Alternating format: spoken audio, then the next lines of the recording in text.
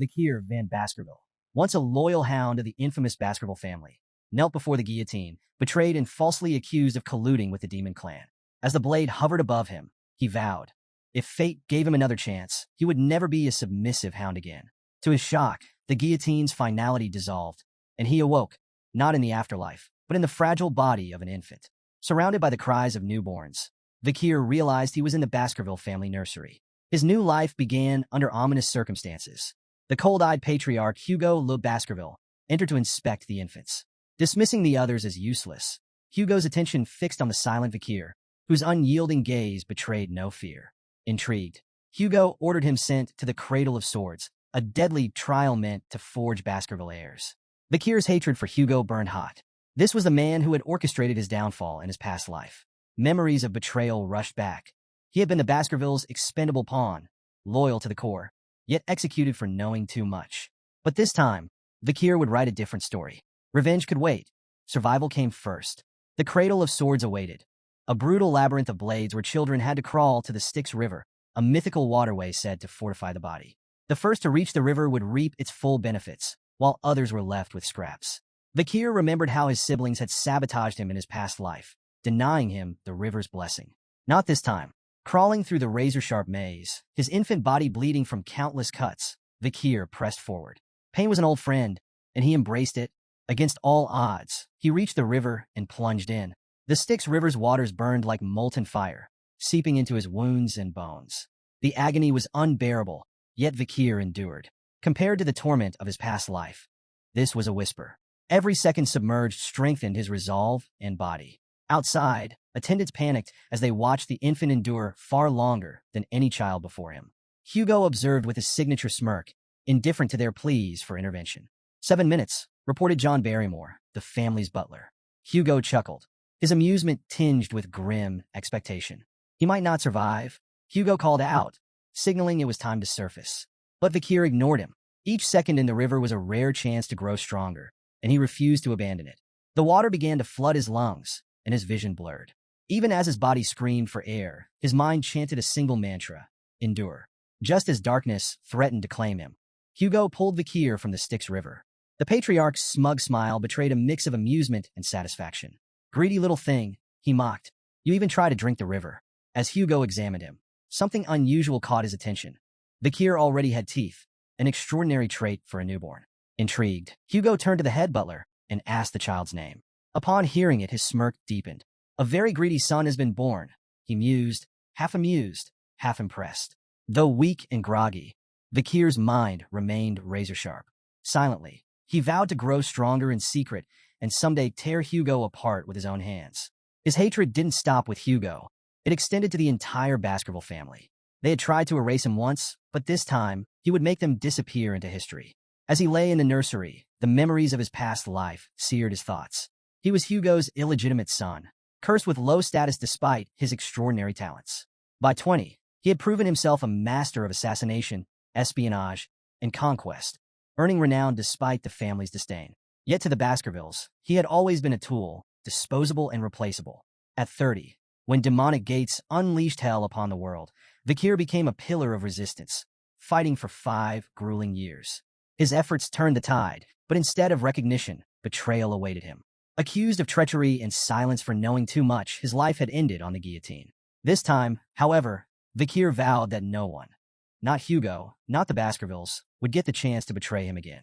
As he fully awoke, the power of the Styx River coursed through his veins, giving him a stronger starting point than in his previous life. Yet his thoughts were interrupted by the soft creak of the nursery door. A maid entered, startled to see him awake, muttering about Madam's unusual request to leave something on his bed. Curiosity piqued. Vakir waited until the maid left before inspecting the small box she had placed beside him. The lid creaked open, revealing 2 venomous mambas, their crimson eyes glinting in the dim light. Vakir's sharp mind pieced it together instantly. This gift was an assassination attempt, orchestrated by one of the few women in the Baskerville family addressed as Madam. The motive was obvious: eliminate competition. If Vakir died, the other infants in the nursery might also succumb to the Viper's fangs, removing all potential rivals. Hatred burned in his chest as the snakes lunged at him. With cold precision, Vakir caught the mid-strike, his tiny hands fueled by a lifetime's worth of rage and survival instinct. The venomous creatures writhed in his grip, but were no match for his iron will. By morning, the snakes lay lifeless beside him as Vakir peacefully dozed. The scene sent shockwaves through the Baskerville household. Chaos erupted as the nannies on duty faced brutal interrogations, their failure deemed an unforgivable crime. They were swiftly executed, but the Viper's origins remained a mystery to all, except Vakir. 8 years passed, and Vakir sat in a classroom, half listening as the teacher droned on about the hierarchy of swordsmanship. The students were captivated by the descriptions of the stages. Sword beginner, unable to imbue their blade with mana. Sword expert, capable of infusing a small amount of mana. Sword graduate, their blade shimmered with a liquid-like mana aura. Sword master, the pinnacle of mastery, able to form and shape solid mana freely. The class erupted in awe as the teacher mentioned that Sir Hugo, the family patriarch, was a sword master, the strongest in the Baskerville line. Vakir, however, paid no attention. His thoughts were consumed by his own goals, not Hugo's accolades. His coming-of-age ceremony was fast approaching, and each day brought him closer to the moment he would regain his full power. To him, the question wasn't if he could destroy Hugo, but when. The teacher glanced at Vakir, mistaking his quiet focus for disciplined dedication. Vakir's unmatched endurance in the Styx River and his remarkable physical development made him a standout. The teacher thought Hugo would be pleased. Vakir, however, cared little for Hugo's approval. He was busy calculating how many years he had left to exact his revenge. After class, trouble came in the form of 3 arrogant boys. Identical in every way, but their misplaced bravado, the triplets, Highborough, Middleborough, and Lowborough Le Baskerville, cornered him. Known as Hugo's Trident, they sneered and jeered, calling him Garbage Van and mocking the stories about his legendary feats as a baby. Styx River? Strangling snakes? What a joke, Highborough taunted. The others laughed, feeding off each other's malice. Vakir's sharp memory identified them instantly. These were the same triplets who had betrayed him in his past life, stabbing him in the back when he was on the run from false accusations. At 9 years old, their cruelty was unchecked, but Vakir knew they would grow into dangerous obstacles. He debated whether to deal with them now or bide his time. Highborough, the self-proclaimed leader, pulled out a knife. They say your body's immune to blades, he smirked. Let's test that. Middleborough grabbed Vakir from behind, clamping a hand over his mouth. 3 minutes, he said with a sneer. If he can endure that, I'll eat my hand. The triplets began their experiment, slashing at Vakir with increasing frustration. 1 minute passed, then 3, then 10. No matter how hard they tried, the knife didn't leave a scratch. Annoyed and out of ideas, the triplets let Vakir go. Guess the legend's true, Middleborough muttered. As he released Vakir, he froze, noticing blood on his hand and the absence of a finger. Vakir spat the severed digit onto the ground, his expression calm, almost bored. What are you doing? Middleborough shrieked, his face pale. Vakir's dark smile deepened. You said you'd eat your own hand, he reminded him coldly. Panic gripped the remaining 2 triplets. We need a priest, they yelled, scrambling to find a way to reattach the finger. Vakir wasn't interested. His icy gaze silenced their panic, and he spoke with quiet authority. Leave. The enraged triplet lunged at Vakir with a knife, hurling insults and emphasizing their age advantage. Vakir remained calm, letting the blade strike him, but it failed to pierce his skin. Seizing the moment, he grabbed the boy's wrist and twisted it with merciless precision. The triplet screamed in pain as Vakir, his voice cold and steady, reminded them that in the Baskerville family, power and talent always trumped age. An evil glint flashed in Vakir's eyes as he taunted them. Shall we continue your little game? Let's see who lasts. He wrenched the boy's arm further, eliciting louder cries. The remaining 2 triplets, frozen in fear, soon snapped into action. One charged at Vakir in a blind fury, only to meet a devastating punch that sent him sprawling across the floor. The third followed suit, lunging in desperation, but Vakir countered effortlessly with a kick to the face, leaving him crumpled beside his brothers. The room fell into an eerie silence, broken only by the groans of the defeated triplets. Vakir stood over them, his gaze icy and unforgiving. With chilling detachment, he told them that while their wounds could be treated, they would have to endure their pain for now. Then, with a mockingly generous tone, he offered them a way out. One of you can leave the room, Vakir said. Relief flickered across the triplets' battered faces, and they quickly asked which one of them would be spared. In response, Vakir picked up the knife and tossed it onto the ground between them. Decide for yourselves, he said, his voice dripping with cruel amusement. As he turned to leave, he added one last taunt. Don't take too long. At least one of you should live, right? The triplets stared at the knife, then at each other. The realization hit them like a thunderclap. Survival would come at a cost. Desperation overtook reason, and they began to fight, clawing and struggling to claim the blade. From outside the room, Vakir paused to listen, satisfaction curling his lips as the sounds of their infighting, grunts, shouts, and cries echoed through the hallway. The once united trident of Baskerville had been shattered, their bond irreparably fractured. Meanwhile, in the Patriarch's office, Hugo Le Baskerville received troubling news from his head butler, John Barrymore. "The Morgs clan is stirring trouble at the Ruby Mines, my lord," John reported. "They've started staking claims to the territory." Hugo leaned back in his chair, unfazed. "Let them. We'll deal with it when they come knocking," he replied coolly. John nodded and shifted topics. "The juvenile evaluations at the Baskerville Fortress have concluded the written exams. Master Vakir scored the highest." He hesitated briefly before adding, "The practical exams are in 5 days. The Guardian Knights have already begun clearing the training grounds." Hugo nodded, his expression unreadable, but John's slight hesitation didn't escape him. "Is there something else?" Hugo asked, his voice low. John hesitated again before finally speaking. "There's been an incident involving the young masters." Hugo's gaze darkened. "How many died?" "None, my lord," John quickly clarified. "But there were injuries. Master Highborough's teeth were completely shattered. Master Middleborough suffered a broken jaw, and Master Lowborough lost his left index finger." Hugo's face remained impassive as John continued. "The physical wounds have been treated, but the psychological impact seems severe. The boys are deeply shaken." Hugo's brow furrowed in mild surprise as he remarked, "The Trident of Baskerville is known for their unshakable bond. They wouldn't have turned on each other without good reason." John Barrymore, standing attentively, responded with precision. "The cause was another young master, Vakir. Not only did he inflict their injuries, but he also achieved the highest score on the written exam." Intrigued and faintly concerned, Hugo ordered, "Summon him." Vakir entered Hugo's office with a calm smile, exuding quiet confidence. Hugo greeted him with a tone of authority, commenting, "You've grown considerably since we last met." Hugo wasted no time addressing the incident with the triplets, noting the gravity of their injuries, not the physical ones, which had been treated, but the deeper wounds inflicted on their bond as brothers. Hugo's gaze was steady as he asked, "Do you think your actions were wrong?" Vakir met his gaze without hesitation, replying with his own question. "What did I do wrong?" Hugo's eyes narrowed slightly, yet he allowed Vakir to continue. The boy elaborated, asserting that in the Baskerville family, strength was paramount. If strength decides all, how can the stronger party ever be in the wrongs? Hugo paused, his expression unreadable, before revealing, "The triplets have already forgiven you." The revelation caught Vakir off guard. "They forgave me?" he echoed, incredulous. An old memory surfaced in Vakir's mind, a scene from his previous life. A young woman, the last survivor of a family annihilated by the Baskervilles, had come to Hugo as a nun. Despite her suffering, she forgave him, citing her faith.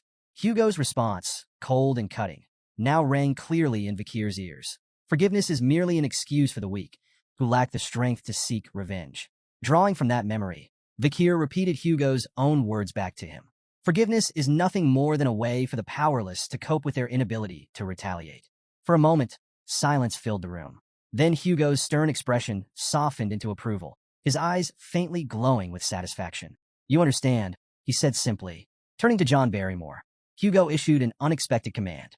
"Let him take whatever snacks he wants from the food storage, so long as he can carry them himself." Grateful but cautious, Vakir made a modest request, chocolates. As he turned to leave, Hugo's voice stopped him. "Perform well in the upcoming evaluation," the Patriarch said, his tone sharp yet almost fatherly, "particularly against the direct descendants of the Baskerville bloodline. Don't disappoint me, son." Vakir's lips curled into a faint smile, though his crimson eyes betrayed a simmering hatred. "Understood," he replied, and left with Barrymore. The head butler led Vakir to the storage room, proudly explaining the premium quality of their chocolates. "These are the finest in noble circles," Barrymore said. The Morgs clan spared no effort in procuring them. Before he could continue, Vakir interrupted firmly. "I don't want anything processed." Barrymore, momentarily taken aback, sought clarification. "Cacao beans," Vakir specified. "The ones with the richest aroma." Though puzzled, the butler complied, arranging for a batch of cacao beans to be brought to Vakir. As he placed one in his mouth, a nearby chef offered an explanation. "Those are bloody beans," the chef said, impressed by Vakir's choice. "They're legendary for their potency. Just one bean can produce up to 100 liters of chocolate. Their aroma and yield are unparalleled." The head butler, Barrymore, watched in bemusement as Vakir chewed on the bitter cacao bean without hesitation. Assuming Vakir had an unusual love for chocolate, Barrymore thought the boy's unorthodox request might be a clever ploy to secure more in the future.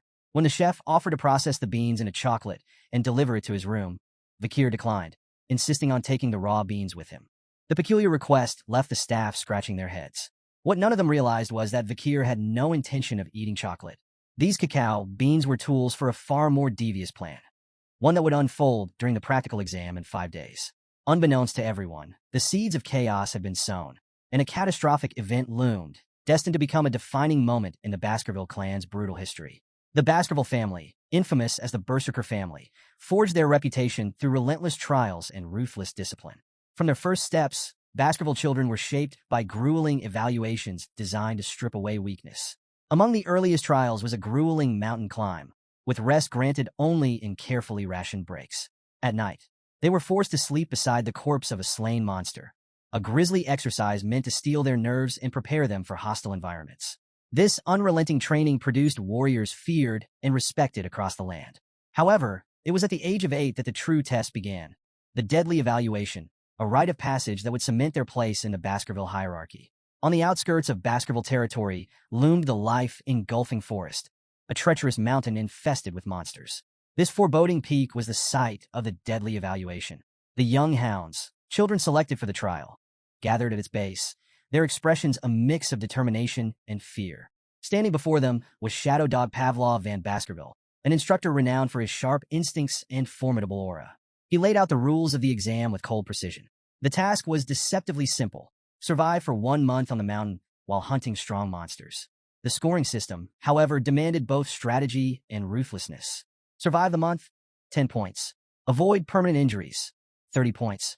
Defeat a monster, 70 points. Eliminate a contestant, 50 points. Fulfill all conditions, 90 points. But no one could achieve a perfect 100. Sir Hugo had decreed that perfection bred arrogance, and arrogance was the path to ruin. Additional points could be earned by stealing the badge issued to each participant. However, death carried an unforgiving penalty, 0 points. Pavlov issued a grim warning: do not stray beyond the designated area. While the marked zones were dangerous, they were partially subjugated with monitored monster populations. Beyond these areas lay the mountain's forbidden zones, where unknown horrors prowled. The shadow dogs, acting as examiners and covert supervisors, would observe the participants and minimize casualties where possible.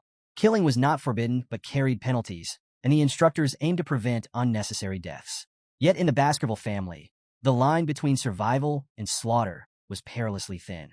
As the young masters gathered at the base of the mountain, anticipation crackled in the air. Whispers rippled through the group, with many casting furtive glances at Vakir. His legendary endurance in the Styx River and the rumored incident with the triplets were hot topics of conversation. Vakir, as composed as ever, remained indifferent to their murmurs, his thoughts focused on the mountain before him. He had been to Le Rouge et Le Noir before and was no stranger to its dangers. Unlike the others, who saw only a brutal test, Vakir saw an opportunity. Nearby, the triplets stood together, their usual arrogance dampened. Beads of sweat glistened on their foreheads as they cast uneasy looks at Vakir. Their nerves betrayed them. It was clear the memory of their encounter with him still lingered. Shadow Dog Pavlov, standing tall and imposing, offered a brief wish for success before the sharp toll of the bell echoed across the mountain. The evaluation had begun. The group exploded into motion, scattering in every direction. Some pursued carefully planned strategies, racing toward areas they believed offered an advantage.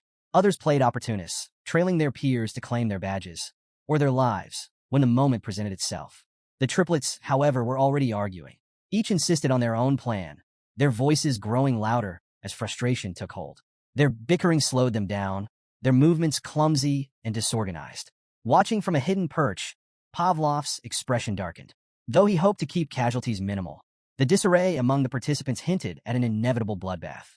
One shadow dog, assigned to monitor Vakir, followed him closely, while the other candidates scrambled for safe zones or sought out weaker competitors to target. Vakir took an entirely different route. He strode confidently toward the restricted zone, a place forbidden even to many of the instructors. The shadow dog's curiosity was piqued. Who was this boy? Rumored to be a prodigy, Vakir had already distinguished himself through his feats. His boldness in venturing into the restricted zone intrigued the seasoned observer, who followed silently, eager to see how Vakir would fare in the uncharted wilderness. Vakir stopped at a massive tree, scanning his surroundings with calm precision. The soft ground beneath the tree seemed like the perfect place to set up camp. To the Shadow Dog's surprise, Vakir began preparing to rest. While the other candidates battled monsters or plotted to steal badges, Vakir busied himself with mundane tasks, gathering wood, digging small holes, and practicing with a wooden stick. When night fell, he slept peacefully under the tree, completely unbothered by the chaos erupting elsewhere on the mountain. The Shadow Dog grew impatient. Was this boy truly a genius, or just a fraud avoiding the real competition? His so-called strategy seemed like nothing more than camping and cooking. Frustrated by the lack of action, the Shadow Dog eventually decided to abandon his watch, muttering to himself as he left to observe more interesting candidates. As soon as the Shadow Dog was gone, a sly smile crept across Vakir's face. He had been waiting for this moment. Without the observer breathing down his neck, he could finally focus on his real plan. Tossing a handful of bloody beans into the fire, Vakir leaned back against the tree, reminiscing about the old days when camping like this was second nature. A quiet chuckle escaped him as he muttered to himself. Finally, that nosy dog is gone. The flames crackled, releasing the potent aroma of the beans into the air. Vakir's preparations were complete. The peaceful facade melted away, replaced by a glint of predatory intent in his crimson eyes. The real hunt starts now, he whispered, his voice barely audible over the flicker of the fire. A few days into the evaluation, Vakir ventured into the restricted zone, a treacherous area he knew all too well from his past life. His sharp eyes scanned the charred terrain, his senses alert. The acrid scent of burning hung in the air, a clear indicator he was getting close. Scorched roots and smoldering stool confirmed his suspicion. His target was near. Towering before him, wreathed in sulfuric heat, stood a hellhound, a 3-meter-tall monstrosity with flames spewing from its mouth and eyes. The beast radiated terror, its very presence capable of incinerating anything in its path. Known for its relentless brutality, the hellhound burned its victims until nothing but ash remained. With a risk rating of B+, it was a living disaster, a nightmare brought to life. For a brief moment, doubt flickered through Vakir's mind. In his past life, he had barely survived an encounter with one of these creatures at 18. Now, as an 8-year-old, facing it directly would be suicide. But Vakir hadn't come to fight the hellhound head-on. He had a plan. The hellhound lunged, flames flaring wildly as it snapped its massive jaws. Vakir sidestepped, narrowly avoiding its bite. He recalled the creature's first critical weakness. Hellhounds could only move in straight lines. Their immense size and speed made sudden changes in direction impossible. Seizing the opportunity, Vakir quickly poured water onto the ground, creating a shallow puddle. The hellhound skidded to a halt, hesitating as it calculated a detour. "Can't cross water, can you?" Vakir muttered with a smirk. Like most canine monsters, the hellhound was instinctively repelled by water, even in shallow amounts. This bought Vakir precious time to reposition himself. But the danger was far from over. The beast's bloodlust was unrelenting, and it lunged again, flames roaring. Vakir sprang into action, executing the final step of his plan. As the hellhound opened its massive jaws to roar, Vakir hurled a bloody bean directly into its throat. The beast staggered, its snarls turning to whimpers as its body trembled violently. It collapsed, immobilized and helpless. "Chocolate's toxic to canines," Vakir remarked, watching the hellhound writhe. The bloody bean, capable of producing 100 liters of chocolate from a single seed, acted as a concentrated poison, overwhelming the beast in moments. With the hellhound incapacitated, Vakir approached with deliberate calm. His crimson gaze locked on its weak point, a vulnerable spot near its kidney, where no ribs offered protection. He gripped his sword tightly, then plunged the blade into the hellhound's side with surgical precision. The beast's body convulsed before going still. A rush of energy, its karma, flowed into Vakir, fortifying his young body. His sword felt lighter, his movements sharper. Inch by inch, he could feel himself reclaiming the immense power he had once possessed before his regression, all while still in the body of an 8-year-old. Standing over the fallen hellhound, Vakir allowed himself a moment of satisfaction. He imagined the stunned expression on Hugo's face when he returned to the clan with the head of a B+ rank monster. With a flick of his blade, Vakir decapitated the hellhound and hoisted its massive head. The weight felt insignificant in his hands, a testament to his growing strength. As he gazed out over the charred forest, Vakir's smirk deepened. Victory was already in his grasp. He knew that this kill had all but guaranteed him first place in the practical exam. Vakir's triumph was short-lived. A low, menacing growl shattered the silence, and he turned to see a group of hellhounds emerging from the shadows. Their flaming eyes locked onto him, filled with vengeful fury. It was clear they had come for their fallen comrade. Despite the odds, Vakir remained calm. He gripped his sword tightly, mentally calculating his resources. He had enough bloody beings to exploit their weakness, and he knew their patterns and limitations. Victory wasn't impossible, but before the hellhounds could attack, something unexpected happened. The pack began to whimper, their flaming eyes darting nervously as they shrank back. This sudden display of fear immediately caught Vakir's attention. Hellhounds never back down, even when facing certain death. What could terrify them? Vakir murmured, his heart pounding as he turned to face the source of their fear. His eyes widened in shock. Towering above him was a Cerberus, the legendary three-headed guardian of the underworld. The beast was colossal, 7 meters tall and radiating an aura of unmatched menace. Its 3 heads snarled and snapped, each mouth spewing fiery embers. With a risk rating of A+, Cerberus was leagues beyond the hellhounds in strength and ferocity. Vakir's mind raced. What is a Cerberus doing here? The monstrous creature was supposed to reside on the 7th ridge of life engulfing forest, far beyond the exam's designated area. Then he noticed something critical. Cerberus was injured. The creature's massive body bore several deep wounds, and arrows jutted out from its flesh. Blood trickled down its dark fur, and its movements were slower than usual. It was clear someone or something had been hunting it, driving it to this lower ridge. Realizing the opportunity before him, Vakir quickly assessed his options. An injured Cerberus was still a massive threat, but it was far more vulnerable than usual. This was a once-in-a-lifetime chance. With steely resolve, Vakir charged forward, his body moving with precision honed from years of battle in his past life. His blade flashed in the dim light as he landed several strikes on the massive beast. Each blow was calculated, targeting weak points exposed by its injuries. The Cerberus roared in pain, its fiery breath scorching the ground as it lashed out in retaliation. Vakir dodged with agility, his movements sharper than ever thanks to the strength he had gained from the Styx River. An injured Cerberus. This is doable, Vakir thought, his determination burning as brightly as the flames around him. But his confidence was short-lived. In a moment of carelessness, the Cerberus struck with lightning speed. Its first swipe shattered Vakir's sword, the blade exploding into fragments that scattered across the forest floor. The second blow hit him with tremendous force, sending him flying through the air like a rag doll. Vakir's flight ended abruptly as his body slammed into a tree trunk with a sickening crack. The impact left him crumpled on the ground, motionless and battered. Blood spilled from his mouth, pooling beneath him as silence descended. For a moment, nothing moved. Then, Vakir's eyes fluttered open. Pain shot through his body, sharp and overwhelming.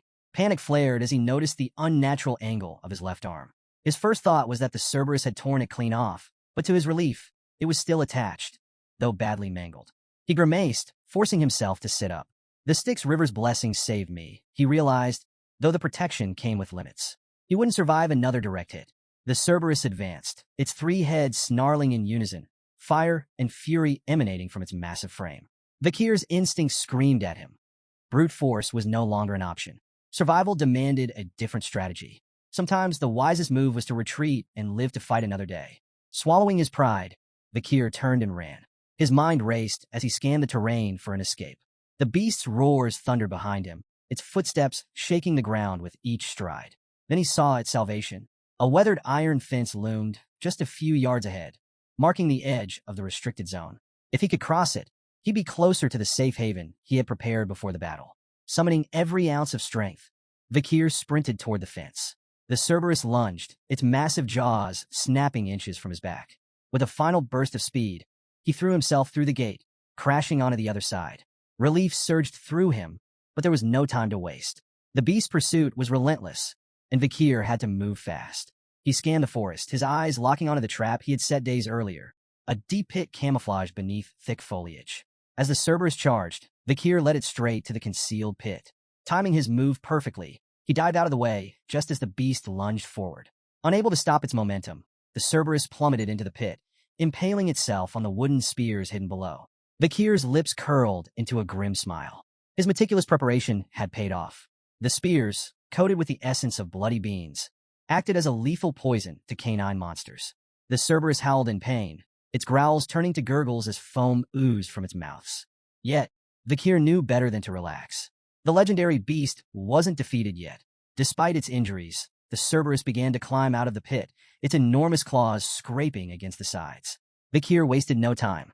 He grabbed a wooden spear, its tip smeared with venom from a bloody mamba snake, and hurled it with precision. The spear pierced the creature's side, eliciting another anguished roar, but the beast pressed on. Step by agonizing step, the Cerberus dragged itself forward. Vakir counted silently, his pulse pounding. 1, 2, 3. The beast advanced, each step slower and more labored than the last. 4, 5, 6. As the seventh step landed, the mighty Cerberus faltered. Its knees buckled, and with a final, earth-shaking groan, it collapsed lifeless at Vakir's feet. Vakir exhaled deeply, his body trembling from exhaustion and relief. The venom of the bloody mamba, true to its legend, had ensured the creature couldn't take more than 7 steps after being struck. He had hidden the spear long ago, a precaution for the most dire of circumstances. Today, it had saved his life. The immense energy of the defeated Cerberus surged into Vakir, strengthening his body further. His muscles felt lighter, his reflexes sharper. Power coursed through him, and he marveled at how close he was to reclaiming the strength of his former life. He turned to the massive corpse of the Cerberus, a testament to his victory. Its 3 heads alone would be proof enough of his feat, but there was a problem.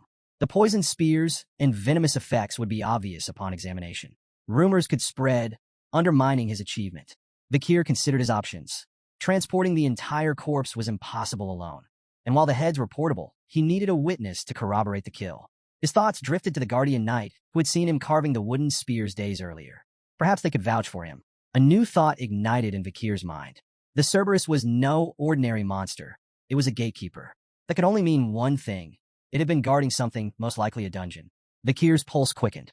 Dungeons were lairs of powerful creatures, brimming with rare artifacts and untold riches. The chance to uncover hidden treasure was too tempting to ignore.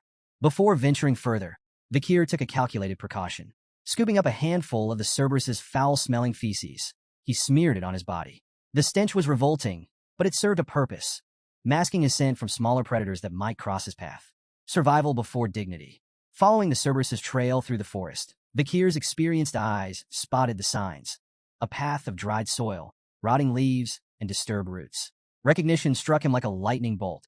This dungeon, he muttered to himself. In his past life, this place would be discovered a decade from now. By then, it would have already been plundered, its treasures long gone. But now, it was untouched. The air around it practically hummed with mana, an unmistakable sign of its vitality. The dungeon's entrance loomed before him, shrouded in oppressive darkness. Vakir approached cautiously, his crimson eyes faintly glowing with anticipation. One wrong step could mean death. He stepped inside, the silence broken only by the soft echo of his footsteps. The further he descended, the more the dungeon revealed its wonders. Veins of ruby minerals streaked the walls, their faint glimmers lighting the way. Vakir deduced they were connected to the nearby Red All Mountain, famous for its precious gems. His excitement grew as he pressed deeper into the labyrinth. Then, a glimmer of light ahead caught his attention. Quickening his pace, he entered a massive, brightly lit chamber and stopped in awe. At the chamber center stood a colossal ruby mounted atop a stone pillar, its intense, otherworldly glow illuminating the room. This wasn't just any jewel. Vakir could tell at a glance that the gem was infused with mana, its brilliance far surpassing anything he had ever seen. For a moment, he simply marveled at the treasure before him. But his awe was short-lived. Nearby, a skeleton lay crumpled on the ground.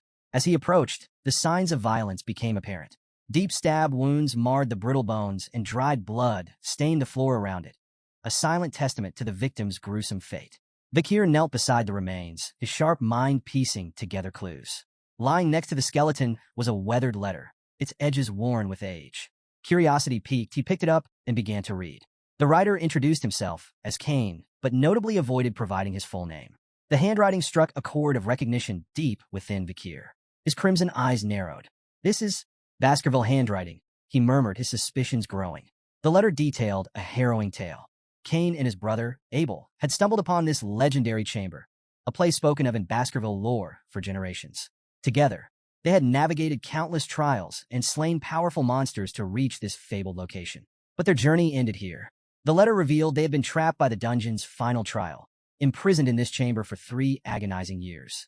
Vakir's thoughts churned as he absorbed the weight of Cain and Abel's grim tale. What treasure could possibly justify such suffering? His attention returned to the massive ruby at the chamber's center. Its mesmerizing glow seemed to call out to him, and Vakir knew instinctively it held the key to the dungeon's final challenge. Approaching cautiously, he read the riddle inscribed on the stone aloud. When entering, it's 1, but once inside, it's 2. When leaving, it's 1. The cryptic words hung heavily in the air, their meaning elusive. Vakir recalled Cain's letter, where the brothers had wrestled with this very puzzle. Cain and Abel, twins separated at birth, had believed the riddle required them to become one again. This interpretation led to tragedy. Cain, driven by desperation, had killed Abel in a futile attempt to solve the riddle. Yet even after his brother's death, the treasure remained inaccessible. Racked with guilt, Cain had abandoned the dungeon empty-handed, his letter warning future adventurers of its cruelty. He called it the Devil's Den, a place designed to prey on human greed, offering despair instead of salvation. Vakir reread the riddle, refusing to succumb to the same despair that had broken Cain. The answer wasn't about people, it couldn't be. His sharp gaze scanned the chamber, noting every detail. The ruby's light, the skeleton's silent testimony, and the phrasing of the riddle itself. 1, 2, 1. Suddenly it clicked. The answer wasn't about twins or sacrifice. It was about shadows. Vakir stepped toward the ruby, his thoughts crystallizing. In the dark passage leading to the chamber, he had cast no shadow. Upon entering the ruby's glow, he became two, himself and his shadow. And when the light disappeared, the shadow would vanish, leaving only one again. It was simple, too simple for Cain and Abel, blinded by their assumptions. Vakir gripped his weapon and struck the ruby with a precise blow. The gem shattered into fragments, its brilliant light extinguished in an instant. The chamber lit up with a final, blinding flash as the ruby crumbled. Then, as silence returned, the treasure the dungeon had guarded was revealed. Vakir's breath caught. At the center of the newly exposed chamber stood a sword embedded in a stone. Its sinister aura filled the air, heavy with malice and power. The blade exuded a dark, otherworldly energy that sent shivers down Vakir's spine. Approaching cautiously, he read the inscription etched into the stone. "Only those with Baskerville's blood may claim me." His eyes widened. This wasn't just any weapon. It was the fabled Beelzebub. The name stirred memories buried deep within him. As a child, he had seen illustrations of the gluttonous fly, Beelzebub, in an old picture book. The monstrous entity was said to devour all in its path, an insatiable glutton tied to ancient legends. The stories of Beelzebub were more than legends. They were warnings. Known as one of the seven calamities, Beelzebub was part of the devil's holy constellation, a force of destruction so immense that 7 great families, including the Baskervilles, had risen to combat them. Each family had faced a fragment of their power, sealing the remnants within their lands. The first patriarch of the Baskerville family had battled Beelzebub, sealing its essence within their territory. Many dismissed these tales as myths, but as Vakir stood before the ominous blade radiating Beelzebub's malevolence, he knew the truth. The sword's existence was undeniable proof that the legends were real. Vakir stared at the blade, its dark aura flickering faintly like the dying embers of a fire. This weapon was more than a tool of destruction. It was a symbol of his family's cursed legacy. Yet, it also represented unparalleled power. He thought of the blood-soaked history tied to its edge. Beelzebub's sword, once wielded by the demon clans, had left countless human lives in its wake. The weapon was both a prize and a threat, but one thing was clear. It could not fall into the wrong hands. "This sword is mine now," Vakir declared, reaching for the hilt.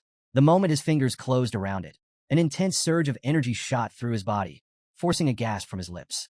The blade reacted instantly, vanishing from sight only to reappear moments later, fused to his hand.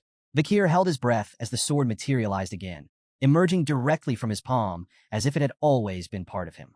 Its faint, ominous aura pulsed in rhythm with his heartbeat. He stared at the weapon in awe. The sword wasn't just a relic. It was a fragment of the devil's holy constellation, imbued with potential that made his blood race. A grin spread across his face as he marveled at the power it could unlock. With such a weapon, his path to vengeance grew clearer. After thoroughly exploring the dungeon and finding nothing else of value, Vakir decided to leave. But as he approached the exit, a sudden wave of nausea overtook him. His vision blurred, his legs buckled, and he fell to his knees, clutching his stomach. At first, he thought it was his own hunger, but the sensation was strange, foreign. Then he understood. It wasn't his hunger. It was the sword's. Beelzebub's insatiable appetite was now linked to him, its hunger coursing through his veins. Stumbling out of the dungeon, Vakir felt the blade tugging at him, pulling in a specific direction. Unable to resist, he followed its guidance. It led him back to the hellhound's corpse, still steaming from its earlier battle. Confused but compelled, Vakir extended the blade toward the body. His eyes widened as the sword came alive, voraciously absorbing the hellhound's blood. The once dark blade pulsed with crimson light as it fed, its hunger satiated at last. As the feeding ended, the sword let out a strange, satisfied sound, like a child after a hearty meal. Vakir's own hunger faded, replaced by a gnawing frustration. The blade was unpredictable, its needs a burden he hadn't anticipated. Yet, its power was undeniable. Examining the weapon, Vakir noted its intricate design, slots embedded within the blade, faintly glowing. He recalled the stories about Beelzebub's inherent ability, gluttonous flies. The sword could absorb not only the blood of its victims but their skills, adding them to its arsenal. This ability made Beelzebub a weapon of limitless potential, but also one of chaos. Many of its past wielders had overindulged its appetite, allowing it to absorb so much that even their most fearsome opponents had been rendered powerless. "I won't make the same mistake," Vakir muttered. He resolved to limit the sword's consumption to 3 abilities at a time, no more. Any more would risk making the blade unmanageable, and himself its victim. The barren trees and dried soil of the mountain took on a new meaning as Vakir reflected on the blade's gluttony. He suspected Beelzebub had been the cause of this desolation, its insatiable hunger draining life from everything around it. Inspecting the first slot, Vakir noted the newly absorbed skill, hellhound B+.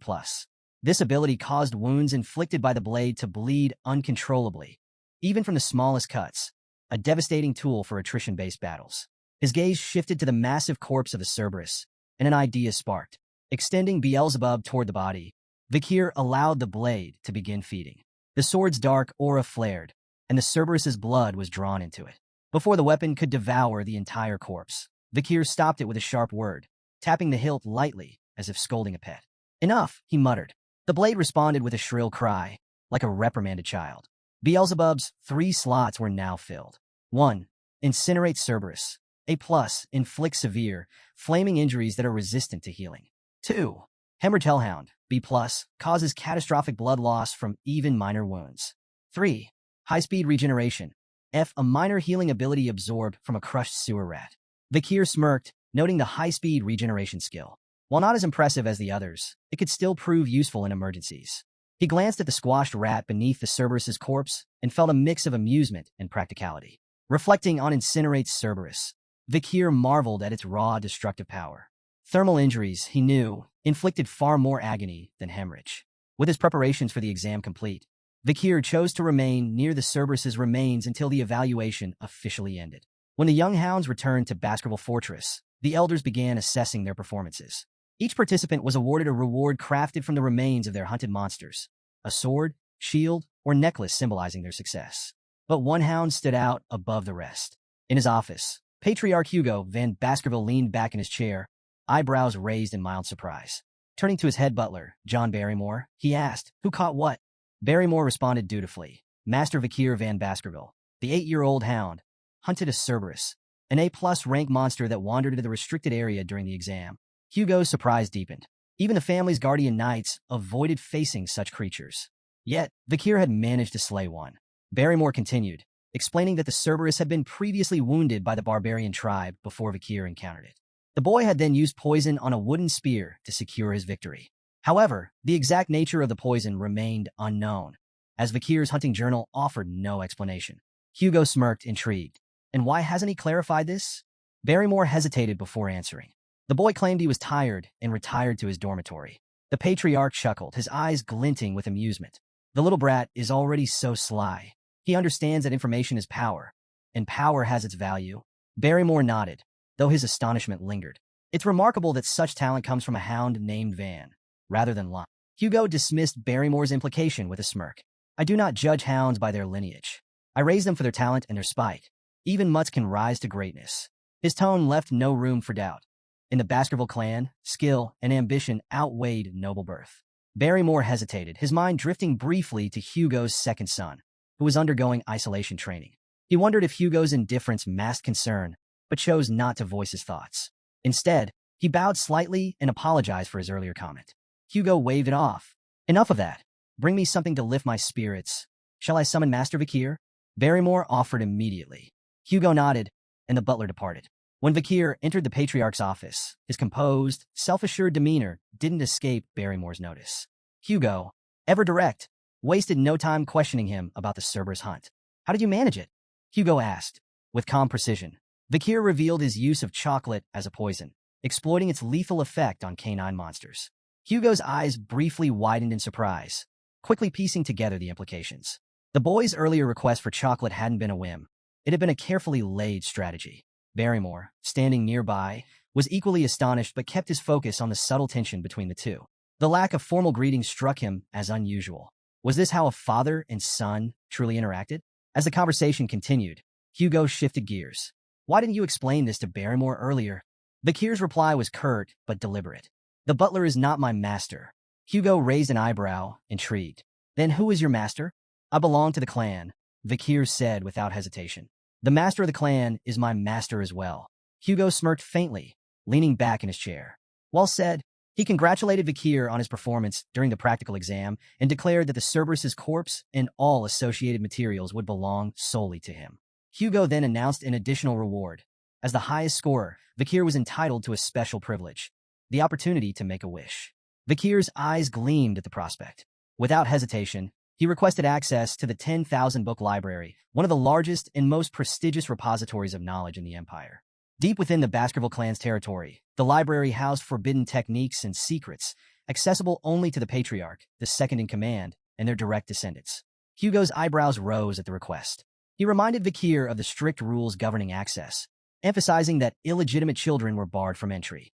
Vakir, undeterred, replied coolly, if access is denied, I'll accept the decision. Inwardly, however, he was already devising plans to sneak in if necessary. To his astonishment, Hugo granted permission. You may enter, Hugo said, his tone calm but unreadable. Vakir was momentarily speechless, but quickly recovered. Hugo wasn't finished. Specifically, I want you to seek out the Baskerville 6 technique in the 6th restricted zone of the library. Barrymore's composure faltered. The 6th restricted zone was an area even the legitimate children of the family rarely ventured. No illegitimate child had ever been granted access this far, much less given a directive to retrieve such an advanced technique. The weight of the moment wasn't lost on Vakir. While he maintained his composure, his mind raced. Why is he giving me this opportunity? Even so, he reminded himself that the 6th technique, while formidable, was still far below Hugo's level of mastery. Before his regression, Hugo had achieved mastery over the Baskerville 7th technique, wielding the legendary power to bear 9 fangs.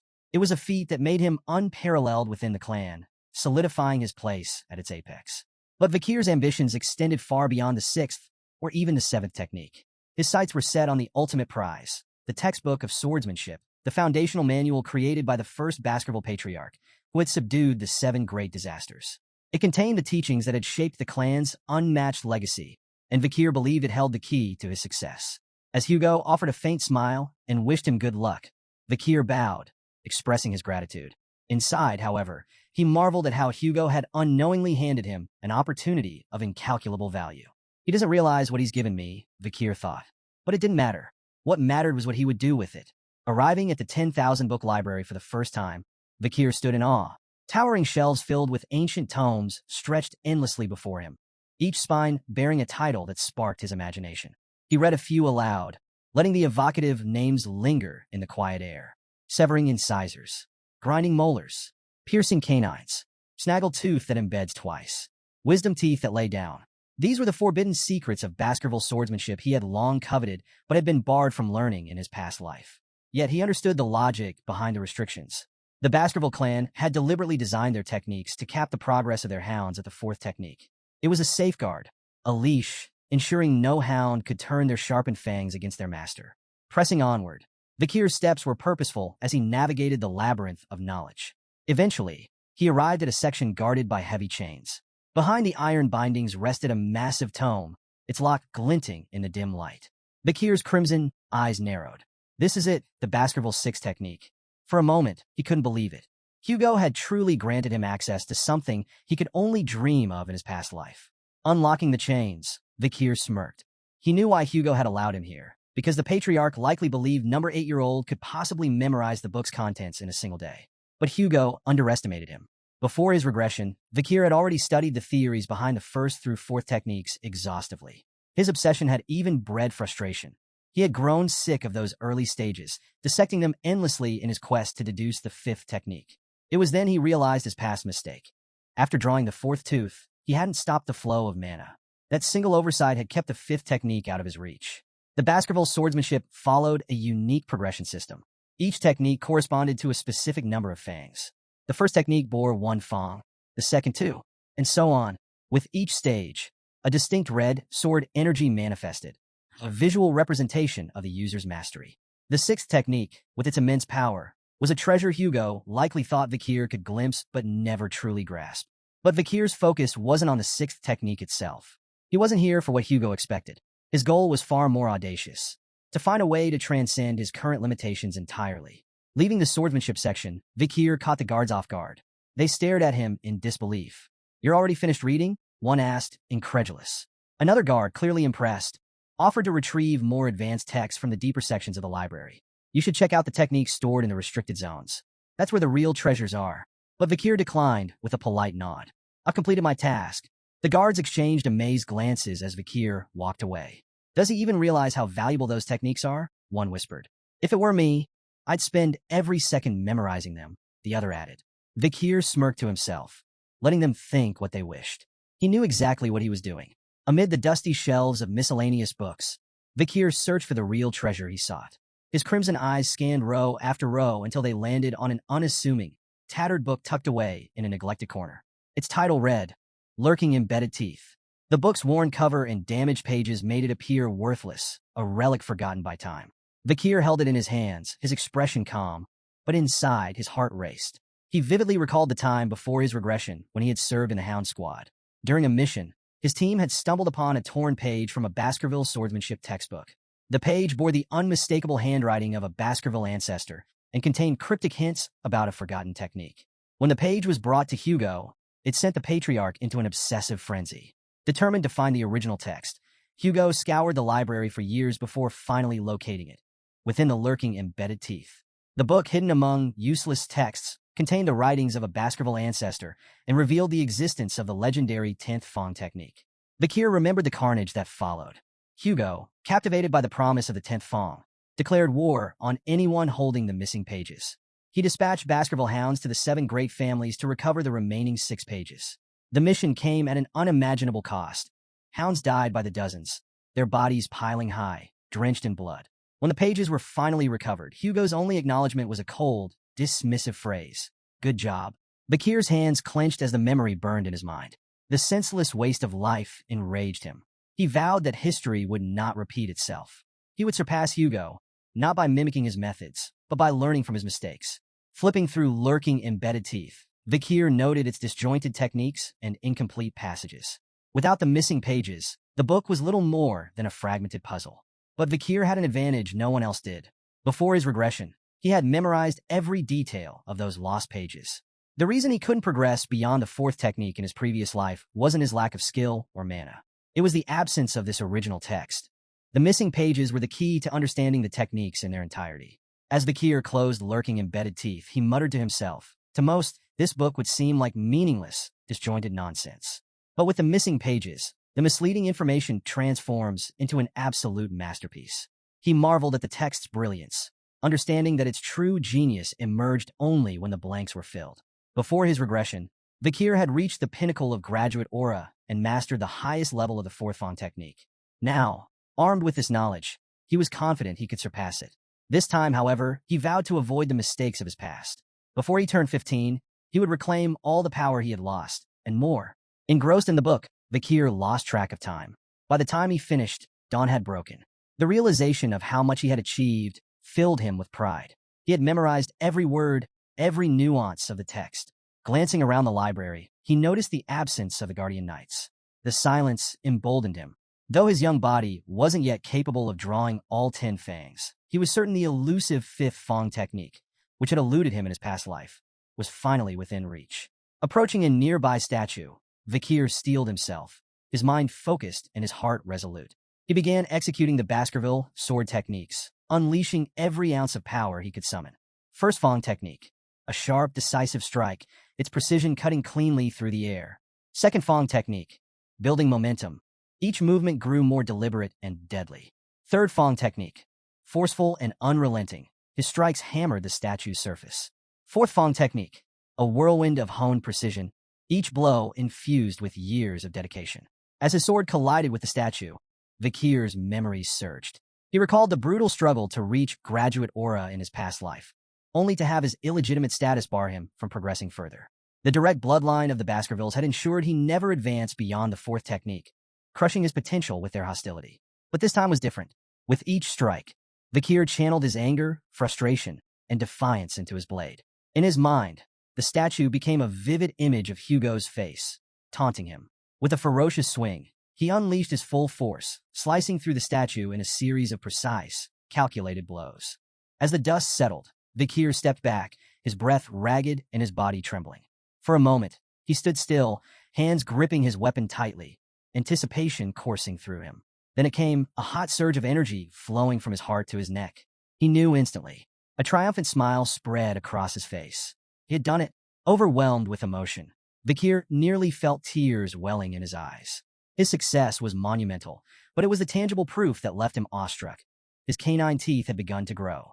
In the Baskerville clan, this development symbolized the hound's readiness to draw their fangs against their master.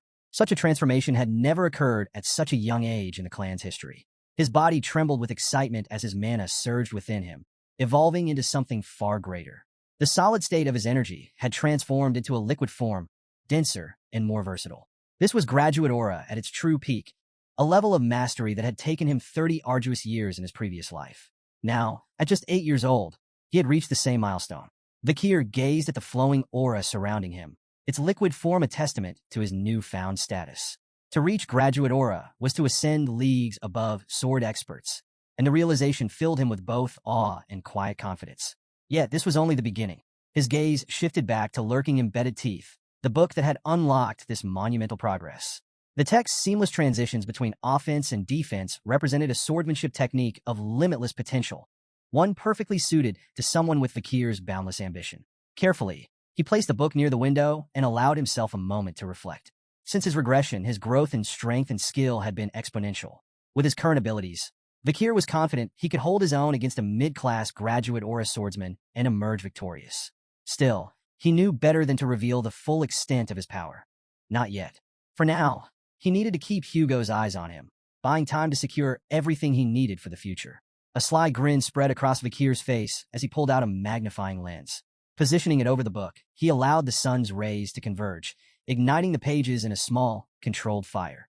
As the flames consumed lurking embedded teeth, he remarked to himself that destroying the book would make it nearly impossible for Hugo and the hounds to piece together the 10th Fong technique. For him, however, it was no loss. He had memorized every critical detail. The acrid smell of burning paper quickly drew the attention of the library guards, who burst into the room. Startled to find Vakir there, they demanded an explanation. Vakir's expression shifted instantly to one of sheepish contrition. Bowing his head, he apologized profusely, claiming the fire had started when he had carelessly left the magnifying glass too close to the book. He even offered to report the incident to the butlers himself. The guards exchanged uneasy glances. Fearful of punishment for neglecting their duties, one finally suggested that the blame lay with them for failing to monitor the library properly. "We're just lucky it happened in this section," one guard muttered, glancing at the ashes of what they deemed useless books. Seizing the moment, Vakir subtly steered the conversation. He mentioned their preoccupation with the Morgs clan and the disturbances at the Ruby Mines, suggesting this might explain their absence. The guards nodded in agreement, grateful for the excuse and eager to bury the matter. They promised to keep the incident a secret if Vakir did the same. As he left the library, Vakir apologized again, thanking the guards for their understanding. Once he was out of sight, a mischievous grin spread across his face. The guards' voices echoed behind him, praising him as thoughtful and considerate, someone who deserved respect. Vakir relished their naivety, knowing he had orchestrated the situation perfectly. Later, in Hugo's office, the patriarch leaned back in his chair, his piercing gaze fixed on Vakir. "So," Hugo began, "did you learn anything enlightening from the libraries?" Vakir replied cryptically, "Something warm, sharp, soft, and viscous." Hugo and Barrymore exchanged startled glances. The implications of Vakir's words hit them simultaneously. He might have achieved aura. Aura was the hallmark of a swordsman's true awakening, signifying their official entry into the world of the blade. Even among the most talented Baskerville hounds, reaching this milestone before the age of 15 was unheard of. Hugo, visibly skeptical, reminded himself that Vakir was only 8 years old. Shaking his head, he demanded, "Prove it. Show me what you've learned." Vakir nodded without hesitation, his crimson eyes glinting with quiet determination. In the heart of a massive coliseum-like structure, Vakir stood alone at the center, his sword steady in his grip. Surrounding him, rows of young hounds looked on, their faces filled with confusion and curiosity. Beside Hugo, the head butler leaned in, his voice low. How do you plan to test the boy's skills? Hugo's smirk was both calculated and unsettling. By releasing a monster, the butler's eyes widened in disbelief. A monster? For an 8-year-old? Hugo confirmed with a nod, his smirk deepening. Hungry and feisty too, the gates before Vakir creaked open, and a chained orc was led into the arena by a guard. The massive, green-skinned creature snarled, its bulging muscles rippling with barely contained rage. Razor-sharp tusks jutted from its mouth, and its beady eyes darted around the coliseum, assessing its surroundings with animalistic intelligence. A collective gasp rippled through the audience of young hounds. "That's overkill," one whispered.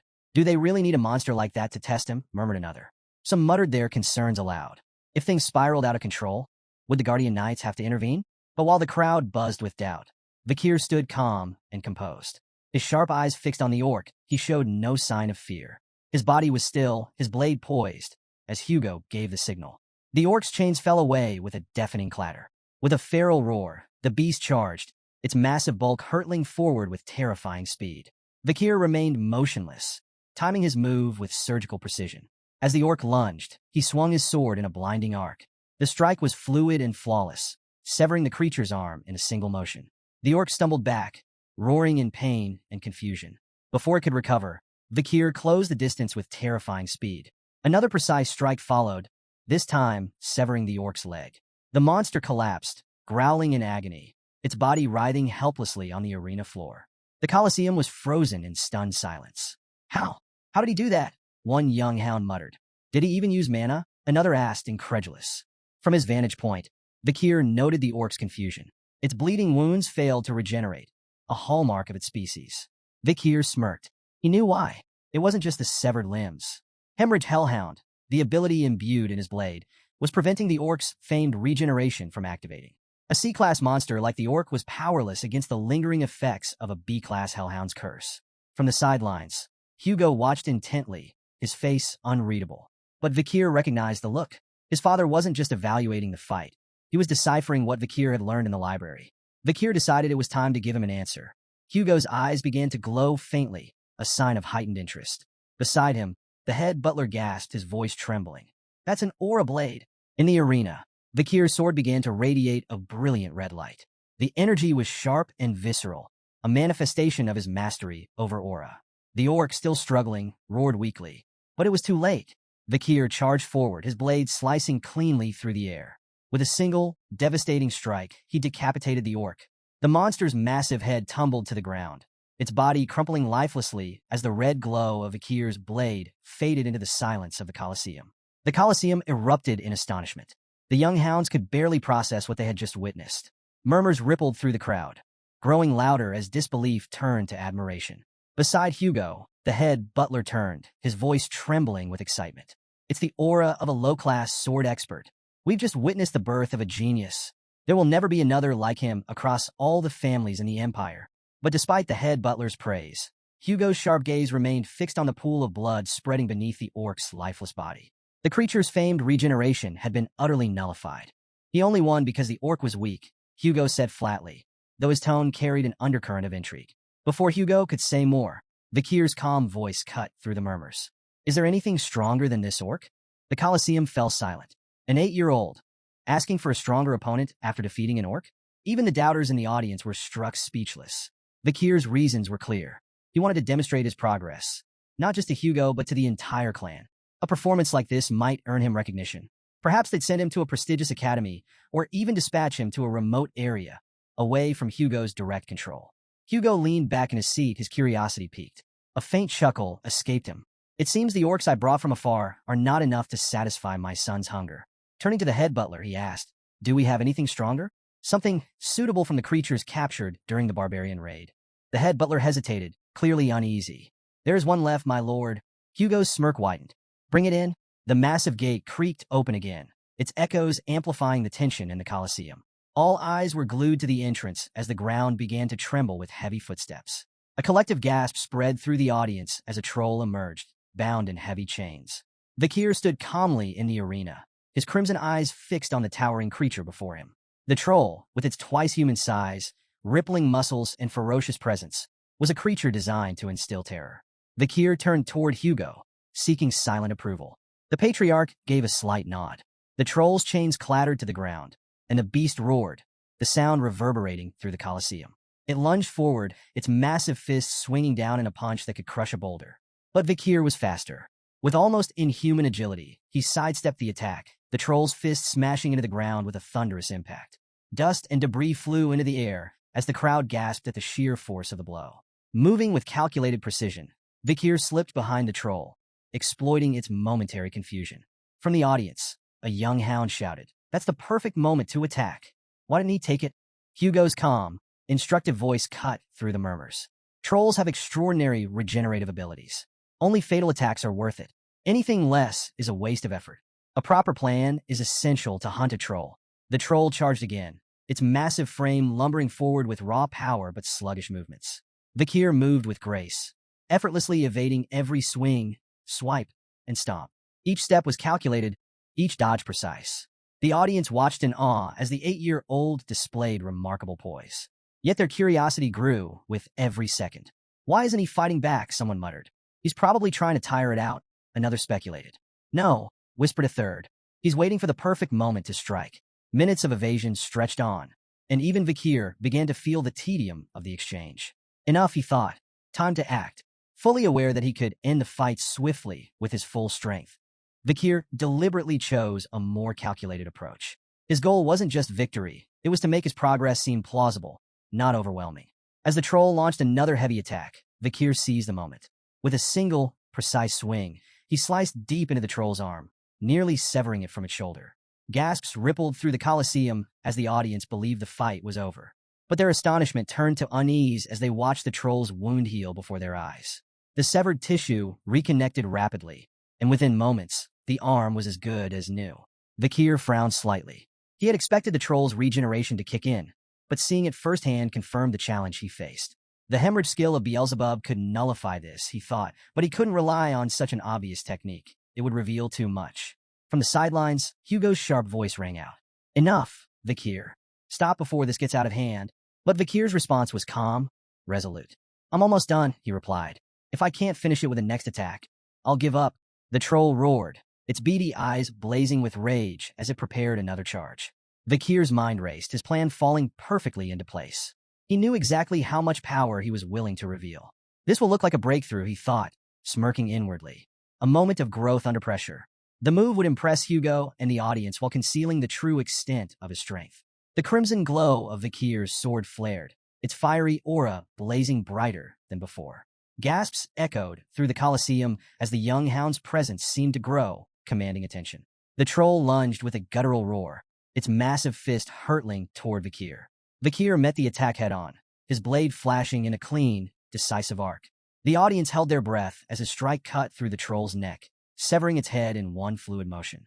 The troll's body collapsed with a deafening thud, its massive head rolling across the arena floor. Silence engulfed the coliseum. Every pair of eyes widened in shock, frozen in disbelief at what they had just witnessed. Even the normally stoic head butler gasped audibly, his composure breaking. "The second technique," he whispered, his voice barely audible. "He's achieved the second technique of the Baskerville clan at 8 years old." His gaze turned to Hugo. "That's unheard of. Most don't reach this level until they're at least 18. In the center of the arena, Vakir stood with an innocent smile, his sword lowered, as if blissfully unaware of the magnitude of his accomplishment. "I did it," he declared cheerfully, his tone almost childlike. The silence that followed was deafening. Hugo remained seated, his expression unreadable. Yet inside, he was reeling. What he had just witnessed defied everything he knew about swordsmanship and training. An 8-year-old performing the second technique? The implications were staggering. A week later, Vakir sat in the Baskerville dining hall, staring down at a bowl of unappetizing meat porridge. Around him, the air was heavy with tension. None of the other young hounds dared approach him. Their gazes flickered toward him briefly, before they quickly looked away. Vakir wasn't surprised. In the Baskerville family, power was everything. His recent display had placed him far beyond the reach of his peers, and they all knew it. As he ate, Vakir reflected on his progress with satisfaction. Even Hugo seemed unsettled by his performance. So far, he had revealed only what he wanted them to see, his mastery of the second technique and his rank as a medium-ranked sword expert. Yet the truth remained hidden. He was, in fact, a low-ranked sword graduate capable of weakly performing the fifth Fang technique. Vakir's thoughts turned to the ability he had gained from the troll. Super speed regeneration, C+. now occupying Beelzebub's third slot. The skill bolstered his strength to the level of an average graduate or a swordsman. Yet he noticed an unexpected side effect. His appetite had increased dramatically since acquiring the ability. Shoveling another spoonful of porridge into his mouth, he paused as he sensed a sudden presence behind him. The triplets had appeared, surprised and wary. Vakir turned to face them cautiously. He had no desire to deal with them again, so he returned his focus to his food, hoping they would leave. But instead of provoking him, the triplets quickly blurted out their reason for approaching. "You were so cool during your fights with the Cerberus and the troll." The statement hit Vakir like a thunderbolt. He was so shocked that he spat out his porridge. The triplets, alarmed, asked if he was okay, but Vakir remained suspicious. Could this be a two-faced technique? Or maybe a deceitful policy? He wondered. For a brief moment, he even considered beating them up preemptively, just in case. But after a moment's thought, he decided to observe them further. Before Vakir could act, Barrymore appeared behind him, his presence commanding the room. "Master Vakir," the head butler said, his tone polite but firm. Vakir turned, startled. It wasn't often that the butler sought him out in the dining hall. "The Patriarch has summoned you to his office immediately," Barrymore informed him. Intrigued, Vakir quickly finished his meal and stood. The triplets shuffled aside, their sudden admiration for him still puzzling. With a nod to Barrymore, Vakir made his way to Hugo's chambers, his mind racing with curiosity about what awaited him. In the Baskerville Patriarch's office, Hugo sat in his chair, exuding his usual air of authority. Across from him stood Adolf Morgs, the Morgs clan's proxy patriarch. The Morgs clan, a prestigious mage family, had a long, intense history with the Baskervilles, an iron-blooded sword clan. While their philosophies clashed, the Emperor's decree bound them to conduct annual joint training sessions for children between the ages of 8 and 15. "It's been a while," Hugo said curtly. Adolf nodded politely. "Indeed. I trust this year's event will proceed smoothly." Hugo's tone was casual, almost dismissive. "The joint training has always been handled without issue." Adolf raised an eyebrow. "Without issue? Last year, 2 children, one from each family, were seriously injured." Hugo waved off the remark with a faint smirk. "A scratch. Nothing more. It seems the Morgs children are dramatic." Adolf's lips twitched in irritation. "The Morgs children are noble and dignified, unlike some." His words carried a subtle but unmistakable sting. Once, the Baskervilles and Morgs had enjoyed a strong alliance. The past emperor had even declared that magic and swords complemented each other, fostering cooperation between the two clans. But everything changed with the discovery of a ruby mine along their shared border. The bloodshed that followed shattered their relationship. Now, the joint training sessions continued solely because of imperial command. Adolf had arrived on behalf of his brother to ensure this year's event proceeded without complications. Turning to Hugo, he remarked, "I've heard there's a supernova in the Baskerville family. A rare genius, born once in a century. A blessing to the Empire, no doubt." Though secretly pleased, Hugo downplayed the compliment. "It's nothing extraordinary," Adolf smirked, detecting the subtle pride in Hugo's tone. "We, too, have a genius in our family," he said, gesturing toward the door. Morgs clan head Raspine's daughter, Camus. The door opened, revealing a red-haired girl with a fiery demeanor. She strode into the room with confidence, her sharp eyes immediately locking onto Hugo. Adolf began a formal introduction, but Camus interrupted, pointing an accusatory finger at Hugo. "Are you the thief who stole our ruby mine? Give it back." The room fell into a tense silence. Hugo's face darkened, his calm demeanor giving way to a sharp glare directed at Adolf. "Thief?" he asked coldly. "Is that what you're teaching your kin now?" Adolf looked startled. "I never said such a thing." Camus, however, was unfazed. Fixing Adolf with a determined glare, she declared, "You did. An hour and 42 minutes ago, right before we got off the carriage, you called him that annoying chin beard who stole the ruby mine." Hugo's glare deepened further as Adolf stammered, his composure crumbling. "Camus, you must have misheard. I said no such thing." But Camus stood her ground, arms crossed. "You definitely said it." Hugo's patience was wearing thin. "It seems the Morgs clan struggles with teaching children proper etiquette," he remarked, his voice laced with irritation. Adolf, scrambling to salvage the situation, tried to defuse the tension. "It's simply a misunderstanding, Patriarch Baskerville. Camus is young and spirited." Hugo's sharp gaze remained fixed on him. "There's no need to explain the Morgs clan's problems with education to me," he said icily. Camus, undeterred, persisted. Crossing her arms, she repeated her demand, her fiery tone cutting through the air. "Our research is impossible without those stolen rubies." Adolf's voice turned warning. "Camus," but she ignored him, stepping closer to Hugo. Hugo's patience finally snapped. His voice was sharp, tinged with barely concealed anger. "It seems the Morgs don't teach manners at all." Adolf bristled at the comment, his composure cracking. And what do you plan to do? He retorted, his words biting. Threaten an 8-year-old girl? The insult struck a nerve. Hugo's proud Baskerville dignity prevented him from stooping to such behavior, leaving him momentarily speechless. Before the tension could escalate further, a calm but cutting voice sliced through the heated exchange. It seems the Morgs don't teach their children not to envy what belongs to others. All eyes turned toward the speaker, Vakir. He stood in the doorway alongside the head butler, his composed demeanor stark against the tension in the room. The butler formally announced his arrival as Hugo turned to see his son, standing steady and unruffled. Adolf, startled by Vakir's sudden appearance, quickly connected the dots. This boy had to be the rumored Baskerville supernova. His thoughts were interrupted when he noticed something odd. Camus, who had been sitting beside him moments earlier, was no longer there. Camus had moved swiftly, now standing directly in front of Vakir. Her fiery demeanor was on full display as she demanded, "What did you just say?" Adolf called her name sharply, trying to stop her from causing a scene, but Camus ignored him entirely. Vakir, meanwhile, remained unruffled, studying her intently.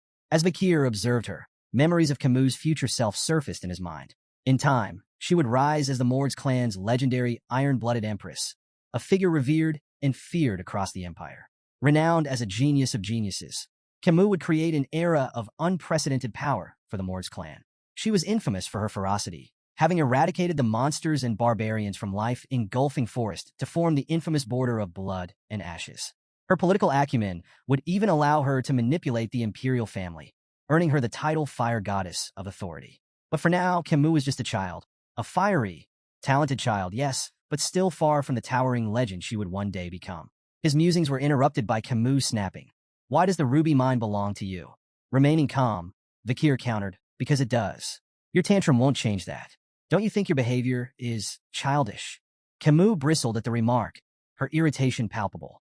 Without a word, she began casting a spell. Vakir instinctively prepared for an attack, but to his surprise, Camus conjured an intricate ice sculpture instead. She pointed at the sculpture, her tone defiant as she began explaining. "This is the joint security area," she said, using the sculpture as a visual aid. She pointed to a small cave carved into the icy representation. "The mine entrance lies within Morgs territory, but the vein itself runs beneath Baskerville land. This prevents you from claiming it entirely, but it also makes it impossible for us to mine freely without crossing into Baskerville territory." Her finger traced the icy veins with precision, her voice steady but laced with frustration. "We've offered, repeatedly, to pay rent for the use of the land, but your family rejects every proposal. You treat us like trespassers, interfering with our work." She turned to Vakir, her fiery eyes locking with his. "The ruby vein belongs to the Morgs clan," Camus declared firmly, "but your people keep claiming it's yours." Adolf nodded approvingly at Camus' explanation, his pride evident. Meanwhile, Hugo's expression darkened, annoyance brewing beneath his stoic exterior. Vakir, still calm and composed, interjected, "Rubies are common magic ingredients. The Baskervilles don't need them." Camus turned to him, her frustration evident. "Then why not rent your land if you don't need the rubies?" Vakir met her fiery gaze, his tone even. "The Baskervilles are fiercely protective of their land. We're uninterested in letting others profit from it. Entering Baskerville territory will bring losses, not gains, for your clan." Camus refused to accept his reasoning. With a determined glare, she placed her hand over the portion of her ice sculpture representing Baskerville land. "Then whose arm is this?" she asked defiantly. Vakir moved swiftly, catching her wrist in his grip. His confident smile returned. "It's my arm," he said coolly, "because it's in my land." Camus' face flushed crimson, caught off guard by his unexpected reply. She stammered, "W, what are you talking about? How could I belong to you?" Clearly amused, Vakir tilted his head, his grin turning mischievous. "Who said you're mine?" he teased, his tone ambiguous. Before Camus could respond, Vakir reached behind him and produced a knife. The sudden motion startled everyone in the room. Camus, Adolf, and even the head butler. Vakir's grin darkened, and his voice dropped. "What I'm saying," he said ominously, "is that your arm is mine." Camus froze, her fiery confidence shaken. "What?" she stammered, her voice trembling. Hugo, observing from his seat, broke into a cold sweat. The room grew thick with tension, the only sound Camus' faint, nervous hiccup. As Vakir moved the knife closer to her hand, Camus screamed, "Uncle, help!" Adolf appeared behind Vakir in an instant, his expression fierce. "Step away from my niece," he commanded, his voice full of protective fury. Camus seized the distraction to wrench her arm free, retreating quickly to Adolf's side. Shaken but defiant, She clung to her uncle's arm, glaring at Vakir. Adolphe turned his anger toward Hugo, his voice rising. What is going on here? Hugo, still sweating, turned his stern gaze to Vakir. You've gone too far with your joke, he said in a reprimanding tone. Vakir chuckled, raising the knife to reveal its harmless edge. It's just a toy, he explained. A Baskerville children's knife, given to us to practice with from a young age. The room fell silent for a moment. Adolphe's outrage returned with full force. A dangerous toy like that for children? This is unacceptable. Vakir bowed his head, his tone contrite. I apologize if I frightened Camus, he said. That wasn't my intention. Camus, however, was far from convinced, her fiery glare fixed on Vakir. Adolphe's frustration simmered. This boy fails to take anything seriously, he snapped. Hugo stepped in, his tone light but firm. Adults shouldn't meddle in the affairs of children, he said. Let's focus on the ruby mines and move on to the friendly duels. Adolphe hesitated, but seeing Hugo's resolve, he relented with a sharp nod.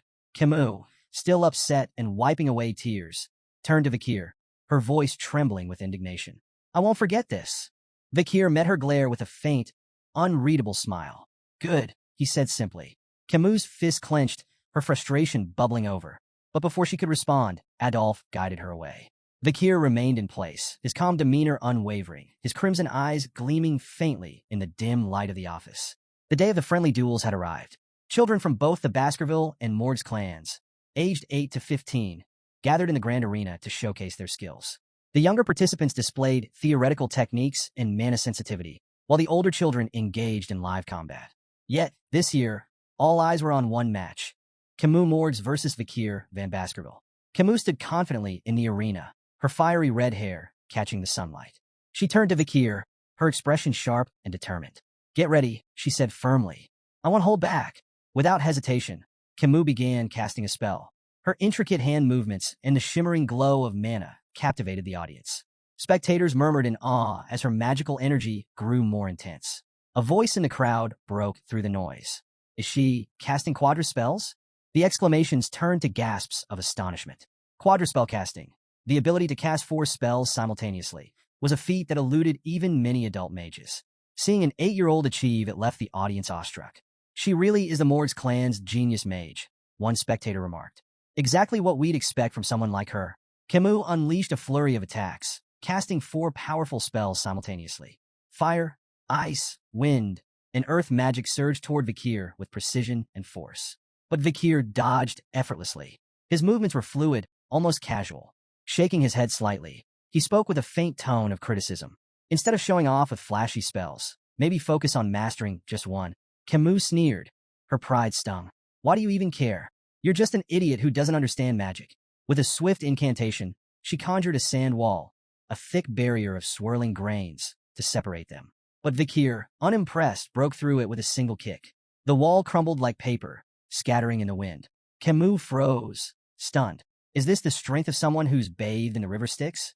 Her mind raced, recalling the tales of the infamous Baskerville trial. But before she could regroup, Vakir moved in with lightning speed. Realizing too late that the attack was unavoidable, Camus shut her eyes, bracing for the blow. But it never came. When she opened her eyes, she found herself propelled backward. Not by a strike, but by a flick to her forehead. The sheer power of the flick sent her tumbling across the arena floor. On the sidelines, Adolphe stared in disbelief. A flick? That was just a flick. Camus winced, holding her forehead, her fiery demeanor shaken. Why did you flick me? Are you going easy on me? Vakir smiled faintly, tapping his own forehead. Maybe it's time to end this before things get out of hand. Camus' eyes watered with frustration, but she refused to yield. With a defiant shout, she cast another spell. This time, she conjured 2 sand walls, layered for extra protection. Try getting through this, she declared confidently. Vakir stood unbothered, considering walking around the walls entirely. But with a faint smirk, he decided to humor her. Drawing back his fist, he punched straight through both barriers. The sand wall shattered, leaving a clean hole in his wake. Camus froze, astonished, as Vakir stepped through the debris. As he approached her, Vakir mimicked a flicking motion with his hand. Whose arm crossed the wall? He asked, his tone calm and deliberate. Camus opened her mouth to respond, but before she could, Vakir answered for her with another flick to her forehead. The stronger one, he said simply. The force of the flick sent Camus sprawling to the ground again. Growling in frustration, she pushed herself up, her fiery glare fixed on Vakir. Still ready to fight, she snarled, I'm not done yet.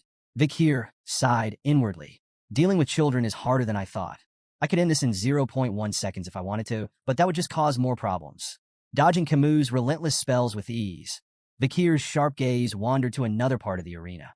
Two contestants, a sword apprentice and a mage, were locked in a duel. The swordsman's precise, powerful strikes tore through the mage's spells. An idea sparked in Vakir's mind. It might be useful for this. Meanwhile, Camus' frustration boiled over. "Stop running away and fight me," she shouted, her voice trembling with anger. Vakir seized the opportunity, his tone calm but firm. "You might want to have a defensive spell ready." Camus blinked, momentarily confused by his sudden comment. Before she could process his warning, she noticed the mage behind Vakir preparing a large-scale attack. The intense glow of gathering mana filled the air. Adolf, observing from the sidelines, pieced together Vakir's plan. His voice rose in alarm. "Camus, watch out." The mage's spell erupted in a massive, fiery blast that engulfed the arena. Gasps and cries rippled through the audience as heat and blinding light consumed the battlefield. For a few tense moments, nothing was visible but flames and dust. In the chaos, Camus activated a defensive spell just in time, narrowly avoiding serious injury. But as the dust settled, she realized her clothes had been burned away by the flames. The crowd murmured in shock, their whispers growing louder. Camus froze. Tears welled up in her eyes as the horrifying reality sank in. She had been exposed in front of the entire audience. Her hands trembled as she tried to cover herself, humiliation washing over her. She heard her uncle Adolf calling her name, his voice filled with worry. How could this happen? She thought, her shame overwhelming. As the smoke began to clear, Vakir stepped forward. His calm figure emerged from the dissipating dust, unscathed and composed. The audience fell silent, their attention fixed on him. Vakir approached Camus, shrugging off his jacket as he reached her. To the crowd's surprise, he draped it over her shoulders. "You'll need this," he said simply, his voice steady. Camus stared at him in shock, her face flushed. "But you'll be exposed if you give me your only jacket." Vakir brushed off her concern with a faint smile, his tone light but resolute. "It doesn't matter." Camus, still reeling from the chaos, struggled to understand why her supposed rival would offer her kindness. Her confusion deepened when she noticed a thin line of blood trailing down Vakir's arm. "You're hurt," she said, pointing at the wound. Vakir glanced down, momentarily surprised. He hadn't expected his body, strengthened by the river Styx, to be scratched. Examining the cut more closely, he realized the swordsman's blade in the adjacent duel must have carried lingering aura. As the dust fully settled, the scene came into focus for the audience. Camus sat on the ground, wrapped in Vakir's jacket, her fiery demeanor momentarily subdued. Beside her stood Vakir, his shirtless figure revealing a small but noticeable wound on his arm. The crowd murmured in awe, their gazes drawn to Vakir's impressive physique. Despite his young age, his toned muscles and disciplined build stood as a testament to the brutal training of a Baskerville hound. Among the spectators, admiration for Vakir was growing. But for Camus, the situation was more complicated. Her cheeks burned with a faint blush as her gaze kept drifting toward Vakir. "Why am I feeling like this?" She wondered, her earlier anger replaced by an unfamiliar sensation. Even as her uncle Adolf pulled her into a protective hug, her thoughts remained on Vakir. Later, Vakir walked alongside Hugo down a dimly lit hallway, breaking the silence. Hugo's voice was calm but probing. "How was the battle with the Morgs girls?" Vakir answered thoughtfully. "It was interesting. I learned the purpose of the event once again." Hugo nodded slightly. "A battle with a mage is different from a duel between swordsmen. Why didn't you go for a decisive blow?" Vakir hesitated before admitting. "I wasn't sure how to handle a lady in battle." Hugo's expression hardened. "Letting your guard down will only lead to injury. Take this scratch as a lesson." The unexpected concern in Hugo's tone gave Vakir pause. This isn't the Hugo I remember, Vakir thought. The Hugo he knew had been strict, cold, and brutal, his emotions as unyielding as stone. Rumors whispered that Hugo's harshness stemmed from the loss of his first wife and eldest daughter, but such things had never been Vakir's concern. Yet now, hearing a faint trace of worry in Hugo's voice, Vakir felt a rare moment of unease. Seeking to shift the subject, Hugo asked, "What do you think we should do with the ruby mines?" Without hesitation, Vakir replied, "We should give control of the mines to the Morgs." Hugo's eyebrows shot up in surprise. "And your reasoning?" "The Baskerville's primary focus is territorial expansion," Vakir explained. "The monsters and barbarians around the mines will be obstacles if we try to claim the region directly. By allowing the Morgs control of the mines, we can use them to minimize our losses. Their presence will draw the threats into that area, allowing us to handle everything at once." Hugo listened carefully, his sharp mind processing Vakir's words. Slowly, a smile spread across his face. Interesting, he said.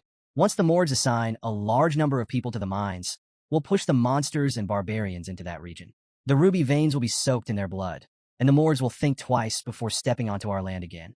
Placing a hand on Vakir's head, Hugo said, "Your idea aligns with about 90% of what I had in mind." Impressive. Vakir accepted the praise silently, his expression composed. Inside, he mused on the irony. This plan was originally Hugo's idea. Vakir had carried it out on his orders in his previous life. Now, seeing it unfold from this perspective brought an odd sense of satisfaction. To conclude, Vakir added, "We should keep a close eye on the Morg's movements." Hugo dismissed the concern with a wave of his hand. "There's no need. I've already increased the number of hounds scouting the area." Vakir nodded, choosing to keep his thoughts to himself. As they continued walking, a familiar voice rang out behind them, stopping them in their tracks. "Hugo, I have something to discuss before I leave." Turning toward the source, they saw Adolf approaching, his expression serious. Hugo nodded, gesturing toward a nearby room. "Let's talk." Once seated, Hugo leaned back in his chair. "What is it you want to discuss?" Adolf wasted no time. "I think it's time to resolve the issues surrounding the ruby mines peacefully," he began.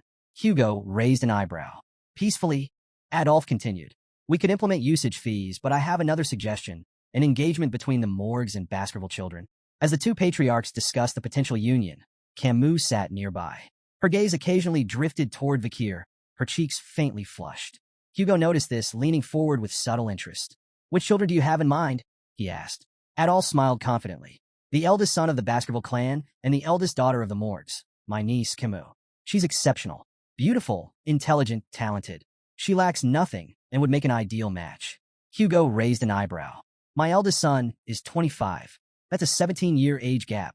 Adolf waved the concern away. "What's a mere 17 years? In the grand scheme of things, it's nothing." Before Hugo could respond, Camus interjected firmly. "I will not marry anyone weaker than my mother. And I don't want a significant age gap in my partner." Adolf's face twisted in frustration as he turned to his niece. "Camus, if you insist on marrying someone stronger than your mother, you'll be alone for the rest of your life. That's not a realistic demand." Hugo, clearly displeased, added dryly, "Engagements aren't a buffet where you can pick and choose. Consider the bigger picture." But Camus, confident and unwavering, crossed her arms. "I have no intention of playing around." Suddenly, Camus' face flushed a deep red, and she looked away, drawing the attention of both Hugo and Adolf. Adolf followed her gaze, his eyes narrowing as realization dawned. She was looking at Vakir. Adolf's mind reeled. "No, this can't be happening. Not him." Leaning toward her, Adolf hissed in a harsh whisper, "Don't even think about it. Vakir is of the Van surname, not from the Lil lineage. He's a small fish in a big pond. This is absurd." Hugo, sensing the rising tension, sighed and decided to intervene. "The most important thing in an engagement," he said, "is the opinion of those involved. Let's hear what Vakir has to say." All eyes turned to Vakir. Camus looked at him expectantly, her blush deepening as the room fell silent. Meeting her gaze, Vakir's calm voice broke through the tension. "I accept." The room erupted into chaos. Adolf's face turned beet red. He opened his mouth to object, but before he could say a word, Vakir added, "To do as I'm told." Adolf's outrage doubled, his voice rising. "What kind of attitude is that toward the Morgs clan's daughter?" Camus, on the other hand, was completely flustered. Her face turned crimson as she tried to decipher Vakir's cryptic response. Is he shy? Does this mean he's secretly okay with the engagement? Her mind raced with possibilities, each more baffling than the last. Hugo, clearly amused by the situation, interjected with a composed tone. "In the Baskerville household, names and titles hold little meaning. Greatness comes from ability, not bloodline. Even those of Van descent can rise to prominence." Adolf's expression remained skeptical, his eyes narrowing as he turned to scrutinize Vakir. The young Baskerville stood tall, calm and unyielding under Adolf's piercing gaze. Internally, however, Vakir was assessing Adolf just as carefully. As a six-circle mage and one of the Morgs clan's strongest supporters, Adolf was undeniably formidable. Breaking the silence, Adolf said coldly, "I don't think it's wise to rush this. We can't have just anyone become Camus' husband." Vakir reflected on the peculiar customs of the clans, where engagements often felt more like polite suggestions than binding agreements. Still, he couldn't help but wonder if Adolf, with his lofty standards, was dissatisfied even with the renowned genius of the Baskerville clan. Adolf's skepticism grew as he stepped closer, placing a firm hand on Vakir's shoulder. He applied pressure, clearly testing the boy, But to Adolf's surprise, Vakir didn't budge. His sturdy frame defied expectations, as though the weight of a six-circle mage was nothing to him. Intrigued, Adolf asked sharply, "Why aren't you responding? Are you even paying attention?" Vakir's blunt reply was like a thunderclap in the room. "I stopped listening after you said it was unwise to say certain things to me." Camus gasped audibly, her eyes wide. Her uncle, one of the most powerful mages in the clan, had been dismissed by a child. Meanwhile, Hugo struggled to stifle his laughter, turning away to hide the smirk threatening to break across his face. Adolf, instead of anger, erupted in a dark, booming laugh. Turning to Hugo, he declared, "I think I need to have a more in-depth conversation with this boy." Hugo raised an eyebrow, suspicious. "What are you planning, Adolf? You're not going to scold an 8-year-old, are you?" Adolf laughed again, the sound echoing ominously. "Not as a deputy patriarch of the Morgs clan. I'm speaking as her uncle. After all, Vakir might one day marry my niece." Camus' face turned crimson. "Uncle, stop it," she pleaded, but Adolf ignored her protests. "These moments are inevitable, Camus," he said, waving her off. Hugo, sensing where this was heading, gave Adolf a skeptical look. "You're serious about this, aren't you?" Adolf nodded, his expression grimly amused. "Completely." Hugo sighed, hesitant but ultimately relenting. "Fine," he said, "but don't take it too far. The last thing we need is a political incident over a conversation." Camus groaned in frustration. "This isn't a conversation," she muttered, crossing her arms. It quickly became clear to everyone in the room. This wasn't going to be a talk. It was a duel. After some time, Vakir and Adolf stood face to face in the center of the arena, tension crackling in the air. Hugo and Camus watched from the sidelines, each with their own thoughts. Adolf smirked and declared, "Show me everything you've got, boy. Don't hold back." Vakir's confidence barely wavered. "If I actually go all out, you might end up face first on the floor," he mused, suppressing a grin. To kick things off, Adolf performed an intricate spell, seamlessly combining fire, earth, and water magic to create a clay pot. He filled it with water and balanced it on his head with a flourish. "Your challenge," he announced, "is to make even a single drop spill. If you succeed, you win." Vakir raised an eyebrow. "A pot-on-head challenge? This guy's either crazy confident or crazy." Camus leaned toward Hugo. "This is classic Adolf," she explained. "His control is basically unmatched." Vakir analyzed the setup. Charging straight at Adolf might not work, but it'd give him valuable intel. Without hesitation, he lunged forward, sword in hand, aiming directly for his opponent. "Vakir, no!" Camus cried, horrified by his reckless approach. Adolf didn't flinch. He raised a hand, casting a shimmering barrier that effortlessly absorbed Vakir's strike. "Rookie mistake," Adolf said smugly, glancing at Camus. "Why are you helping him? Shield magic makes swordsmen like him obsolete." Vakir clicked his tongue, frustrated but unfazed. Adolf, clearly enjoying himself, launched a series of flashy spells. Fireballs, wind blades, and earth spikes flew toward Vakir, but he dodged them all with cat-like agility. From the sidelines, Camus seethed. "He never used this much magic against me," she shouted. Adolf turned to her, feigning betrayal. "Et2, Camus? My own niece, rooting for the enemy." He returned his gaze to Vakir, playful menace gleaming in his eyes. "You'll pay for that." Hugo stayed quiet, watching intently. Vakir's movements were sharp, his strikes precise. "Let's see how far he can push Adolf," Hugo murmured to himself. Vakir observed Adolf's techniques closely, replaying memories from his past life and adapting them to his current form. Adolf bragged, "No sword can break my shield." But cracks began to form as Vakir struck the same spot over and over, his attacks like a perfectly tuned machine. Adolf's smug grin faltered. Persistent little, before he could finish, Vakir's sword shattered. Adolf immediately regained his composure. "Amateur mistake," he taunted. "You ignored your weapon's durability." But the air shifted. Hugo and Camus exchanged knowing glances as Adolf continued his mockery, oblivious to the danger. Water poured down Adolf's face, soaking him completely. He froze. "What the?" He glared at the shattered pot above him. "How did a shard pierce my shield and the pot?" Vakir, calm and composed, simply shrugged. "Maybe it was too full." Camus stood frozen, cheeks flushed as the weight of the moment hit her. Vakir had defeated her invincible Uncle Adolf. Her thoughts spiraled. "He's amazing. Is this fate?" Images of wedding bells and matching outfits flashed through her mind. Meanwhile, Hugo stood in silent contemplation, his gaze fixed on Vakir. This wasn't just talent or luck. It was raw potential. Am I raising a hound far more powerful than I imagined? 7 grueling years passed. The young hounds, now honed by relentless training, faced their ultimate test, a monstrous horn bear. The beast charged, its roar shaking the ground. In perfect unison, the hounds launched their attack, swords slicing with precision. From the sidelines, their instructor, Staffordshire Baskerville, watched with a calculating eye. "Stop wasting your energy on its vital points," he barked. "Go for the hind legs, slow it down first." The triplets responded instantly, their crimson auras flaring as they executed synchronized strikes. The beast staggered, its movements slowing. Staffordshire nodded in approval. "Good. That's how Baskervilles fight. As a pack." With the monster weakened, the remaining hounds moved in for the kill, finishing it with a coordinated assault. Staffordshire clapped his hands. "Congratulations. You're now lower-rank sword experts and have mastered the first Baskerville technique." But his tone turned grim. This was a controlled environment. Out there in the life-engulfing forest, the oxbears won't be caged or predictable. One mistake, and you're dead. Your bloodline strength is your lifeline. Don't waste it. His words hung heavy in the air as the young hounds absorbed the harsh truth. Their 7-year training had officially ended, but their journey was only beginning. The newly minted hounds buzzed with excitement, discussing their futures. 2 of them debated their preferences for the Baskerville clan's 7 knight orders. "I'm all about the Wolf-Hound order," the first said, puffing his chest. "Guarding the Patriarch? That's peak prestige. Wolfhound's cool," the second replied, "but I'm eyeing the Doberman, Pitbull, and Rottweiler orders. Assassination and all-out warfare? Now that's my vibe." Their banter shifted to a figure sitting atop the massive carcass of a slain oxbear, Vakir.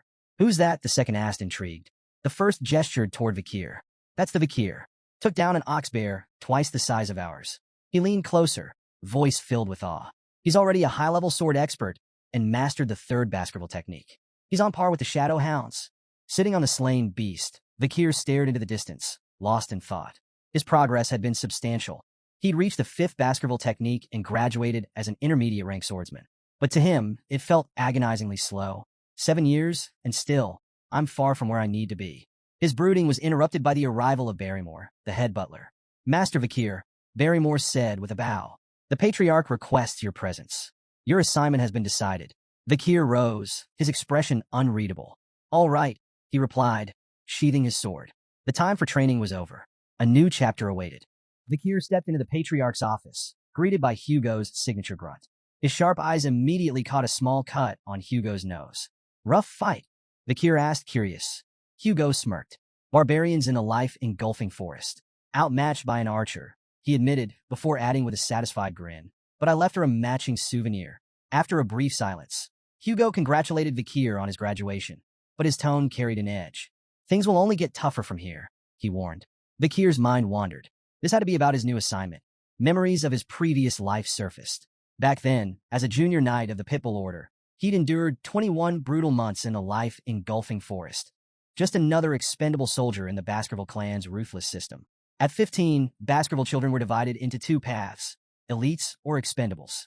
The expendables, like Vakir before his regression, were sent to the front lines, survival being their only measure of worth. Meanwhile, the elites received political and administrative training, protected by the expendables who lived long enough to serve them. Vakir knew the 5th Baskerville sword technique was designed to close the gap between the elite's polished training and the expendables' hard-earned battlefield experience. Before his regression, he'd never progressed beyond the 4th technique. Worse, as an illegitimate child, he'd never been considered for the elite path. Hugo's voice cut through his thoughts. "I want you to try the lower house of Parliament." Vakir blinked. "What?" "The lower house manages the clan's regional administration. Law enforcement, infrastructure, economic oversight, its politics and pragmatism combined. Far from the battlefield." The idea shocked Vakir. Hugo, the patriarch of the Baskerville clan, was offering an illegitimate son an elite position? It felt like a cruel joke. As if reading his thoughts, Hugo leaned back. "Your achievements by 10 surpassed our so-called geniuses. You've earned this." Vakir listened as Hugo explained his role. Deputy Consul of Underdog City, a city notorious for its challenges. Both the consul and deputy consul positions were vacant, leaving Vakir with a clean slate. "Do you want it?" Hugo asked. After a moment's consideration, Vakir nodded. "I'll take it." Before the conversation could end, Vakir shifted topics. About the Morgs clan and the Ruby Mines, Hugo's lips twitched, clearly aware. "Outmaneuvered Adolf Morgs, didn't you?" Vakir nodded and made a bold request. To borrow his reward from the incident. The head butler froze, his shock evident. But Hugo didn't flinch. Stamping a document, he handed it over. "Don't make me regret this." "I won't," Vakir said firmly, though his stomach churned at the sound of Hugo's final words. "Good luck, son." The word hit like a thunderclap. Before his regression, Hugo would never have called him son. As Vakir and the head butler walked down the hallway, the butler's grave tone broke the silence. Master Hugo holds you in high regard. Assigning a consulship before a battle posting, unprecedented. It's part of the disciplines of kingship. His words implied that Hugo was grooming Vakir for far greater responsibilities. Vakir, however, wasn't one to bask in praise. He knew this appointment wasn't a reward but a challenge. This was a chance to sharpen his skills in a less dangerous environment. Even so, memories of his past life refused to let him relax. The cold sensation of the guillotine's blade haunted him. That vivid memory fueled his resolve. Someday, Hugo La Baskerville would feel the same icy despair. Meanwhile, in Underdog City, a bustling villa buzzed with activity. A bald man barked orders at two workers. The villa must be spotless by tomorrow. The new deputy consul arrives then. One worker, wiping sweat from his brow, muttered, "I hope he knows business." His companion snorted. "Business? The guy's only 15. Their speculation was interrupted by a boy approaching the villa. Mistaking him for a servant's child, one worker placed a hand on his shoulder. "Hey kid, whose son are you?" The boy's glare was icy. "Remove your hand." The workers exchanged glances, taken aback, as the boy produced a document. "I'm Vakir van Baskerville," he announced coolly. "Your new deputy consul." The men stood dumbfounded, their eyes darting between Vakir and the papers. One finally stammered, "But you're early." Ignoring their confusion, Vakir strode inside, issuing his first order. "Prepare food and drinks. We're hosting a party tonight." By nightfall, the villa was a whirlwind of celebration. Nobles mingled, tables groaned under feasts, and laughter echoed through the halls. Yet not everyone was in a festive mood. Chihuahua Baskerville, the general secretary of Underdog City, was pacing in his office. From his window, he could see the lavish party raging below. His fists clenched. "Unbelievable," he muttered. The city was already reeling from corrupt officials, and every deputy consul before Vakir had been sacked for bribe-taking. Now, the new appointee, just a kid, was throwing a party on his first day? Chihuahua's indignation turned to alarm as he suddenly felt a presence behind him. "Are you the general secretary?" Chihuahua whirled around, nearly tripping over himself. Standing in the shadows, calm and composed, was Vakir. Yes. Yes, that's me." Chihuahua stammered, trying to regain his composure. Vakir stepped into the light, his piercing gaze unsettling. "Vakir van Baskerville, your new deputy consul." Chihuahua swallowed nervously, but managed to introduce himself. Vakir repeated his name thoughtfully, his sharp eyes narrowing slightly. "No middle name?" Vakir mused aloud, his tone light yet pointed. Chihuahua braced for ridicule. In Baskerville hierarchy, a missing middle name marked one as an outsider, an employee, not family. He had endured years of discrimination because of it. When Vakir placed a hand on his shoulder and said, "Nice," he flinched internally, expecting sarcasm. Instead, Vakir's tone was calm. "I reviewed your background on the way here. Born and raised in Underdog City, right? You've done well. I won't interfere with how you manage things." Chihuahua blinked, his confusion palpable. "Okay," he muttered, unsure if this was a genuine compliment or some strange new form of harassment. Vakir's tone shifted, growing more serious. "Your management of the personal law system is commendable, but the judicial system here is another matter. The problem isn't just illegal businesses. It's that the underground economy has more power than the law." Chihuahua hesitated before replying. "So, shut down the illegal businesses? That won't be enough," Vakir countered. "The heads of these operations need to be removed. And to do that, we need a new law." "A new law?" Chihuahua repeated, startled. Vakir nodded. "Within a week, the underground economy will be in shambles. But I need a cause, something to justify creating and enforcing this law." Chihuahua furrowed his brow. "Why do you need a cause? Isn't it enough to act against illegal businesses?" Vakir smirked, his gaze sharp. "I'm a 15-year-old deputy consul. Without a strong performance, I'm just a kid with a fancy title. This isn't about acting. It's about proving I can win." His expression twisted into a mischievous grin as he added, "To put it simply, I'll lay out poop for the flies." Chihuahua stood there dumbfounded. What in the world was this kid planning? The next day, Vakir arrived at Dort Smile Street, Underdog City's bustling downtown hub. Crowds had already gathered, their curiosity piqued by the rumors of their new deputy consul's first public action. Standing on a makeshift stage, Vakir held a large stake in his hand, his calm demeanor commanding attention. Chihuahua and the other officials stood nearby, exchanging puzzled glances. Since dawn, Vakir had been on that stage, silently biding his time. Finally, he stepped forward and introduced himself. "I am Vakir van Baskerville, your new deputy consul." The crowd buzzed with surprise, their whispers swelling like a tide. Many found it hard to believe that someone so young could hold such a high position. While a few onlookers murmured that Vakir was cute, Most questioned what someone his age could possibly achieve. Undeterred, Vakir raised his voice, addressing the crowd with confidence. He reminded them of the Baskerville family's long-standing laws, unwavering and as strict as ever, regardless of who held office. But skepticism was thick in the air. Doubts about his age, ability, and resolve rippled through the crowd. Some muttered bitterly about the corruption of past officials, assuming Vakir would inevitably fall into the same trap. Standing beside him, Chihuahua clenched his fists. Unable to stay silent, he snapped at the crowd, demanding respect for the new deputy consul. His sharp tone momentarily hushed the murmurs, though many still whispered that Chihuahua seemed better suited for the role than the boy standing on the stage. Then, Vakir acted. With a display of raw strength, he hoisted the large stake high above his head. In one powerful motion, he drove it into the ground with such force that the earth seemed to tremble. Gasps spread through the audience, their skepticism giving way to astonishment. Before the awe could fade, Vakir made his move. Standing tall, he declared the introduction of a new decree, the Vakir Special Law. The first provision, he announced, his voice carrying over the crowd, is simple. Anyone who pulls this stake from the ground will be rewarded with 100 million gold, personally paid by me. The crowd erupted in disbelief. 100 million? They shouted, their voices blending into a chaotic cacophony of awe and doubt. Could it really be that simple? Could pulling out a stake make someone unimaginably rich?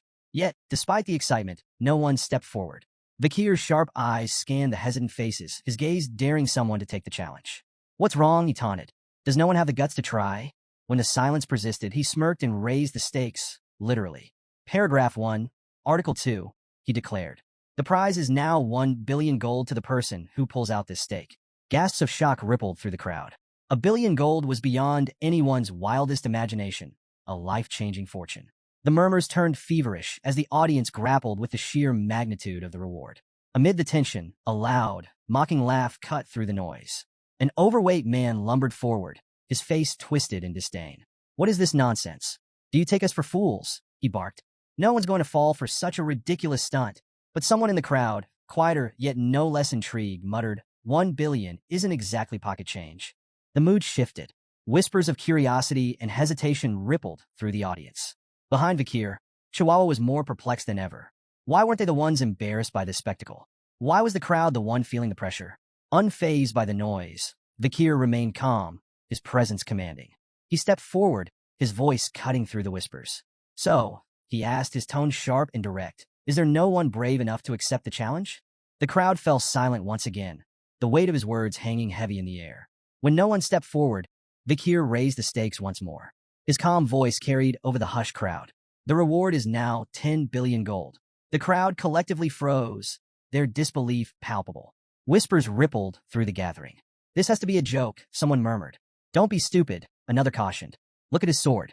If you seem too greedy, he might cut you down. Despite the unimaginable prize, fear and hesitation kept everyone rooted in place. Beside Vakir, Chihuahua leaned in, whispering anxiously. Deputy Consul, there isn't enough money in the city to back that promise. Before Vakir could reply, a small hand shot up from the crowd. I'll try, said a timid voice. Gasps echoed through the audience.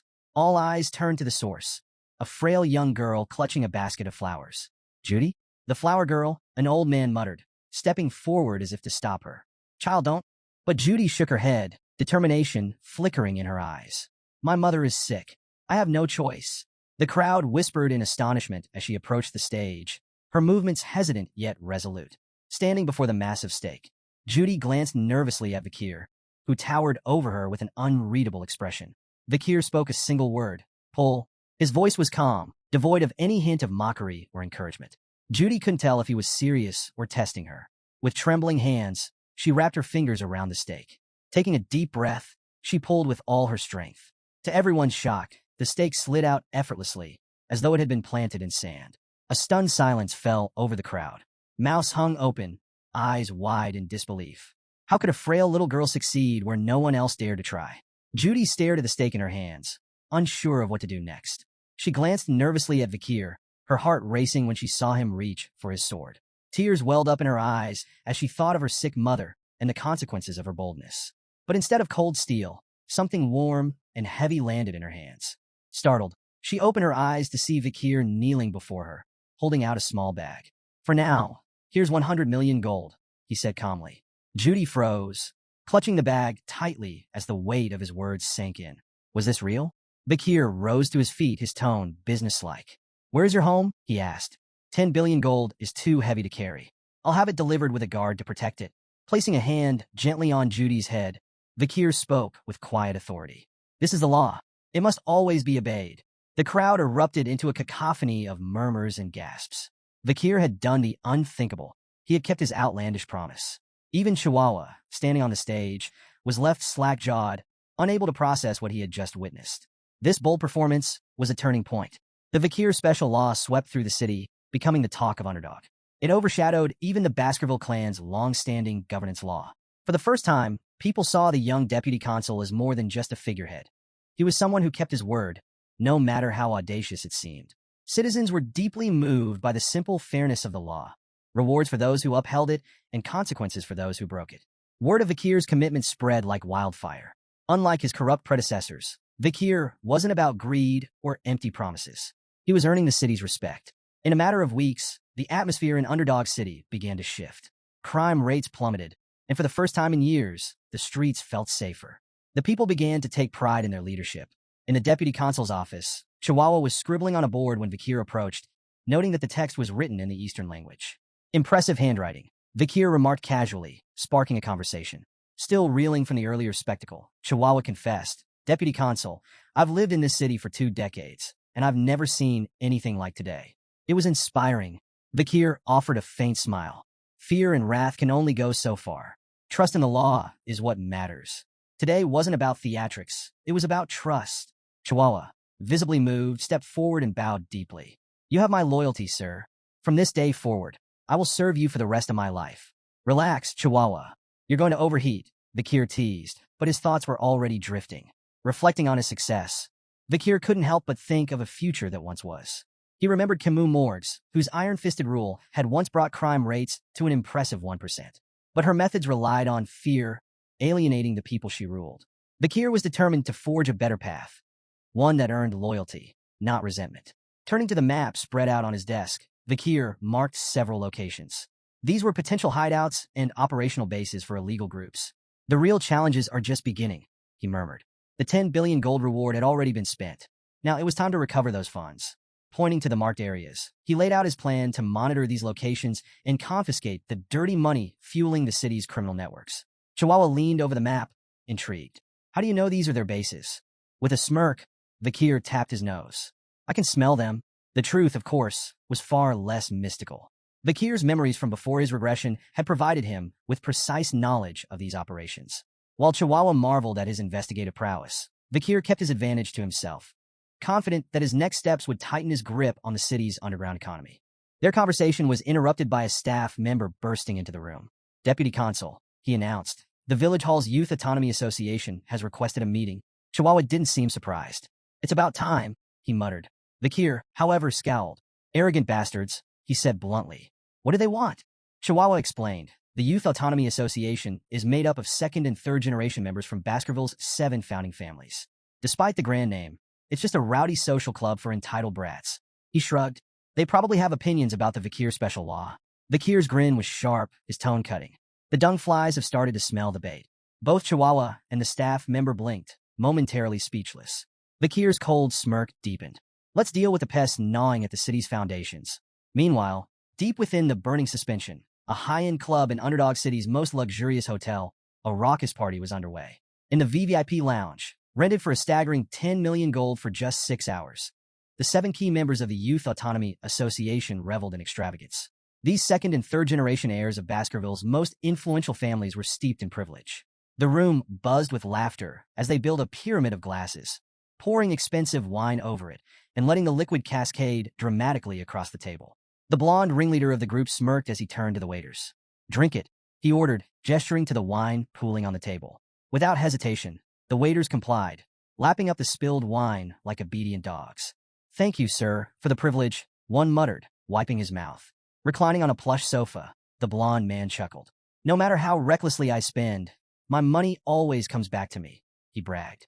One of his companions nodded, raising a glass. Thanks to the Baskervilles, of course.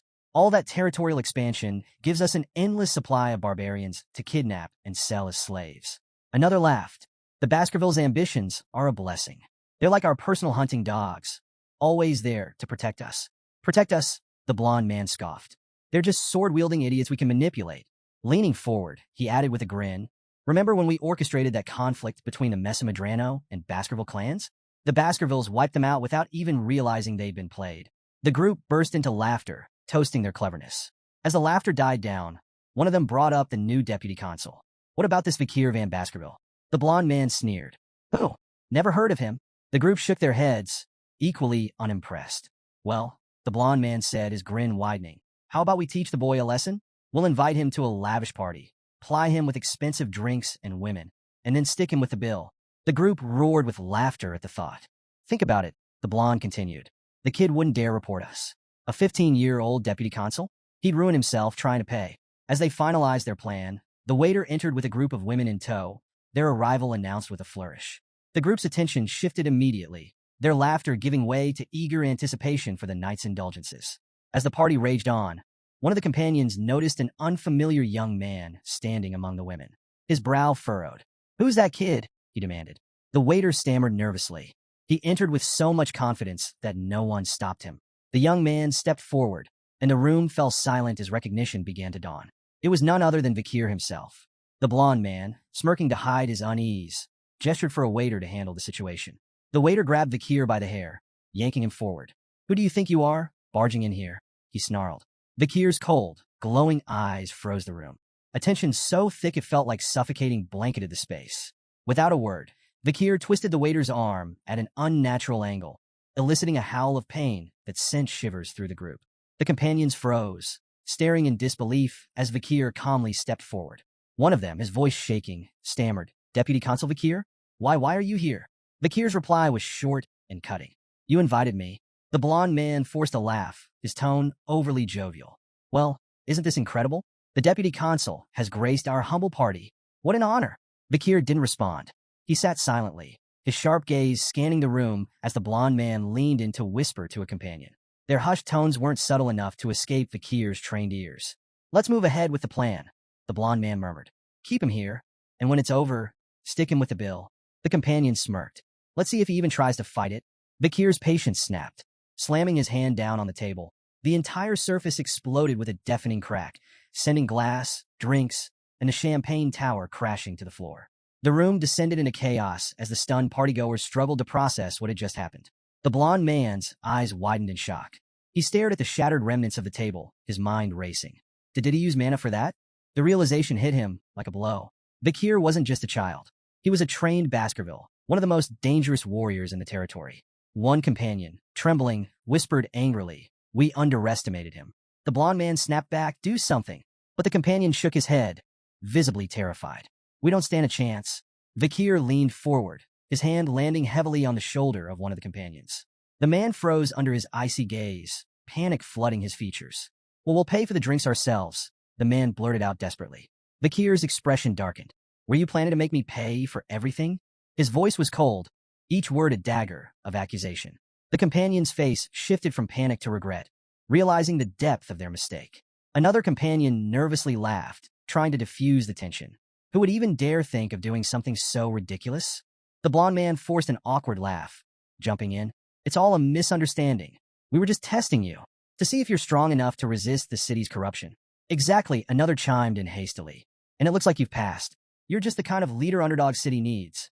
Vakir's piercing gaze silenced their excuses. Without warning, he lunged at the man sitting closest to him. In one swift motion, his palm struck the man's stomach with a claw-like grip, driving him backward with devastating force. The man gasped in pain as Vakir leaned in, his voice low but firm. An owner can test their dog, he said coldly, but a dog should never test its owner. Ever. The room plunged into an uneasy silence as Vakir's icy gaze swept across the group. His voice was calm, but razor-sharp. Have you grown so complacent with your wealth and power that my actions don't move you? His eyes narrowed. You have no idea what real fear looks like. Without hesitation, he threw the man beneath his grip to the ground and stomped on his face. The sickening crunch reverberated through the room. Vakir straightened and looked back at the others. Do you even know why I'm doing this? If not, perhaps you all need the same lesson. The blonde man's face turned deathly pale. Stammering, he insisted, We understand perfectly. There's no need for more. Vakir's expression darkened. If you really understood, you'd already know what's coming next. He delivered a sharp kick to the downed man, eliciting a groan of pain. Tension boiled over. The blond man spat. "You bastard." Another sneered, his voice dripping with scorn. "Do you really think you can get away with this?" In an instant, Vakir closed the distance between them, standing mere inches from the second man. His voice was cold and unyielding. "You're guilty of abduction, kidnapping, illegal slave trafficking, and insulting Baskerville authority." The room froze. The companions' faces contorted in shock. How could Vakir possibly know the details of their crimes? Before they could react, Vakir's fist collided with the second man's face, sending him sprawling to the ground. "Animals don't learn until they're taught," Vakir said, his tone dripping with disdain. His lips curled into a sinister grin. "And now, I'll teach you disobedient creatures what happens when you defy the law." In the dim confines of a prison cell, two figures stood in stark contrast. Vakir, calm and composed, regarded the scene with indifference, while General Secretary Chihuahua looked visibly shaken. Before them, the blond man, his face swollen and bloodied, screamed profanities. His voice echoed harshly off the stone walls. "You think this ends here?" The blond man snarled, venom in his tone. "The moment I'm out of here, I'll have both of your heads on spikes. My father will never forgive this." Chihuahua, unnerved by the outburst, turned to Vakir. "Deputy Consul," he began cautiously, "did you really have to go this far?" Vakir glanced at him, his faint smirk betraying no remorse. "Do you think I overdid it?" Chihuahua's response was emphatic. "Yes. Look at him. He's barely human anymore. You've turned him into a meat bag." Vakir's smile didn't waver. He strode toward the cell, his voice calm but laced with menace. This is nothing. I haven't even started." Chihuahua's unease deepened. "What are you planning?" he asked, his tone wary. Vakir's response was chilling. "I'm going to purge all the corrupt civil servants who've twisted the Baskerville system into something monstrous." He gestured toward the prisoners behind the bars. "Look at them, arrogant, smug. They've trampled the clan's authority for far too long. This is what happens when education is neglected." The blond man and his companions, finally grasping the severity of their situation, dropped their bravado. Desperation etched their faces as they begged for mercy, offering Vakir anything he wanted in exchange for their lives. Chihuahua, ever the pragmatist, voiced his concern. "You do realize their families won't sit quietly, right?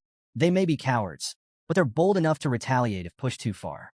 This could spiral out of control." Vakir's confident smile didn't waver as he reassured Chihuahua. "These men are deeply tied to the criminal underworld of Underdog City," he explained. "Their families are just as complicit. None of them would dare raise a complaint. They'd be incriminating themselves." Chihuahua wasn't convinced. "But what about evidence? Without proof, this could blow up in our faces." Vakir's reply was calm and cryptic. "I have ways of finding evidence. And if none exists," he let his words linger before finishing, "I'll create it." Despite his composed demeanor, Vakir's mind was racing with calculations.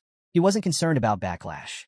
The world was shifting, and soon he'd either be sent to battle or depart for the academy. Either way, time was on his side.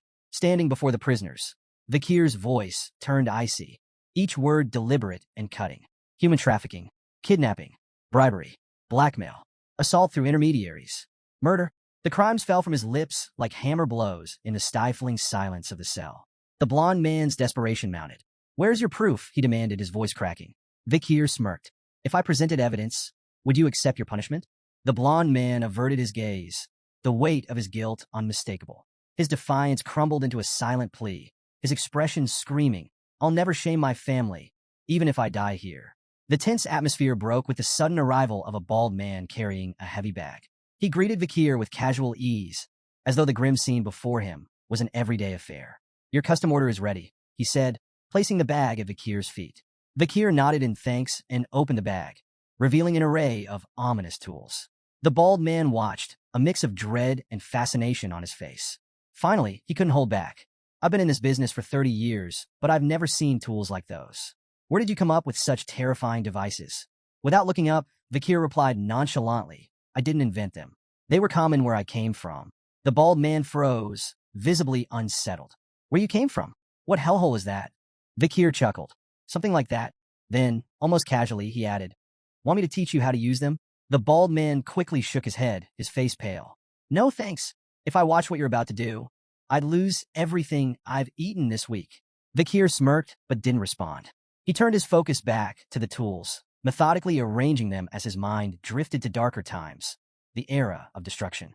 Memories of breaking Demon Clan prisoners resurfaced, the era when interrogation techniques reached horrifying heights in sophistication and cruelty. Opening his coat, Vakir revealed a series of tools strapped to his body. The blond man's defiance shattered. His bravado dissolved into a high-pitched squeal as sheer terror gripped him. Vakir's expression was cold and unreadable. "What happened to your confidence?" he asked mockingly. "Where's all that tough talk about never confessing?" Buttoning the cuffs of his sleeves with deliberate calm, Vakir added, "Don't say anything just yet. Let's savor this moment. It's nostalgic." The blond man couldn't hold back anymore. Tears streamed down his face, his body trembling uncontrollably as fear consumed him. Rumors of the arrests of the 7 wicked gangs spread like wildfire through Underdog City. In every corner of the city, taverns, markets, and alleys, the topic dominated conversations. At a dimly lit tavern, a group of patrons argued over the shocking news. "Good riddance," one man spat. "Those gangs treated ordinary folks like pests." Another, more skeptical voice chimed in, "Don't get your hopes up. The new deputy consul might make some noise, but he'll release them soon enough. They're too tied to the native families. But the charges are serious this time," a third patron countered. "They might actually be executed." The room fell into uneasy murmurs as patrons debated whether the children of the native families could truly face such dire consequences. One man leaned in, his voice low but resolute. "Don't underestimate Vakir. This is the same man who burned 10 billion gold just to make a point. If anyone will follow through, it's him." Others scoffed, dismissing the arrests as a political ploy. "It's all for show," a patron said, waving a hand. "The native families will apologize, and the gang members will walk free. It's how things have always been." At first, it seemed those predictions might hold true. The Mablink, Pyre, Luib, Chanel, Daragamu, Hermes, and Prada clans, families tied to the 7 wicked gangs, issued formal apologies to Deputy Consul Vakir. But the apologies fell on deaf ears. In the heart of the city's central square, 7 severed heads hung grotesquely from iron spikes. Salt preserved their twisted expressions of agony, a chilling reminder of the suffering they endured before death. Above the heads, a public notice detailed their crimes and punishments under the Baskerville Family Autonomy Constitution, a set of laws infamous for its strict and unforgiving penalties. Clause 1. Banning illegal brothels. Punishment: tattooing the word sex across the criminal's face. Clause 2. Banning illegal gambling. Punishment: wrist amputation, repeated 72 times, 1 for each offense. Clause 3. Banning illegal private loans. Punishment: eye removal. This penalty was suspended after pleas from victims. Clause 4. Banning illegal lobbying. Punishment: exile. Since the criminals were already dead, their headless bodies were discarded outside the city walls. The crowd stood frozen, staring in silent horror at the grisly display. The severed heads of the 7 wicked gangs and the brutal enforcement of the laws left the city in shock. In his office, Vakir addressed Chihuahua, who was visibly shaken. "There's no need to look so surprised," Vakir said, his tone cold. "These laws have always existed. The only difference is that this is the first time the so-called native families are facing the consequences." Chihuahua swallowed hard, struggling to process what had just unfolded. "Do you really think this will work?" Vakir turned his gaze to the window, watching the flickering torches of the central square below. "This is only the beginning," he said. "This enforcement will spark a chain reaction. Underdog City is on the brink of a violent shift." His voice grew darker. "When the destruction begins, this city will become a bloodbath." Turning back to Chihuahua, Vakir's tone sharpened. "Brace yourself. You're joining me for the next step of the plan." Chihuahua blinked, clearly rattled. "Me? Why do I have to?" "You're part of this now," Vakir interrupted, his voice leaving no room for argument. Chihuahua let out a resigned sigh, his face pale as the weight of what lay ahead settled over him. The scene shifted to a dimly lit tent buzzing with anticipation. Chihuahua, now donning a sinister mask that only made him more jittery, stood among a crowd of similarly veiled figures. Turning slightly, he whispered nervously to a figure caged behind him. Vakir, exuding his usual unbothered confidence. "Are you sure this plan isn't insane?" Chihuahua asked, his voice barely audible. Vakir's crimson eyes locked onto him. "Have I ever let you down?" Chihuahua's silence spoke volumes. He adjusted his mask, feigning composure as more masked individuals filed into the area. This was no ordinary gathering. It was the infamous underground slave auction in Underdog City, a lawless pit nestled at the edge of Baskerville territory. Under the cover of night, a sprawling tent had risen from the barren wasteland, its garish lights luring in luxurious carriages like moths to a flame. Inside, a grim marketplace awaited, where lives were bartered like commodities. Kidnapped barbarians, disgraced nobles, and commoners alike. The Baskerville family, oblivious to this atrocity on their outskirts, remained conspicuously absent. At the entrance, The auctioneer greeted arrivals with exaggerated cheer. His tone shifted slightly upon noticing Chihuahua's group, recognizing the telltale insignias of the Mablink clan, one of the auction's most esteemed customers. "You're here as sellers this time," the auctioneer remarked, glancing at their credentials. "I trust you've brought something to impress. Last time, the clan wasn't exactly thrilled with our offerings." Chihuahua's lips curled into a nervous smirk beneath his mask. "No complaints here. Quality is never a problem." The auctioneer's gaze fell on Vakir, trapped in a cage among the other merchandise. His striking black hair and piercing crimson eyes drew the man's attention like a shark to blood. "Now that's a rare gem," he murmured, his greedy eyes glinting. "I'll make sure he fetches a premium." Feigning agreement, Chihuahua nodded and let the auctioneer handle the rest. The man bowed theatrically before disappearing, leaving Chihuahua to stew in the chaos of the tent. Inside, the atmosphere was electric. The crowd of criminals and elites buzzed with anticipation, swapping whispers about the night's offerings. From exotic slaves to tragic nobles, everyone had their preferences, though all shared the same ravenous hunger for novelty. The auctioneer took the stage, his flamboyant energy rivaling that of a carnival barker. "Ladies and gentlemen," he boomed, "our first item, a beast straight from the nightmares of hell itself." With a dramatic flourish, he unveiled an A-rank monster, the Mercy Lego. The crowd gasped as the towering creature, part cow, part devil, growled menacingly. Its 19 hearts made it nearly impossible to kill, a fact the auctioneer didn't fail to exploit. "Every part of this beast is valuable," he announced, listing its leather, meat, bones, and even intestines. "The bidding starts at 100 million gold." Excitement rippled through the audience as the bids climbed. 140 million, 200 million, 250 million. "Sold for 250 million gold," the auctioneer bellowed, slamming his gavel with a theatrical bang. The crowd erupted into applause, eager for the next spectacle. As the auction continued, a variety of bizarre and horrifying products paraded across the stage, each commanding the audience's morbid fascination. However, the crowd's murmurs hushed when a worker approached the auctioneer, whispering in his ear. A wicked grin spread across his face. "Ladies and gentlemen," he announced, his voice laced with excitement, "we have a special addition to tonight's lineup. From the savage tribes of the life-engulfing forests, a warrior of unparalleled ferocity." The girl was dragged onto the stage, her fierce glare defiant even as the chains bit into her wrists. The auctioneer wasted no time hyping her up as a wild beast begging to be tamed, urging the crowd to prove their dominance. "Bidding starts at 5 million gold," he declared, his voice booming. Silence.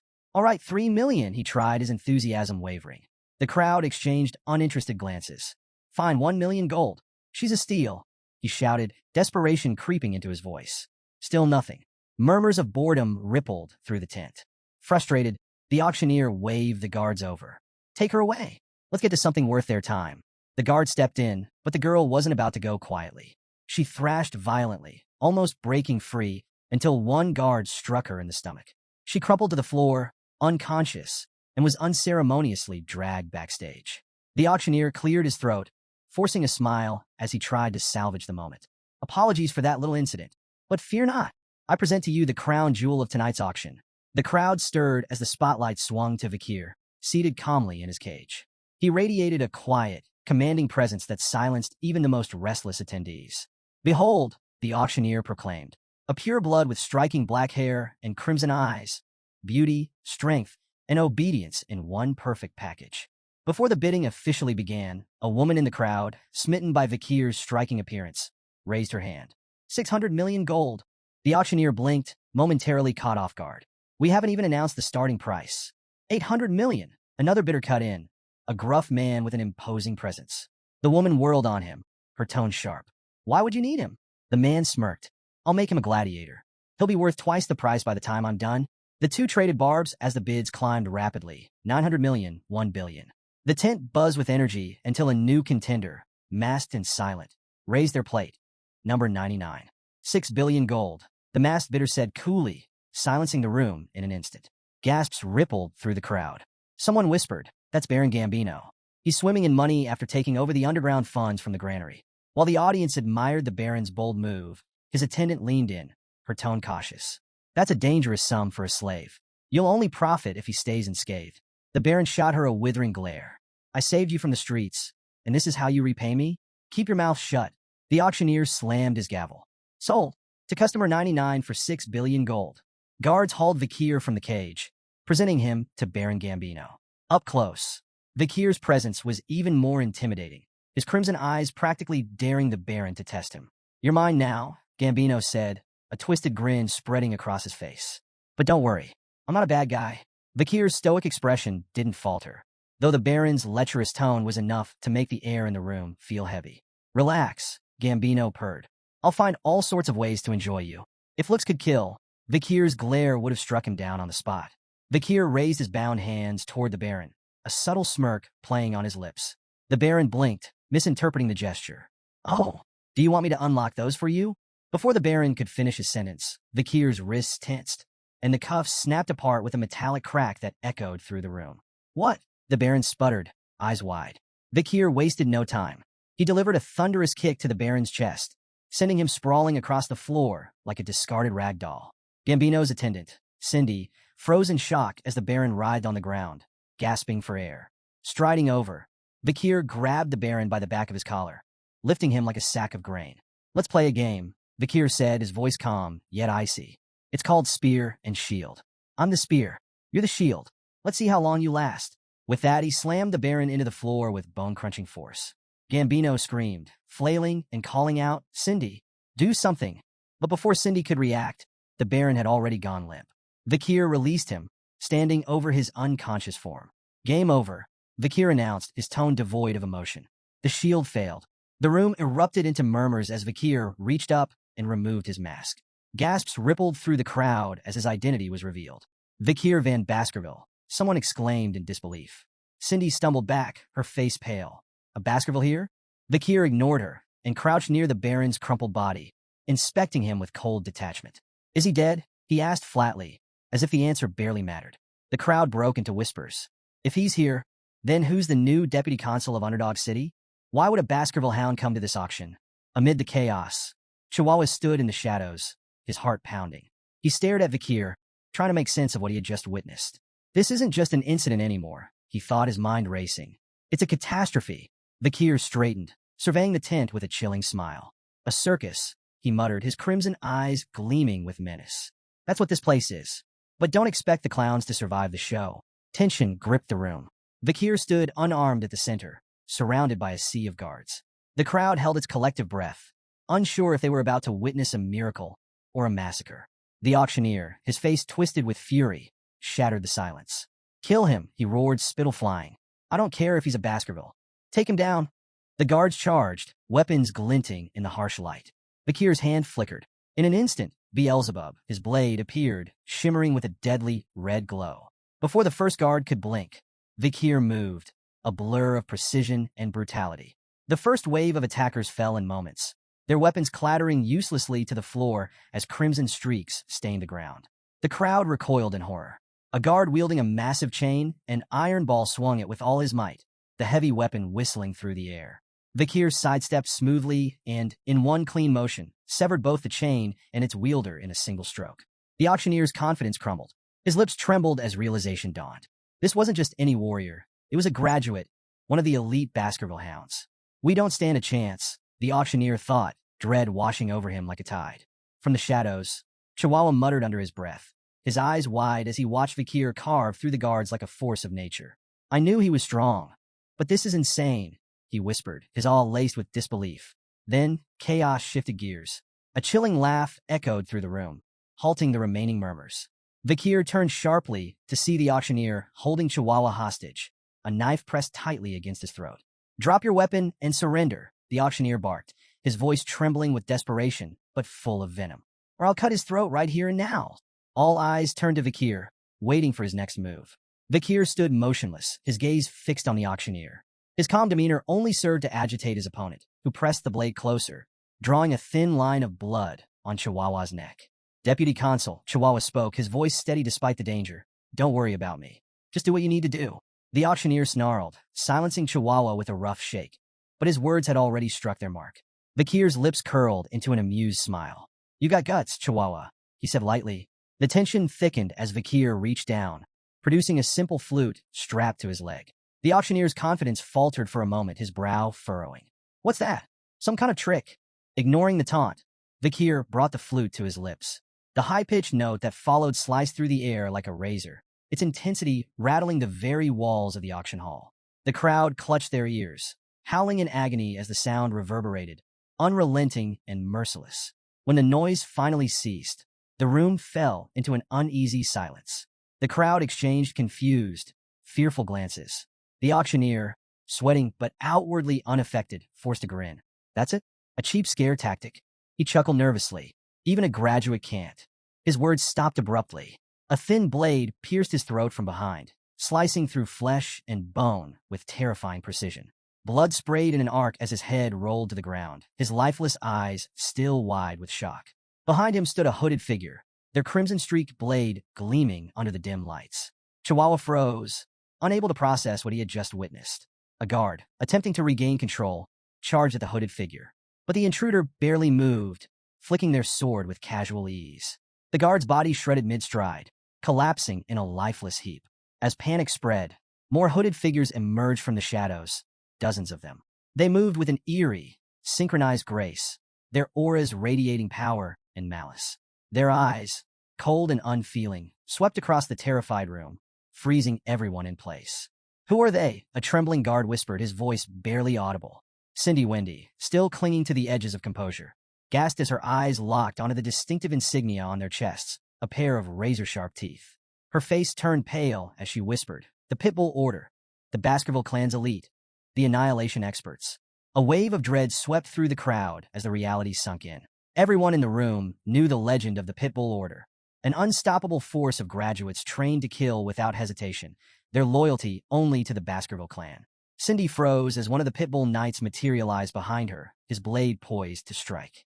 Her heart thundered in her chest, panic seizing her thoughts. "I can't die here, not like this." But just as the knight's sword began to fall, Vakir's voice cut through the chaos. "Leave her alive." The knight halted instantly, lowering his weapon and kneeling in deference to Vakir. Cindy gasped, her chest heaving as relief washed over her. Vakir's gaze swept coldly across the room. "Rip the rest of them to shreds," he ordered, his tone sharp and unyielding. "But spare those lying still. If anyone flinches, kill them without hesitation." The knight nodded and vanished into the shadows like a specter. The hall erupted into a cacophony of screams as the Pitbull Knights carried out their master's commands with ruthless precision. Blades flashed, flesh tore, and pleas for mercy were silenced in an instant. Amid the slaughter, one trembling man lay prone, desperately willing himself to stay motionless. "Don't move. Don't breathe. Just stay down and maybe, just maybe I'll survive this." A knight loomed over him, an imposing figure radiating lethal intent. "I'll wear the cuffs. I'll do whatever you want," the man sobbed, clutching at the last strands of his life. The knight's voice was cold and devoid of empathy. "We don't carry cuffs." The man stammered, confusion breaking through his terror. "Then, what will you do to me?" The answer came without hesitation. The knight's blade flashed, severing the man's legs in a swift, brutal motion. The man's screams echoed through the hall as the knight moved on, uninterested in his suffering. "Those sentenced to execution don't need legs," he muttered flatly. Meanwhile, a figure puffing on a cigar stepped up beside Vakir. It was Boston Terrier Le Baskerville, the formidable commander of the Pitbull Knights. He took a long drag, his sharp gaze appraising the young warrior. "So, what do you think of the Pitbull Knights?" Boston Terrier asked, his tone casual but laced with pride. Vakir gave a curt nod. "They're effective." Boston Terrier smirked. "If you need anything else, just say the word." As he studied Vakir, his thoughts churned. No wonder Brother Hugo is so invested in this kid. At 15, he's already this sharp, fierce and ruthless, a natural fit for us. Placing a hand on Vakir's head, Boston Terrier grinned. "Come join us. I'll raise you into a proper knight." Vakir hesitated briefly before responding, his tone polite but firm. "I'll think about it." Turning, he added, "I have urgent matters to attend to." Boston Terrier watched him leave, a faint frown tugging at his lips. "He's ignoring me," he thought, but instead of irritation, he felt a growing sense of intrigue. "That just makes me want him even more." Vakir slipped into the shadowy storeroom, his eyes narrowing as they adjusted to the dim light. "It's here somewhere," he muttered, prowling between crates and barrels with the precision of a predator. In the corner, a hulking safe caught his eye. For a fleeting second, he considered if it held the nobles' contributions. The thought of dragging it to City Hall for some bureaucratic taxation ritual briefly crossed his mind. "Yeah, no," he dismissed, smirking to himself. "I'm not here to play accountant." His attention shifted to a cage covered with a tattered cloth. As he stepped closer, a faint whimper reached his ears. His smirk vanished, replaced by a grim determination. Yanking the cloth away, he revealed a bruised and battered girl huddled inside. She flinched at the sudden exposure, her tear-streaked face a picture of fear and pain. Vakir let out a frustrated sigh, reaching into his pack. "You're lucky I have this," he muttered, pulling out a shimmering potion, a relic from the Pitbull Knights, known for its legendary healing properties. Carefully tilting the vial, he let a few drops trickle into her mouth. The transformation was almost instant. Wounds knitting together, bruises fading like ink washed away. Her eyelids fluttered open, but the sight of Vakir made her retreat further into the cage, trembling. Vakir frowned. "What's with the fear? Do I look like the bad guy here?" The girl remained silent, staring as if weighing her odds of survival. Vakir stood, unlocking the cage with a practiced twist. "Go," he commanded, his tone firm but not unkind. When she didn't move, he switched to halting barbarian. "Run. Away." Her eyes widened slightly, the recognition of her native tongue flickering in her expression. Yet she hesitated, mumbling something in barbarian that sounded soft, almost pleading. Vakir crossed his arms. "Look, I'm not fluent, but this isn't a language test. The exit's that way." He pointed emphatically.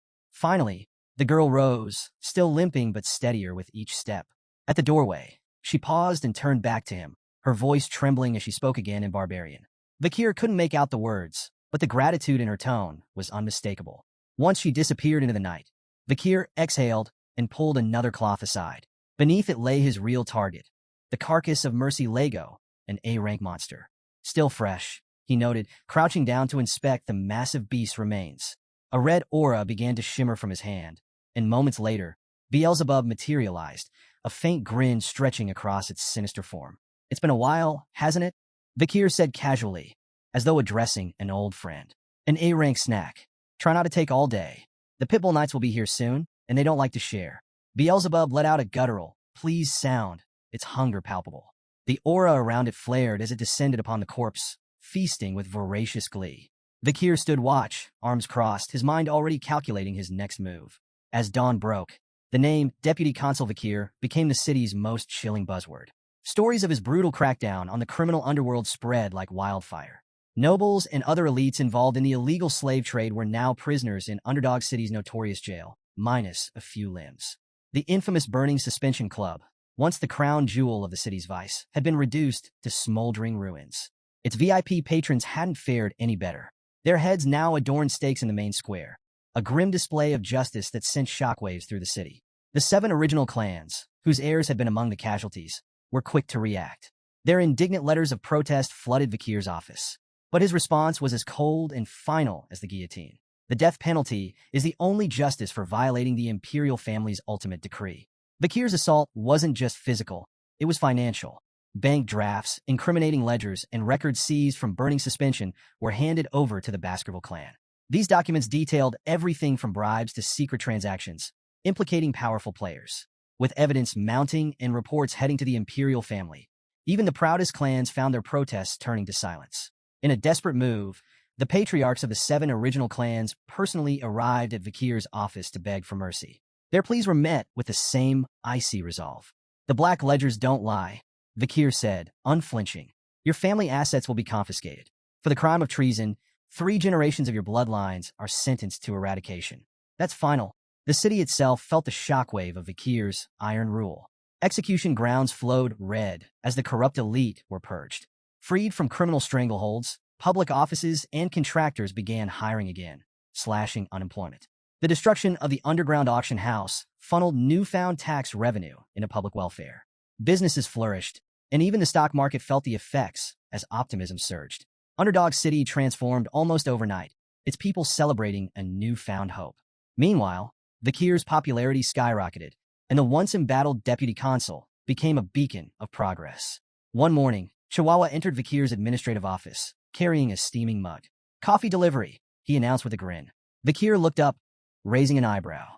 "You're the office manager, not my errand boy." Chihuahua waved off the remark. "Call it gratitude. You saved me at the auction, remember? That clown's knife was way too close for comfort." A rare smirk tugged at Vakir's lips. "Coffee? That's a bit cheap for a life debt." Chihuahua laughed. "Hey, it's not just any coffee. 2 spoons of sugar, extra creamer, and barely any water. Top shelf stuff." Their banter filled the room with an unusual warmth before Chihuahua shifted gears. "How's the transcribing going? Still practicing your writing?"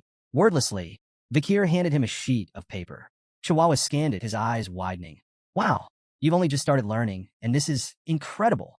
Your handwriting is nearly perfect. Vakir shrugged, downplaying the compliment. Still a long way to go. Besides, you're the one running this office like clockwork. Chihuahua chuckled, but couldn't help feeling awed. Beneath Vakir's stern demeanor lay a man capable of reshaping the city's foundations. He didn't just enforce laws. He understood their purpose, their weight. Watching Vakir at work, Chihuahua silently hoped he'd stay in Underdog City. With Vakir at the helm, it felt like the city was finally on the verge of something extraordinary. Under the pale glow of the moonlight slipping through iron bars, Vakir stood in the shadows of a prison cell. Opposite him, Cindy Wendy, Baron Gambino's former attendant, sat bound and blindfolded, her defiant posture stark against the cold walls. Breaking the silence, Vakir spoke, his tone apologetic yet distant. I should have come sooner, but duty kept me. Cindy Wendy, isn't it? She ignored the question, her voice cutting through the air like ice. Why did you spare me? Vakir stepped forward, removing the blindfold with deliberate calm. Their eyes met, his crimson gaze steady. Because I need answers. Her lips twisted into a bitter sneer. So that's it? You only kept me alive to interrogate me. Ignoring the jab, Vakir began pacing slowly, his words precise. Baron Gambino's meteoric rise wasn't natural. A nobody doesn't climb the ladder that fast without help. That help was you. Your talent for generating wealth made him untouchable. If you'd chosen a different path, you could have been a respected merchant, maybe even a banker. He stopped in front of her, dragging a chair noisily across the floor. Sitting down, he locked eyes with her. Let's keep this simple. Answer my questions honestly, and you'll walk free. Refuse, and his voice trailed off ominously, leaving the alternative to her imagination. Cindy's eyes narrowed as she bit her lip, wrestling with her anger before spitting out a reply. Fine, I'll answer. Vakir leaned back, his first question direct and unsettling in its simplicity. How would you rate my performance as a law enforcer? Her laugh was sharp and mocking. A shining beacon of justice in Underdog City, she quipped, sarcasm oozing from every word. Unmoved, Vakir leaned forward. Mockery's a dangerous game, Cindy. Play along, or the deal's off. With an exasperated sigh, she dropped the act. Fine, you're doing well. Happy. Vakir's demeanor shifted instantly, his grin sudden and wolfish. Rising, he closed the distance between them, gripping her chin. His voice dropped to a chilling tone. Why do you think I'm doing well? Cindy stiffened, sweat beading on her brow as his crimson eyes bored into her. Releasing her, Vakir returned to his chair, gesturing for her to speak. Grinding her teeth, Cindy finally relented. Because you enforce order with fear. People listen, but not because they respect you. They're terrified. You crush criminals and boost your authority, but you're planting seeds of hatred at the same time. That hatred will grow, and one day, it'll burn everything you've built. She paused, her gaze hardening. And the Baskerville clan? They won't tolerate your rise. They don't like threats to the throne, and you're becoming one. Vakir's face remained unreadable, absorbing her words like a stone soaking in rain. After a moment, he asked, What's your solution then? How would you navigate this? Cindy locked eyes with Vakir, her voice calm but firm. If you want to survive, return all your authority and accomplishments here to the Baskerville clan and its leader. Keeping the spotlight on yourself will only make you a target. She paused, then added, Find a place where your power won't draw attention. Somewhere like the life-engulfing forest or the Imperial Academy. Among your peers, you can blend in, hide your strength, and slip out of the Baskerville clan's crosshairs. Cindy's tone softened slightly. If you do this, the clan leader will eventually bear the consequences in your place. Vakir said nothing at first, his gaze distant. The silence grew heavy, and Cindy's breath hitched as an overwhelming wave of bloodlust radiated from him. The air turned suffocating, the weight of his unspoken menace pressing down like a predator, sizing up its prey. When he finally spoke, his voice was calm, but laced with steel. I understand your suggestion, he said. It's like asking a loyal hunting dog to turn its fangs on its own master. His crimson eyes locked onto hers, the mix of bloodlust and cold calculation behind them unyielding. Yet Cindy, despite the shiver crawling up her spine, held his gaze with an unsettling calm. It's the only way to escape the Baskerville clan's hatred, she said evenly. A faint smile tugged at Vakir's lips. Not bad, he remarked. Your thoughts align suspiciously well with my own. To Cindy's surprise, Vakir stepped forward and unlocked her handcuffs, the metal clattering to the floor. She stared at him in disbelief.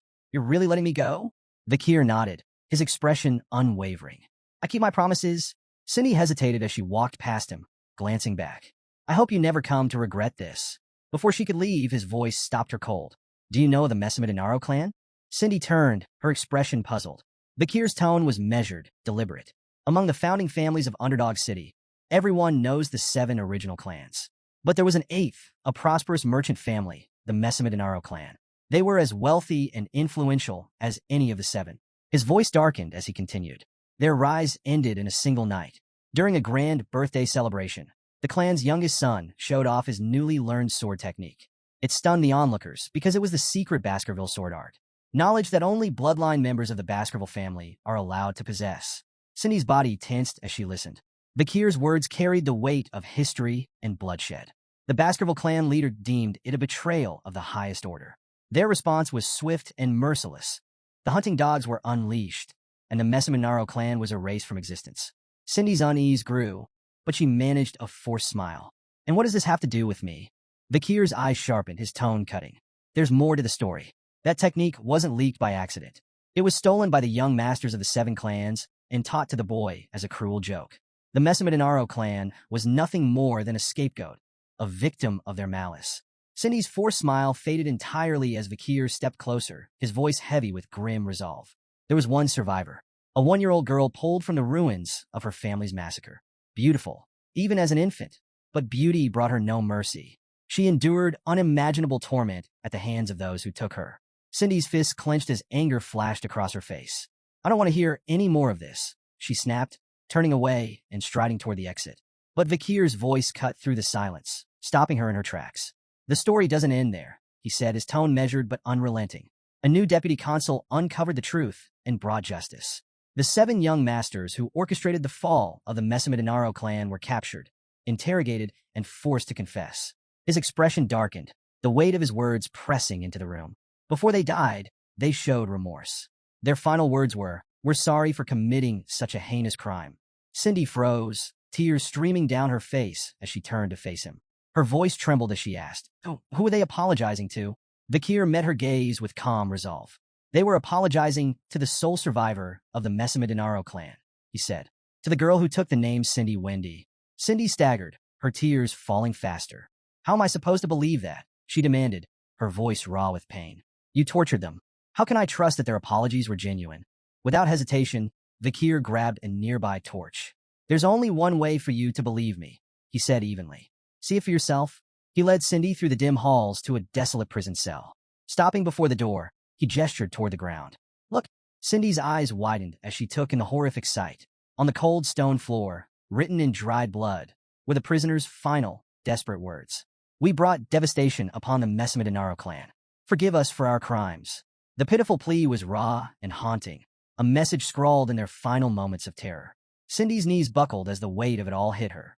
Overcome, she clutched her stomach and retched, tears streaming down her cheeks as she trembled. Vakir stood behind her, his voice steady but laced with an edge of cold purpose. Even though they suffered and died, the vengeance of the Messamedinaro clan isn't finished. There's still one more clan that must pay for what they've done. He knelt slightly to meet her gaze, his crimson eyes burning with intensity. "Hate the Baskervilles. You have every right to despise us." As a survivor of the Messamedinaro clan, Cindy wiped her mouth with the back of her hand, her tears refusing to stop. "Why are you doing this?" she asked, her voice hoarse. "Why are you helping me? You're a Baskerville yourself." Vakir's lips curled into a faint smirk. "You're asking the wrong question." Cindy pushed herself to her feet, brushing off the dust as she steadied her shaking frame. Without another word, she began to walk away, but at the door, she paused and turned back to him. Her expression was calm now, her voice steady. "I understand," she said quietly. "Vakir van Baskerville, I owe you a debt."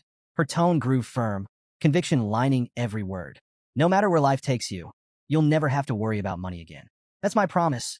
With that, she disappeared into the shadows of the hallway. Vakir stood in silence, watching her go until her footsteps faded into the distance. Then, almost to himself, he muttered with a faint smirk, "I'll hold you to that promise." The next morning, Chihuahua burst into Vakir's quarters, full of energy. "Deputy Consul, it's time to..." He started but froze mid-sentence. The scene before him was something out of a nightmare. Blood-soaked sheets and lifeless bodies scattered across the room. Vakir stirred, stretching lazily before rubbing his eyes. "Good morning," he greeted casually, as though nothing were amiss. Chihuahua's jaw nearly hit the floor. "Good morning. What about?" "All the corpses," he shouted, pointing wildly. Vakir glanced around at the carnage, his expression nonchalant. "Oh, those? Looks like I killed them in my sleep, he replied with a shrug. Chihuahua stared, utterly horrified. Are you serious? Vakir chuckled lightly. Relax, I'm kidding. As they made their way down the hallway, Chihuahua shot him a wary look. Deputy Consul, I have to ask, what was your childhood like? Vakir smirked, amusement dancing in his crimson eyes. Didn't find my joke funny? That's not what I meant, Chihuahua muttered, exasperated. Vakir's tone turned thoughtful, almost distracted. Lately, I've had some inconveniences. Poison arrows, acid snipers, arson attacks, 2 near misses with runaway carts, the usual. Think I've caught someone's attention? Chihuahua stared at him in disbelief. You're insane. Ignoring the comment, Vakir's mind drifted to Beelzebub, the weapon fused to his arm. His latest skill, Hellish Buffalo's Tough Life, obtained from the illegal auction, had proven incredibly effective despite its risks. With Beelzebub's slots now filled by burn injury Cerberus, hemorrhage hellhound, and tough life hellish buffalo, Vakir's body was enhanced beyond recognition. Combined with the river Styx's modifications, his skin had become so resilient that even elite assassins had failed to harm him. But while the power was satisfying, the relentless attempts on his life were becoming more than just an irritation. I need to figure out who's behind these attacks and deal with them, Vakir muttered, his tone sharp. Chihuahua, still processing Vakir's casual recount of near-death experiences, nodded nervously. That sounds like a good idea. As they approached the courtyard, both noticed a carriage waiting nearby. The flag it bore was unmistakable, the Baskerville crest. They've sent someone from the main family, Vakir said, his tone growing serious. The carriage door opened, and a figure stepped out. Chihuahua immediately began sweating bullets, his posture stiff as he whispered to himself. No way. It's really him. Vakir, by contrast, remained calm, his crimson gaze steady. The figure descending from the carriage was none other than John Barrymore, the legendary head butler of the Baskerville household. John greeted Vakir with a warm smile. It's been quite a while, hasn't it? Vakir inclined his head politely. You look well, head butler, he replied. The butler chuckled as he approached. Do I? I've always believed you'd do well since leaving the main residence. Just luck, Vakir replied modestly, his expression betraying little. Nearby, Chihuahua was awestruck. John Barrymore wasn't just a servant. He was the servant, a man who had faithfully served the fearsome Baskerville family for 4 generations. Meeting him was like standing in the presence of a myth. Breaking the moment, Vakir addressed John directly. What brings you here, head butler? John's ever-present smile didn't falter as he delivered his message. The patriarch has been following your progress and is pleased. He's ordered you to return to the main residence. Vakir blinked, momentarily thrown. Hugo is pleased, he thought, struggling to picture such a concept. In his mind, he imagined his stern Uncle Hugo smiling, an image so absurd he almost laughed out loud. At the Baskerville estate, Hugo Le Baskerville, the clan patriarch, sat at his desk, his piercing gaze fixed on a newspaper article with a peculiar headline. The most beloved figure among Underdog citizens, Vakir. The piece listed several awards Vakir had earned. Most trusted by merchants, most loved by farmers, most respected by children and scholars, most targeted by assassins. Hugo's sharp eyes scanned the page before looking up at Vakir, standing silently before him. The Baskervilles have always been known for their weapons, not their wits, Hugo remarked bluntly. But with your actions, perhaps we can change that reputation. He nodded, a faint trace of approval in his expression. You've done well, Vakir. Vakir bowed deeply, placing a hand over his chest. I only did what was expected of me. Yet inwardly, he couldn't help but wonder if Hugo's rare praise masked another layer of intent. Was that faint smirk truly pride, or something far colder? Hugo leaned back in his chair, his tone commanding. Reward and punishment must always suit the occasion. You've earned your reward. You will be attending the Coliseum Academy this year. Vakir nodded, unsurprised. He had anticipated this move. The Coliseum Academy was the Empire's premier institution for the elite, accepting only the children of aristocracy and royalty. Its strict dormitory rules and unparalleled security made it the perfect training ground for the future rulers of the Empire, and an ideal way for Vakir to grow stronger while keeping a safe distance from Hugo's scrutiny. Hugo continued, mentioning his intent to send companions with Vakir, but admitted he hadn't decided who. Do you have any siblings you prefer to take with you? He asked. Vakir answered smoothly, Highborough, Middleborough, and Lowborough. We're closest. Internally, he thought of them less as companions and more as reliable punching bags. Hugo nodded, seemingly satisfied. Done. He then asked Vakir if he recalled a plan they had discussed when he was just 8 years old. Vakir's mind immediately went to their joint training with the Morgs. You're referring to the plan to lend the ruby mines to the Morgs and use them to wipe out the barbarians? A smirk spread across Hugo's face. Exactly. And it worked. Intrigued, Vakir pressed for details. Hugo explained that the Morgs, seeking Baskerville support for a joint raid, had approached them with humility. The alliance was already yielding promising results. Switching topics, Hugo added one final task before Vakir's departure. Inspect the territory. Ensure the laws you implemented are being upheld. It will be educational. Vakir bowed once more. I'll follow your orders, Patriarch. The next day, Vakir and Chihuahua stood at the city gates. Tears streamed down Chihuahua's face as he waved frantically. Deputy Consul, I'll do my best to manage everything while you're gone. Vakir turned slightly, glancing back at the emotional Chihuahua. Though he said nothing, he silently noted that this parting was likely permanent. As Vakir and his small group traveled farther from the city, the quiet was broken by his voice, sharp and commanding. Come out, now. In an instant, dozens of figures dressed in black emerged from the surrounding trees and rocks, encircling the group. One of them stepped closer to Vakir, removing his head covering to reveal his face. The man stepped forward, removing his hood to reveal a sharp face and an air of confidence. Staffordshire Baskerville, he introduced himself. Knight of the Pitbull Order. Vakir nodded in acknowledgement. Thank you for waiting. I wanted the departure to proceed in an orderly fashion. Staffordshire waved off the apology. No trouble at all. Our mission is to safely escort you to the Morgs family's juvenile fortress. Vakir's expression remained calm as he asked, Any word from my uncle, Boston Terriers? Staffordshire chuckled. He's doing well, but he's been relentless about trying to recruit you into the Pitbull Order ever since the slave auction incident. A faint smirk tugged at Vakir's lips. Internally, he couldn't help but feel uneasy about his uncle's obsession. It bordered on fanatical. The group eventually reached a hilly region where farmers worked the land with quiet diligence. Vakir gestured toward the fields. Is this the territory we lent to the Morgs? Staffordshire nodded. That's right. Everything seems peaceful here. No signs of trouble. Vakir's eyes swept across the farmland, his sharp gaze taking in every detail. Though the stated purpose of their mission was a routine inspection, Vakir knew the real goal, to eliminate the barbarians. As they moved on, Staffordshire provided more information. The Morgs family has assembled quite the force. 3 delegates, 30 members of the lower house parliament, and around 100 unaffiliated mages.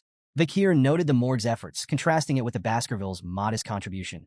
Just himself, a dozen knights, and the elite forces stationed on standby beyond the mountains. Hugo's parting words echoed in his mind. Observe the barbarians' way of life. It'll serve you well. The fortress came into view, looming in the distance. Its surroundings were grim. Dead trees littered the landscape, their branches adorned with skeletons swaying in the breeze. Vakir observed the macabre scene. A mage's handiwork, he remarked. Clearly a message from the Morgs to the barbarians. Staffordshire shuddered. It's unsettling to say the least. But Vakir's thoughts drifted to Camus Morgs. How much had she changed since their last encounter? As they neared the gates, 3 figures appeared on top of the walls. A stern voice called out, State your business. Vakir and Staffordshire looked up, surprised. Standing above them were 3 identical girls, their expressions equally defiant. One stepped forward confidently. No one passes without our permission. The other 2 immediately echoed her words in perfect unison. Vakir sighed inwardly. The 3 flowers. The infamous Morgs triplets, High Sis, Middle Sis, and Low Sis, were well known for their chaos and unpredictable behavior. People often joked that their combined insanity could rival the gods themselves. Steeling himself, Vakir stepped forward. I am Vakir of the Baskerville Envoy team, here to inspect the territory and strengthen relations. Open the gates. High Sis crossed her arms, unimpressed. I need to report to the person in charge first, she said smugly. You'll get your response tomorrow. Irritation flickered across Vakir's face. You're denying me entry into my own land? High Sis smirked, and the other 2 followed suit. Tenant protection law, she retorted, her tone dripping with mockery. Don't look down on us just because we're renters. That law, it's from your family after all. Vakir's temple throbbed with annoyance as the mocking tone of High Sis grated against his nerves. A familiar red aura flickered faintly around his hand, a reflection of his growing irritation. He exhaled slowly, reining in his anger before it boiled over. Keeping his voice calm, but icy, Vakir replied, I've amended the law. It now allows me to evict tenants I dislike. His words were sharp enough to cut through the tension. Open the gates. Now. A wave of killing intent radiated from Vakir, slamming into the triplets like a physical force. The sudden surge of bloodlust made them hesitate, a flicker of fear flashing across their faces. High Sis, recovering quickly, glared at Vakir and sneered. We've heard about the psycho kid running Underdog City, but we've dealt with enough lunatics to know how to handle you. With a swift motion, she cast a spell, aiming it near Vakir. The explosion shook the ground, sending his horse rearing in fright. From above, Lo-Sis shouted, "Don't even think about stepping on a Morg's territory without permission." Her insults sharpened. "Stupid swordsman. You think you can handle us? I'd love to see the so-called rising star of the Baskervilles try." Beside Vakir, Staffordshire's expression darkened as he instinctively drew his sword. "This won't end with words," he muttered grimly. Vakir signaled his readiness, a cold resolve settling over him. But before they could act, voices erupted from their group. "These girls don't even know their place." One member spat angrily. Another chimed in, his voice dripping with disdain. "Their words are absurd." The familiarity of the voices caught Vakir's attention. He glanced toward the hooded figures in his group, his thoughts turning. "I've heard those voices before." The Morgs triplets exchanged amused glances, their confidence unshaken. High Sis scoffed. "Mere underlings." Middle Sis smirked. "You think you outrank us?" Low Sis sneered. "You don't even know your place." But the three hooded members of Vakir's group stepped forward, their movements deliberate. "Not us," they declared firmly. In unison, they removed their hoods, revealing their identities. Vakir's eyes narrowed. Of course, it was the Baskerville triplets. High Burrow, Middle Burrow, and Low Burrow. Standing tall and radiating confidence, the triplets pointed toward Vakir and declared in unison, "He is the symbol of Baskerville." Turning to Vakir with matching grins, they added, "Leave this to us." Vakir's expression twisted into one of exasperation. "Great," he muttered, pinching the bridge of his nose. "My annoyance has just doubled." Despite his irritation, the scene unfolded with the over-the-top theatrics only the Baskerville triplets could provide. Vakir, though thoroughly vexed, knew their motives well enough. High Burrow glanced back at Vakir, his tone brimming with gratitude. "Thanks for recommending us to the academy. Don't worry, we've got this handled." Vakir's thoughts raced as he pieced together their intent. So, this is about the academy? Typical. To him, they were glorified sandbags, clumsy, brainless, but undeniably loyal. With the right training, they could at least be molded into effective soldiers. A faint smirk crossed Vakir's lips as he decided to humor them. "Fine, I'll leave this to you, older brothers." The Baskerville triplets practically glowed with pride at Vakir's begrudging acknowledgement. They stood straighter, their confidence soaring. Meanwhile, Morg's three flowers looked on with disdain. High Sis sneered, her voice dripping with contempt. Pathetic, clinging to each other like scared little children. The Baskerville triplets, unfazed by the insult, responded in perfect unison by flipping them off. "No, you're the fools," they retorted, their defiance as synchronized as their gestures. High Sis's face twisted with anger, joined by Middle Sis and Low Sis, who bristled at the audacity. "They need to be taught a lesson," High Sis growled, her tone promising retribution. As the tension thickened, Vakir's thoughts wandered to memories of the Morgs triplets before his regression. He remembered them as formidable mages, each with a distinct affinity, water, earth, and nature.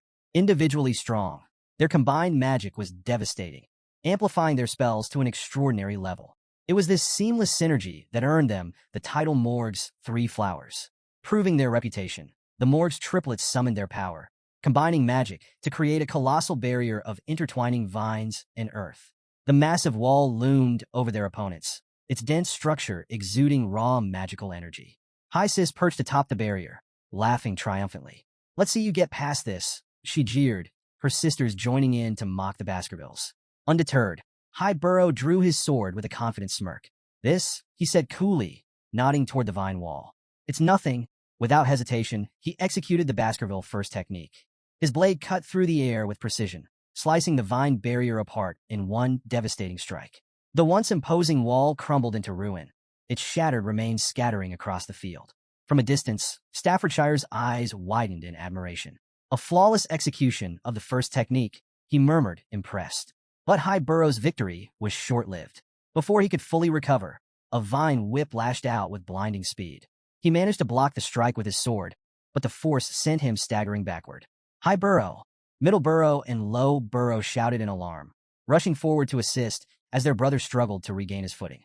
Perched atop the wreckage of her barrier, Low Sis smirked down at the Baskervilles. "Your pathetic swords will never reach us," she taunted, her voice brimming with confidence. The Baskerville triplets' expressions darkened, their anger flaring like hunting hounds scenting blood. The air between the two groups grew heavy with unspoken tension, the promise of further violence thick in the atmosphere. Staffordshire turned to Vakir, observing his calm demeanor amidst the chaos. "Enjoying the show?" he asked, a trace of amusement in his tone. Vakir raised an eyebrow, unimpressed. "What exactly do you mean by show?" Staffordshire gestured toward the clash. The age-old debate. Magic versus swordsmanship. Magic channels mana from the surroundings to amplify elemental power, while swordsmanship focuses a warrior's own energy for pure, explosive strength. Watching the two collide, it's fascinating, don't you think? Vakir sighed, his crimson eyes narrowing in exasperation. If you put it like that, I'm part of this debate too. Staffordshire smirked knowingly. True, but let's face it, you've already left everyone else in the dust. Vakir, however, was far from entertained. His expression hardened with frustration as he glanced at the ongoing clash. They're all wasting my time. If only they'd wipe each other out and save me the trouble. I've got more important things to deal with than refereeing a squabble between overgrown children. His thoughts drifted to his mounting responsibilities. Between managing the chaos of Underdog City and finding a capable supervisor, his patience for pointless bickering had long since worn thin. A fiery explosion erupted across the battlefield, silencing the chaos in an instant. A commanding voice, filled with anger, cut through the smoke and flames. What are you fools doing in front of my territory? High Burrow, momentarily distracted, tried to seize the advantage against High Sis, but the battle's tide shifted dramatically as a massive wall of fire surged forth. The blast shook the ground, leaving everyone momentarily stunned. Staffordshire tensed at the overwhelming display of magic, while Vakir stood unfazed, a faint smirk on his lips. If we're lucky, that might have incinerated them all, he muttered dryly. To his annoyance, the Baskerville triplets emerged from the smoke, coughing and stumbling, singed but alive. Vakir clicked his tongue in irritation, glaring at them. High Burrow wiped soot from his face, still in shock. What the hell was that? Middle Burrow, equally rattled, spun toward the source of the attack. Who's behind this smoke wall? He shouted. As the haze began to dissipate, the Morgs triplets came into view. High Sis and Middle Sis, usually so smug, were visibly shaken, their confidence cracked. If I dodged a second later, I'd be dead, High Sis muttered, trembling. Low Sis clung to her sisters, her voice shaking. What kind of monster uses fire magic like that? From atop the fortress gate, a figure stepped forward, flames still flickering in her hands. Her presence exuded authority, silencing the battlefield. Camus Morgs. Her voice sliced through the tension. I can't forgive anyone who causes trouble in the territory I manage. She leapt down gracefully, landing in front of the Morgs triplets. Her cold gaze pierced through them, and High Sis scrambled to explain. We were trying to stop the invaders, she stammered. Low Sis pointed accusingly. It was their fault. They started it. Camus didn't flinch, fixing them with a withering glare. First of all, address me properly. I'm the vice head of this fortress, not someone you can call Camus so casually. Her sharp tone sent Middle Sis into a panic. Hastily, she corrected herself and addressed Camus with the proper honorific. Camus' gaze shifted to the skeletons swaying ominously in the trees. If you don't want to end up like them, she said icily, I suggest you think more carefully next time. Middle Sis squeaked in fear, bowing repeatedly as she apologized on behalf of her sisters. Camus turned her attention to Vakir, her eyes narrowing before recognition dawned.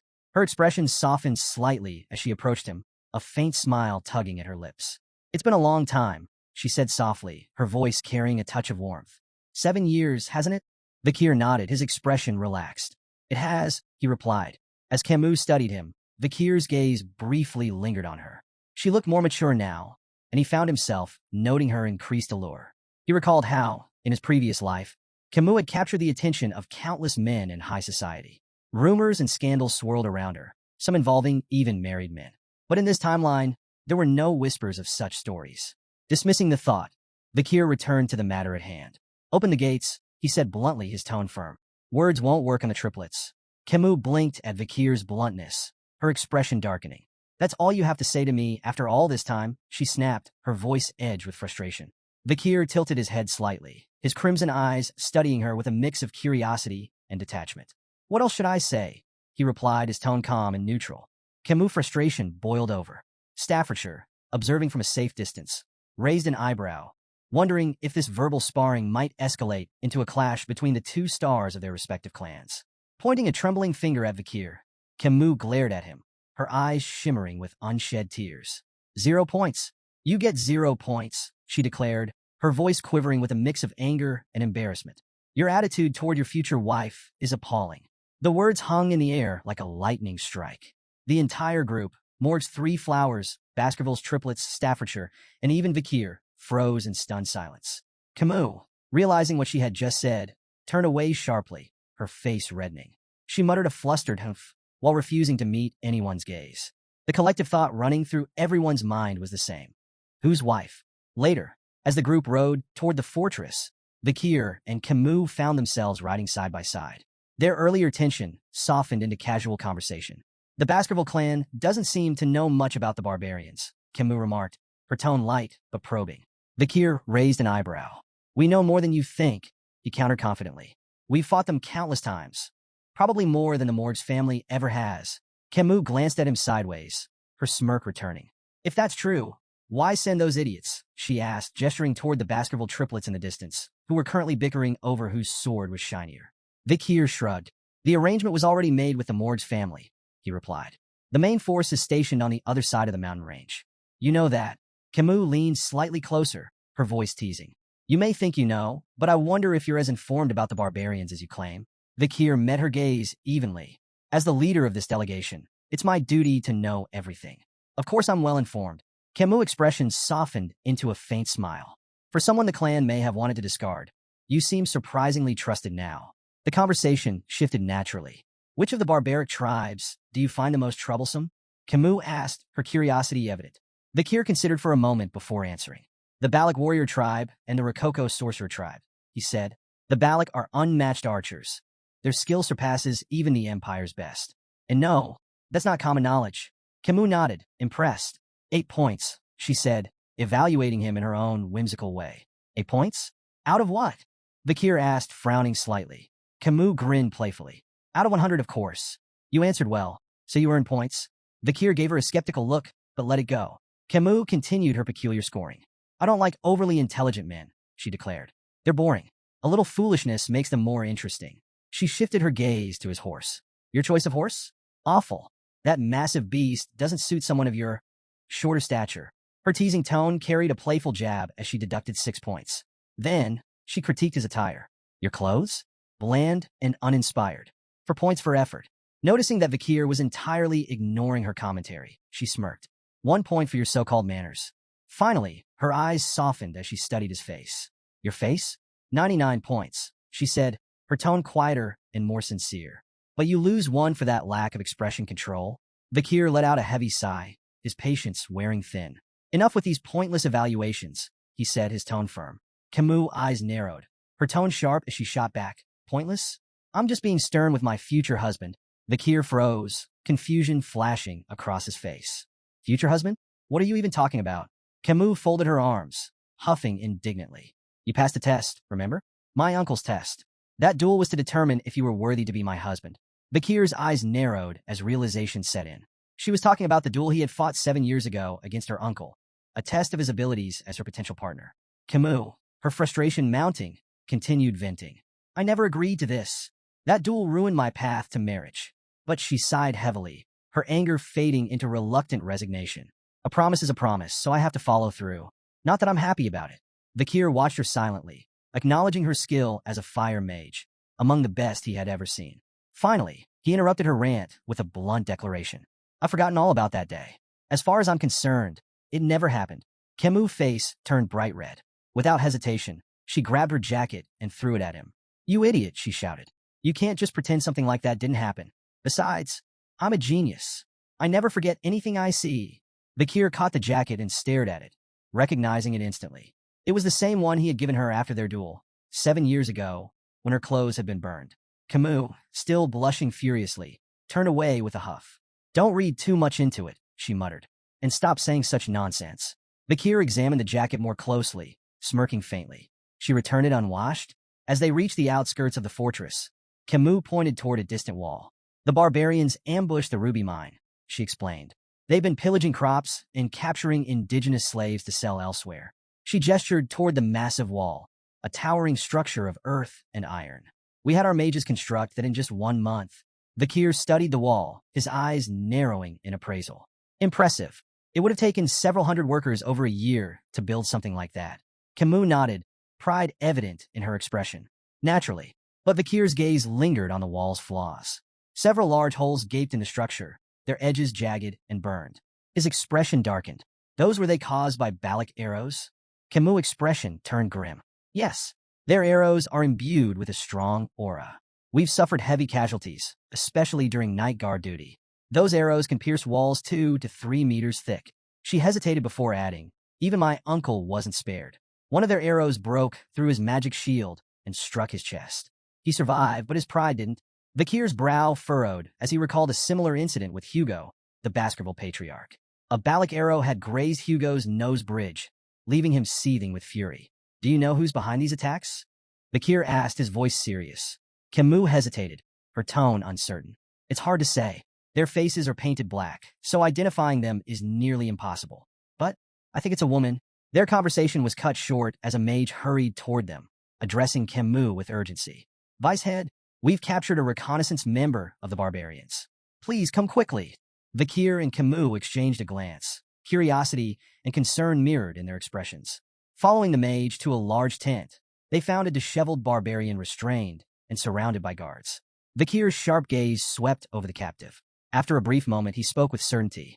This one's from the Rococo sorcerer tribe. Camus turned to the mage, her expression firm. Have you been able to extract any information from him? The mage shook his head, frustration evident. He's uncooperative.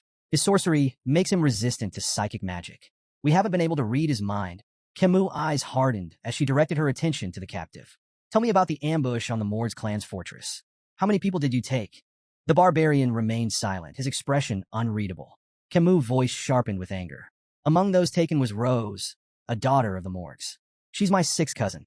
Tell me, what have you done with her?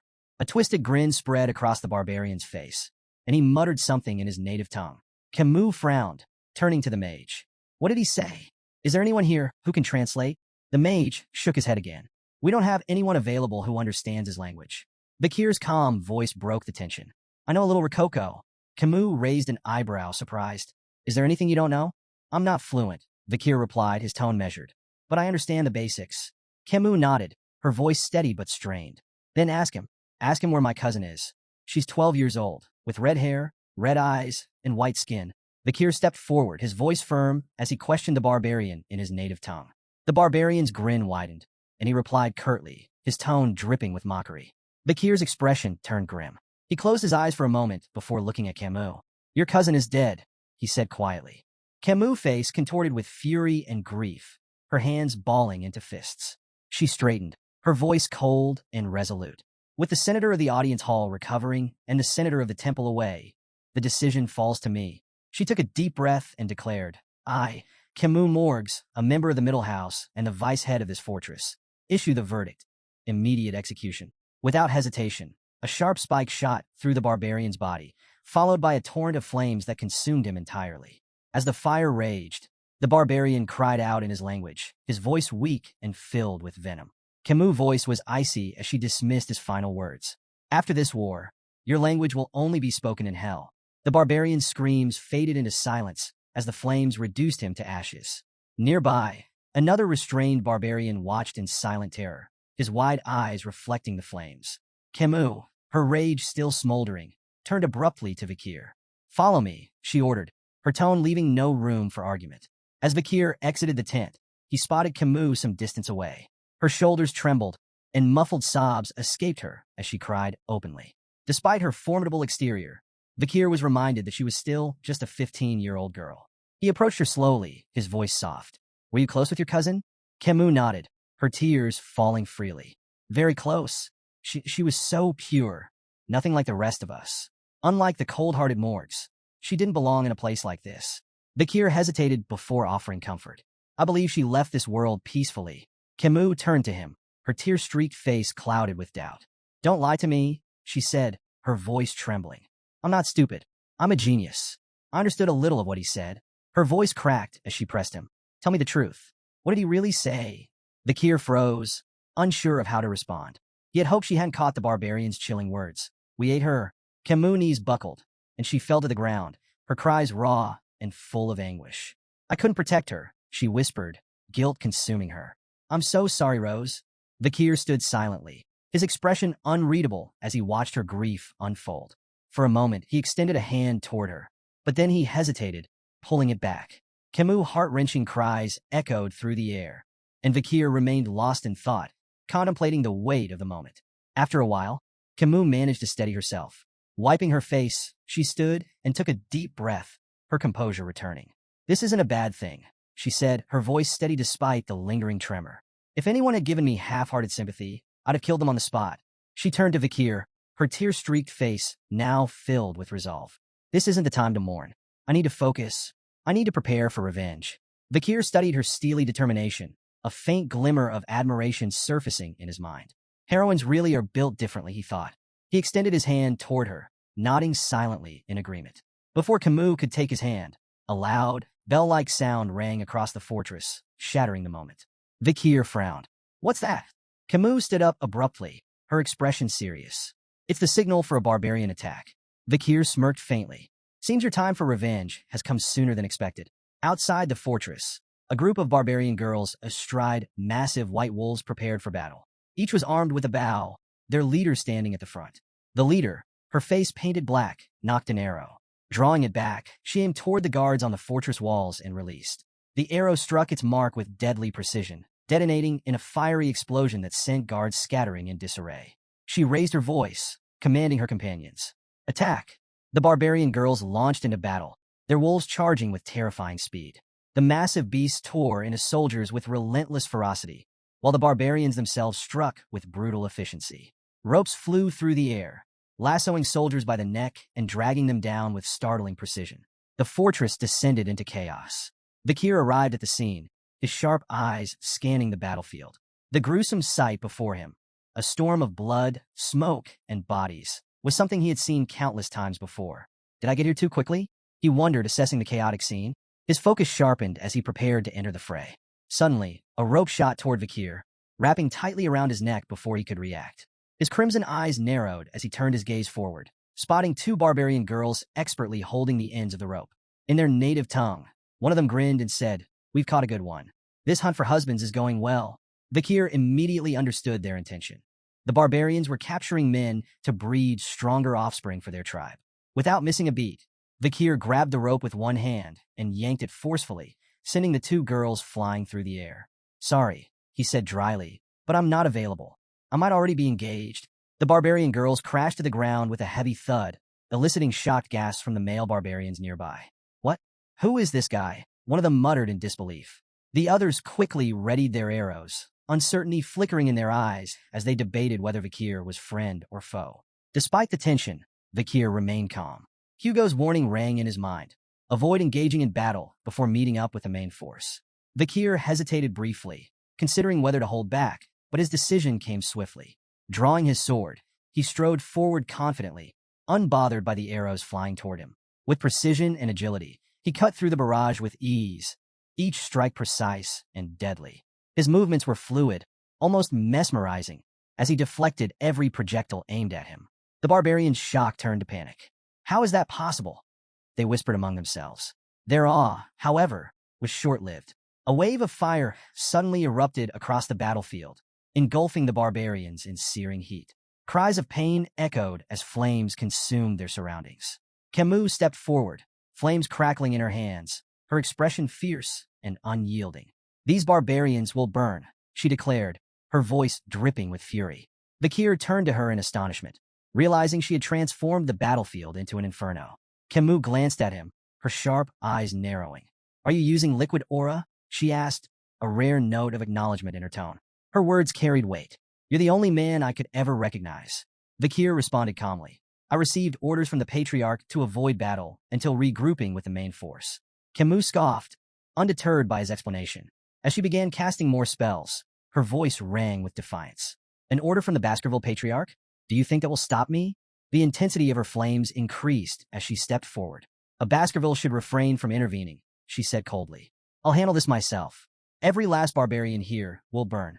Camus unleashed a series of devastating fire spells, setting the battlefield ablaze. The sheer heat distorted the air as flames roared across the terrain, consuming everything in their path. Vakir watched in astonishment, quickly recognizing her technique. Burned, a powerful fire spell. His sharp gaze caught the details of her casting. She was using a quadra-casting method, layering 4 simultaneous fire spells to amplify their destruction exponentially. Driven by her rage and thirst for vengeance, Camus poured her all into the attack, leaving a scorched wasteland in her wake. Suddenly, from the shadows, a barbarian perched on a wolf's back raised a blowgun and fired. The poison needle struck Camus in the neck before she could react. Her body stiffened, and she winced as the poison coursed through her veins. Her legs buckled, and she collapsed to the ground, her movements sluggish and uncoordinated. Through blurred vision, she spotted her attacker, the barbarian grinning smugly as he reloaded his blowgun. Vakir observed the scene, clicking his tongue in annoyance. She's more trouble than I thought. A rope shot toward Camus, aiming to ensnare her, but Vakir's hand snapped out, catching it midair with ease. Camus, despite the poison weakening her, managed a faint smile. Nice catch, she murmured. Vakir glanced down at her, his voice blunt. We should retreat. Camus' eyes flashed with defiance. What about the farmlands? The captives? It's wiser to wait for the Baskerville main force. Vakir replied firmly, his tone leaving little room for argument. But Camus shook her head, her resolve unshaken. I won't retreat. I can't. Not after what the barbarians did to my cousin. Vakir sighed, frustration flickering across his face. You need to make a rational decision. Before he could say more, his instincts flared. Spinning on his heel, he ducked just as an arrow whizzed past his head, narrowly missing him. His sharp gaze locked onto the attacker, a barbarian girl with piercing, focused eyes, her bow poised for another shot. Could this be the destructive power Camus mentioned? Vakir wondered, noting the precision of her attack. Lost in thought, Vakir was caught off guard when another barbarian lunged forward, grabbing Camus and retreating swiftly into the chaos. Vakir! Camus cried out, her voice filled with desperation as she was pulled away. Vakir's expression darkened, frustration boiling beneath his calm exterior. Memories surged of a younger Camus Morgs, once held captive by barbarians. He recalled her fierce return, wiping out an entire group of captors and earning the title of queen. Snapping back to the present, Vakir knew he couldn't let history repeat itself. The barbarian girl he had spotted earlier lunged at him with startling agility, breaking his train of thought. Her movements were swift, deliberate, and precise. Vakir evaded her strike, his focus sharpening. To his surprise, she wielded her bow as a melee weapon, swinging it with deadly force. She followed up with a chi-infused kick, catching Vakir off guard and sending him sliding backward across the dirt. Regaining his footing, Vakir quickly assessed the situation. Her technique was far more refined than the other barbarians he'd encountered. She wasn't just another warrior. She was elite. Do I need to go all out? He wondered. Before he could act, the barbarian girl surprised him further. Attempting to speak his language, she said haltingly, We meet again. Vakir's eyes narrowed as recognition dawned. She was the same girl he had freed at the slave auction. Though he had once shown her mercy, he couldn't help but inwardly label her a troublemaker. The girl met his gaze with a sly smirk, as if enjoying the unexpected reunion. Memories of that fateful auction flickered through Vakir's mind, of shattering her chains and granting her freedom. Now, faced with her again, he hesitated. Breaking the tense silence, he asked coldly, Is this how you repay kindness? With revenge. The girl chuckled, her smirk widening. Not revenge for you, she said, her tone steady despite her broken grasp of the language. For them, the Morgs, they captured me, enslaved me. I repay them now. Her words were clear. Their paths had crossed by chance, not intent. Mounting her wolf with effortless confidence, she glanced down at him. Your girl, Camus. She's next leader of Moore's clan. She pointed into the distance where the chaos of battle raged. If you want her back, follow. With that, she urged her wolf forward, disappearing into the fray with an air of challenge. Vakir stood still, weighing his options. His crimson eyes burned with resolve as he debated whether to unleash the full extent of his strength. The tense moment was shattered by the arrival of Adolph Morgs, Camus' uncle, whose imposing presence instantly heightened the tension. Without wasting a second, Adolph began casting a spell, his voice laced with disdain as he demanded the barbarians return his niece.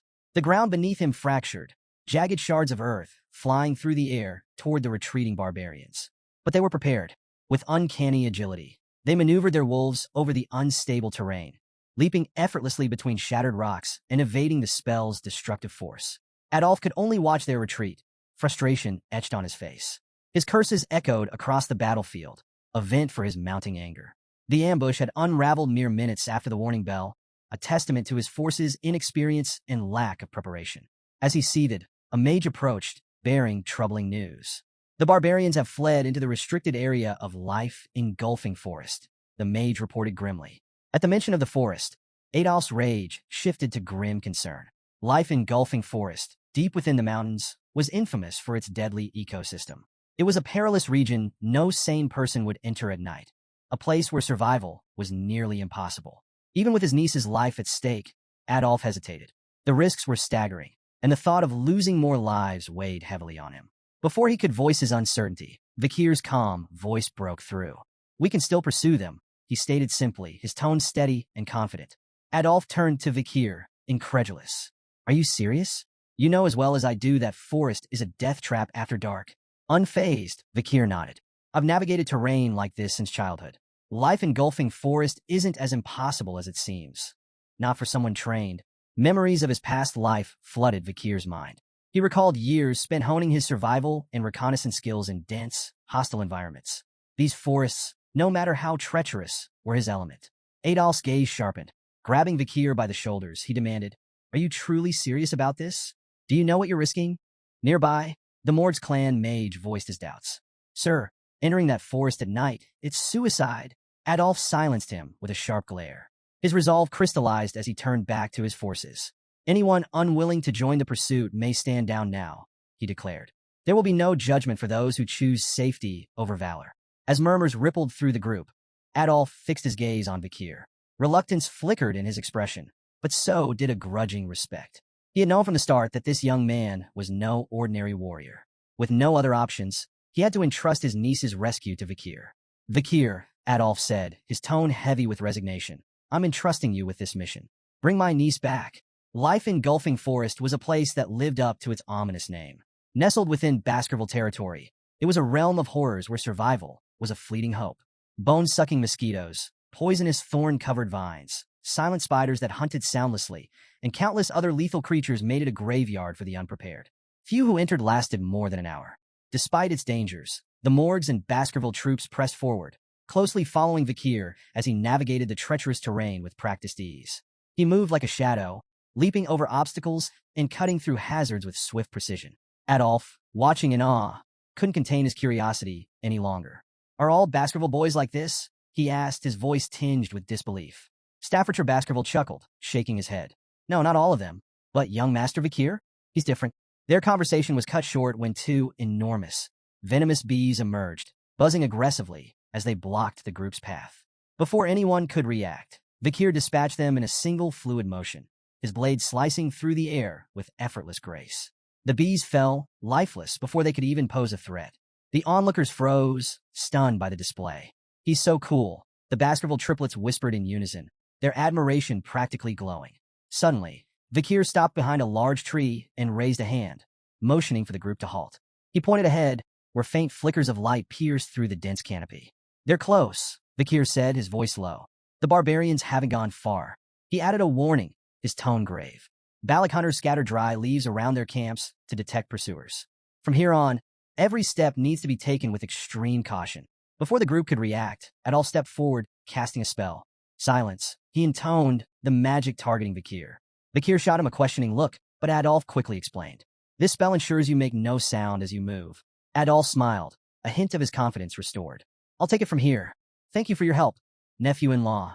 Vakir's brow furrowed. Nephew-in-law? He thought, puzzled. What is he talking about? Not far ahead, the barbarians had set up camp in a clearing.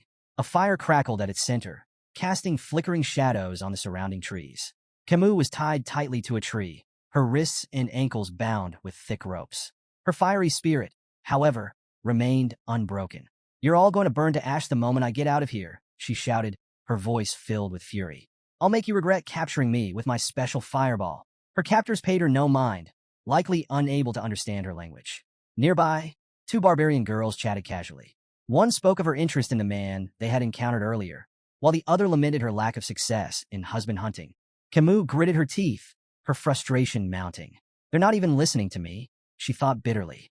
She caught snippets of their conversation and pieced it together. Husband hunting? Wife hunting? Realization dawned. Is that why they've been ambushing us this whole time? Her thoughts were interrupted as the male barbarian who had captured her approached. Smirking, he addressed Camus in his native tongue. An excellent catch like you. Every male in our tribe will want you. Camus glared at him, her fiery spirit undiminished. You perverted bastard, she shouted. If that's your plan, just kill me now. The barbarian scratched his ear lazily, feigning confusion. I don't understand what you're saying, he said with a mocking grin. Then, with unsettling cruelty, he grabbed her chin, forcing her to meet his gaze. But I can tell you're talking back just by looking into your eyes, he sneered. Camus struggled, her anger boiling over as she spat. Touch me again, and I'll burn you alive. Ignoring her, the barbarian raised an arrowhead in his hand. Slowly, deliberately, he licked its tip, his intentions clear.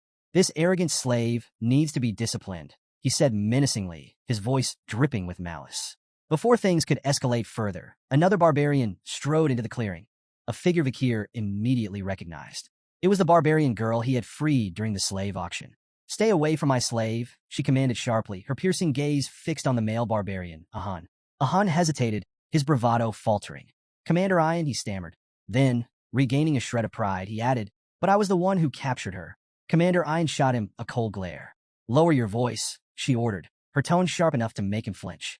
Defensive, Ahan tried to justify himself. "I shot the paralyzing arrow. I set the trap." Ian cut him off without missing a beat.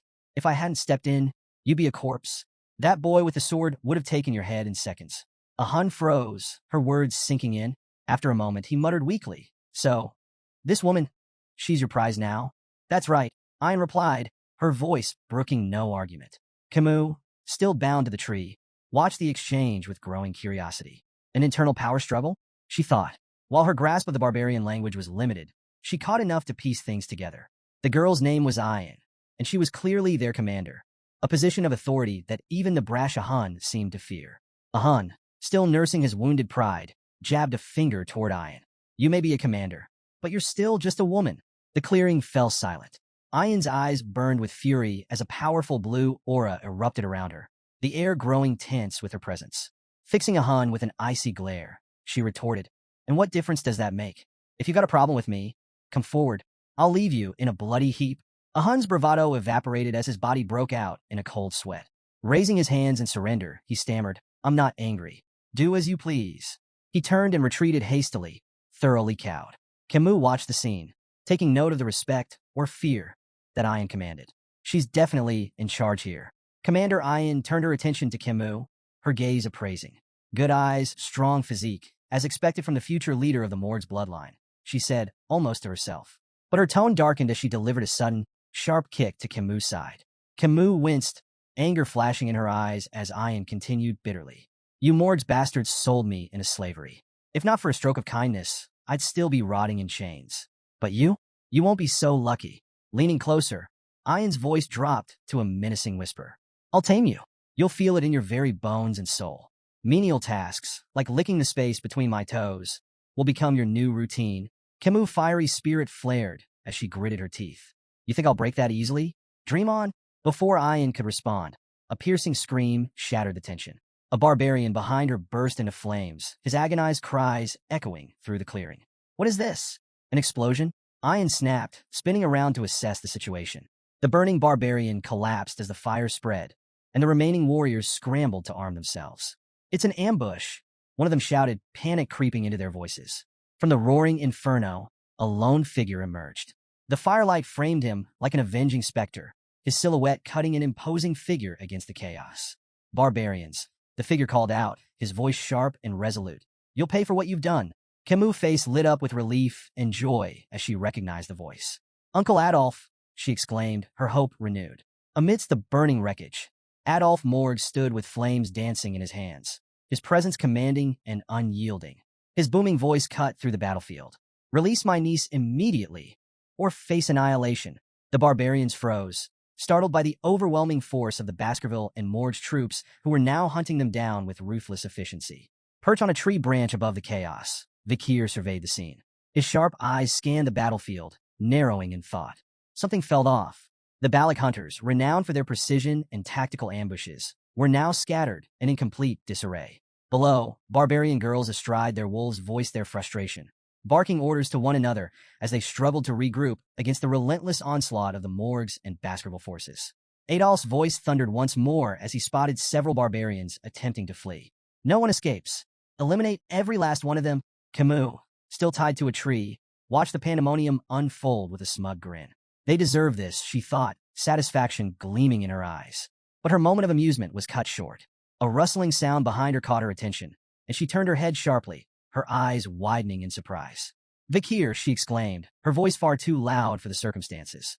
Emerging from the shadows behind her, Vakir placed a finger to his lips, signaling for silence. Her loud reaction prompted a sigh of exasperation. With a swift motion, Vakir cut the ropes binding her to the tree and helped her to her feet. "You came to save me." Camus beamed, her happiness radiant. Vakir, slightly irritated, replied curtly, "Do you not understand the meaning of silence?" Before they could retreat further, Commander Ian stepped out from the shadows, blocking their path. Her sharp eyes gleamed with anticipation as she regarded Vakir. "I expected you to come," Ian said, her voice calm yet brimming with authority. She studied him intently, her words carrying a weight that demanded attention. "Your speed, your composure, your determination to save her. Impressive. I won't ask about your past, but you've passed." Vakir frowned at her cryptic remark. "Past what?" Ian offered no explanation, her attention shifting to Camus. The two locked eyes, their gazes sharp and unyielding. Though no words were exchanged, the intensity of their silent battle spoke volumes. Vakir's grip on Camus tightened, a subtle signal that he was ready for action. "Concealing my abilities may no longer be an option," he thought grimly. As he studied Ian more closely, a flicker of recognition stirred in his memory. Could she be related to the one who scarred Hugo's nose?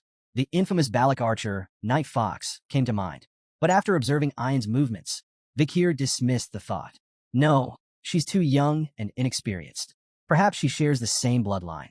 Suddenly, a dart flew through the air, aimed directly at Vakir. Without hesitation, he raised his hand, effortlessly intercepting the projectile. It shattered upon impact, harmlessly falling to the ground. Emerging from the chaos, the barbarian who had kidnapped Camus stepped forward, his eyes wide with disbelief. He had underestimated Vakir, failing to predict his uncanny reflexes. Vakir wasted no time. Sweeping Camus into his arms, he said firmly, "Things have gotten troublesome. I'll take you to your uncle." Camus' face turned bright red as she stammered. "Eh, right." Her embarrassment deepened as she noted his unusually formal tone. Is it the poison making her act like this? She wondered. Vakir moved swiftly through the dense forest, carrying Camus effortlessly toward Adolph's position. Behind them, Commander Ian watched with a conflicted expression. A mix of disappointment and determination etched across her face. "Will you come to me willingly one day?" she murmured to herself, her voice barely audible over the rustling leaves. As they pressed forward, Vakir glanced down at Camus. "Are you sure the poison isn't too severe?" he asked, his voice calm but concerned. Camus hesitated, unsure of her condition. "I think maybe it is," she replied uncertainly, her tone betraying her unease. Their exchange was cut short as two barbarians emerged from the shadows, firing arrows in quick succession. Vakir deflected both projectiles with precision, his movements swift and efficient. From a distance, Ian silently raised her bow, her expression cold and resolute. Her sharp eyes locked onto Camus as she knocked an arrow imbued with a bluish aura. "Should I eliminate the girl from Morgs?" she mused aloud, her voice devoid of emotion. Without hesitation, she released the arrow, its path streaking through the air with deadly accuracy. Vakir's glowing red eyes tracked the arrow as it sped toward them, its trajectory unerringly aimed at Camus. Reacting instinctively, he twisted his body to shield her. Camus, sensing his sudden movement, turned her head just in time to see the arrow close in, only 2 inches from her eye. But the arrow never struck. A shimmering ice wall materialized between them, stopping the projectile in its tracks. "Are you hurt, my dear niece?" Adolph's voice rang out, laden with worry. He approached quickly, flame still flickering faintly in his hands, the ice spell dissipating as he stepped forward. "Uncle!" Camus cried, relief washing over her. Adolph wasted no time, reaching out to cast Cure Poison. "It's a severe numbing poison," he explained. "I've slowed its effects, but we'll need to visit Divine Quo Vadis for complete treatment once we return." But before the spell could fully take effect, Camus pushed his hands away. "Let go for a moment," she demanded, surprising Adolph. He stepped back, confused, only to watch in shock as Camus ran toward Vakir, throwing her arms around him in a tight embrace. "Thank you for saving me again," she said, her voice earnest and filled with gratitude. Adolph stood frozen, his eyes wide in disbelief. Tears welled up as he shouted, "Camus, I did my best too." Camus turned to him, her expression indignant. "And yet, you show up now?" she snapped. "I'm telling Mother about this." Before Adolph could muster a response, a rope shot through the air, wrapping tightly around Vakir's neck. Commander Ian stepped forward, holding the rope firmly. "Come with me willingly," she demanded, pulling with all her strength. "It'll be easier for both of us." "I don't have much time." Despite her efforts, Vakir remained unyielding, his feet firmly planted. Ian's frustration grew as she struggled to comprehend how he could resist so effortlessly. Camus gasped, her recognition immediate. "It's you again," she exclaimed, her disbelief evident. Vakir remained calm, his focus unwavering. Gripping the rope with one hand, he broke it effortlessly, snapping it like a twig. Ian flinched at his strength, but held her ground. Her words, however, lingered in Vakir's mind. No, Tom, what does she mean by that? He wondered, sensing a deeper urgency behind her actions. A sudden, overwhelming wave of killing intent swept through the forest, suffocating the air. Birds burst from the treetops in panicked flight, their cries fading as an oppressive sense of dread settled over the area. Ayan's face turned deathly pale as her eyes darted upward, horror etched across her features. Her trembling voice cut through the eerie silence. "It's noticed us," she whispered, each word quivering with fear. Vakir frowned, confused, until a sharp, buzzing sensation radiated from his hand. He glanced down to see the red lines etched into his skin glowing ominously. Beelzebub, the hidden blade coursing through his arteries, was issuing an intense and unmistakable warning. "She's coming," Ayan murmured, her voice barely audible, yet heavy with dread. Vakir's expression hardened. "She? Who's she?" he asked, his instincts sharpening. Ayan's cold sweat betrayed her terror as she uttered a single name, her voice barely a whisper. "Madam Eight Legs." From the heart of the forest, a towering pillar-like structure emerged, its form cloaked in darkness and pulsating with an eerie purple aura. The barbarians froze in place, their expressions twisted with fear. "It's the madam! The madam is here!" they screamed, their voices trembling. Camus, still recovering from the earlier events, squinted at the strange structure. "Is that just a pillar?" she asked, her tone uncertain. Vakir's sharp gaze remained fixed on the ominous form. His voice was low and firm. "No, not a pillar." Before their eyes, the pillar began to split apart. 8 long, spindly appendages unfolded with unnatural grace, descending like enormous tree branches. The massive legs anchored themselves into the ground, creating an unholy silhouette that towered over the forest. Adolf, his usual composure shattered, muttered in disbelief. How could something so monstrous have been hidden here all this time? Vakir's face turned grim as the pieces clicked into place. This was Madame Eight Legs, a name that carried weight and terror. A creature ranked as an S-tier threat, capable of leveling entire cities in mere hours. The spider stood on its 8 grotesque legs, its massive frame casting a shadow over the trembling group. It let out a piercing scream, an ear-splitting wail that sent shivers down every spine and rooted the onlookers in place. Camus opened her mouth to speak, but Vakir was faster. Placing a hand firmly over her mouth, he leaned in and whispered urgently, "Stay quiet. Madame Eight Legs has poor sight, but heightened touch and hearing." Vakir's mind raced as fragments of an old native legend surfaced. He had once dismissed it as a terrifying campfire story, a tale of the Madame of Eight Legs, a monstrous entity that haunted the depths of forbidden forests. But now, standing face to face with the legend, it felt all too real. He recalled the Empire's monster dictionary, its several revisions still failing to fully account for this nightmare. Madame Eight Legs, a name that struck fear into even the bravest warriors. The creature screamed again, louder this time, before spewing a stream of greenish liquid from its gaping maw. The acidic substance rained down in a deadly cascade, hissing and crackling as it melted through trees and rocks alike. Vakir moved swiftly, dodging the falling poison with calculated precision.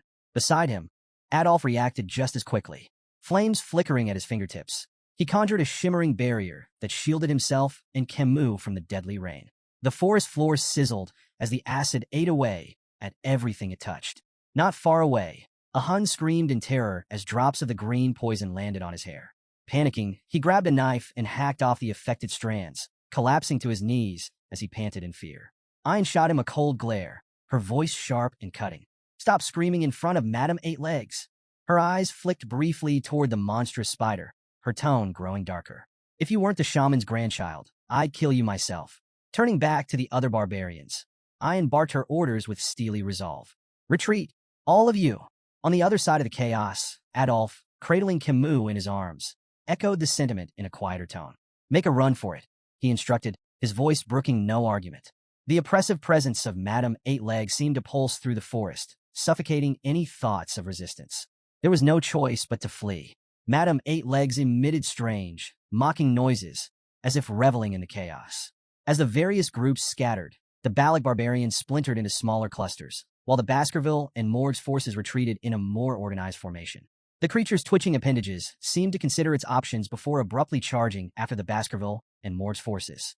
Adolf scowled in frustration, muttering under his breath. "Why is it chasing us?"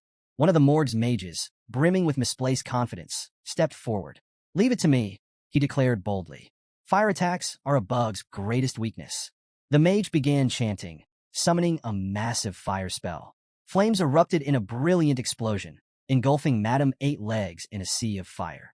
For a fleeting moment, the mage turned to Adolf with a triumphant grin, ready to boast of his success. But his victory was short-lived. Without warning, one of Madame's massive legs shot through the air, impaling the mage beside him. Blood splattered across the confident mage's face as his expression froze in sheer terror. The fire spell hadn't even scratched the monstrous creature.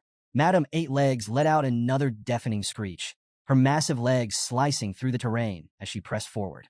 Adolf, Camus, and Vakir continued their retreat, the forest a nightmare of crashing trees and searing acid. Camus, her voice trembling, stammered, "How is something like that even real?" Meanwhile, Vakir's sharp mind raced. He stopped suddenly, his eyes narrowing as a realization struck him. Without warning, he turned to face Madame Eight Legs, his unexpected movement causing the group to halt in alarm. "Vakir, what are you doing?" Staffordshire shouted, his voice filled with panic. Vakir's tone was firm and unyielding. "If no one acts, we'll all be annihilated." His eyes locked on the monstrous spider. "Someone has to tie down her legs to buy time." Staffordshire immediately volunteered, but Vakir cut him off with a blunt question. "Do you really think you have what it takes to restrain those legs?" Turning to Adolf, Vakir's voice carried urgency. "We can't let Madame Eight Legs follow us back to the territory. If she does, everyone there is as good as dead. I'm the best person for this job." He tightened his grip on his sword, his crimson eyes burning with resolve. Facing Adolf, he added, "There's no time left. Make the call." Camus' voice cracked as she called out to Vakir. "You can't do this." Ignoring her plea, Vakir urged the group to flee. "Run," he said firmly. "Leave this to me." Adolf hesitated, clearly torn. Finally, his expression hardened. "We run," he ordered, signaling the retreat. Camus struggled against him, tears streaming down her face. "Vakir, you promised. You have to come back." Adolf held her back, his voice resolute. He made his choice. Don't waste his sacrifice. As the group retreated, Vakir remained rooted in place, the weight of his decision pressing heavily on his shoulders. His grip on his sword tightened, but he paused, letting out a slow, resigned sigh. He didn't have a personal stake in the survival of Baskerville territory, nor did he believe the Allied forces were capable of stopping Madame Eight Legs' growing power. Yet, amidst the chaos, he saw an opportunity. "If I can feign my death here," Vakir thought, "I'll finally slip out from under Hugo's watchful eye." This deception could buy him the time he needed, time to master the elusive 10th technique. The unrefined skill lingered in his mind like an itch he couldn't scratch, a secret weapon waiting to be perfected. With mastery of the 10th technique, Vakir could refine his control over his power, burying it so deeply that even Hugo would fail to sense it. Then, when the moment was right, he would return to the clan, not as a hound, but as something far more dangerous. A crimson aura radiated from Vakir's hand as Beelzebub emerged, the weapon's menacing energy reflecting his steely resolve. He knew this battle might truly be his last. If he failed to wield every ounce of strength, skill, and cunning at his disposal, Madame Eight Legs would crush him. His crimson eyes burned with intensity as he committed to unleashing everything. The vast mana reserves gifted by the river Styx, the ethereal energy reserved for the highest-ranking Baskerville techniques, and the raw, unrelenting power of Beelzebub. The demonic sword pulsed in his grip, its blade cloaked in a violent red aura. With calculated precision, Vakir dashed toward Madame Eight Legs, his movements swift and deliberate. The monstrous spider loomed above him, her massive form radiating malice. Vakir leaped high into the air, the red glow surrounding him intensifying with each passing second. For a brief moment, he hovered above the creature, locking eyes with Madame Eight Legs. She let out a piercing, otherworldly scream, her legs twitching in agitation. Channeling the Baskerville 5th technique, Vakir descended with blinding speed, his blade aimed at the creature's head. The air around him vibrated with the sheer force of his attack. Madame Eight Legs struggled violently, but her limbs seemed inexplicably rooted to the ground. Vakir's attack slammed into her head with devastating force, driving it deep into the earth. From afar, a radiant red light burst into the sky, illuminating the entire forest like a second dawn. Adolf, clutching Camus tightly, and the Baskerville triplets fled the scene with tears streaming down their faces. The deafening explosion of energy rattled the trees, and Camus, watching the clash unfold, felt a surge of raw emotion. A single tear slipped down her cheek as she screamed, "Vakir!" In the aftermath, silence blanketed the forest. Only the ominous red glow remained, marking the site of the monumental battle. Vakir's vision blurred and shifted. He was no longer in the forest. Instead, he found himself kneeling before a guillotine. The cold steel blade loomed above him as his eyes locked on Hugo La Baskerville. Hugo stood motionless under the moonlight, his face expressionless. Slowly, he raised his hand, signaling the blade to fall. Vakir's cold gaze didn't waver as the blade descended. He watched as his own head rolled to the ground, his final sight the cold, indifferent gazes of the onlookers. Hugo turned and walked away, his back framed by the pale glow of the moon. In the end, Hugo did it, Vakir thought bitterly. But before the thought could take root, his eyes snapped open. Vakir awoke to the sight of an unfamiliar ceiling, his mind clouded with confusion. He lay on a thin mattress, his body wrapped in heavy bandages, and one eye completely covered. Scars crisscrossed his flesh, and a rope was wound tightly around his neck, its rough fibers biting into his skin. Where am I? He wondered, his thoughts sluggish as he tried to make sense of his surroundings. Fragments of the battle against Madame Eight Legs surged to the forefront of his mind. The blinding explosion that had stunned the monstrous creature lingered vividly, possibly the sole reason he was still breathing. Attempting to sit up, a jolt of searing pain shot through his body, forcing him to stop. Every muscle screamed in protest, his veins felt stretched to their limits, and his bones throbbed with fractures. There wasn't a part of him untouched by the brutal encounter. The memory of Madame's final, devastating attack made the rope around his neck feel like a trivial annoyance in comparison.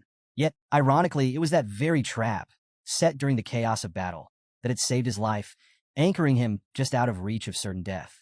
Vakir closed his eyes briefly, evaluating his situation. Despite his injuries, everything seemed to be going according to his plan.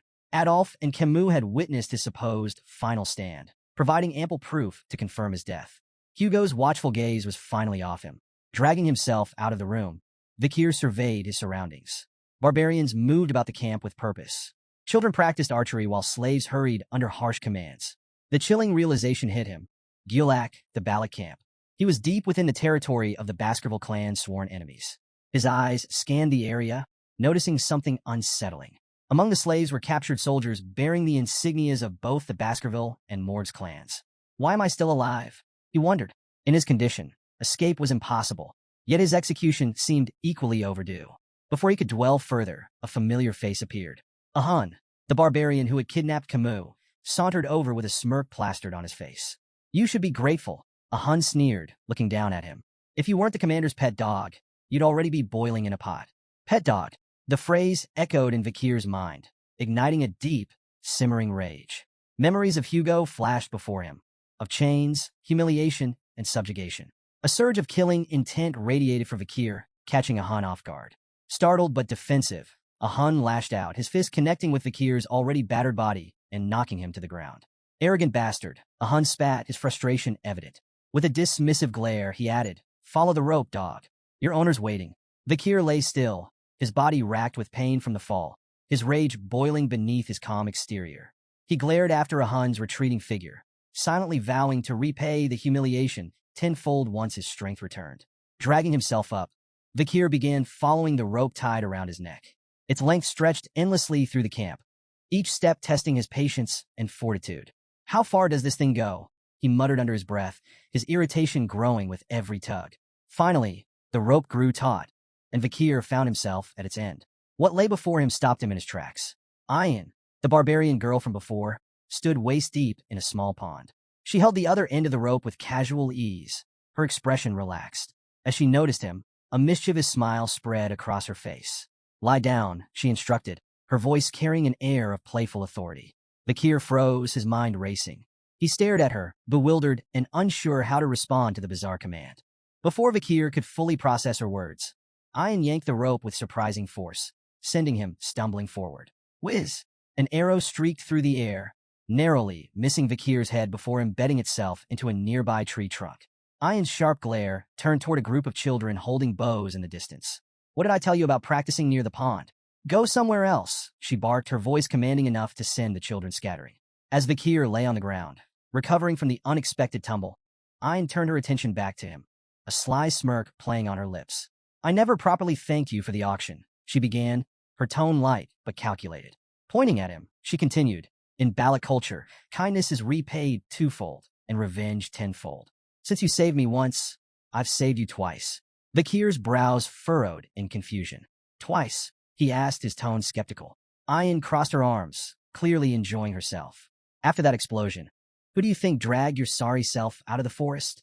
If I hadn't gone back for you, you'd be spider food by now. So yes, twice. Her smug response only deepened Vakir's unease. He sat up slowly, the rope around his neck pulling uncomfortably. If you've repaid the debt, why keep me alive? He asked bluntly, gesturing toward the rope. Ian's grin widened, her mischief on full display. Because you're valuable. I have no doubt your party will pay a hefty price for you. You're not some ordinary soldier, are you? Vakir froze at the implication, his mind racing. If the Baskerville clan got involved in hostage negotiations, his entire plan to feign his death and escape Hugo's control would unravel. He kept his expression neutral, suppressing the panic bubbling beneath the surface. Ian leaned in slightly, her voice dropping to a playful whisper. Relax. I've got no intention of returning you to them just yet. She straightened, her tone turning mock serious. You're my slave now. Without warning, she drew a dagger and sliced through the rope binding his neck. For a moment, Vakir felt an internal surge of relief. Maybe my plan is still intact, he thought. But his optimism was short-lived. Ian pointed the dagger at him, tilting her head mockingly. Let's settle this properly. You'll call me master, and I'll decide what to call you. Vakir remained silent, his face impassive. His lack of reaction only seemed to amuse Ian further. I like those rebellious eyes, she remarked with a smirk. It'll make taming you all the more satisfying. Before Vakir could respond, Ian sheathed her dagger and gestured for him to follow. We have a stop to make, she said casually. Where? Vakir asked, his voice low. She shot him a glance over her shoulder, her tone teasing. Don't tell me you don't know. In the Balac way, we always pay respects when stepping onto someone else's land. Her grin widened. We're going to meet the matriarch. The matriarch's tent loomed ahead, its entrance adorned with intricate carvings. Inside, a throne made from the skulls of predators dominated the room. Bears, jaguars, alligators, and other deadly creatures stared down at visitors, their heads mounted with precision. Each skull bore an arrow firmly lodged between its eyes, a testament to the matriarch's unparalleled skill. As they approached, Ian glanced at Vakir and began explaining the Balac way of life. If you don't have a place to sleep, borrow a friend's hammock. If you're hungry, someone wealthier will share their food. That's how we survive. Her voice softened slightly, a touch of pride in her words. It's why we're strong. Everyone here is bound by the same rules, tight-knit, homely, and united. Vakir noted something intriguing about the Balac camp. Private assets seemed to hold little importance to them. Everything functioned on a communal system, a stark contrast to the rigid hierarchies he was used to. Ian led the way to the grand tent without hesitation, her pace confident. Stopping outside, she gestured toward the imposing structure and declared, We've arrived. She entered first, her voice ringing out with authority. Mother, she called, addressing the figure seated on the throne inside. The single word sent a jolt through Vakir, startling him.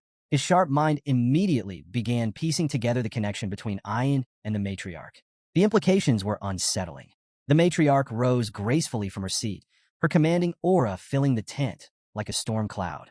Her piercing gaze swept over Ian before landing on Vakir. So this is the boy we've heard so much about, she said, her tone calm but laced with curiosity. Ian blinked, taken aback. Mother, I haven't said anything about him, she retorted, her confusion plain. Vakir's eyes narrowed as he silently assessed the situation. The pieces began to fall into place. Ian was the matriarch's daughter, which explained her high standing among the Balac. His gaze shifted to the matriarch, and recognition dawned. This wasn't just any Balac leader. This was the Night Fox, the infamous female Balac warrior who had left a scar on Hugo La Baskerville's nose. Memories of her prowess flooded back, particularly how her influence had made crossing Le Rogan life engulfing forest nearly impossible during his previous life. Vakir analyzed the hypothetical scenarios from his past. If his previous self had faced her head-on, the odds of survival were non-existent. Assassination attempts? A flat 0%. The only viable option would have been escape, and even that offered a slim 20% chance. The matriarch turned her sharp gaze toward Vakir, her lips curving slightly. You look familiar, she remarked, her tone probing. Vakir's thoughts raced. Does she recognize my connection to Hugo? Before the situation could escalate, Ian interjected with an airy laugh. Most imperial men look alike, mother, she said dismissively. The matriarch tilted her head, unconvinced but unwilling to press the matter. Her attention lingered on Vakir, and she addressed her daughter with a question that carried an undercurrent of disdain. What are your plans for this stray dog? Ian straightened, her voice firm. With proper care, he could prove useful, she said confidently. He played a key role in the attack on Madame Eight Legs. The matriarch's expression turned cold, her tone biting. You should understand your place before acting so impulsively, Ian. There are consequences for overreaching. Her gaze shifted back to Vakir, appraising him once more. It doesn't matter what state his body is in, as long as his seed remains intact, she said coolly. The room fell silent, tension crackling like a live wire. Ian, clearly flustered, interrupted quickly. No, that's not why I brought him, she blurted, her usual confidence faltering. The matriarch raised a brow, amused by her daughter's sudden change in tone. Ian cleared her throat and hastily clarified. I need a slave to assist me during hunts, she said, her voice a touch too loud, as if trying to convince herself as much as her mother. The matriarch let out a soft chuckle, stepping closer to gently pat Ian on the head. The owner decides how to use their slave, she remarked. Ian's cheeks tinged faintly pink as she cast a shy glance toward Vakir. Standing at the center of the tent, Vakir maintained a calm exterior, though his mind remained razor-sharp. His eyes briefly wandered to the tent structure, studying the beams and supports. Escape options, he noted inwardly, his focus momentarily drifting from the tent's exchange. As they left the matriarch's tent, Vakir broke the silence. His tone calm and curious, he asked, What's your name? Ian stopped abruptly, her eyes wide with disbelief. Whirling around, she glared at him. How dare you ask such a question, slave? She snapped, her voice brimming with indignation. Vakir, unfazed by her outburst, explained evenly, I don't intend to call you master. I asked for your name, so I can address you properly. His straightforwardness caught Ian off guard. A faint blush crept up her cheeks, and after a moment of flustered silence, she huffed. It's Ian, she muttered reluctantly. Vakir, he replied with equal composure, introducing himself. Now, what's your first order? Ian's face reddened further, and she stomped her foot. You're not supposed to call me by my name, she shouted, though a smirk soon curved her lips. She took a step closer and declared her command with mock seriousness. Build a house. That'll be your new home, slave. She couldn't hide the satisfaction in her voice. Let's see this imperial swordsman figure out something so far removed from his training, she thought smugly. To her surprise, Vakir smiled. Sounds enjoyable, he said simply. Hours passed, and Ian stood staring at the results of Vakir's labor, her jaw practically hitting the ground. Before her stood a perfectly constructed tent, its structure seamless and sturdy. Her disbelief grew as she glanced at the crude tools she had provided him, tools that now seemed laughably unnecessary in his skilled hands. Vakir worked quietly nearby, adding finishing touches with calm efficiency. Ian finally blurted, How did you do this? Vakir didn't look up, his tone even as he replied. During difficult times, relying solely on swordsmanship is a death sentence. To survive, you learn other skills. Ian's gaze shifted to the expertly crafted drains surrounding the tent. They were flawless, designed to redirect water effectively. Even the drains are perfect, she muttered, more to herself than to him. Vakir, however, shifted the conversation. The matriarch's tent, he began, has a structural issue. Ian blinked, taken aback. What are you talking about? Vakir explained. The central pillar isn't stable. During the rainy season, the ground beneath it will shift, leading to water leakage. Ian narrowed her eyes. And you have a solution, I assume? Mix lime-rich dirt with gravel from the nearby hill to make bricks, Vakir said matter-of-factly. Reinforce the bricks with oil and fire them. They'll stabilize the structure. Ian crossed her arms, trying to mask her growing admiration. Fine, she said curtly. Do it. Methodically, Vakir gathered materials, shaping bricks with precision and drying them over a fire. Ian accompanied him to the matriarch's tent once the repairs were ready, explaining the plan to her mother. The matriarch watched with skepticism as the repairs were made. But when the work was completed, she examined the tent with astonishment. All these years, she muttered, her voice tinged with frustration. So many failed attempts, and it was the central pillar all along. Turning to Ian, the matriarch's expression softened into a rare smile. You've chosen well, she said approvingly. This mail is useful. Ian's cheeks flushed as she tried to maintain her composure. He's my slave, she mumbled, though her tone lacked its usual edge. The matriarch addressed Vakir directly, her voice commanding. From now on, you're responsible for handling all such tedious matters in the barracks. By the water's edge, Vakir rinsed clothes methodically, his movements calm and deliberate. Ian approached, her tone casual, as she struck up a conversation. Doesn't all this slaving away exhaust you? She asked, gesturing at the laundry. You could always consider becoming an official member of the tribe. You know, without missing a beat, Vakir replied, It's not so bad. Internally, though, he reflected on how this simpler life, mundane as it was, offered a reprieve from the chaos and treachery he had endured. Whether in the backstabbing politics of the Baskerville clan or the corrupt streets of Underdog City, peace had been a rarity. Ian observed him for a moment, her gaze appraising. You're surprisingly disciplined, she remarked. Guess it's hard for someone like you to complain, huh? Vakir maintained his calm demeanor. It really isn't that bad. Ian snorted in disbelief. No way. Tough, tedious work is never easy, no matter how you spin it. As they walked back toward the camp, Ian nudged him lightly. You should stop with this complacent attitude, she said. Follow my lead. I'll help you figure out how to survive among the Balac people. Who knows? If you do well, maybe I'll even untie that rope around your neck. Vakir glanced at her curiously. What do you want me to do? Ian smiled slyly, clearly pleased with his directness. Now we're getting somewhere. She paused for dramatic effect. I want you to go on a hunt and bring back some big prey. Intrigued, Vakir pressed her for details.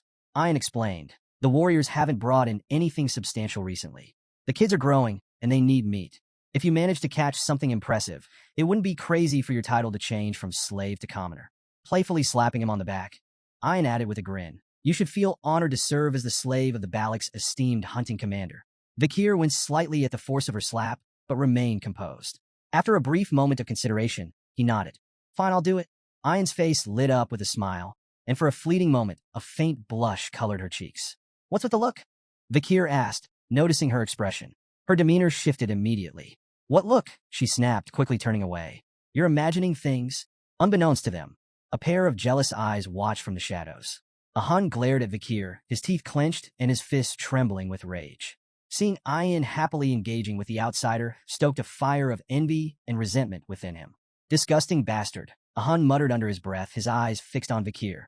At the tribe's central gathering, the Balac Shaman, a human, began a traditional hazing ceremony. Standing before a pot of glowing charcoal, he withdrew his hand slowly, his face solemn. Gesturing for the hunters to line up, a human's voice carried across the clearing. Step forward to receive the blessing, he intoned, his words heavy with authority. Without it, your hunt will fail. Refuse, and you invite misfortune upon yourself and your kin. One by one, the hunters approached, bowing their heads as the shaman smeared the charcoal across their faces in intricate patterns. Ian, standing beside Vakir, leaned closer to explain. The markings conceal the hunters from the god of death, she whispered. It's a gesture of guilt, our way of asking forgiveness for taking the lives of our prey. Vakir observed the ritual in silence, noting the presence of a shaman even among the fiercely independent Balac warriors. Nearby, a barbarian girl whispered skeptically to her companion.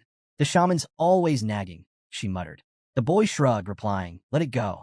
A human has to make himself seem important somehow. The girl frowned. His blessings don't work anyway, she added. The only time the tribe even bothers with him is for rare hunts or big ceremonies. Vakir absorbed their words quietly. Even in this remote tribe, hierarchies, doubts, and cynicism were no strangers. Just another version of what he had seen across the empire. Later, Ian approached Vakir, her face adorned with charcoal markings that were noticeably uneven. Vakir raised an eyebrow, fighting the urge to laugh. You look ridiculous, he said flatly, though a hint of amusement crept into his voice. Ian flushed, furiously wiping her face. I don't get along with the shaman, okay? She snapped, flustered by his teasing. In her embarrassment, she shoved the collar into his hands. Vakir held it up with a deadpan expression. Is this a dog collar? Ignoring his tone, Ian fastened a similar collar around her own neck. These protect our necks from being bitten during hunts, she explained matter-of-factly. Vakir eyed the collar, muttering, I've fought enough monsters to know they rarely aim for the neck. But as he watched her effortlessly adjust to the collar, he realized it was just another part of adapting to life among the Balac. Ian and Vakir rode together on a wolf, the large beast moving swiftly through the forest. Ian glanced back over her shoulder. Hold on to my waist if you don't want to fall off, she instructed. Vakir, stubborn as ever, refused to follow her advice. Moments later, a sharp bump sent him tumbling to the ground. Ian pulled the wolf to a stop, watching him dust himself off with a smirk. See what happens when you don't listen, she teased. Vakir grimaced, wondering if he had the strength to climb back on the wolf. Before he could decide, an unwelcome voice cut through the air. So this is what you've been up to. They both turned to see Hun approaching, his expression smug and brimming with disdain. Ian, you seem awfully free these days. Hun sneered, his tone dripping with sarcasm. Neglecting your duties to play around, are you? Ian dismounted and folded her arms. What do you want, Hun? He stepped closer with dramatic flair. I'm here to tell you that I'll be catching the biggest prey this time. The next hunt? I'll lead the group as captain. My success will bring honor to my family. Ian raised an eyebrow, unimpressed. You're staking your grandfather's honor on your limited knowledge of shamanism? Bold move.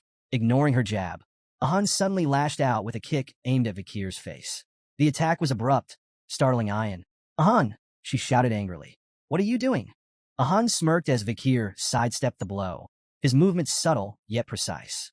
This guy. Ahan gestured toward Vakir dismissively. He's a burn, injured and slow. How can you rely on him?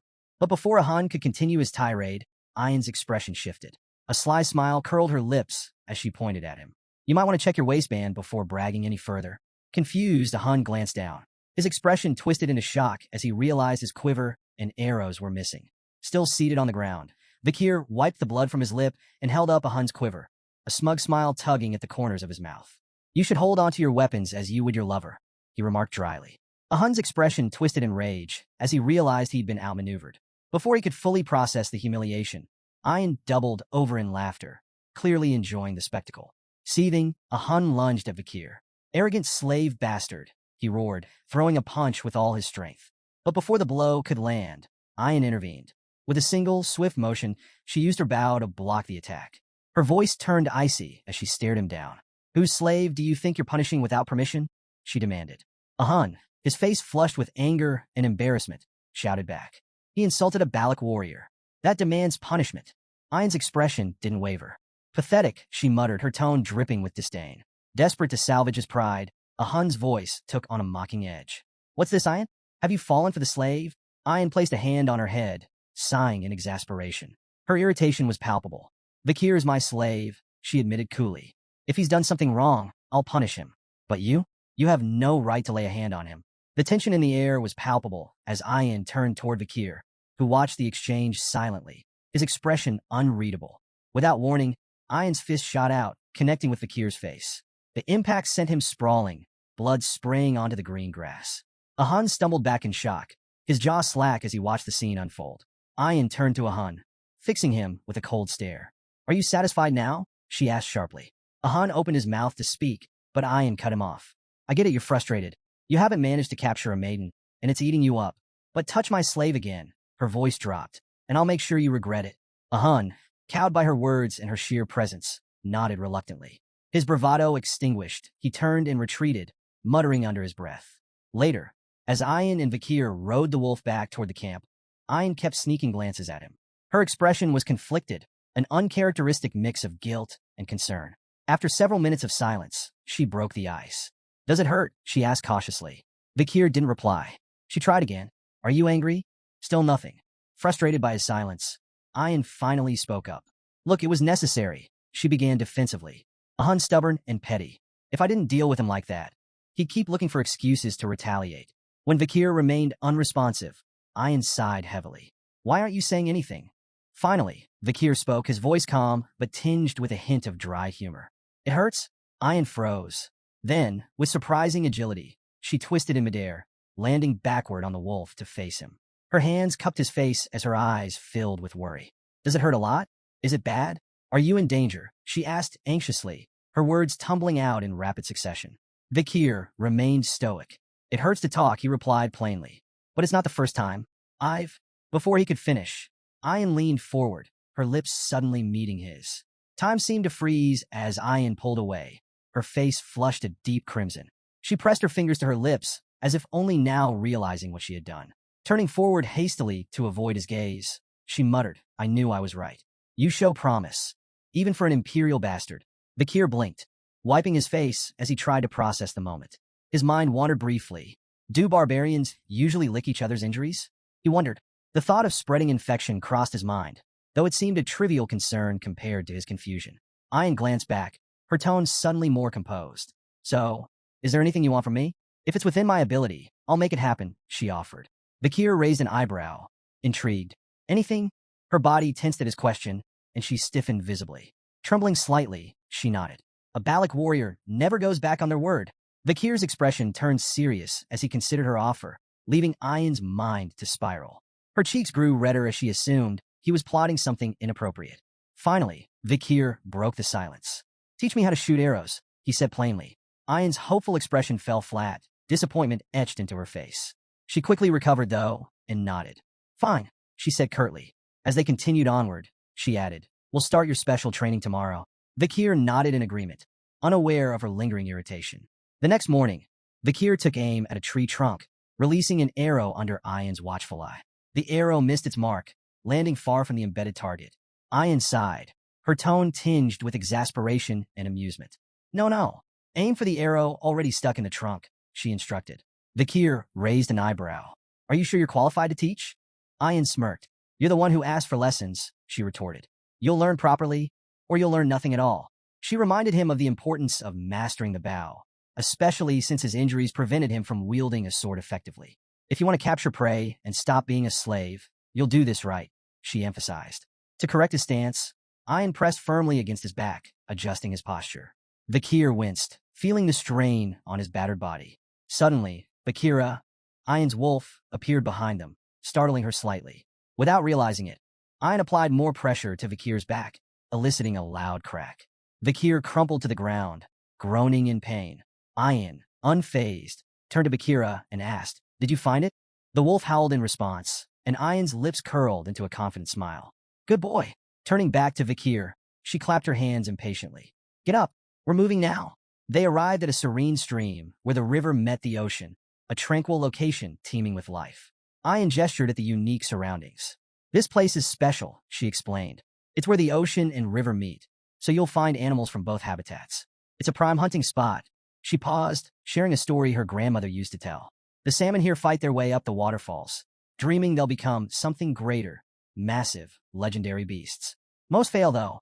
They fall onto sharp rocks and become food for the ox bears. Vakir's gaze shifted to the massive bear prowling nearby. Is that one of them? He asked, noting its impressive stature. It looks a lot tougher than the ox bears I've seen before. Ayan nodded, her tone reverent. That's no ordinary ox bear. It's a superior specimen, born from a powerful bloodline and a survivor of countless battles. It's the kind of prey only the best hunters can take down. When Vakir questioned if their task was to take down the colossal ox bear, Ayan shook her head with a smirk. We're not here for the dominant female, she explained. Our target is the smaller male trying to court her. As they watched from a distance, several male bears approached the towering female, each attempting to win her favor. One by one, she rebuffed them with brutal swipes, sending them fleeing into the forest. Intrigued by the display, Vakir asked what kind of mate the female was searching for. Ayan chuckled. Strength isn't the answer, she corrected. To Vakir's surprise, a much smaller male approached the female. This time, instead of rejecting him, she greeted him with gentle nudges and playful gestures. Ayan explained that female ox bears often preferred weaker males because stronger ones could become dangerously aggressive during mating, sometimes even fatally injuring their partners. It's not about brute force, Ayan added. It's about survival and raising healthy cubs. Drawing a parallel, Ayan noted that the Balac tribe had a similar philosophy. They often sought partners with excellent genes, especially if those partners were weakened from injury or fatigue, as it indicated resilience. Vakir observed the pair of bears wandering off together. Ayan instructed him to wait. The female will completely drain his strength, she explained. Once he's exhausted, we'll strike. For days later, Vakir stood outside a cave, listening to the deep roars and moans of the ox bears echoing through the forest. He reflected on their strategy, leaving food for the bears to facilitate their courtship and encourage their mating ritual. Ayan approached, holding a small fruit in her hand. This fruit boosts strength temporarily, she explained, but it shortens lifespan. The clever female will avoid it. The male? He'll eat it without a second thought to keep up with her. The strategy clicked in Vakir's mind. The male's desperate attempt to impress his mate would leave him depleted, making him the perfect target. Ayan handed Vakir a bowl of soup, urging him to eat and regain his strength. As he sipped, he couldn't help but comment on the bear's remarkable stamina during their mating ritual. Ayan smirked, leaning closer. That's just typical for Balac males, she teased. Imperials like you wouldn't know anything about it. Too reserved. Vakir raised an eyebrow, unimpressed by her jab. Before he could respond, Ayan leaned in playfully. What about you? Can you match their vigor? His unamused expression deepened, but their exchange was interrupted by a deafening roar from the cave. Ayan immediately straightened, her teasing demeanor gone. It's time, she said sharply, from their vantage point in a nearby tree. Vakir and Ayan watched as the female bear let out another earth-shaking roar, signaling the end of their mating ritual. The exhausted male stumbled out of the cave, his legs shaky, his strength utterly spent. The female emerged moments later, her demeanor entirely different. She charged at the male, swiping at him with ferocious intensity. Vakir watched the aggressive display with fascination. Why does she chase him off after mating? He asked. Ayan explained, her tone matter-of-fact. Once the ritual is over, she becomes territorial. She'll drive him away to protect her space and ensure he never comes back. From now on, she's a predator, not a partner. Vakir couldn't help but smirk as he watched the exhausted male bear stumble forward, desperate for rest after 4 relentless days. He looks ready to collapse, Vakir observed, his tone laced with amusement. I nodded in agreement. He's completely drained. All he wants now is a safe, secluded spot to recover. That's where we'll strike. The two tracked the bear deeper into an unforgiving, icy terrain. The cold air stung Vakir's skin, the frost cutting deeper than he anticipated. He noted the bear's resilience and commented on its remarkable endurance. Ox bears aren't just brutes, Ein explained. They're smart. They know how to survive. This one came here deliberately to avoid blood-sucking insects. It's calculated, choosing its recovery spot wisely. As the chill seeped further into Vakir's body, his movements became stiffer.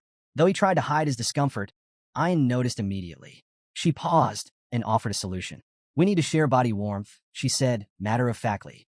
If your muscles stiffen, you'll slow us down. Vakir hesitated, reluctant to agree, but the biting cold left him little choice. With a resigned sigh, he relented and hugged Ein from behind. Caught off guard, Ein's face turned crimson. She stammered, quickly rationalizing the situation. This is just a practical decision. I have to keep you healthy. As your master, it's my responsibility. Vakir remained quiet, unsure whether to tease her or let it slide. Their awkward moment was interrupted when Vakira, Ein's wolf, stopped abruptly, his growl low and menacing. The pair froze, their focus sharpening. The tracks, Ein whispered, her tone tense. They've disappeared. Before she could finish her thought, a thunderous growl shattered the silence. The ox bear, having set a trap of its own, lunged from a hidden spot with terrifying speed.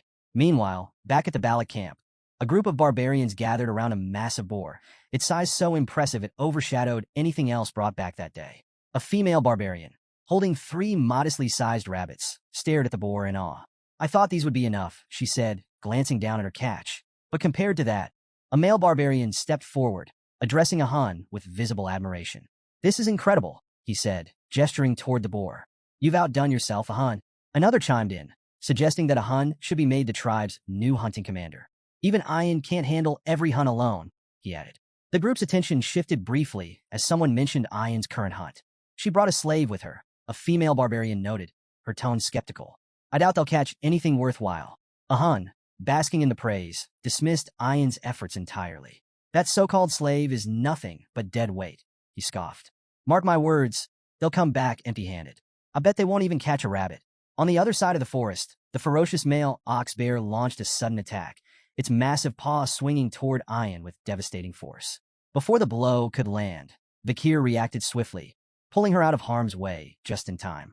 The bear's crushing strike missed her by mere inches, the sheer force blowing strands of her hair into the air. Both Vakir and Ein tumbled off their wolf, landing hard on the frosty ground. Vakira, the wolf, growled fiercely, leaping into action to shield its companions. Vakir quickly turned to Ein. Are you okay? He asked, his tone calm but urgent. Ein nodded, still catching her breath. Thanks to you, she admitted reluctantly. Vakir's sharp eyes assessed the situation. It's almost like it set this up, he speculated, his voice low. Did the ox bear lure us here deliberately? Ein frowned, her pride bruised but unable to deny the truth. It's too smart for a monster, she muttered. Her gaze flicked toward the bear, now snarling at them from a distance. No wonder the female picked it. Realizing there was no avoiding a direct confrontation, Ein felt a pang of inner conflict. Being rescued by her own slave, a status she had so thoroughly emphasized, pricked at her pride. But she quickly steeled herself, standing tall. Stay behind me, she commanded, her voice firm. I'll handle this. You've done enough. With a defiant glare, Ein mounted Vakira and charged at the ox bear, her bow drawn and ready. Her first arrow whistled through the air, aimed directly at the beast. You think you can act like this in front of my slave? She shouted angrily. You're going to pay for this indecency.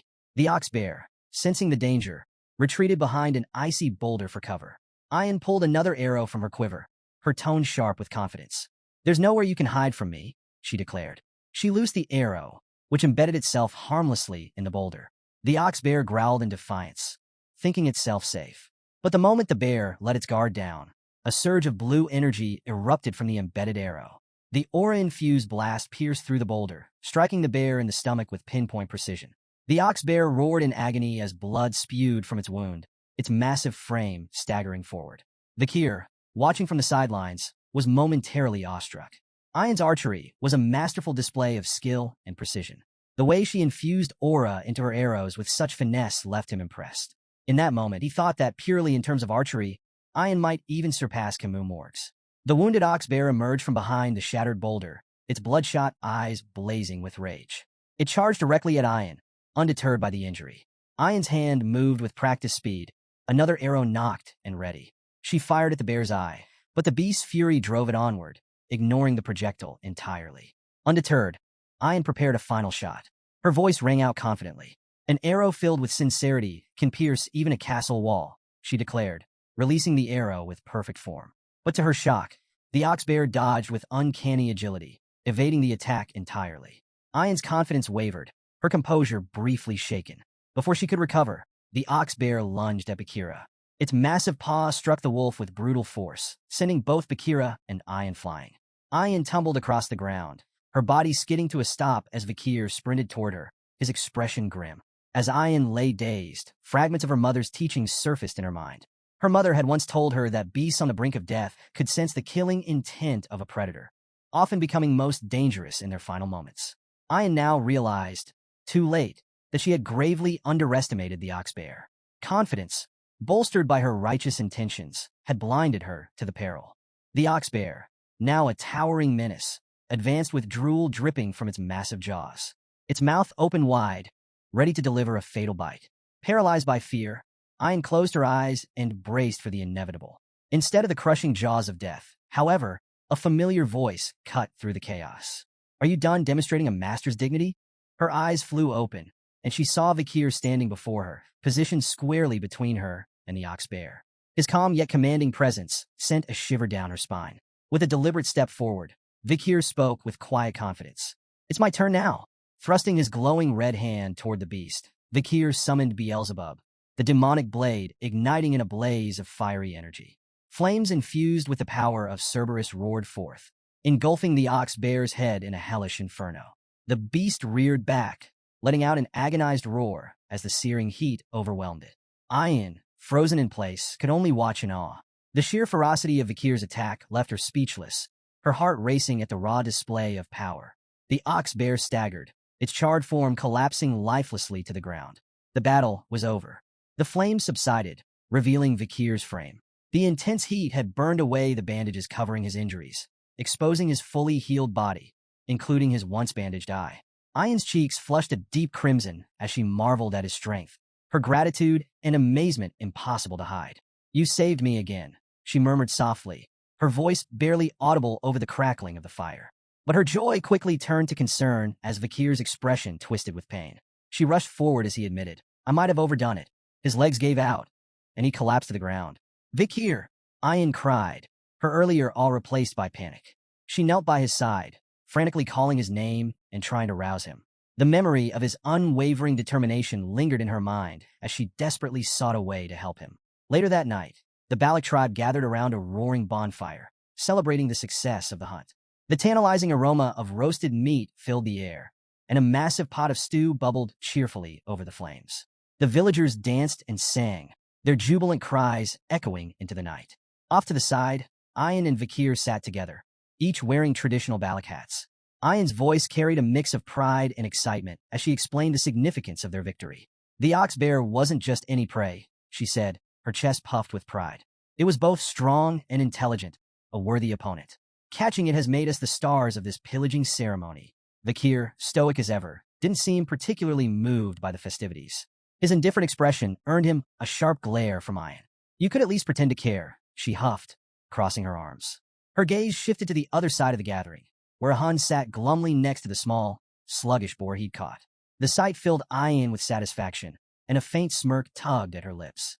"That boar," she said, tilting her chin toward it. "Compared to our ox bear, it's nothing. You'd think he would have caught something more impressive, given how much he brags." Despite her playful scolding, Vakir caught the unmistakable glimmer of pride in her eyes. For the first time that evening, a faint smile flickered across his lips.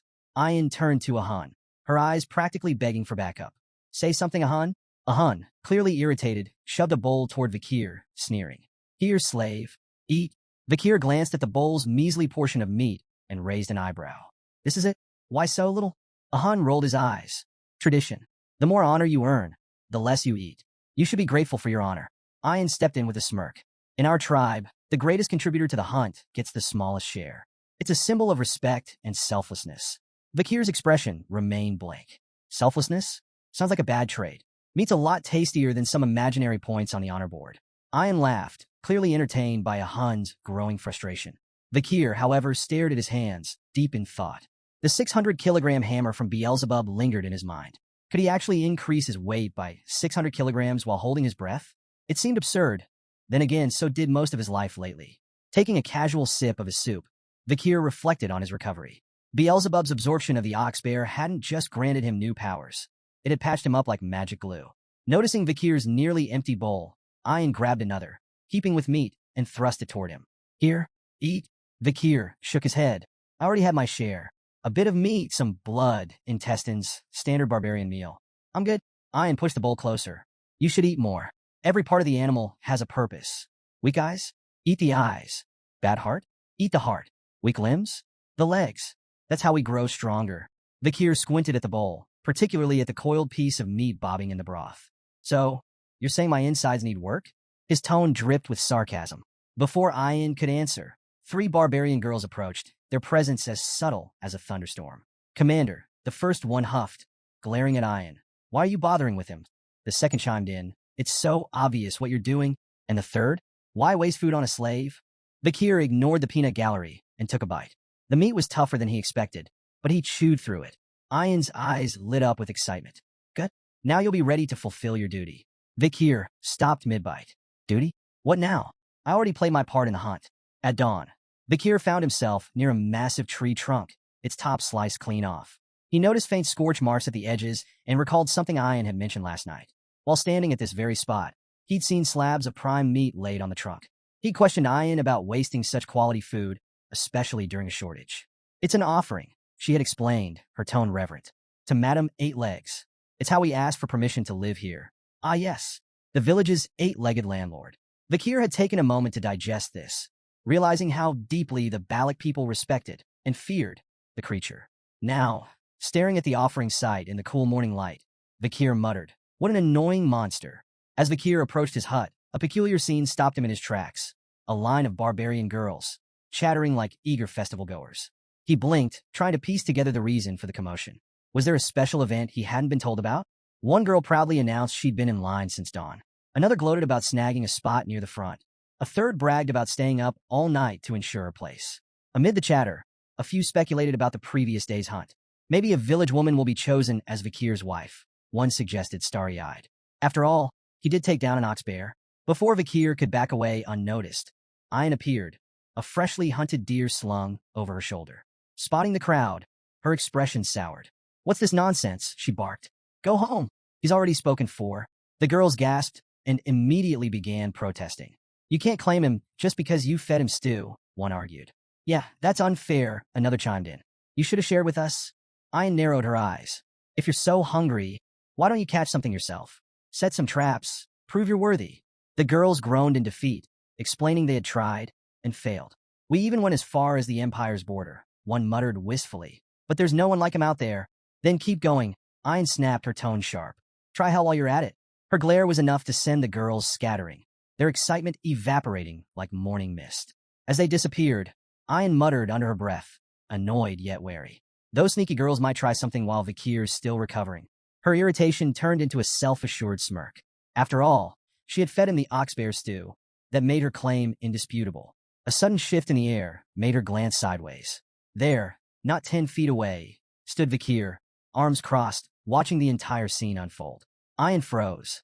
Oh, I didn't realize you were standing there, she stammered, visibly flustered. Vakir's face twisted slightly as realization dawned.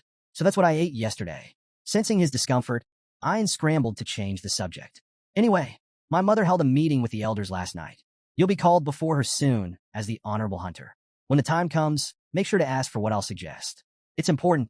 Later, in the matriarch's tent, the atmosphere was charged with quiet reverence. On one side, the elders sat stoically. Opposite them, the younger prodigies gathered in silent awe. Vakir knelt, bowing his head respectfully. The matriarch, the famed night fox of Aquila, greeted him with a warm yet commanding nod.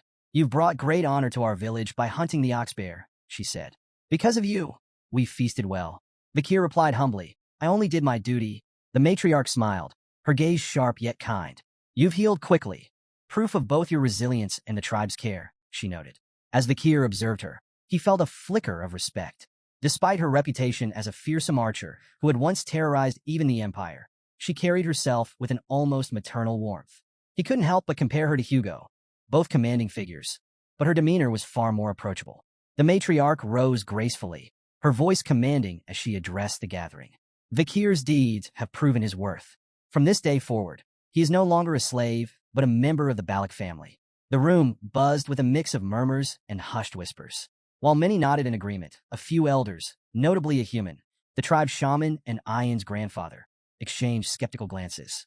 A human cleared his throat loudly, his disapproval evident. The matriarch ignored the undercurrent of dissent, her tone steady.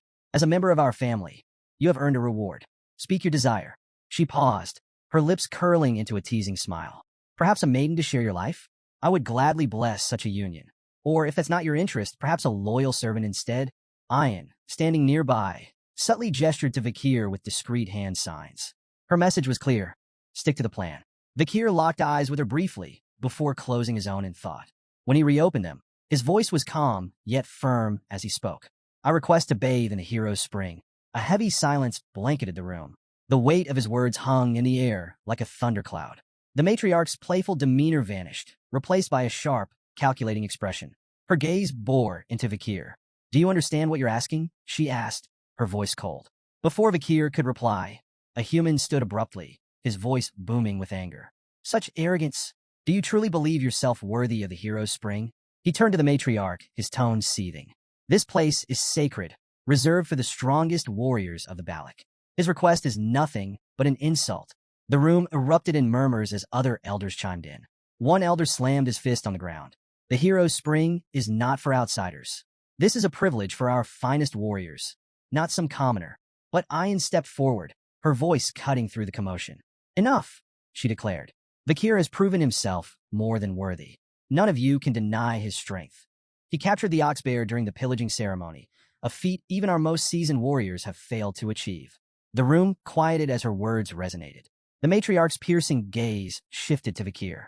Do you truly understand the significance of the hero's spring? Without hesitation, Vakir nodded. I do. It is no ordinary shrine. Its waters can heal wounds, internal and external alike. Only the mightiest warriors are granted access to its power. The matriarch listened, her expression unreadable. Around her, the elders resumed their debate. The hero's spring must remain exclusive, one elder argued fiercely. To allow an outsider to touch its waters is to insult generations of our warriors.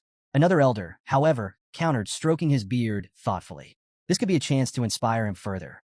If he holds such potential, granting him this honor might benefit the tribe. The arguments volleyed back and forth. Some elders feared tarnishing the spring's legacy, while others acknowledged Vakir's feats and the value of rewarding his contributions.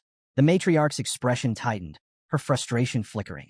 She wanted to honor Vakir's bold request, but could feel the weight of tradition and a human's staunch opposition pressing down on her. Just then, a sudden bell rang out, cutting through the tense atmosphere like a blade. Vakir's eyes narrowed as his gaze darted toward the sound. What's the meaning of that bell? An attack? Ian shook her head. No, that signals a guest's arrival. Not a threat. The matriarch seized the opportunity to end the heated debate. This meeting is adjourned. Return to your duties, she commanded, rising gracefully and exiting the tent. As the elders filed out, a human lingered, his expression dark and brooding. His disapproval was palpable, the faint click of his tongue like thunder in the quiet. Watching the matriarch leave, his unease simmered beneath the surface, a storm waiting to break. Vakir's attention shifted to the growing commotion outside. Is that the guest you were talking about? He asked Ian, gesturing toward the group setting up nearby. She nodded. Merchants from beyond the forest. They visit a few times a year, bringing goods we can't make ourselves. The tribe always looks forward to their arrival. Vakir's sharp gaze fixed on a symbol emblazoned on one of the merchant banners. Recognition flashed in his eyes. The bourgeois family, he muttered, his voice low. Ian glanced at him. You know them? More than I'd like, he replied, his mind racing. The bourgeois family was one of the 7 most powerful merchant clans in the empire. Their presence in such a remote region was unusual, almost suspicious. The only way to reach Balac territory was through lands controlled by the Baskerville or Morgs families, neither of whom would allow safe passage to outsiders. Vakir's thoughts turned dark. How did they get here? Smuggling routes? Backdoor deals? The merchants wasted no time setting up their vibrant stalls. Their leader, a round, jovial man with an air of authority, addressing the tribe in fluent Balac. Welcome, friends. For the next 5 days, the market is open. Barter your finest goods and discover treasures from beyond the forest. Excited murmurs spread among the villagers, who surged forward to browse the offerings. The merchants displayed their wares with practiced flair. One held up a gleaming glass orb, claiming it could bring sweet dreams when placed near a bed.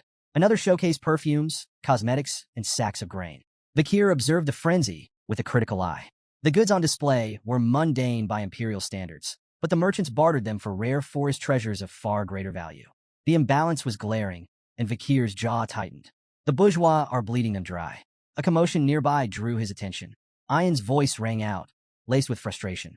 A diamond for corn? Are you serious? For a brief moment, Vakir felt a flicker of relief. At least someone here recognized the absurdity of the trades. But then, to his horror, Ian's expression shifted. She grinned triumphantly, handing over a diamond for 2 ears of corn. Clutching her prize like a trophy, she beamed with pride, clearly convinced she had struck an incredible deal. Vakir pinched the bridge of his nose, exhaling sharply. Hopeless, he muttered, watching her celebrate her victory. Elsewhere in the market, 3 Balac warriors were locked in intense negotiations with the merchant leader. I'll trade this pearl clam for 2 radishes, one of them demanded, his tone suggesting he genuinely believed it was a steal. Another inspected a cabbage with a critical eye, scrutinizing its quality before eventually bartering a prized deer antler for it. Their persistence wore down the merchant leader, who, with exaggerated reluctance, tossed in extra items to seal the deals. The warriors left with wide grins, proudly celebrating their victories.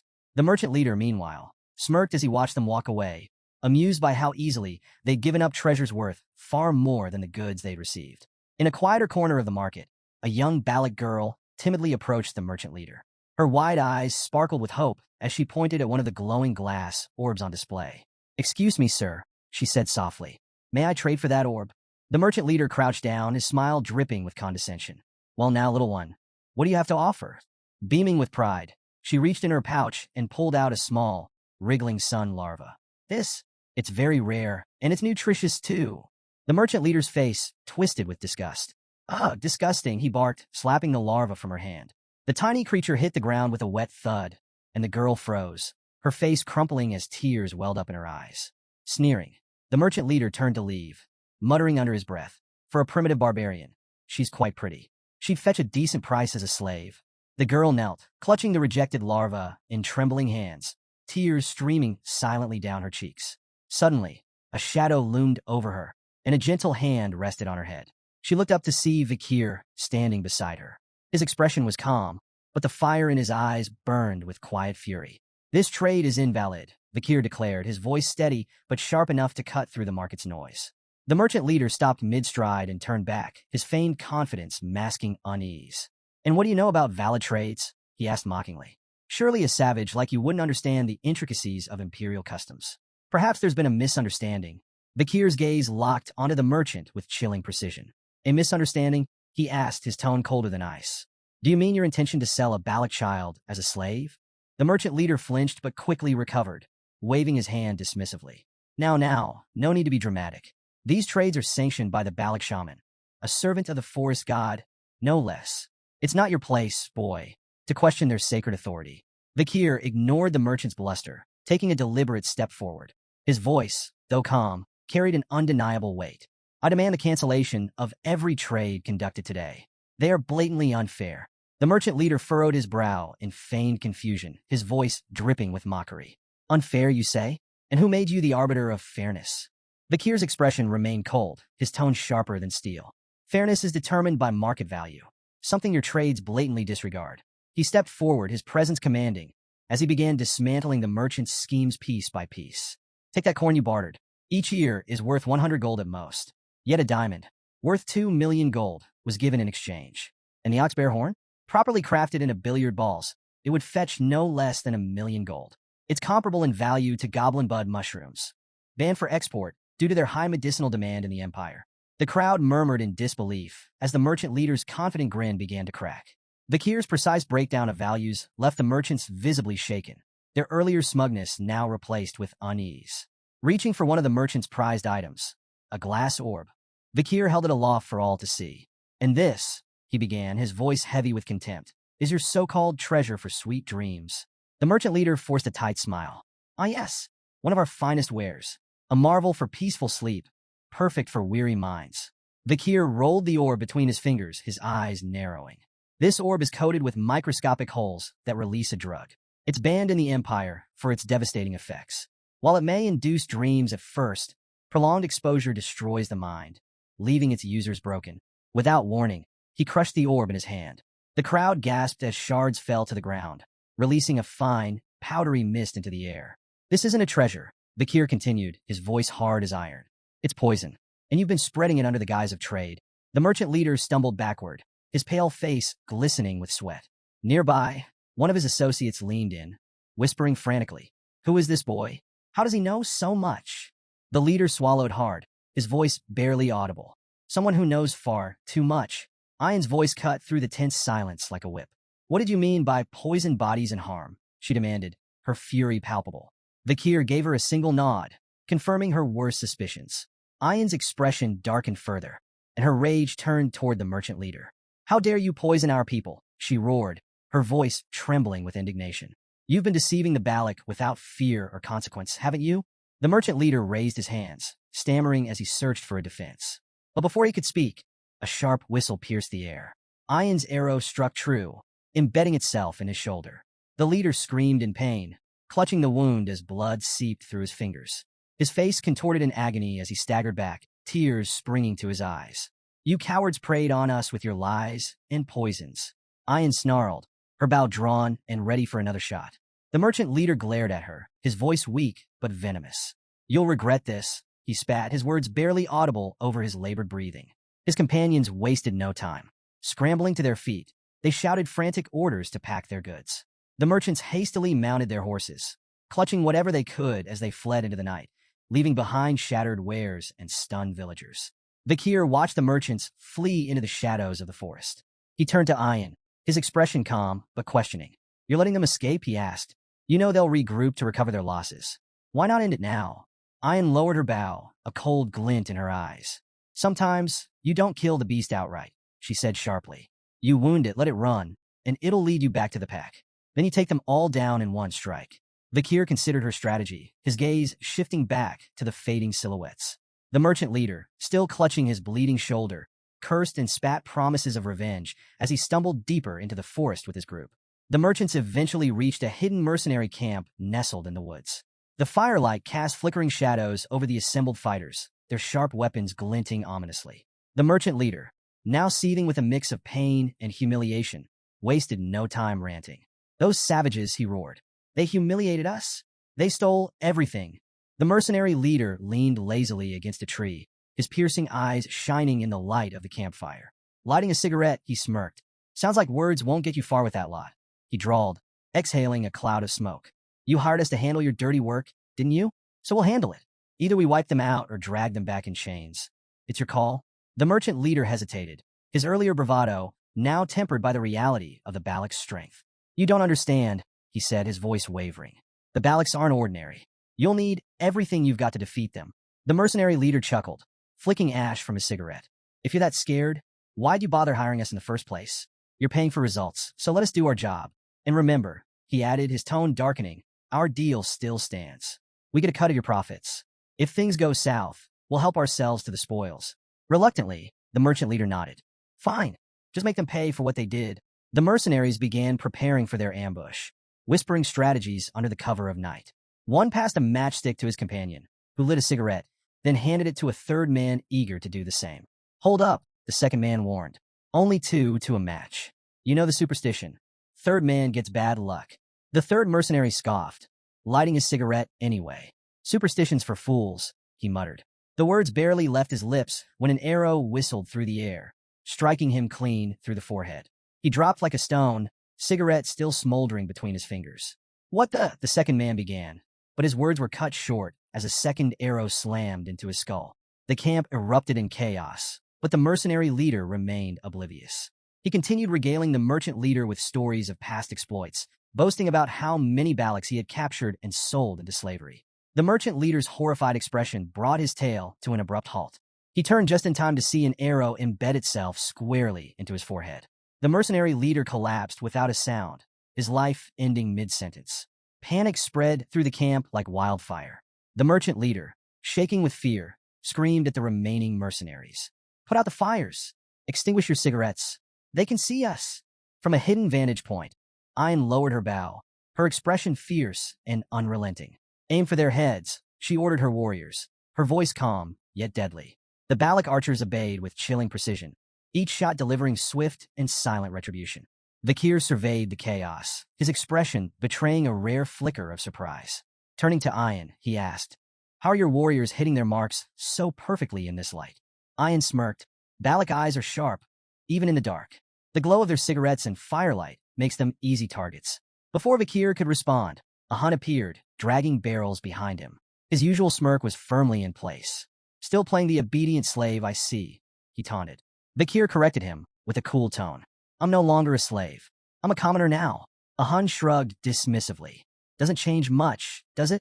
Commoner, slave, it's all the same to me." Amidst the flaming chaos, one mercenary stood his ground, raising his shield to deflect incoming arrows. "Mages, form up! Shields, cover the front! Prepare for a counterattack," he barked, his voice cutting through the panic. But before they could regroup, a strange sight drew their attention. 2 arrows embedded in nearby trees held a barrel aloft, suspended by thick ropes. More barrels began to appear, dangling from the trees, all tied by expertly aimed arrows. "What kind of trickery is this?" a mercenary shouted, his voice edged with panic. One soldier sniffed the air and muttered, "It's alcohol." His realization was cut short as a volley of flaming arrows rained down. The suspended barrels exploded in a fiery inferno, engulfing the camp in a massive blaze. The fire spread rapidly, consuming everything in its path. The screams of burning mercenaries filled the night air, mingling with the crackle of flames. Hidden behind a tree, the merchant leader's face twisted in horror. "They're using oil barrels as weapons," he muttered, his voice trembling. "Launching them with arrows? How?" A rustling noise behind him made him freeze. Turning slowly, he saw a shadowy figure emerging from the darkness. His heart raced as he recognized the crimson glow of Balac eyes. "Wait, don't kill me," he pleaded desperately. Fumbling, the merchant leader pulled a document from his bag, the official seal gleaming faintly in the firelight. "This is an exploration permit," he stammered, "stamped by the deputy consul of Underdog City. If you kill me, the Baskerville family will have their revenge." Vakir stepped into the light, his red eyes gleaming coldly. "This deputy consul," he said softly, "was his name Vakir by chance?" The merchant leader nodded eagerly, sensing a lifeline. "Yes, Vakir, the infamous Vakir." A faint smirk tugged at Vakir's lips. "Strange," he replied icily. "I don't recall granting any such permit." The merchant leader's face paled as recognition dawned. "You're—" His words were cut short by Vakir's arrow, which struck him cleanly in the chest, silencing him forever. "Those who forged the Baskerville seal," Vakir stated, his voice steady and unforgiving, "are executed without exception." Moments later, Ayn arrived astride her wolf, urgency in her voice. "We need to move, slave. Hurry." Vakir's brow twitched as he corrected her, his tone firm. "Not a slave. Remember that." The surviving mercenaries, emboldened by the sudden cessation of Balac arrows, regrouped. "They're retreating," one shouted. "Pursue them. Make them pay." Before they could advance, the forest seemed to shift. A monstrous presence descended upon their position, a suffocating aura that struck terror into even the bravest. Screams of fear echoed through the night, as the mercenaries faced something far worse than the Balac warriors. Standing beside Vakir, Ayn watched the distant carnage. "The fire tactic was clever," she remarked, her tone tinged with admiration. "You're becoming a real Balac warrior." Vakir smirked faintly. "I could say the same whenever I see you." Their attention shifted to the looming shadow of Madame Eight Legs, her monstrous aura palpable even from afar. Vakir's expression hardened, his voice carrying a note of resignation. "This night just keeps getting better." Back in the village, the matriarch addressed the gathered Balac warriors with a warm smile. Placing a hand on Vakir's shoulder, she declared, "For your many achievements, resolving our food shortage, minimizing casualties with clever tactics, uncovering the truth behind the warriors' ailments, and exposing the merchant's deceit, I grant you permission to enter the hero's spring." The crowd murmured in approval as she added, "Tonight's full moon marks a sacred time. Ayn, guide Vakir to the spring." Ayn stood with a cheerful, "Yes, mother," and led Vakir toward the sacred site. As they walked, she looped her arm around his casually, her tone light but pointed. Did you notice a human stayed quiet back there? He was quick to blame curses for the warrior's sickness, but your discoveries? Let's just say they didn't help his reputation. Vakir's gaze drifted toward the shaman, recalling the merchant leader's words about a human being a supposed proxy of the forest god. He couldn't help but wonder how much truth there was in those claims, or how much the shaman might be hiding.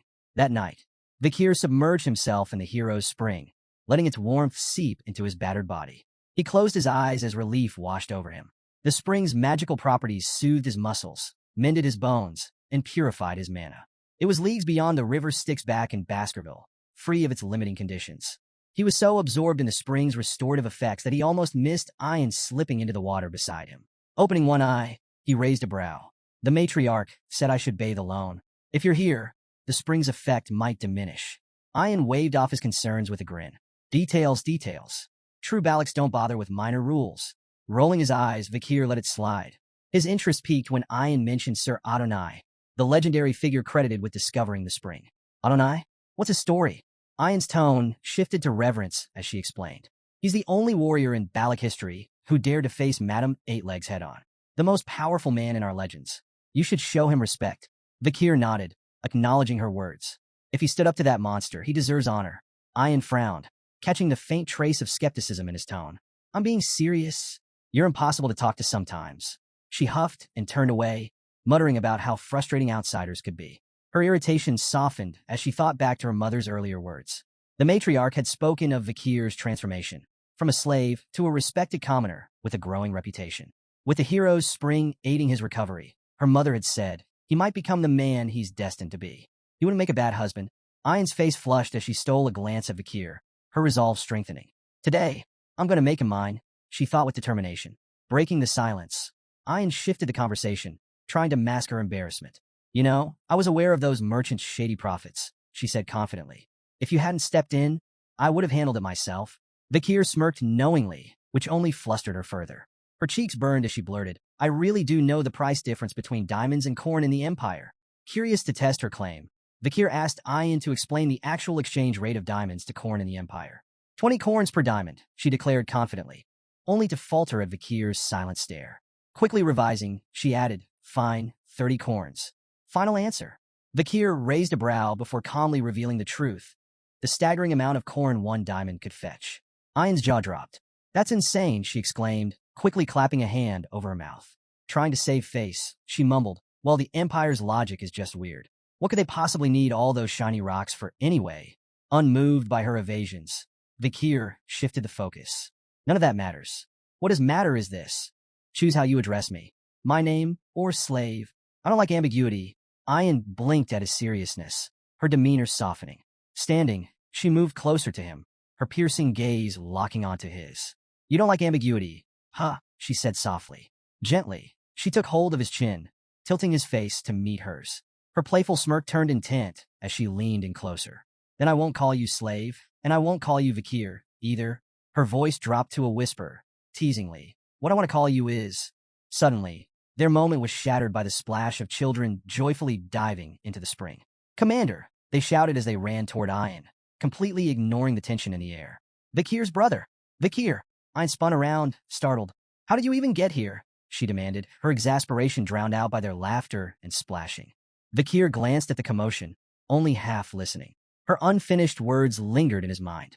If it's not my name or slave, then what does she want to call me? Ian's temper flared as the kids splashed around. You rascals. If you keep playing here, the spring's effects will be ruined. But Vakir smirked, his tone laced with amusement. Didn't someone say a true Balac doesn't bother with minor rules? The children immediately took his side, chiming in with playful glee. Yes, stingy Ian?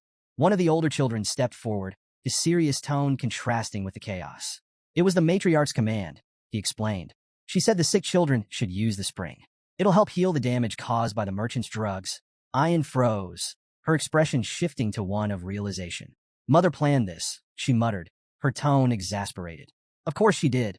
Nearby, a small girl shyly approached Vakir, her brother by her side. Thank you for helping my sister, the boy said, his voice filled with gratitude. The girl nodded, adding a soft, thank you. Ahan, who had been observing the scene in silence, stepped forward hesitantly. His face was tight with frustration, but his voice was sincere. I misunderstood you, Vakir. I'm sorry.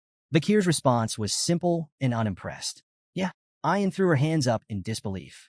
We're apologizing here. Is all you have to say? Unfazed, Vakir shrugged. Ahan's got too much anger in him. Better he learns to manage that first.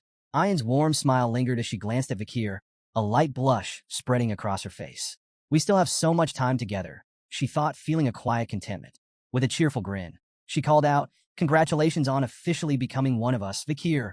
After some time, a loud thud broke the peace as a solid punch sent Ahan sprawling to the ground. He groaned, clutching his face, blood trickling from his nose. Standing over him was none other than Vakir van Baskerville, now a striking 17-year-old. You're more of a crybaby than I thought, Vakir said with faint amusement. Ahan gritted his teeth, wiping the blood from his nose as he scrambled to his feet. Don't walk away. Let's go another round. But Vakir had already turned, his calm demeanor unshaken. That's enough for today, he said casually, his back to Ahan. Running away again? Ahan shouted, his frustration palpable. Vakir didn't stop walking. I'm just going for a stroll. The moment Vakir left, Ahan's friends rushed to help him up. Man, he's a beast, one muttered, shaking his head. He's gotten stronger since he recovered. Another chimed in, stronger? I heard his marksmanship's on par with Commander Ayan now. The third scoffed. On par? Don't make me laugh. I could probably give him a bloody nose with one punch. Ahan surprised them by revealing the truth. You don't get it. His punch didn't even hit me. His friends blinked in confusion. What are you talking about? Ahan clenched his fists, still feeling the phantom impact. It stopped right in front of my face. The wind pressure from his punch made my nose bleed. Elsewhere, Vakir stood in front of a wall riddled with massive holes. Sweat dripped from his brow as he exhaled, his chest heaving from exertion. Finally, he muttered, the sixth technique perfected. His gaze sharpened as he assessed the destruction before him. At just 17, Vakir had mastered the six-fong technique, a feat even seasoned Baskerville swordsmen rarely achieved. Pride flickered in his eyes, but he remained grounded. The path to the pinnacle, the 10th technique, still stretched far ahead.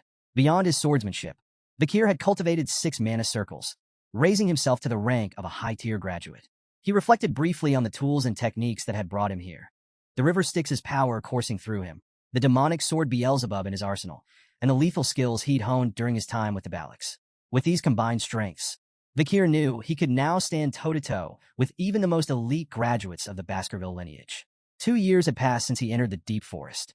As he stared into the horizon, a question lingered in his mind. When my preparations are complete, will it finally be time to leave the Balacs? Later, Vakir and Ayan moved through the dense forest together. Vakir crouched down, examining faint impressions in the dirt with a sharp eye. These tracks, he said, his voice steady, are from a deep forest snake Masasu. An old, massive one. Ayan nodded, her expression momentarily serious. If we catch it, Vakir continued, it'll feed the village for 4 days. As he stood and turned to her, he noticed something was off. Ayan's gaze was distant, her face clouded with thought. You seem distracted, Vakir remarked, narrowing his eyes. Something on your mind other than the hunt? Caught off guard by Vakir's question, Ayan's face flushed crimson, and she stumbled over her words. Of course not, she blurted, though her tone was anything but convincing. Desperate to change the subject, she quickly pulled a knife from her belt. Anyway, she said hastily, another hunting group wanted me to ask you about something. Vakir's brow arched, suspicion flickering in his eyes. It was clear she was dodging the conversation. Ayan held up the blade for him to inspect. They found this on an imperialist who trespassed into the forest, she explained. Do you recognize the emblem? Vakir leaned closer, his sharp gaze scanning the intricate design on the blade's hilt. His expression darkened as he nodded. I do. That emblem belongs to the Leviathan clan, one of the 7 imperial clans, alongside Baskerville. Ayan's face fell as she processed the information. We thought it might have belonged to someone from the mercenary group we took down 2 years ago, she admitted. But it looks like this is something bigger. Her tone grew heavier as she continued. There's something off about all of this. We've been finding traces of a red liquid at random locations around the headquarters. Glass bottles, shattered and discarded, always left behind by intruders who disappear before we can catch them. Vakir's eyes narrowed. What kind of red liquid? Ayan sighed. We're not sure, but it's deliberate. The hunting group did manage to capture someone once, but she hesitated, her frustration evident. They swallowed poison before we could question them. This dagger is all they left behind. She paused, studying Vakir intently. Her demeanor shifted, her voice lowering. Vakir, she asked softly, do you want to go back to your hometown? The question stopped him cold. He turned to meet her gaze, his brows furrowed. Why are you asking me this now? He asked, his tone steady but edged with caution. Ayan's frustration broke through as she stepped closer, her voice rising slightly. I don't like secrets or lies, Vakir. Just tell me the truth. Before he could respond, her next words struck like a bolt of lightning. Another imperialist entered the deep forest recently, she said, her tone grave. I believe they're here for you. Vakir froze, his sharp composure faltering for a fraction of a second. Ayan didn't miss the flicker of shock in his expression. She leaned in closer, her voice barely above a whisper. There's one more thing, she added. It's a red-haired girl. Her words hung in the air, thick with tension. Ayan reflected on the past 2 years, replaying the confrontation with Madame and the search party's venture into the deep forest. She suspected they were hunting for Vakir. The question burning in her heart could no longer be suppressed. Would Vakir leave with this girl? The thought tied her stomach in knots. What if he was furious she had kept this from him? Worse, what if he left? Could tribal laws stop him? Or would her protests be useless? Vakir, ever composed, answered firmly. He wasn't going back. Ayan, though still skeptical, pushed him. Did he mean it? His resolute confirmation brought her relief. Her radiant smile lit up her face as she hugged her wolf companion, joyfully declaring that Vakir was staying. Vakir, however, turned his thoughts inward. He was certain the Empire still believed him dead, a deception he intended to maintain until he could mask his strength from Hugo. The mention of the girl stirred his curiosity. Was it Camus Morg? Did she remember he had saved her? Or was this purely a political maneuver? Watching the Baskerville clan aid the Morgs' search efforts hinted at their unshaken alliance. He wondered if his death had further cemented that bond. Regardless, it reinforced his resolve to one day venture beyond the forest and uncover the truths awaiting him. Later, as Vakir and Ayan stood by the river, their peace shattered when a massive lungfish erupted from the water, flopping violently onto the shore before falling still. Ayan identified it and remarked that its leap likely heralded the rainy season. Judging by the fish's size, she predicted this year's rains could be unusually long. Vakir's sharp eyes caught an anomaly, an arrow embedded in the fish. Cutting it open, they were shocked to find a human skeleton clutching the arrow inside.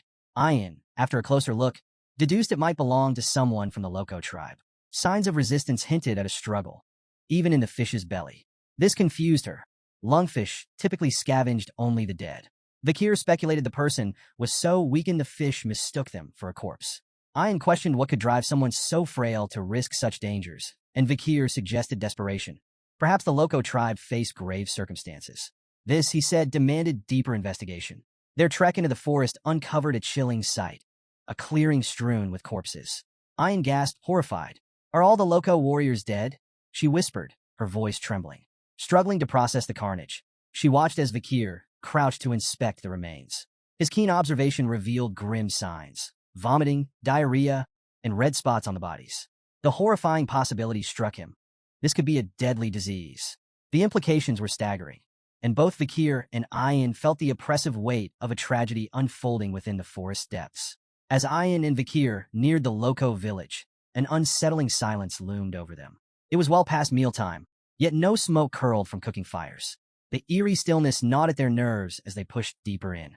Overgrown weeds choked the paths, and there wasn't a single sign of life. Ayan hesitated. Maybe they relocated, she suggested, though her voice lacked conviction. But before Vakir could respond, she yanked back the curtain of a tent and immediately recoiled.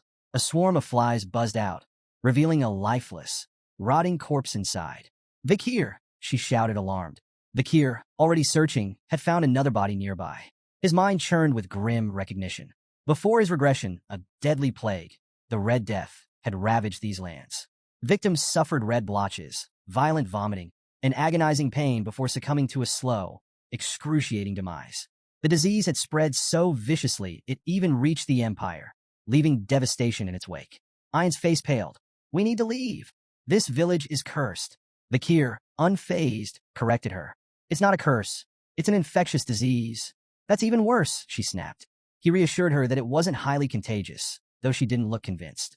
Hesitantly, she asked, Are you sure it's not a curse? If you're scared, leave, he replied, his tone indifferent. Ayan's expression darkened. What if you die? Vakir shrugged. Then I die. She gaped at him. How can you say that so casually? Vakir ignored her outrage, analyzing the scene instead. Not all the Loco people were dead. The village looked abandoned rather than exterminated. It seemed the survivors had fled, leaving behind the sick and dying. He decided to check the barracks for supplies. Find a safer spot and wait, he advised. Fuming at his cold attitude, Ayan turned to leave, only to freeze mid-step. Her eyes widened in horror, her face drained of color. Then she screamed. Vakir spun around, alarmed, and saw her on the ground, shaking violently. Ian. She pointed ahead, her voice breaking. TT the curse. Run, Vakir. Now. A small figure stood in the distance. Ian, paralyzed with fear, begged him to flee. If you run, I'll follow. I swear. Just don't go near it. But as she tried to stand, she cried out again, clutching her leg in pain. A cramp. Vakir ignored her panic and approached the figure. It was a little girl, no older than 5. She wasn't loco, that much was clear. She stood near a small pile of stones, a wilted flower resting atop them, a grave. She had been mourning someone. Kneeling, Vakir met her eyes. Who are you? The child hesitated before responding with 3 chilling words. Loco slave. Kitchen maid? Ian gasped audibly, but Vakir remained calm, studying her. She had been a servant, enslaved by the Loco tribe. What's your name, he asked. The girl hesitated again, before softly replying. Homerian. Vakir's eyes narrowed. The name sounded imperial. Was she a kidnapped noble? Then she completed her introduction, words that sent a shock through his entire body. Homerian Le Baskerville. Vakir froze. Within the Baskerville clan, middle names carried immense weight. The extended family bore Van, but Lum was exclusive to those of direct lineage, reserved for male heirs. In the rare case of female descendants, they too carried the name Le. That meant Homerian was a direct descendant of Hugo Baskerville. Ian's voice cut through his spiraling thoughts. She pointed at the pendant hanging from Pomerian's neck, its etching unmistakable, the Baskerville crest. Vakir seized the pendant, startling the girl, who clutched it protectively. Ignoring her reaction, he flipped it open. His blood boiled. Inside was a portrait of Hugo. A storm of emotions surged through him. Rage, confusion, disbelief. His grip on the pendant tightened as he turned to the trembling child. Where did you get this? His voice was sharp, demanding. Pomerian flinched, holding the pendant closer to her chest. Ian quickly intervened. You're scaring her, she said, stepping between them. Try smiling. Vakir exhaled sharply. He was losing control. After a deep breath, he forced a smile. The result was so unnatural that Ian actually looked impressed. Kneeling, he spoke again, this time softer. Who are they? He asked, pointing to the images inside the pendant. Homerian hesitated before responding. My mother, grandmother, and grandfather. Vakir's mind raced. He recalled something Butler Barrymore, the longtime Baskerville butler, had once said about Hugo's past.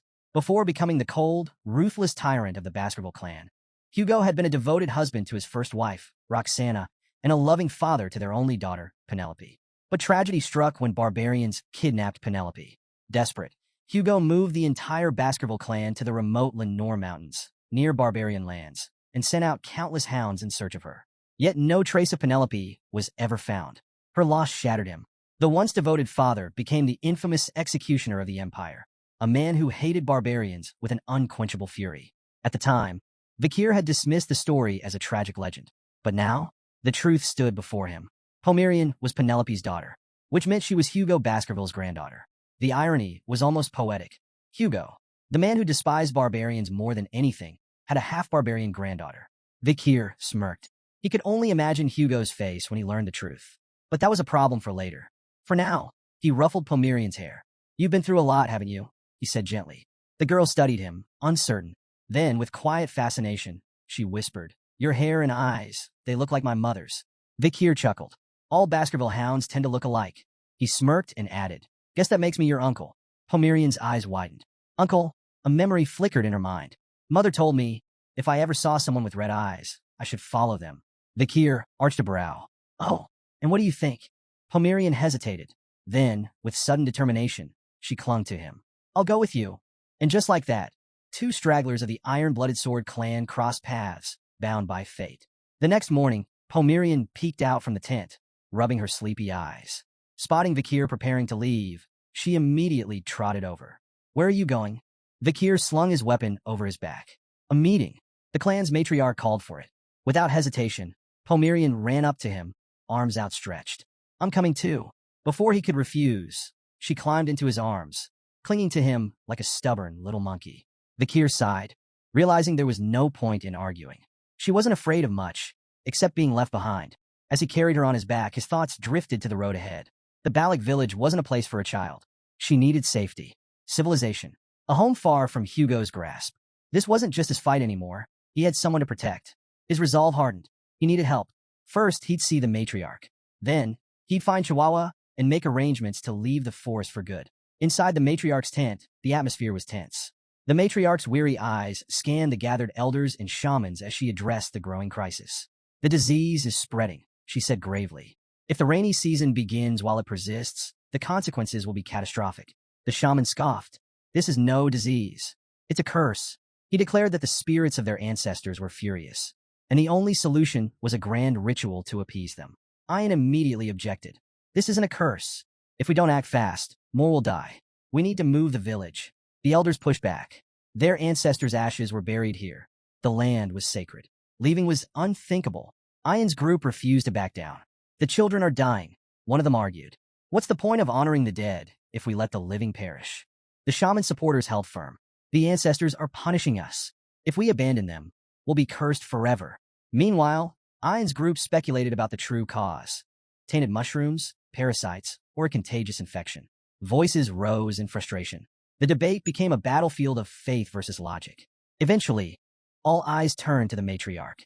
The room fell silent, awaiting her verdict. She hesitated. This wasn't just about survival. It was about their identity. Did I in the back? Vakir observed quietly, piecing together the truth. He had seen this before, the Red Death. It was as ruthless as the Black Death that had once devastated the Empire. Two figures had once played key roles in stopping its spread. Camus Morg, who created a massive firewall to contain the infection. Dolores, the saintess of Quo Vadis, who purified the afflicted with divine power. But their aid had only extended to the Empire. The barbarians in the Lenore Mountains had been left to rot. Most perished, and the Baskerville clan had benefited greatly from their extinction. With fewer barbarians, low-tier monsters overran the region, wreaking havoc on civilians. The Empire funneled more resources into Baskerville hands to manage the threat, allowing Hugo to consolidate his power. Vakir clenched his fists. This wouldn't become another stepping stone for Hugo's rise. Suddenly, he raised his hand. The matriarch's gaze snapped to him. The entire tent fell silent. Then, with quiet confidence, Vakir made his declaration. I know how to stop the Red Death. Vakir's method was put to the test. A goblin, bound and suspended upside down, was submerged in water drawn from an infected source. Seconds passed. When they pulled it out, horror rippled through the crowd. Red spots bloomed across its skin, the telltale mark of the Red Death. Without hesitation, the barbarians threw the writhing creature into a fire. Better to burn it than risk the disease spreading. Ian turned to Vakir, her expression shifting between shock and realization. Every goblin exposed to the contaminated water had shown symptoms. So it really spreads through water. She muttered. Vakir nodded. Boiling the water will neutralize it. That's our best defense. To verify his claim, they escalated the experiment. Ian suggested testing boiled water safety, so they dropped the goblin directly into the boiling pot. It died instantly. Ian winced. Well, that didn't work. Vakir, unfazed, replied, let's try cooled, boiled water instead. After adjusting the test, 2 goblins were submerged in cooled, previously boiled water. This time, no red spots appeared. The gathered barbarians murmured in awe. Boiled water was safe. The matriarch, watching the results unfold, finally spoke. You've given us hope, Vakir. Despite their breakthrough, Vakir remained cautious. The Red Death doesn't just spread through water. It can be transmitted through breathing, eye contact, and exposure to mucous membranes. Stay vigilant, especially during the early morning fog. Ian smirked, casting a smug glance at the shaman. Funny, I remember someone insisting it was a curse. The shaman scowled but quickly fired back. And how do you plan to avoid rain? The river will flood. The humidity will rise. You can't fight water forever. Vakir didn't argue. The shaman was right. The rainy season would spread the infection faster than ever. The Lenore River would overflow, drowning the forest in contaminated water. So he made a bold decision. We need to relocate. The elders stiffened in outrage. You already know the answer to that. One snapped. We cannot abandon the graves of our ancestors. Vakir remained unfazed. Then we won't abandon them. We'll adapt. As the rainy season arrived, the Lenore River swelled, turning the deep forest into a treacherous swamp. Normally, the Balac village would have been washed away. But this time was different. Under Vakir's direction, the barbarians worked tirelessly, constructing elevated platforms, rope bridges, and reinforced barriers. 2 warriors pulled massive support beams into place, securing them high in the towering trees. Others wove thick rope walkways to link their new homes above the floodwaters. When the work was done, the village no longer stood on the ground. It thrived above it. As the storm raged and rivers overflowed, the Balac remained untouched. A barbarian, staring down at the flooded forest below, whistled in admiration. Even with these rains, we haven't lost a single home. Another, beaming, clapped Vakir on the back. We owe this to you. Vakir didn't respond, just gazed up at the towering trees. If the Balac territory hadn't been so naturally blessed, none of this would have worked. Homerian, crawling out of the hut, rubbed her sleepy eyes. I want to stay with you, she murmured, clinging to Vakir's leg. Before he could respond, urgent shouts cut through the air. Two barbarians were waving frantically from a nearby platform. Something fell off. Vakir's instincts screamed, danger. A massive catfish erupted from the murky waters, its gaping maw aimed at the unsuspecting warriors. Their fearful screams rang out as they scrambled to react. Too late. Just as the catfish lunged, an arrow whizzed through the air, striking it cleanly in the side. The impact sent the beast flailing back into the water. The sharpshooter? Ian. Lowering her bow, she glared at the catfish. You ugly bastard. Try that again, and I'll turn you in a stew. Vakir exhaled, momentarily impressed. Fast, precise, sufficient. Ian had saved them in seconds. He turned to her. That thing, is it the infamous Mishisu? Ian shook her head. No, this one's Ka. It's ruled these waters for decades. Before she could say more, Ka slammed into a platform. The impact sent two barbarians tumbling toward the water. Vakir moved instantly. His hand glowed red as he summoned Beelzebub. His blade blurred as he unleashed the sixth Baskerville technique, 6 lurking ambushes. A flurry of precise, deadly slashes struck Ka, forcing it back. The beast screeched in agony before retreating into the depths. The fallen barbarians caught onto a nearby tree trunk and managed to climb back up, shaken but safe. The gathered warriors, still processing what had happened, suddenly erupted into cheers. Vakir, the hero of Balac Village. You save us again. As chants of praise filled the air, Vakir noticed a bitter glare from the crowd. The shaman, watching from a distance, clicked his tongue in irritation. Meanwhile, Ian smirked, giving Vakir a thumbs up. You pass, she teased, though her eyes hinted at mischief. That evening, the atmosphere inside Vakir's hut was surprisingly warm. Homerian sat at the table, happily eating the meal Vakir had prepared. Beside her, Ian also dug in, her face blissful as she chewed. Homerian beamed. This is delicious. Ian, mouth still full, nodded in agreement. You're a surprisingly good cook. Vakir arched a brow. I don't remember inviting you. Ian, flashing a mischievous grin, pointed to her empty plate. The smell led me here. Can't just ignore fate. Vakir sighed. I didn't make enough for you. Ian shrugged. What belongs to the slave belongs to the master. Vakir scowled. I'm not a slave. She waved him off, clearly enjoying herself. Homerian, watching their playful exchange, suddenly tilted her head. You two act like a married couple. Ian choked on her food. Face burning red, she grabbed Homerian into a tight hug. You're so adorable. Let's keep you forever. Homerian giggled, hugging her back. Vakir, watching them, exhaled. When did those two get so close? Suddenly, the warm mood shattered. A chill swept through the hut, and Vakir's sharp instincts flared. Turning toward the entrance, he saw a shadowy figure standing in the rain, soaked to the bone, trembling, and eyes filled with desperation. Ian's expression darkened. Ahan, the young warrior stepped forward, his voice shaking. Vakir, I need your help. His tears mixed with the rain. Please save my little sister. The rain pounded against the tent, the dim light inside barely piercing the gloom. On a makeshift bed, a frail young girl lay still, her breathing ragged. Red bruises mottled her small body, a cruel sign of her worsening condition. Vakir, Ian, and Ahan stood around her, the weight of the moment pressing down on them. Breaking the silence, Vakir's voice was calm but firm. When did this start? Ahan swallowed hard. Yesterday. She went into the swamp to gather wood for the village. Ian added softly. Ahul is always trying to help. She's kind, too kind. She turned to Vakir, eyes pleading. Is there a way to save her? Before he could answer, a shadow entered the tent. A sharp grunt, a heavy presence. A human, the shaman and Ahan's grandfather. His piercing gaze swept over them before settling on Ahul. His face twisted with disapproval. Foolish girl, he muttered, voice dripping with contempt. I warned you not to go near that swamp. His frustration exploded. He turned on Ahan and slapped him across the face. The crack echoed in the tent. Useless boy, he spat. You and your imperial spy bastard friend have disgraced this tribe. His glare bore into Vakir. Ian bristled at the insult, but Ahan didn't fight back. Tears slid down his face, silent and unchallenged. The shaman's voice boomed, declaring Ahul's condition a divine curse, punishment for neglecting ancestral rites. Only an offering will cleanse this taint, he warned. The matriarch will understand. With that, he stormed out. The silence that followed was thick with tension. Ayan clenched her fists. That old bastard, she hissed. How can he? But Vakir's calm voice cut through the storm. If you want to save her, I have a plan. The battle against disease begins.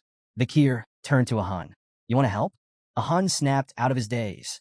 Yes. Then listen carefully. Vakir's tone was steady, decisive. Sanitize everything a Huel has touched. Use boiling water. Burn charcoal in the bonfire to repel insects and bats. Keep her isolated, warm, and dry. This gives her the best chance to fight the disease. He locked eyes with a Hun. Can you handle it? A Hun wiped his tears away. I'll do it. Without hesitation, he rushed out to begin preparations. Ayan stepped closer, worry clear in her voice. You really think you can save her? Vakir didn't hesitate. I can, but I need your help. She straightened. What do you need? Vakir's answer shocked her. I have to leave the forest. I need medicine. Ayan stiffened. You know that's impossible.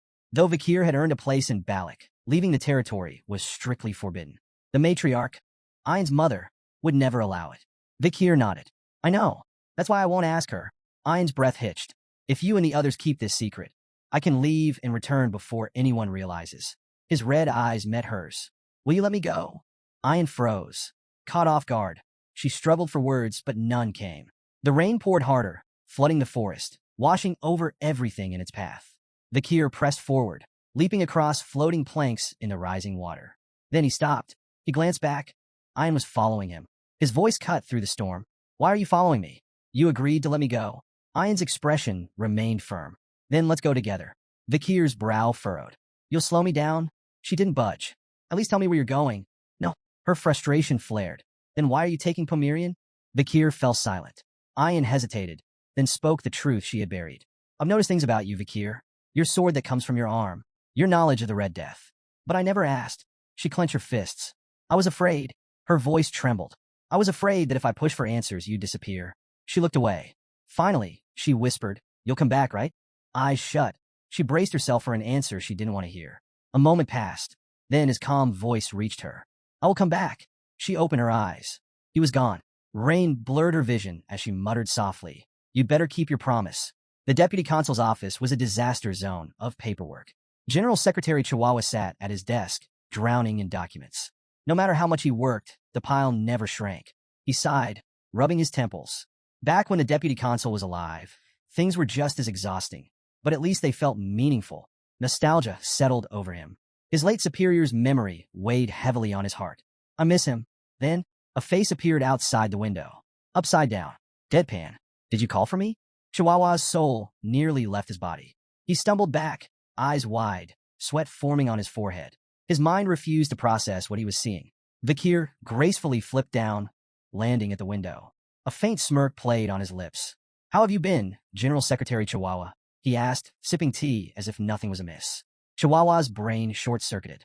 Vakir, the man he thought was dead, was sitting across from him, completely unfazed. His mind flooded with questions. Had Vakir fought some monstrous entity in the deep forest? Had he been gravely injured? Had he been living among barbarians? Yet, as Vakir calmly sipped his tea, completely at ease, Chihuahua's confusion only deepened. Finally, Chihuahua found his voice. You're really alive? His voice wavered between disbelief and relief. You're not some ghost haunting me, right? Vakir chuckled. You've been frozen in shock for a while now. Chihuahua swallowed hard. You little... His voice cracked before he could finish. Tears welled up in his eyes. He didn't care how or why Vakir was alive. Damn it, he muttered, wiping his face. You have no idea how relieved I am. But as his eyes landed on Pomerian, his relief turned into something else. His brows furrowed. Wait a minute. He leaned in, squinting at the child. Red eyes, dark hair, uncanny resemblance. His face paled. Vakir, is this your daughter? Clearing the misunderstanding. Vakir sighed, already expecting this. She's not my daughter, he said bluntly. We just share the same bloodline. Chihuahua exhaled in relief. Oh, thank God. I thought you'd. He stopped, realizing there was still a lot of new information to process. Still, with his emotions finally settling, he wiped his face and shifted into business mode. Vakir's expression grew serious. I need you to take care of Pomerian while I'm gone. Chihuahua's eyes widened. She's a Baskerville. I need her to receive a proper education, Vakir continued. Chihuahua straightened, taking the request seriously. It's been a while since you've given me a direct order, he mused. Don't worry, I'll handle it. However, Vakir had another concern.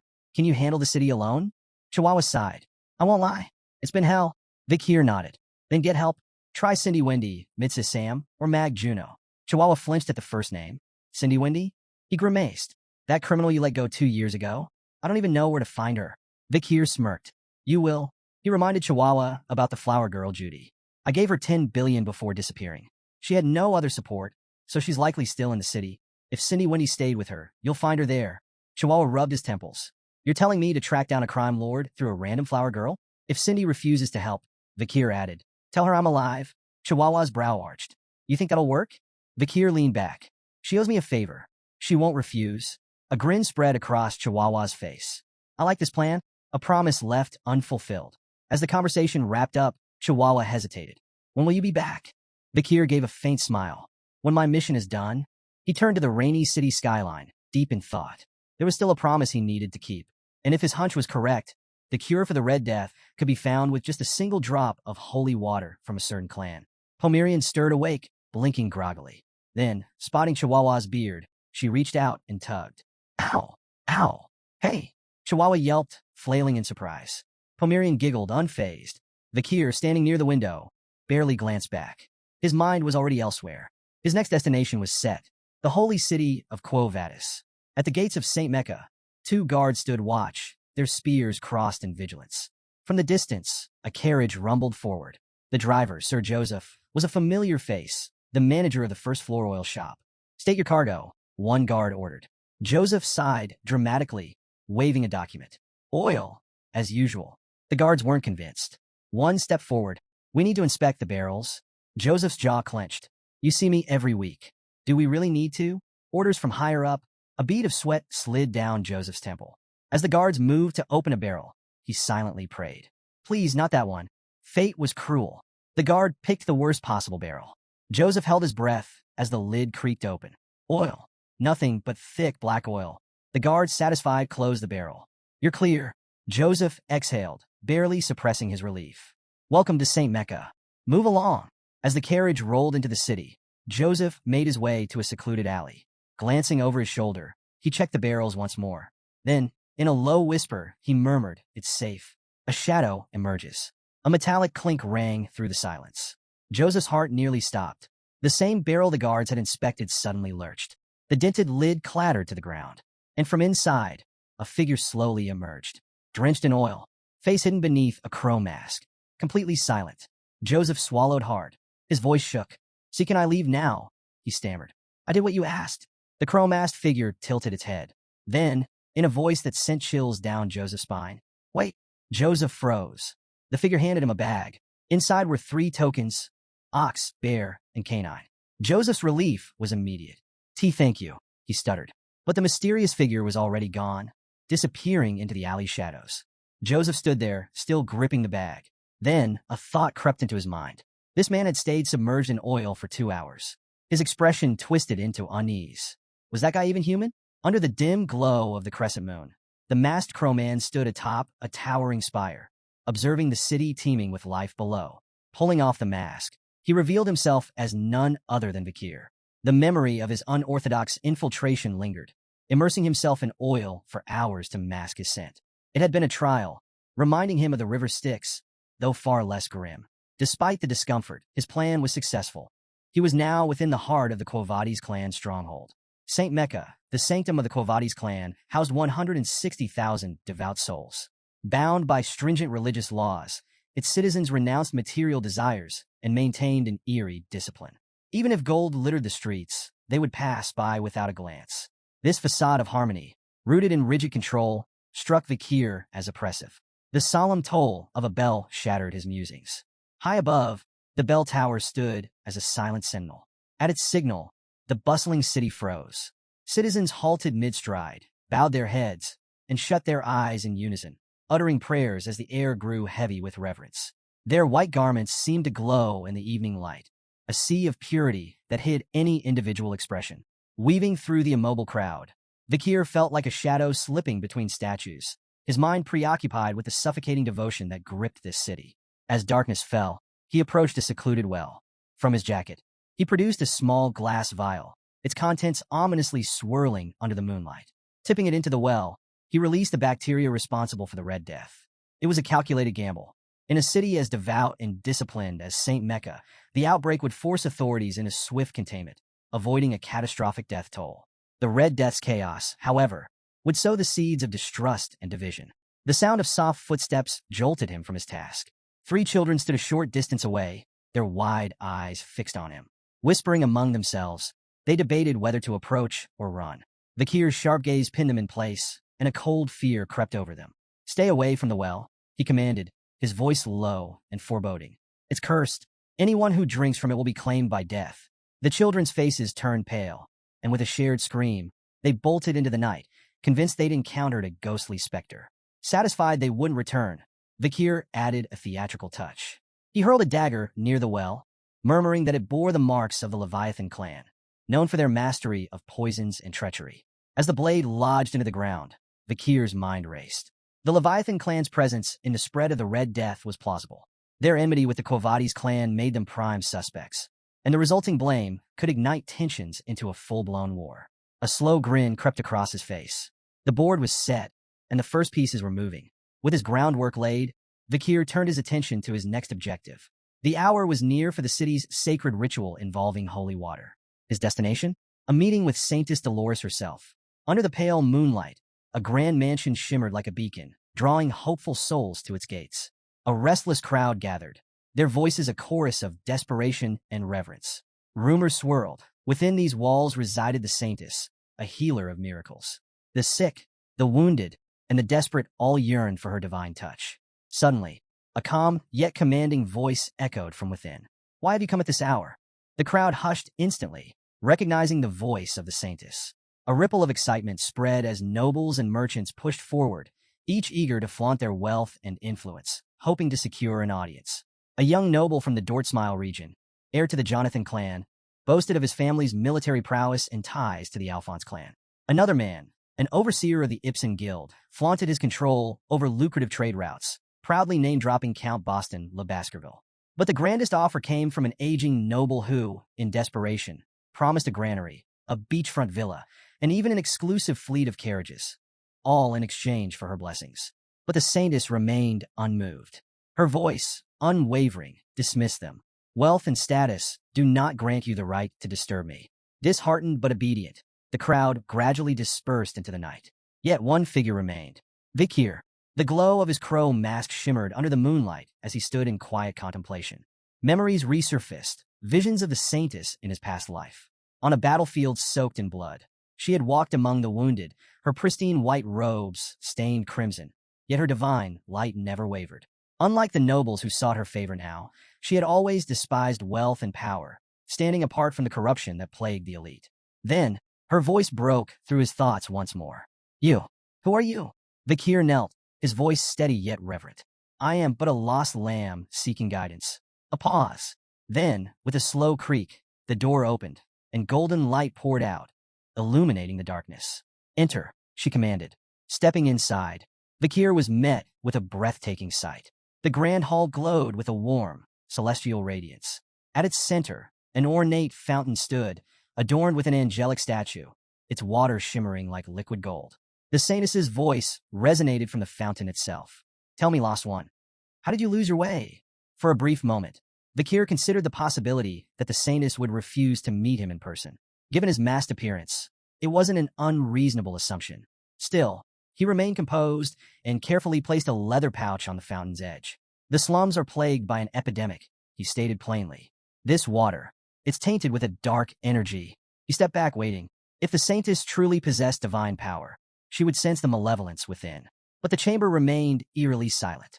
Then her voice cut through the air like a blade. "You lie." The accusation barely settled before the chamber filled with the sound of approaching footsteps. Knights emerged from the upper level, positioning themselves like sentinels above him. The atmosphere turned heavy, their leader stepping forward with an air of cold authority. "Your words are far too bold for someone claiming to be a lost lamb," he remarked, his gaze sharp. "Who are you really?" Vakir remained silent, but recognition flickered in his eyes. Pietro Quo Vadis, an old comrade from his past life. Known for his unshakable sense of justice and ruthlessness in pursuit of it, Pietro had mastered interrogation techniques so brutal that demons might have taken notes. Vakir himself had learned a thing or two from him, enough to break the infamous 7 young masters of Underdog City. Finally, Vakir spoke. I didn't expect to see you here. Pietro's eyes narrowed, but he showed no sign of familiarity. Instead, he acknowledged the epidemic report with skepticism. And yet, here you stand, masked like a thief in the night, he countered. Remove it. Show your face. That is the proper way to meet the Saintess.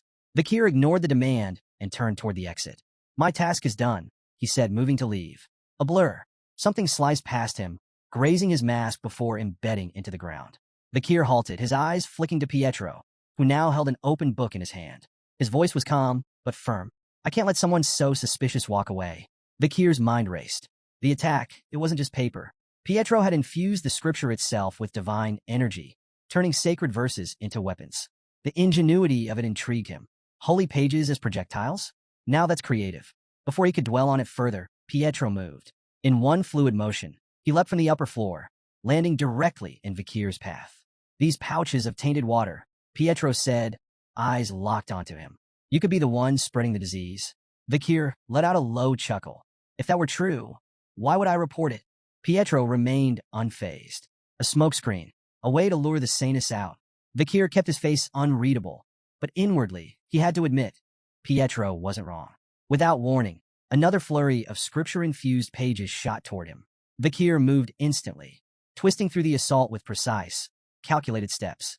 Pages cut through the air, glowing with divine radiance, yet not a single one touched him. He landed lightly on the opposite side of the chamber, his eyes assessing Pietro. Fast, tactical, as sharp as ever. He considered activating his aura to shift the battle in his favor. But the moment he did, the truth would be undeniable.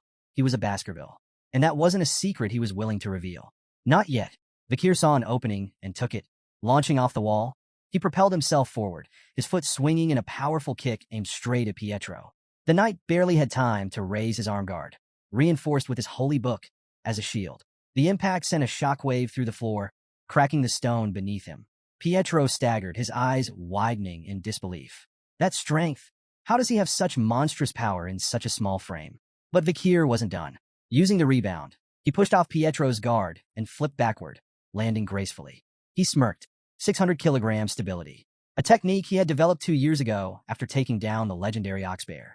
This was its first real test in battle, and judging by the cracked floor and Pietro's shaken stance, it worked beautifully. Not giving Pietro a chance to recover, Vakir shot forward, unleashing a relentless barrage of punches.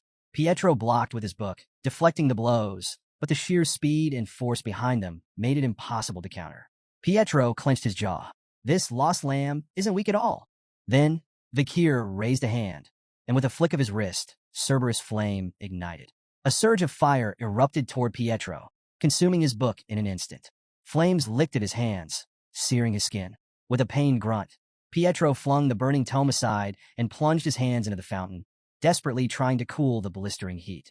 Vakir remained composed. Do you want to keep going? Pietro, despite his obvious pain, wasn't ready to back down. Gritting his teeth, he lunged forward. You use sorcery. You stand against the divine. Vakir sighed. Then, without hesitation, he kicked the burning book straight at Pietro's face. The knight recoiled, momentarily blinded. That was the opening.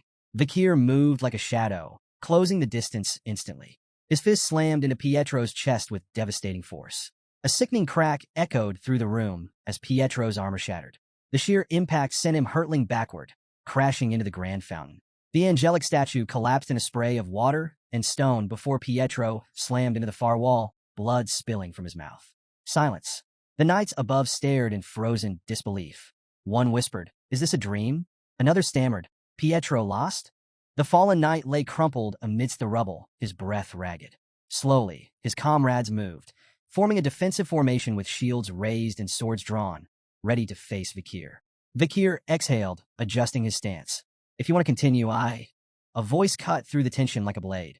"Enough!" The air in the room shifted. The knights immediately stepped aside, bowing as she entered. Vakir turned his gaze to her. Saintess Dolores. She took in the scene, the shattered fountain, the wounded Pietro, the knights bristling with tension. Then, her sharp eyes settled on Vakir. "So," she mused, her voice laced with amusement. "You're the lost young lamb?" Vakir met her gaze. "That's what I said." A small smile played on her lips. "You look more like a puppy than a lamb. A small, stubborn puppy, covered in bruises." One knight flared with anger. "He's no puppy. He's a bloodthirsty wolf." The Saintess waved off the remark with a chuckle. Be a dear and fetch some tea. What? Tea. The knight hesitated, but ultimately obeyed, clearly confused. Meanwhile, Dolores turned and began walking away. She glanced back at Vakir, her expression unreadable. Come, she said. We need to talk. Vakir sat across from the Saintess at an ornately set tea table, his posture relaxed, but his senses alert. Behind her, Pietro stood like a sentinel, his sharp gaze locked onto Vakir, ever watchful. Vakir studied Saintess Dolores Quo Vadis. Despite appearing no older than 16, her name carried immense weight. During the war against demons, she had worked tirelessly on the front lines, healing the wounded when all seemed lost. To soldiers and marshals alike, she was a beacon of hope, a symbol of compassion in an age of despair. Even Vakir, hardened by battle, had once regarded her with a degree of reverence. Then, unexpectedly, she sighed. I've been really stressed lately. Vakir blinked. That was not what he expected. The Saintess continued, seemingly unfazed by his silence. I just got back from the Imperial Academy of Colosso. I'm on break, but family matters have kept me busy. Vakir narrowed his eyes. What was she playing at? Why shift the conversation to something so mundane? She turned her gaze to the window, watching the moonlit city below. Nobles and merchants are relentless. They demand my presence at all hours, but most of their problems are self-inflicted. She swirled her tea absent-mindedly. Narcotics, personal misadventures, things they call urgent, but are really just the consequences of their own indulgence. Very few of them are actually suffering from serious illnesses. Taking a slow sip of her tea, she exhaled softly. People rarely care about justice, righteousness, or equality. They only focus on their immediate needs. Her words hung in the air, an unspoken challenge for Vakir to reflect on them. Vakir, ever composed, responded evenly. Theology is essentially the process of understanding humans, so such things are inevitable. The Saintess's eyes flickered with intrigue. Asmo's Old Testament, chapter 6, verse 9. For the first time, genuine surprise flashed across her face. I never thought I'd meet someone who still remembers that passage. Vakir said nothing, merely taking a sip of his own tea. This woman was sharper than most gave her credit for. Still, there were more pressing matters. He placed a pouch of contaminated water on the table.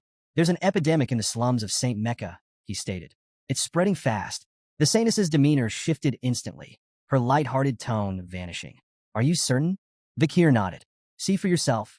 She studied the pouch carefully, but did not immediately take it. Her gaze flickered back to him. Did you have anything to do with this? Vakir met her eyes, unshaken. If I did, why would I be telling you? Pietro, ever the skeptic, tensed. Silence settled over the room as the Saintess continued scrutinizing him. Vakir could almost hear her calculating the risks, the possibilities. Then, slowly he raised his hand. Pietro moved instantly. In a blur, he stepped between them, reaching for his weapon. Saintess stepped back, but there was no attack. Instead, a radiant golden glow enveloped Vakir's hand. I dislike harming innocent people, he said simply. Especially in my hometown. Pietro froze. The Saintess stared, her previous composure breaking in a genuine astonishment. The power radiating from Vakir, it was unmistakable. Are you? She hesitated, her voice tinged with disbelief. A believer of Lewin? Vakir remained unfazed. He met the Saintess's gaze and spoke with calm precision. Now, will you hear me out? With no objections, he began recounting his findings. He detailed how he had witnessed suspicious individuals pouring liquid from glass bottles into the slum's water supply. These figures, he asserted, were the real culprits behind the epidemic. The Saintess's eyes darkened. And their motive? Wordlessly, Vakir unfolded a map, laying it on the table. He pointed to two key locations, his tone measured as he explained his deductions. The Leviathan clan, the bourgeois family, two factions with everything to gain from a crisis. The Leviathan clan thrives on poison, Vakir began.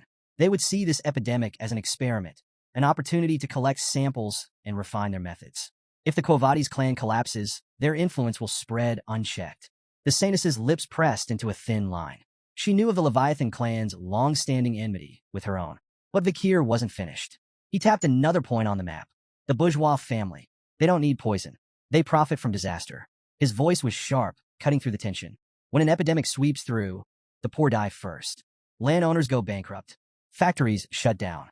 Stores close. That's when the bourgeois family steps in, buying up land, seizing assets, expanding their empire. The Saintess and Pietro exchanged stunned glances. It all made too much sense. Vakir leaned back. The Leviathan clan sets the fire. The bourgeois family waits for the ashes to settle. And to mask their scheme, They blamed the native tribes of the deep forest. Silence.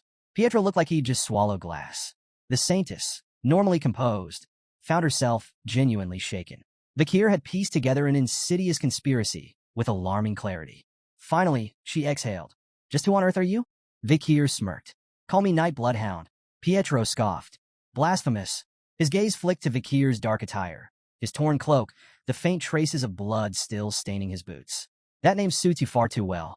The saintess, however, remained thoughtful. Even if your name is ominous, your words hold weight. She stood. Pietro, we're going to the slums? Pietro straightened. Understood. They would investigate the epidemic firsthand and report their findings to the Quo Vadis leadership. Vakir observed the saintess in silence. She acted swiftly and decisively, a rare trait among nobles. Meeting her had been fortunate. With her involved, the truth wouldn't stay buried for long. As she prepared to leave, the saintess glanced back at him. There was something about him that unsettled her. His small frame, battered from battle, seemed at odds with the sheer power he had displayed. His presence carried a storm of emotions: blood, oil, steel, violence, and fury. Yet beneath it all, there was sadness. A sadness so deep, so ancient, that she found herself wondering, who was this man before he became the Night Bloodhound? When they arrived at a small church deep in the slums, the air was thick with desperation. The moment the saintess stepped inside, the sisters rushed to her, their faces streaked with tears. Saintess, please, save them. The sight that met her eyes was devastating. Rows of infected lay writhing in agony, their bodies marked by the telltale signs of the disease. Their groans of suffering filled the sacred space, mixing with the scent of damp straw and fevered sweat. The saintess's hands trembled. Night Bloodhound was right. The epidemic was real, and it was spreading. Vakir stood beside her, his expression unreadable. Guilt gnawed at him. He had set this chain of events in motion, knowing innocent people would suffer. It was a calculated risk, but it didn't make it any easier to watch. Still, one thing brought him relief. There were no children among the afflicted. His earlier deception, the cursed well, had worked. The children had stayed away. At least some lives had been spared. But this was no longer his battle. Now, it was her turn. The saintess stepped forward, her presence radiating warmth and sorrow. My people, she whispered, her voice heavy with emotion. God's love is boundless. His light will heal you. She knelt, clasping her hands together, and began to pray. Her voice wavered, raw with emotion, calling upon the divine. Her life, her fire, her soul. She pleaded for the suffering to end. A single tear slipped from her cheek, striking the cold stone floor. And then, light, a golden radiance erupted from the tear, spreading like wildfire. It poured through the room, seeping through every crack, flooding the church with an ethereal glow. The windows shimmered. The wooden pews hummed with divine energy. Then, the miracle unfolded. An elderly man, once gasping for breath, suddenly stilled. His ragged breathing steadied. The red lesions on his skin faded, disappearing like a bad dream. Around the room, the same transformation took place. Fevered bodies cooled. Pain-ridden groans turned to gasps of awe. The disease was lifting. The sisters wept with joy, falling to their knees. Their prayers of desperation became prayers of gratitude. Vakir watched in silence. Even after all he had seen, the wars, the bloodshed, the horrors, this was something different. The saintess truly was a miracle incarnate. And if her power could do this, it could change the fate of the deep forest. Late into the night, Saintess Dolores sat alone in her study, her face illuminated by the flickering candlelight. Before her, a map lay open, marked with precise notations. Her thoughts were razor-sharp. Her divine power had stabilized the afflicted, but it wasn't a cure. More cases would surface unless the true source of the epidemic was eradicated. Her gaze shifted to a glass tube filled with an infected patient's bodily fluids. A nightmare in liquid form. Short incubation. Slow, agonizing death. A disease designed not just to kill, but to prolong suffering. Her grip tightened. This wasn't natural. After careful deliberation, she reached a conclusion. Purifying the deepest well in the slums was the key. If she concentrated her divine power into a single, potent drop, it could neutralize the contamination at its source and put an end to the outbreak. A deep breath. A sense of renewed purpose washed over her. There were still people to save, but as she stood, a sudden pain lanced through her skull. She staggered, gripping the edge of her table. A headache, sharp, unrelenting. Was it anemia? Exhaustion? The strain of overusing her divine power? She clenched her teeth, pushing the pain aside. There was no time for weakness. Moments later, she emerged from her chambers, her expression unreadable. Waiting outside was a trio of noblemen. One of them, overly enthusiastic, lit up at her arrival. Saintess, what perfect timing. Dolores raised an eyebrow. Why were they here? Another noble, practically beaming with self-importance, stepped forward. We couldn't possibly allow someone as noble as yourself to venture into the filth of the slums alone, he declared. So we took the liberty of gathering some relief supplies. With a flourish of his hand, he gestured to 3 wagons stacked high with goods. Food, medicine, blankets, the works. The poor souls in the slums have truly hit the jackpot today, he chuckled, nudging his companion. Dolores studied them. Their smiles were too wide. Their voices dripped with self-satisfaction. This wasn't charity. It was theater. They weren't here for the sick. They were here for themselves.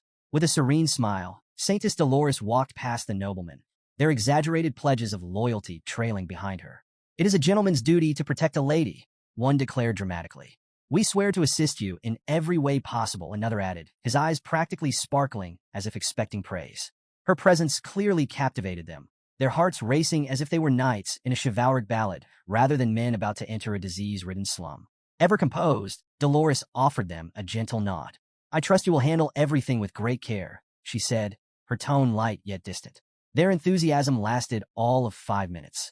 As they stepped deeper into the relief zone, the air grew thick with decay. The stench of sickness, filth, and human suffering assailed them like a physical blow. The first noble gagged, clutching his silk handkerchief over his nose. By the heavens, this stench. My limited edition shoes are going to be ruined. The second noble froze in place, eyes darting around in panic. Wait, what if we catch it? Shouldn't we be keeping a safe distance? The third, less subtle than the others, turned to a nearby priest. Clear this mess at once. And while you're at it, treat me first. Dolores watched them without surprise. Their discomfort was inevitable. Men who acted for image would always falter when faced with true suffering. True empathy wasn't about performance. It was about grace, kindness, and sacrifice, a lesson these men had yet to learn. Her thoughts were interrupted as she turned her gaze toward a nearby tent. A heavy, ominous aura lingered around it. Inside lay the most critical patients, those fighting not just the disease but despair itself. The suffering within that tent was unimaginable. Without hesitation, Dolores approached. Forgive me for not coming sooner. She pulled back the curtain and stepped inside. I am here now, she declared softly. Let me help. Inside the critical care tent, the moment she entered, she was met with urgency. A commanding voice rang out. More saline now. Dolores turned her head, expecting to see a priest or healer. But instead, her eyes landed on something shocking. A doctor, one who moved with efficiency, precision, and expertise. A priest nearby stared in disbelief. His mouth opened as if to speak, but no words came out, because he recognized something impossible. The doctor wasn't just any doctor. It was Night Bloodhound. Dolores's breath caught. Vakir. For hours, he had been working tirelessly to treat patients. But what truly stunned everyone was his method.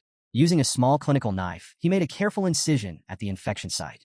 Then, with just 2 fingers, he pressed against the wound, channeling divine power directly into it. The infection vanished on the spot. The priest, watching this unfold, felt his worldview shatter.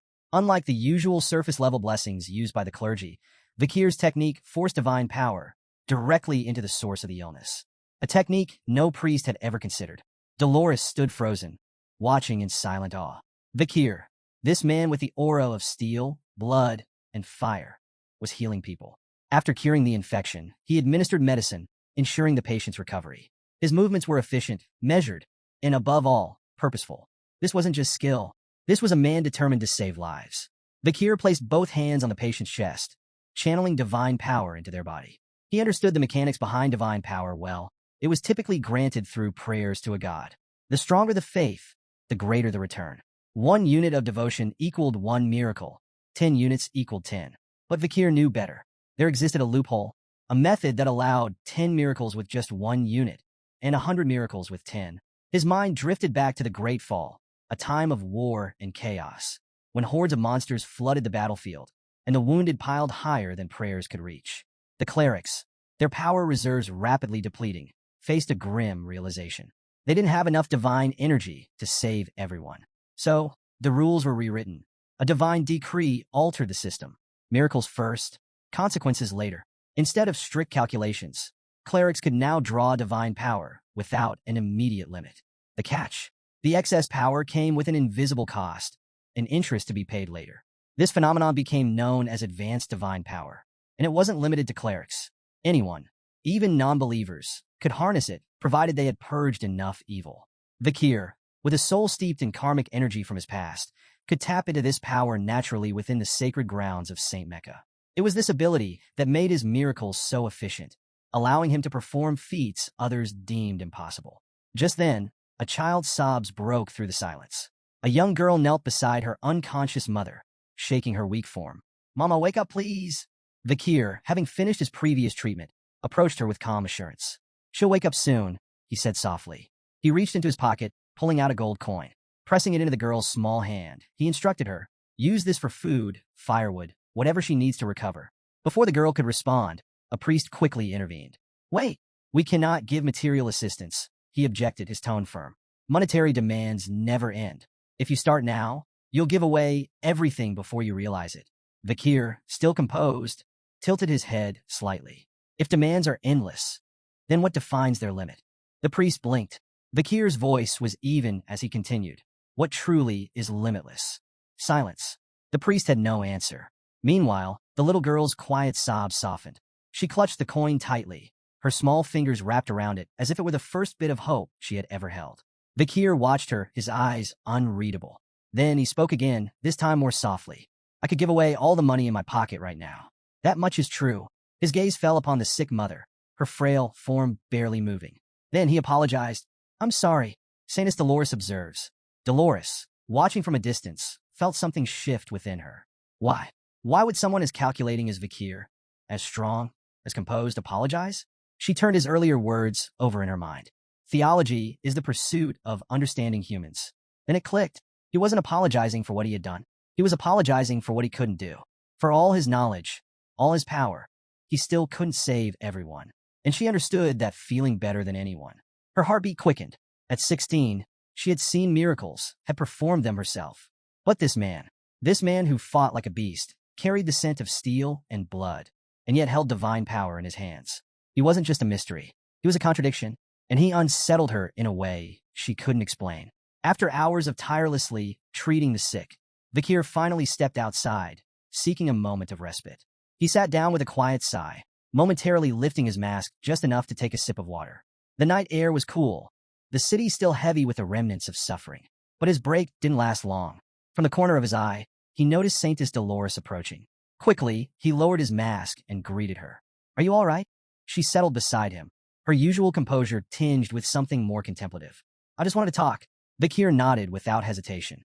For a moment, neither spoke. Then, Dolores offered a quiet thanks. "With your help, we saved them," she said, sincerity in her voice. "The epidemic, we managed to stop it." Vakir, ever modest, simply shook his head. "I only did what had to be done." Dolores smiled softly, as if she had expected that answer.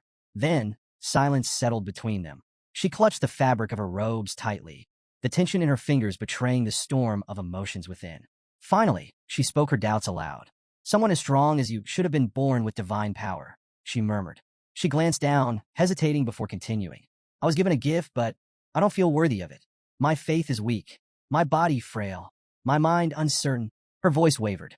"Why would a higher power choose someone like me, when there are others, far more deserving?" Vakir's response caught her off guard. He smiled, calm assured. "Because of that doubt," he said simply. She looked at him confused. "The world doesn't need unshakable perfection," he continued. "It needs a light that can shine even in the darkest places." Dolores's breath hitched. His words, so unexpected, so certain, struck something deep within her. Tears welled in her eyes, but she blinked them back. "Do you really think I can become that person?" she asked, her voice small and certain. Vakir's reply was steady, unwavering.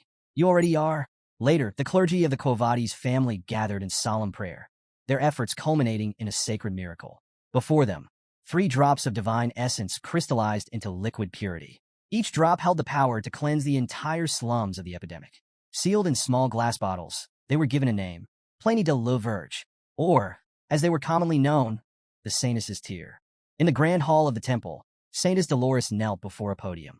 Before her, the sacred box containing the 3 bottles sat in quiet reverence.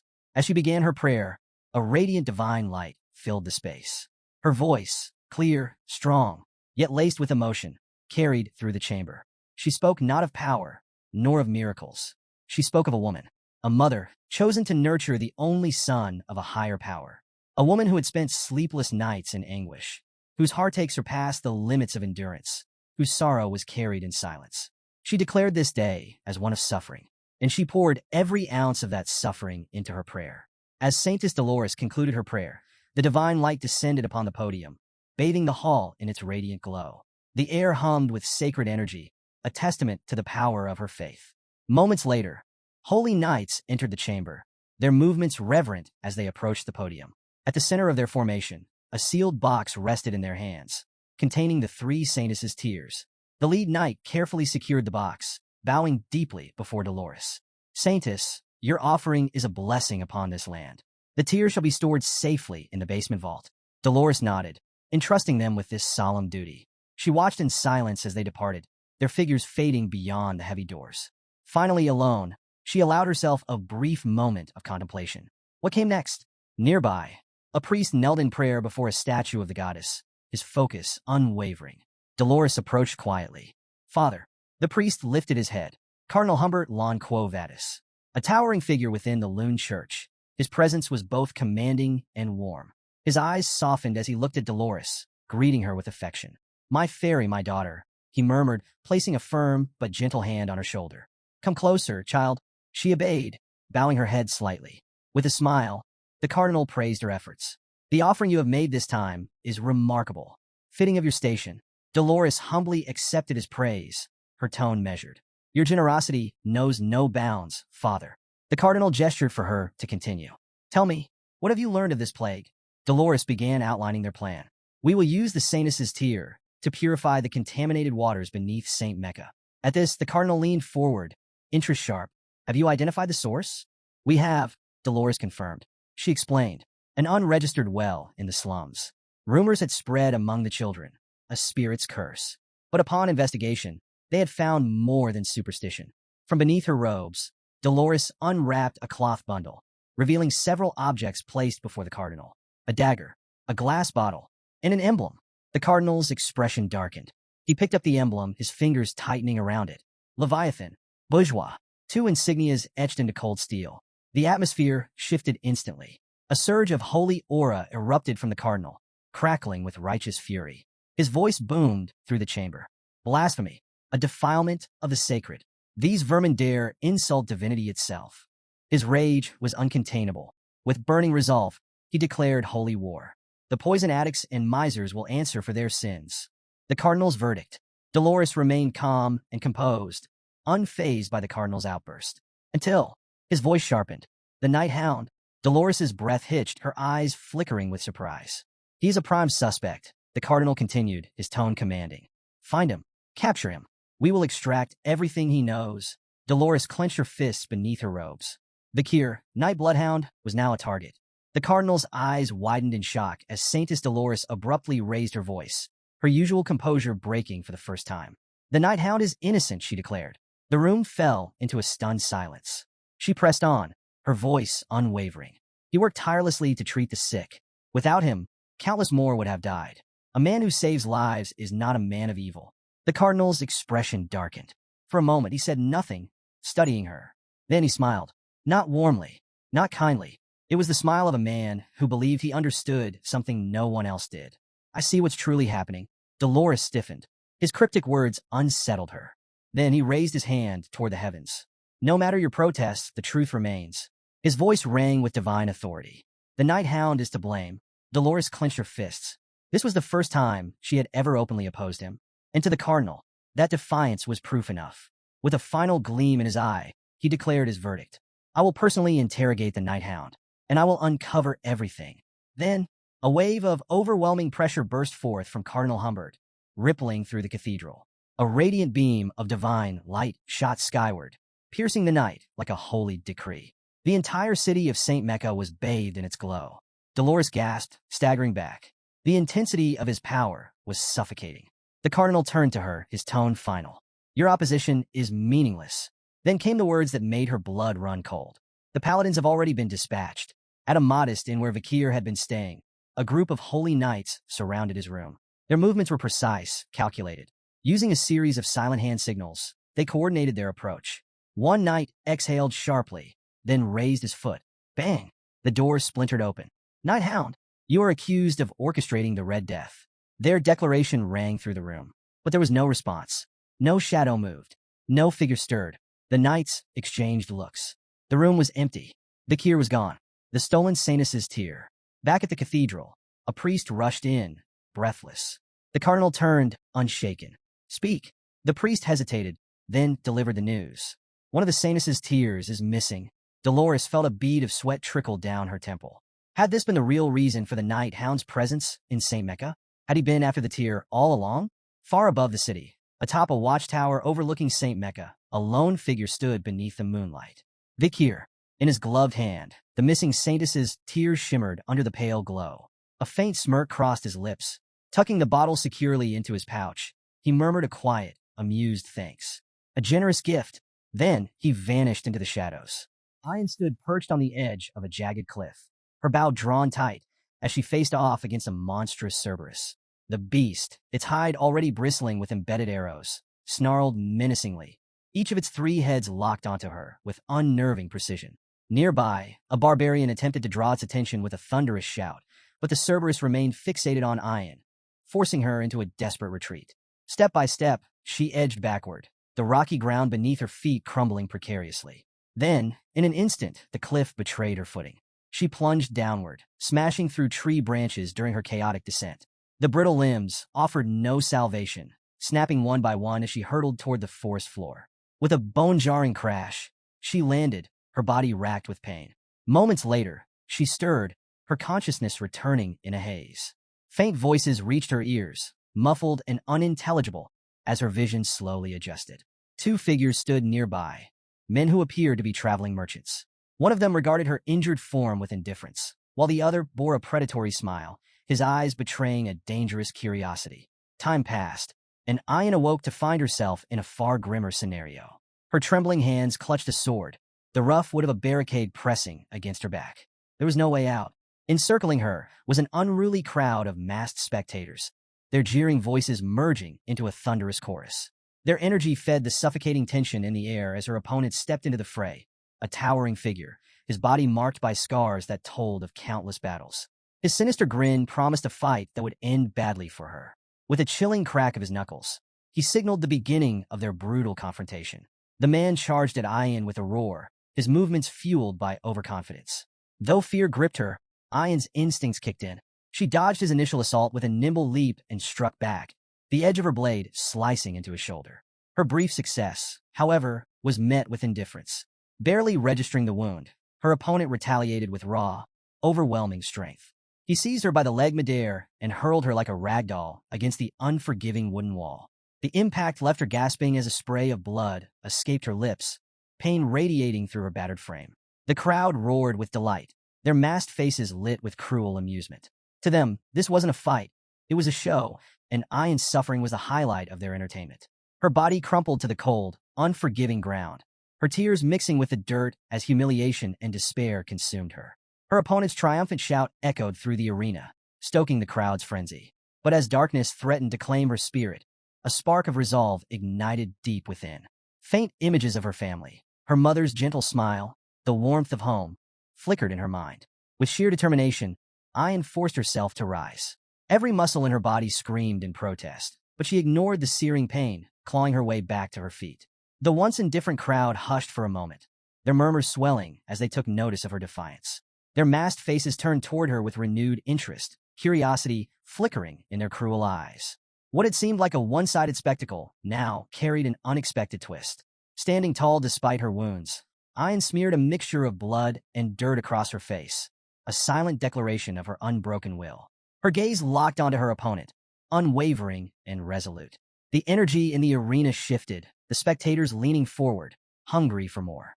If they had thought she would crumble, they had been mistaken. She wasn't done yet. No matter the odds, she was ready to fight. Years later, the fire that had once burned so fiercely within Ian had dimmed to mere embers.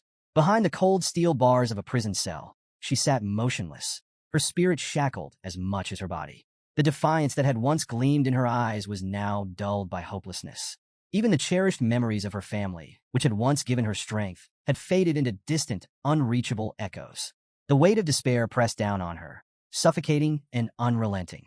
The heavy silence of the cell was suddenly broken by an unexpected sound. Ayan's eyes snapped open, her gaze landing on a small glass tube lying before her, its remnants of elixir glistening faintly. Instinctively, she recoiled, unease creeping into her bones. Then, she noticed a shadowed figure standing just beyond the bars. As he stepped closer, recognition struck her like a thunderbolt. It was Vakir. Without hesitation, he unlocked her cell door. His voice, rough and commanding in the barbarian tongue, carried a simple order: leave.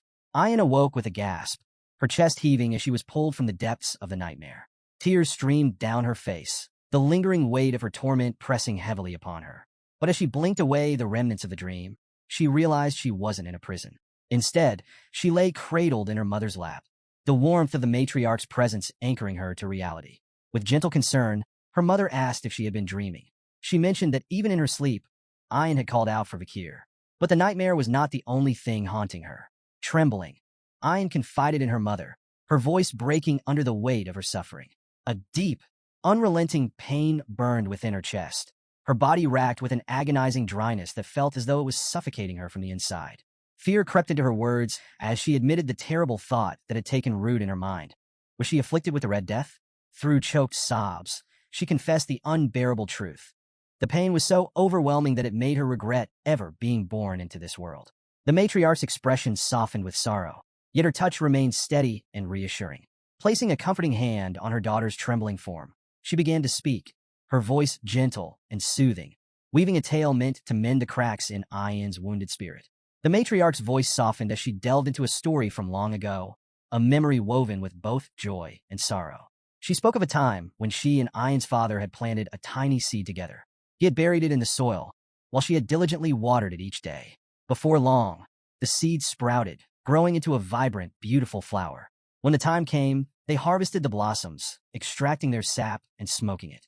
What followed was a blissful euphoria, a fleeting moment of pure happiness. And it was during this time of joy that Ayan had come into their lives. But as the matriarch continued, the warmth in her tone faded. The story took a darker turn. Because of a grave misdeed, Ayan's father had faced a terrible fate, executed at the hands of her own grandfather. The matriarch paused, watching as pain flickered across her daughter's face. Struggling with both her illness and the weight of her emotions, Ayan could no longer hold back her despair. The suffocating agony inside her made her question everything. Sensing this, the matriarch smiled gently, reminding her that life was unpredictable, a journey filled with both hardships and triumphs. She urged Ayan to endure, to hold on to hope, and assured her that Vakir would return with a cure. But Ayan, lost in hopelessness, rejected the comforting words. She voiced her doubts, convinced that Vakir would never come back. Just as the words left her lips, a sudden shout echoed from outside, piercing through the heavy atmosphere. The message was clear. Vakir had returned, and he had brought the much-needed medicine. The matriarch's expression brightened instantly, a knowing smile playing on her lips. She turned to Ayan, ready to tell her that her faith in Vakir had been justified. But before she could speak, Ayan was already gone, having bolted out the door. Slightly exasperated, the matriarch muttered to herself, wondering if her daughter truly had the Red Death after all. Ayan sprinted through the settlement, her heart pounding with a mix of hope and urgency. Her thoughts raced back to the past, to the moment Vakir had rescued her from a life of slavery. She remembered the fearless way he had stood against Madame Eight Legs, the unshakable strength he had displayed. Through his actions, he had taught her a valuable lesson, the power of facing one's fears head-on. That lesson had given her the strength to rise above her own suffering.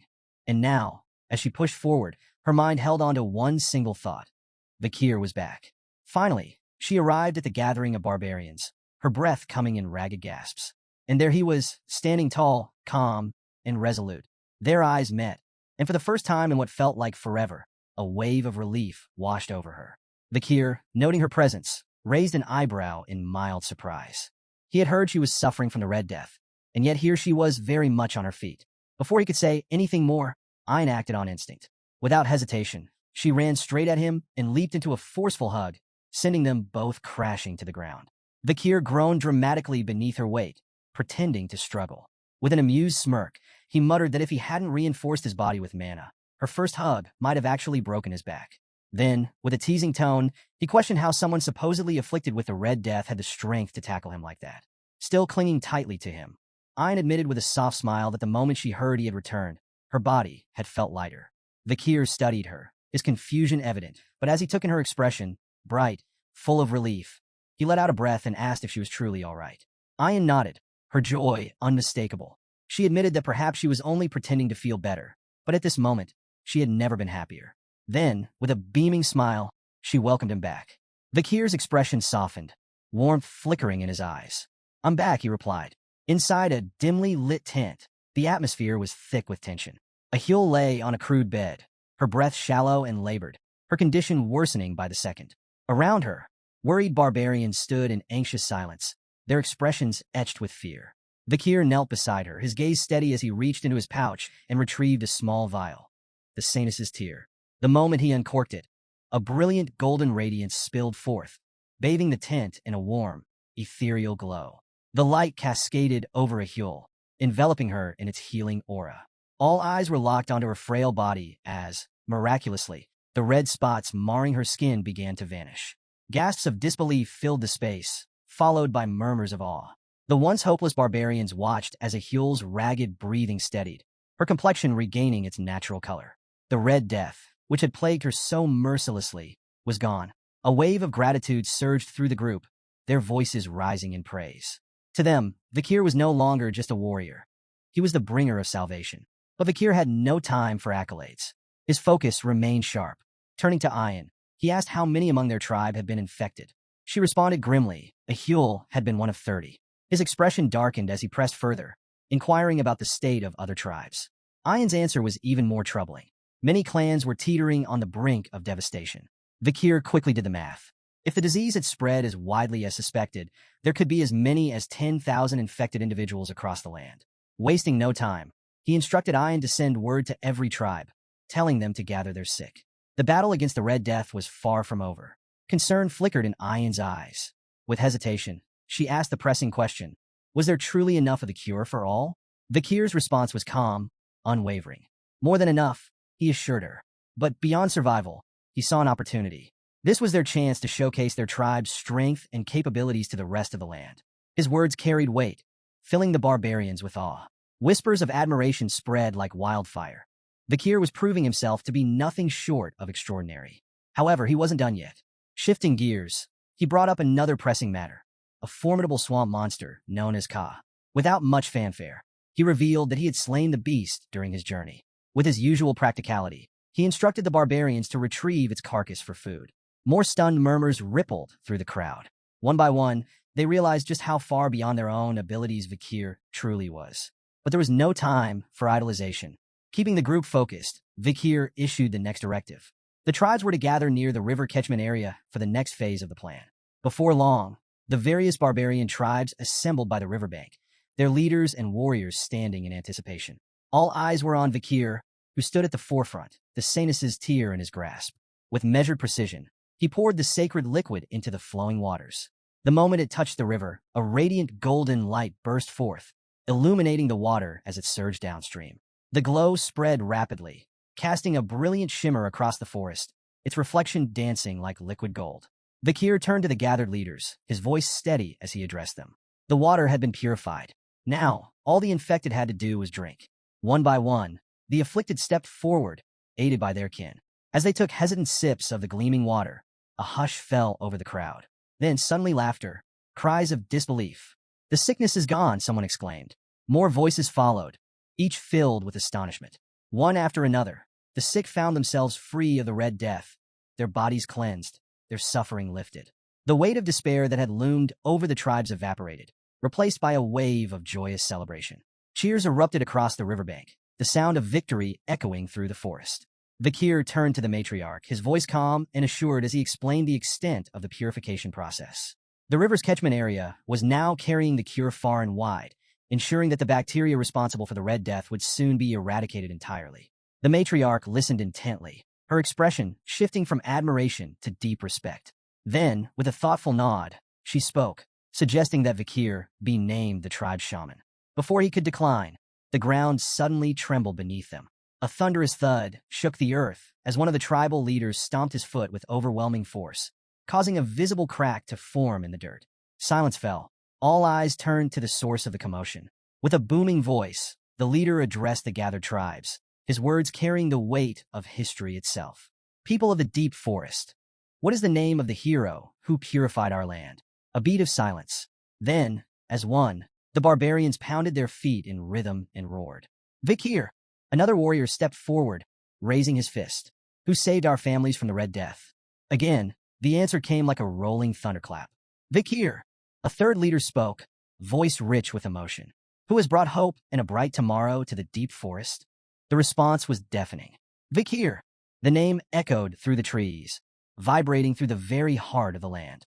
The people of the deep forest had spoken, their chants a declaration of gratitude and unwavering loyalty. Yet, amid the roaring celebration, Vakir remained composed. His mind was already working ahead, calculating his next move. The destruction caused by the Poison Clan had been devastating, but in the chaos, a unique advantage had emerged. Winning over the Deep Forest tribes was not just a victory, it was a strategic strike against the Baskerville clan. As a former member of Baskerville himself, Vakir recognized the opportunity before him. The loyalty of the mountain natives could be a powerful tool, one that might turn the tides in his favor against Hugo Baskerville, a man who had long stood as both a rival and an obstacle. A knowing smirk tugged at Vakir's lips. This was more than just gratitude from the tribes. This was leverage. The matriarch, basking in the moment of triumph, raised her arms joyfully, declaring that a grand festival would be held to celebrate their victory over the Red Death. But before the cheers could swell, Vakir raised a hand, his voice steady but commanding. There's still one last matter to resolve. The matriarch and Ayan turned toward him, their joyous expressions fading into curiosity. Vakir's eyes darkened. We need to find the one responsible for poisoning the forest. Far from the revelry, deep within a shadowy cave, a man named a human sat, reveling in his own wicked brilliance. A slow, satisfied chuckle rumbled from his throat as he imagined his scheme playing out exactly as planned. By now, he believed, the people of the deep forest should have been on the verge of collapse, their bodies succumbing to the poison he had so carefully spread. His lips curled into a sneer, all because of that imperial brat. The thought of the imperial smugglers forced his expression into something twisted, a mixture of resentment and amusement. He had been forced into dealings with them, but he would turn the situation to his advantage. A human had crafted the perfect deception. He had planned to emerge at just the right moment, presenting himself as the savior of his people by conveniently providing the antidote. He had even poisoned his own granddaughter, a Huel, to sell the illusion completely. The irony was delicious. To him, this was a masterstroke. But as he stepped out of the cave, returning to the village, his confidence was met with a sight that made his stomach lurch. The village was alive. Instead of finding his people writhing in agony, their bodies weakened by the disease, he saw them moving about cheerfully, bustling with energy. His confusion deepened as his eyes darted from person to person. Just days ago, they had been gasping for air, some barely clinging to life. And then, his gaze landed on a Huel. His supposed victim, the proof of his scheme, stood by a fire, humming as she cooked food. A human stood frozen, his mind struggling to make sense of the impossible. How could this be? Just days ago, the villagers had been at death's door, and now they moved about as if the Red Death had never touched them. Desperate for answers, he stumbled toward the riverbank, his breath quickening as he reached the water's edge. What he saw made his blood run cold. The river, once contaminated and deadly, now gleamed with crystal-clear purity. The reflection of his own bewildered face stared back at him, eyes wide with disbelief. The fish, which should have perished in the poisoned waters, swam freely beneath the surface. A human's jaw clenched, despair creeping into his features as the weight of reality pressed down on him. His carefully laid plan, ruined. Before he could process his spiraling thoughts, a voice shattered his daze. Clear water, isn't it? The casual remark came from behind him. A human spun around, his heart hammering in his chest. Standing there, watching him with a knowing smirk, was Vakir. A sharp hiss of frustration escaped a human's lips. You imperial bastard, he spat, masking his unease with venomous words. His mind raced. When had Vakir arrived? And more importantly, how much did he know? His unease only grew when he realized Vakir wasn't alone. Behind him stood a group of barbarians, their expressions grim and unreadable. Their silence carried weight, their stances unwavering. Then he saw it in Vakir's eyes, absolute certainty. The truth crashed down on a human like an avalanche. He knows. Memories from his past life surged through Vakir's mind. In his previous existence, there had been whispered tales of an old man from the deep forest who had orchestrated a horrifying tragedy. A man who had poisoned his own people under the guise of heroism, offering them salvation with a cure he never truly had. His plan had backfired spectacularly, leading to the deaths of nearly everyone in his tribe. Now, standing face to face with a human, Vakir realized the old legend was no myth. The villain of that story was right here, right now. A human, still clinging to his unraveling confidence, let out a hollow chuckle. Ah, has everyone come to greet the old shaman? His voice dripped with forced amusement, a desperate attempt to maintain control. But the barbarians weren't fooled. Their silence was deafening. Their eyes, once filled with respect for their elder, now held something far more dangerous, doubt. The weight of their scrutiny pressed down on a human, and for the first time, his mask began to crack. Vakir remained calm, his presence exuding quiet menace. He didn't need to say a word. His mere existence was enough to tighten the noose around a human's neck. Then the matriarch stepped forward, her piercing gaze locked onto a human, her voice even, but laced with sharp intent. Tell me, elder a human, have you completed the ceremony to rid our land of sickness? A human straightened, forcing himself to feign confidence. Of course, the infection should begin disappearing soon. The matriarch's expression didn't waver. Instead, she continued, her words carefully chosen. Strange. Word from the Empire suggests otherwise. A human's breath hitched. She went on, her tone growing heavier. A war is brewing in the Imperial lands. The cause? The discovery that the Red Death was artificially created and intentionally spread. Her gaze sharpened. Yet, the deep forest has no ties to the Imperial clan. How then did the infection reach our isolated lands? A human hesitated for a fraction of a second, but in that moment, it was clear he had no answer. Still, he grasped at straws, his voice teetering between uncertainty and indignation. I do not know. I only came to perform the rites for our tribe's recovery. The matriarch's eyes flickered with something dangerous. Is that so? She glanced briefly at Vakir, an unspoken confirmation passing between them. She had suspected a human's involvement before, but now she knew he was lying. Then her voice cut through the air like a blade. If that's the case, then tell me, elder, why were you at the catchment area instead of tending to the village? A human stiffened. Beads of sweat formed at his temples. He hadn't realized anyone had been watching him. The matriarch took another step closer, her presence suffocating. Vakir mentioned something interesting before. He believed you planned to exploit the Red Death to present yourself as the tribe's savior.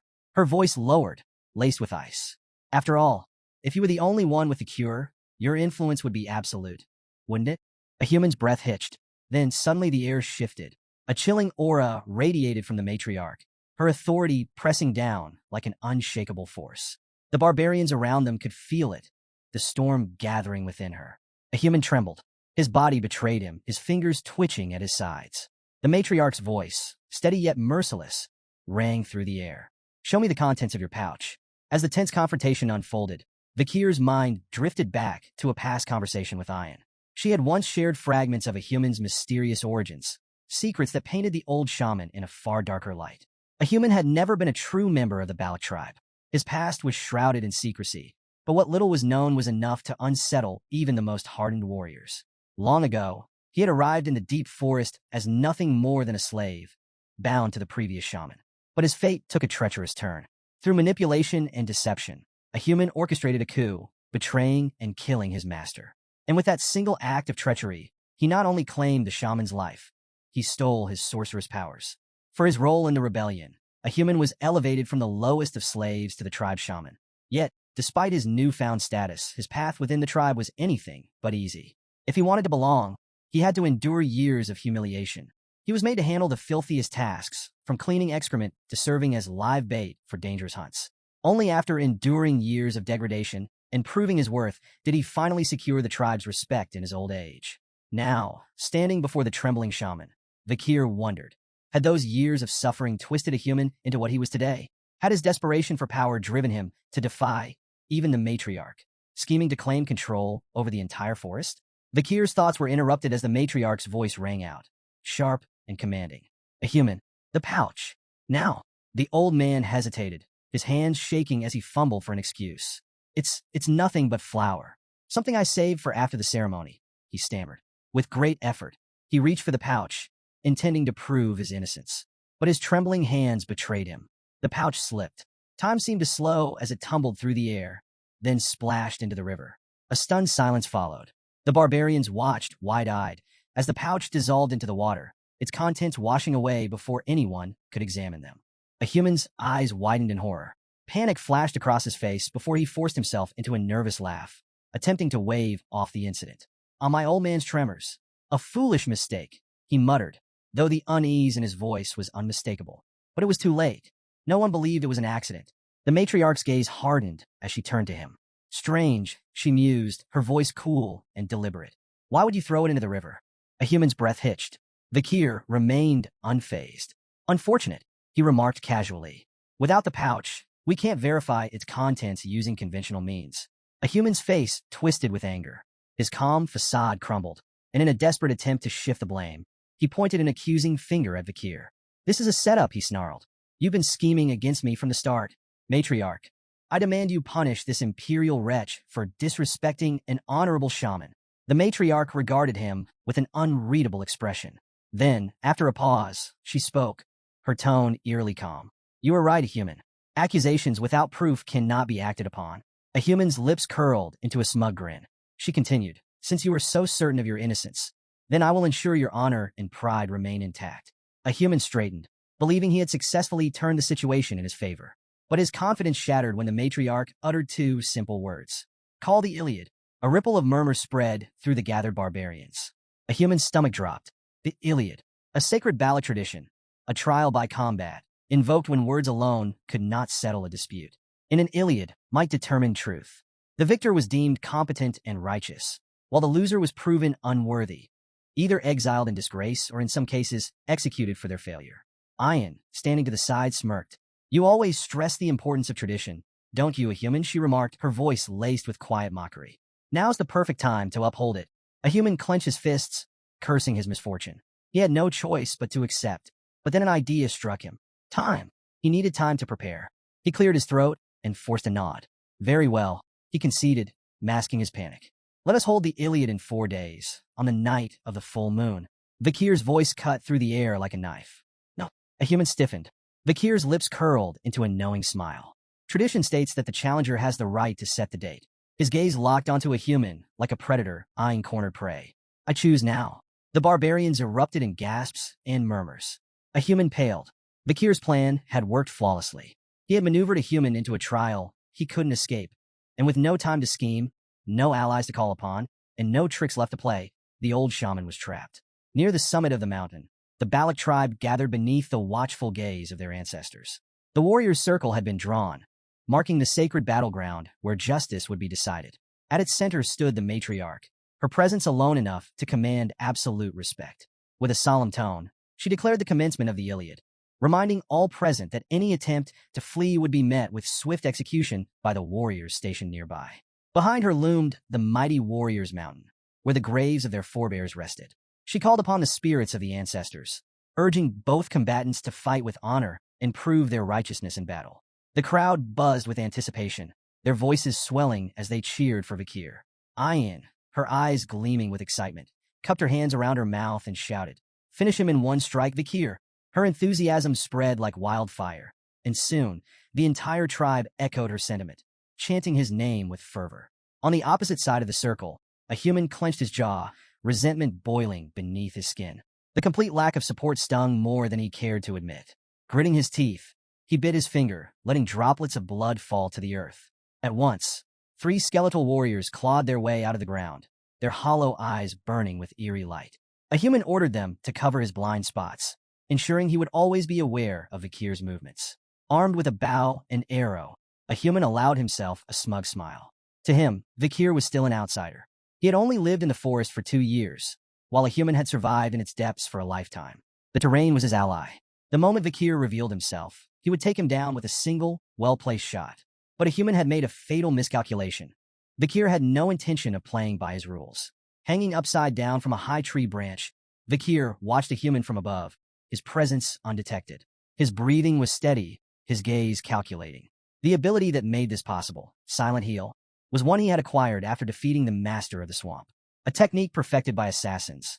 It allowed him to move without making a single sound. Even the faintest breath of disturbed air was erased, rendering him a shadow among shadows.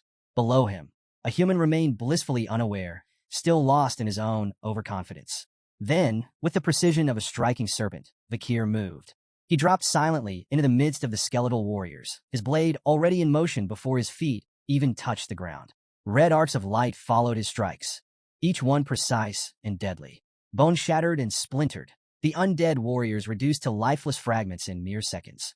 A human, unaware that his summoned guards had already been obliterated, maintained his smirk, still believing Vakir was hiding in fear. A deadly mistake. With ghost-like speed, Vakir materialized behind him. A human barely had time to react before Beelzebub, Vakir's blade, drove into his chest. The smirk vanished from a human's face. Confusion, pain, disbelief. His body shuddered as a strangled gasp escaped his lips. He had not heard anything. No footsteps, no rustling leaves, nothing. His mind struggled to process the impossible reality. He had lost before the battle had even begun. With a powerful shove, Vakir sent the shaman sprawling to the ground. A human landed hard, his wide, vacant eyes staring up at the darkening sky. He writhed in agony, his fingers twitching as if reaching for something, anything, to reverse his fate. But there was nothing left to grasp. With calm precision, Vakir withdrew Beelzebub, the blade gleaming in the dim light. The duel was over. Ayan rushed forward, her face alight with joy. "I knew you'd finish him in one move," she exclaimed, unable to contain her excitement. Around them, the gathered barbarians murmured in awe, still processing the sheer speed of what had just transpired. One of the elders, his voice filled with reverence, finally broke the silence. "The ancestors have spoken," he declared. A human's words were not even worthy of consideration. A human lay sprawled on the ground, his body racked with pain, the searing agony of his wound consuming every fiber of his being. His breaths came in ragged gasps as fear coiled around his heart, tightening its grip with every passing second. Was this how it would end? Desperation clawed at his mind, dragging him deep into the bitter memories of his past. The humiliation he had endured, the years spent groveling for acceptance in the Balac tribe, the injustice of it all. It crashed over him like a tidal wave. In his twisted perspective, the blame for his downfall lay with everyone but himself. Vakir, the Balac tribe, Loco, all of them. They had mocked him, scorned him, forced him into this wretched existence. Now, in his final moments, resentment was all he had left. They would all pay. Vakir, watching the old shaman suffering with a detached gaze, turned to Ayan. "We should end his pain," he suggested, his voice devoid of emotion. "It would be more merciful." But Ayan's expression darkened. His jaw clenched as he shook his head. "No," he declared coldly. "He doesn't deserve mercy." The weight of Ahul's near death still lingered in Ayan's heart, the thought of losing her to the Red Death fueling his anger. Even though a human was his grandfather, the man had crossed every line. A coward like him deserved to feel every ounce of his suffering. Yet, in the midst of his agony, a human wasn't done. Unnoticed by the others, he dragged his trembling fingers through his own blood, scrawling something onto the ground. The symbols took shape, an intricate pattern forming beneath him. As the final strokes were completed, an unnatural purple aura pulsed outward, thick and oppressive. Then, a deep, guttural groan echoed from the ancestral graves. The matriarch's sharp eyes snapped toward the burial grounds just as the heavy stone coffins creaked open. The sky darkened. The very air seemed to shudder. The ground beneath their feet trembled with an eerie, malevolent energy, spreading like an infection. A hushed silence fell over the gathered barbarians, their earlier triumph dissolving into sheer terror. Ayan's face drained of color, his breath quickening as realization set in. "What is he doing?" he shouted, his voice laced with panic. The once revered warrior's mountain now loomed under an ominous shadow, its sacred presence twisted into something unnatural. Vakir's eyes narrowed. He had been certain, absolutely certain, that his blade had pierced a human's lungs. The old man shouldn't even be breathing, let alone moving. Yet there he was. The barbarians erupted in fury, their voices filled with outrage. "He's desecrating the graves," one roared. "He's bringing ruin upon us all." But a human, now surrounded by a pulsating, violet aura, only laughed. A chilling, hollow sound that sent a shiver through even the bravest warriors. His eyes, once dim with age, now burned with an unnatural glow. "And you call me a coward?" he sneered, his voice thick with mockery. "Do you really think I fear the ancestors?" Something was terribly wrong. Sensing the urgency, Vakir didn't hesitate. He lunged forward, blade in hand, his instinct screaming that a human needed to die now. But just as his strike was about to land, boom! A violent explosion of dark energy erupted, hurling Vakir backward. He landed hard, skidding across the dirt, his vision flickering from the sheer force of the blast. Had he acted too late? Ayan rushed to his side, wide-eyed, his gaze locked onto the source of the destruction. Embedded in the ground near a human was an arrow, one cloaked in pulsating, black energy. Vakir's mind reeled. That attack, it hadn't come from a human. The old shaman, still writhing on the ground, let out a triumphant, rasping chuckle. His gaze drifted toward the mountain summit, his voice laced with malicious glee. You wished for the ancestors' judgment? His lips curled into a sinister grin. Then the time has come. Atop the mountain, a figure cloaked in a deathly aura stood motionless, gripping a bough with an unnatural stillness. The oppressive energy radiating from it sent an icy chill through the air, freezing the breath in the lungs of those who dared to look upon it. Then, a hushed whisper rippled through the gathered warriors. A Death Knight. The mere utterance of the name sent a wave of dread through the tribe. A creature of nightmare. Its risk rating ranged from A to S, a level of danger reserved for only the most formidable of beings. Death Knights were once warriors at the height of their power, only to be corrupted and resurrected as undead monstrosities.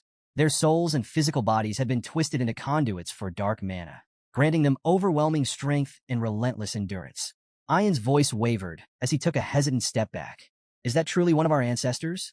Vakir's gaze darkened as he analyzed the situation. This level of resurrection magic, a human couldn't have done this alone. Had the old shaman defiled the graves of their ancestors?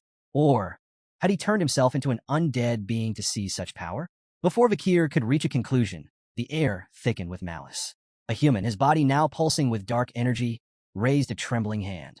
With a wicked grin, he unleashed a torrent of skeletons, their hollow eyes gleaming with malevolence as they clawed their way out of the earth. His voice dripped with mockery.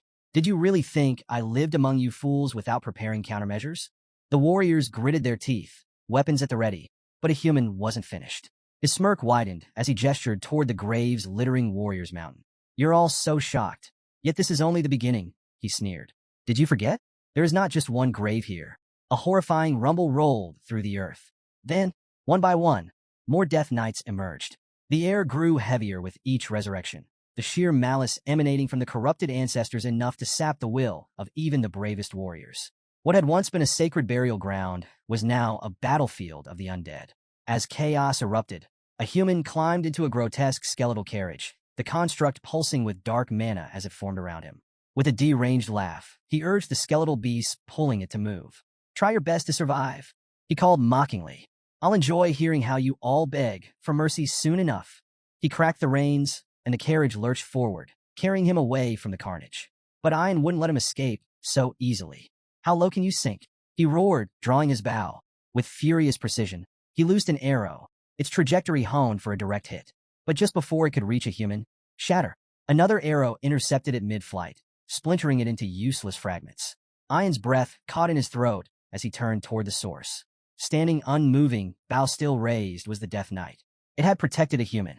Before Ian could react, another arrow streaked through the air, this time from the depths of the forest. Crack! The Death Knight's head exploded on impact. Its lifeless body crumpled, collapsing into a pile of unmoving armor. A stunned silence fell over the battlefield.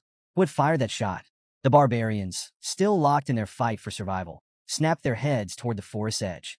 But the archer responsible remained hidden, their presence shrouded in mystery. The moment of hesitation passed quickly. The undead army still loomed, and a human had escaped. From the center of the battlefield, the matriarch stood firm, her voice slicing through the chaos. Do not falter, she commanded. These creatures are not our ancestors. They are a human's puppets. Her sharp gaze swept across the warriors. Destroy them. Prioritize your survival. Hesitation will kill you. Her words reignited the warriors' resolve. But even with renewed determination, the battle was far from easy. The undead ancestors were unlike anything the tribe had ever faced. They moved with unnatural speed, wielded weapons with terrifying precision, and felt no pain. Every attack that should have felled a man only served to slow them down. The barbarians fought valiantly, but their losses were mounting. For every undead warrior that fell, two more seemed to take its place. The ground was soon littered with the bodies of fallen comrades, their sacrifice a grim reminder of the enemy's overwhelming power. Amid the chaos of battle, an undead warrior let out a defiant scream, only to have its head obliterated by a perfectly placed arrow. A heartbeat later, two more suffered the same fate, their skulls pierced with lethal precision. Vakir's sharp gaze followed the trajectory of the shots, his mind piecing together the source of such flawless marksmanship. Then, his eyes landed on the matriarch. It's her, the night fox Aquila. Even among the relentless swarm of undead, her movements were effortless. Each arrow she loose struck with pinpoint accuracy, instant kills against enemies powerful enough to rival elite warriors. The Death Knights, feared beings of immense strength, fell like leaves in an autumn wind under her assault. Vakir's eyes narrowed as realization dawned. So this was the woman behind the legends. Aquila, the warrior who had once single-handedly defended the deep forest from the Empire's aggression. The stories of her prowess were not exaggerations. They were a testament to sheer skill. Turning to Ian, Vakir spoke with certainty. With the matriarch here, the tribe will survive. But survival alone wasn't enough. Their true objective still lay ahead. Ian, we're going after a human, Vakir ordered. The battle here is only a distraction. He's still out there, scheming. Without hesitation, the two warriors vanished into the forest. Meanwhile, a human moved deeper into the wilderness, his laughter ringing through the trees as he fled. His thoughts churned with bitterness. Fools, all of them. The Balac tribe would rue the day they cast him aside. Along the way, he turned to a skeletal minion trailing behind him. Go, he commanded, voice low and urgent. The creature nodded and disappeared into the shadows, carrying out a mysterious task. A human sneered. The tribe might have Aquila, but even she wouldn't be able to stop what he had planned. She's a genius, he admitted under his breath, his tone laced with both admiration and resentment. The strongest leader in our history. But no matter how brilliant she was, no matter how skilled, she wouldn't be able to handle this trap. Vakir and Ian moved swiftly, tracking a human through the dense forest. At last they found him. In a hidden clearing, a human sat in the center of an elaborate magic circle, chanting in a low, guttural voice. The air around him pulsed with dark energy. Towering stone pillars, worn with age, surrounded the ritual site, their surfaces etched with ominous markings. Vakir's gaze swept across the scene, his mind racing. This wasn't just some improvised spell. This was ancient. Turning to Ian, he asked, "Do you know what this place is?" Ian shook her head, her expression tense. "I don't know the specifics," she admitted. "But whatever he's doing, we can't let it continue." Without hesitation, she drew an arrow, aura flickering around its shaft. "I'll kill him here and now." She let the arrow fly. It streaked toward a human, slicing through the air with deadly speed. But just before it struck, "I'm done." A human's triumphant shout sent a chill down Ian's spine. The ground beneath him shook. Then, from within the earth, a hand shot up. Snap! With impossible speed, it caught Ian's arrow between its fingers. Ian's heart nearly stopped. The air around them darkened. A wave of oppressive energy crashed over the clearing, suffocating and vast. A human staggered to his feet, his face alight with glee. "It worked," he whispered, before turning toward Vakir and Ian with a wide, deranged grin. "You're too late." Vakir's grip on his sword tightened as a human stepped aside, revealing what had risen from the ritual circle. A lone figure stood amidst the swirling dark mana. Tall, imposing, wrapped in an aura of unfathomable power. A human spread his arms in a grand gesture, his voice dripping with triumph. "Behold!" A heavy silence filled the clearing as he spoke the name. The divine archer, Adonai. Ian's blood ran cold. She knew that name. It wasn't just a legend, it was history. Adonai, the mythical archer of unparalleled skill. The warrior revered by generations. The protector of the deep forest, whose arrows had once rained death upon the enemies of their people. And now, he stood before them, corrupted, undead, summoned by a human to serve as his puppet. Vakir stood frozen, his mind racing as he processed the horrifying reality before him. Adonai, the legendary archer of the Balac, now nothing more than an undead puppet, twisted by a human sorcery. Before he could react further, Adonai moved. Within human speed, the Death Knight notched an arrow and let it fly. The projectile sliced through the air with terrifying precision, its sheer force warping the very space around it. Too fast. Instinct took over. Vakir whipped Beelzebub into position, meeting the arrow in midair. Steel clashed against enchanted wood, and the impact sent a violent tremor through his entire arm. The deflected arrow veered off course. Then, boom! The moment it struck a nearby tree, the entire trunk exploded. Shrapnel and splintered bark rained down like deadly shrapnel. The very earth beneath them shook, the blast carving a smoldering crater into the battlefield. Vakir staggered, his mind reeling. Aura-infused arrows. And not just any aura. This is something else entirely. Then, a sharp cry of pain. Vakir's head snapped toward the sound. Ian clutched her thigh, her fingers slick with blood. Her face contorted in agony as she gritted her teeth. "It burns," she gasped, her voice laced with panic. Vakir's eyes narrowed as he inspected the wound. The bleeding wasn't normal. The flesh around it was corroding. Poison. Then it clicked. He had heard the stories, legends of Adonai's battle against Madame Eight Legs, a monstrous arachnid feared even among the deep forest warriors. The bow Adonai wielded, It had been crafted from that very creature's remains. And now, its venomous essence still lingered within its arrows. Before Vakir could fully process the revelation, Adonai attacked again. Another barrage rained down. Vakir moved, deflecting each shot with Beelzebub. Every impact sent bone-rattling shockwaves through his arms.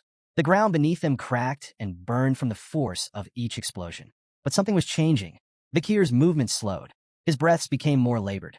His grip on Beelzebub tightened as the blade groaned under the relentless strain. Too strong. Too fast.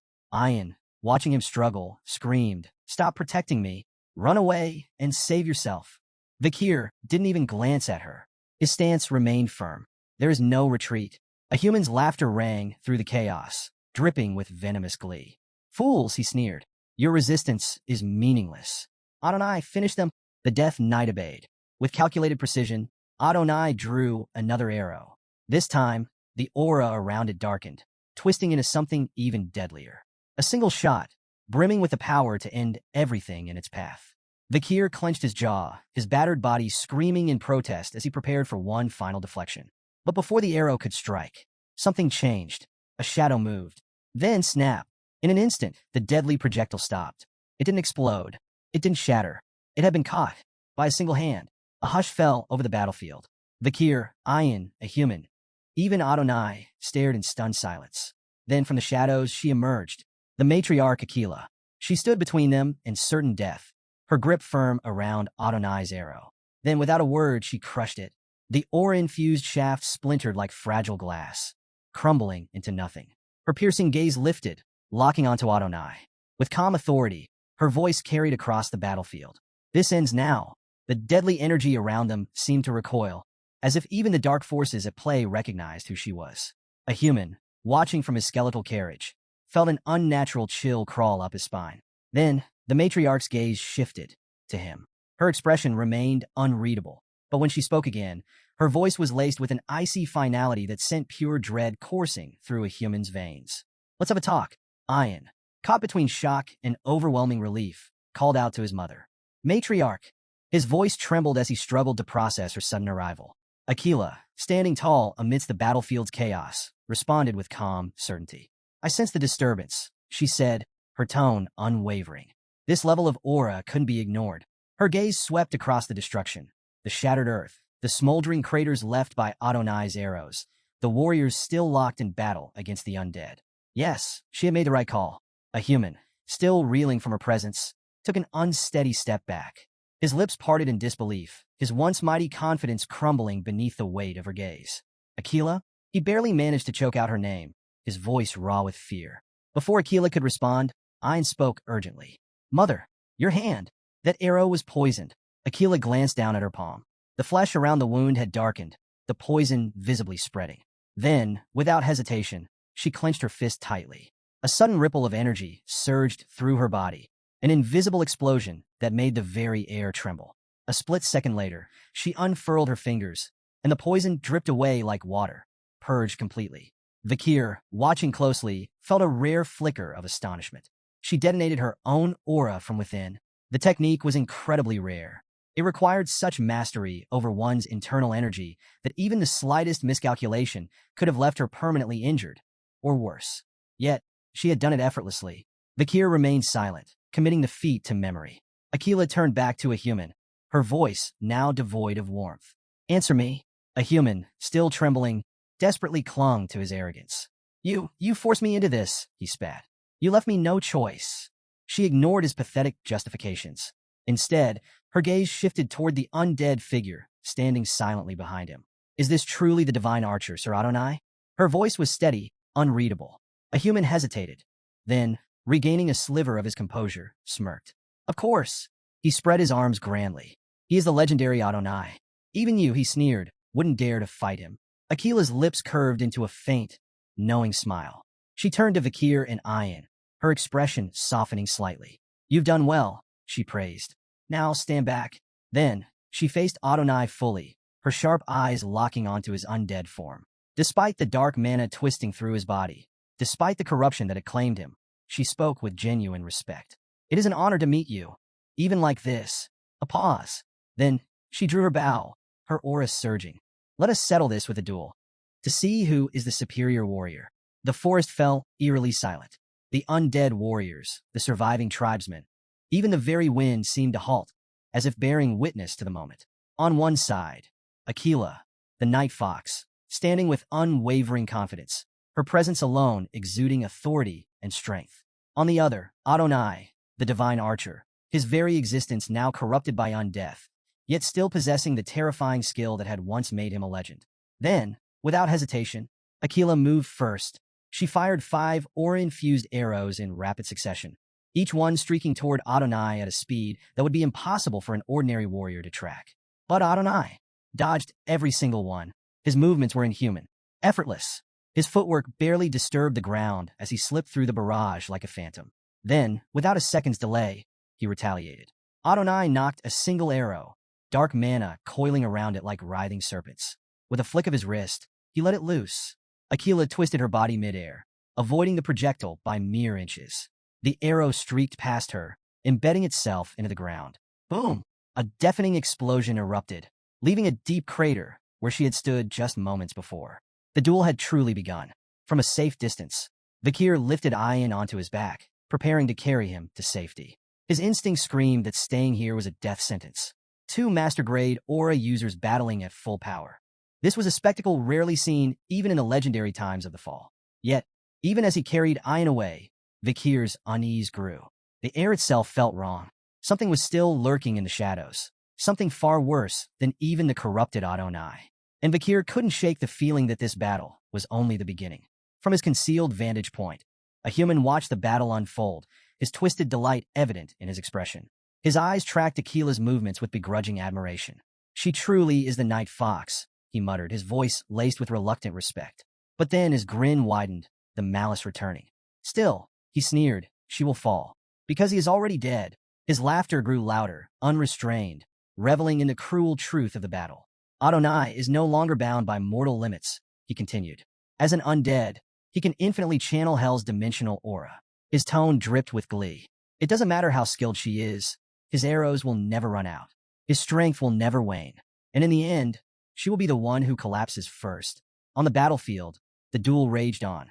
Despite her mastery, Aquila was beginning to sustain injuries. Small gashes marred her arms and legs, her breathing growing heavier with each exchange. This isn't sustainable. Her mind worked rapidly, analyzing every movement, every attack. Adonai's precision was absolute. His arrows never missed their mark, his reaction time was flawless, and his mobility was almost inhuman. Every attempt to counterattack was met with a relentless onslaught, forcing her to constantly reposition.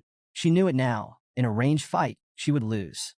If she wanted to end this, she needed to get close.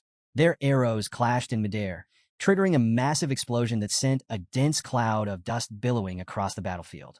This is it. Aquila vanished into the obscurity of the dust. Then, in an instant, she struck. She emerged from the haze, launching a devastating kick aimed directly at Adonai's neck. But even without sight, Adonai's reflexes were near perfect.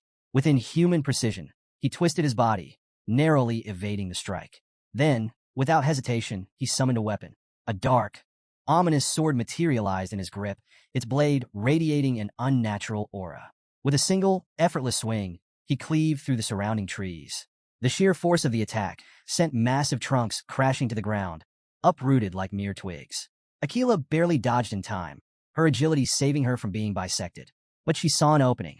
Without breaking stride, she hurled her dagger, the blade whistling through the air before embedding itself in Adonai's hand. The Death Knight's grip faltered. The dark sword tumbled from his grasp, clattering to the ground. Now, capitalizing on his momentary imbalance, Aquila delivered a brutal kick to his knee. The joint buckled under the impact, his stance shifting. Then, without hesitation, she fired an aura-infused arrow at point-blank range. The projectile streaked through the air. Boom! The explosion ripped through the battlefield, a shockwave flattening trees and sending debris flying. When the dust settled, the gruesome aftermath was revealed. Adonai's upper right half had been completely obliterated. His bow arm was gone. A massive portion of his chest had been torn away, leaving a hollowed-out cavity where flesh and bone had once been. Aquila, steady despite her exhaustion, addressed him with respect. Great ancestor. Her voice was solemn. Is it your undead state that makes you hesitate?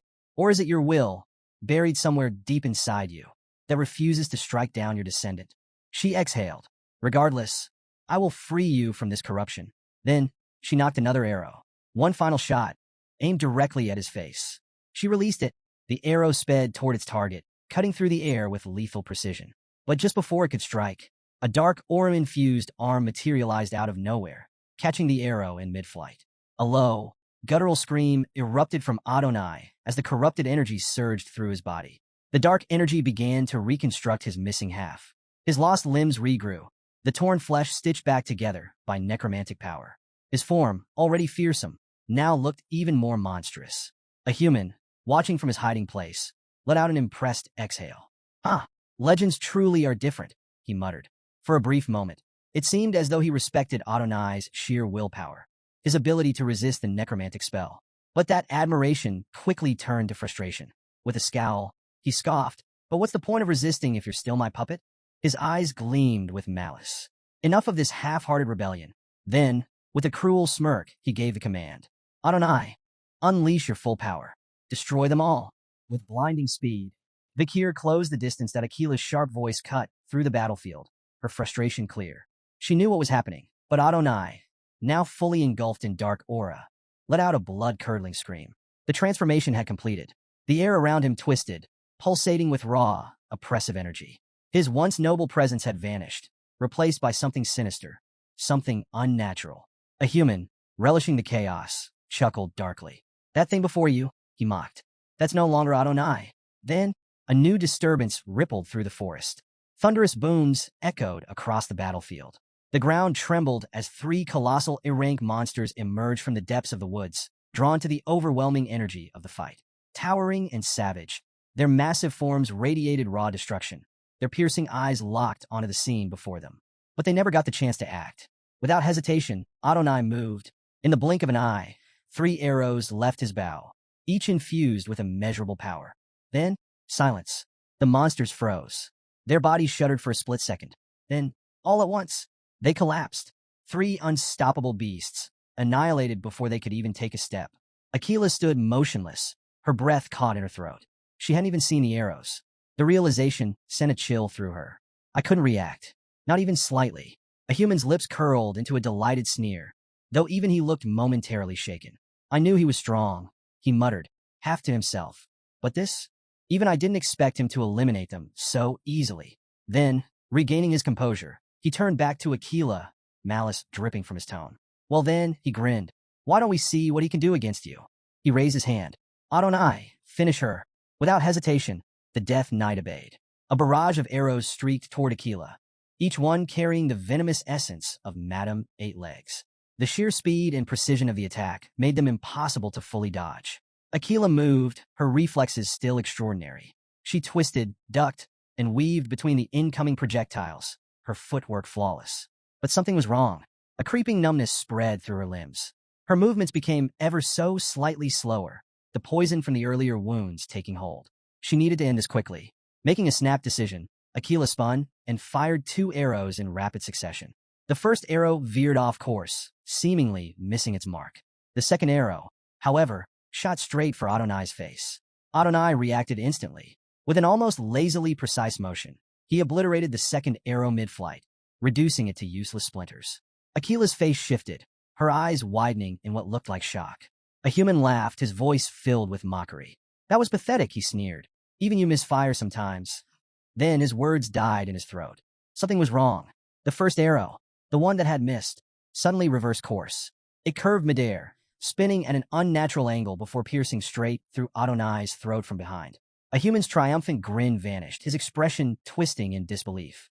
Akila, now smirking, exhaled steadily. That was no mistake. Her voice carried through the battlefield as she addressed Adonai with measured respect. "It may look like the first arrow missed," she explained, "but the second one hitting the target is just the setup." She raised her bow slightly. When an opponent blocks the second arrow, the first one, having reached maximum rotation midair, reverses and strikes from behind. Her gaze held firm. "It's a technique I developed after studying your legendary duel against the Imperial Knight." Silence hung in the air. A human, still recovering from the shock, scoffed, but there was a flicker of unease in his eyes. Then, Adonai moved. With an eerie calm, the Death Knight reached up and pulled the arrow from his throat. His hand lowered. The wound was already gone. Akila's confidence flickered. The attack had done nothing. A human, now regaining his composure, erupted into laughter. "You fool," he howled. His eyes gleamed with malice as he looked down at her. "It doesn't matter how strong-willed you are, Aquila." His voice was filled with cruel amusement. "You've never fought a corpse before." His grin widened. "Sir Adonai is already dead. Nothing as trivial as an arrow to the throat can defeat him." Some distance away, Ian watched with growing anxiety as explosions echoed through the forest. Each tremor that shook the ominous landscape only deepened her concern for her mother. She wanted to rush to Aquila's aid, every instinct screaming at her to act, but she held herself back. She remembered Vakir's firm instructions: stay hidden. She clenched her fists, trusting that he would handle the situation, that he would be the one to stop a human's necromantic madness. Meanwhile, Vakir sprinted through the dense underbrush, his mind rapidly piecing together a human strategy. He's terrified of Aquila. It was obvious. A human had never planned to fight her directly.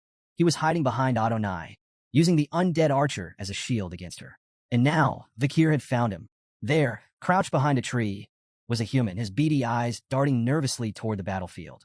Coward. Vakir didn't hesitate. He charged forward, aiming to end this with a single decisive strike. But just as he closed the distance, boom! A death knight materialized before him, its massive leg already in motion. The devastating kick shattered the ground, sending debris flying like shrapnel. Vakir twisted his body, narrowly evading the blow, and retreated a few steps to assess the new threat. The commotion drew a human's attention. The shaman's face twisted in recognition before splitting into a triumphant sneer. "Vakir," he bellowed, his voice filled with venom. Cursing under his breath, a human glared at the young warrior before regaining his smirk. "I knew you'd interfere." He gestured dramatically toward the death knights surrounding him. "That's why I prepared these." A human sneer widened as he gestured toward his undead guards. These warriors were so powerful in life that they were buried in the warrior's grave. "You'll find them more than a match." On cue, the death knights surged forward, their movements terrifyingly swift and coordinated. Meanwhile, on the battlefield, Adonai's next arrow found its mark. The projectile struck Aquila's waist with unerring precision. She collapsed to her knees, a cry of pain escaping her lips. Her aura flickered, dimming as the venom of Madame Eight Legs spread through her body like wildfire. A human, watching from afar, rejoiced. He threw back his head in laughter, basking in the moment he had long dreamed of. "Look at you now, Aquila," he shouted, his voice dripping with mockery. His eyes gleamed with unhinged satisfaction. "This is my reward," he proclaimed, "for all the years of suffering, for all the scorn, for every arrogant fool who ever looked down on me." His grin turned vicious. "I'll kill every clan member who ever mocked me." But just as he reveled in his imagined triumph, the air shifted. A killing intent unlike anything before materialized behind him. A human's breath caught in his throat. Then, slash! In an instant, Vakir unleashed the Baskerville clan's sixth technique. His blade moved with deadly precision, a blur of speed and finality. The Death Knights, warriors once powerful enough to be honored in sacred burial, were erased in moments. Their undead bodies dissipated into nothingness, utterly annihilated. A human turned, his sneer vanishing as he saw the carnage. Vakir stood amidst the fading remains of the fallen Death Knights, his expression unreadable. Then he spoke. "Your plan has one flaw, a human." His voice was calm, certain. "The people of the forest aren't just obstacles." His cold, piercing gaze locked onto a human's trembling form. "They're my support system." A human's mouth fell open. His mind reeled, struggling to process what he had just witnessed. The Death Knights, warriors beyond the strength of high-ranking graduates, had been erased in mere seconds. His lips parted, his voice barely above a whisper. "Is this child stronger than a high-ranked graduate?" For the first time, a human felt fear. Not annoyance, not frustration. Genuine, suffocating fear. Then, Vakir's voice cut through the silence. "Have you truly perceived every desire?" The words sent a chill down a human's spine. They weren't a question. They were a judgment. The sheer weight of them made a human's knees buckle. He can't be human. Desperation surged through him. He needed to escape. Wild-eyed, he turned toward Adonai and screamed, "Kill him, now!" The undead archer obeyed. Adonai drew his bow. A murderous aura enveloped the arrow, its power radiating pure destruction. But before the shot could be loosed, boom! Aquila struck. Appearing behind Adonai, she delivered a devastating kick to the Death Knight's back. The force disrupted his aim, sending the arrow streaking just inches past Vakir's head. The shot missed. A human's heart plummeted. Panic consumed him. His mind screamed for a way out, a way to survive. He turned back to Adonai, shrieking once more. "Obey me. Finish them." But this time, his words never finished. Slash! The sound was silent, almost too fast to register. A human staggered. His eyes flickered downward, confusion dawning on his face. His hands, they were gone, severed at the wrists. Then, slash! A second strike. His head left his shoulders. His expression, frozen in death, was one of pure disbelief. He hadn't even processed what had happened. A lifetime of scheming, of malice, of ambition. All of it had ended in a single, merciless instant. The Balac tribe faced an uphill battle against the relentless Death Knights, their resolve waning under the overwhelming power of the undead. Amid the chaos, a young girl's bow was shattered by a Death Knight, which then prepared to use it against her. But before it could act, its body disintegrated into ashes, triggering a cascade across the battlefield. The entire legion of Death Knights dissolved into smoldering remains, their menace extinguished. Standing amidst the carnage, Aquila loomed over Adonai's fading form. Her breaths were heavy, her expression solemn. As Adonai crumbled to nothing, she placed a hand on his vanishing shoulder and whispered, "Rest in peace," her words soft but resonating with finality. On the other side of the clearing, a human's bitter laughter echoed, mingling frustration with despair. He cursed his failure to claim the forest, his venomous gaze fixed on Vakir. "You child of the Empire, you've ruined everything," he snarled, his rage unrestrained. Vakir met his tirade with calm indifference, though his thoughts briefly wandered. For all of a human's dark ambition, his mastery over necromancy was unparalleled. Commanding Death Knights and subjugating Adonai had required immense power. Vakir pondered what a human might have achieved had he chosen the path of a true shaman instead of succumbing to corruption. The moment passed as a human, defiant to the end, bellowed a final threat. "This isn't the end. You'll regret driving me out." Yet his declaration was cut short by an arrow that struck his forehead, ending his twisted saga. Vakir turned to see Ahun, bow in hand, his breathing labored. Ahun approached, guilt etched into his features. "If only I had listened earlier," he confessed, his voice heavy with regret. Vakir placed a firm hand on Ahun's shoulder, his tone steady. "It wasn't your fault. You did well." With a human defeated, relief rippled through the group.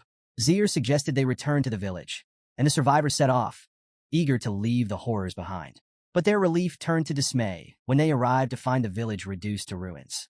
Where life once thrived, only wreckage remained, strewn like forgotten remnants of a shattered past. A stunned silence enveloped the group until Ayan's trembling voice broke it. "What happened here?" she asked, disbelief and dread lacing her words. The matriarch, her face ashen, explained that those who hadn't joined the Iliad had stayed in the village. Ahul stepped forward, her voice quivering as she revealed the culprit, Madame Eight Legs. Ayan froze. "Madam? She came here?" The revelation hit like a thunderclap. Desperately, she rushed to check on her sister, hoping against hope for her safety. Meanwhile, Vakir, standing apart, puzzled over the monster's sudden aggression. Madame Eight Legs had remained dormant until now. Why had she unleashed such destruction during their battle with a human? Ahul pointed toward the ceremonial tent of their grandfather, recounting how smoke had risen from it moments before the rampage. Vakir followed her gaze, investigating the site. Among the charred remains, he identified a burned plant used to attract insects, an intentional act by a human to summon Madame Eight Legs. Even in death, a human's malice had left its mark. Back in the devastated village, the matriarch slammed her fist against a boulder, the impact echoing her fury. Her voice shook with rage as she cursed a human's treachery, her frustration boiling over. A subordinate rushed to her side, concerned as her injury worsened, but she waved them off, refusing to show weakness. Gritting her teeth, she steadied herself and declared, "We can rebuild. We can hunt again."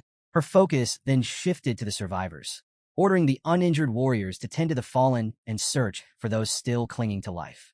Not far away, Ayan knelt beside her wounded wolf, Bakira. The loyal beast trembled, its leg rendered useless by Madame's venom. Tears streamed down Ayan's face as she held Bakira close, whispering apologies for leaving him to face such danger alone. Madame Eight Legs was no ordinary monster. To the tribes, she wasn't just a beast, but a force of nature, an unstoppable calamity that inspired pure terror. Revenge wasn't an option. Survival was the only goal. Yet, while despair settled over the village, Vakir's sharp mind was already working through a plan. Later that night, beneath the cover of darkness, Vakir entered matriarch Aquila's tent. She turned to face him, her expression wary yet composed. "What brings you here, Vakir?" she asked. Unfazed, Vakir met her gaze. "I need to know more about Madame Eight Legs." Aquila's eyes narrowed. "And why this sudden interest?" Without a word, Vakir produced a worn document and laid it before her. "I found this in the Loco tribe's village. he explained. It's a record detailing Madame Eight Legs. Her venom, witness reports from battles against other monsters, even the location of her lair. Akila's brow furrowed as she scanned the document. Vakir continued, his tone unwavering. But even after reading it, I still don't understand. Why do the forest tribes fear her so deeply? Why hasn't anyone united to take her down? The matriarch exhaled, her voice tinged with the weight of generations. She began recounting the ancient lore of the Balac tribe. Long ago, the great archer Adonai fought Madame Eight Legs. He was the first to pierce one of her legs with an arrow, a feat no one else had achieved. Her voice darkened, but instead of victory, his attack triggered something far worse. She described how the severed limb didn't just regenerate, it multiplied.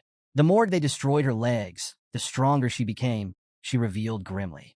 Her body became impenetrable, even to Adonai's legendary arrows. And every warrior who stood against her eventually fell to her venom. Akila gestured toward her own side, where an old wound still pulsed with lingering poison. Her venom infects everything it touches. Even the smallest wound becomes a death sentence if left untreated. Her voice carried both sorrow and warning as she concluded. Madame Eight Legs isn't just a monster. She's a nightmare woven into the very fabric of this forest. She is the evil force born from the deaths of those who tried to destroy her. Vakir, I warn you, do not pursue this path. I cannot bear to lose any more of my people. Vakir fell silent, weighing her words. Even with warriors like Akila and Adonai, the odds of defeating Madame Eight Legs were unimaginably low.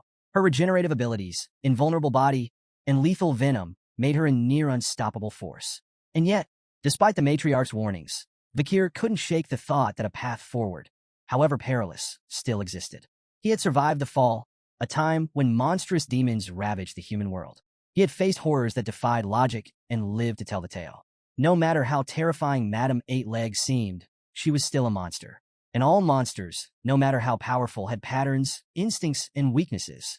If he could uncover hers, he was certain he could kill her. Deep in the heart of the forest, a seemingly dormant mountain suddenly trembled as a flurry of grotesque legs burst from its peak. Madame Eight Legs emerged, her ear-piercing scream slicing through the silence, sending shivers across the land. Concealed nearby, Vakir remained perfectly still, observing her every move. The deafening sound that accompanied her awakening confirmed something he had already suspected. She followed a pattern. After days of staking out her lair, Vakir had identified a crucial detail. Madame left her den at specific intervals to hunt, always returning within 2 hours. With this knowledge, he waited patiently for her departure before making his move. Ascending the summit, he peered into the cavernous depths of her lair. At first glance, it appeared to be an ordinary, rugged mountain, but a closer look revealed the truth. It was hollow. The interior was an intricate labyrinth of webbing, its strands gleaming faintly in the dim light like threads of spun steel. Using Beelzebub, he sliced through a rock entangled in the webbing and examined the cross-section. The texture was rough and fibrous, unnervingly durable. Even an advanced mana user would struggle to cut through it. Recognizing its potential, he pocketed a sample, planning to use it for his descent. Moving deeper into the lair, Vakir took careful note of the structure. The entrance was just large enough for Madame to squeeze through, but the space widened the further he went, perfectly suited to accommodate her immense size. Then he stumbled upon a chilling sight. Figures trapped within the webbing. The grotesque collection included both humans and monsters, their lifeless bodies suspended like grotesque trophies. Some remained eerily intact, their expressions frozen in terror, while others had decayed beyond recognition. Whether they were meant as warnings, food storage, or simply a grim display of power, Vakir couldn't say. He pushed aside his unease and focused on the mission. As he ventured further, his eyes locked onto something even more disturbing, a clutch of eggs embedded in the walls. He carefully plucked one and examined its translucent shell. There was no doubt, these were Madame's eggs, the very same kind that had spawned the spider demons responsible for the world's collapse. Securing it for further analysis, he ensured not a single crack formed on its fragile surface. Then suddenly he froze. A familiar, dreadful sound echoed through the cavern. Madame had returned. Her colossal form loomed at the entrance, massive legs clinging to the walls as her many eyes scanned the lair. Vakir flattened himself against layers of webbing, barely daring to breathe. Her movements were slow, deliberate, searching. Had she sensed him? Was it instinct? For what felt like an eternity, she lingered. Then, just as suddenly as she arrived, she skittered away, vanishing into the darkness. Vakir exhaled silently. His Mashu skill, which muffled sound, had likely saved his life. Without it, things could have ended in disaster. He had gathered enough information. It was time to leave before her routine changed. Back in the Balac village, the rhythmic sounds of construction filled the air as the tribe worked tirelessly to rebuild their homes. Amid the activity, a curious voice rang out. "Any news about Vakir?" A villager shrugged.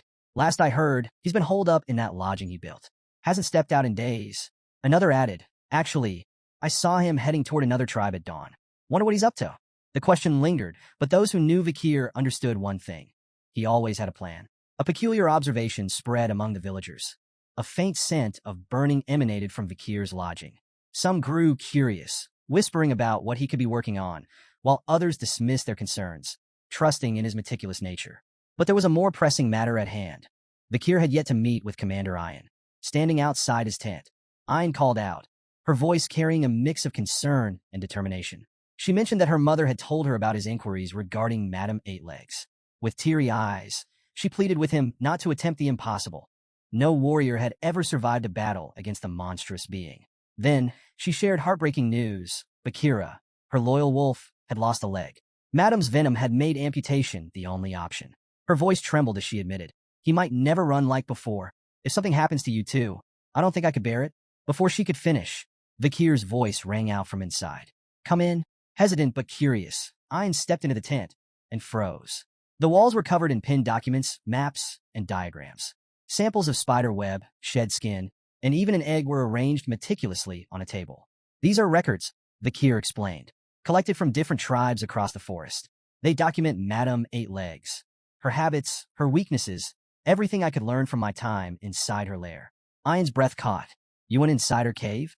Alarm surged through her voice. "Are you planning to fight her? If so, I'll come with you." Vakir shook his head and pointed at the lingering wound on her side. "You're still recovering," he said matter-of-factly. "You'd only slow me down." Then, with the same level tone, he revealed something unexpected. "I'm leaving the forest soon. I need to return to Baskerville." Ian's face fell, not in shock, but in quiet resignation. "I already knew." Her voice was barely above a whisper. But before the sorrow could settle, Vakir's next words carried a quiet reassurance. "I'll come back when I'm done. This place is somewhere I want to protect. Somewhere worth returning to." His gaze returned to the board, his voice filled with conviction. "My plan to hunt Madame Eightlegs is complete. I won't let what happened to Vakira be in vain." Ian inhaled sharply. Hunt. He had called it a hunt. Not a battle, not a suicide mission, but a hunt. She thought back to all the impossible odds Vakir had faced. The poison outbreak. A human. Adonai. No matter the challenge, he had always returned with a solution. With a small, hopeful smile, she reached for his hand. "If you're calling it a hunt, then I can't help but expect great things. Is it okay for me to look forward to the outcome?" Vakir's response was soft but unwavering. "It's more than okay. You should." As night fell, heavy rain poured over the forest, drumming against the earth. Amid the downpour, Vakir stood face to face with a giant salamander. The creature lunged, jaws snapping, but Vakir didn't flinch. With a single, precise swing of Beelzebub, he sliced through its arm effortlessly. The salamander howled, its severed limb falling to the soaked ground, only for a new one to regenerate in moments. Vakir's cold gaze didn't waver. This was exactly what he needed to confirm. If the creature's head remained intact, its regeneration would continue indefinitely. He tightened his grip on his weapon. "This is the last thing I need to confront, madam." Fixing his unyielding stare on the beast, Vakir stepped forward and declared, "Give me your regeneration." Back in the village, Hun wiped the sweat from his brow, admiring the sturdy house he had just finished building. One of his friends, clearly impressed, let out a whistle. "Since when were you good at building houses?" Another pointed at the structure and asked, "Is this for Vakir?" Hun grinned with pride. "Of course. Vakir's like a brother to me. Building this house is just part of my brotherly duty." His heartfelt declaration earned laughter from his friends, who couldn't resist teasing him. "Brotherly duty? Weren't you the one who couldn't stand him at first?" Hun brushed off their jabs, crossing his arms. "That was before. Look around. The village is back to how it was, all thanks to him." Feeling eager to share the news, the group made their way toward Vakir's tent, only to find it empty. One friend shrugged. "Maybe he's out." Hun frowned slightly. "I really wanted to see his reaction." Another friend chuckled, more skeptical. "Do you really think Vakir is capable of looking touched?" From a distance, Ian watched the scene unfold, a bittersweet smile on her lips. Unlike the others, she knew exactly where Vakir had gone. The day everyone had been dreading had finally arrived. Lowering her head, she knelt in quiet prayer to the spirit of the forest, seeking blessings for the warrior who had set out to face disaster itself. Far from the warmth of the village, Vakir stood at the edge of Madame Eight-Legs' lair, his gaze locked onto the dark clouds swirling above. Rain loomed on the horizon, but he hardly noticed. His mind was razor-sharp, his focus unshaken. He had accounted for every variable, every contingency, and now the hunt was about to begin. Without hesitation, Vakir leapt into the cavern. His voice rang out, firm and resolute. The hunt begins. Inside, Madame Eight-Legs lay in deep slumber, her grotesque form curled in eerie stillness. The air was thick with the scent of venom, and the faint hum of her breathing reverberated through the lair. She had no idea her doom had arrived. Moving with precision, Vakir activated the Baskerville clan's sixth technique. In one swift, decisive strike, he severed one of her legs. A deafening, inhuman scream tore through the cavern. Madame Eight-Legs lurched awake, her body writhing in agony. But just as the ancient records described, her severed limb regenerated instantly, splitting into two new legs. Vakir's eyes narrowed. Confirmed, Madame shrieked and lashed out, her freshly grown legs thrashing in a violent frenzy.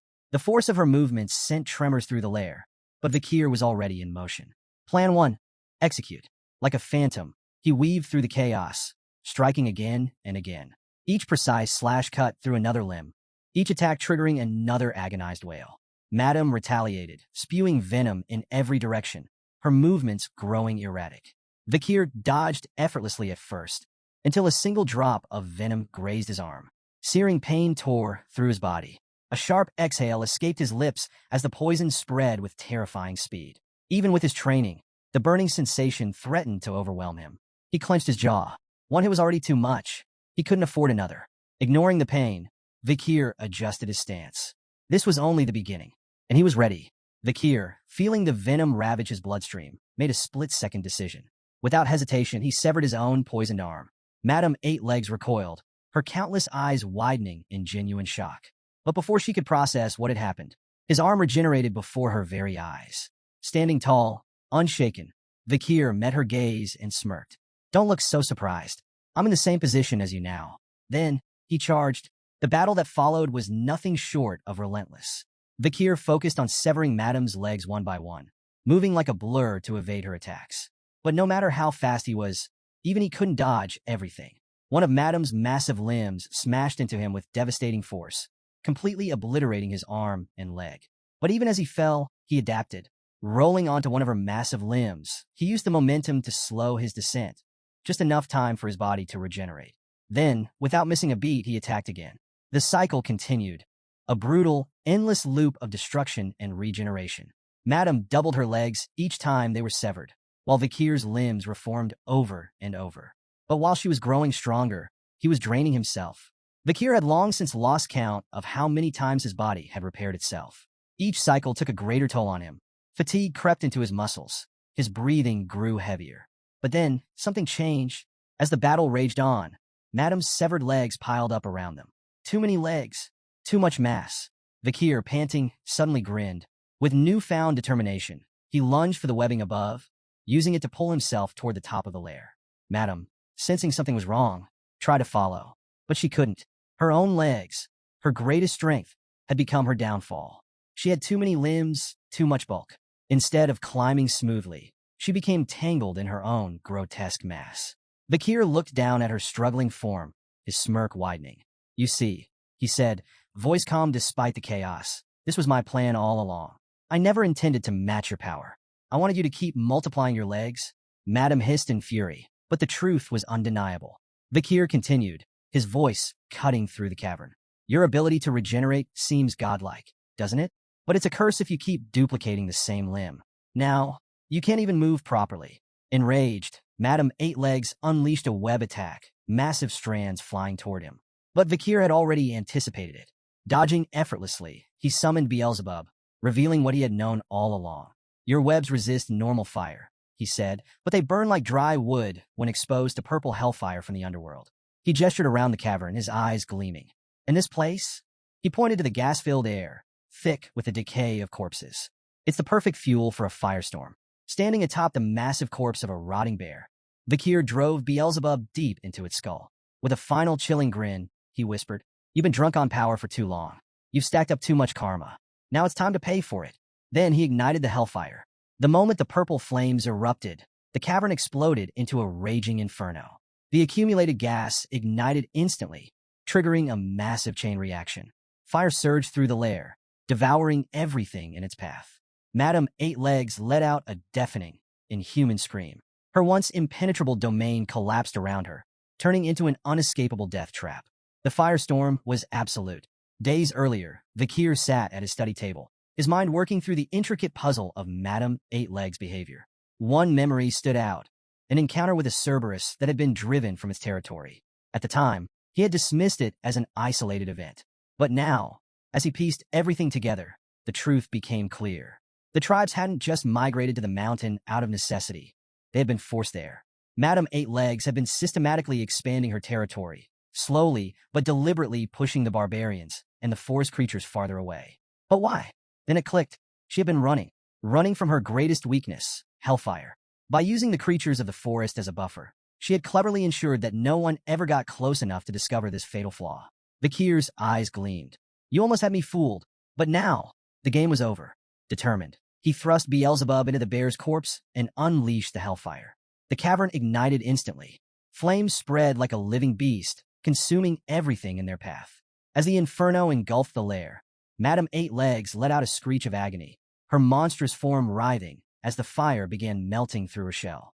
Watching the chaos unfold, Vakir's voice was calm, almost mocking. Time for her to take her throne back. He exited the cave, his steps unhurried, turning back to watch the explosions rip through the mountain. By exploiting her inability to climb or use her webs, he had trapped Madame inside her own domain. No matter how powerful she was still a living creature. The superheated air would burn her lungs. The hellfire would melt her exoskeleton. All he had to do now was wait. Once the flames died out, he would collect his prize, the unique abilities hidden within her body. Or so he thought. Suddenly, the ground trembled beneath his feet. A violent quake shook the mountain. Then silence. For a moment, everything was still. And then, the entire mountain erupted in a catastrophic explosion. Vakir's eyes widened. From the wreckage, Madame Eight Legs emerged. She had done the unthinkable. She had destroyed the mountain itself to escape her death. Her hiss tore through the air, filled with pure pain and unrelenting fury. Then, she unleashed a torrent of poison, the venom exploding outward in all directions. Everything it touched dissolved instantly. But as Vakir stood beneath her towering form, he noticed something critical. She couldn't see him. The hellfire had burned away her eyes and destroyed the sensory hairs on her body. Madame Eight Legs was blind. And more importantly, the explosion had left a crack in her once impenetrable shell. The hunt wasn't over. Seizing the opportunity, Vakir sprang into action. With sharp precision, he launched himself into the air, his body aligning perfectly with a crack in Madame Eight Legs' shell. As he descended, he gripped Beelzebub tightly and unleashed the Baskerville clan's sixth technique. The impact was devastating.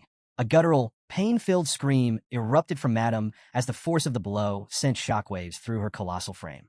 Vakir, thrown back by the sheer recoil, landed safely, immediately assessing the damage. The crack had deepened, but it still wasn't enough. A single strike wouldn't finish her. Undeterred, Vakir steeled himself, preparing for another assault. His exhaustion was mounting, but his resolve remained unshaken. Then the unthinkable happened. Before his very eyes, Madame's charred skin peeled away, only to regenerate moments later. Her burned eyes reformed, her wounds vanished. She had restored herself, selectively. Vakir barely had time to process this before one of her massive legs smashed into him, sending him hurtling through the dense forest. Crash! His body slammed into the ground, pain exploding through his limbs. His legs were completely obliterated. Breathing heavily, he tried to regenerate, but something was wrong. His healing was slowing. Fatigue clawed at him, draining what little energy he had left. Every attempt to restore himself felt sluggish, strained. Lying there, he realized his mistake. He had underestimated her. He had assumed her regeneration worked like his own, but it didn't. She wasn't just healing. She was evolving. Madame closed in, her monstrous form looming over him, her many eyes glistening with newfound malice. Vakir panted, his mind racing. He needed a plan fast. Then, suddenly, a voice. Cold, sharp, ruthless. It echoed in his head, cutting through the chaos like a dagger. What are you doing here? The words dripped with contempt. Why waste your time fighting this monster?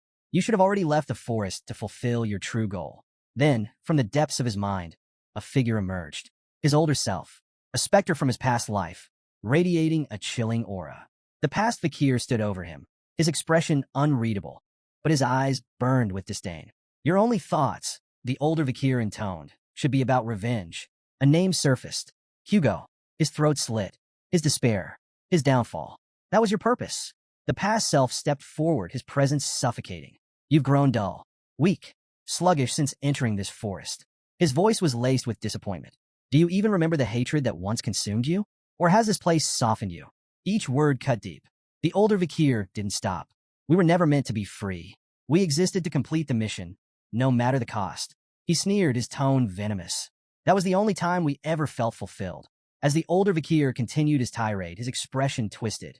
Not just with anger, but with something deeper. Despair. Regret. His voice dropped to a raw, bitter tone. When I was beheaded by Hugo, he admitted, I realized how futile and vain my life had been. My existence as a tool, a weapon, was meaningless. His ghostly form trembled with rage. Yet here you are, messing up the plan, ruining everything. You exist for one reason, to kill Hugo and destroy Baskerville. Nothing else matters. Vakir, still lying on the ground, grappled with these accusations. Was it true? Had he ever truly defied Hugo's will in his past life? His mind searched through the fragments of his old memories. And then he found it. There had been one moment, one fleeting instance, long ago, when he had gazed into the forest and, for the briefest second, entertained the thought of breaking away from his team. But that moment had vanished as quickly as it came. He had remained behind his comrades, following orders like the obedient bloodhound Hugo had trained him to be. I was never free, he realized. I simply followed the path dictated by my chains. Yet now, something stirred deep within him. A spark, a defiance he had never allowed himself to feel before. His jaw tightened. His fingers clenched the dirt beneath him. No more. The words came out quietly at first, but inside, they roared like wildfire. He wouldn't be bound by Hugo's orders. He wouldn't be shackled by the thirst for revenge. He would forge his own path.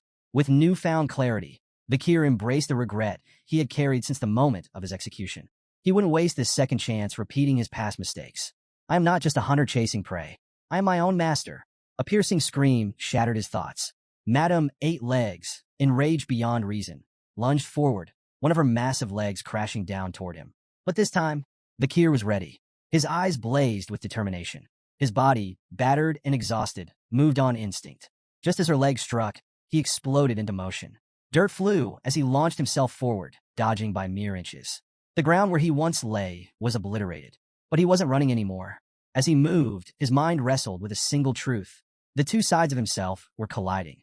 The side that craved revenge against Hugo, and the side that longed to protect the home and people he had come to cherish. Both desires burned fiercely inside him, and now they merged into one, a singular, unbreakable conviction, to live life on his own terms, to take control of his fate. As Madame's colossal leg came crashing down again, he steeled himself, ready to fight, ready to win. Then, an arrow streaked through the air. It struck Madame's leg, shattering it on impact. A second arrow followed, then a third. A barrage of arrows rained down, each one striking with unrelenting precision. Madame shrieked in agony. Vakir, startled, turned his gaze toward a distant hill. There, standing side by side, were two familiar figures. Ian, the matriarch, both armed with bows, their expressions fierce. From the hill, Ian's voice rang out. I won't let that thing take my chosen husband candidate. Vakir nearly choked, but before he could react, Ian raised her bow high, her words igniting the warriors behind her. The Balac warriors, armed and ready, surged forward. Their weapons gleamed under the stormy sky, their battle cries echoing through the forest. The fight wasn't his alone anymore.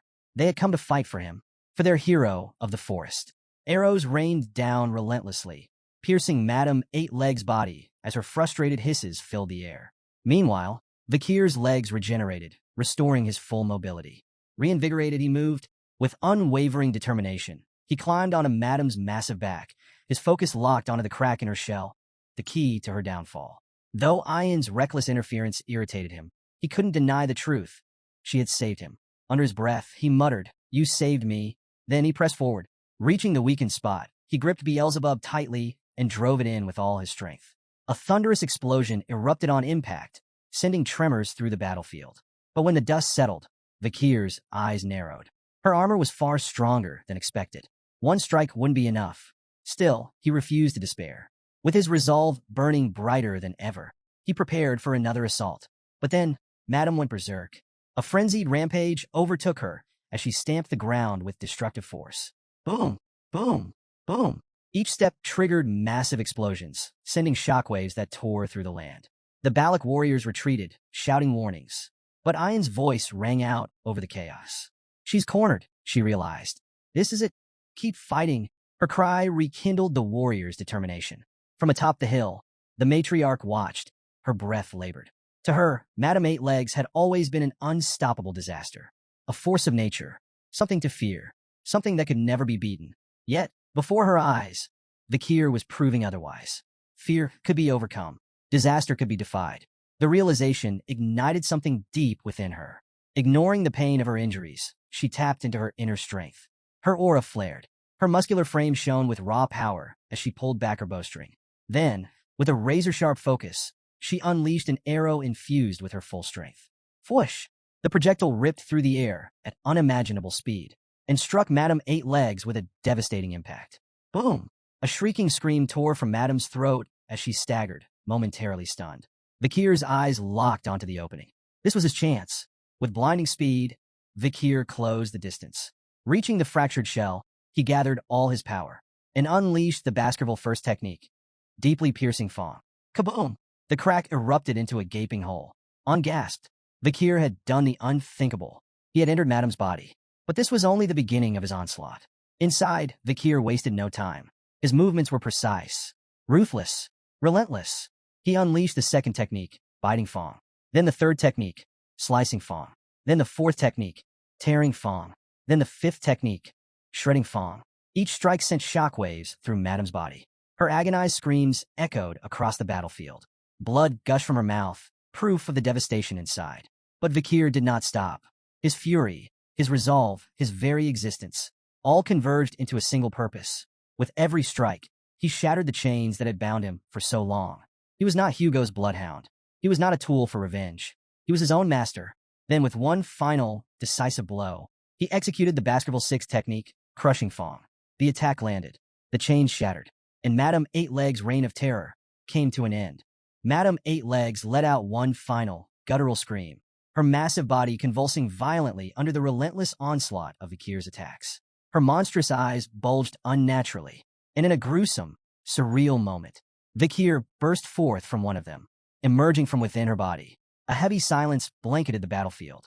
The Balac warriors stood frozen, their expressions a mixture of horror and awe. Ian gasped, eyes wide with shock. She couldn't comprehend what she was seeing. Vakir, drenched in blood, emerging from Madame's eye like a demon clawing its way out of hell. Then, Madame's massive form collapsed. Her enormous body crashed to the ground, sending up a cloud of dust that swallowed the battlefield whole. Near her lifeless corpse, Vakir lay motionless, his chest rising and falling in shallow breaths. Pain racked his exhausted form. A burning sensation coursed through his veins. Poison. Madame's blood. His final assault had drenched him in it. He needed to purge the venom. Fast. But before he could move, darkness overtook him. His vision faded. And then, something stirred deep within him. His hand, as if acting on its own, rose into the air. Beelzebub manifested in his grip, hungry. The cursed blade pierced Madame's corpse, beginning its grotesque feast. In an instant, Madame's soul was pulled into a strange, otherworldly dimension. Confused, she thrashed violently, sensing danger. Then, three monstrous entities appeared before her, Beelzebub's previous victims. Among them, Cerberus, its three heads snapping hungrily. With feral brutality, the beast lunged, its fangs tearing into Madame's legs. Under Beelzebub's control, the entities descended upon her, ripping her apart. Her screams echoed in the void, until she was completely devoured. Back on the battlefield, Ian's voice cut through the silence. Vakir! She rushed toward him, but others held her back. Stay away, they warned. The poison. But Ian didn't care. Tears streamed down her face as she broke free, falling to her knees beside him. She gripped his shoulders, shaking him gently. Hold on, Vakir. Don't you dare die on me. For a moment, there was no response. Then, a small, weak whisper. Can you keep it down? Ian froze. Then, in stunned disbelief, she watched as his eyes slowly fluttered open. His first reaction? Mild annoyance. You're too loud. I'm trying to rest. Ian let out a shaky laugh. Half sob, half relief. Then she hit him. Idiot, she muttered, her voice cracking. Do you have any idea how much you worried me? As the battle came to an end, Beelzebub let out a sinister, satisfied slurp. The blade had grown even deadlier. Now, it carried 3 formidable abilities. The deadly venom of Madame Eight Legs, the silent healing of Masasu, the regeneration of the swamp salamander, each ability woven into its cursed steel, making it an even more terrifying weapon. Days later, the Balac warriors lay scattered across the village, drunk from endless celebrations. For days, they had feasted, drank, and laughed, reveling in their hard-earned victory. At the center of it all, the matriarch and a visiting tribal chief sat atop Madame's massive, severed head, raising their cups in a celebratory toast. Vakir, watching from a distance, couldn't help but marvel. These people really knew how to party. How many days had passed since the festival began? He wasn't sure anymore. As the festivities continued, Vakir made his way toward Bakira. Despite his missing leg, the wolf greeted him with bright eyes and a wagging tail. Vakir knelt beside him, stroking his fur. "You've done well, Bakira." The wolf tilted his head, listening, overpowering another wolf. "Finding your partner despite losing a leg. That's no small feat." Pausing, Vakir met the wolf's gaze. "I've avenged you. Rest easy now. Justice has been served." Bakira let out a low, contented growl, nuzzling into Vakir's hand. A quiet moment, a warrior honoring his fallen comrade. As the celebrations raged on, Vakir found himself lost in thought. The battle had changed him. Somehow, during the fight, he had managed to wield the Baskerville 7 technique, even though he had never properly trained in it. Was it the achievement effect of killing Madame? Or had it been something else? Something deeper? A realization born from the brink of death? He wasn't sure, but what he did know was this. He was no longer the same man who had entered that battlefield. Despite his growth, Vakir remained grounded. Even after wielding the 7th technique, he knew he was still far from Hugo's level. "It's imperfect," he admitted to himself. But as he stood there, amidst the echoes of celebration and quiet triumph, one thing was certain. Vakir was no longer a bloodhound shackled by vengeance and obedience. He was forging his own path, step by step. Facing Hugo, a master swordsman, head-on was no simple feat. But Vakir had changed. He had grown, and with newfound determination, he reached for the garland around his neck. Snap! The chain broke, signaling his readiness to move forward. His time in the village had come to an end. Now it was time to return to Baskerville. A few days later, fully prepared, Vakir stood at the village gates, ready to depart. He turned to the matriarch, expressing his deepest gratitude for her support. She simply smiled and reassured him. No matter where he went, he would always be part of their family. To her, he was and always would be a Balac hunting commander. Vakir nodded at her words, accepting their bond. He glanced at the crowd gathered to see him off. But one face was missing. Ayan. She hadn't come. Perhaps she had chosen not to face his departure. And though it stung, he understood. He accepted it without resentment. The villagers surrounded him, offering words of encouragement. They pledged their support, urging him to aim high and never forget them. Ahan, eyes brimming with emotion, promised he would always be welcome. Ahul, ever practical, simply asked, "Keep in touch, will you?" Their voices followed him as he stepped away from the village, their heartfelt goodbyes carrying him forward. But then he stopped. Someone was waiting for him. Ahead, standing alone in the forest, Ayan. She held something in her hands. As he approached, she looked up. "So, you're really leaving?" Vakir said nothing. Instead, he waited. With a small breath, Ayan stepped forward and placed something in his hands. Vakir looked down, examining the item. It was a bow. Ayan hesitated before explaining. "This is Anubis. It once belonged to Adonai. She had painstakingly adjusted it for him, and that was why she had been absent these past few days." Vakir's fingers brushed over the weapon, recognizing the effort she had put into it. Before he could speak, she surprised him again. She reached up and placed something around his neck. Vakir touched the choker, puzzled. The chain was broken. Ayn met his gaze, her voice softer now. "I made this for you." She explained how, during a past collapse, he had muttered deliriously about bloodhounds. It had stuck with her. But this was not a bloodhound's collar. It was a symbol, a rejection of his past shackles. "You're not a hound," she said firmly. "You're a wolf. Strong, independent, free." The words struck deeper than he expected. For a long moment, Vakir simply stared at her. Then a warm smile broke across his face. He opened his mouth to thank her. But before he could finish, she pulled the choker's chain, and their lips met. The kiss was soft, heavy with unspoken emotion. A goodbye, a promise. When she finally pulled away, tears shimmered in her eyes. Without looking back, she turned toward the village. Her voice trembled slightly as she spoke. "You've changed so much, Vakir. You were weaker than me once. Now, you're stronger than anyone I know." She hesitated. Then, quietly, take care of yourself. And with that, she walked away. Vakir, still smiling softly, exhaled. Then, with a smirk, he called after her, is this really how people in the Empire say goodbye?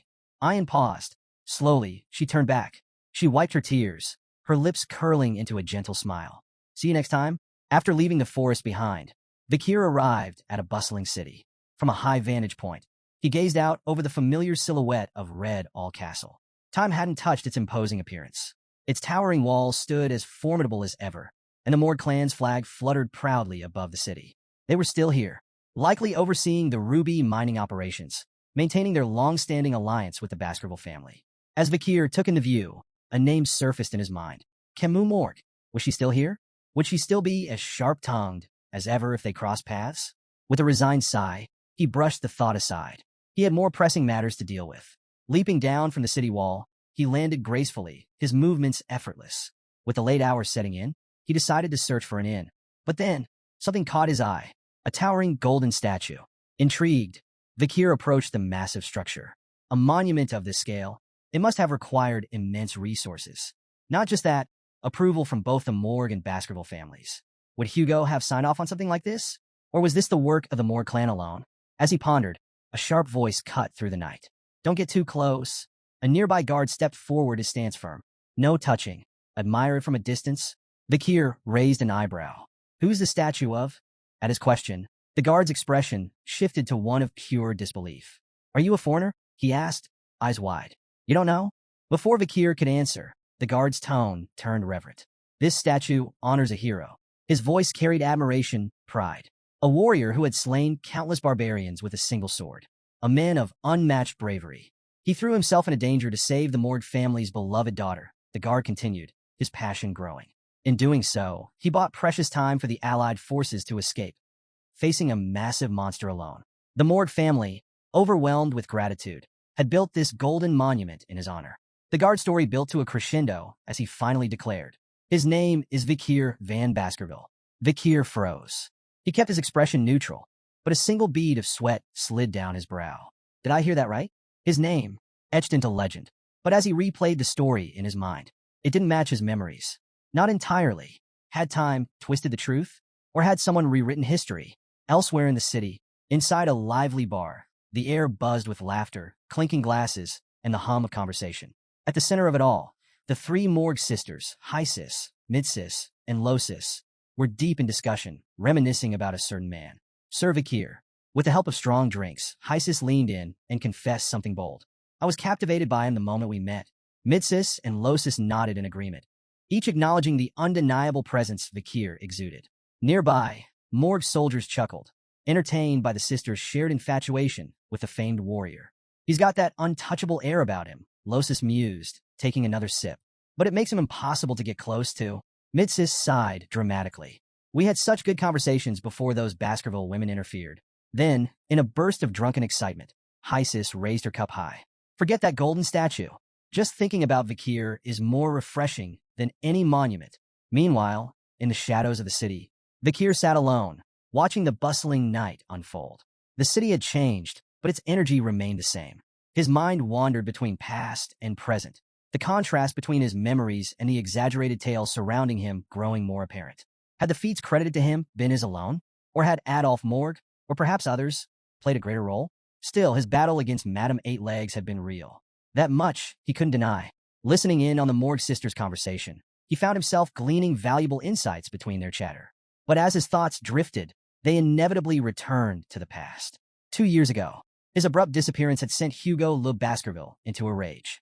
The fallout had led to multiple clashes between the Baskerville and Morg families.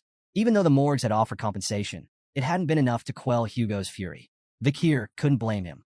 To Baskerville, he had been a valuable bloodhound, and the Morg's payment likely felt more like an insult than a settlement. Back in the present, the Morg sisters were still deep in their liquor-fueled banter. High Sis pouted, lamenting Vakir's absence. We would have made the perfect couple, she declared dramatically. Mid Sis scoffed. Excuse me? I had the upper hand. Low Sis, playing peacemaker, offered a ridiculous compromise. Why not just share him? Instead of settling the dispute, the suggestion only made things worse. The argument intensified, and Vakir, having reached his limit, decided. He had heard enough. Quietly, He settled his bill and moved to leave. But before he could slip away, suspicious, Hysis, eyes hazy from alcohol, suddenly pointed in his direction. The room fell silent. Her sisters blinked at her, baffled. Hysis, you're drunk, Mitsis sighed. But Hysis wasn't listening. As Vakir kept walking, she huffed in frustration. How dare you ignore me? Fueled by irritation, she cast a binding spell. Vines erupted from the ground, snaking toward him with startling speed. But Vakir was faster. With lightning reflexes, he dodged the vines with effortless precision. The entire bar watched in stunned silence as he landed gracefully, completely unharmed. But he wasn't alone anymore. Surrounding him were armed individuals, their weapons drawn. Spells crackled in the air, and every eye in the room was fixed directly on him. A Morg mage stepped forward, his posture rigid with authority. State your identity. Remove your hood. Vakir, annoyed but unfazed, considered his options. He could walk away, but that would only cause more trouble. With a quiet sigh, he complied. Slowly, he lowered his hood. The room fell deathly silent. Then, gasps erupted. The Morg sisters' eyes widened, cheeks flushed with shock. They had spent the entire night talking about him. And now, he was right in front of them. A mage, still recovering from his own astonishment, muttered. His expression, it's nothing like the statue. His piercing red eyes, jet black hair, so unlike the golden image immortalized in the city. Then, realization clicked. The sisters breathed his name. Sir? Vakir. The next morning, as Vakir prepared to leave the city, the Morg sisters tracked him down again. Hysis pouted dramatically. You should have stayed in the fortress's VIP suite. We would have treated you like royalty. Vakir, unimpressed, dismissed the idea. A waste of money? Losis grinned. We believe in your survival skills, at least. Hysis teased. So, you came to see me first, right? Mitsis immediately shot her a glare. Excuse me? He obviously came for me. Their bickering escalated, forcing Vakir to tune them out. Then, Hysis casually mentioned, oh, and we sent valuable intel to the Baskervilles, just like you asked. Vakir froze. I only told you to contact them. Hysis waved off his concern. Same thing. His patience frayed. Deciding he'd had enough, he turned to leave. Hysis, sensing his impending departure, offered to escort him. Vakir shut that down immediately. Don't you have actual work to do? A pause. Then, Hysis grinned sheepishly. No. Apparently, the sisters spent most of their time lounging around. Vakir sighed internally. He made a silent vow to report their rampant laziness to Baskerville. Before departing, Vakir asked about Camus Morg. She had been noticeably absent. Hysis' expression sobered. She's in closed-door training. Vakir tensed. Where? The Hall of Darkness. The words hit him like a blow. Camus had abruptly left Uncle Adolph's Hall of Light, abandoning traditional training. She had isolated herself in the Hall of Darkness, completely immersing herself in magic research. Vakir's jaw tightened. The Hall of Darkness, a place with a grim reputation. Its head snake had a complicated relationship with Camus. Was this another ripple effect from his disappearance? Had his actions changed her path? Before leaving, Vakir gave the sisters a direct order. Tell Camus to leave the Hall of Darkness. I want to see her. The sisters blinked. That's it? After 2 years, that was all he had to say? Given their long history, they had expected more. But Vakir was already walking away. And just like that, he was gone. Across the empire, news spread like wildfire. The reaction was instant. Chihuahua, upon hearing the news, burst into tears of joy. Cindy Wendy, ever composed, couldn't suppress a small smile. Adolph Morg remained silent, absorbing the revelation. But at the Baskerville estate, an informant stormed into the Patriarch's chamber, breathless. Urgent report. Vakir Van Baskerville has returned. A fiery gaze snapped up. Hugo. The air crackled with tension. His voice, low and seething, cut through the silence. Prove it. The informant gulped. The Empire was already talking. The legend, the outcast bloodhound, had come home. When Vakir arrived, Chihuahua greeted him with an unusually cheerful smile. She couldn't help but tease him about his decision to use the main door for once, a departure from his usual dramatic window entrances. Vakir brushed off the comment with a sigh and shifted the topic, asking about the noise outside. Chihuahua explained that the news of his return had spread quickly, drawing a crowd eager to welcome him back. The mere thought of facing the excited masses left Vakir visibly drained. Their conversation was interrupted when Homerian burst into the room, her voice ringing out as she enthusiastically called him daddy. Vakir gently corrected her, reminding her that he was her uncle. Unfazed by the correction, Homerian proudly displayed a dead mouse, her face beaming with pride over her catch. Amused by her antics, Vakir praised her effort, but took a moment to caution her about the dangers of the Black Death, even if the mouse seemed harmless.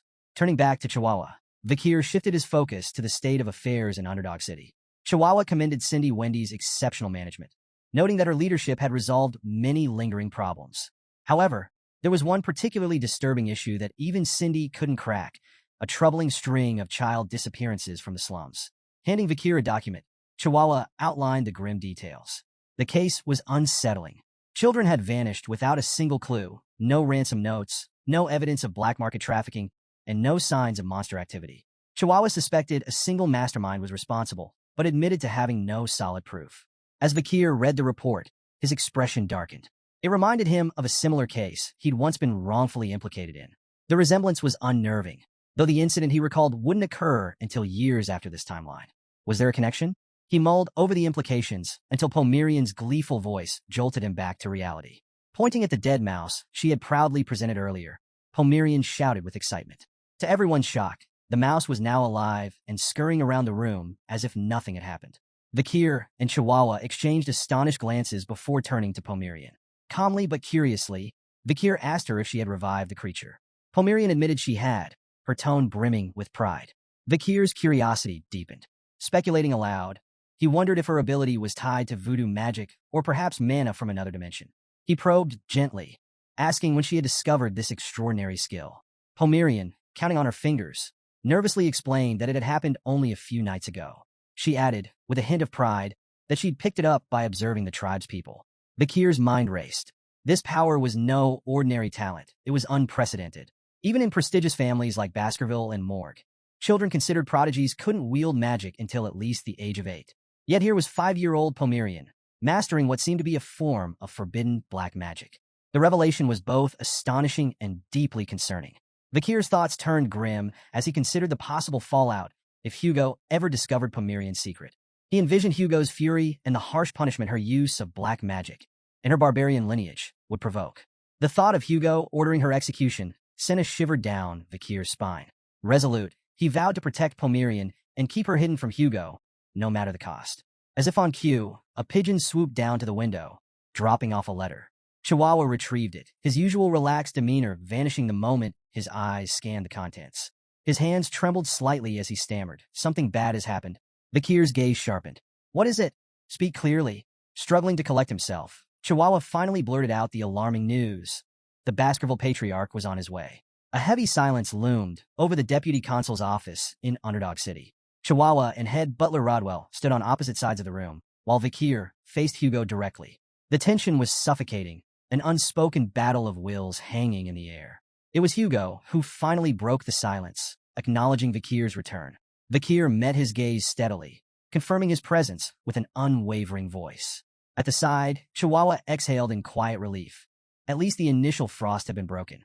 Before Hugo's arrival, Vakir had taken precautions, ensuring Pomerian was safely hidden in the adjacent room. He had no intention of letting her anywhere near Hugo, knowing the risks. But Hugo wasted no time on pleasantries. His focus was sharp, immediately pressing Vakir for details about his whereabouts during the past 2 years. Without hesitation, Vakir explained that he had spent the time recovering with the barbarians in the forest. Playing the part of an ally, he had studied their way of life and devised a strategy to handle them. Intrigued, Hugo demanded further details. Vakir laid out his plan with calculated precision. The barbarians, despite their rugged independence, had become reliant on the Empire's industrial goods. Basic commodities like glass orbs, woolen textiles, and staple foods such as grains and vegetables were invaluable treasures to them. By controlling the supply of these essentials, the Empire could tighten its grip on them without drawing a blade. Hugo, initially skeptical, scoffed at the notion. That sounds more like trade than suppression. Vakir's expression darkened as he elaborated. The goal wasn't simply to trade. The goal was to erode the barbarians' strength from within. In exchange for these goods, they would be forced to undertake monster subjugations, throwing themselves into constant battle.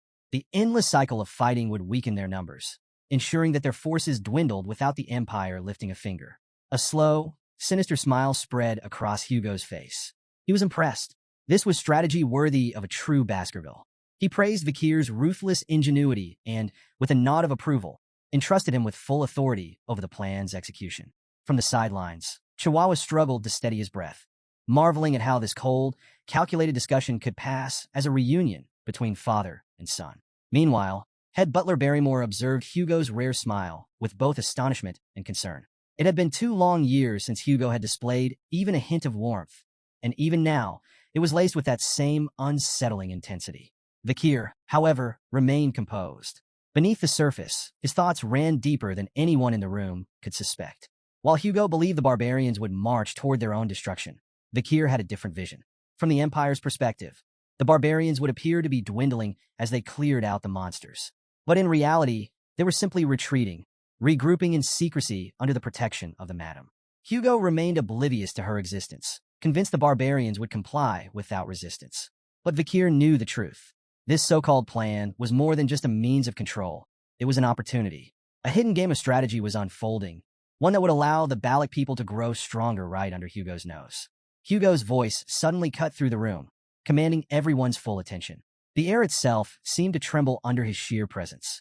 All eyes shifted to his teacup, where the liquid inside had begun to boil. Not from heat, but from the sheer force of his killing intent. With a voice laced with menace, he issued an order that left no room for debate. The Loco tribe would not be traded with. They would be completely annihilated.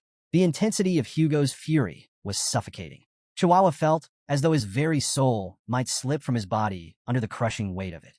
His breathing turned shallow, his knees threatening to buckle. Vakir, however, remained unaffected, merely offering a calm nod in acknowledgement. Internally, though, he reflected on Hugo's deep-seated grudge against the Loco tribe, another glaring reason why Homerian had to stay as far away from him as possible. After a moment, Hugo exhaled, his rage cooling just enough for reason to return. He sighed, a rare moment of reflection slipping through his usually unshakable exterior. Meeting his son after years apart, yet all he had done was speak of destruction and war. His gaze softened ever so slightly as he urged Vakir not to overextend himself on the battlefield again. He then acknowledged the unexpected diplomatic benefits Vakir's supposed death had brought. The story of his heroic sacrifice, saving Morgs' daughter and then vanishing, had reached the ears of the imperial family. It had bolstered the reputation of the Baskerville Knights, solidifying their standing in the Empire. But for all his calculated strategy and ruthless efficiency, Hugo's next words carried a rare vulnerability. No amount of diplomatic victories or material success, he admitted, could ever make up for the loss of a child. His tone, for once, bordered on fatherly as he advised Vakir to be cautious. Yet Vakir wasn't swayed. To him, Hugo's concern felt hollow, a well-rehearsed performance rather than genuine sentiment. His mind drifted to the night before his regression, the night everything had come crashing down. He could still feel the sting of betrayal, the sharp agony of a blade slicing through his back, the cold, pitiless gazes of the bloodhounds he had once called comrades.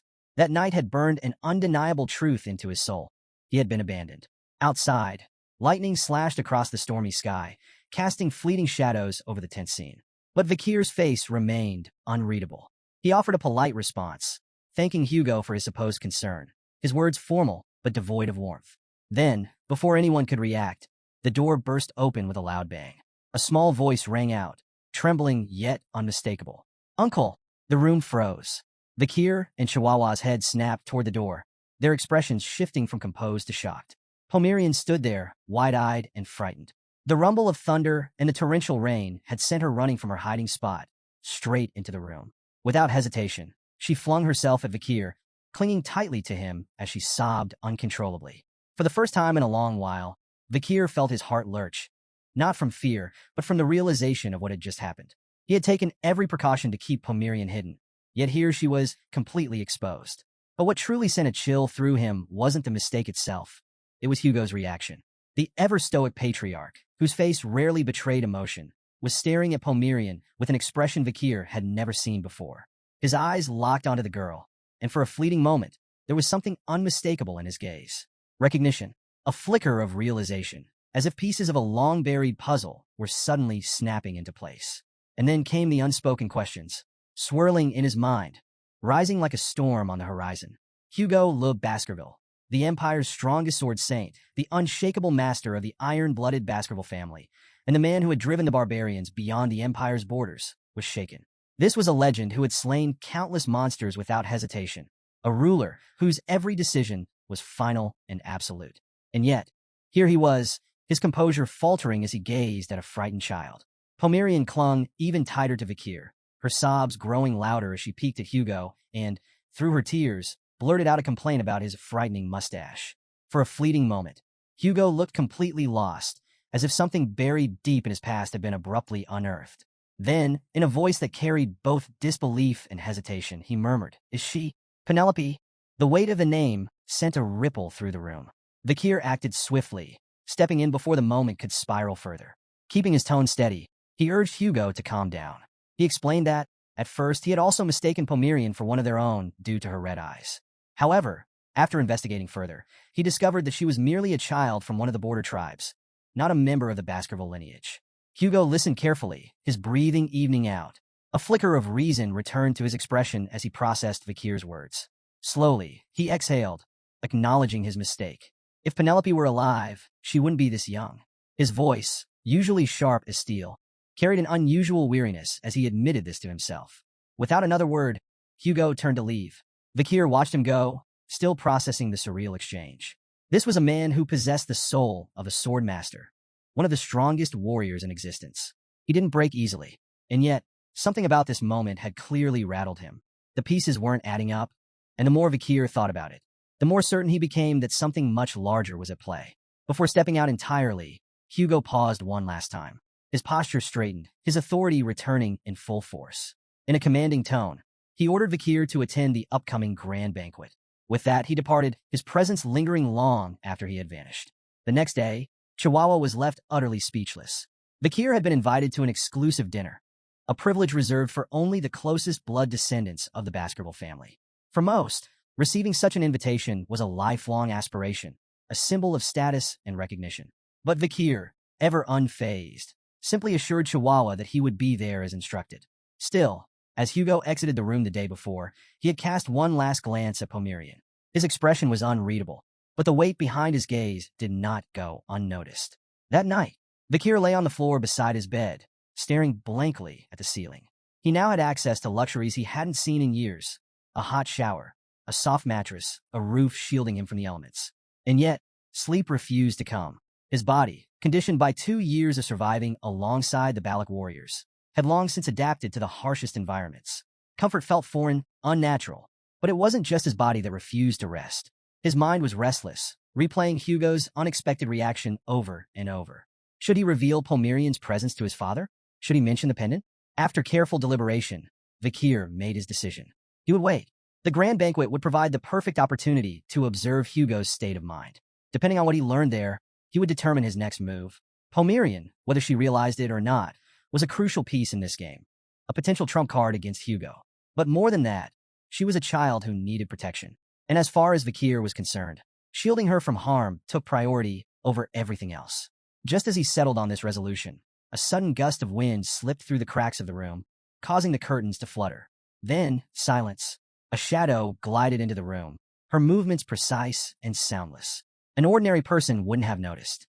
But Vakir was far from ordinary. His breathing remained steady, his posture relaxed, yet his senses were razor-sharp. He lay in wait as the assassin crept closer, her blade glinting under the moonlight. Step by step, she approached his bedside, preparing to strike. And then, not even a day has passed, and word of my return has already spread. Vakir's calm voice shattered the quiet, freezing the assassin in place. Before the assassin could react, Vakir sprang into action. Using the bed as leverage, he launched a powerful kick toward her. She managed to dodge a fatal blow, but the impact struck her hand, sending her weapon flying across the room. Without wasting a second, Vakir closed the distance, ready to end the confrontation. But just as he was about to strike, the assassin suddenly threw up her hands and hastily pleaded for him to stop, claiming it was all just a joke. Vakir's cold stare locked onto her, unamused. He immediately recognized her. His voice was sharp as he warned that if she hadn't spoken up, she might not be standing right now. The assassin chuckled, unfazed by the near-death experience. She casually pointed out his peculiar habit of disguising his pillow as himself and sleeping on the floor, a survival instinct he still hadn't shaken, even after coming back from the dead. Finally, she removed her mask, revealing her identity: Cindy Wendy. Grinning, Cindy addressed him by name, noting how long it had been since they last saw each other. Vakir, exasperated, sighed and told her not to make a scene, but she ignored him entirely, pressing forward with her accusations. She brought up how he had sent Secretary Chihuahua to track her down, pointing out that he must have known she would never actually take the 10 billion. Vakir's response was flat and direct. He remarked on her uncanny talent for using financial planning to generate wealth for capitalists, build trust, and then recklessly squander it all. Cindy bristled at the accusation, calling him rude. She defended herself, claiming she was merely a financial planner who earned through commissions, and proudly took credit for preventing Judy from losing the 10 billion entrusted to her. Vakir, unimpressed, clarified that he had already assigned bodyguards to Judy, not just to protect him, but also to ensure the funds remained untouched. Among them was a finance expert tasked with handling any potential issues. Cindy's confidence wavered. Confused, she demanded to know why the bodyguards hadn't interfered with her plans. Vakir's answer was simple but devastating. He had told them not to. They had been watching, waiting, but never intervening. He had let Cindy move freely, allowing her to believe she was acting on her own terms, when in reality, she had been playing right into his hands. The realization hit Cindy like a freight train. She blinked, stunned, as it finally dawned on her. She had been dancing in the palm of his hand the entire time.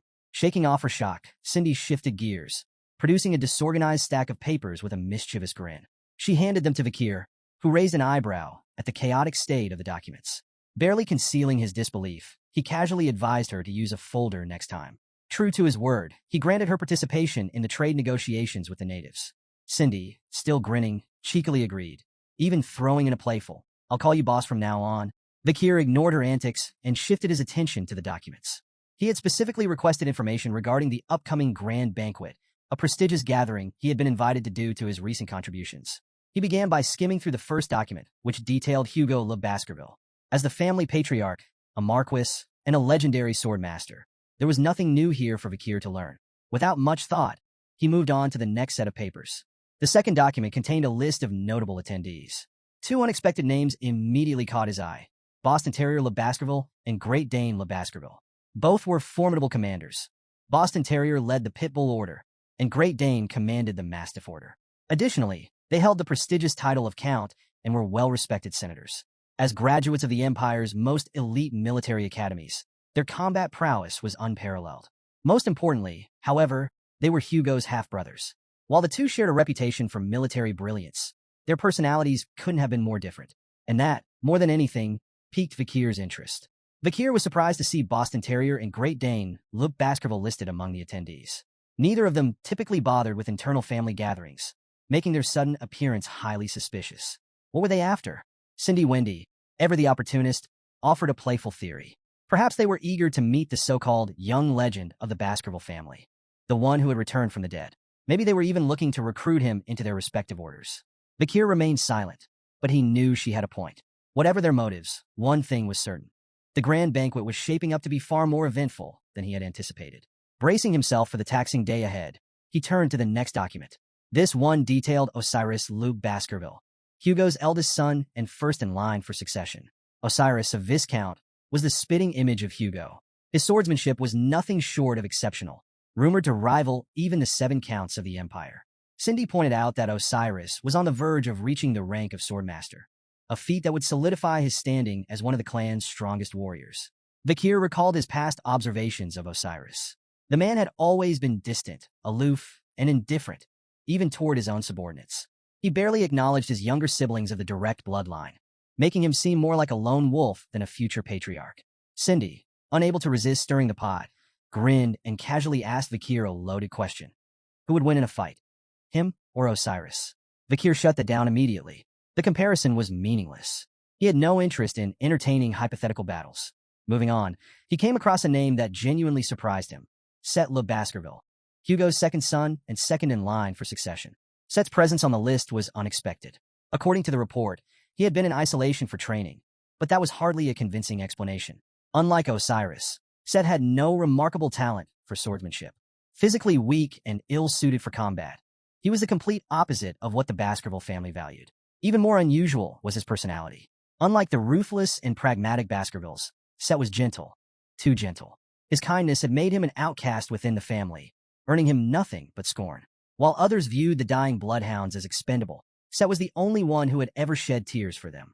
Vakir remembered how Hugo had relentlessly persecuted Set for his perceived frailty. But in a family defined by cold-hearted strength, Set had been the only one Vakir had ever respected. As he continued flipping through the documents, something suddenly caught his attention. His eyes narrowed. Then, without warning, he slammed the stack of papers down onto the table, startling Cindy Wendy. She frowned, clearly offended. Had he even read through them properly? After all the effort she had put into gathering the information, the least he could do was not toss it aside like a cheap novel. Vakir, however, remained composed. He responded with cryptic calm, hinting that he was already well acquainted with the individuals she had detailed. There was nothing here that truly surprised him, except for one thing. A slow, knowing smile spread across his face. The grand banquet was going to be far more intriguing than anyone expected. The following evening, Vakir stood outside the grand banquet hall, taking a brief moment before pushing open the heavy doors. The sight that greeted him was exactly as expected. All the attendees were already seated, their gazes shifting toward him the moment he entered. Breaking the silence, Vakir announced himself, his voice steady and composed. Vakir van Baskerville, attending the grand banquet as per the Patriarch's orders. A brief hush followed as his presence commanded the room's attention. After a few moments, he bowed slightly, expressing gratitude for the invitation. At the head of the table, Hugo observed his son with an unreadable expression before offering a warm, if somewhat measured, welcome.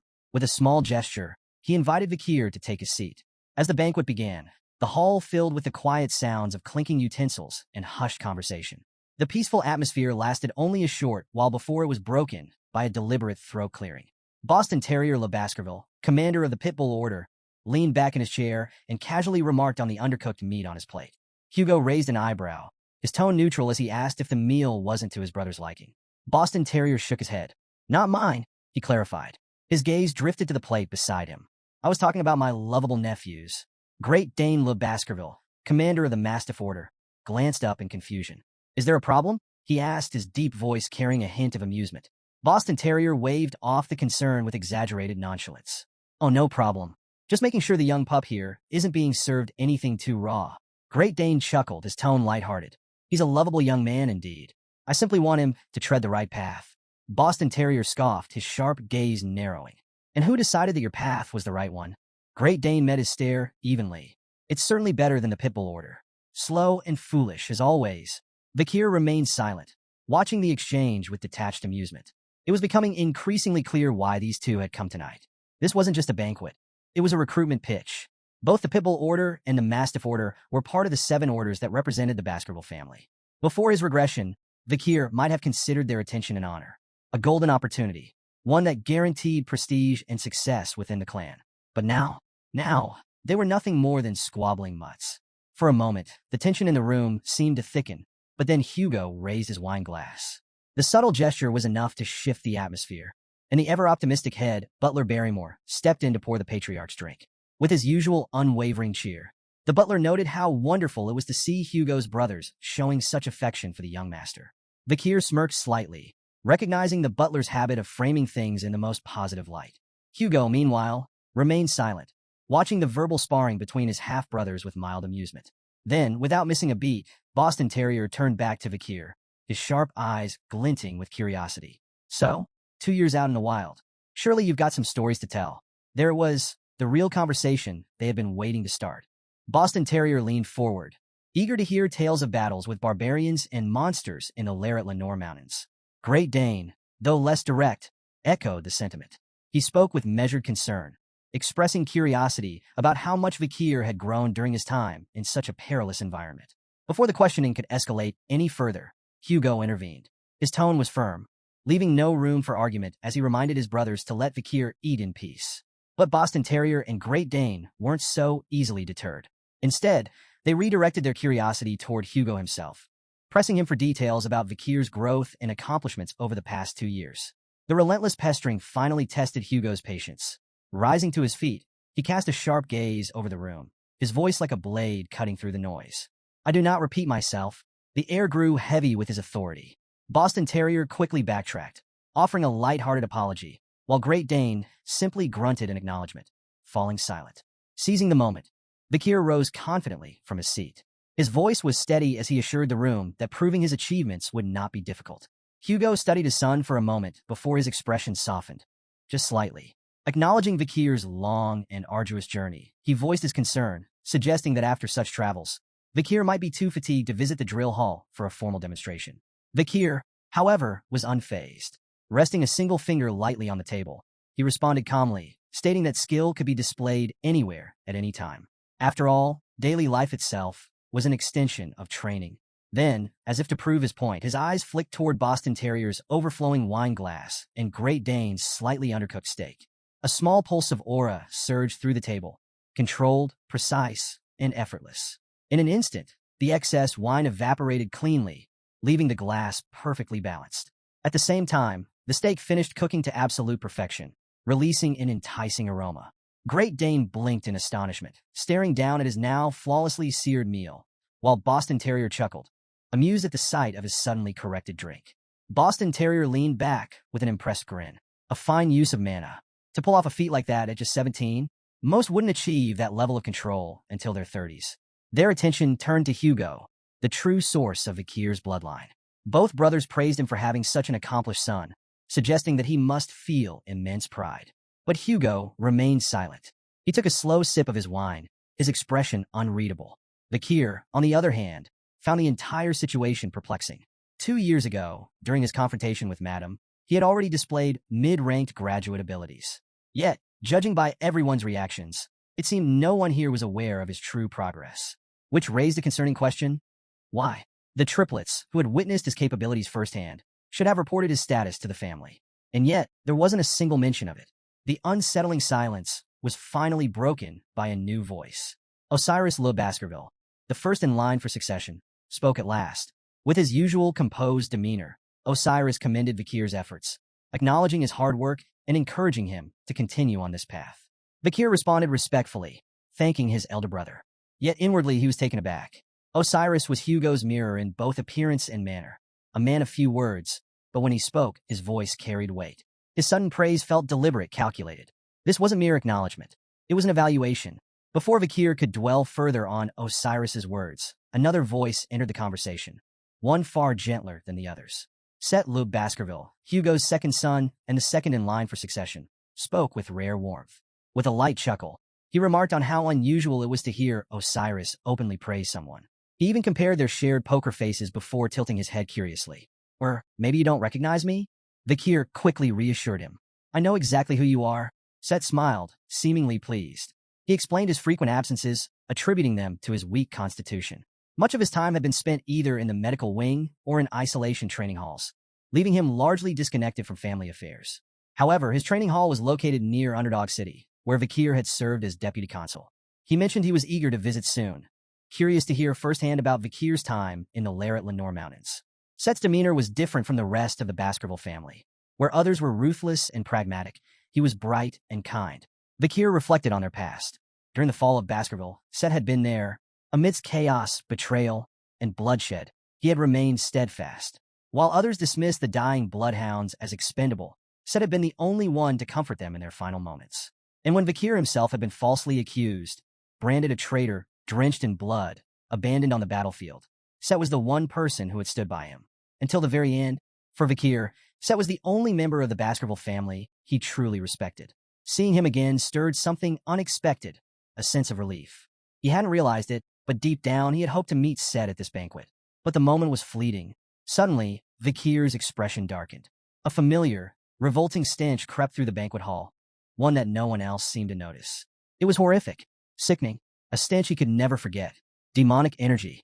Tension gripped Vakir as he came to a chilling realization. There was a demon hiding among them. His sharp gaze swept the banquet hall, scanning each attendee with cold precision.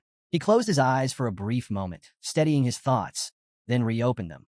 His senses honed on the source of the corruption. His breath hitched. The foul aura was radiating from Set Le Baskerville. Vakir's mind raced. This didn't make sense. Set was the kindest of them all, the most human, and yet the unmistakable scent of demons clung to him like a shadow.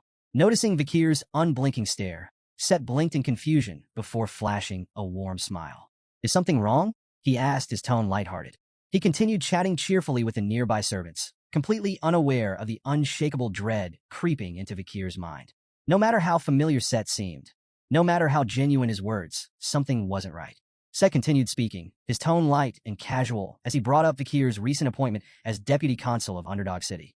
He even mentioned how some citizens admired him so much that they had protested, demanding that he remain in charge permanently.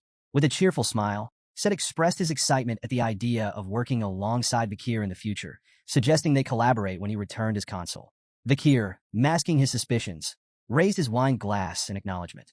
Set grinned, lifting his own glass in a toast. I'll be counting on your support. And that was when Vakir noticed it. Set's reflection was missing. A slow, dreadful realization crept through his mind. Could it be? Was Set already dead? His body nothing more than a puppet for a demon? His grip tightened around the glass, but he forced himself to remain composed. He couldn't afford to expose his suspicions. Not yet.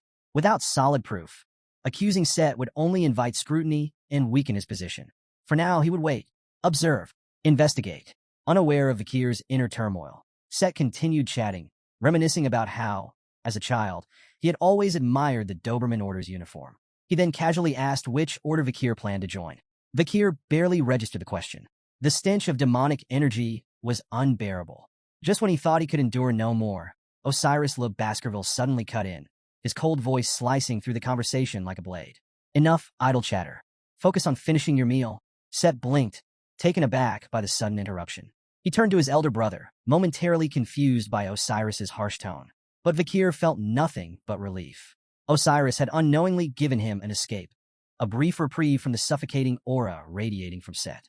As if sensing the shift in the atmosphere, Hugo redirected the discussion, addressing Vakir directly. He inquired if his son was satisfied with the meal, then extended a surprising invitation. Come to the main house later. We need to talk privately. Vakir was momentarily taken aback, but nodded in agreement. Later that night, beneath the moonlit sky, Vakir strolled along the castle grounds, exhaling quietly. The 5-hour banquet had been mentally exhausting. Between navigating his family's political games and enduring Set's unsettling presence, he had barely had a moment to breathe. His mind drifted to Hugo's abrupt invitation. Perhaps it was related to the official papers for his academy entrance, which had recently arrived. Or was it something else entirely? Before he could speculate further, a flicker of movement caught his attention. A shadowy figure appeared atop the castle wall behind him. Then an attack. The assailant moved with precision, launching a surprise strike straight at Vakir's blind spot.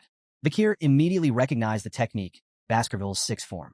He considered retaliating with full force, but quickly dismissed the thought. Revealing his true strength now would be a mistake. Instead, he responded with the fourth form, a technique designed to absorb and redirect incoming attacks. Infusing the move with the blessing of the river Styx and his own aura, Vakir intercepted the strike with ease. But what happened next took him by surprise. His counterattack didn't just stop the assault. It completely overpowered it, dispersing the force in a way that even he hadn't expected.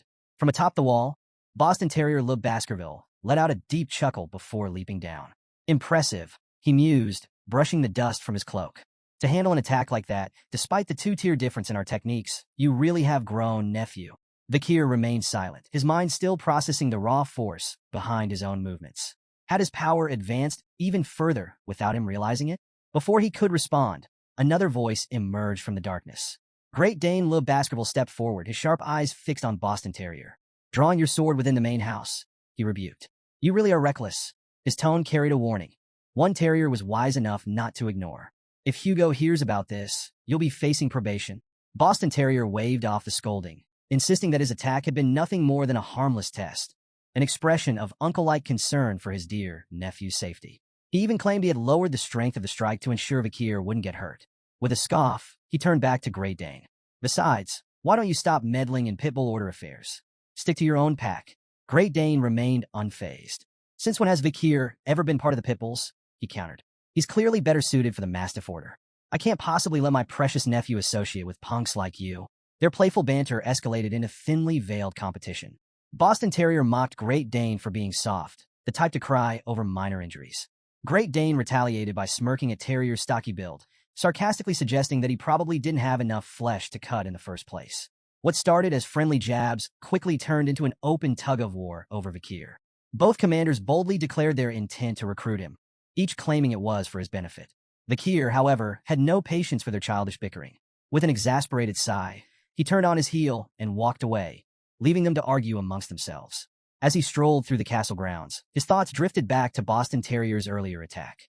For a move meant to showcase the 7th count's strongest technique, the highest grade graduate Baskerville 6th form, it hadn't felt particularly dangerous. Then again, Vakir reminded himself, he too was a highest grade graduate. Not only that, but with the river Styx's blessing and the demonic sword Beelzebub, he was certain he could easily hold his own against at least one count-level opponent. After reconsidering, a slight smirk tugged at his lips. No, maybe even two. But before he could entertain the thought further, his steps halted. Standing directly in his path were the Baskerville triplets. Their hands rested on the hilts of their swords, ready to draw at a moment's notice. A surge of irritation flared within Vakir. These three again?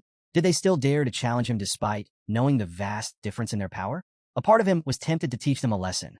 But just as his irritation was about to shift into action, the triplets did something completely unexpected. Without a word, they suddenly knelt before him, pressing the tips of their swords against their own feet. Vakir's eyes narrowed. He immediately recognized the gesture. The pledge, a symbol of absolute submission. If they so much as pressed forward, their swords would pierce their own flesh, signifying their willingness to place their very lives in his hands.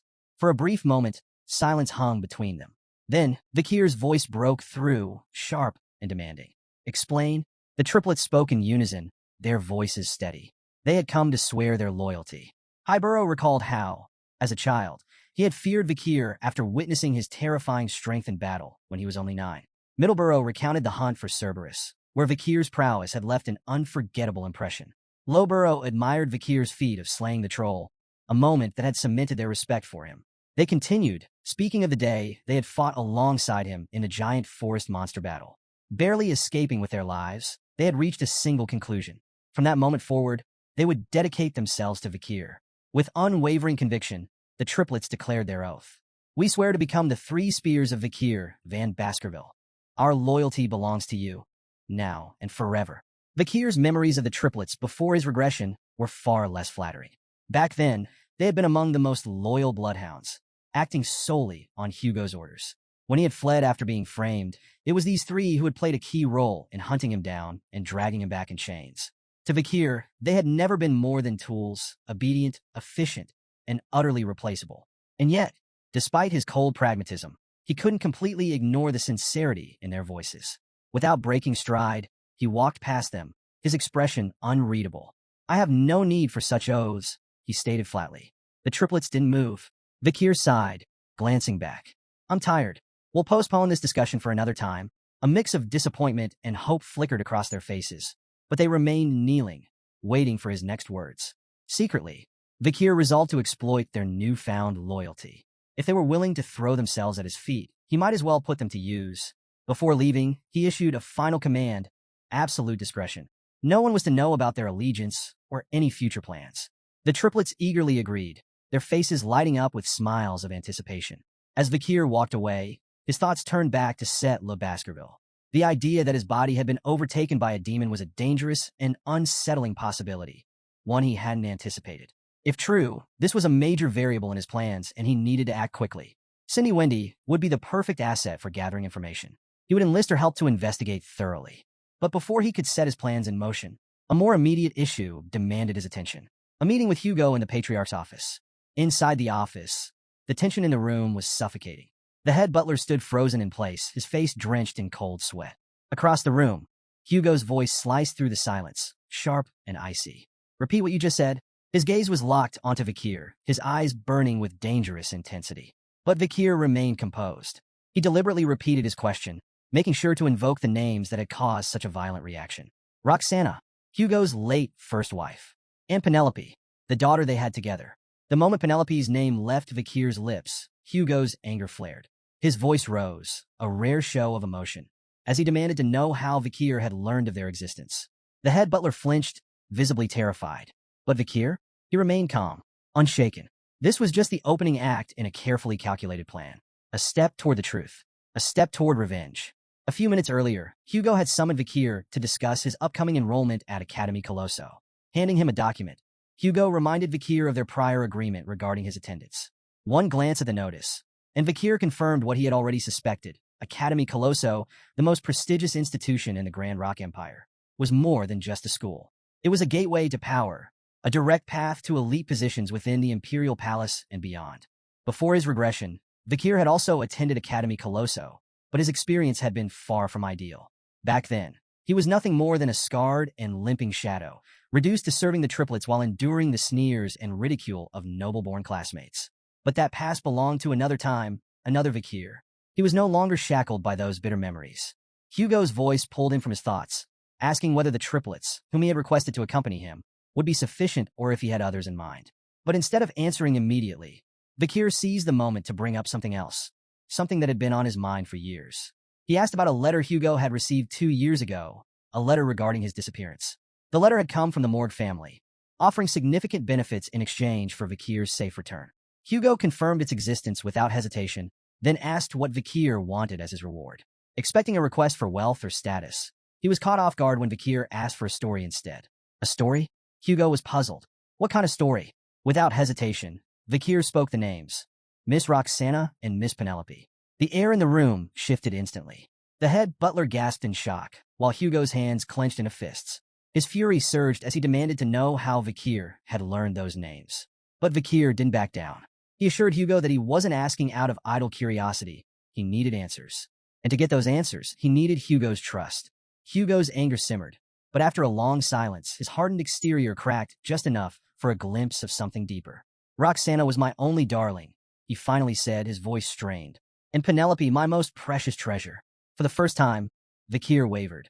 The word darling sounded almost foreign coming from Hugo, a man known for his iron-blooded demeanor. Then Hugo continued, his tone softening in a way few had ever heard. Roxana, he revealed, had not been part of any arranged marriage. She had been a commoner, someone with nothing to her name. But from the moment he met her, it had been love at first sight. Vakir listened closely, recognizing the weight behind every word. Hugo's voice grew heavier as he spoke of the hardships their love had endured. Roxana, fully aware of the gap between their worlds, had tried to push him away. But Hugo had never wavered. He had been willing to sacrifice everything, his name, his wealth, his future. For Roxana, he had given up more than just his status. He had given up his very soul. Vakir acknowledged Hugo's openness with a nod, trying to shift the conversation forward. But Hugo, still lost in the depths of his memories, continued his tale. His love for Roxana had not come without struggle. When the Baskerville family rejected their union, they had sent pursuers after them, forcing Hugo to fight relentlessly to protect her. They had spent years on the run, enduring countless trials. Their love was neither accepted nor welcomed, yet their unwavering devotion had carried them through. Eventually, they overcame the resistance of the Baskerville family, securing their place together. Their marriage marked the beginning of a difficult yet fulfilling journey, one that only grew richer when Penelope was born. She was the greatest joy Hugo had ever known, a happiness he had fought hard to protect.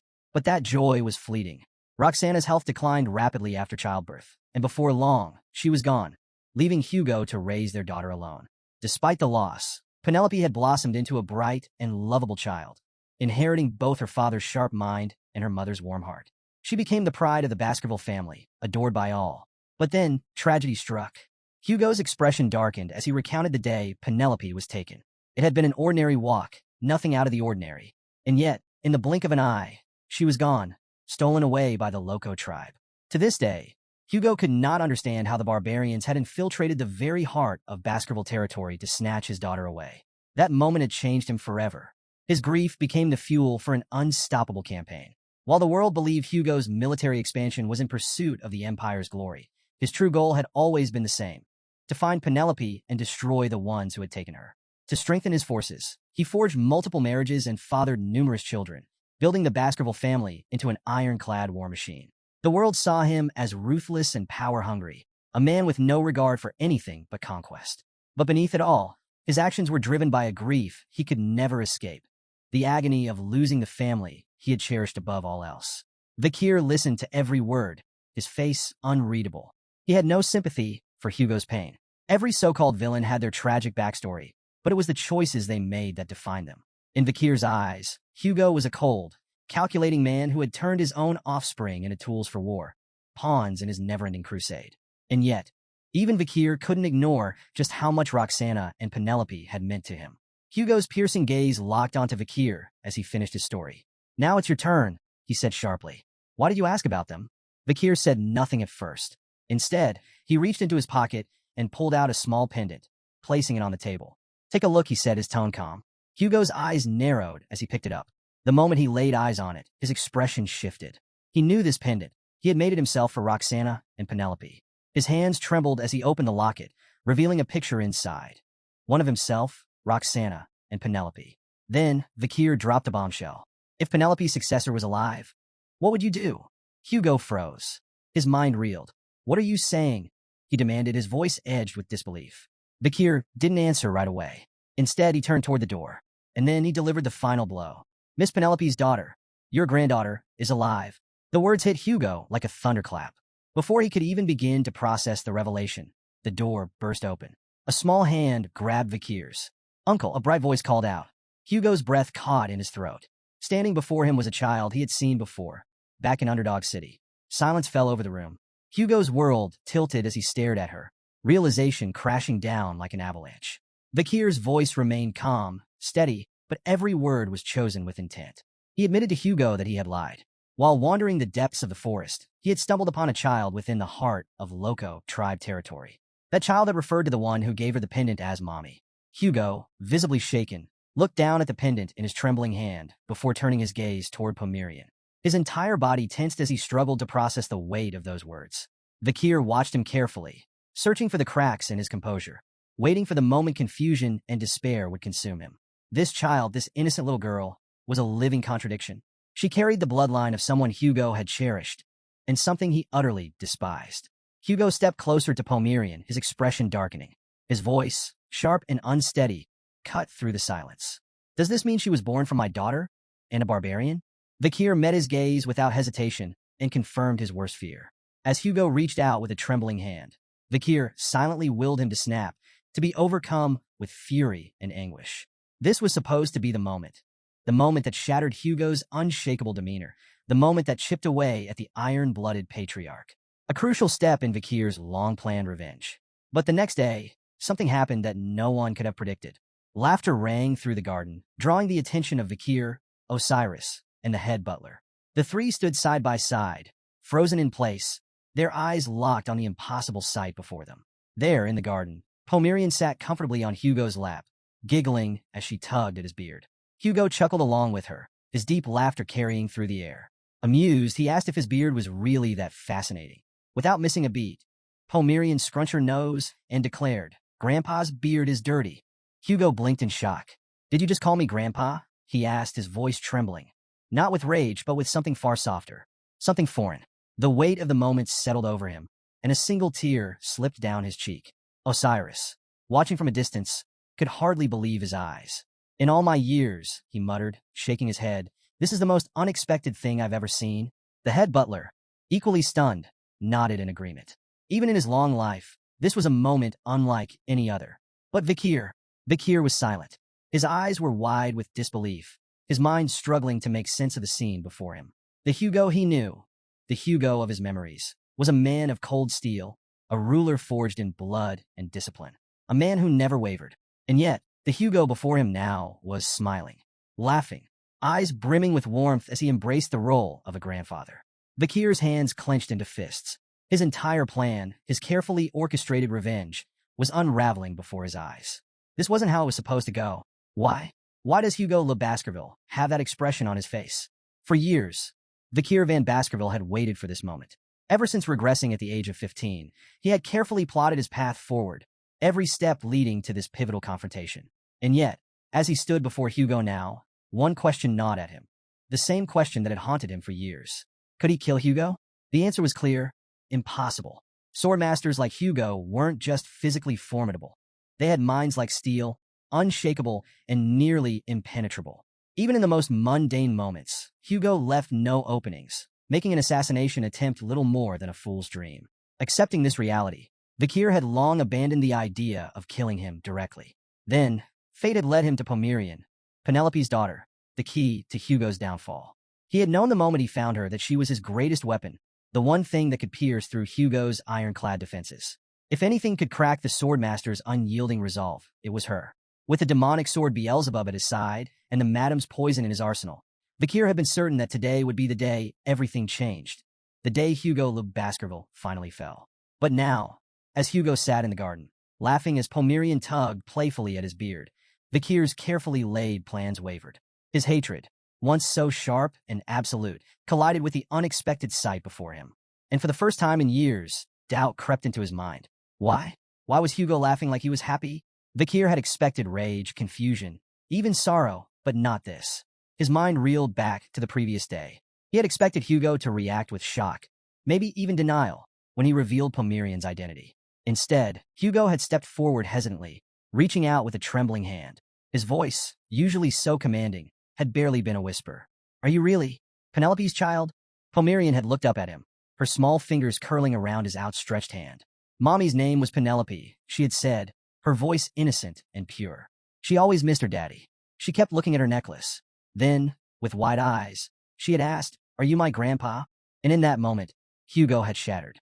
The weight of memories crashed down on him. Penelope's laughter, her warmth, her love. Overwhelmed, he had collapsed to his knees, his grief erupting in a raw, anguished cry as tears poured down his face. Now, standing in the present, Vakir felt the weight of those emotions lingering in the air. The head butler, who had been watching silently, turned to Vakir with an expression of deep gratitude. "Thank you," he said, his voice thick with emotion. Vakir frowned. "For what?" The butler smiled faintly, for giving him this moment.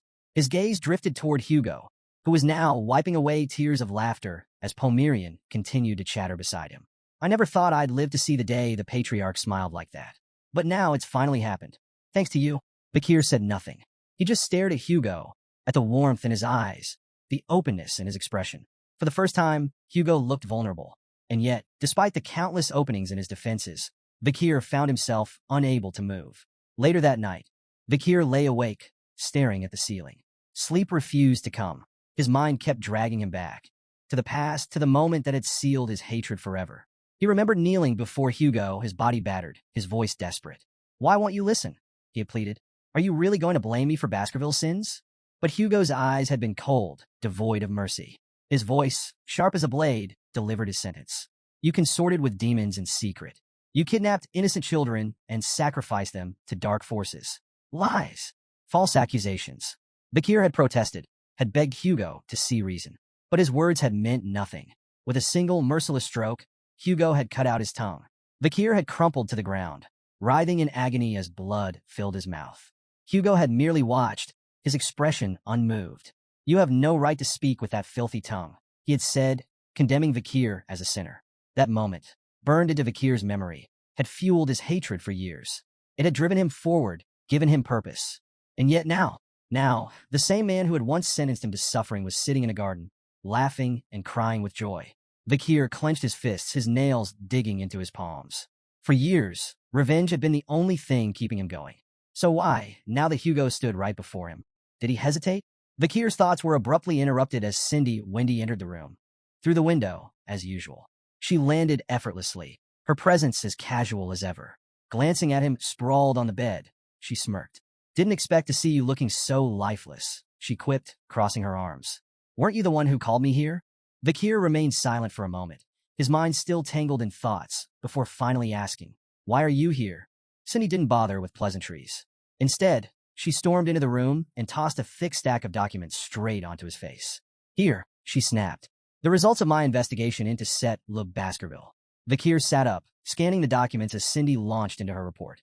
Under a false identity, Set had been quietly sponsoring numerous orphanages and overseeing their adoption processes. On the surface, it all seemed charitable, except for one disturbing detail.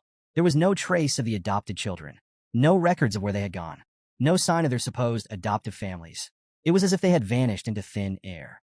Cindy's voice grew grim as she laid out the implications. If Set was truly a demon, as Vakir had suspected, then the reality was horrifying. The missing children weren't just disappearing, they were being used, sacrificed, devoured. And then came the most chilling part. Cindy connected Set's activities to the recent string of child disappearances in Underdog City. Vakir's grip on the papers tightened. His pulse pounded in his ears.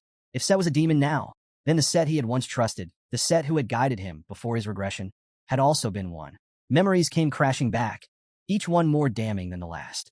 It had been Set who first warned him that Hugo planned to betray him. Set who had whispered in his ear, feeding him just enough doubt to believe it. Set who had visited him in prison, wearing a mask of concern, pretending to sympathize while pulling the strings behind the scenes.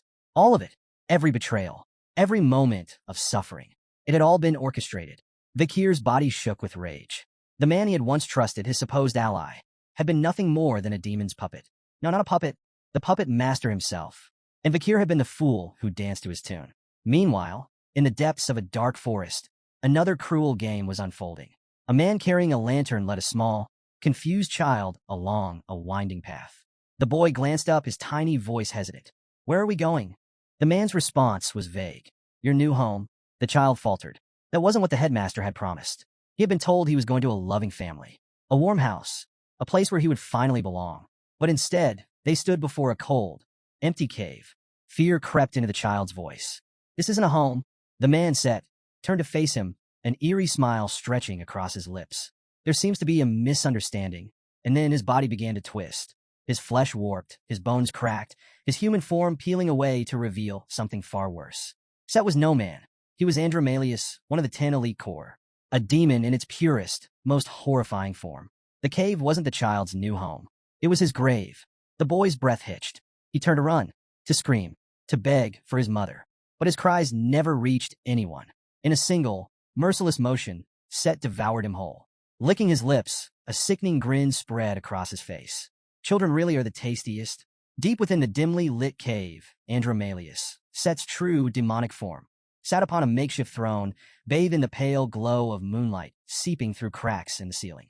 A crow perched on a nearby table, its dark eyes gleaming as it watched Set mull over his thoughts. He spoke aloud, lamenting the dwindling supply of humans and pondering the possibility of cultivating them like livestock. A controlled system, he mused, could ensure a sustainable food source for demons. The crow, addressed as 8, was another member of the 10 elite corps, and he was far from impressed with Set's reckless ideas. With a sharp tone, he voiced his concerns. If humans uncover our existence, he warned, everything we've built will come crashing down. He also criticized Set's unhealthy fixation on consuming children, emphasizing the need to cover their tracks carefully. The last thing they needed was for Baskerville's infamous hounds to catch wind of their operations. Set, unfazed, dismissed 8's concerns with a lazy wave of his hand. Traps had been set, he assured him. There would be no unwelcome visitors. However, he admitted that at their current pace, it would still take another 12.5 years of consuming human blood to gather enough magic power to open the gate to the demonic realm. Shifting the conversation, 8 inquired about the state of affairs within Baskerville. Set reassured him that everything was proceeding smoothly and reminded him to oversee the Morg family's matters. Confident in his own influence, 8 assured Set that he would handle it, reiterating that the 10 elite corps needed to stay focused on their ultimate goal, bridging the human and demonic realms. Once 8 departed, the cave fell silent. Set remained seated, brooding. His thoughts turned back to Baskerville, but there was one truth he had left unspoken. Hugo, once the ruthless, iron-blooded patriarch, had changed. That man, who had once discarded emotions like useless burdens, was now reduced to an affectionate fool for his granddaughter. Set scowled. This was dangerous. Their entire plan depended on Baskerville remaining a machine of discipline and brutality. As long as Hugo continued treating the young Baskervilles as expendable, they could be taken without raising suspicion. But with Homerian in the picture, everything had become fragile. Set's eyes burned with malice as his thoughts settled on a single name. Vakir van Baskerville. Vakir had been nothing but a thorn in his side, a problem that refused to be erased. Seething with frustration, Set replayed the countless ways Vakir had defied expectations. The venomous snake attack in his childhood should have killed him. Instead, he had survived. When Set had assumed him dead after vanishing into the forest, he had returned, dragging Hugo's granddaughter back with him. Vakir was a walking disruption to carefully laid plans, a nuisance that needed to be eliminated. Set's jaw tightened. If he wanted to see this plan through, if he wanted to crush Hugo completely, there was no other option. Vakir had to die. And soon. The following morning, Vakir walked beside Hugo through a quiet hallway. His mind buzzed with suspicion. Hugo had summoned him without explanation, and now, after nearly 5 minutes of silence, Vakir was beginning to wonder why. The tension in the air was subtle, but undeniable. He studied Hugo carefully. Something was different. There were openings in his posture, an extremely rare occurrence. For the briefest moment, a thought crossed Vakir's mind. This would be the perfect moment to kill him. But the idea vanished just as quickly as it came. No, killing Hugo still wasn't an option. Not yet. Just then, Hugo broke the silence. I know you hate me. Vakir stiffened. Had Hugo somehow sensed the murderous intent buried within him? But Hugo's voice remained solemn as he continued. He acknowledged the way he had treated his sons, raising them as nothing more than bloodhounds, throwing them into relentless battles, testing their survival at every turn. I've always assumed they despised me for it, he admitted. Then he turned to Vakir. Despite his exceptional abilities, Vakir had endured even harsher treatment than the rest. Hugo finally explained why. It wasn't Vakir himself that Hugo had despised. It was his own hatred, festering unchecked. His loathing for the barbarians had twisted his judgment, and Vakir had been caught in the crossfire. Vakir's suspicion deepened. Why was Hugo speaking so openly? Was this some kind of test? But then, something happened that shattered all expectations. Hugo bowed. The formidable, iron-blooded patriarch of the Baskerville family lowered his head. He apologized, and he thanked Vakir, Homerian told me that Penelope was happy until the end, he said. Knowing that his daughter had not spent her last days in misery lifted a weight he hadn't even realized he was carrying. He admitted that, in a way, Vakir had saved him. This gratitude wasn't a soldier's reward. It was genuine. For the first time in his life, Vakir was at a loss for words. His mind raced, torn between the past and the present. Memories surfaced, moments when Hugo had shown unexpected trust, brief glimpses of a man who wasn't just a cold ruler. Had something changed? Was this truly the same Hugo who had condemned him to death? For the first time in 17 years, something stirred within Vakir, a feeling he had thought long dead. Forgiveness. But he crushed the thought before it could take root. No matter what had changed, one truth remained. It was still Hugo who had ordered his execution. The man who had called him a sinner, who had severed his tongue, who had stood unmoved as Vakir bled on the floor. His revenge wasn't over yet. Pushing his emotions aside, Vakir urged Hugo to lift his head and confirm that he could ask for anything. Hugo agreed without hesitation. Vakir, silent, made a decision. He would deal with Hugo's fate once his objectives were achieved. In a serene garden, laughter filled the air. Homerian sat comfortably as a man gently tied her hair, chatting with him as she did. She marveled at how wonderful Baskerville was, surrounded by Uncle Vakir, Grandpa Hugo, and Uncle Osiris. The man, Setla Baskerville, smiled warmly. "Did you forget another uncle?" he asked. Homerian tilted her head in thought before her face brightened. She pointed at him with a cheerful grin. "Uncle Set." Their moment was interrupted as a maid arrived, reminding Set that he had yet to begin his isolation training, as ordered by the patriarch. Set chuckled. "I just couldn't resist seeing my niece one last time," he admitted. Then, in a playful tone, he asked the maid to keep his visit a secret. Homerian eagerly agreed to do the same.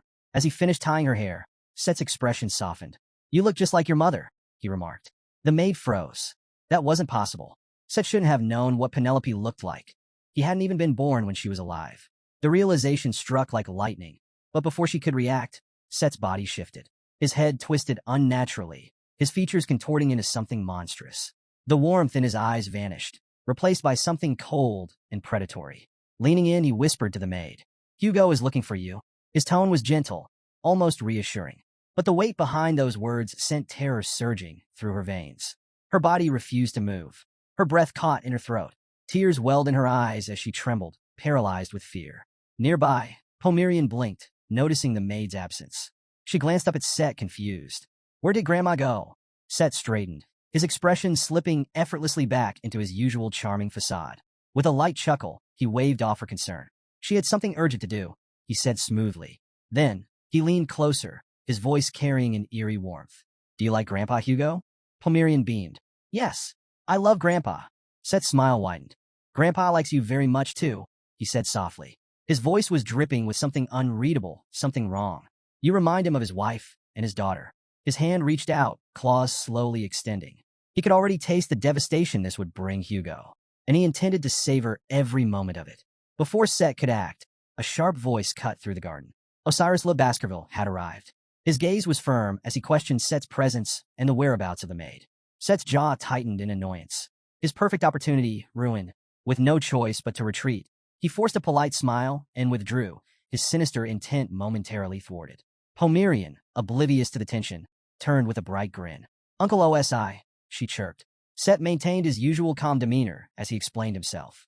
The nanny hadn't been present when he arrived, he claimed, so he had simply stayed to watch over Homerian. Osiris didn't seem entirely convinced. His frown deepened as he muttered something about their father losing his temper if he found out about this. With a sigh, he suggested keeping the incident quiet. Set nodded, feigning agreement. "I'll resume my isolation training next week," he promised. But inside, his thoughts burned with resentment. "One day, Osiris. I'll make you pay." Osiris, completely unaware of the hatred seething beneath Set's composed exterior, clapped a hand on his shoulder. His tone softened, carrying a rare note of sincerity. "If you ever need help, just ask," he offered. For a fleeting moment, Set froze. Was Osiris worried about me? The thought was almost laughable. But whatever hesitation he felt was quickly crushed beneath the weight of his hatred. Osiris had always been the golden child, the genius their father admired, the ideal heir to Baskerville. If Osiris didn't exist, Set thought bitterly, his life would have been so much better. Osiris's voice snapped him out of his thoughts. Realizing he had almost let his emotions slip, Set masked his face with an easygoing expression. He excused himself, claiming that Osiris's presence meant his own was no longer necessary. As Set disappeared into the distance, Osiris sighed deeply. For the first time in his life, he had openly admitted that he was worried about his brother. For years, as the vice-patriarch, he had worked tirelessly to mirror Hugo's cold demeanor. That was how he had been taught, to bury emotions, to lead with unwavering discipline. But now, watching Hugo change, watching him embrace his granddaughter so openly, it made him wonder, could I ever do the same? Looking down at Homerian, Osiris smiled and ruffled her hair. This is all because you came to Baskerville, he murmured. She had changed them all. Meanwhile, deep within his cave, Set seethed. With a furious stomp, he sent a deep crack through the rocky floor. Hugo's constant vigilance had been an unshakable obstacle. And now, Osiris's interference had robbed him of a golden opportunity. He clenched his fists. Osiris. His mere existence was a thorn in Set's side. But no matter. There was still plenty of time before the gate opened. Perhaps, Set mused darkly, it would be even more satisfying to kill Pomerian when she had become truly irreplaceable to Hugo. Sinister possibilities swirled in his mind. Should he poison her, just as he had with Roxana, making her death appear as a slow, tragic illness? Or should he use the barbarians again, just like he did with Penelope? A wicked smile spread across Set's face as he imagined Hugo's devastation. Outside the cave, a presence stirred. Vakir stood at the entrance, gripping Beelzebub, the demonic sword. With a single precise slash, the blade struck the rock.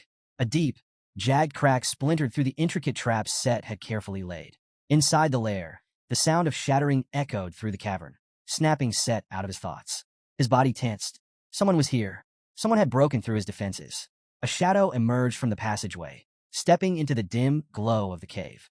Set's breath hitched. Vakir. With calm confidence, Vakir stepped forward, his voice steady and unshaken. As promised, I've come to visit. Set's eyes widened in disbelief. How did you get here? His voice held an edge of forced composure, but the unease was clear. Vakir's lips curled into a faint smirk. I followed you, he said simply. You were too lost in thought to notice. Set's mind raced. How had a mere mid-grade graduate cracked the traps? And worse, did he know the truth? Vakir's gaze swept across the cave, taking in the scattered bones littering the ground. His expression darkened. With mocking amusement, he asked, what exactly have you been doing in a place like this, Set? Looks to me like you're the demon behind the missing children in Underdog City. For a brief moment, Set hesitated. Then, he let out a sharp, sinister laugh. So, you knew from the start, he sneered. Tell me, how did you figure it out? Vakir didn't answer. He simply met Set's gaze with an unwavering, icy stare. It was clear Set had no intention of hiding anymore. With a twisted grin, Set stepped forward, drawing his blade. The act was no longer a deception. The facade was gone. There's no need to pretend now, he declared, laughter echoing through the cave. You walked in here alone and empty-handed? How foolish. Without another word, Set lunged, his blade slicing through the air with deadly precision. He could already picture the outcome. Vakir's severed limbs, his body collapsing in a pool of blood. But then something was wrong. Vakir's calm voice cut through the tension. Why are you laughing? Set's smirk faltered. Confusion flickered in his eyes. Then he looked down. His breath caught in his throat. His hand, his sword, gone. Horror gripped him as he realized his severed arm lay on the cave floor, fingers still twitching beside the fallen blade. Pain slammed into him like a wave. A guttural scream tore from his throat as he clutched the stump where his arm had been, his body trembling violently. When did Vakir even move? Through the haze of agony, Set's gaze darted toward the blade in Vakir's hand. A black, twisted sword. One that pulsed with a hunger far beyond mortal comprehension. Beelzebub, the sword of gluttony. Set's face contorted in terror. How do you have that? He choked out. That's the relic of the Grand King of Flies. The holy constellation of the ancient devil. Vakir's smirk deepened, cold and merciless. You demons seem to know yourselves well, he said, his voice like ice. Then he tilted his head, eyes burning with cruel amusement. But tell me, should I call you Set Le Baskerville? He took a step closer. Or should I refer to you as one of the 10 elite corpses sent to this world to open the gate to the demon realms? Set's entire body went rigid. He knows. Vakir knows everything. Panic surged through him, drowning out the pain. How do you know about that? Set shouted, voice cracking. But before he could process the implications, something else hit him. A scent. Something familiar. Something horrifying. His eyes locked onto Vakir, and suddenly, the world around him felt small. What is your soul? Set stammered, his voice laced with pure, unfiltered fear. Why does it reek of our kind's blood? Have you been to hell before? Vakir didn't answer. He didn't need to. The rage in his eyes said everything. Piece by piece, the truth had come together. Set, this wretched, deceitful demon, had orchestrated everything. He had framed Vakir, condemned him, watched him suffer, and led him to his execution with a smile. And now, after all this time, Vakir was finally standing before him, the balance of power reversed. A slow, sinister smile crept onto Vakir's lips. His voice, dripping with malice, sent a chill through the cavern. "Wake up, demon." Beelzebub pulsed hungrily in his grip. "I won't let you die comfortably." Memories of the fall surged through Vakir's mind. Before his regression, the world had been thrown into chaos when the gate, a portal linking the demon realm to the human world, appeared in the sky. And from that abyss, the demons poured through. It was the beginning of the apocalypse. The gate had been opened by the 10 elite corpses, high-ranking demons who had descended first, paving the way for a war unlike any other. What followed was a desperate, bloody struggle for survival. Vakir remembered it all. One battle in particular stood out. When he had faced one of these monstrous beings, the result had been catastrophic. Of the 671 warriors who stood against the demon, 666 perished. Only 5 remained, and of those, 4 lay unconscious. The demons had spared Vakir, not out of mercy, never mercy. They had left him alive for one reason only, to make the number of casualties match their cursed, symbolic 666. The power of the elite corpses was beyond comprehension. They weren't just warriors. They were living calamities. The mere presence of one was enough to bring ruin. And now, here he stood, face to face with one of them again. Set. Vakir hadn't expected this confrontation for another decade. The timeline had shifted, and now he was forced to fight a battle far sooner than anticipated. His gaze flickered across the cave, landing on the scattered skeletons. The remains of the children Set had devoured. Rage boiled inside him. Set smirked, sensing it. "Why so upset?" he mocked. Then, with a wicked grin, he extended his hand. "Don't worry. The children are still alive in my stomach." The cave trembled with an eerie sound. Faint, distorted cries of children echoed around them. Wailing voices, calling for their mothers. Vakir moved without hesitation. With a single, devastating slash, Beelzebub, the sword of gluttony, severed Set's arm before the demon could continue his taunts. A shriek of agony tore through the air. Set staggered back, clutching the bleeding stump where his arm had been. Vakir's expression remained cold. "Shut up," he said. His voice was sharp, absolute. "The dead don't return." Set's wails of grief twisted into laughter. Then, with eerie ease, his grin returned. Before Vakir's eyes, the severed arm began to regrow, flesh twisting, bones snapping back into place. In mere moments, he was whole again. "My regeneration's complete," Set declared, stretching his fingers with a smirk. Then he tilted his head, studying Vakir with newfound curiosity. "You and I," he mused, "both harbor many secrets." Even Osiris, the so-called genius of the family, had only reached mid-rank graduate at 30. Yet here was Vakir, only 17, and already standing at that same level. Unnatural. Impossible. Set's gaze flickered to Beelzebub, the devil's holy constellation. "You're an irregular," he muttered. "A wild card. Someone like you could be dangerous." His smirk widened. "I should eliminate you now." Vakir, unfazed, met his eyes with unwavering resolve. No. His grip on Beelzebub tightened. "You'll die here today." Set lunged. The cave erupted in a blur of motion as their swords clashed, sending sparks flying. The force of their strikes cracked the stone beneath their feet, the air vibrating with raw power. Set's smirk deepened as he tested Vakir's defenses. He was confident. No matter how skilled Vakir was, there was one undeniable truth. Baskerville's collateral and illegitimate members were only ever taught up to the 4th technique. Set, a master of the 6th technique, was certain Vakir had no chance of matching him. With ruthless precision, he unleashed the Baskerville 6th technique, the overwhelming force of his attack meant to crush his opponent in an instant. But then, steel met steel. Vakir countered with the exact same advanced move. Set's eyes widened in shock. His mind reeled. Vakir knew the 6th technique. Stumbling backward, disbelief shook him to his core. How could you know that?" he stammered. Vakir didn't answer. He only pressed the attack. Set gritted his teeth, then let out a low chuckle. His grin twisted back into place. "You're still hiding something, aren't you?" he muttered. Feigning a frontal clash, Set suddenly shifted his blade mid-strike, aiming for Vakir's blind spot, an attack no ordinary swordsman could react to. Just as Set's blade was about to connect, Beelzebub pulsed with a surge of aura. A dark, violent energy erupted from the sword, stunning Set in place. Vakir didn't waste the opportunity. In one fluid motion, he executed the Baskerville 7th technique. The force of the attack sent Set hurtling through the cave, crashing against the stone wall. Blood splattered from his mouth as he gasped for breath. "The 7th Fong?" Set rasped, clutching his chest. How? That's a technique reserved for the patriarch. Vakir didn't hesitate. Charging forward, he drove Beelzebub straight into Set's chest, pinning him to the wall like an insect caught in a hunter's trap. A slow, cold smirk crept across Vakir's face. You demons love looking down on humans, don't you? He mocked. Thinking you're above us. Untouchable. He twisted the blade deeper. Fooling you lot is easier than I thought. Set thrashed against the wall, struggling in pain. Vakir's mind, however, was already elsewhere, on the fall. Back then, when the demons had invaded, the 10 elite corpses had already amassed unstoppable power. Even the strongest heroes, the ones who had closed the gate, couldn't hunt them all down. But now, the fall hadn't happened yet. The 10 elite corpses were scattered, weakened, hiding. This time, things were different. Leaning in close, Vakir whispered into Set's ear, his voice laced with pure murderous intent. You demons plan to bridge the human world and the demon realm, he said. You want to bring about the fall. His grip on Beelzebub tightened. Maybe killing you and your companions now would bring me some relief. Set shuddered. For the first time, fear gripped him. How? How could a mere human, just a human, make him feel this way? Grinding his teeth, Set let out a furious roar, his voice trembling with rage. Damn you, human, he spat. Vakir's instincts flared. Danger was coming. He leaped backward just in time to see Set's body change. A red, thorny substance twisted over his flesh, pulsing unnaturally. Vakir's eyes narrowed as he took in the sight. Were those bloodthorns? Then Set spoke. No, Andromalius spoke. I am Andromalius, he declared, his voice dripping with malice.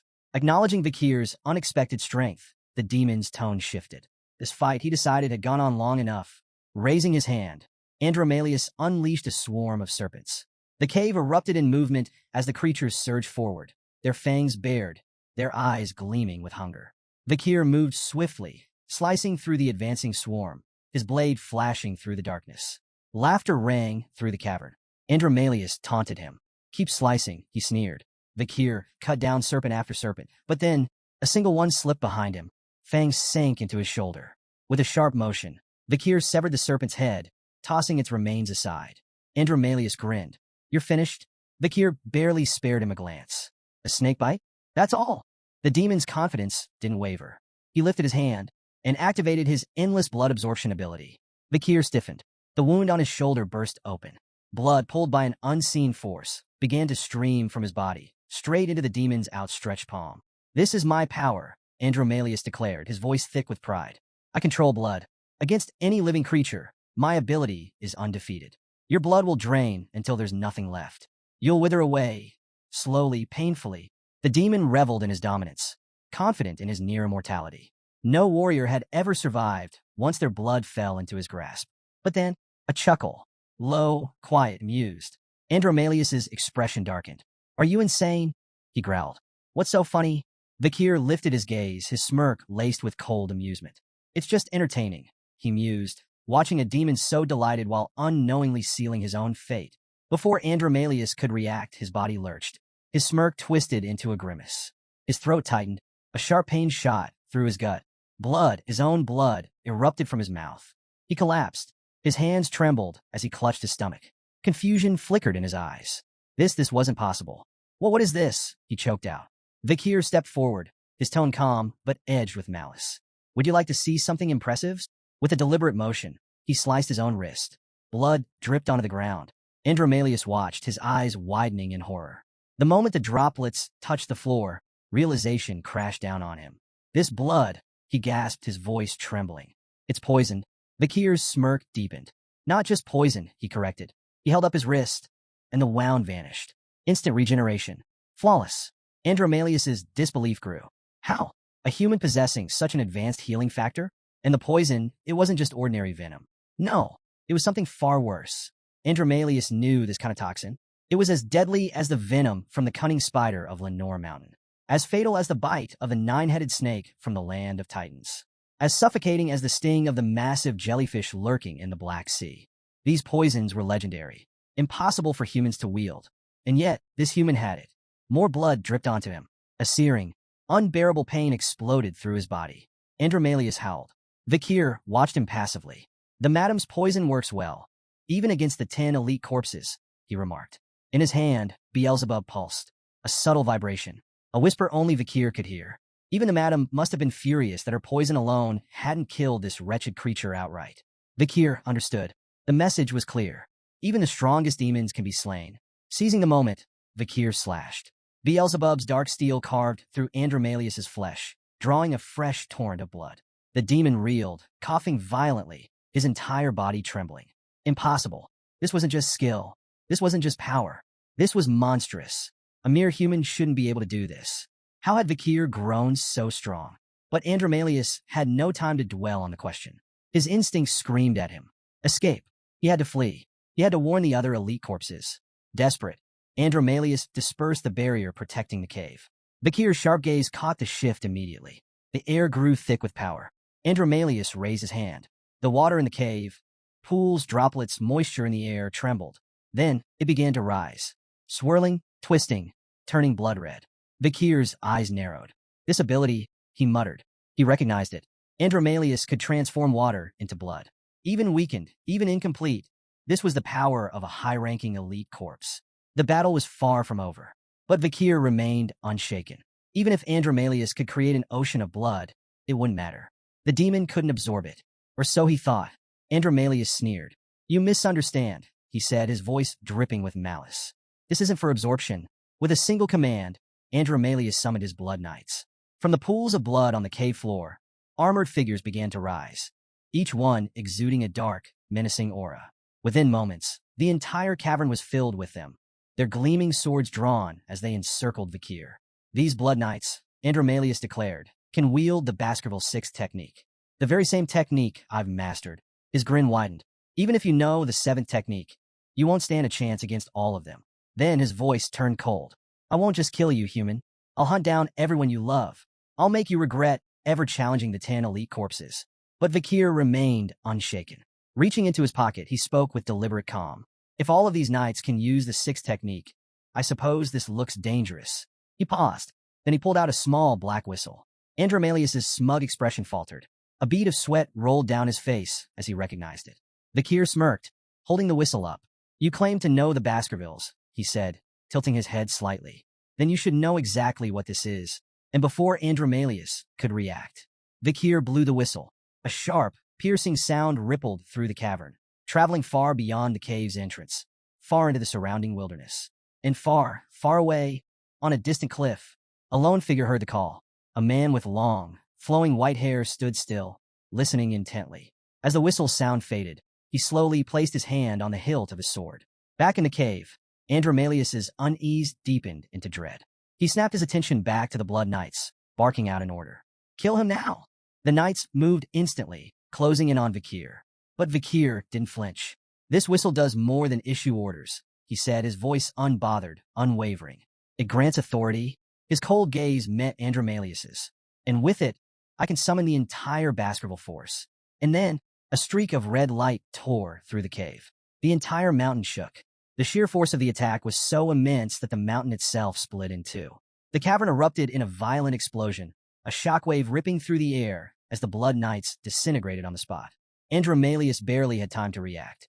He threw up an arm, shielding himself as rubble rained down, the entire upper half of the mountain obliterated. As the dust settled, the cave was no longer a cave. It was an open field of devastation. And from the nearby cliff, Hugo Le Baskerville stood, surveying the destruction with a cold, calculating gaze. I see now, Hugo said, his voice echoing in the silence. Your request to command the full power of Baskerville wasn't reckless. His sharp eyes flickered to Vakir. It was to hunt a demon. Vakir bowed slightly, acknowledging his father's words without speaking. Andromalius took a step back. Then another. This was bad. It wasn't just Hugo. Standing beside him, Osiris. Behind them, the commanders, the vice-patriarch, and an entire legion of elite Baskerville warriors. The entire Baskerville force had arrived. Hugo's voice rang out, sharp and absolute. For the next 6 hours, Vakir van Baskerville, possessor of the whistle, will command our forces. Vakir's gaze locked onto Andromalius. His eyes were ice-cold. Then, with absolute authority, he gave the command. Bloodhounds, rip the demon to shreds. The fearless Baskerville hounds charged forward, swords flashing as they relentlessly attacked Andromalius. Blades sliced through the demon from every direction, tearing into his body. He let out a blood-curdling scream. But no matter how many times he was cut down, his regeneration kept him standing. From the center of the battlefield, Vakir commanded with unwavering authority.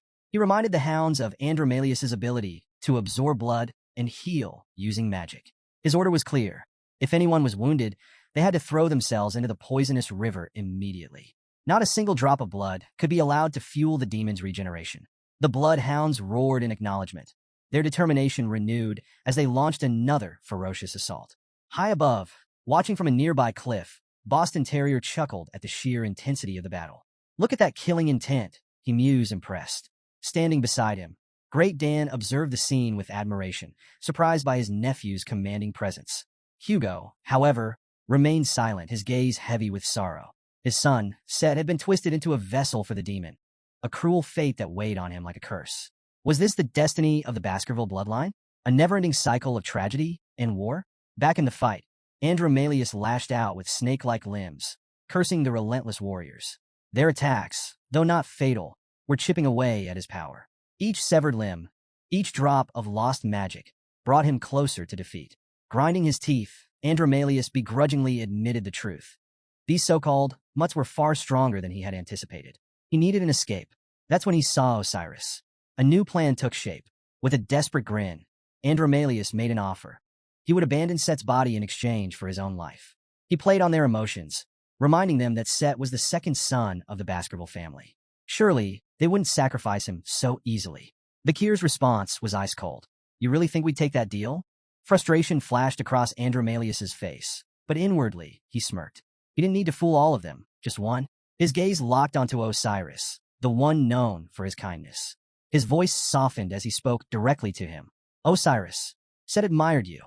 Are you really going to let him die like this?" The words struck their mark. Andromalius pressed on, his tone urgent. "His soul is still here. You can still save him." Osiris hesitated. For a moment, doubt flickered in his eyes. Then, slowly, he began to step forward. Vakir's voice cut through the tension like a blade. "Don't fall for his lies, Osiris." But Osiris didn't stop. He approached the demon with a grave expression, staring into the darkness that had swallowed his brother. "Is Set's soul really here?" he asked. "Can he still be saved?" A victorious smirk curled across Andromalius' lips. Slowly, he let Set's face surface. His younger brother's features twisted with sorrow, trapped within the demon's grasp. In a voice that was barely above a whisper, Set called out to his brother. His face was streaked with tears, his words filled with regret. He pleaded for forgiveness, admitting his weakness. The constant comparisons, the pressure of their father's judgment. It had all been too much. In his desperation, he had made a terrible choice, selling his soul to the demon that now controlled him. But even now, he begged for a chance to atone.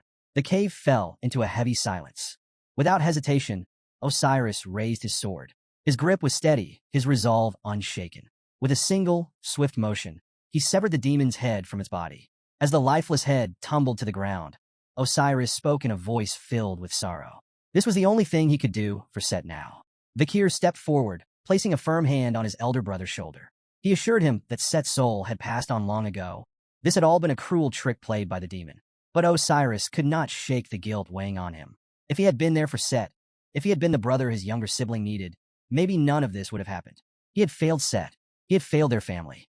As vice-patriarch, he should have seen the warning signs. He should have stopped this before it was too late. Before he could sink any further into his thoughts, a sudden shout cut through the tension. "Look!"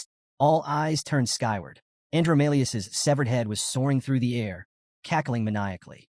His voice dripped with malice as he taunted them. They may have delayed the inevitable, but the gate would open, and his brothers would finish what he had started. He swore to return. And when he did, he would wipe out every last one of them. Vakir's stomach twisted as he watched the demon's head vanish into the distance. At this range, there was no way to strike. Then, a cold, sharp voice broke through his panic. "Vakir!" Hugo's gaze was locked onto the fleeing demon, his tone carrying the weight of absolute authority. "What is the first rule of a swordsman?" Vakir hesitated for only a moment before answering. "A swordsman must never show his back." Hugo's eyes burned with intensity. "Then prove it." As Andromalius soared higher, an unfamiliar sensation gripped him, a primal, bone-deep fear. It had been centuries since he had felt anything like this. At first, he thought it was Set's lingering emotions, a remnant of the boy's terror. But no, this fear was his own. His mind reeled with the realization. This wasn't just any swordsman. This was Hugo Baskerville. With deliberate precision, Hugo unsheathed his blade. Every warrior on the battlefield turned to watch. Andromalius, still scrambling to escape, let out a nervous chuckle, masking his unease with bravado. What could Hugo possibly do from such a distance? Even a sword master had limits. But then, silence. For a moment, it seemed as though nothing had happened. Andromalius's confidence surged. He scoffed at Hugo's supposed attempt, ready to mock him further. Then, without warning, invisible slashes ripped through the air. A storm of impossibly precise cuts sliced straight through the demon's head, tearing it apart in an instant. Deep, bloody lines formed across his face before his body disintegrated into nothing.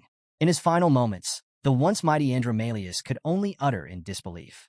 Defeated by a mere human impossible. In the days that followed, notices were posted across all Baskerville-controlled territories, announcing a full-scale investigation into the missing children and the string of horrifying crimes linked to the case. The decree, formally titled Under the Vakir Law, also outlined a structured compensation plan for the victims and their families. While the involvement of a king-ranked demon remained undisclosed, the revelation that Set Le Baskerville, the second son of the Baskerville family, had been at the center of the atrocities sent shockwaves through the public. His mother was swiftly brought to trial, facing an overwhelming list of charges, including the poisoning of children, an attempt on the first wife's life, the kidnapping of the patriarch's eldest daughter, and aiding in Set's abductions.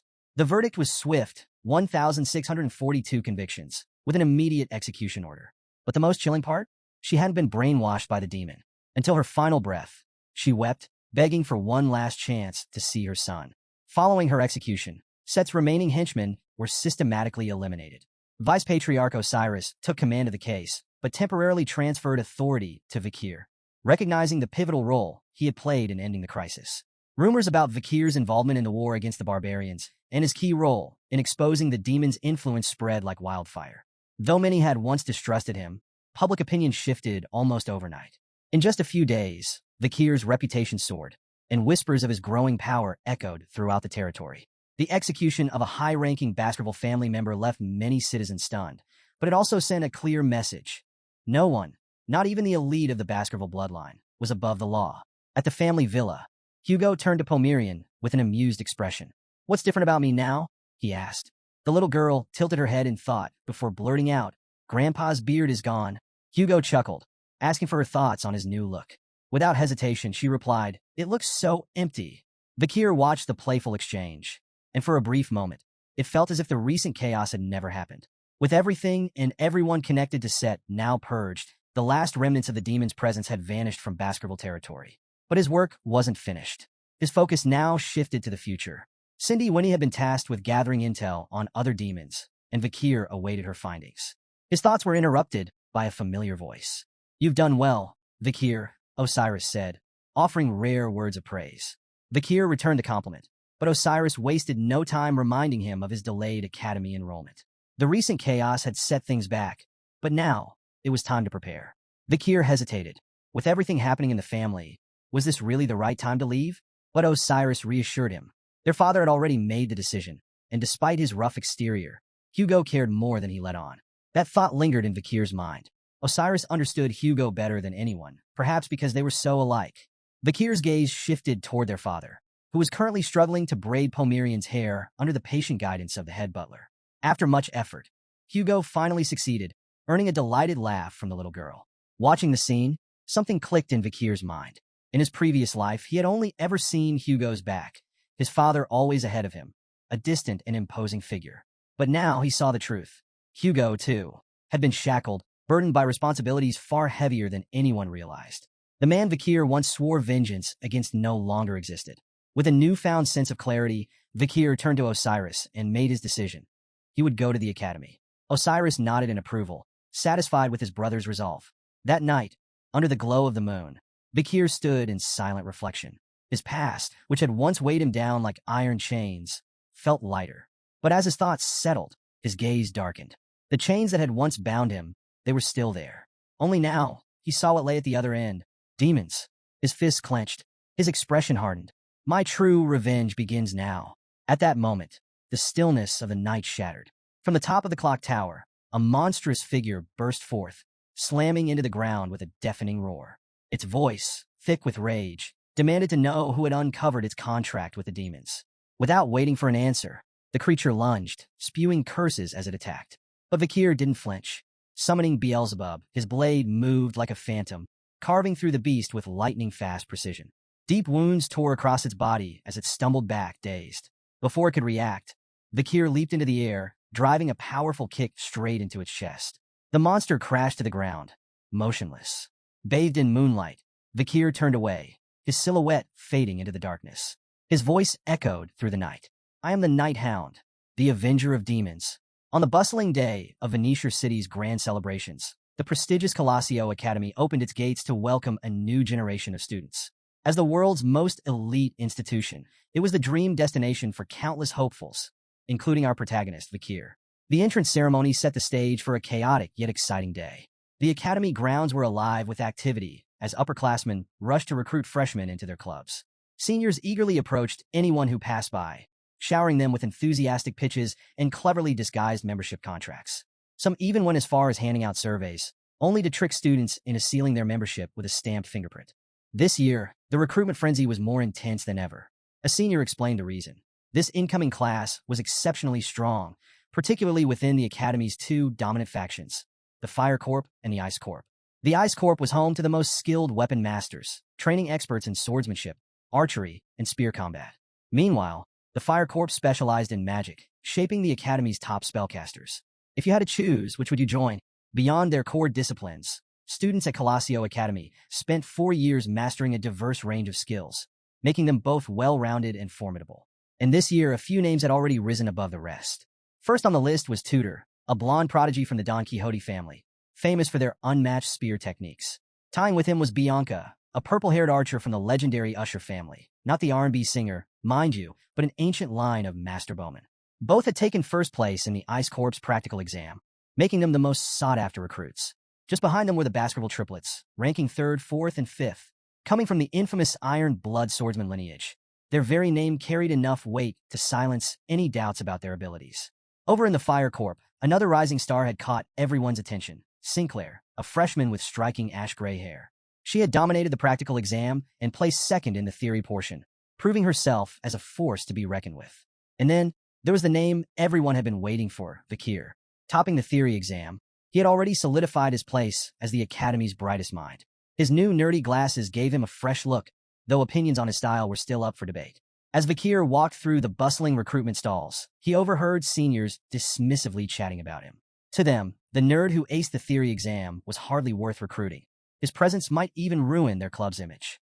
Besides, with over 10 freshmen sharing his name, tracking him down seemed like too much of a hassle. Vakir felt a bead of sweat roll down his temple. He had deliberately enrolled as a commoner, dropping his Baskerville surname to avoid drawing attention. Yet here he was, still the subject of whispers and scrutiny. Clearly, blending into the background at Coliseum Academy was going to be harder than he thought. Vakir had always heard that entering Coliseum Academy as a commoner was significantly harder, and now he was experiencing it firsthand. Excelling in the theory exam had backfired. Rather than staying under the radar, he had only drawn more unwanted attention. Determined to avoid the spotlight, he moved as discreetly as possible.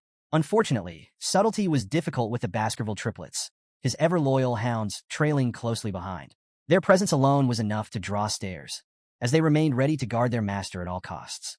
As Vakir navigated through the bustling club stalls, a sudden commotion caught his attention. Students were shouting excitedly, their voices clamoring for someone's notice. At the center of the crowd stood a familiar blonde-haired figure. The students around her were in awe, calling themselves her fans. Some even admitted they had joined the academy just for a chance to meet her. They spoke as if she were some divine being, unable to believe she was real. It was none other than Dolores Luinquovadis. Vakir immediately recognized the priestess he had once crossed paths with during his days as an assassin. Now, she held the titles of school president and vice president of the newspaper club.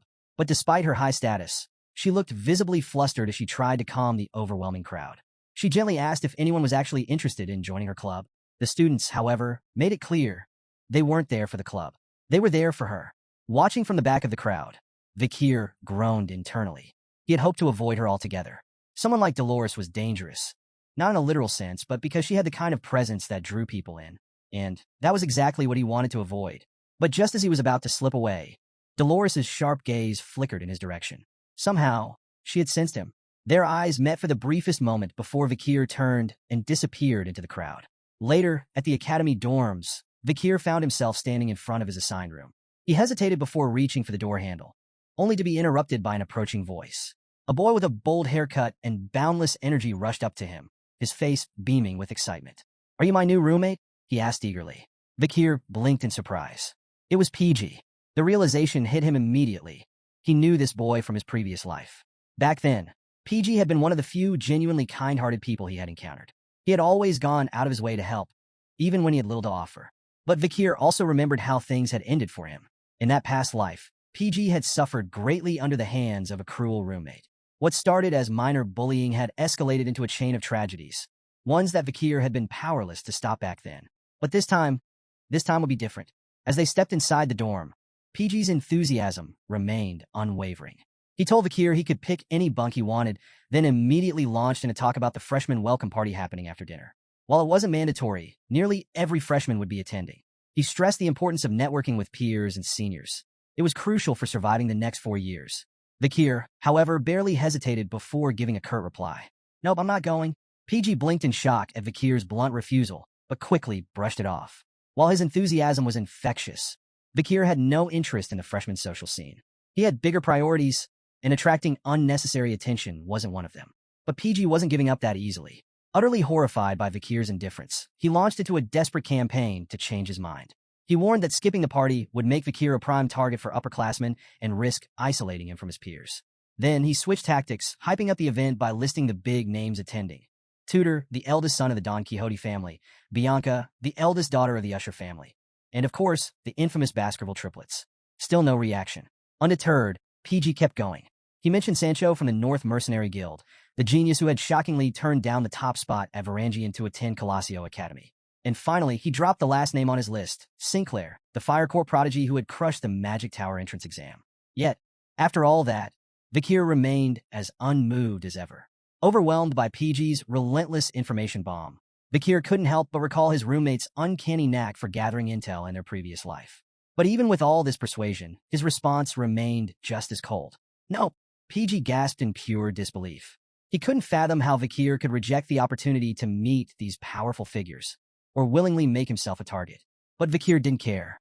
With a casual wave, he turned to leave, telling PG to enjoy the party without him. Stunned yet oddly impressed, PG could only stare as his roommate walked away. He silently vowed that one day, he'd achieve that same level of cool indifference. Meanwhile, as the academy lights dimmed and the moon climbed high into the night sky, a lone figure stood on a rooftop, his silhouette bathed in pale moonlight. Below, in the narrow alleys of the city, a group of thugs huddled around a fire barrel, their low voices carrying through the cold air. One of them, slouched on a bench, grumbled about the eerie silence lately. He admitted that he almost missed the sounds of crying children. Their storerooms had been packed with them not long ago. The others murmured in agreement, wondering why so many had been brought in. Another mentioned a mysterious carriage that arrived at dawn, taking them all away. There were whispers that the children had been sent to an orphanage in Quo Vadis. But before anyone could question it further, the thug on the bench silenced them with a warning. Curiosity kills the cat. Their uneasy chatter came to an abrupt halt as a menacing presence approached. A man with jagged scars slashing across his eyes and a cruel sneer stepped forward, twin blades strapped to his back. His voice was sharp and commanding as he barked at the thugs, ordering them to stop their pointless gossip and focus on their job, unless they wanted to lose their pathetic excuse for a paycheck. This was Ron Battison, better known as the Flesh Grinder. The mere sound of his name was enough to send a shiver down the spines of the gathered thugs. They scrambled to attention as he walked past, his sharp tongue cutting through their egos like a blade. To Ron, these low-rank mercenaries were worthless. They lacked mana, skill, and, most importantly, the will to fight. As he stalked through the alley, he muttered under his breath, lamenting one simple truth. There was no one here strong enough to test his blades against. Battison's thoughts were suddenly interrupted by a voice from the shadows. "Are you Ron Battison?"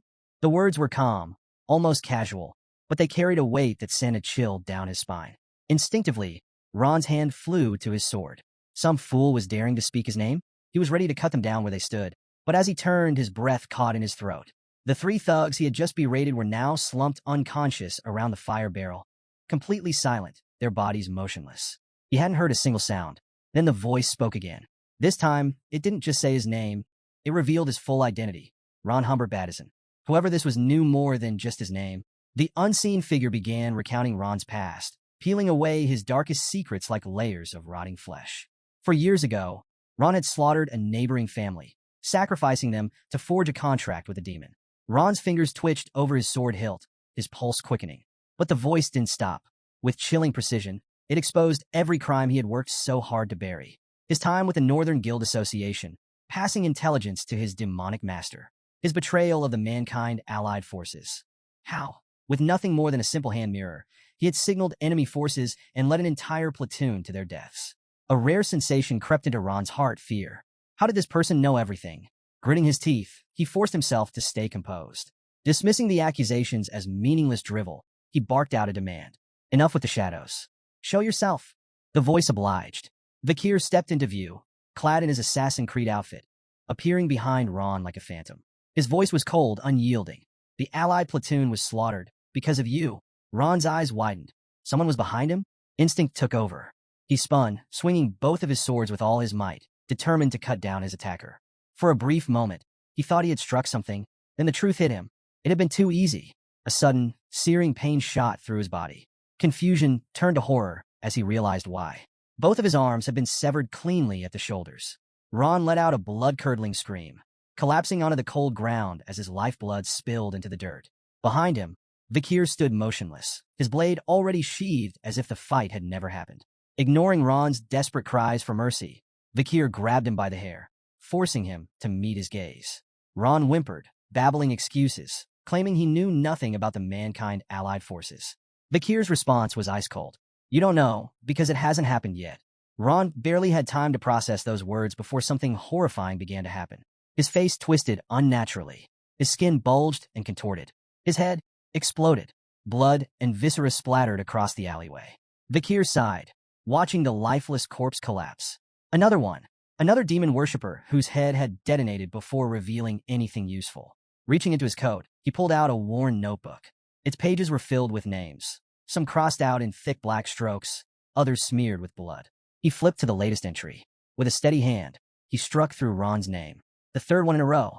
This notebook, the blacklist, was something Vakir had created using his memories from his previous life, alongside intelligence gathered by Cindy Wendy. It documented every known demon worshipper who had betrayed mankind before the fall.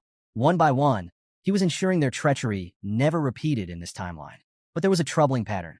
Every demon worshipper he had confronted so far had died the same way, their heads exploding before they could reveal anything. This wasn't a coincidence.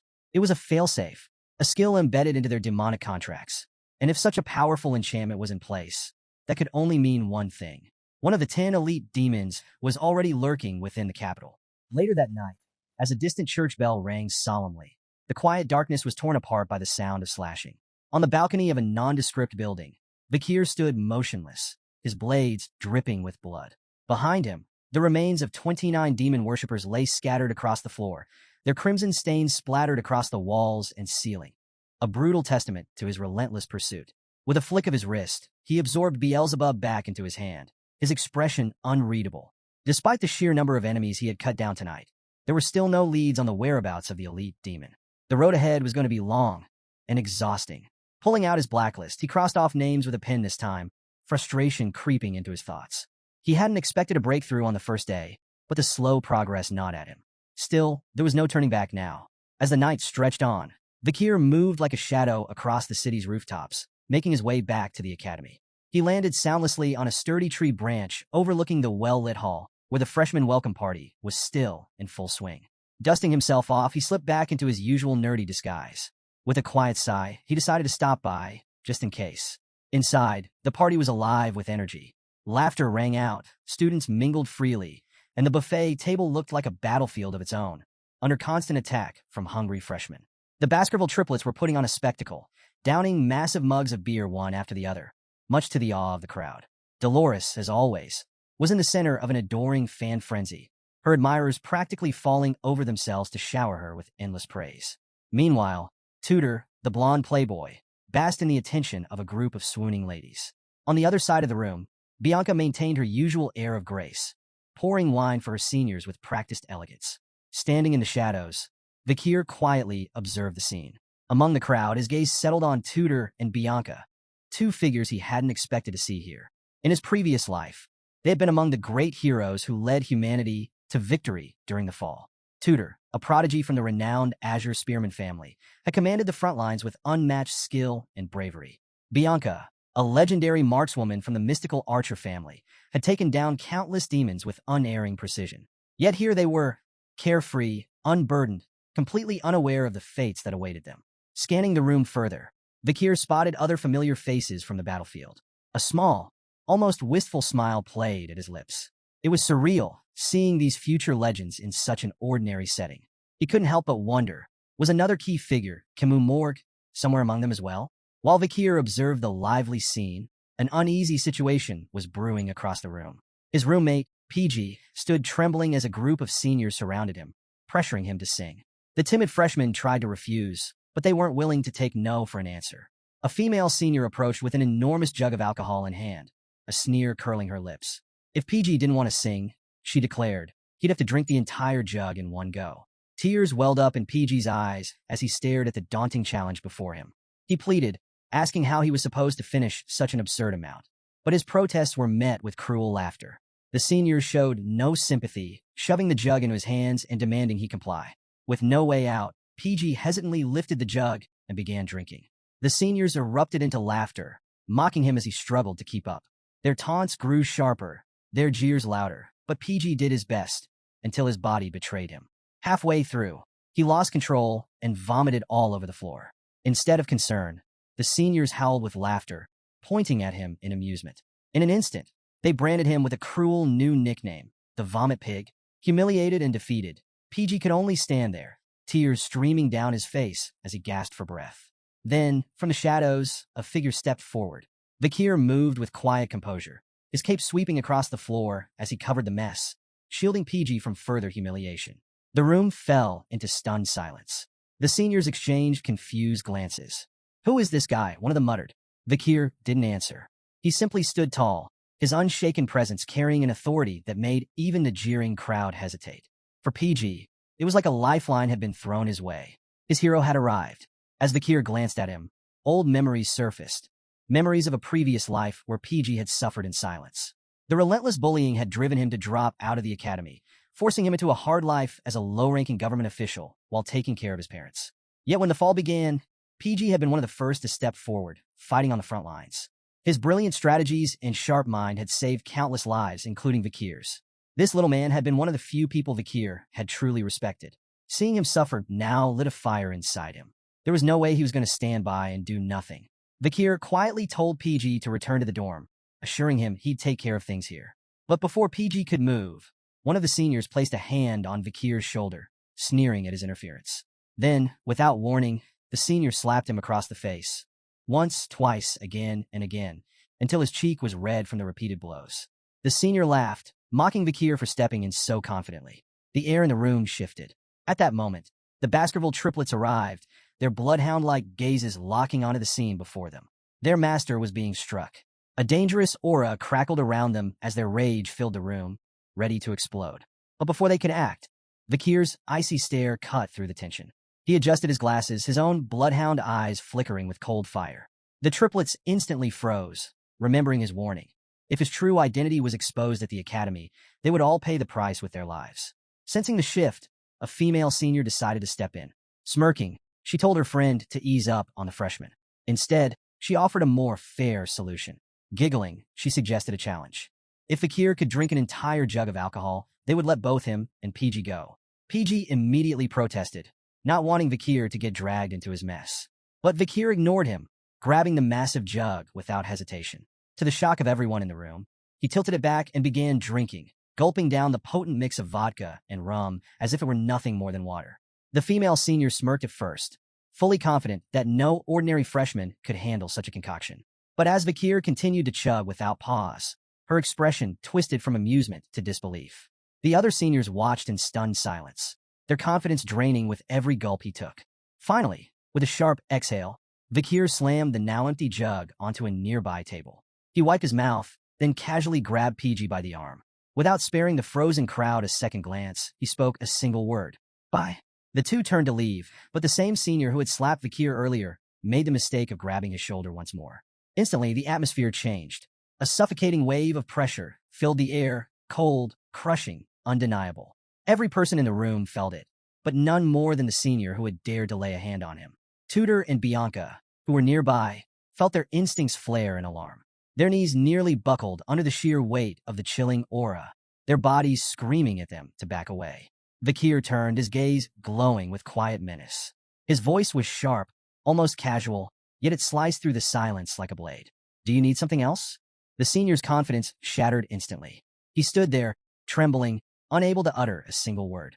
Before the situation could escalate any further, a commanding voice cut through the tension. "What's going on here?" Dolores had arrived. All eyes turned to her as she stepped into the chaos, her presence alone enough to force a shift in the atmosphere. The suffocating aura vanished in an instant. The seniors scrambled to save face. One hastily spoke up, claiming that a freshman had simply gotten sick and that they were handling it. But Dolores wasn't so easily convinced. Her sharp gaze lingered on them, her voice laced with warning. Freshmen were to be treated with respect. The Academy's reputation was at stake. With Dolores taking control of the situation, Vakir wasted no time. Without a word, he hurried out of the party, carrying PG with him and leaving the stunned crowd behind. The Baskerville triplets, still watching from the sidelines, exchanged glances. Then, as if reading each other's minds, they all gave Vakir a thumbs up in unison, their voices filled with admiration. "Cool." Meanwhile, Tudor and Bianca remained where they stood, their minds racing. That suffocating aura they had felt. Was it real, or had they imagined it? Before they could dwell on it further, another figure appeared between them. Sinclair. Her striking white hair shimmered under the lights, her bright eyes sparkling with intrigue. Her flushed cheeks betrayed her thoughts as she watched Vakir leave with PG. A soft smile played at her lips. She had just found someone interesting. The next day, life at the Academy settled back into its usual rhythm. Students from both the Ice and Fire Corps attended their shared classes, fueling an ever-present rivalry that pushed them to excel. This structured competition was a key pillar of the Academy's philosophy. Only the best could rise to the top. In one such class, a man stood at the front, wrapping up his lecture. This was Vinci Morg, the Academy's combat theory professor and a member of the prestigious Morg family. With a sharp thud, he closed his book, signaling the end of his discussion on the culture of the barbarian tribes. The room fell into tense silence as Professor Morg's piercing gaze swept across the students. Then, he posed a question, one that sent a ripple of discomfort through the class. He asked about the hypothesized location of the barbarian stronghold. No one wanted to answer. Even Tudor, the Ice Corps' top scorer in the practical exams, hesitated. Flipping through his notes, he recalled the Empire's clashes with the barbarians in the South region's Highland One back in 1875. But narrowing down a specific stronghold location? That was another challenge entirely. Beside him, Bianca, who had tied Tudor in the Ice Corps rankings, also struggled. She knew most battles had occurred in low-altitude regions, likely within natural troughs, but pinpointing an exact location was proving difficult. Then, before anyone else could react, a hand shot into the air. "I'll answer." The confident voice belonged to Sinclair, seated among the Fire Corps students. She radiated energy, her excitement filling the room as all eyes turned toward her. Professor Morg, recognizing her as the Fire Corps' top practical scorer and second-rank theory student, allowed her to proceed. With her signature enthusiasm, Sinclair delivered a detailed response. She explained that military records showed key battles against the barbarian tribes had taken place in Highlands 1, 4, 5, 7, 8, 30, 75, and 207. Then, she pointed out a crucial detail. Aside from Highland 8, which sat atop a mountain peak, every other battle site had been located in a trough. Using this pattern, she confidently deduced that the barbarian stronghold must also be hidden in a low-altitude region. The class fell silent, absorbing the depth of her answer. Even Tudor and Bianca had to admit her reasoning was solid. But while the students were busy processing the information, one person remained completely unfazed. Vakir, sitting just one row behind Sinclair. He had his eyes closed, lost in deep thought. To the casual observer, it might have looked like he was dozing off. Even PG, seated next to him, glanced over in concern, wondering if his roommate had fallen asleep. He couldn't have been more wrong. Vakir's mind was far from the classroom. His thoughts were consumed by last night's events. The slaughtered demon worshippers, their unnatural stench, and the horrifying way their faces had exploded before death. There was a pattern, a chilling one. Piecing the clues together, Vakir came to a disturbing conclusion. These deaths were likely tied to the abilities of an elite demon corpse hiding somewhere within the capital. And if his theory was correct, there was only one place where this demon could be lurking. He needed to confirm it. Fast. A plan formed in his mind. He would reach out to Cindy Wendy for help investigating the area. But before he could dwell on it further, a light tap on his shoulder pulled him back to reality. PG whispered his name cautiously. Vakir opened his eyes. The entire class was staring at him. At the front of the room, Professor Morg's expression darkened. His sharp gaze locked onto Vakir, radiating pure irritation. Vakir. It was clear. His lack of attention hadn't gone unnoticed. Professor Morg's voice dripped with disdain as he addressed the class. He declared that the Ice Corp was clearly inferior to the Fire Corp, arguing that no respectable student would dare sleep during the very first lecture of the semester. The insult hung in the air.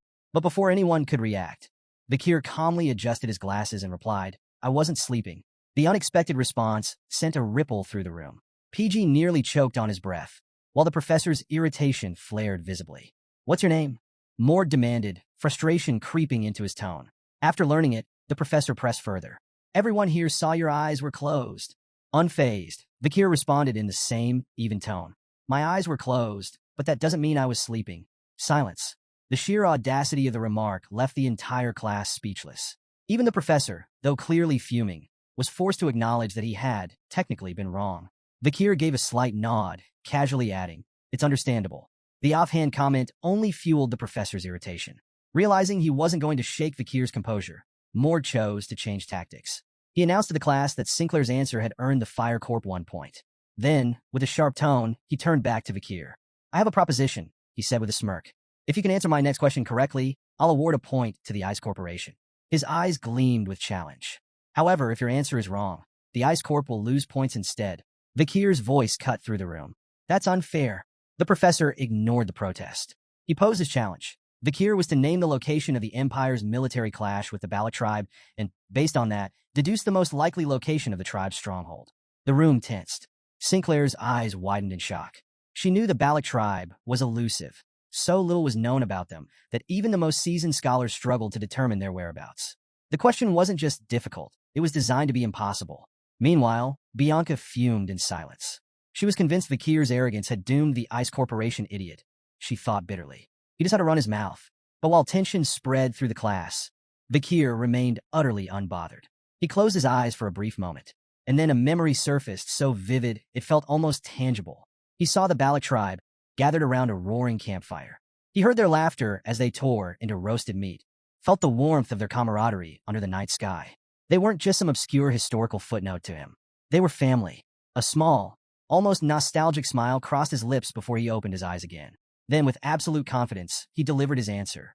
He not only named the exact locations of the battles between the Empire and the Balac tribe, but he also identified the most probable location of their hidden stronghold. His explanation was thorough, precise, each point backed by military records and ironclad logic. The room fell into stunned silence. Students exchanged bewildered glances, struggling to process what they had just witnessed. Even PG sat frozen, his jaw practically on the floor. As for Professor Morg, he had been fully prepared to dismiss Vakir as a fool. But now, he found himself impressed, despite his best efforts to hide it. Vakir's answer wasn't just correct. It perfectly aligned with an advanced military thesis that had yet to be officially confirmed by scholars. "How?" Professor Morg muttered under his breath, his curiosity momentarily overpowering his irritation. He couldn't fathom how a student, especially a freshman, could possess such precise knowledge, as if he had seen the events firsthand. Unbeknownst to the rest, Vakir's seemingly miraculous answer had been carefully calculated. He knew the Balac tribe had moved their stronghold after the Alman incident, so revealing their previous location wouldn't disrupt current events. But to the class, his knowledge seemed nothing short of extraordinary.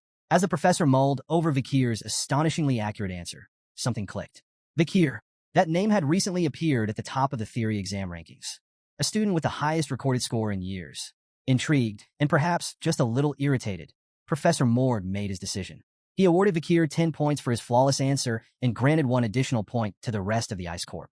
However, not one to let things slide, the professor smirked and deducted 10 points from Vakir as well, citing his disrespectful behavior, closing his eyes during the lecture. "Brilliance doesn't excuse bad habits," he remarked smugly, as if trying to reassert his authority. Meanwhile, Sinclair continued studying Vakir, her curiosity deepening. Despite his nerdy disguise, there was something about him, an aura that couldn't be hidden. She realized she hadn't paid much attention to him before, likely because Vakir was such a common name. But now, as he stood tall in the sunlight streaming through the classroom windows, he seemed anything but ordinary. Tutor, too, had taken notice. From across the room, he smirked. "So, this is the top theory student?" He acknowledged Vakir's intellect, but wondered if his skills would amount to anything when it came to practical combat. The rest of the class buzzed with murmurs. Some students were impressed, whispering about Vakir's brilliance. Others dismissed him as nothing more than a bookworm, frustrated that he had nearly cost the Ice Corps points. A few, however, felt an entirely different urge, one to put the nerd in his place. The scene shifted to a sprawling field where students were engaged in a high-energy game of run-flat, a sport resembling football but with a unique twist. Using specialized gloves and a reinforced ball, the game pitted two teams of 20 players each against one another, their goal being to get the ball into the opposing team's goal area. Mana and weapons were strictly prohibited, but everything else? Fair game. As the match began, Tudor wasted no time stealing the spotlight. With an earth-shaking stomp, he blasted through the opposing team's defense like a freight train, effortlessly carrying the ball forward. His sheer explosive strength left the crowd in awe. "I'm the best at run-flat," he declared loudly, relishing the attention. The girls in the stand swooned. "He's so strong and so hot," they squealed. Meanwhile, Bianca sat nearby, arms crossed, watching with an unimpressed expression. "Barbaric," she muttered under her breath. Just as Tudor neared the goalpost, three familiar figures stepped in his way. The Baskerville triplets, the infamous troublemakers from the Iron Blood Swordsman family, stood shoulder to shoulder, daring him to break through. "Arrogant bastard," one of them taunted, their confidence evident. To their surprise, Tudor didn't seem bothered. In fact, he looked excited. Instead of charging straight into them, he weaved effortlessly past the first two, his movements swift and unpredictable. The triplets barely had time to react before he was already past them, leaving them stunned. But just as he reached the goal, the last triplet stepped in, blocking his path. Arms crossed, eyes locked on Tudor, he demanded the ball. Tudor didn't bother with words. Instead, a smirk crept onto his face as he activated his left hand, summoning a radiant blue light that pulsed with raw power. In a flash, he drove his glowing fist straight into the triplet's stomach. The impact was brutal. The triplet was launched through the air, landing in a crumpled heap on the ground.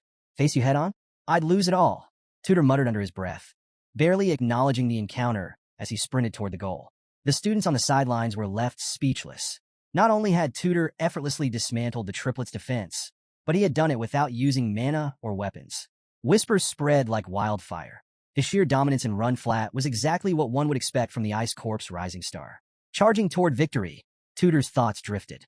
To him, theory and memorization were useless. A true fighter only needed strength to win. But just as he neared the goal, his momentum was interrupted. A lone figure stood in his way. Vakir. The field fell silent. The crowd held their breath. Tudor narrowed his eyes. "You've got to be kidding me," he muttered, a mix of irritation and amusement flashing across his face. Yet, something about Vakir's calm, unwavering stance made him pause. This wasn't just some bookworm standing in his way. Earlier that morning, Tudor had watched this same nerd boldly talk back to Professor Morg. He had seemed arrogant, too confident for someone who relied only on knowledge. Annoyed, Vakir had initially planned to step aside and let Tudor score. Stopping him wasn't worth the effort, but Tudor had other plans. Instead of making a beeline for the goal, he veered toward Vakir, a mischievous smirk playing on his lips. This guy needs to train his body more than his brain. A solid body slam, he figured, would teach the genius a much-needed lesson. Without hesitation, Tudor charged at full speed. Vakir, however, didn't move an inch. Then, impact. It was like a car crashing into a concrete wall. Tudor, expecting to bulldoze through his opponent, was the one sent flying. The moment of contact had been a disaster for him. He soared backward through the air before slamming into the ground with a heavy thud. A stunned gasp rippled through the crowd. Tudor lay motionless, his breath ragged, his face pale and drenched in sweat. What just happened? Even Bianca and Sinclair, watching from the stands, were too shocked to speak. Meanwhile, Vakir turned slightly, glancing behind him. Tudor was sprawled out on the field. He furrowed his brows. Why did this blonde kid just run straight into me? For a moment, Vakir had considered dodging the attack, but ultimately he decided against it. What was he thinking? Then, realizing the weight of the moment, Vakir made a split-second decision. A bit of theatrics wouldn't hurt. Letting out an exaggerated moan, he dramatically collapsed, clutching his side as if injured. The crowd watched in confusion. There he was pretending to be hurt, while Tudor lay completely unconscious. Moments later, Tudor's eyes snapped open. A circle of concerned teammates hovered over him, their voices overlapping in a blur of worry. But their words barely registered. His mind was still spinning, trying to piece together what had just happened. He remembered charging at Vakir during the match, but after that, nothing. A complete blank. Sitting up, Tudor's gaze immediately locked onto Vakir. There he was, calmly dusting himself off, looking as unbothered as ever. Not a single scratch. Tutor, on the other hand, had been knocked out cold. How? How could a so-called nerd like Vakir knock him? Tutor Don Quixote, the run-flat prodigy, straight into unconsciousness. There was only one way to find out. Tutor clenched his fists. He needed to test this again. Round 2, the game resumed. And as if fate had decided to humor him, the ball once again found its way into Tutor's hands. This time he didn't care about scoring. This time, he had one goal. Vakir. The Baskerville triplets immediately recognized the shift in Tutor's focus. They rushed into position, forming a protective wall in front of their master. Meanwhile, Vakir remained at the back of the field, his expression unreadable as he quietly observed the game. From the stands, Bianca and Sinclair furrowed their brows. Why is he running straight at Vakir again? Ignoring the frantic shouts of his teammates, Tutor barreled forward, undeterred. The triplets, eager to prove themselves, stood their ground. "You're not getting past us this time, Tutor," they shouted, bracing for impact. But Tutor was ready. With seamless footwork, he weaved past 2 of them, leaving them stunned in his wake. Now, only Vakir remained. The crowd held its breath. Was history about to repeat itself? Tutor's eyes burned with determination. This wasn't just a game anymore. This was personal. He activated his family's secret run-flat technique, Saint Spear Tackle. An ethereal knight materialized behind him, gleaming lance in hand, radiating pure, unstoppable power. Tutor's body pulsed with energy, his eyes glowing a piercing blue. The entire field seemed to vibrate under the sheer force of the technique. The spectators could feel the overwhelming pressure aimed directly at Vakir. Yet, Vakir remained still. His glasses caught the sunlight, his expression calm. He didn't flinch. He didn't move. He simply watched. And then, impact! The scene cut to black. When the screen returned, Tutor was sprawled out on the ground. Again, same position, same lifeless T-pose. Hovering over him, shaking his head in disbelief, was a familiar scar-faced, gray-haired student. "Awake again?" the student asked dryly. Tutor jolted upright, his confusion evident. "What just happened? Did I faint again?" Beside him, a muscular student, Sancho Barataria, crossed his arms and sighed. "You used your family's killer technique, slammed into Vakir at full speed." He paused, and got bounced off. Again, the field was dead silent. The students watching struggled to process what they had just witnessed. Tutor's strongest move, completely ineffective against Vakir. No mana, no tricks, just pure, overwhelming stability. Among the stunned onlookers, Sancho Barataria tightened his headband, his eyes narrowing with newfound determination. "I get it now," he muttered. "This guy Vakir, he's hiding something, and I can't just sit back while a friend gets knocked out twice in a row." Sancho wasn't just any student. A transfer from the Norse Mercenary Guild Association. He was infamous for his raw, monstrous strength. Back home, he was so physically overwhelming that he wasn't even allowed to compete in his age group. This run-flat match? It was supposed to be beneath him, but after witnessing Vakir casually shut down Tutor's attacks, he couldn't resist joining the fray. The northern powerhouse steps in. With the sun shining dramatically on his broad shoulders, Sancho strode onto the field, gripping the ball effortlessly with one hand. His deep voice carried across the arena as if narrating his own legend. In the frozen lands of the north, even newborns and the elderly fight for survival. It's in our blood. We're all warriors. The word sent a shiver through the Baskerville triplets. They exchanged nervous glances. For the 3rd time, they stood guard, ready to protect their master. This time, they were determined not to fail. 3rd time's the charm, they muttered to each other, bracing themselves. But Sancho had no intention of dodging. Instead, he charged straight at them like an unstoppable freight train. Total domination. With one sweeping motion, Sancho extended his massive arm in a devastating clothesline. Boom! All 3 triplets were sent soaring through the air like ragdolls. As they flew past Vakir, their voices rang out in despair. "Master, we're sorry. Please don't kill us." Tears streamed down their faces as they tumbled through the sky. Vakir's expression darkened. His glasses glinted ominously as his eyes glowed red. A quiet but deadly whisper escaped his lips. "Do you want to die?" The triplets could only sob harder as they crashed into the ground with a loud thud. Sancho versus Vakir, the final clash. But Sancho wasn't done. Having cleared the field, he locked onto his true target. Vakir. His muscles tensed, his heart pounded, and his mind focused on a single goal, uncovering the secret that Vakir was hiding. The crowd held its breath. Sancho charged at full speed, his massive frame closing in like a raging bull. The tension in the air was suffocating. The students could barely blink. Was this finally it? Would Vakir finally be knocked off balance? As Sancho lunged forward, he raised his hand high, announcing his intent to unleash his full power. With a thunderous strike, He slammed his fist directly into Vakir's stomach. Boom! The impact echoed across the field. The ground trembled. The moment hung in the air until Sancho's expression changed. Confusion, shock, panic. Because instead of sending Vakir flying, Sancho was the one who stopped moving. His entire arm trembled. It felt like he had punched a mountain. Vakir didn't budge an inch. No matter how much strength Sancho poured into his strike, it was useless. For the first time in his life, the unstoppable force had met the immovable object. Unfazed, Vakir decided to play along. If this was what the crowd wanted, he might as well give them a show. With deliberate effort, he leaped backward, dragging his feet across the ground to create dramatic skid marks before crashing to the earth. Just as the Baskerville triplets had before. The field erupted in gasps and cheers. To the crowd, it looked like Sancho had just sent Vakir flying. Some marveled at Sancho's apparent raw strength, while others whispered in concern, wondering if Vakir was even still alive after such a devastating hit. But Sancho knew the truth.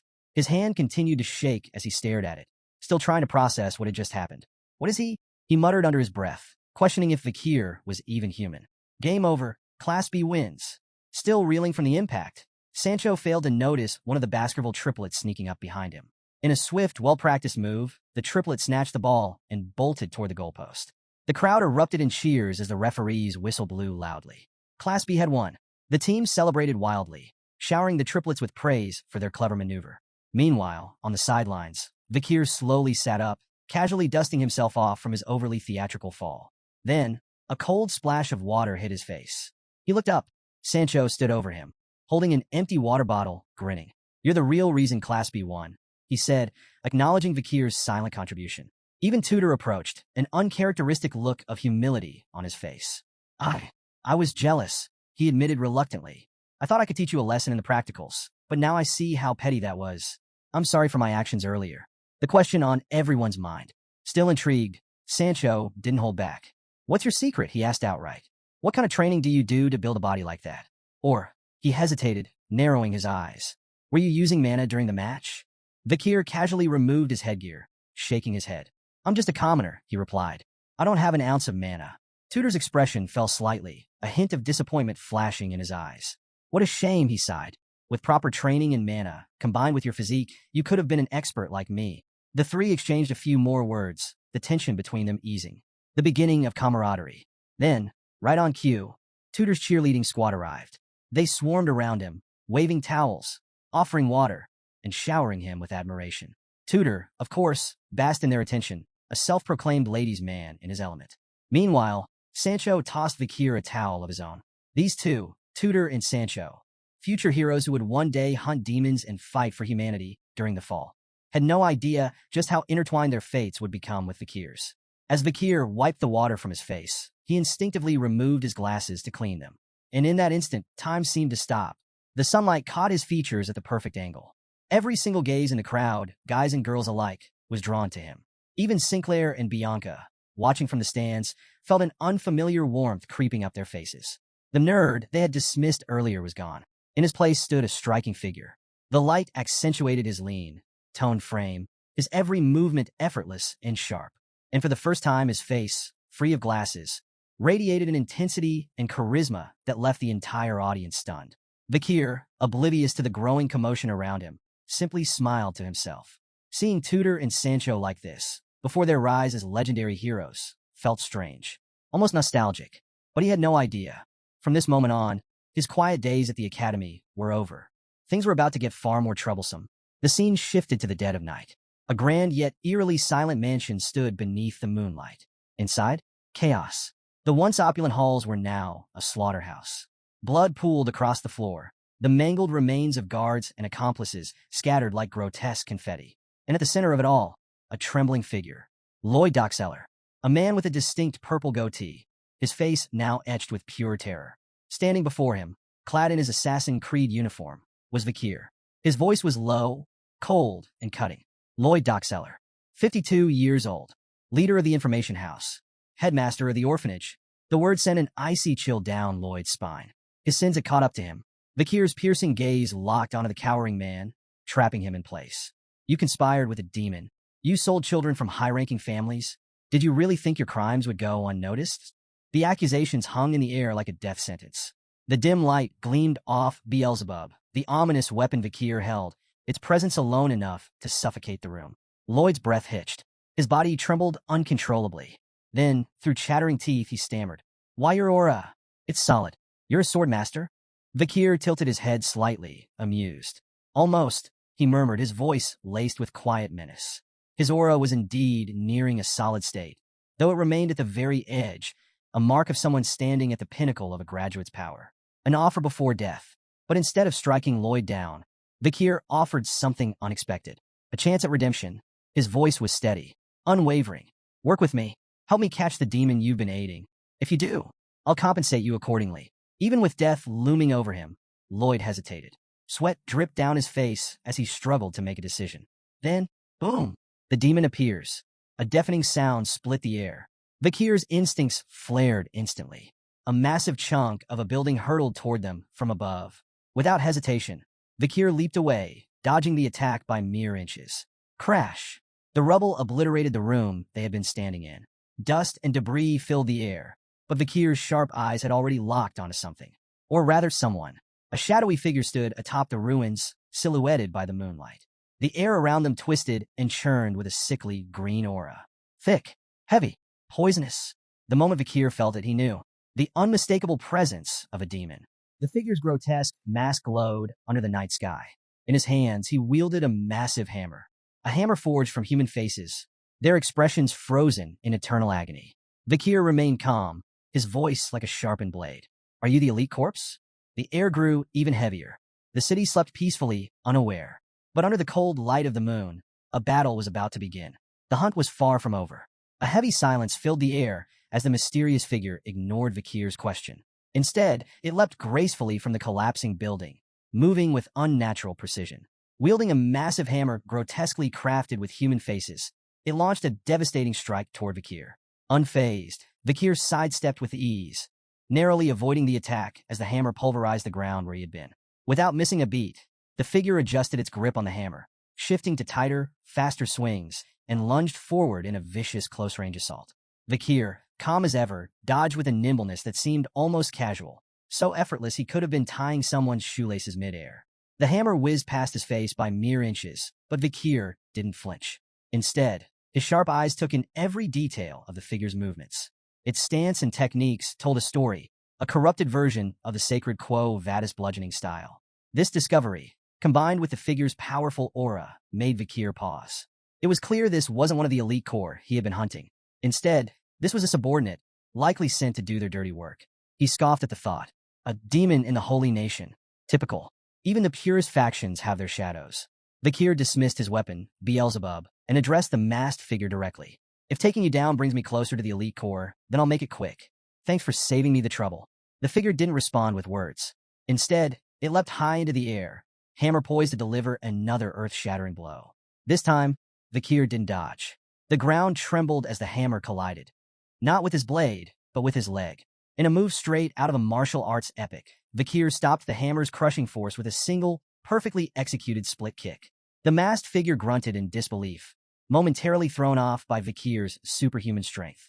Wasting no time, Vakir's arm glowed with a crimson aura as he unleashed a flurry of 5 devastating strikes. Each attack sent rippling shockwaves through the figure's torso, and he capped off the combo with a thunderous right hook, hurling his opponent into a crumbling building. But Vakir wasn't about to let up.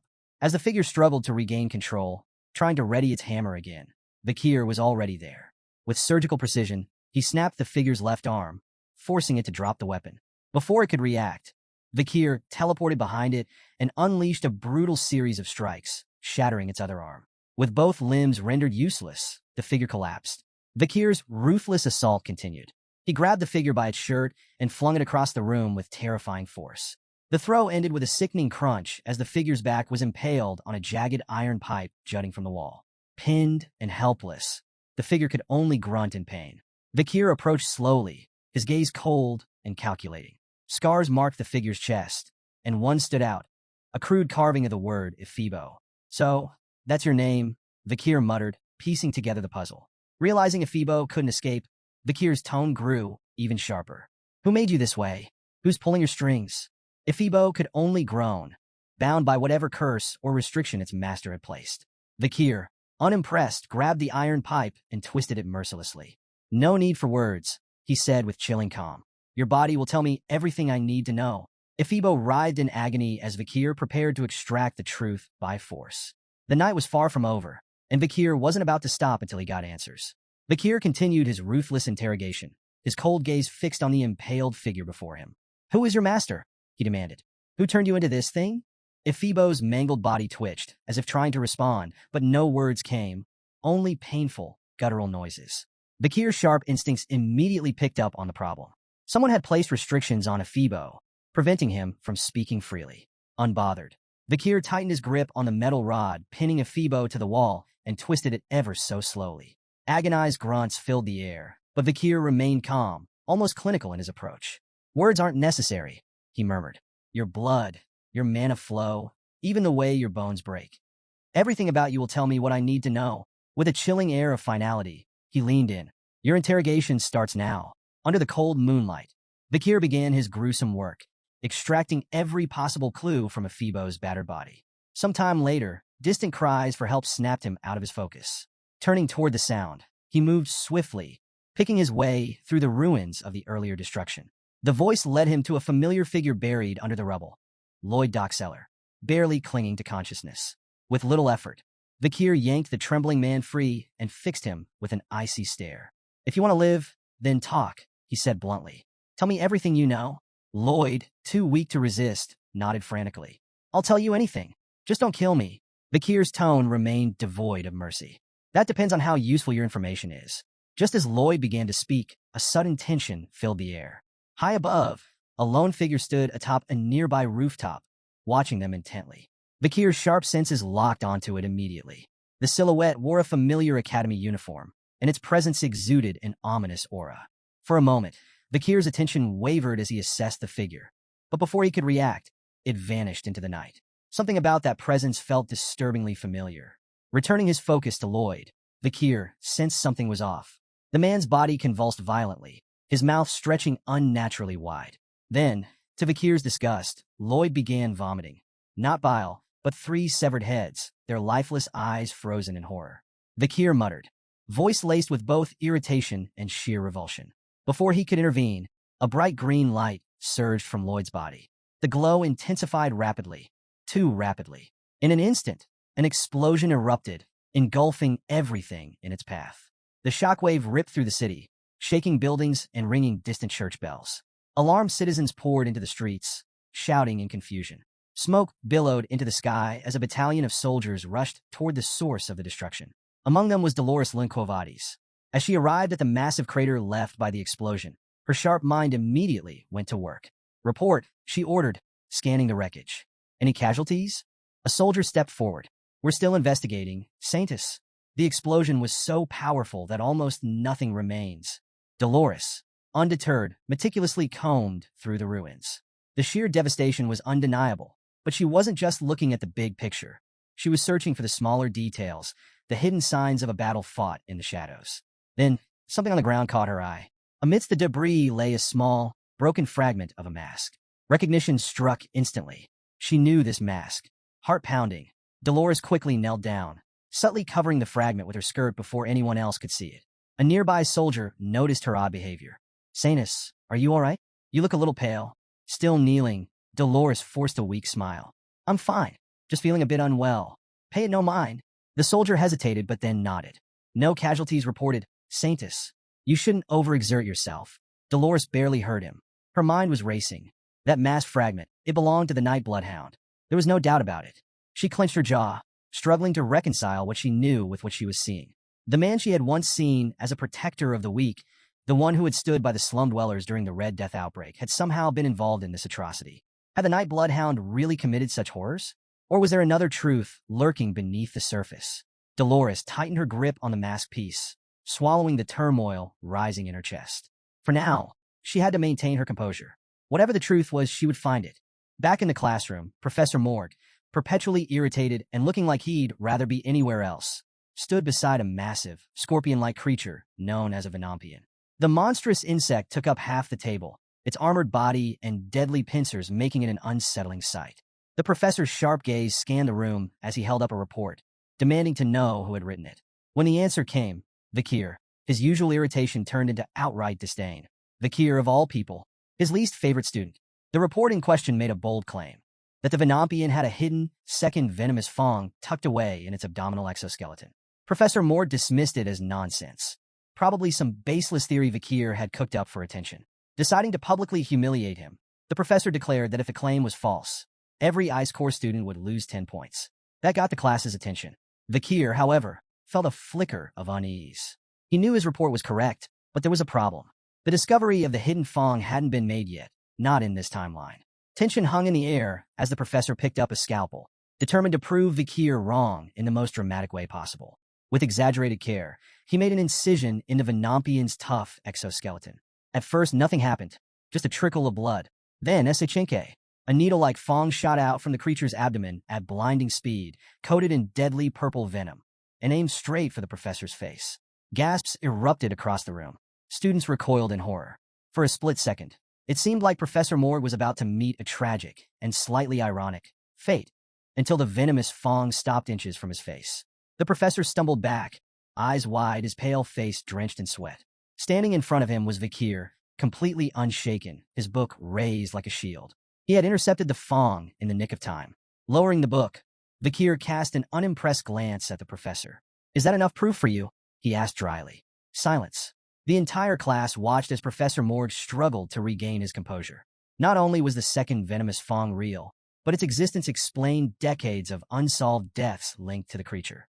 The realization settled over him like a weight, and for once, he had nothing to say.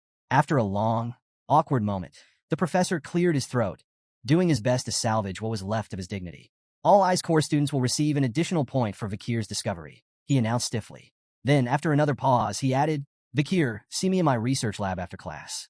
We need to go over your report." Vakir simply nodded, unfazed, and strolled back to his seat at the back of the room. As he walked past, whispers exploded across the classroom. "Did you see that? He just saved the professor. And he was right about the fang. How did he even know that?" For the first time, Vakir's classmates weren't just seeing him as some nerdy outcast. No, this was something else. "He's good at academics and sports," someone muttered, recalling his performance during the run-flat match against Tudor and Sancho. As Vakir reached his seat, PG leaned over and whispered, "Nice work." Vakir ignored the praise, shutting his eyes and slipping into his thoughts.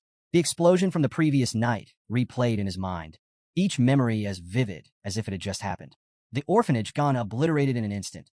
His own body had suffered the brunt of the blast, skin burned away, raw muscle exposed, and even his hand blown off.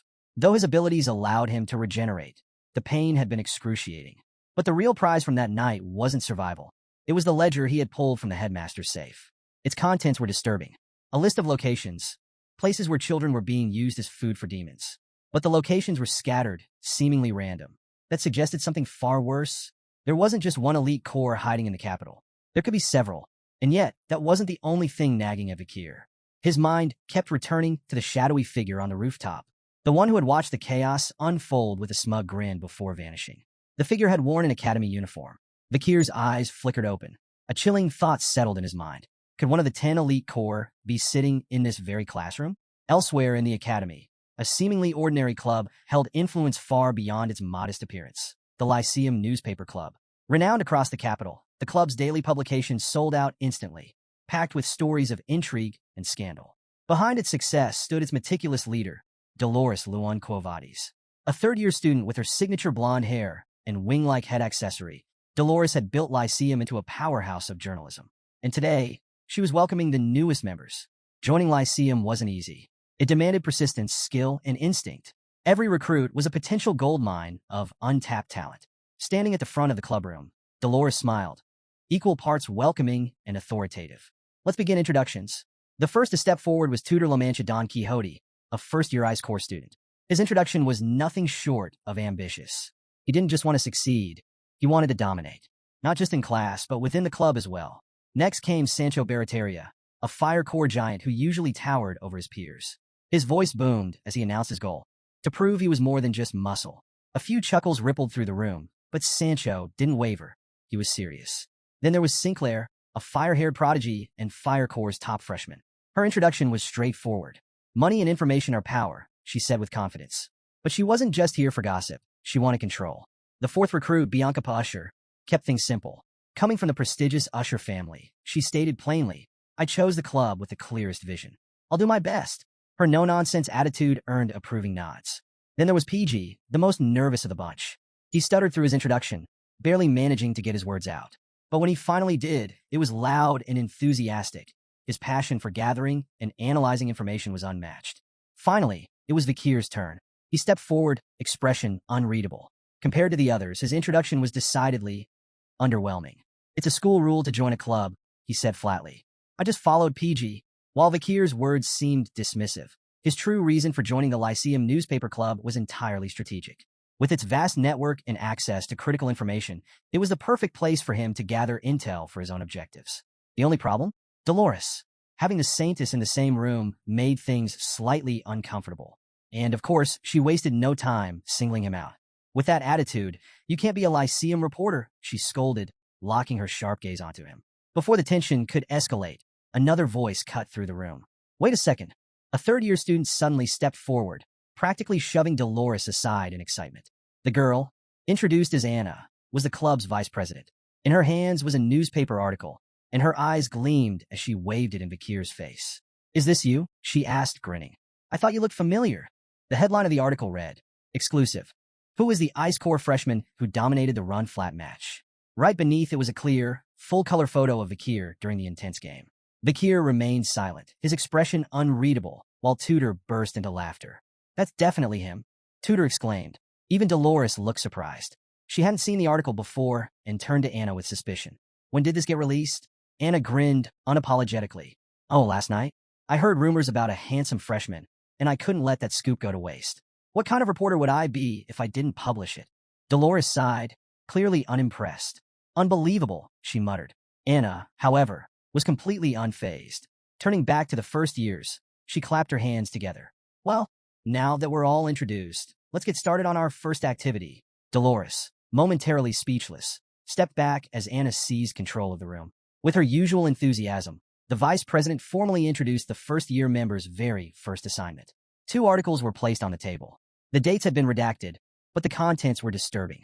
The first article detailed a mysterious arson attack. An unidentified assailant had burned an orphanage to the ground during the early hours of the previous night. The group gathered closer, scanning the grim details. PG, always quick to connect the dots, was the first to speak. Wait, could this be related to the explosion in the capital yesterday? He asked, his voice barely above a whisper. Anna nodded. She had learned about the incident while outside the academy and revealed that the club suspected something even more terrifying. The same person might be responsible for both the orphanage fire and a high-profile murder in the capital. But the worst part? Most of the orphanage's children had been identified among the deceased. A heavy silence settled over the room. PG leaned in, whispering to Vakir, his voice uneasy. Do you think our target did this? Vakir didn't answer aloud, but deep down he already suspected the truth. The demon he was hunting might very well be behind it all. With all the information laid out, Anna took charge. It was time to craft a headline for their article. The brainstorming session kicked off immediately. Ideas flew across the room. The birth of a terrible villain. The appearance of a monster outside the academy. What are the Imperial Guards doing? But despite the flurry of suggestions, none of them felt powerful enough. Bianca voiced her frustration, agreeing with Tudor, who speculated that the lack of a name for the villain was the real problem. He pointed out that infamous criminals like Jack the Ripper and Bluebeard had left lasting impressions because of their memorable titles. Anna nodded. It made sense. Giving the culprit a nickname could make the story more striking. That's all Tudor needed to hear. Excited, he blurted out his first idea. Death-side Shadow Master. Anna shut it down immediately. Tudor collapsed dramatically, spiraling into self-pity. The group kept throwing out names. The explosion demon that brings misfortune, too long. The orphanage killer, too direct. Mr. Terrorist, which sparked a heated debate. Meanwhile, Dolores remained eerily silent, simply watching the discussion unfold. Then she spoke. Her voice barely above a whisper, she murmured a name. The Nightblood Hound. The room went dead silent. All eyes turned to her. Dolores hesitated for a moment before explaining. The name had come to her after recalling a mask she had picked up at the crime scene. A mask that undoubtedly belonged to the elusive figure. And that wasn't all. She had seen this mysterious individual before. A shadowy figure who had once helped the poor in the slums, even risking exposure to the Red Death to treat the sick. She had believed this person's motives were noble. But now, their presence at the crime scene changed everything. Had the same person really killed the orphanage's children? Had they become a cold-blooded murderer? Before Dolores could fully process her own thoughts, Anna pounced on the name. The group was captivated. The raw, barbaric tone of the Night Bloodhound resonated instantly. Dark, violent, intimidating. Even as Dolores instinctively covered her mouth, embarrassed by her slip, it was too late. The name had already stuck. Anna immediately proposed the headline. Who is the Night Bloodhound, the terror of the capital? But Dolores shut it down. She reminded everyone that Lyceum's articles had to be rooted in truth. They couldn't label someone a criminal without solid proof. A debate broke out between the two leaders. Meanwhile, Tudor turned to Vakir. What do you think? He asked. Do you think the Night Bloodhound is evil? Vakir's response was curt. I don't care. Not satisfied, Tudor pushed further. Come on, give me a real answer. Reluctantly, Vakir exhaled. What I know for certain is that they're not virtuous. So, they're evil, Tudor concluded. Before Vakir could reply, bang, Dolores slammed her hand on the table. The entire room flinched. Standing upright, she demanded to know how Vakir could be so sure. Her intense gaze locked onto his, challenging him. Even Tudor, still gripping Vakir's shoulder, began to sweat from the sudden tension. It was clear they were treading dangerous waters. Dolores wasn't letting this go. She pressed Vakir relentlessly, demanding to know why he believed the Night Bloodhound wasn't a good person. Her sharp, almost cross-shaped gaze bore into him, her intensity making everyone on Vakir's side visibly uncomfortable. Beads of sweat formed on their brows as the room fell into an uneasy silence. But Vakir? He didn't say a word. Tudor, watching the tension unfold, suddenly realized. Had he just started something he shouldn't have? Growing frustrated with Vakir's silence, Dolores turned her focus to the entire club. She didn't hold back. Scolding them, she reminded everyone that their words had power. They weren't just students, they were reporters, and publishing false accusations could destroy innocent lives.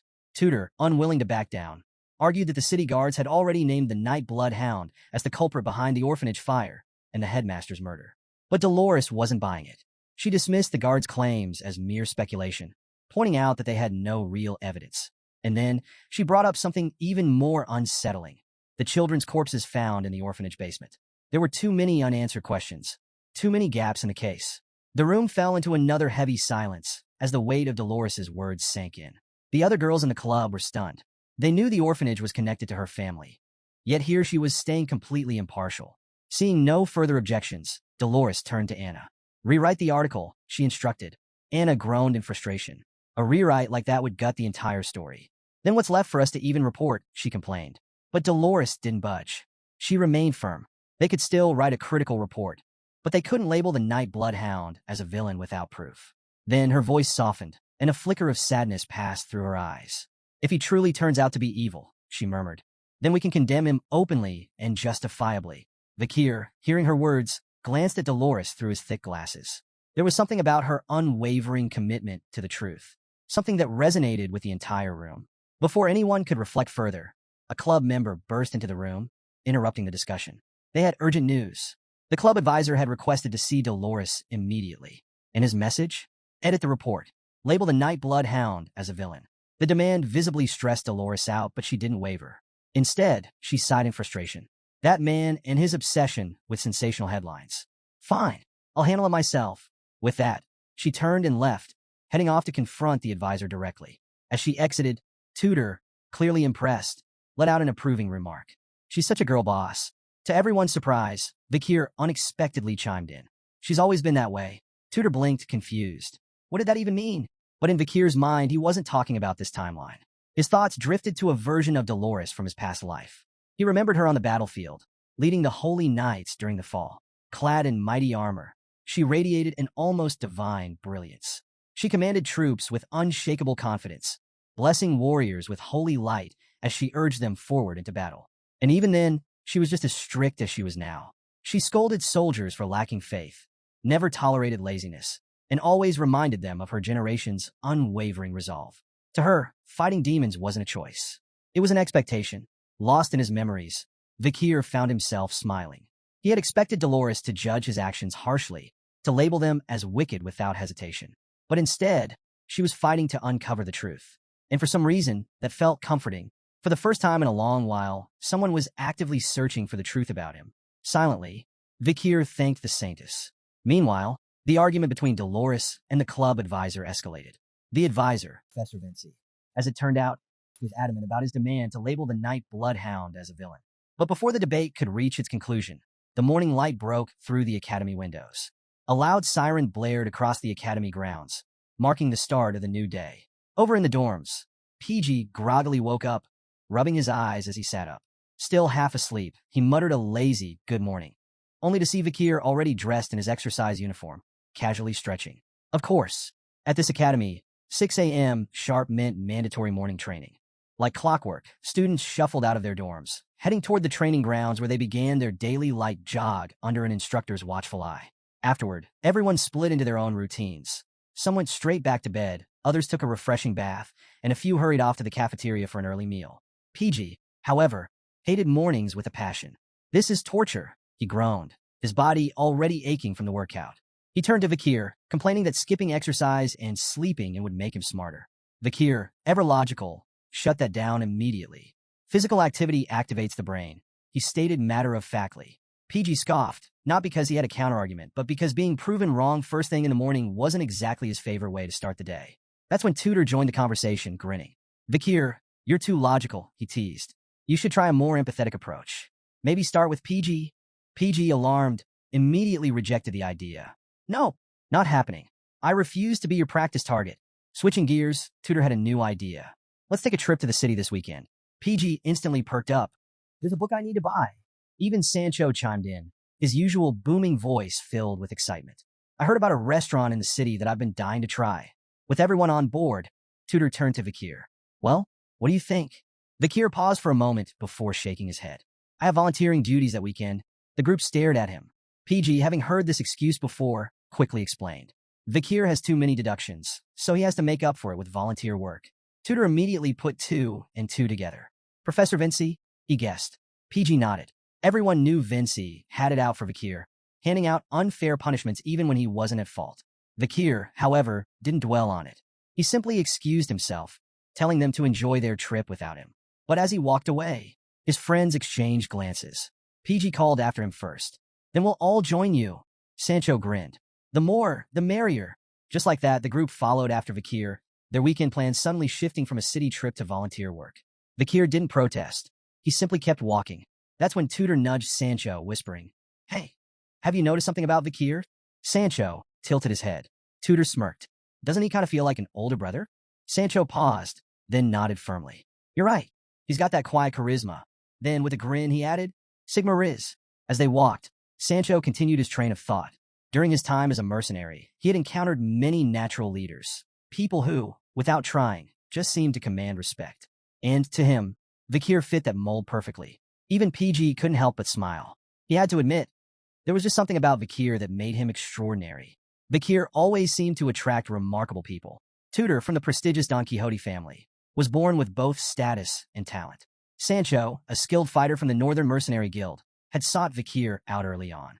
And then there was PG, who deeply admired Vakir for reasons beyond his intelligence and strength. Vakir had been the one to help him through a tough time at the entrance party. And beyond that, he was practically flawless in both academics and combat. PG couldn't shake the feeling that, as long as Vakir was by his side, anything was possible. But then, something changed. As they moved through the academy corridors, a chilling aura seeped into the air.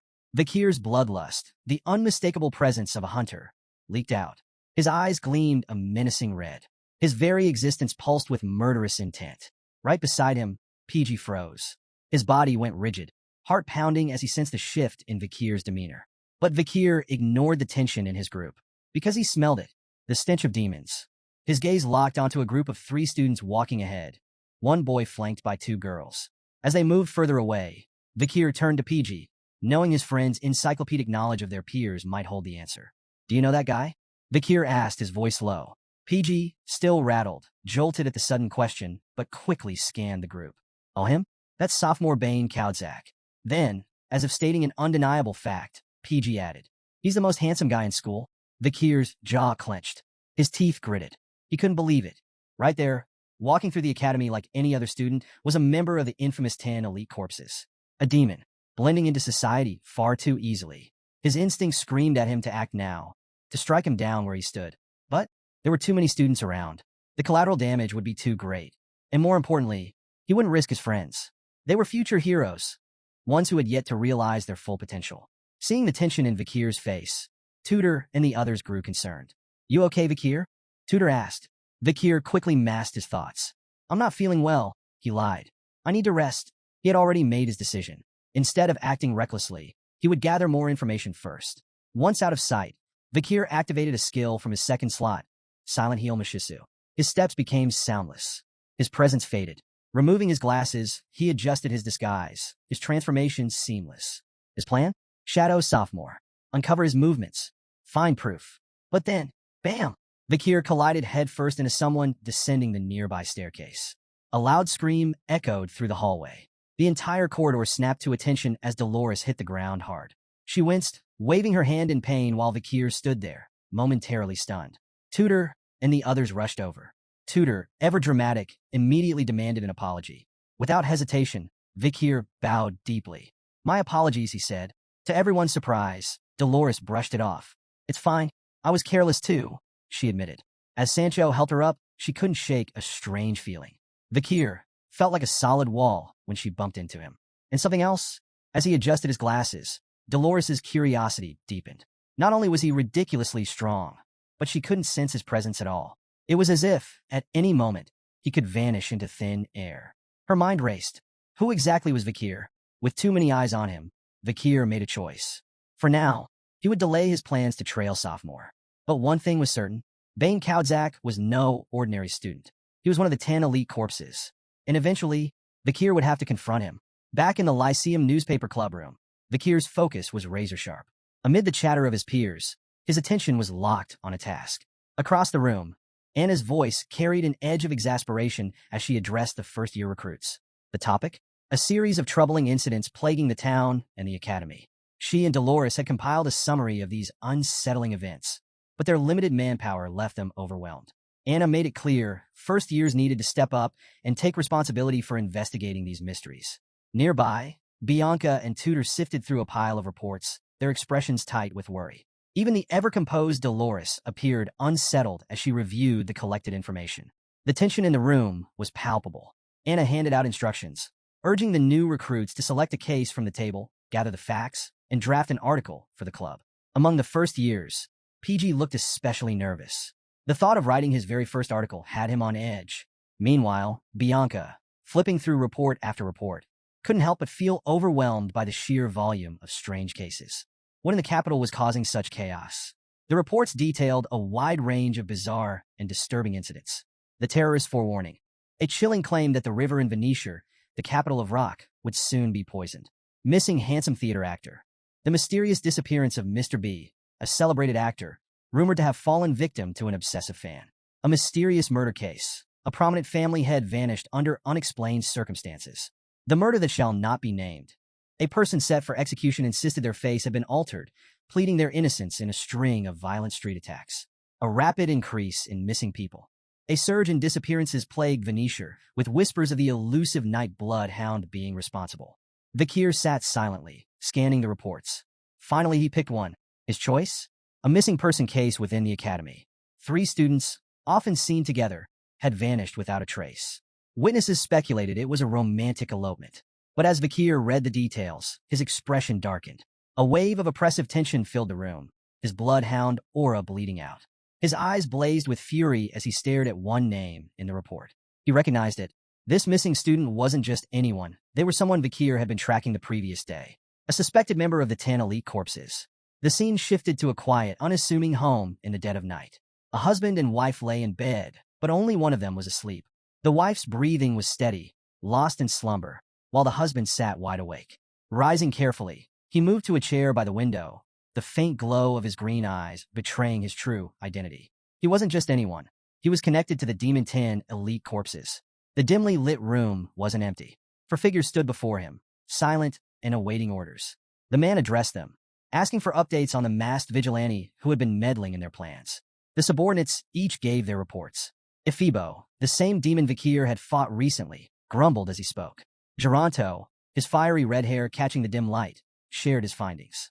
HEV, who carried a massive, scissor-like weapon, relayed his observations with unsettling calm. The last subordinate, Fido, remained silent, watching from the shadows. The man's presence exuded authority. He wasn't just part of the Demon 10 elite corpses, he was Dantalion, the 9th corpse. As Dantalion processed the reports, a troubling realization set in. None of his subordinates had spotted the masked vigilante since their last encounter. The man had grown more cautious, making it clear that tracking him down would be far more difficult. With grim resolve, Dantalion lifted his hand, and what followed was nothing short of grotesque. His flesh twisted and contorted, his eyes and noses sprouted from his palm, an eerie display of his demonic abilities. Muttering under his breath, he acknowledged that there was no other choice. Their search radius needed to expand. Without warning, something shot out from his mutated hand, striking each subordinate in the face at the same time. Their features warped and twisted, morphing into new identities of Dantalion's choosing. Once the transformations were complete, he issued his next command. His voice was cold, calculating. In order to infiltrate the more populated areas, blending into the crowds to find the masked vigilante. But before he could finish, the door creaked open. Standing there was his wife, groggy from sleep, confusion etched across her face. She blinked at the four strangers in the room before turning to her husband. Her voice carried a hint of concern as she asked why he was up so early and who these people were. For a moment, Dantalion said nothing. His expression remained unreadable as he simply stared at her. Then slowly he closed his eyes. When he finally spoke, his words were chilling. He admitted that he had wanted to admire her face, alive, untouched, for just a little longer. But now that she had seen this, there was no choice. A single command was given. In an instant, Fido appeared behind her, a blade pressed against her neck. She froze, her breath hitching as the cold steel sent shivers down her spine. Tears welled in her eyes as the weight of the moment crashed down on her. There was no escape. A sickening sound shattered the silence, the unmistakable slice of flesh being cut. Blood pooled at her feet as her body crumpled to the floor. She never even had the chance to scream. Silent tears slipped down her face as life faded from her eyes. Dantalion didn't flinch. As if nothing had happened, he turned back to his subordinates, continuing their discussion without missing a beat. His focus shifted to the ongoing delay in opening the gate, all due to Andromalius's untimely demise. His wife's death? Just another necessary sacrifice. Still seated in his chair, Dantalion began to shift his appearance once more. His features twisted and reshaped, frustration lacing his voice as he called the current situation annoying. With a sigh, he ordered Ephibo to follow him. There was someone special they needed to meet. As his transformation completed, he scratched his chin, his thoughts drifting toward the idea of relieving some of his pent-up stress. The scene shifted to an entirely different setting, one draped in an air of holiness. Dantalion, now disguised as a priest, stood at the heart of this sacred space. A cross hung from his neck, an ironic accessory given the sly smirk on his face. Before him stood Dolores, her wary eyes locked onto him, her patience clearly wearing thin. She had no time for games. But Dantalion, now going by the name Quilty Luan Indulgentia, couldn't resist toying with her. He let out a smooth remark, calling her beauty captivating. Unamused, Dolores cut straight to the point, addressing him as Sir Quilty. She reminded him that she hadn't come for idle chatter. There were more pressing matters to discuss. Dantalion brushed aside her sharp tone with a feigned look of concern. With a practiced softness, he remarked that she had been visiting less frequently. Had she truly been so busy? He had been worried. Dolores didn't buy the act. She explained that recent murders and disappearances had kept her occupied. Her investigations had led her to troubling conclusions, and she wasn't about to let distractions get in the way. Dantalion smiled knowingly. He already knew the answer. After all, he was the cause of the chaos. But something about him put Dolores on edge.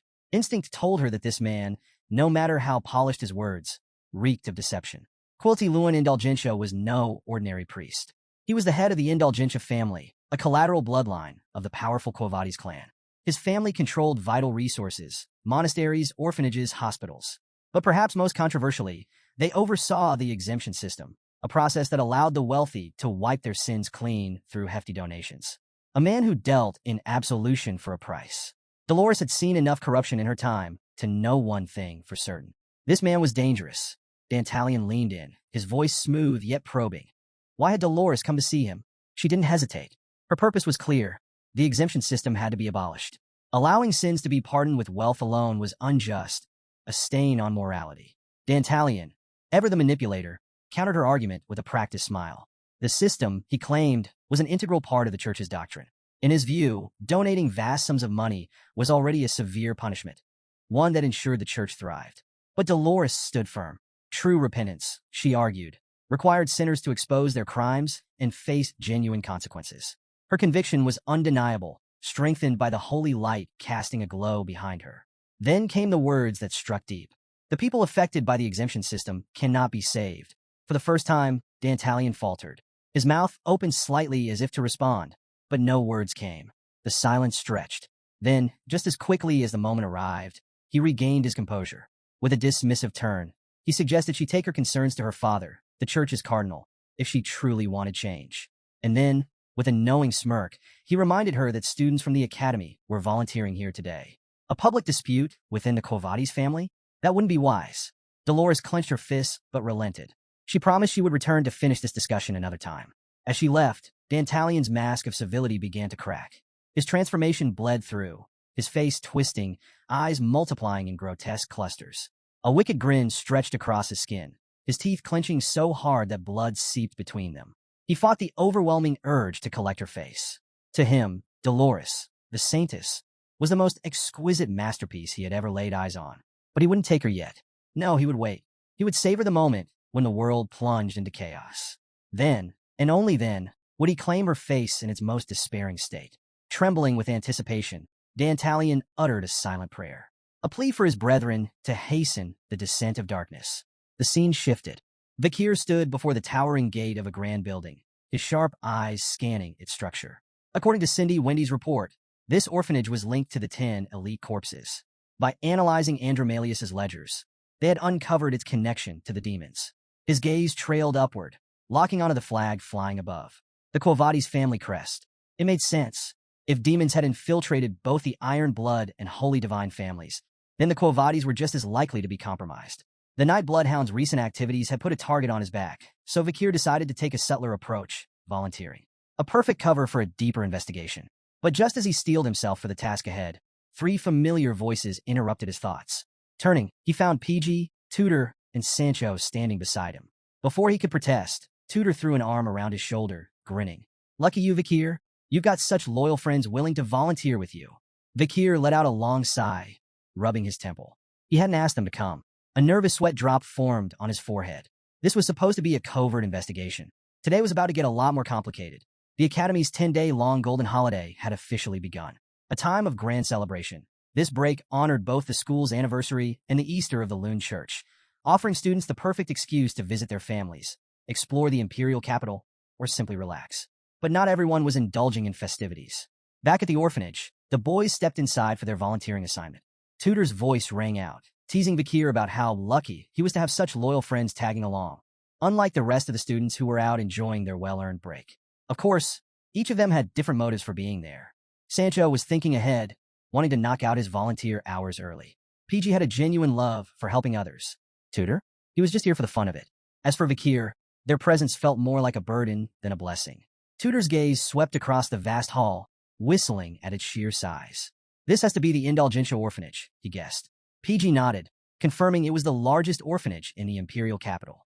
He also revealed an interesting detail. The orphanage's headmaster, Quilty Lun Indulgentia, wasn't just its founder, but also an external lecturer at the academy. Sancho, surprised, asked who this Quilty guy was. PG pointed to a large portrait hanging nearby.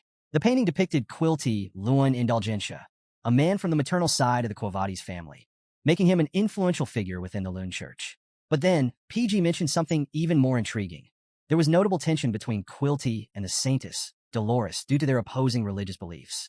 Tudor groaned at the thought. The last thing he wanted was to get dragged into some high-profile family feud. Meanwhile, Vakir remained silent, standing at the back, deep in thought. The mention of the popular headmaster piqued his curiosity. He made a mental note to keep a close eye on Quilty during their stay. Before long, the group stood before the church staff. A nun greeted them warmly, young children peeking out nervously from behind her. With a gentle smile, she welcomed the student volunteers and explained their task. For the next 10 days, during the golden holiday, they would serve as teachers for the children. The nun encouraged them to care for the orphans with the heart of a parent, reminding them that their kindness could leave a lasting impact on these young lives. But as she spoke, the boys' attention drifted elsewhere. They had just noticed something. Or rather, someone. Tudor was the first to break the silence. "Wait, why are Bianca and Sinclair here?" The 2 girls approached, and Bianca immediately took offense at his tone. She let out an annoyed grunt before snapping back, saying they were here to volunteer, just like them. Then, flipping the question, she asked why they were even there. Unfazed, Tudor smirked. A hero doesn't need a reason to do good deeds. Bianca visibly cringed at his words. She absolutely hated his so-called hero complex. a classic trait of the Don Quixote family. As they bickered, Vakir and PG were focused on someone else. Sinclair. The gray-haired girl stood in front of them, radiating warmth. Her smile was bright, her energy unmistakable. Clearly thrilled to see Vakir, she nervously stepped forward. With a slight stammer, she extended her hand to him. She admitted that they hadn't spoken much before, but hoped they could get along during the next 10 days. Vakir hesitated for a moment before shaking her hand. He simply echoed her sentiment, agreeing that they'd work well together. But Sinclair's reaction? Far more dramatic. She clutched her hand as if she had just received a priceless treasure, her face glowing with excitement. Then, with absolute sincerity, she declared, "I'm never washing this hand again." Vakir blinked. This holiday was already shaping up to be a lot more eventful than expected. Meanwhile, PG leaned in close to Vakir, his voice hushed with intrigue. He had noticed something earlier. Sinclair had specifically requested to be placed at this orphanage. He had seen her speaking with the volunteer coordinator, making sure she ended up in the same location as Vakir. So much for coincidence. Vakir mulled over PG's words, silently deciding to stay wary of Sinclair. But before he could dwell on it, his sharp eyes scanned the room, picking up on something strange. The headmaster, Quilty Lindulgentia, was nowhere to be seen. A man of such high standing should have at least made an appearance, yet he was absent. Suspicion flickered in his mind. But before he could pursue that thought, the nun's voice rang out, announcing that it was time for the children to choose their teachers. The moment the words left her lips, chaos erupted. The children surged forward, swarming the volunteers with boundless energy. Tutor laughed as he scooped up 2 kids at once, thrilled by their enthusiasm. Sancho was already running around, giving piggyback rides to a group of giggling children. Bianca, meanwhile, found herself completely smitten by how adorable they were. Even Sinclair was in her element, surrounded by kids as she animatedly read a funny story from a book. And then there was Vakir, standing stiffly before 3 small children. He spoke in his usual gruff, monotone voice. Names? His stern demeanor and cold expression were met with wide, trembling eyes. A single beat of silence passed. Then, in unison, the kids burst into tears and immediately bolted toward PG for comfort. PG gently patted their heads, consoling them, before turning to Vakir with an amused but pointed piece of advice. Try smiling a little. Vakir stood there, stunned. Interacting with children was far more difficult than he had anticipated. He had always done well with people like PG and Marin, but this was an entirely different challenge. As he tried to process the situation, something caught his eye, a small, blonde-haired girl quietly slipping out of the room. His instincts kicked in. Vakir followed her and found her sitting alone by a pillar, her tiny form curled up, her face shadowed with sadness. Approaching quietly, he spoke in a low but gentle voice. Crowded places can be overwhelming. The girl flinched slightly at his sudden presence. If I'm not careful, people misunderstand me too. His words hung in the air, but the girl refused to look at him. Vakir sighed. His usual directness wasn't working. He recalled Ian's advice. Kids won't answer if you question them too bluntly. You have to soften up first, smile, make it easier for them to talk. Taking a closer look, he noticed the name tag on her chest. Slowly, he knelt down her level and, for the first time, made a genuine effort. With a softer expression, he smiled and said, "Perry, right?" The girl froze. Her eyes widened in shock, her cheeks turning pink as she stared at him. Then, instead of responding, she turned and ran off. Again, Vakir blinked. Was his smiling face, somehow, even scarier than his usual one? As he stood there, contemplating this, a familiar voice spoke beside him. It was Dolores. The saintess had seen everything. She approached with a knowing smile, reassuring him. She didn't run because she dislikes you. Then, with a hint of surprise in her voice, she added, "I didn't realize you had such a kind side." Dolores went on to explain that Perry had suffered a deep emotional wound, which led to a condition called aphasia. She had lost her ability to speak entirely. Curious, Vakir asked what had happened to her. Dolores sighed. She didn't know all the details. Perry had been born in this orphanage and spent all 13 years of her life here. Over time, countless volunteers had come and gone. At first, they would approach her with kindness, but as life pulled them in different directions, they always left. Eventually, Perry stopped forming attachments. She shut her heart off entirely. As Vakir reflected on Perry's heartbreaking story, a sudden shiver ran down his spine. His instincts flared to life. Something was wrong. His body tensed, a cold sweat forming on his skin. From the shadows, an unseen presence emerged, setting every fiber of his being on high alert. Before Dolores could continue speaking, Vakir moved swiftly. In an instant, he covered her mouth, silencing her completely. Without hesitation, the two vanished from the hallway, slipping into the darkness. Just as 2 men entered the scene. One of them, a man dressed in green, spoke in an exaggerated tone, loudly complaining about how long it had been since he had last met with Quilty Lun Indulgentia. Quilty, ever composed, simply offered a polite excuse. He had been preoccupied with the overwhelming number of face-to-face confessions that required his attention. Standing beside him was Fido, a silent, imposing figure, exuding an aura of menace without uttering a single word. But the man in green wasn't here for mere conversation. He had a purpose. With an air of entitlement, he declared that he had come to purchase an exemption. Quilty, unfazed, asked the standard question. How much time do you need pardoned? The man didn't hesitate. 1 billion gold's worth. A deadly silence filled the space. Then, the man revealed his crime. He had purchased a barbarian slave, and, while attempting to discipline them, accidentally killed them. Quilty's interest was piqued. For a wealthy noble, spending such an exorbitant sum to erase the death of a single slave seemed excessive. But the man continued, revealing the true depth of his sins. Blinded by rage after the killing, he had burned down an entire village of slash-and-burn farmers on his way home. From the darkness, Vakir and Dolores remained hidden. Vakir's hand was still firmly over Dolores's mouth, his bloodhound instincts sharpening as he took in every word. But it wasn't just the conversation that held his attention. It was the scent, a familiar scent, one that he had encountered before back at the academy. His mind worked fast, piecing together the fragments of the puzzle. Meanwhile, the man in green continued speaking in a casual, almost bored tone, discussing his massacre as if it were nothing more than a business transaction. 500 million gold, he explained, was simply to justify his actions. The other half? A gift to the god who would cleanse him of his sins. Vakir's eyes narrowed. This was no mere corruption. This was pure rot, festering in the heart of the institution. Then his focus shifted to Quilty. The stench of an elite corpse was unmistakable, clinging to Quilty like a second skin. Vakir's suspicions were confirmed. Quilty Lun Indulgentia, one of the most powerful figures in the church, was also one of the 10 elite corpses. With an unshaken expression, Quilty reassured the noble. As long as you make generous offerings, God will forgive your wrongdoings. His tone was one of calm conviction, but to Vakir his words reeked of manipulation and deception. Meanwhile, Dolores was growing increasingly frustrated with Vakir's actions. She struggled against his grip, determined to break free. Vakir, however, silently pleaded with her to stop. They were too close to the enemy. Any noise could be fatal. But Dolores wasn't the type to sit idly by. With a swift shift of her weight, she pushed back against him, her annoyance evident. In a sharp whisper, she demanded that he release her. That one small movement was all it took. A faint commotion, small but enough to draw attention. A shadow loomed over them. Then suddenly he was there.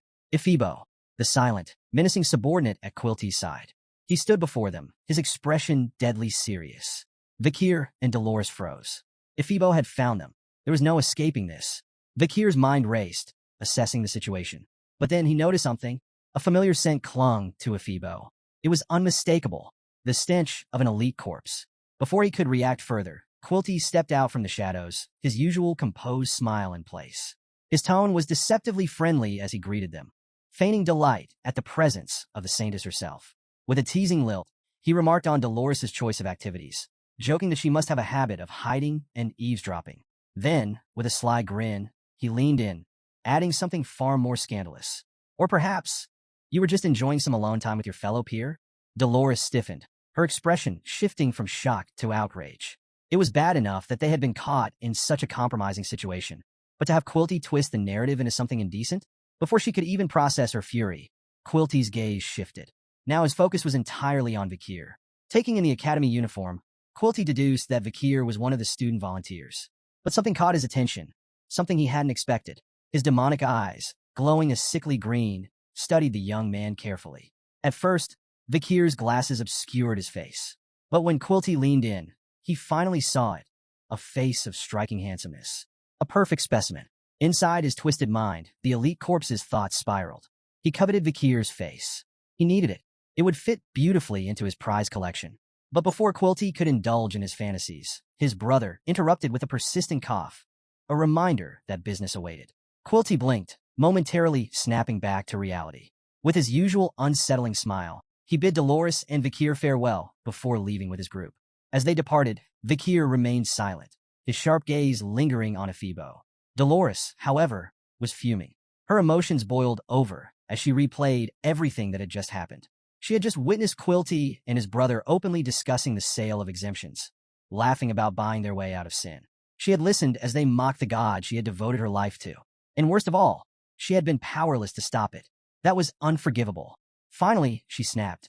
Turning on Vakir, she demanded answers. Why did you pull me behind that pillar? Do you have any idea what that looked like? You made it seem like we were spying. But as she raged, she suddenly paused. Something about Vakir's demeanor caught her off guard. Despite everything, he was unervingly calm. Then, in a voice softer than she expected, Vakir spoke. I'm sorry for acting so suddenly. Dolores froze. An apology? From Vakir?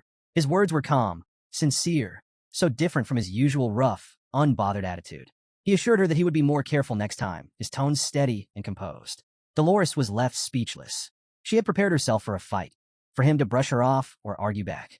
But this was unexpected. Vakir turned to leave. He simply stated that he had wasted enough time here and needed to return to his volunteer duties. But Dolores didn't move. She just stood there, stunned, because for the first time, she had seen something in Vakir's eyes. Something deeply buried. A flash of anger. And for the first time, she realized that Vakir was not as emotionless as he seemed. Through meticulous research and careful observation, Vakir had pieced together crucial details about Quilty Luan Indulgentia. Every day, Quilty spent exactly 2 hours at the orphanage. In that short window, he conducted his grim business, selling exemptions to nobles and merchants, exchanging gold for absolution. Occasionally, he would send investment reports and ledgers of sold exemptions to the Quo Vadis family, addressed to none other than Cardinal Humbert Luan Quo Vadis, Dolores' father. But Vakir's most chilling discovery was about Quilty's personal escort. He was always accompanied by 4 guards, and after careful investigation, Vakir had confirmed something disturbing. One of those guards was the masked figure he had encountered during the orphanage explosion. The distinct scent they carried was an exact match, which could only mean one thing. If one of these guards was that powerful, the other 3 were just as dangerous. They likely possessed strength comparable to high-ranking academy graduates. The odds were stacked against him. Vakir knew his next steps. To eliminate Quilty, he had to neutralize his 4 guards first. Attacking an elite corpse head-on, especially one with a formidable escort, was suicide. For now, he needed to plan carefully. With his investigation and strategy settled in his mind, the scene shifted back to his friends. From a distance, PG, Tudor, and Sancho watched in disbelief. There was Vakir, silently and diligently washing a massive pile of laundry by hand, and not a washing machine in sight. The 3 whispered among themselves, trying to make sense of it. Had Vakir been pushing himself too hard? Sancho felt a pang of guilt. He had planned to take it easy, doing just enough to complete his volunteer hours. But now, seeing Vakir working so tirelessly, he couldn't help but feel ashamed. Tudor, on the other hand, was inspired. Watching Vakir's selflessness stirred something deep within him. His fist clenched as he made a vow. I need to work harder if I want to be a true hero, just like Vakir. Before long, all 3 of them raised their fists in unison, shouting, Everyone, follow Vakir. Their enthusiasm was contagious. Meanwhile, Vakir wiped sweat from his brow, momentarily pulled from his deep thoughts. He had been so focused on his plans that he barely noticed what was happening around him. Since it was difficult for him to move freely during the day, he resolved to make the most of his time by throwing himself fully into the orphanage's tasks. A few hours later, the orphanage courtyard was filled with laughter and energy as the children played a game of run flat. While most of the kids cheered and raced around, one girl sat alone, watching from afar. Perry. As always, she kept to herself, avoiding the other children. But then, her gaze shifted. A soft thump echoed beside her. A black ball bounced gently on the ground, rolling to a stop next to her feet. And sitting nearby, watching her with a faint smile, was Vakir. He playfully spun the black ball in his hand, knowing it would spark her curiosity. After all, no matter how reserved a child was, there was always something magical about a bouncing ball. But this wasn't just any ball. It was the Madame's egg still unhatched. As Vakir toyed with it, he chuckled quietly to himself. The egg's texture felt oddly pleasant in his grip, yet its mystery remained. For a brief moment, Perry's eyes lit up, her attention completely locked onto Vakir and his black ball. Vakir had kept the Madame's egg for emergencies, but he hadn't expected to use it like this. As he bounced the mysterious black orb, he watched as Perry became entranced. Her usual guarded expression melted away, replaced by something rare, genuine excitement. Before long, Perry was playing with the egg, a bright smile spreading across her face. Vakir silently celebrated. His plan had worked perfectly. Just as he watched Perry's joy unfold, a familiar voice broke the moment. You're really kind, you know? Vakir turned to see Sinclair approaching from behind, smiling as she watched him. Her words weren't just an observation. They carried a clear intention. She stepped closer, her gray eyes twinkling. At first, she admitted she had thought Vakir was just a stoic, no-nonsense guy, someone unapproachable. But now, she wanted to get closer to him. Despite being a year younger, she asked if it would be okay to speak more casually with him. Vakir gave her the bombastic side-eye, but after a moment of silence, he relented. "Do as you wish." Sinclair beamed, her excitement barely contained. Immediately, she enthusiastically declared that she would start calling him brother. Vakir shut that down instantly. "No." Sinclair giggled, completely unfazed. She promised to come up with a better nickname the next time they met. Vakir, keeping it short and simple, just nodded. As they spoke, Perry continued playing with the madam's egg. But then, something strange happened. The egg began to move on its own. It suddenly slipped out of Perry's grasp, bouncing away like it had a mind of its own. Before anyone could react, it rolled toward a hole in the fence and dropped into the dark, murky waters of the estuary. Perry froze, her mouth hanging open in shock. Sinclair and Vakir rushed over, their eyes scanning the spot where the egg had vanished. Sinclair tried to comfort Perry, telling her it was impossible to retrieve it now. The estuary's waters were too deep, too dark. But Perry's eyes welled up with tears, her gaze filled with panic as she turned to Vakir. For the first time, she looked to him for help. Vakir knelt down, his voice steady, reassuring. "Don't worry about the ball." But Perry's trembling lips and desperate efforts to hold back her tears hit something deep inside him. He hesitated. Then, without another word, he unbuckled his uniform. There was no choice now. He couldn't leave her like this. Meanwhile, Dolores stood nearby, letting out a deep sigh as her thoughts drifted back to everything that had happened earlier. Her mind kept circling back to Vakir. At first, she hadn't thought highly of him. To her, he was just some reckless troublemaker, someone who had judged the night bloodhound too quickly and racked up so many demerits that he had to do volunteer work just to make up for it. But then she started hearing things. Tudor, practically bouncing with excitement, had told her that when the kitchen staff needed help, Vakir was the first to step in. Sancho, still in his cook's uniform, added that not only had Vakir helped distribute food, but when there was no hot water, he had gone out to fix the pipes himself, all while skipping his own meal in the process. PG chimed in, saying that Vakir had handled the laundry, even repairing the boiling system so they could clean clothes more efficiently. And then there was Bianca, who casually mentioned that Vakir had spent time hanging clothes with her before heading off to set up the gym for the children when they asked him to play. Hearing all of this left Dolores unsettled. Why did everyone seem to think so highly of Vakir? Had she been wrong about him? And then it hit her she had been the one with prejudices all along. She had assumed Vakir was judgmental. But in reality, it was her own bias clouding her view of him. And as clarity set in, she realized something else. Vakir had never intended to humiliate her earlier. He had hidden her behind that pillar because he had noticed Quilty approaching first. He had been protecting her, and she had lashed out at him for it. With a newfound sense of understanding, Dolores decided it was time to find Vakir and apologize. Not long after, Dolores spotted Vakir standing near the fence, alongside Sinclair and Perry. The three of them were peering into the murky estuary, searching for the lost ball. But then, something unexpected happened. Dolores's confusion deepened, and Sinclair's face turned bright red as she frantically covered her eyes. Because right in front of them, Vakir had neatly placed his uniform and shoes beside the fence, stacking them with military precision. Then, without a word, he vaulted over the barrier and plunged into the estuary below. All three girls stood frozen, their expressions locked in stunned silence. Vakir disappeared beneath the dark water. For a few moments, nothing happened. Then he resurfaced. In his outstretched hand was the ball, dripping with water, but completely intact. He had done it, completely soaked in black water. Vakir looked like someone who had just conquered a legendary quest. And as if the universe itself had been waiting for this moment, the clouds above parted. The sun broke through, its golden light spilling across the estuary. The rays bathed Vakir in a soft glow, amplifying his aura and making him seem almost otherworldly. A true main character moment. Turning toward the trio, Vakir held out the ball and spoke softly to Perry. "Now, you don't need to feel sorry for losing it." His kindness left all three girls staring at him in disbelief. It wasn't just the act of retrieving the ball, it was the effort, the care. But for Perry, the moment meant something even deeper.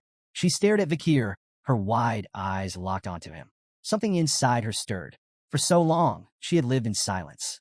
But now, her heartbeat, once quiet and dormant, had begun to echo once more. Under the warm sun, the boys were out in the open field playing football with the children. The atmosphere was filled with infectious energy as laughter and cheers echoed all around. Everyone was immersed in the joy of the moment, running and kicking the ball with unrestrained enthusiasm.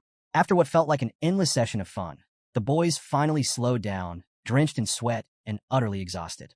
Tudor wiped his forehead, a grin spreading across his face as he marveled at the fact that this was their final day of volunteering. Sancho agreed with a nod, commenting on how quickly time had flown by. The realization hit them hard. This was their last chance to make memories with the kids. With a burst of renewed determination, the trio decided to go all out, promising to keep playing until they had no energy left. Fueled by their resolve, they dove back into the game, their spirits high and their hearts full. Meanwhile, under the shade of a tree, Vakir sat in his usual spot, lost in his own thoughts. Beside him sat Perry, her small frame tense with nervousness.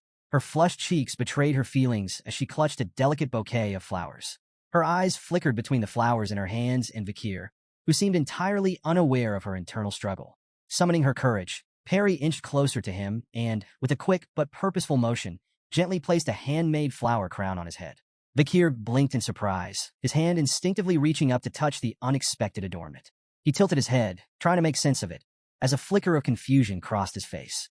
Before he could say anything, Perry waved her arms frantically, her nervous energy palpable. Determined not to let her shyness stop her, she took his hand and began writing carefully on his palm. Her silent gestures conveyed her heartfelt gratitude for everything he had done, for sitting with her during his time at the orphanage and retrieving her lost ball from the estuary. Through her actions, she expressed how much his presence meant to her. Vakir felt the sincerity in her unspoken words. In his usual calm demeanor, he reassured her that it had been nothing. He simply enjoyed sitting under the tree with her. Perry hesitated for a moment, her fingers hovering uncertainly. Gathering her resolve, she wrote one final message, a question.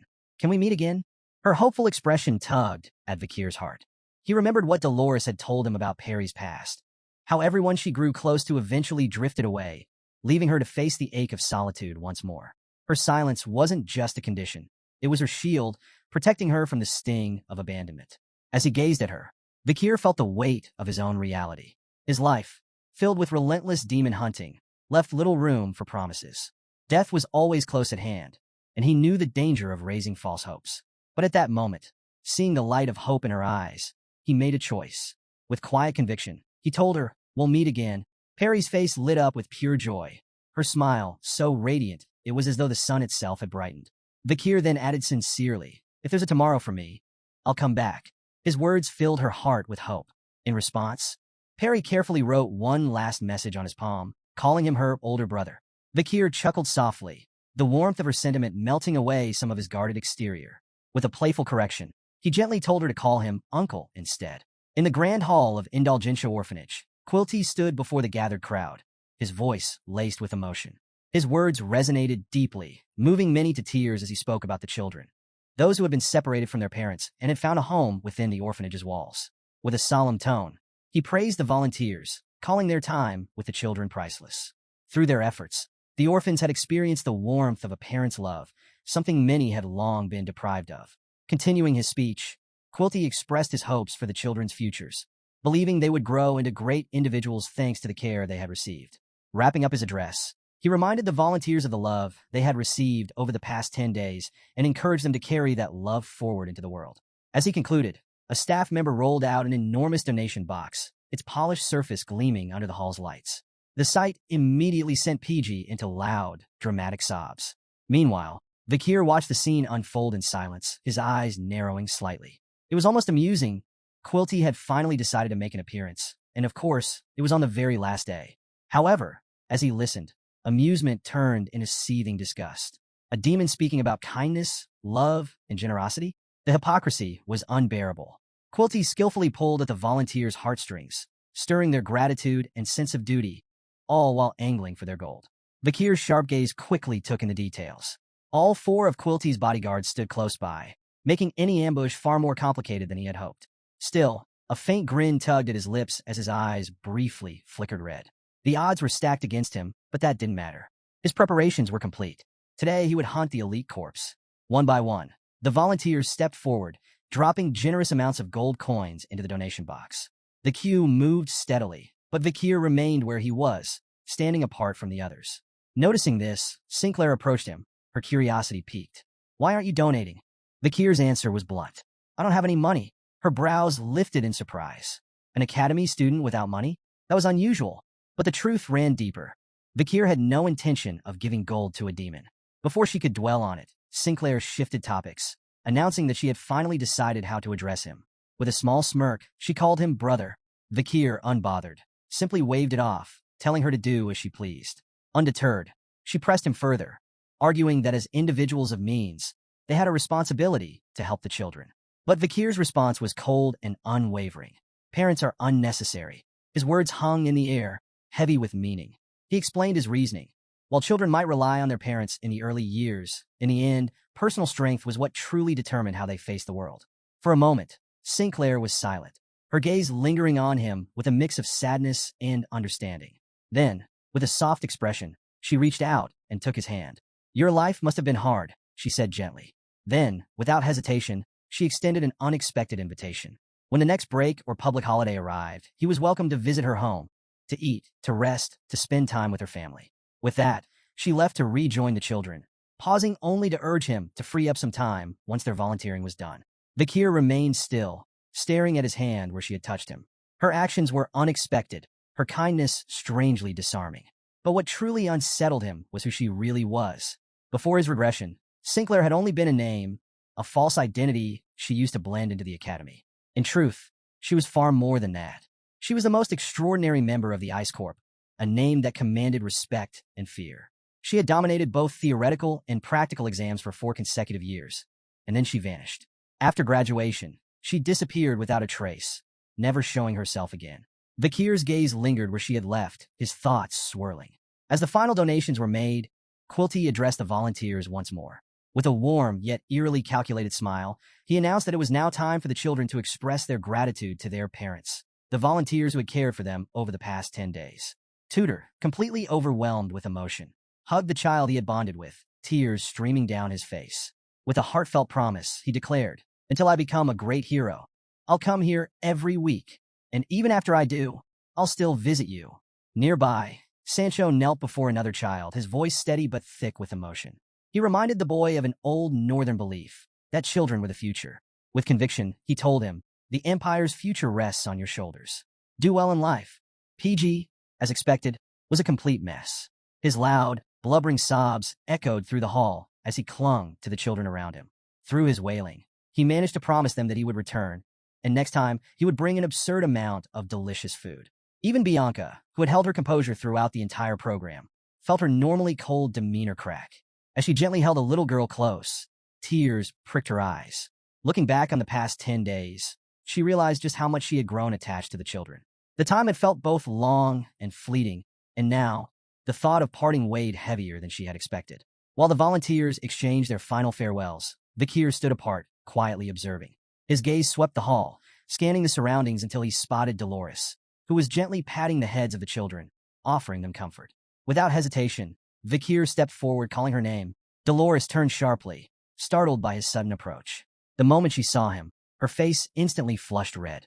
That memory, him, shirtless and drenched in dirty water after retrieving Perry's lost ball, flashed through her mind. She scolded herself internally, wondering why that particular moment kept replaying in her head.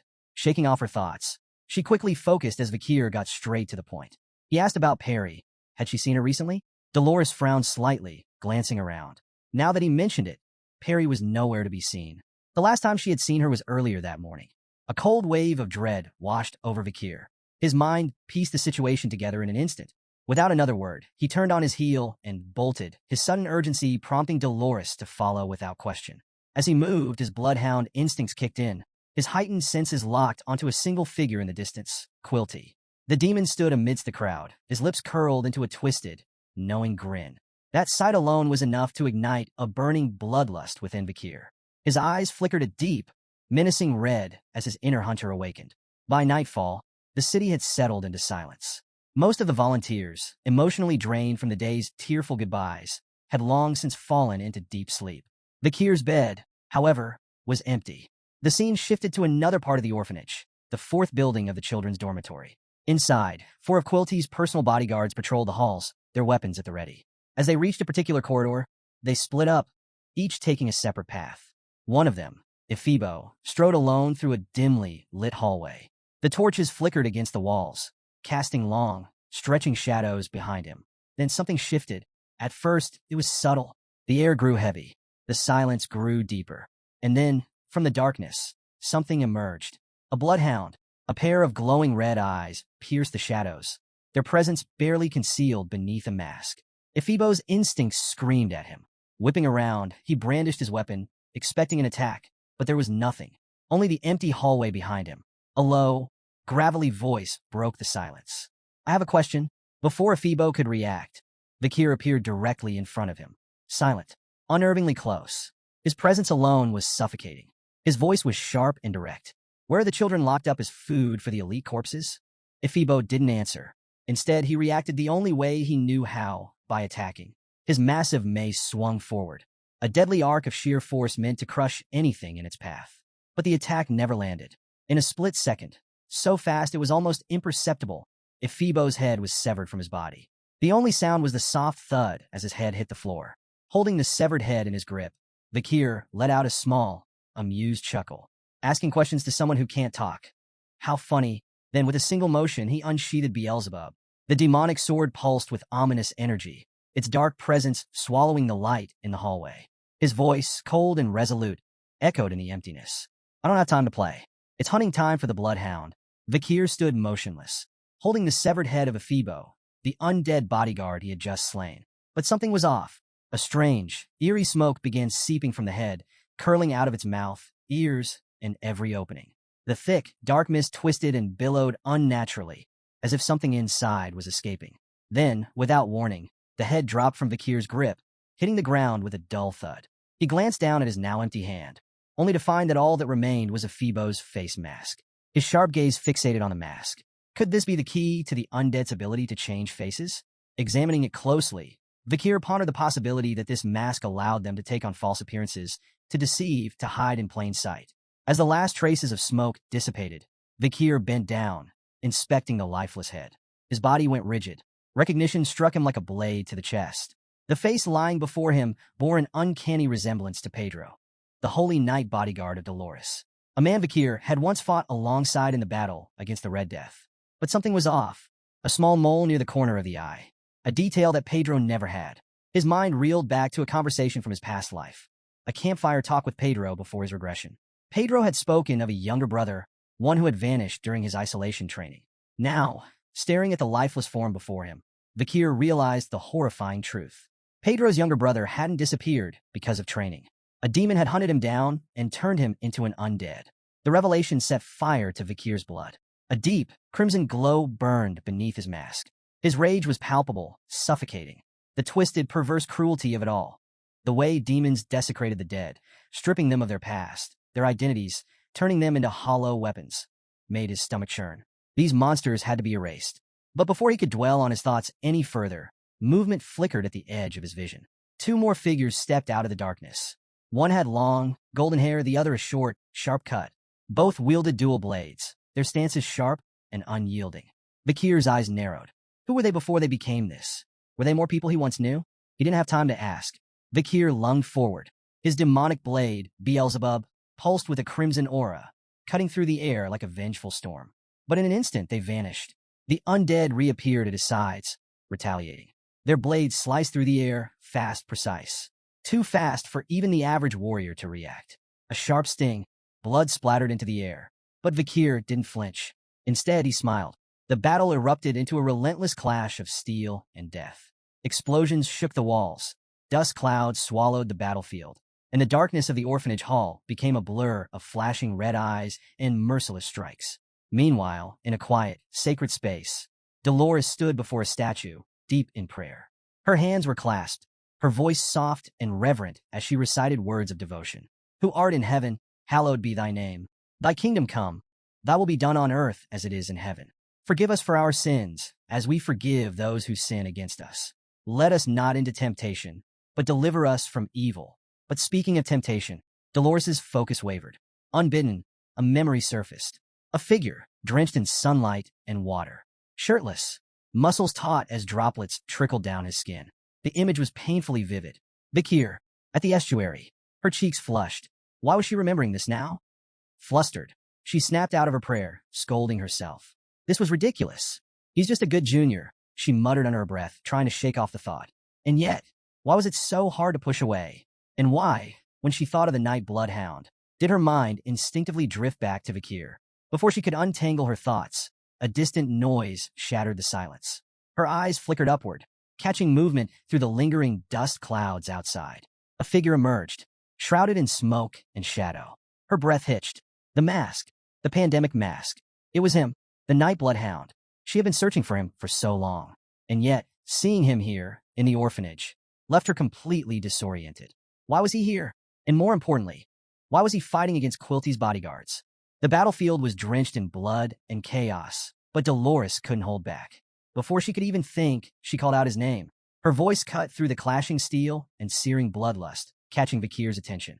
For a split second, he turned, his glowing red eyes locking onto her. That moment of distraction proved costly. One of the bodyguards seized the opportunity. With ruthless precision, the undead warrior drove his blade straight through Vakir's stomach. The impact was devastating. The force sent Vakir flying past Dolores, crashing hard onto the ground. His body skidded across the dirt before lying still, unmoving, unconscious. The bodyguards didn't hesitate. They moved in for the kill. But before they could finish him off, Dolores stepped forward. She spread her arms wide, shielding Vakir with her own body. Her voice was unwavering. Stop. Though she didn't fully understand the situation, she refused to let them harm him. There had to be another way. They could talk. They could find another solution. But the bodyguards didn't care. Without a second thought, they raised their weapons, preparing to strike her down. Dolores didn't flinch. She stood her ground, her faith in her decision unshaken. She closed her eyes and braced herself for the pain. But it never came. Instead, she heard his voice. Move aside. Her eyes flew open just in time to see Vakir rising to his feet. Somehow, impossibly, he had already healed. In a blur of movement, he intercepted the incoming strikes, Beelzebub blocking one, his arm absorbing the other. Dolores's heart pounded. He was standing in front of her, protecting her. Then she saw it, the blade buried in his arm. Her breath caught in her throat, but before she could react, his crimson eyes flashed beneath the mask. Killer mode. His voice was eerily calm, yet filled with unshakable resolve. Everything will be all right. Then he struck. Fueled by bloodlust and pain, Vakir unleashed hell. With a single, overwhelming blow, he shattered the long-haired bodyguard's blade, splintering it into fragments right before the undead's face. Before the warrior could react, Vakir plunged Beelzebub deep into his throat. A brutal, merciless tear. Blood gushed like a flood, the undead warrior choking on the very essence that kept him standing. The second bodyguard lunged in, believing Vakir was defenseless, his only weapon still lodged in his first victim. A fatal mistake. With a surge of bloodhound energy, Vakir charged Beelzebub with power, without even pulling it out of the corpse. One slash. A clean, effortless decapitation. And before the last attacker could blink, Vakir turned. One swift motion. One final strike. Head. Gone. Get wrecked, son. Blood painted the walls as the last undead collapsed at Vakir's feet. Dolores stood frozen. Her entire body trembled. What had she just witnessed? The precision. The sheer brutality. The overwhelming, calculated destruction. This wasn't just a warrior. This was a predator. And yet he was calm. Vakir stared down at the corpses, his breathing steady, unfazed. Dolores snapped back to reality, rushing toward him. Are you all right? We need to treat your arm. But Vakir barely acknowledged the injury. Don't concern yourself, he replied flatly, wiping the blood off Beelzebub. Beneath his mask, he studied her, quietly wondering, why was the Saintess here this late at night? Sensing the momentary lull in the battle, Dolores took her chance. Her voice was filled with confusion. Why did the bodyguards attack me? They should know who I am. Vakir didn't answer right away. Instead, he pointed to one of the severed heads. Dolores followed his gesture. Then, her stomach lurched. The head was melting. Smoke seeped from every opening. Eyes, nose, mouth. The flesh sagged, twisted, and dissolved into something grotesque. She covered her mouth, fighting the urge to retch. Vakir's voice was cold. Quilty's bodyguards aren't who you think they are. They're undead. Their faces are stolen from others. Dolores's mind reeled. Undead. People associated with the Quavati's family. Turn into monsters? Her chest tightened. This couldn't be happening. Why is this happening? Vakir's reply was sharp and unsettling. You should know the truth more than anyone else in the world. The words struck Dolores like a bolt of lightning. A sense of dread crawled up her spine as she began piecing together the horrifying truth about Quilty.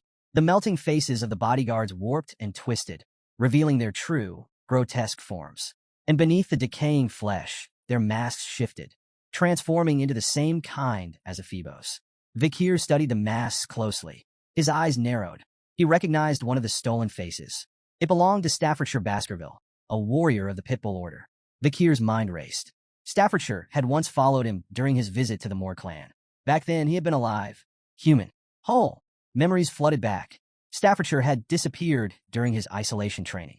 However, instead of being expelled, he had avoided punishment thanks to Adolf Morg's intervention. Instead, he had voluntarily continued his training, choosing to disappear deeper into isolation. And now here he was, or rather, what was left of him. Vakir clenched his fists. A pattern was forming, a sickening connection between the undead and their stolen faces. Turning his attention to the other bodyguard, Vakir spotted a tattoo near its collarbone. His expression darkened. The insignia belonged to the Don Quixote family. His thoughts immediately drifted to Set. Another warrior, another disappearance, another name lost under the guise of isolation training. Then it all clicked. Prestigious families, elite warriors, isolation training, people vanishing, only to return as undead. It wasn't a coincidence. Vakir recalled the triplets from the Moor clan. They, too, had spoken about preparing for their own isolation training. And then there was Camus. She had left isolation training as well, choosing instead to join the Hall of Darkness to devote herself to magic research. The pieces of the puzzle snapped into place. Isolation training was a lie. It was a cover, a facade hiding something far more sinister. But before Vakir could fully process his theory, a presence emerged. A figure stepped forward, their wrapped hand glowing ominously with fire magic. Before he could react, a massive explosion erupted. Fire and force consumed everything in its path, roaring toward Vakir and Dolores. More explosions followed, each one ripping through the orphanage grounds, reducing the area to chaos and destruction. Instinct took over. Vakir grabbed his cape, shielding Dolores from the searing heat as flames surged around them. When the firestorm finally subsided enough to see, both Vakir and Dolores froze. A silhouette moved through the inferno. A slow, deliberate stride. Flames parted around her, revealing a woman with fiery red hair. The last of Quilty's bodyguards had finally stepped forward, and Vakir recognized her immediately. His eyes narrowed. Chemo, a name from his past. A woman who had once wanted to marry him. But now, there was no warmth in her gaze. Only cold, calculated intent. Her hand rose again, fire magic twisting violently around her fingers. The heat was so intense it distorted the very air around her. Her target was clear. Vakir. The battlefield still smoldered, the crackling flames casting eerie shadows across the charred ruins. A haunting glow flickered over the undead woman's face, a face that resembled Camus'. She stood firm amidst the inferno, fire magic swirling violently in her outstretched palm, its heat distorting the air around her. Her gaze was locked onto Vakir. Despite the sweltering heat, Dolores felt an entirely different kind of warmth spreading through her chest. Her heart pounded. Vakir had protected her. Again, shaking herself out of her daze, she forced herself to focus. Something wasn't right. The fiery attacks weren't just aimed at Vakir. They were aimed at her, too. The realization hit hard. This wasn't just a fight between Vakir and the undead. There was malice in these strikes, an intention to kill her as well. Her brows furrowed. Who was this woman? Why was she attacking her? Turning to the Nightblood Hound, she asked, is she undead like the others? Vakir's answer was careful but blunt. There's a chance she might be. Dolores' mind raced. The woman's resemblance to Camus was too precise to be a coincidence, but something felt off. Vakir, seemingly thinking the same, asked, when did she join Quilty? Dolores hesitated, trying to recall. It hadn't been long. Recently, she admitted. That was all Vakir needed to hear. His suspicions deepened. Beside him, Dolores clasped her hands together in a prayer stance. Her voice was resolute. If she truly is undead, I can't stand idly by. As a servant of God, I will fight beside you. But Vakir wasn't one to rely on others. Stand back. His words were firm. This fight is mine. Dolores frowned, but before she could argue, she tried a different approach. At least let me heal you. Again, Vakir refused. Quick, decisive. He shut down her offer before she could protest further. Then, a sudden shift in the air. The undead woman moved. Sparks ignited in her palm. From the embers, multiple fire lances materialized, deadly, molten projectiles floating in the air. Without hesitation, she launched them, straight at Vakir. And yet he didn't flinch. He walked forward, straight into the barrage. His movements were swift, precise. With calculated slashes, he cut down the lances, sending their burning remnants spiraling into the sky before they exploded harmlessly. Yet even as fire erupted around him, Vakir's mind was elsewhere. His red eyes weren't watching the undead woman in front of him. Instead, he saw the past. A young woman, long, straight red hair cascading down her back. Casting magic. Not just any magic 6th class level. a fusion of steel and fire, a rare ability, even among the prestigious Morg clan. The resemblance was undeniable. Could this truly be Camus? The undead woman moved again. More steel lances appeared shimmering in the firelight, razor-sharp. She fired. This time, Vakir didn't dodge. He didn't cut them down. He let them hit him. A fiery explosion engulfed his figure. Dolores gasped.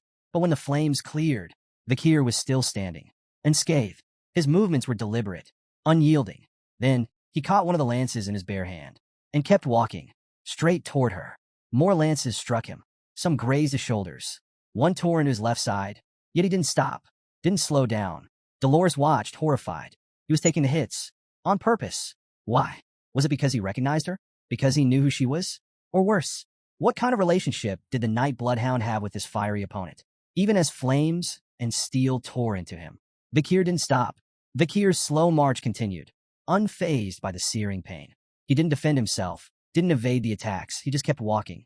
But with each step forward, his mind was pulled back into the past. Memories flashed before him. Before his regression, Camus Morg had been different. She had been close with her uncle, Adolphe Morg, a rising force within her family. She wouldn't have just left the Morg family registry.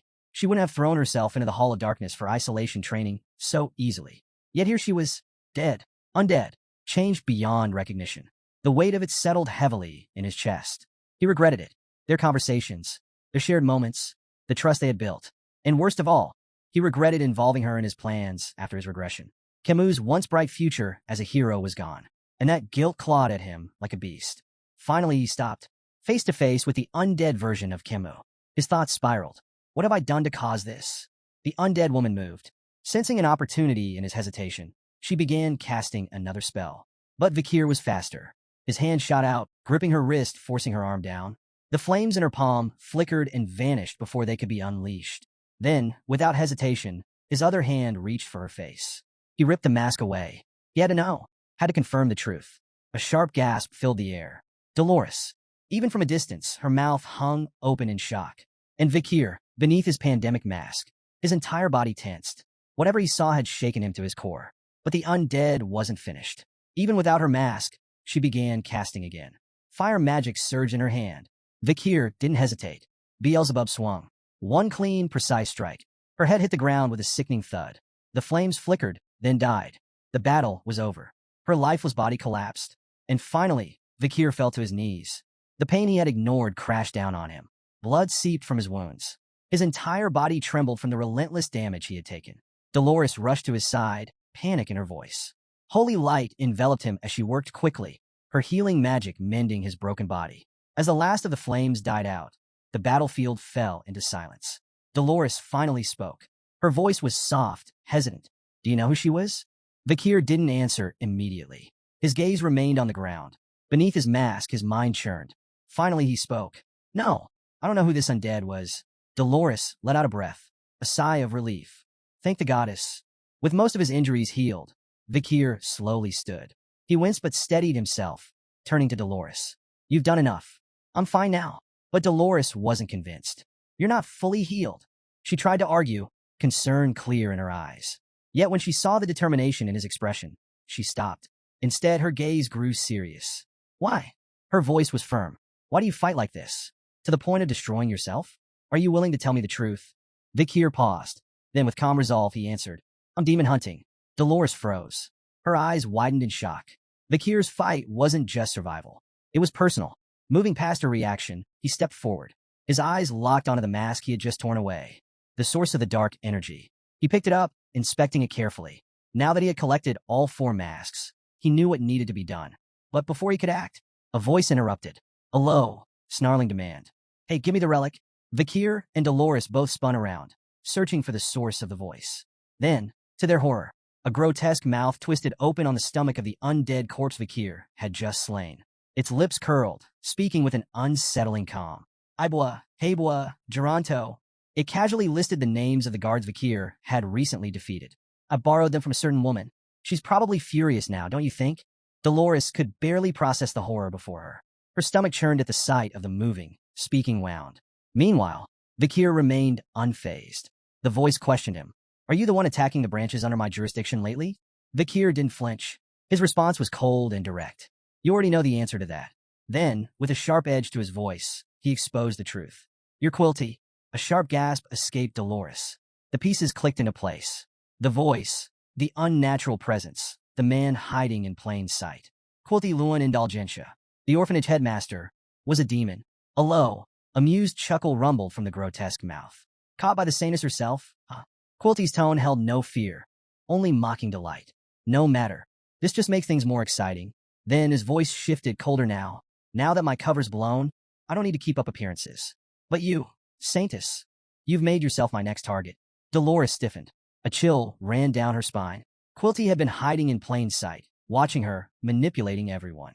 Now that she knew the truth, he had no reason to hold back.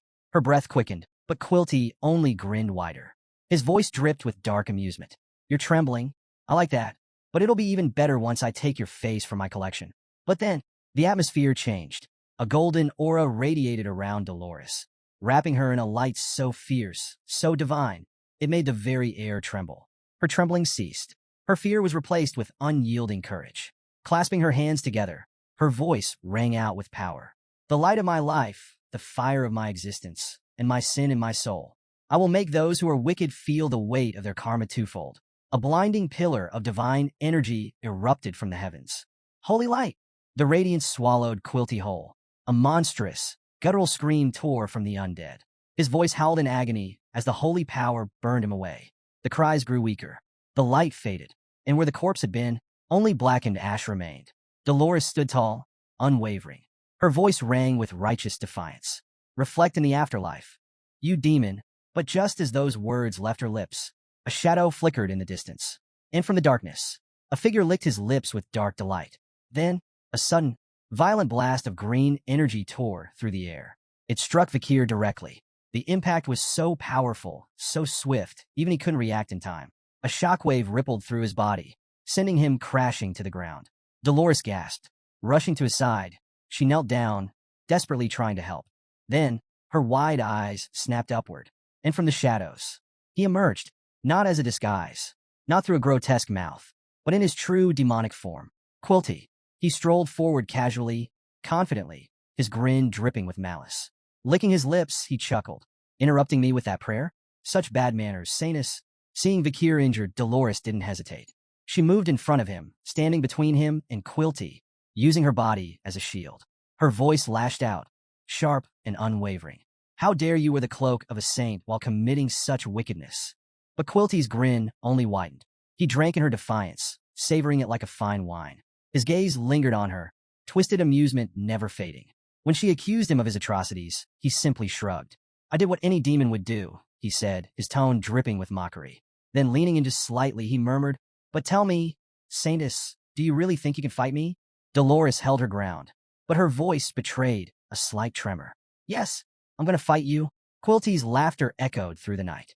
Dark, amused, completely entertained. He gestured lazily between her and Vakir, his voice mocking. An inexperienced, immature saintess, and a swordsman one step away from the grave. His smirk deepened. Do you really believe the two of you stand a chance against me? His voice dropped into a low, ominous whisper. I am an elite corpse. A shiver ran down Dolores' spine as Quilty reached out. His cold, clammy fingers brushed against her cheek. She stiffened, disgust curling in her stomach, but she refused to recoil. Quilty studied her, savoring the fear she desperately tried to hide. You're forcing yourself to act strong, he sneered. But I can see it. The fear dripping from your expression. His mouth twisted into something even more grotesque. Saliva began to pool and drip from his lips as he revered the moment. His prize. The face he had desired for so long. His fingers trembled with twisted delight. It's right here in my hands. And then, his fantasy shattered. With a sickening crunch, a blade shot through the underside of his chin and pierced straight through his skull. Beelzebub. Dolores gasped. Quilty's expression froze. Confusion flickered in his wide, glowing eyes. A voice cut through the silence. You really thought you had me, didn't you? Vakir, standing behind Quilty. His mask hid his smirk, but the amusement in his voice was unmistakable. He spoke calmly, almost bored. I've been tracking you for some time, Quilty. As Quilty trembled, Beelzebub's blade still lodged in his skull. Vakir continued. You taught me a few things. He raised a hand, ticking them off one by one. First, you're a coward who sacrifices your subordinates without a second thought. Second, you never fight for yourself. And third, His voice sharpened. You wouldn't reveal your true form unless you thought your opponent was too injured to resist. Dolores's eyes widened. A setup. A trap. Vakir had planned this from the start. The fatal attack that had sent him crashing to the ground? An act. He had already healed from the wound long ago, waiting for Quilty to let his guard down. Now, the blade embedded in Quilty's head glinted in the firelight, his pupils rolling back, blood dripping from the gaping wound. For a moment, silence. Then, a chuckle. Soft at first, then louder. And then, menacing. Quilty's bright green, demonic eyes snapped back into focus. His voice slithered through the air, now drenched in pure malice. Call me Dantalion. With a sudden jerk, he cast aside his former name like a discarded mask. Then, grinning wickedly, he looked straight at Vakir. You damned method-acting brat. Dolores stood frozen, her wide eyes reflecting the grim reality before her. Despite having Beelzebub embedded in his skull, Dantalion, the elite corpse, continued speaking as if nothing had happened. The sheer resilience of this creature was beyond anything Vakir had anticipated. Elite corpse, it seemed, was not a mere title. Holding the demon by its head, Vakir couldn't hide his own surprise. Dantalion, unfazed by the blade lodged in his skull, turned his eerie, glowing green eyes toward him. Recognizing Vakir, the demon smirked, mockery dripping from his words as he acknowledged the slayer of Andromalius, the elite corpse who had infiltrated the Baskerville family. With his clergyman guise battered, Dantalion revealed another horrifying trick.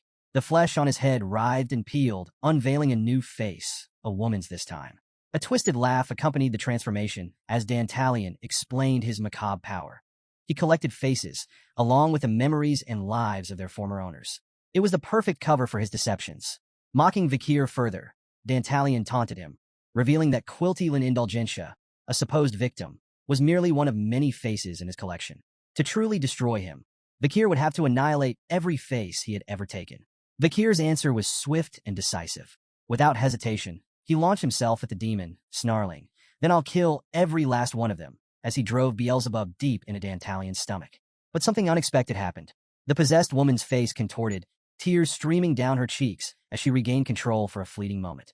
Her voice, thick with desperation and blood, pleaded with Vakir. "Please save me. I don't want to die," she begged. Before Vakir or Dolores could process what was happening, the body collapsed lifeless.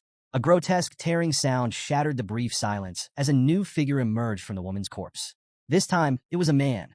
Dazed and confused, he stumbled forward, mumbling about buying meat pies for his daughter. His disorientation was short-lived. Vakir ended his misery with a swift decapitation, his head hitting the ground with a sickening thud. "You're too arrogant," Vakir muttered coldly. No sooner had the man fallen than another figure took shape. This time, it was a crying boy, his tear-streaked face reflected in the lenses of Vakir's mask. "Why are you being so mean?" the boy whimpered, his small voice trembling. "I didn't do anything wrong." He staggered closer, rubbing his eyes in a display of innocence that might have moved anyone else. But Vakir wasn't fooled. "Stop pretending," he said flatly, his tone void of mercy. Memories of Andromalius flashed in his mind, reminding him of similar tricks. He had long steeled himself against such deceit. Realizing the charade was failing, Dantalion abandoned the act and returned to his true demonic form. Grinning wickedly, he sneered at Vakir. "You're a stone-cold killer, aren't you?" he taunted, his malice undiminished. The battle wasn't over. With a malevolent glint in his eyes, Dantalion raised one clawed hand. His finger morphed, elongating into a deadly spike. Before Vakir could react, the sharp appendage shot forward, striking his wrist. Vakir's breath hitched as he looked down. A grotesque fragment of Dantalion had latched onto his wrist, burrowing into his flesh like a parasite. The demon, now speaking through the face of the young boy, grinned with dark amusement. "A little present," he taunted. "From me to you." Before Vakir could react, his latest strike sent Dantalion's current body flying backward. But mid-air, the demon's form began to warp and twist, shifting into something even more monstrous.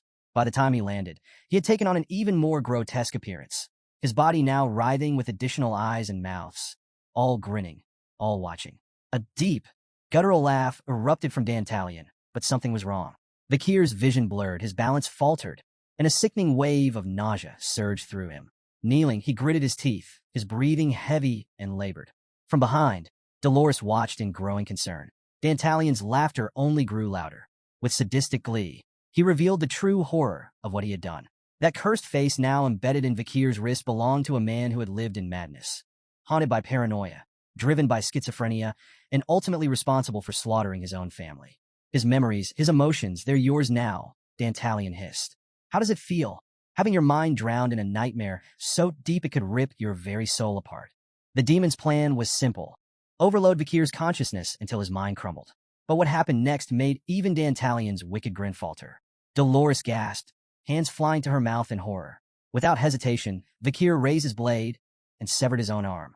The cursed limb hit the ground with a sickening thud, the parasitic face still twitching where it had been cut off. Blood splattered across the battlefield, yet Vakir barely flinched. Dolores rushed forward, her voice shaking as she called his name in alarm. But before she could even process what had happened, something even more unbelievable unfolded before her eyes.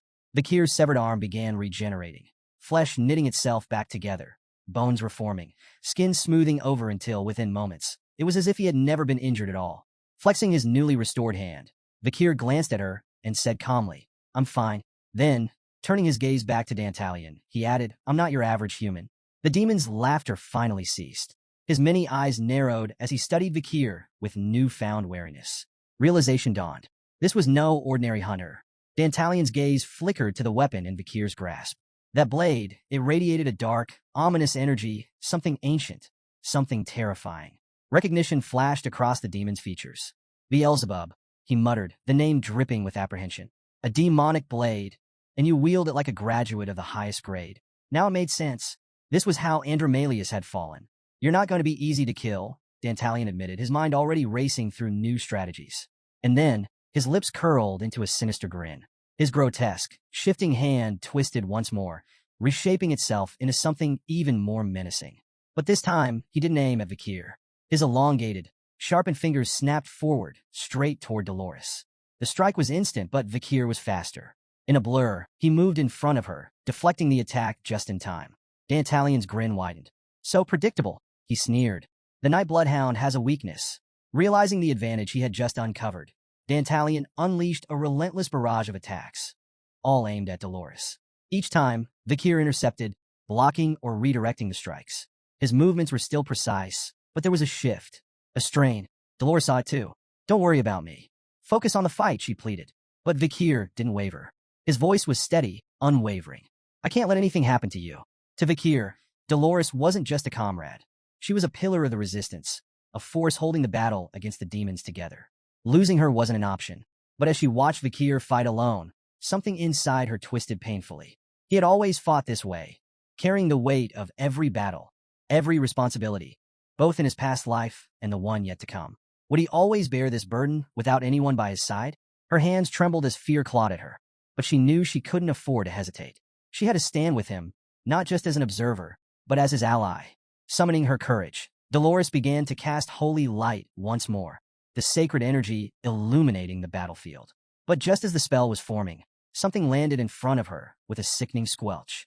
A grotesque mass of flesh, writhing with eyes and mouths, lay before her. And then it spoke. "Sister." The voice was unmistakable. It was Quilty's. Dolores' breath caught in her throat. In an instant, the horrifying image of his face consumed her mind, unraveling the fragile resolve she had just built. Her body locked up, her courage crumbling into pure, paralyzing fear. The spell in her hands flickered and died, and she could do nothing but stare. Dantalion's laughter echoed through the battlefield, his amusement growing as his form twisted again. His arms morphed into massive, slithering tentacles, each covered in ghostly, wailing faces. His grin widened.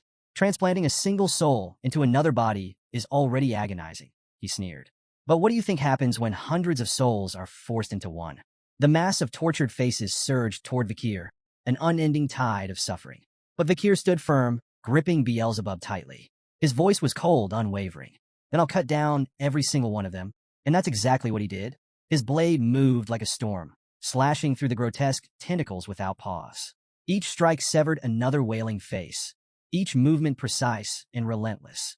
The battlefield became a whirlwind of carnage, yet Vakir didn't stop. Not for a second. Dantalion watched, impressed but still mocking. "How long can you keep this up, Night Bloodhound?" he taunted.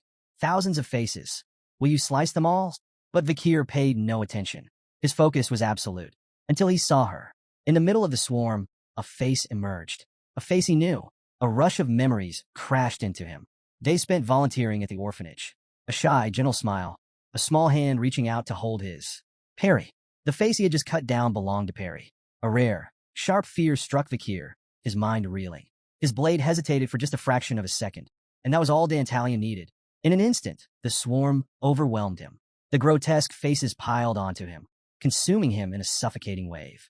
The night bloodhound was buried beneath the weight of Dantalion's countless victims. Vakir, overwhelmed yet undeterred, found himself trapped in a grim, alien world forged from Dantalion's malevolent power. The air was heavy, the darkness oppressive, and the surroundings reeked of despair. Yet, Vakir's resolve was unyielding. No matter where this place was, no matter the horrors it contained, he swore the demon's demise would be by his hand. The sight before him was unsettling. Endless rows of figures sat motionless, their heads bowed and their identities hidden. The dim, cavernous space resembled a vast sewage system, with murky, dark water flowing endlessly between the lines of silent souls. Despite the eerie setting, the figures showed no sign of movement or discomfort, as if resigned to their fate. Vakir quickly realized where he was. The oppressive energy, the warped reality, it could only mean one thing. He was trapped within Dantalion's twisted skill, a realm born from the demon's vile magic. This wasn't a battlefield anymore. It was a prison for the souls Dantalion had consumed. As Vakir scanned the endless rows, a bead of sweat trickled down his face. These weren't just random figures. They were victims, remnants of those devoured by the demon. Their silence was deafening, their stillness haunting. But before he could take another step, a sharp, excruciating pain tore through his body. His veins throbbed, swelling unnaturally as a sickly purple mist began to rise from the water. The mist clung to his legs, crawling upward and enveloping him in a suffocating grip. The waters below churned violently, mirroring the chaos now coursing through his body. The sensation was all too familiar. The cursed mark Dantalion had left on his wrist was now manifesting in full force. The realization hit him hard. This wasn't just pain. It was the collective trauma of every soul trapped in this nightmarish realm, invading his very being. Then, from the front row of the seated figures, a child's voice shattered the silence. "It hurts? Please, make it stop." The words were chilling, spoken with the sorrow of 1,000 lifetimes. The boy's face was a hollow void, a gaping nothingness that made his anguish even more profound. Vakir knelt before the boy, placing a firm yet gentle hand on his head. Despite the searing agony coursing through him, he remained steady. His determination was a beacon in this sea of despair. His thoughts drifted back to the battle and to Perry, whose face he had seen among Dantalion's victims. If this was where all the consumed souls were imprisoned, then Perry's body, and perhaps even a fragment of her soul, had to be here too. The voices of the trapped souls began to rise, a heartbreaking chorus of pain and hopelessness. "I'm scared. I can't take it anymore. Please, just let me die." Each voice carried the weight of unthinkable suffering. Yet, despite the cacophony, Vakir's resolve only hardened. Among these broken souls, he was determined to find Perry, no matter the cost. Nearby, Dolores stood frozen, her wide eyes reflecting the horror unfolding before her. The endless cries of anguish filled the air, each desperate voice stabbing through her heart like a blade. The sheer weight of the suffering around her was suffocating, an ocean of pain from souls forever trapped in Dantalion's cruel grasp. Her body trembled as her legs gave out beneath her, sending her crashing to her knees. For the first time, she fully grasped the depth of the demon's atrocities. This wasn't just a fight for survival or vengeance. It was a battle to free countless innocent souls condemned to an eternal nightmare.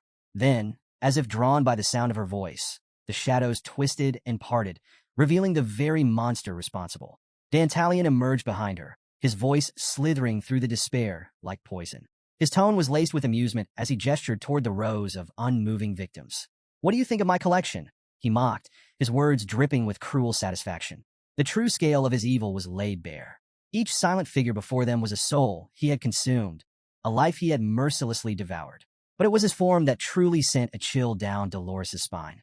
No longer masked by illusion, Dantalion revealed his grotesque, otherworldly body. His pale skin glowed with an eerie light, his elongated form twisted in ways that defied human nature.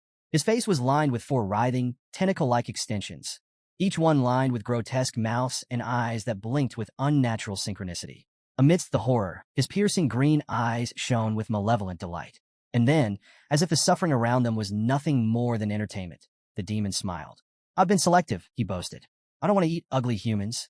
The distant echoes of weeping souls only seemed to fuel his pleasure. He leaned in closer to Dolores, his voice dripping with sadistic amusement. "Do their cries touch your heart?" sanus? Because they stir something in mine. The scene only grew darker as more of the demon's terrifying nature was revealed. Risk rating, S+. Natural enemy of humans. Invulnerable and immortal. One of the 10 disasters. Discovered deep underground at the gate of the fall. Dantalion had long been the stuff of nightmares, a terror humanity had never truly been able to contain. But Dolores, fueled by a trembling fury, finally found her voice. She glared at the demon, demanding how he could commit such unspeakable atrocities, especially against the children from the orphanage. Dantalion, however, merely tilted his head, as if the question itself was ridiculous.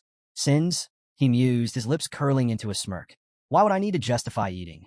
Does food require an excuse? Then, with deliberate slowness, he reached into his jacket and pulled out something that made Dolores' stomach drop. A glowing holy paper. The exemption from sins.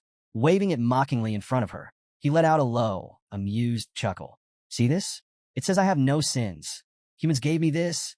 The demon's laughter echoed through the chamber as he reveled in the absurdity of it all. A system where sins could be bought and forgiven. An invention so twisted that even demons themselves hadn't conceived it. He continued, his words like venom. By using the orphanage as a steady source of food, he had perfected a self-sustaining cycle, one born from the very logic of human greed. If I have a sin, he sneered, it's that I learned too well from you humans. But his cruelty didn't stop there. Leaning in closer, he whispered words meant to shatter Dolores from the inside out. You're weak, he taunted. A burden to everyone around you. His voice was smooth, his words precise, each one carrying the weight of a dagger pressed against her throat. You're only here because of your divinity. Without it, you're nothing. And then, with a final blow, he revealed the ultimate truth, the real reason for his amusement. It's because of you, he murmured, his grin stretching wide, that I managed to trap the night bloodhound here. You were his Achilles' heel, Sanus. Dolores felt her heart sink, Dantalion's words slicing through her like cold steel. Every accusation, every whispered doubt, and every agonized wail surrounding her pressed down with crushing weight. The despair seeped into her very core, threatening to shatter her spirit. And Dantalion? He was savoring every second of it. His grotesque grin stretched wider, jagged teeth glistening with saliva as he drank in her hopelessness. The despair of his prey was his greatest feast, and watching the Sanus crumble was a delicacy beyond compare. But then, amidst her tears, Dolores spoke again. Her voice, though shaky, carried a quiet, unshaken strength. You're right, she admitted. Everything you said is true. The way humans trade sins for money, the harm we cause in our selfishness, even my own weaknesses. All of it is true. Dantalion's twisted delight surged. He could feel it, her acceptance, her surrender. She was finally breaking. But just as his excitement peaked, a radiant golden light erupted from Dolores' body, piercing through the suffocating darkness. The demon's grin faltered. Through her tears, she continued. But humans also possess something greater, the strength to believe. Even in despair, we can still choose to walk toward the light. The glow around her intensified, illuminating the endless abyss Dantalion had woven. His grotesque form tensed, his previously smug expression now one of disbelief. This wasn't how it was supposed to go. She was supposed to collapse. She was supposed to be consumed. Yet, she stood. And then, a memory surfaced, a moment long ago, when she and Vakir had sat side by side on a weathered wooden fence. She had asked him once, in a moment of weakness, why a higher power would choose someone as fragile as her to be the saintess. Vakir's response had been simple, yet unshakable. You were chosen because you carry sorrow. His voice had been steady, certain. The person this world needs shines brightest when they reach the lowest and fiercest places. The memory burned in her mind like a guiding star. As the memory faded, Dolores inhaled deeply, then clasped her hands together in unwavering prayer. She couldn't let Vakir fight this battle alone, not anymore. The golden light radiating from her intensified, pushing back the oppressive darkness. Dantalion, for the first time, panicked. His smug facade cracked as he scrambled to manipulate her one last time. Stop, he hissed. If you use your power, the souls I've devoured will be erased forever. They can still live. But this time, Dolores wasn't listening.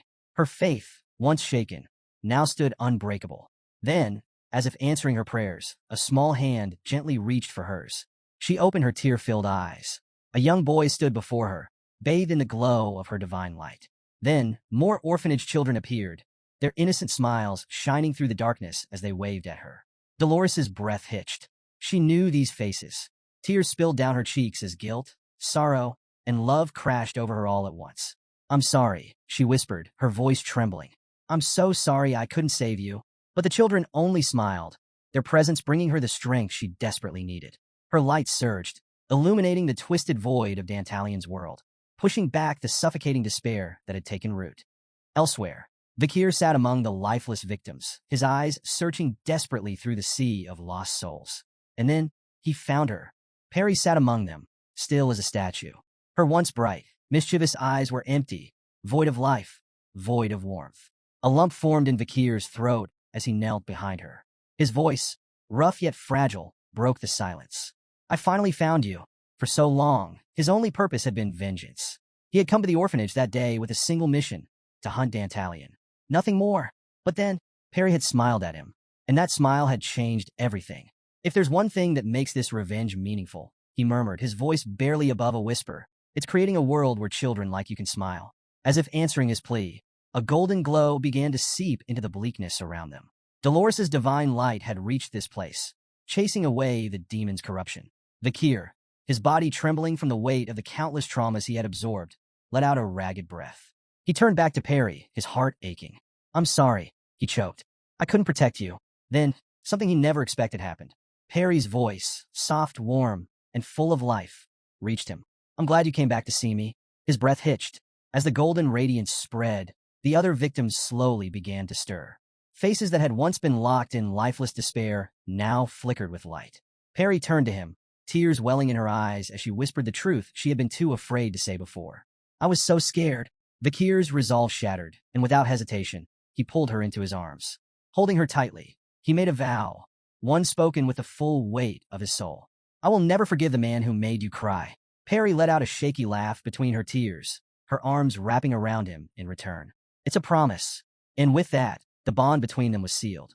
Dolores's divine power showed no signs of stopping. Her radiance burned so fiercely that it pierced through the walls, illuminating even the world outside. The once dark abyss of Dantalion's twisted domain was now flooded with pure, holy light. The elite demon, once brimming with arrogance, now stood frozen, his confidence crumbling. Since when has the Saintess become this powerful? He muttered, his voice laced with disbelief. But the truth was undeniable. Dolores had fully awakened.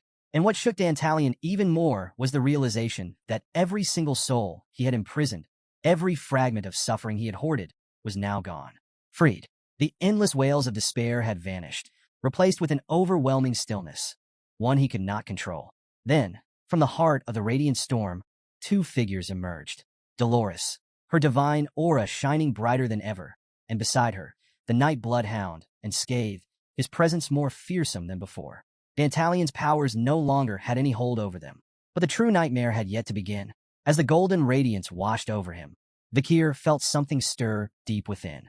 At first, it was subtle, a warmth coursing through his body, but then it surged, igniting every fiber of his being. His Baskerville aura, the power inherited through his bloodline, erupted like never before. Dolores's divine energy wasn't just healing him. It was amplifying him, pushing his limits far beyond anything he had ever known. Then he felt it. For years, 6 aura spheres had existed within him, locked in place, refusing to advance. But now, in this moment, something impossible was happening. A 7th sphere was forming.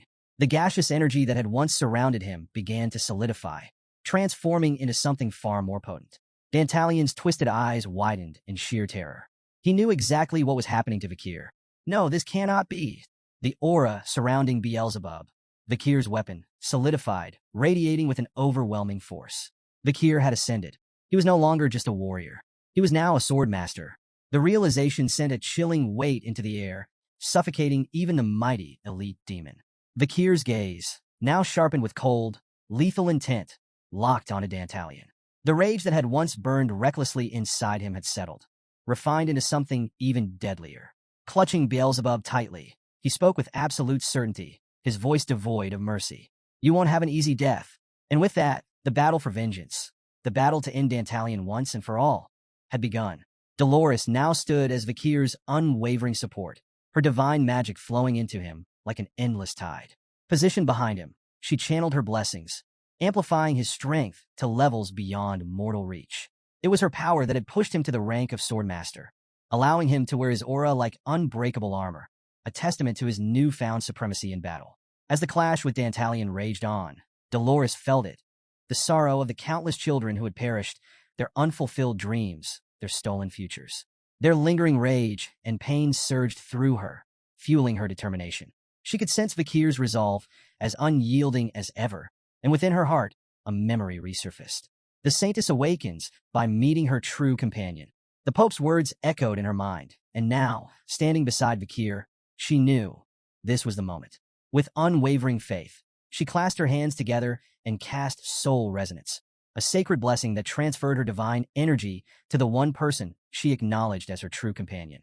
The power poured into Vakir like a flood, pushing his abilities to their absolute limit. And then he ascended. Vakir van Baskerville had stepped into the supreme domain, awakening as the first swordmaster of his generation. Dantalion, once a picture of arrogance, now stood frozen in fear. Sweat dripped down his grotesque face as he stared at the young warrior before him. Among humans, only a rare few ever reached the rank of swordmaster, a power feared even by demons. And yet, before his very eyes, this human, a mere child by demonic standards, had defied all expectations. But before the demon could fully process his horror, his vision flipped. For a moment, confusion clouded his mind, until realization struck. His head had been severed. It soared through the air, accompanied by countless glowing slices of aura that tore through his body with ruthless precision. With a single swing of his blade, Vakir had dismantled him. As Dantalion's dismembered form scattered across the battlefield, Vakir appeared in an instant, his boots slamming down onto the demon's mouth, silencing him completely. Leaning in, his voice was cold and unforgiving. The souls you collected? Freed. Your tricks? Gone. You're nothing but a faceless monster now. And for the first time, Dantalion felt what he had inflicted on so many others, fear. Real, paralyzing fear. The demon's mind raced. He had been tasked with saving enough mana to open the gate to the demon realm, a mission that would have secured his race's dominance over the human world. He had believed himself unstoppable. And yet, here he was being torn apart by one single, relentless human. He couldn't accept this. Backed into a corner, Dantalion made his decision. If he had to die, he would take them all with him. His mangled form began to shift, grotesquely twisting and expanding. His body ballooned to an enormous size, his face warping into something monstrous. A deep, chilling laughter erupted from his new form, shaking the very ground beneath them. I still have one more face left to play. With a sinister grin, Dantalion announced his final move. He would self-destruct, and in doing so, he would take Vakir, Dolores, and everyone in the orphanage down with him. The air grew thick with dark energy, so suffocating that even Dolores, standing at a distance, could feel it piercing her skin like 1,000 needles. Panic seized her chest. This was no bluff. Dantalion was truly prepared to annihilate everything. Vakir, she called out, desperation in her voice. You have to stop him now. But Vakir, unfazed, simply turned his gaze to her. His grip tightened around Beelzebub, his expression unreadable. And then, with absolute certainty, he said, Relax. I got this. Vakir's confidence wasn't unfounded. This was the moment he had dreamed of since before his regression. He recalled the legendary sword strike Hugo had once demonstrated, a swing so powerful it could tear the sky in half. Now, standing at the very peak of his strength, Vakir knew this was his chance to reach that level.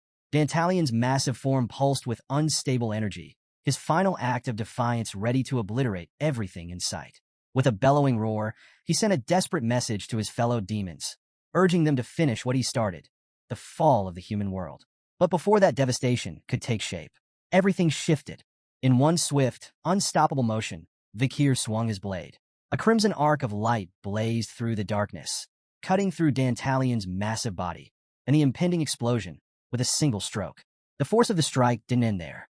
The sheer power surged skyward, splitting the air itself. The clouds above ruptured, torn apart like fragile paper, revealing the endless expanse of the night sky. Stars that had been hidden moments before now glittered in full view. The tremors from the attack shook the entire orphanage. Back in their lodging, PG woke with a start, rubbing his groggy eyes. Ugh, did we just have an earthquake? He mumbled, confused. Across the room, Sinclair stood frozen, her gaze locked onto the sky beyond the window. She had no words. The once clouded heavens had been forcibly parted, exposing a breathtaking view of the starry night sky. She couldn't understand how or why, only that something utterly incomprehensible had just happened. As the dust settled, Dolores slowly opened her eyes, bracing herself for destruction. But what she saw left her speechless. Instead of ruin, The sky stretched wide and clear above her. The heavy darkness that had once swallowed the orphanage was gone, banished by Vakir's blade. Overwhelmed, her legs gave out, and she collapsed to the ground. He had done it. Vakir van Baskerville had achieved the impossible. He had followed in Hugo's footsteps and surpassed even his own limits. The incident at Indulgentia Orphanage sent shockwaves through the imperial capital. Whispers of another terror attack spread like wildfire, this time striking a Quo Vadis family orphanage. The city buzzed with fear and speculation, and just as before, the night bloodhound was blamed. Crowds gathered, confusion gripping the citizens. Watching from the sidelines, Bianca couldn't believe it. The night bloodhound was right here, where we were staying. Beside her, Sinclair, still shaken, clutched her arms. It's terrifying. And we were here the entire time? PG let out an exhausted sigh. Of all times, we were just about to leave, and now this happens. But Tudor, arms crossed and scowling, saw things differently. TCH. I missed my chance. He clicked his tongue, annoyed. If I had caught the night bloodhound, I could have proven myself as a true hero. Sancho, however, raised an eyebrow at the situation. Wait, isn't it weird? No casualties? If this was a terrorist attack, why weren't there any victims? PG frowned, thinking back. Well, the headmaster, Sir Quilty, and all his guards have been missing since yesterday. Maybe the night bloodhound got to them first. The group continued theorizing, unaware of the real truth. As Dolores walked past them, her expression unreadable, the student volunteers assumed she was grieving the disaster. But beside her, Pietro walked in silence, his mind spinning from everything he had just learned. Because the truth? Sir Quilty hadn't just been a cruel, eccentric man. He had been a demon in disguise. And even more shocking, the night bloodhound, the very man accused of spreading terror, was the one who had stopped him. Pietro's fists clenched. The attack on a branch of his family was unforgivable, but at the same time, he couldn't deny it. There was a rotting wound within Quo Vadis, and the night bloodhound had cut it away. Still, Pietro understood better than anyone. Truth and public perception were rarely the same thing. And soon, the world would have to choose what to believe. Breaking the silence, Dolores stepped forward. Her movements were steady, her resolve unwavering. As she passed Pietro, she softly murmured an apology, not for what she had done, but for what she was about to do. Then, turning to face the gathered crowd, she addressed them directly. The reporters, caught off guard, fell silent as the saintess took center stage. Her voice, though calm, carried a weight that demanded attention. She thanked them for coming, then asked them to listen carefully. Word spread quickly. The saintess had something important to say. More journalists gathered, their anticipation growing. And then, from beneath her robes, Dolores pulled out a book. A simple, unassuming book, yet one that held the truth. A flashback to the night of the battle revealed Vakir, placing that very same book in Dolores's hands. This contains the truth about the Quo Vadis family, he had told her, his expression unreadable. What you do with it is up to you. Back in the present, Dolores took a deep breath and opened the book. Her voice rang out clearly as she began to read. The sales log of exemptions and indulgences, addressed by Quilty Lun Indulgentia and countersigned by Cardinal Humbert Lewin Quo Vadis. A hush fell over the crowd. Then, she listed the sins and their prices of forgiveness. Viscount Vecoin murdered his own parents to seize their fortune. Forgiven after paying 1.5 billion gold. Baron Legiso took a maid's life after committing unspeakable acts, burying her in the sewers. Forgiven after paying 200 million gold. Sir Feeney Gig eliminated his business partner to monopolize their wealth. Forgiven after paying 800 million gold. Gasps rippled through the gathered spectators. Faces twisted in horror. People exchanged glances, unable to fathom the depth of corruption laid bare before them. Yet, among them, a few skeptical voices rose in protest. Surely, Cardinal Humbert wouldn't. This has to be a misunderstanding. But Dolores wasn't finished. Her voice, unwavering, continued. Count Azel evaded 800 billion gold in taxes, forgiven after paying only 300 million gold. The weight of the evidence crushed the remaining doubts. With every revelation, the saintess's voice grew stronger. Then, with a conviction that shook the very foundation of the Quo Vadis name, she declared, This practice of selling sins for gold is a blasphemy against God. Tears welled in her eyes, but they did not dull her resolve. No longer afraid of her father, no longer willing to be silent, she made her vow to the people. Never again. I will not allow such injustice to plague our faith any longer. Far from the commotion, Vakir sat alone. Atop a familiar wooden fence, he rested in the place where he used to sit with Perry. Even from this distance, Dolores's words reached him, as if they echoed across the very heavens. As he gazed at the afternoon sky, a rare expression flickered across his face, a quiet marvel at her courage. Even after his regression, even after everything, her heart had not changed. Yet, despite defeating Dantalion, his expression carried a shadow of sorrow. Because his fight wasn't over. 9 elite corpses still remained. His path was far from finished. Slowly, he ran his fingers over the wooden seat where Perry had once sat, the memory of her soft laughter lingering in his mind. Then, with quiet determination, he made a promise. By the end of this journey, I will create a world where children like you can live and laugh freely, where no innocent soul would be devoured by monsters, where no child would have to be afraid. As Vakir rose to leave, the camera lingered on a simple memorial. A small wooden cross, Perry's name carefully inscribed. A wreath of flowers, woven by her hands and once gifted to him, rested gently at its base. A quiet reminder that, no matter how dark the world was, a beautiful soul like Perry had once existed. And Vakir hoped, with all his heart, that she could finally laugh in peace. The scene shifts to a familiar setting, the professor's laboratory, where the air is thick with tension.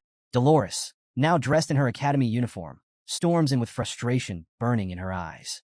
Her voice rings out, sharp and unwavering. Why wasn't my article published? She stands before Mr. Vinci Morg, her expression filled with righteous indignation. She had written nothing but the truth. So why had the Academy's newspaper chosen to print a hit piece against the Night Bloodhound instead?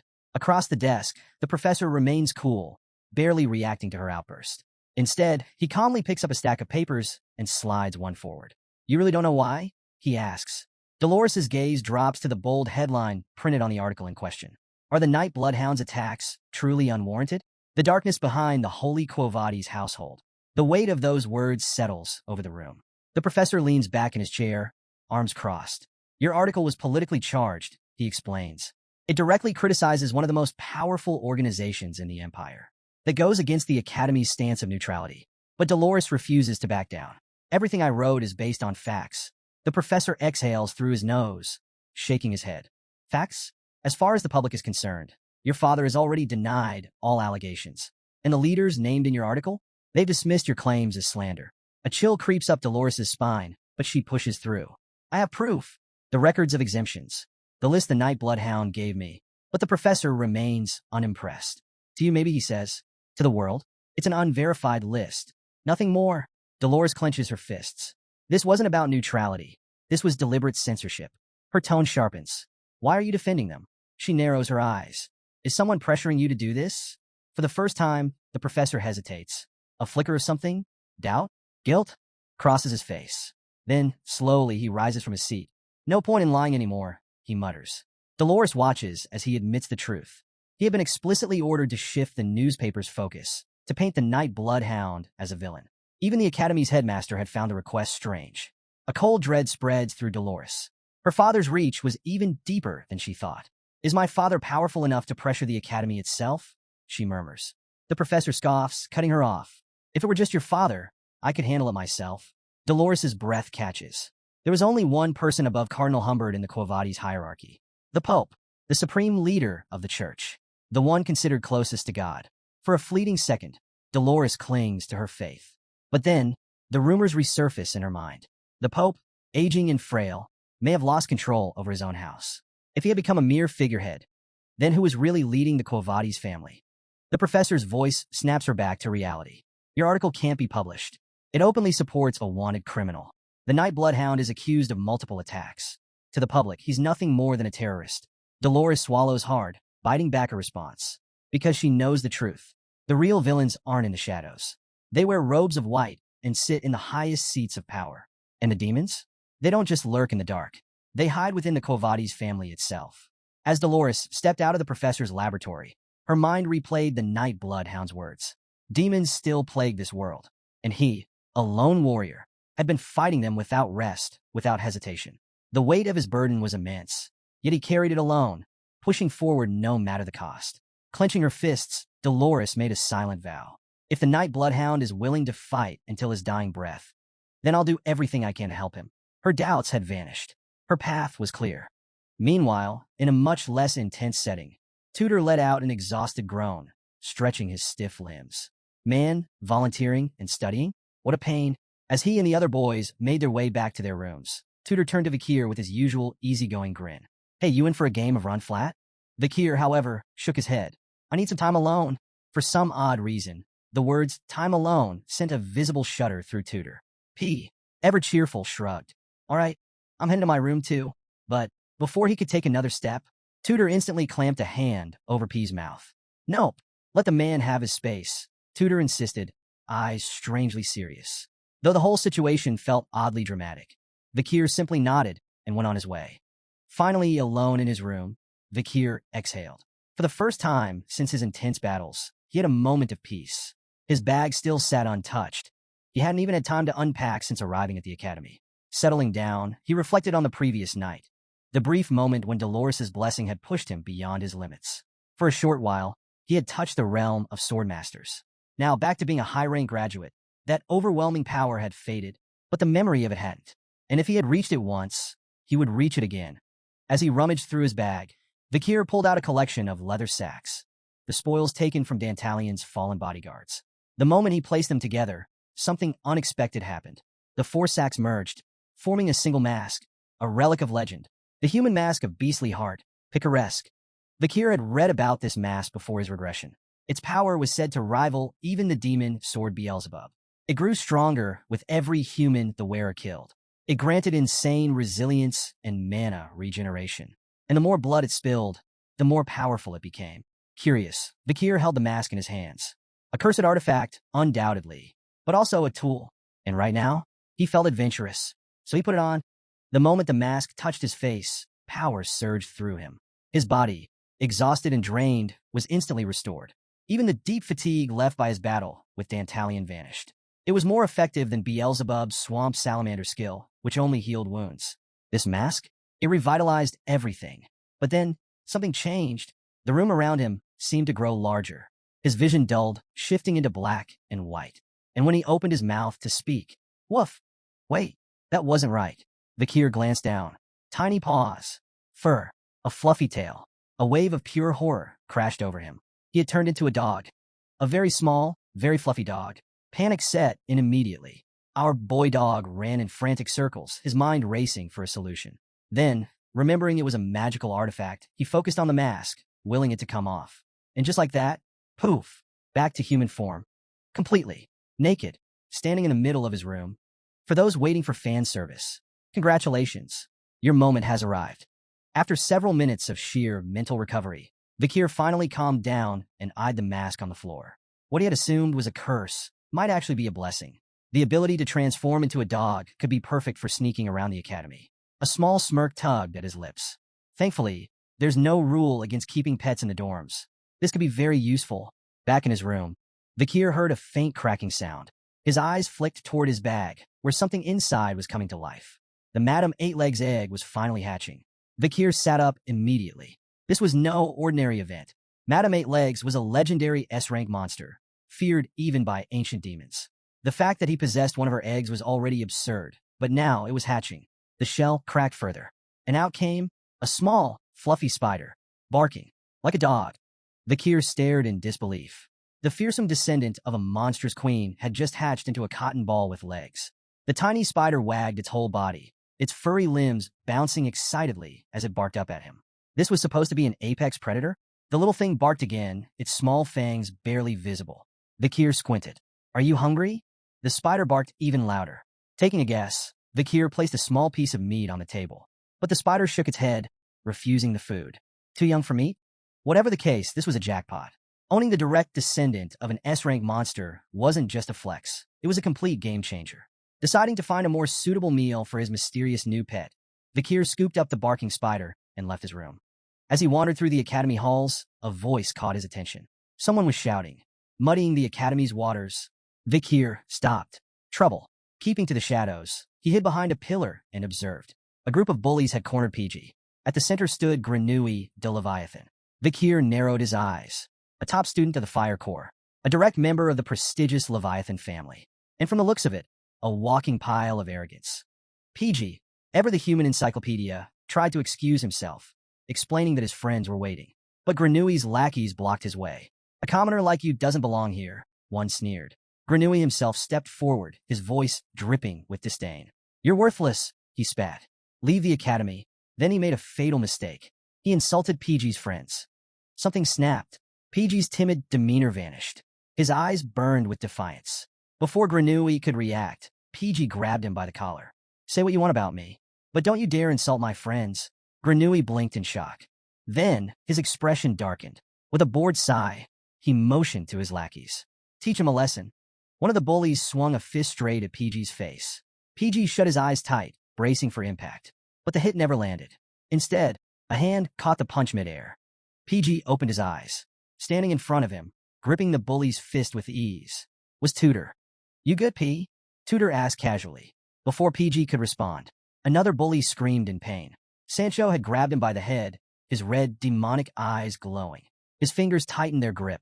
If it's a fight you want, his voice dropped into a low growl. You've chosen the wrong people. PG stood stunned, but it wasn't over. Behind them, another figure stepped into view. Vakir. Grenouille gritted his teeth. He recognized Tudor immediately. Tudor Lamacha Don Quixote. A name with weight. A household not to be trifled with. This was bad, but the damage was already done. Because now, the Gigachads were here. Vakir, Tudor, Sancho. They stood unmoving, unshaken. No words needed to be spoken. Their presence alone made one thing crystal clear. PG wasn't just a friend. He was family. And if anyone dared to lay a hand on him, they would regret it. The atmosphere was heavy with tension as the two groups faced off, the intensity of their gaze enough to ignite sparks. On one side stood Vakir, Tudor, and Sancho, exuding the unmistakable aura of main characters. Opposing them was Grenouille de Leviathan and his gang, their presence radiating the kind of unremarkable energy typical of random NPCs. Grenouille's smirk widened as his gaze locked onto Tudor. With a mocking tone, he sneered, throwing shade at the blonde hero for associating with commoners. Tudor, unfazed, maintained his composure. He reminded Grenouille that in the academy, all students were on equal footing, regardless of their lineage. But Grenouille wasn't buying it. He dismissed the idea outright, twisting the knife further by mocking Tudor for his perceived helplessness during the infamous Hound incident. Embarrassed, Tudor's face flushed red as he stammered out a defense, explaining that he'd been asleep during the event. Grenouille, however, was quick to capitalize on the moment, laughing at what he called a loser's excuse. Then, the situation took a sharp turn. Grenouille began emitting a toxic gas, a menacing fog that spread outwards as his gang donned gas masks with practiced ease. The bully smirked, claiming that if he'd been around during the Hound chaos, he would have resolved it effortlessly.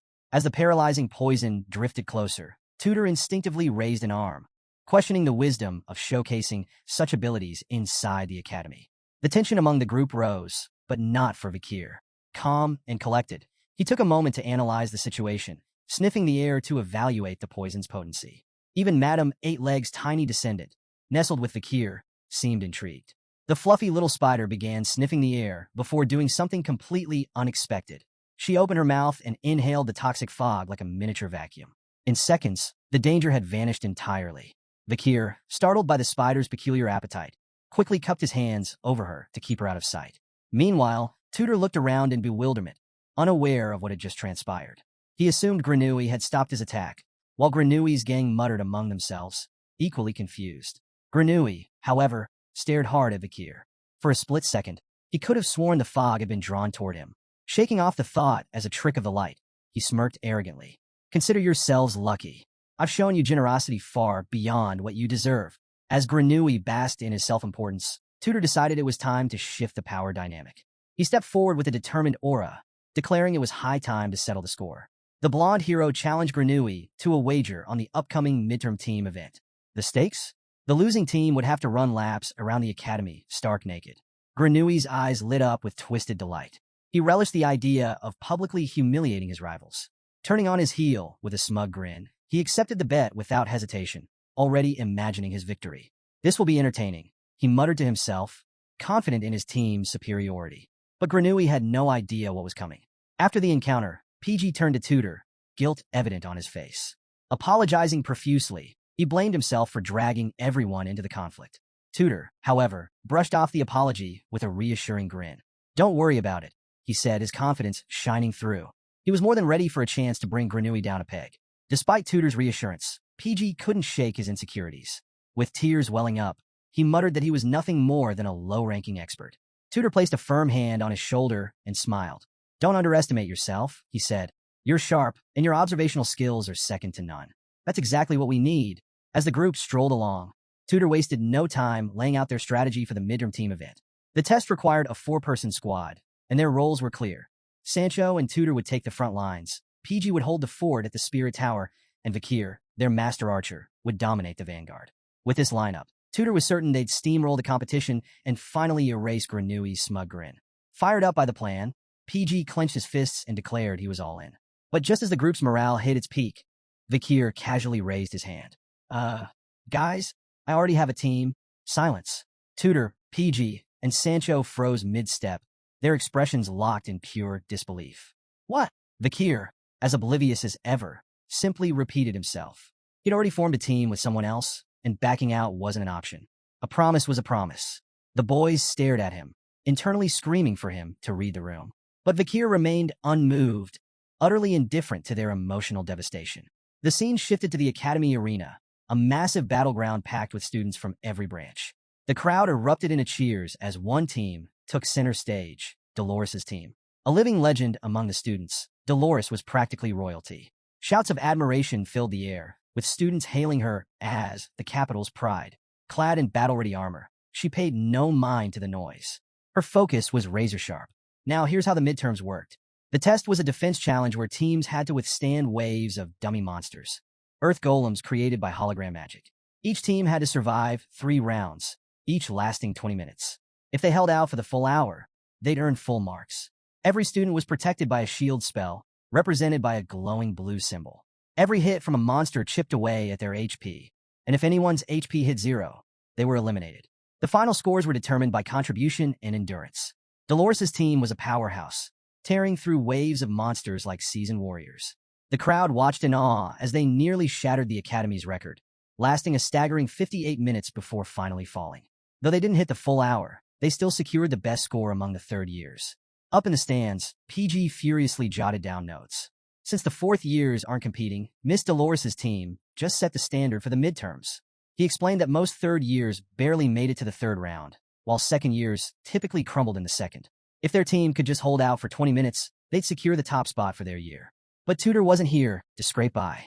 If we're going to crush Granui's ego, he declared, we need to last at least halfway through the second round. Right on cue, a new voice cut in. Oh, don't worry. We'll get there. The group turned to see Bianca, their newly assigned archer, standing with a confident smirk. She had officially joined their team. Folding her arms, she eyed them up and down before issuing her own challenge. Make sure you tank properly, she said. Keep those monsters off me, and I'll handle the rest. You can thank me later. With their team locked in, the stage was set. The midterms loomed ahead. Would they live up to Tutor's big talk, or was Granui about to have the last laugh? The tension between teammates was already thick. Tutor narrowed his eyes at Bianca, not entirely thrilled with her attitude. Listen, he said, arms crossed. This is a team event, not a 1 princess and 3 servant situation. My dignity is on the line here, so I need you to act accordingly.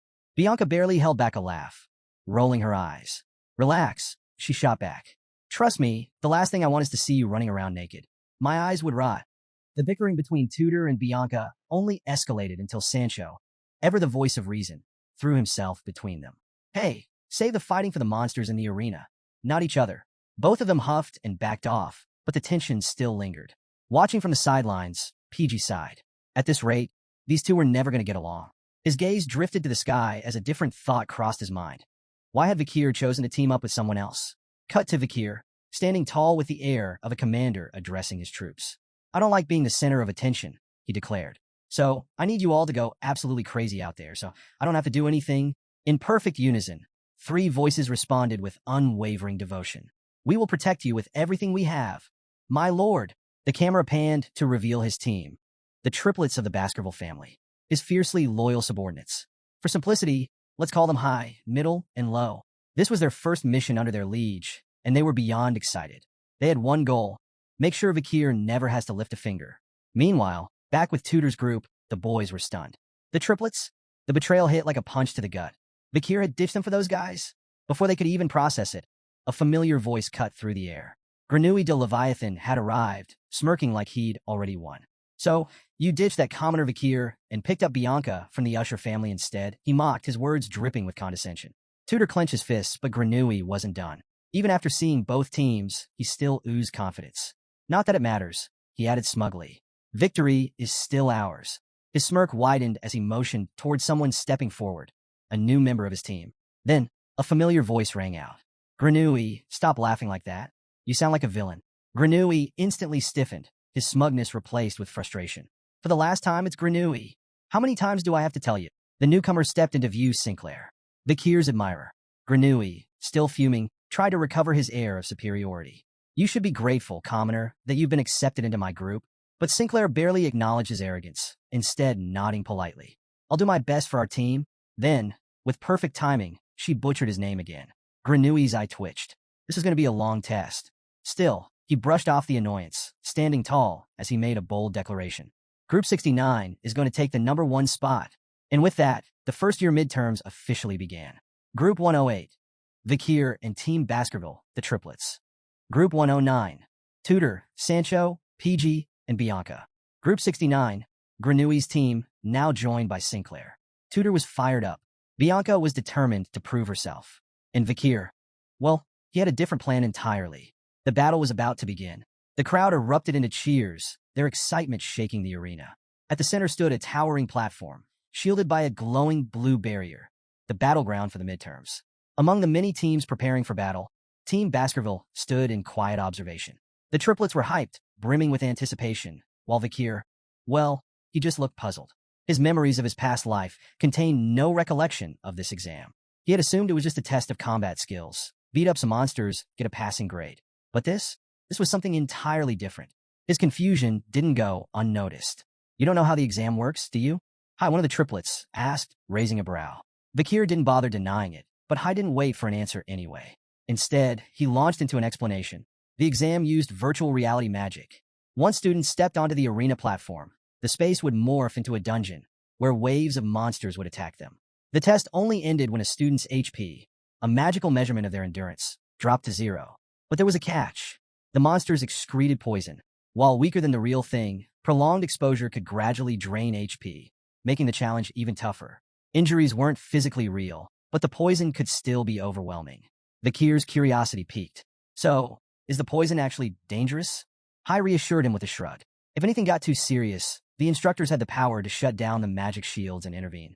The triplets, ever the overachievers, took the chance to boast about their intense training back at House Baskerville. They had been preparing for moments like this their entire lives. Vakir, realizing he could fully rely on them, gave his command. All right, go crazy, so I don't have to move a muscle. The three brothers practically saluted in unison, their eyes burning with excitement. We will protect you with everything we have, my lord. Their over-the-top enthusiasm was almost contagious. Almost. Meanwhile, across the platform, Tudor, Sancho, and PG made their way over. Tudor, wasting no time, zeroed in on Vakir. You ready for this? He asked. But then, lowering his voice, his expression turned serious. You're not in danger, are you? Those triplets, they're not bullying you into teaming up with them, right? Vakir, slightly amused, shook his head. No, we planned this weeks ago. They just really wanted me on their team. Tudor wasn't convinced. His face clearly said, Are you sure, though? Before the conversation could continue, the announcer's voice boomed across the arena. Group 68 has finished. Up next, Group 69. All eyes turned to Grenouille de Leviathan and his team. The smug grin on Grenouille's face said it all. He was ready to put on a show. Striding confidently onto the platform, he turned to his team, his two lackeys and Sinclair trailing behind. It's time to go wild, he declared. The moment Group 69 stepped onto the battlefield, the arena shifted. The surroundings transformed into a twisted, hive-like dungeon, and from the shadows, a swarm of monstrous ant creatures came charging toward them.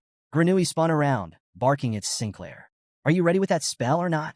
For once, Sinclair's usual light-hearted air vanished. Her expression turned dead serious. With a sharp inhale, she opened her eyes. It's ready. A moment later, a massive surge of magic erupted from her hands, engulfing the entire battlefield. Boom! The incoming wave of monsters was completely obliterated in an instant. The crowd exploded into cheers, their awe unmistakable. Sinclair had just stolen the show. Vakir watched, eyes narrowing. Her control was precise. Her magic was powerful. It was easy to see why she ranked #1 in magic among the first years, despite being a commoner. And yet, something wasn't right. His mind drifted back to that moment during the fall. If she's this skilled, Vakir thought, then why didn't she do anything back then? In the arena, Sinclair continued her dazzling display of magic, casting one powerful spell after another. Each attack was precise, controlled, a clear glimpse into the future where she would one day be recognized as a renowned mage. After a grueling battle, the announcer's voice boomed across the stadium. Group 69's final time, 19 minutes and 55 seconds. The best record among the first years. Up in the stands, Tudor and the boy band were fuming. The thought of Granui's smug face basking in victory made their blood boil. But what truly sent them over the edge? Granui himself. From below, he wagged a single finger at them, his smirk practically radiating pure villain energy. The message was clear. I can't wait to see you humiliated. Tudor and his team snapped. Their eyes burned with determination and a fiery hatred for Group 69. Then came the next announcement. Now entering the arena, Group 108. The stadium erupted into cheers as Team Baskerville stepped forward, the triplets leading the charge.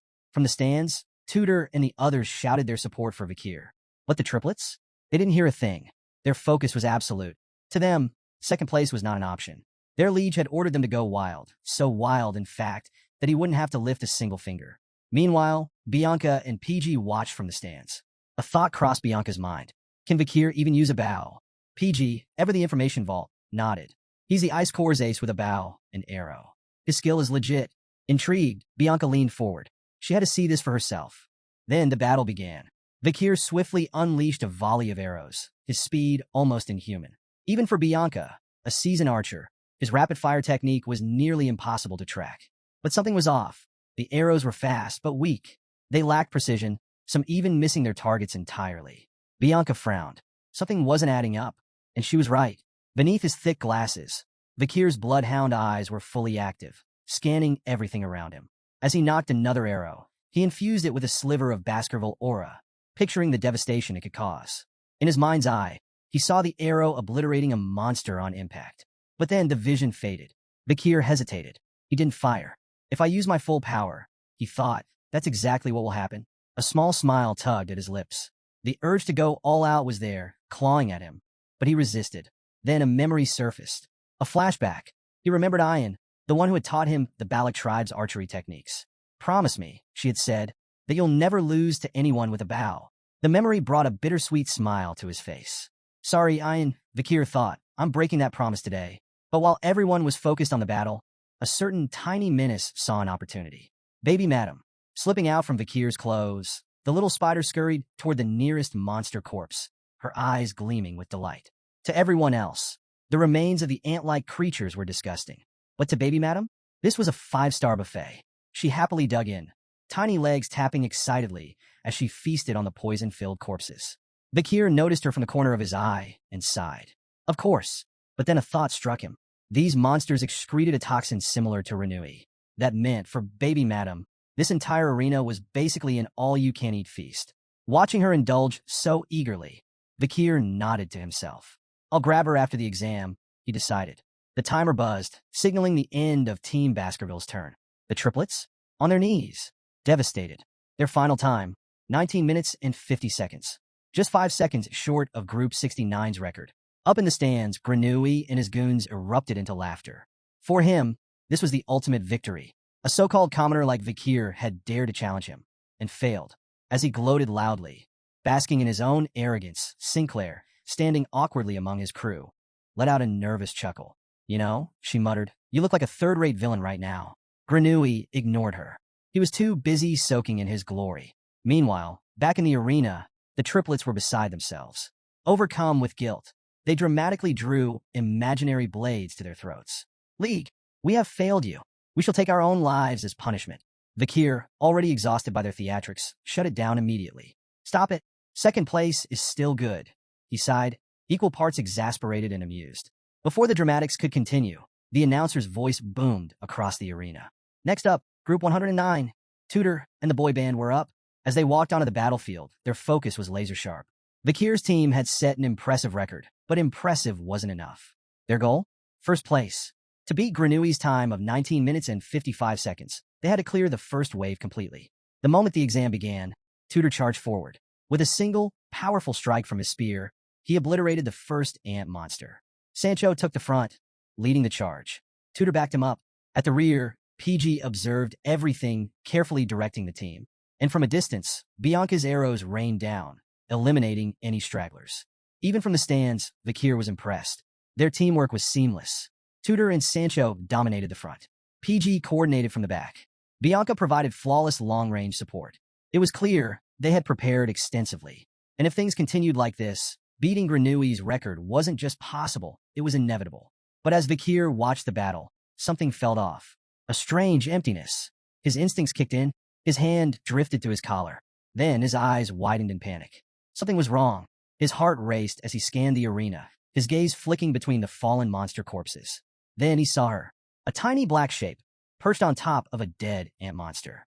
Baby Madam, gleefully feasting on the poisonous remains, her tiny body shaking with joy as she devoured every last bit of toxin, completely oblivious to the battle raging around her. Vakir's stomach dropped. I've lost her to the exam arena.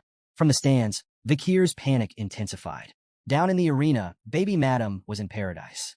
Her tiny body vibrated with excitement as she stuffed herself with poison from the fallen monsters. She had completely snuck out of his jacket, again, just to indulge in her toxic feast. But that wasn't the worst part. Vakir's eyes narrowed.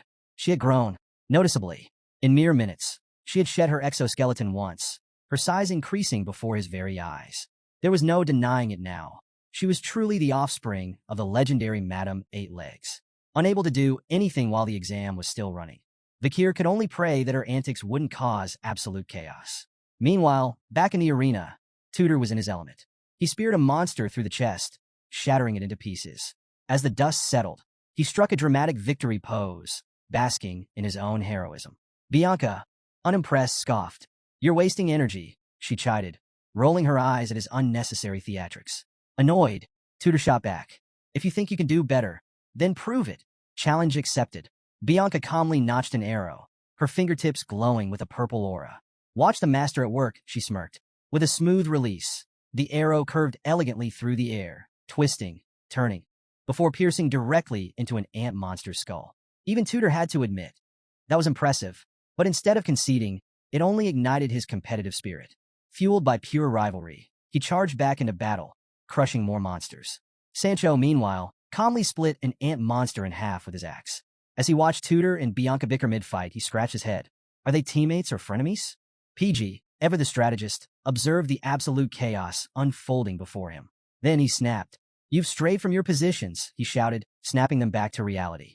Then, in a matter of seconds, he devised a new strategy.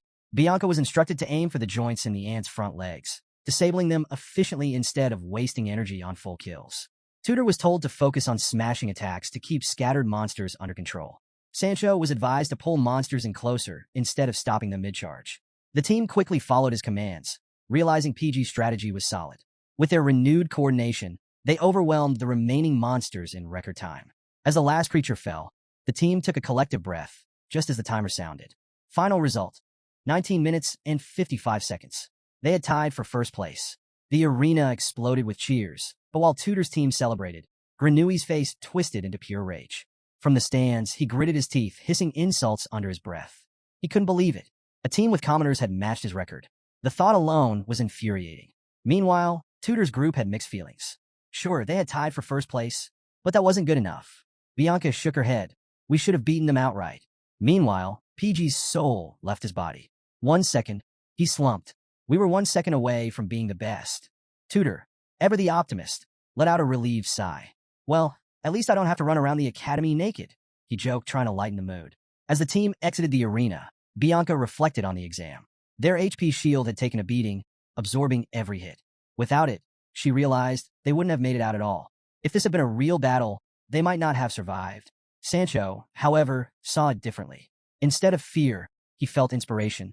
One day, he declared, I want to last a full hour. Just like President Dolores' team. Unbeknownst to them, Dolores herself was watching from the stands.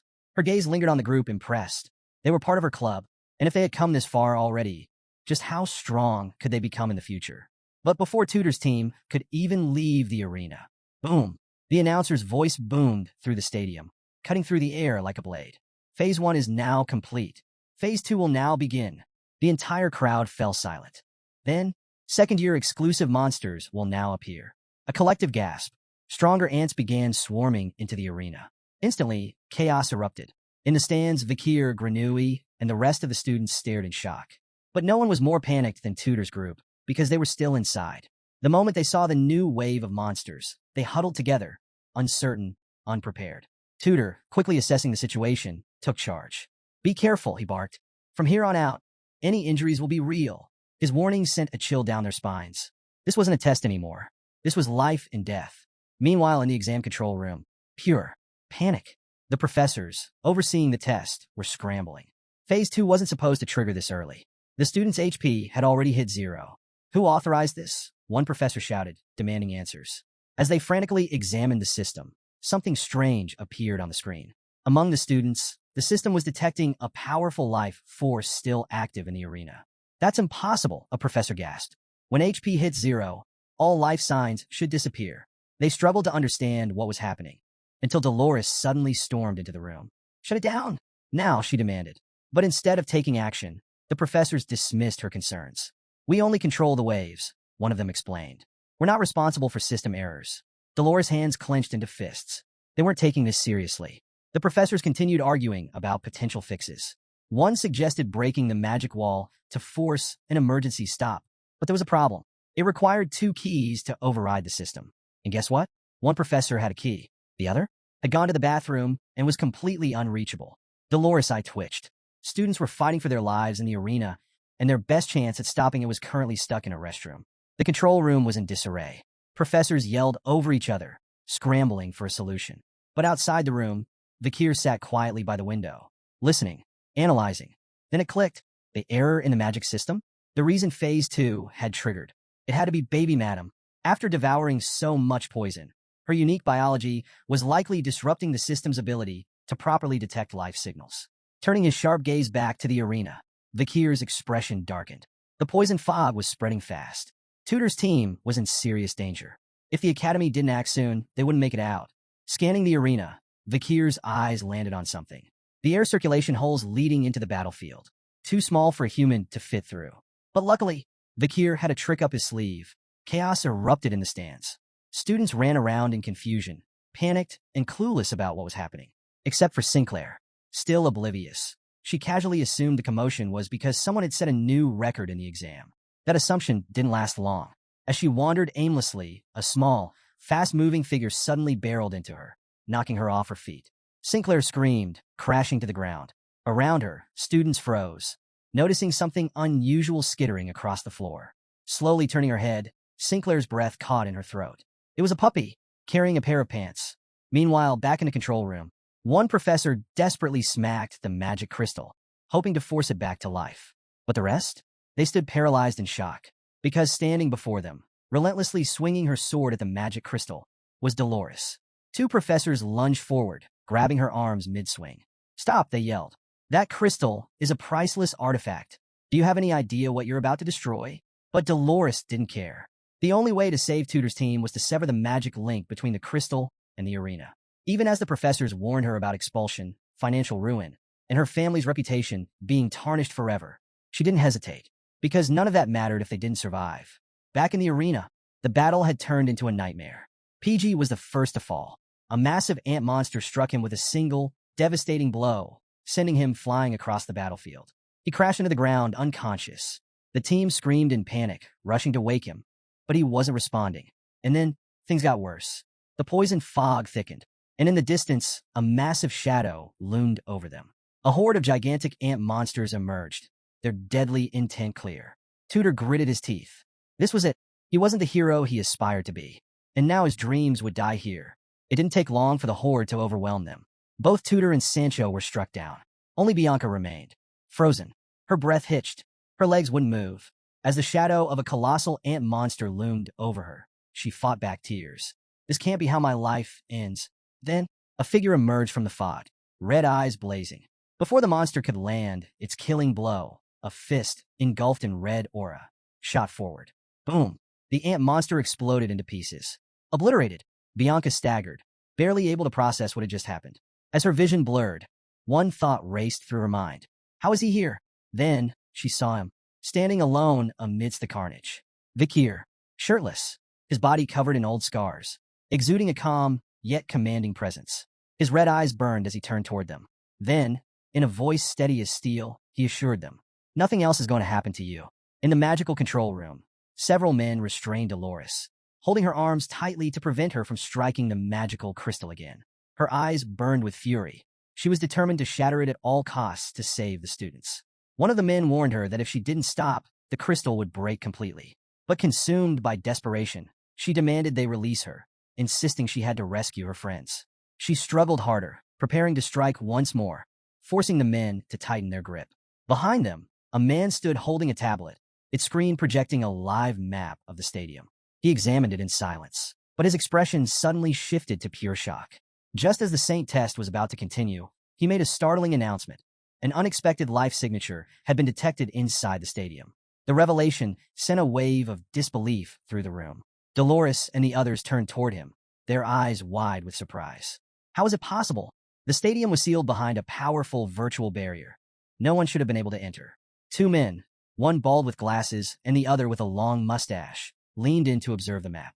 Their faces stiffened with astonishment. The bald man pieced it together first. Someone had broken through the barrier and taken down a mud ant. Meanwhile, the mustached man's eyes were filled with confusion. How had this unknown figure slipped past their defenses? On the tablet screen, the stadium's real-time projection displayed clusters of red and green dots, representing life signatures. But despite the technology, no one truly knew what was happening inside. Inside the stadium, the situation was grim. PG and Bianca lay unconscious on the ground, while the air around them thickened with deadly poison. Earlier, they could withstand the gas, but now, with their HP drained to nothing, even a single breath could be fatal if the ants weren't eliminated. Nearby, the unconscious bodies of Sancho and Tudor were sprawled across the battlefield, and in front of them all stood Vakir.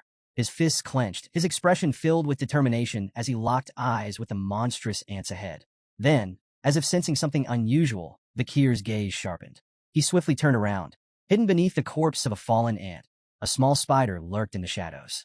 Vakir had noticed her presence, yet instead of attacking, he stood firm. He muttered to himself. According to his family's creed, an untamable beast had only one fate, death. The tiny spider, though just a baby, understood the weight of those words. Fear gripped her. She had made a terrible mistake by venturing into the stadium in search of food. Vakir's eyes gleamed as he turned to her, but instead of striking her down, he made a decision. He could deal with her later. For now, she had a job to do. With a commanding voice, he ordered the spider to absorb all the poison in the area to protect the others. Grateful for the chance, the small creature placed a paw on her forehead in a sign of obedience. Then, without hesitation, she opened her mouth and began inhaling the toxic gas, purifying the battlefield. However, as Vakir remained focused on the spider, danger crept closer. A massive ant loomed above him, its beady eyes locked onto its prey. But Vakir, ever vigilant, sensed its presence almost instantly. He exhaled calmly, his fists tightening once more. With an unwavering gaze, he stared the beast down and scoffed. Not even a shred of shame? In response, the ant's mandibles spread wide, ready to strike.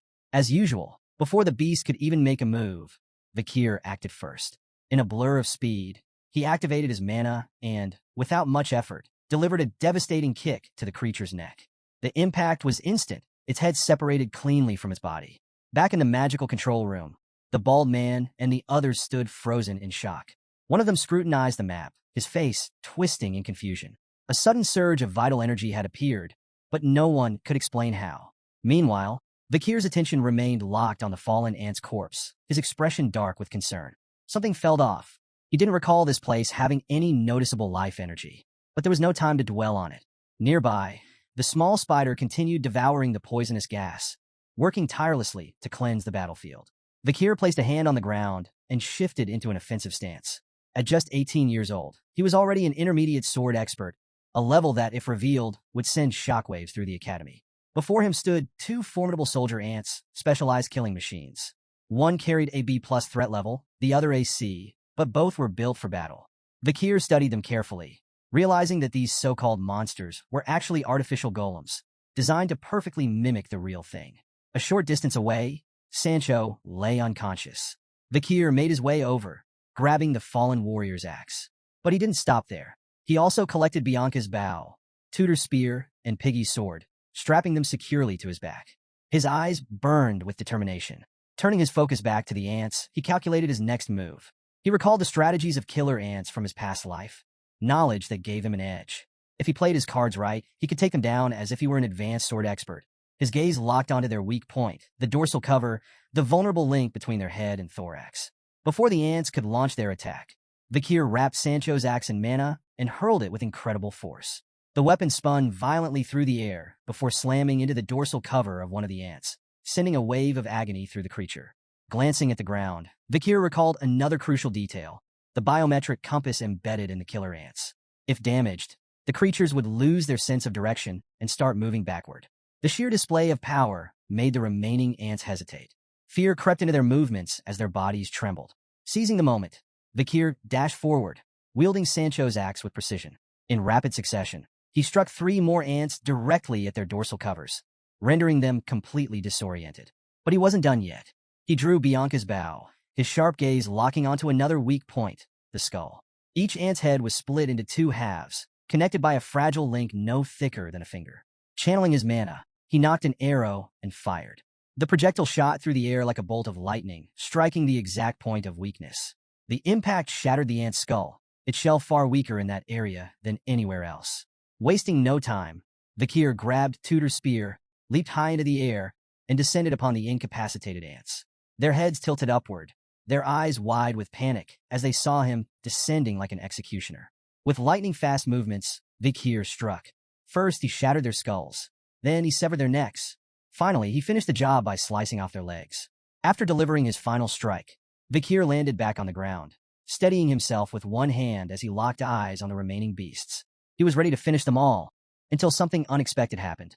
His eyes widened in disbelief.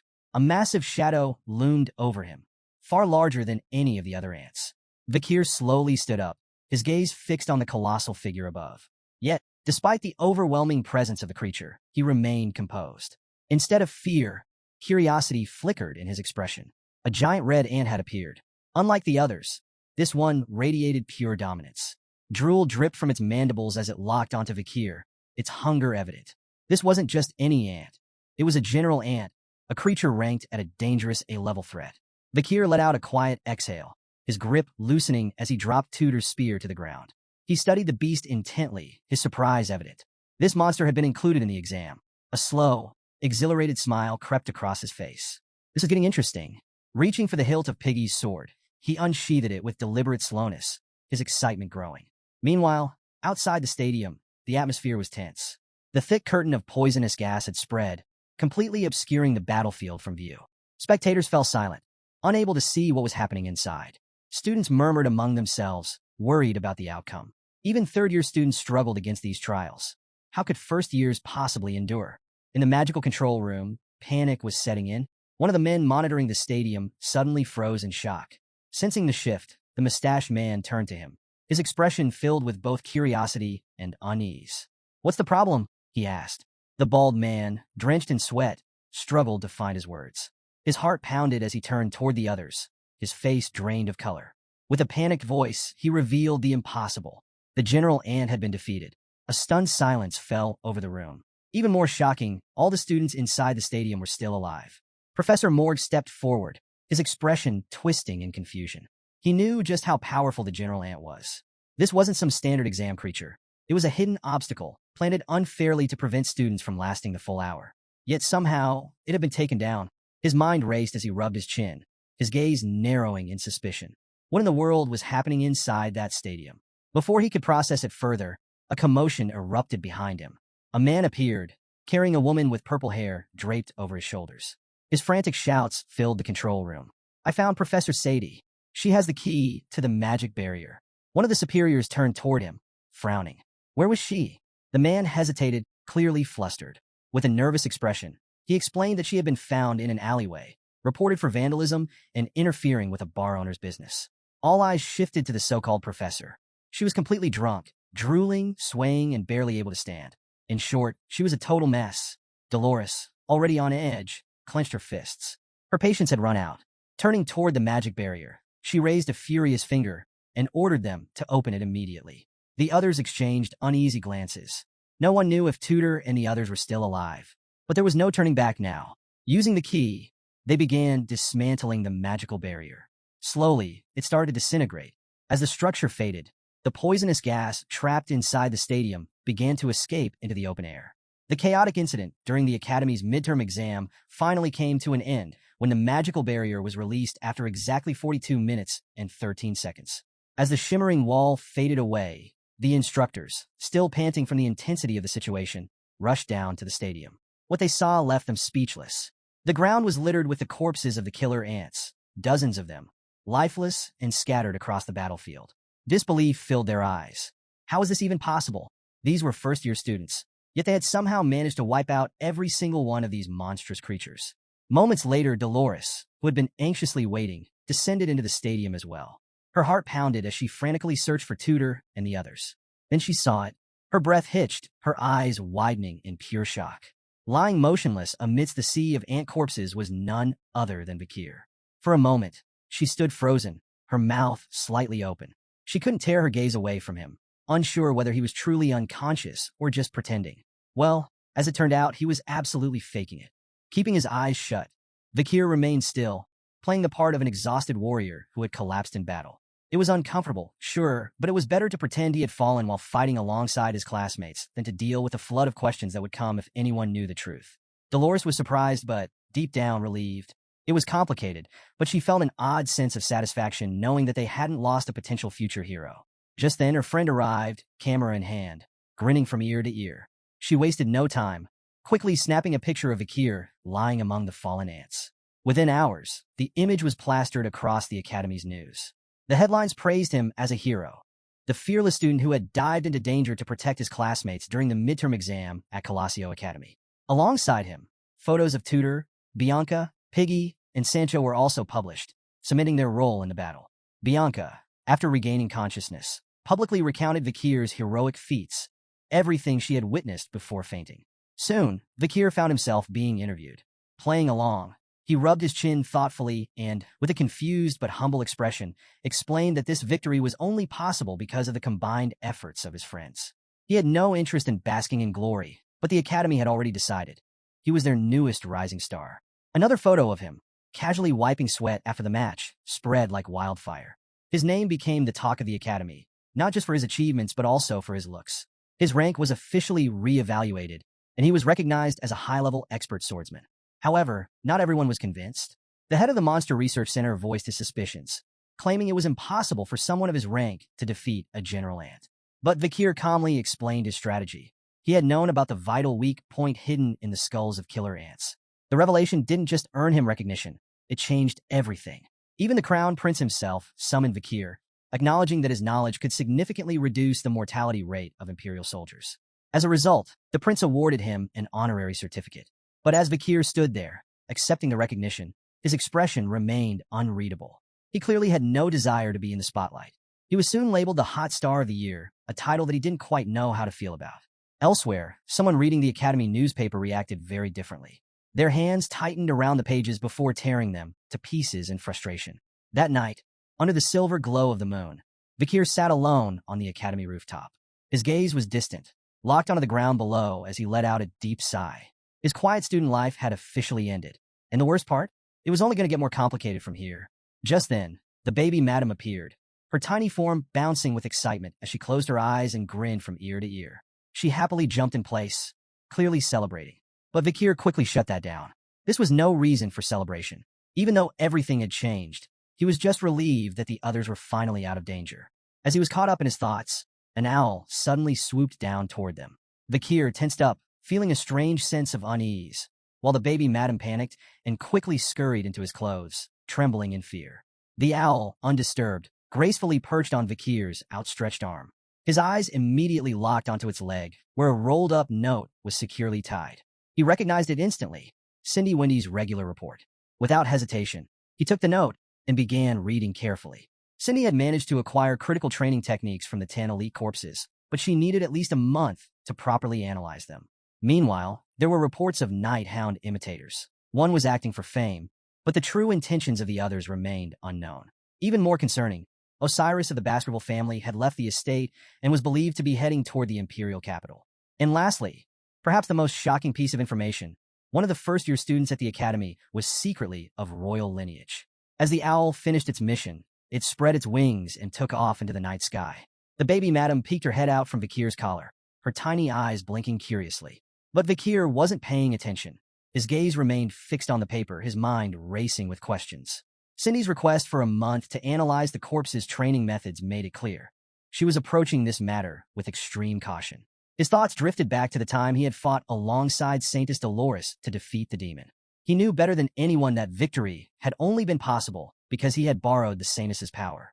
That wouldn't be an option next time. In the coming month, he needed to push himself to improve, diligently, relentlessly. His expression darkened. The Night Bloodhound had already been a troubling mystery, but now imitators had appeared. If their actions escalated, it could attract unwanted attention from the palace. And the last thing he needed was interference from the royal family. He had to investigate this immediately. Then there was the matter of his brother, Osiris La Baskerville.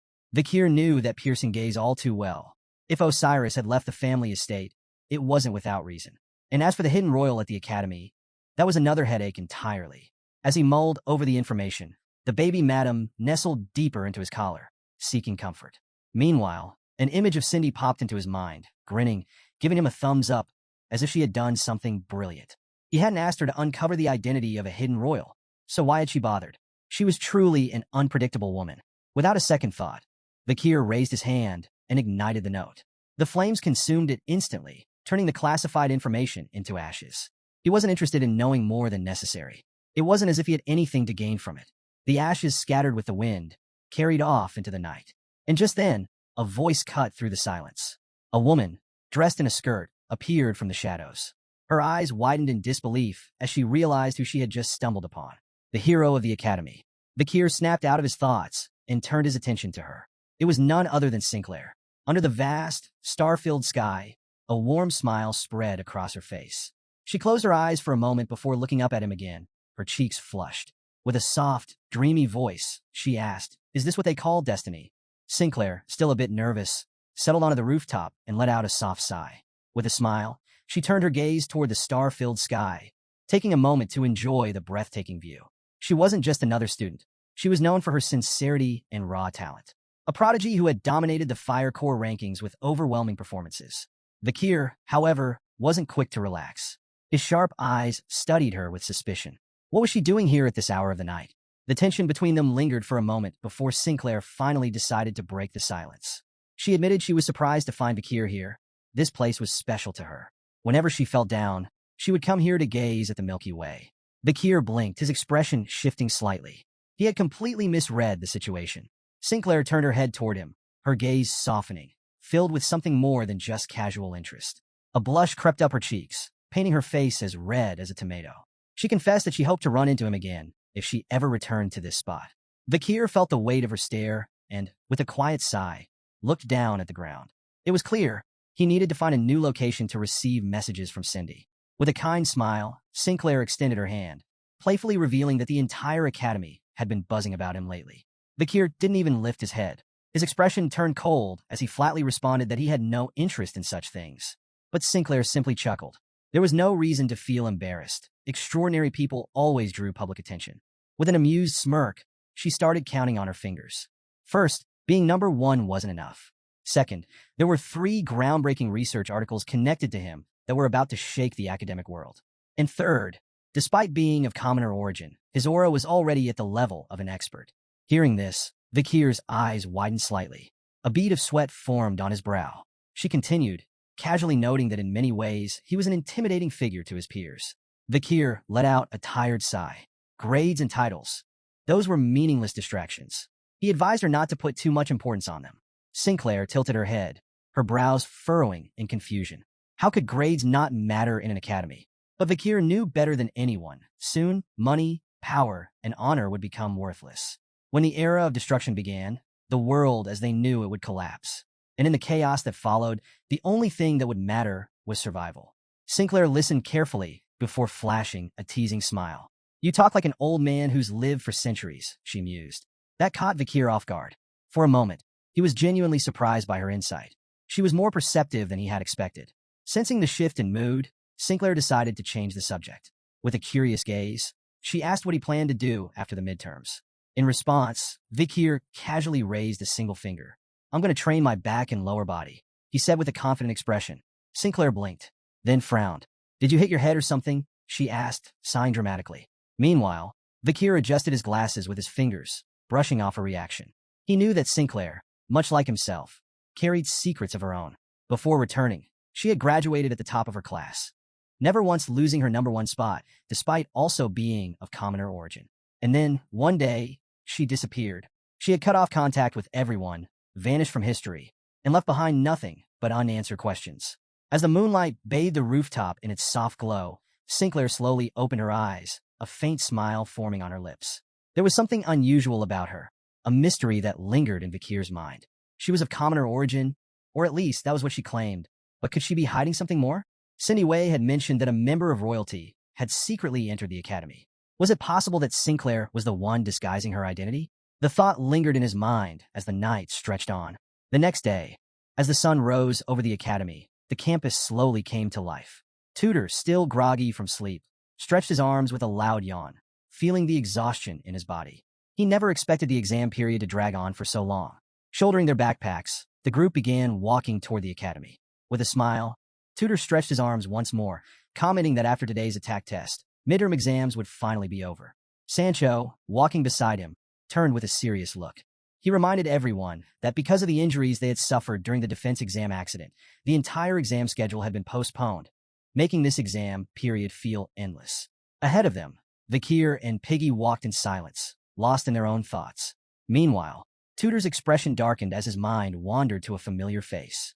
Granui, his hands clenched into fists. It was frustrating that their bet had ended in a draw. He rolled his shoulders, massaging out the tension, before turning to the group with a confident smirk. Despite everything, this exam had made something clear to him. He now knew exactly who his true rival was. Vakir, however, had no idea what he was talking about. Sancho sighed. It was obvious that thanks to Vakir, they had avoided far worse injuries during the exam. But at the same time, it was annoying how much he had been hiding. After all, Vakir wasn't just skilled.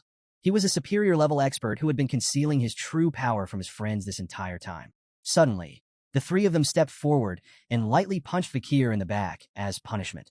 Vakir turned his head, his expression serious. He reminded them that they weren't the only ones who had fought.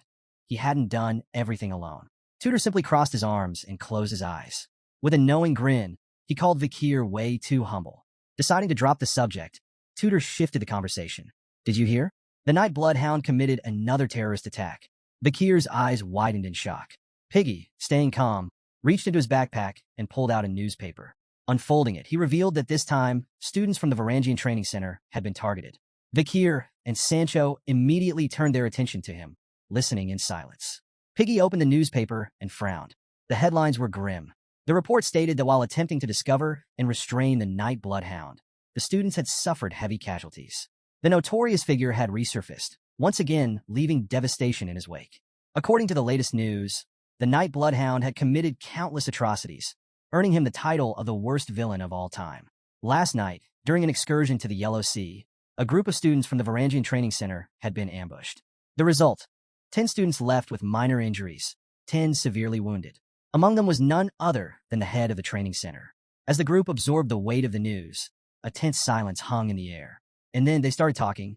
Sancho crossed his arms, his expression serious. Isn't the night bloodhound expanding his territory? He asked. Piggy, still engrossed in the newspaper, let out a sigh. Lately, there were even people who supported someone like him. Tutor rubbed his chin thoughtfully, his brows furrowing. What's that guy's goal? Anyway? Meanwhile, Vakir's gaze drifted downward, his expression unreadable. But beneath the surface, his fists clenched tightly. His imitators had already set things in motion. There were 2 of them. One had gone quiet, barely making a move. But the other? The other had been steadily escalating their activities. As they made their way toward the academy, the atmosphere was mixed. Sancho, Tutor, and Piggy were in good spirits, but Vakir remained on edge. The real issue wasn't just the imitators. Surveillance against the night bloodhound was getting tighter by the day. If things continued like this, any future assassinations could be completely shut down. As students filled the academy grounds, Vakir made a silent decision. Once the exam was over, he would get rid of the imitators himself. In a separate section of the academy, the attack exams were about to start. Unlike the defense exam, which required teamwork in groups of 4, the attack test focused solely on individual skill. It was a one-on-one battle where each student had to fight against a golem controlled by a professor. Points were awarded for successful hits, evasions, and overall combat ability. Now it was Sancho's turn. A golem materialized before him, summoned by Professor Morg, who stood behind it with his arms crossed. Sancho took a deep breath, channeling his mana into his spear. With a fierce battle cry, he lunged forward, striking the golem's barrier with force. The purpose of this test was clear: to give students real combat experience by making them face golems that mimic the movements of master-level combat instructors. Sancho's attack landed, the impact sending vibrations through the ground. Professor Morg observed the fight in silence, his sharp gaze unreadable. Then came Tutor's turn, determined. He gritted his teeth and poured everything into his attack.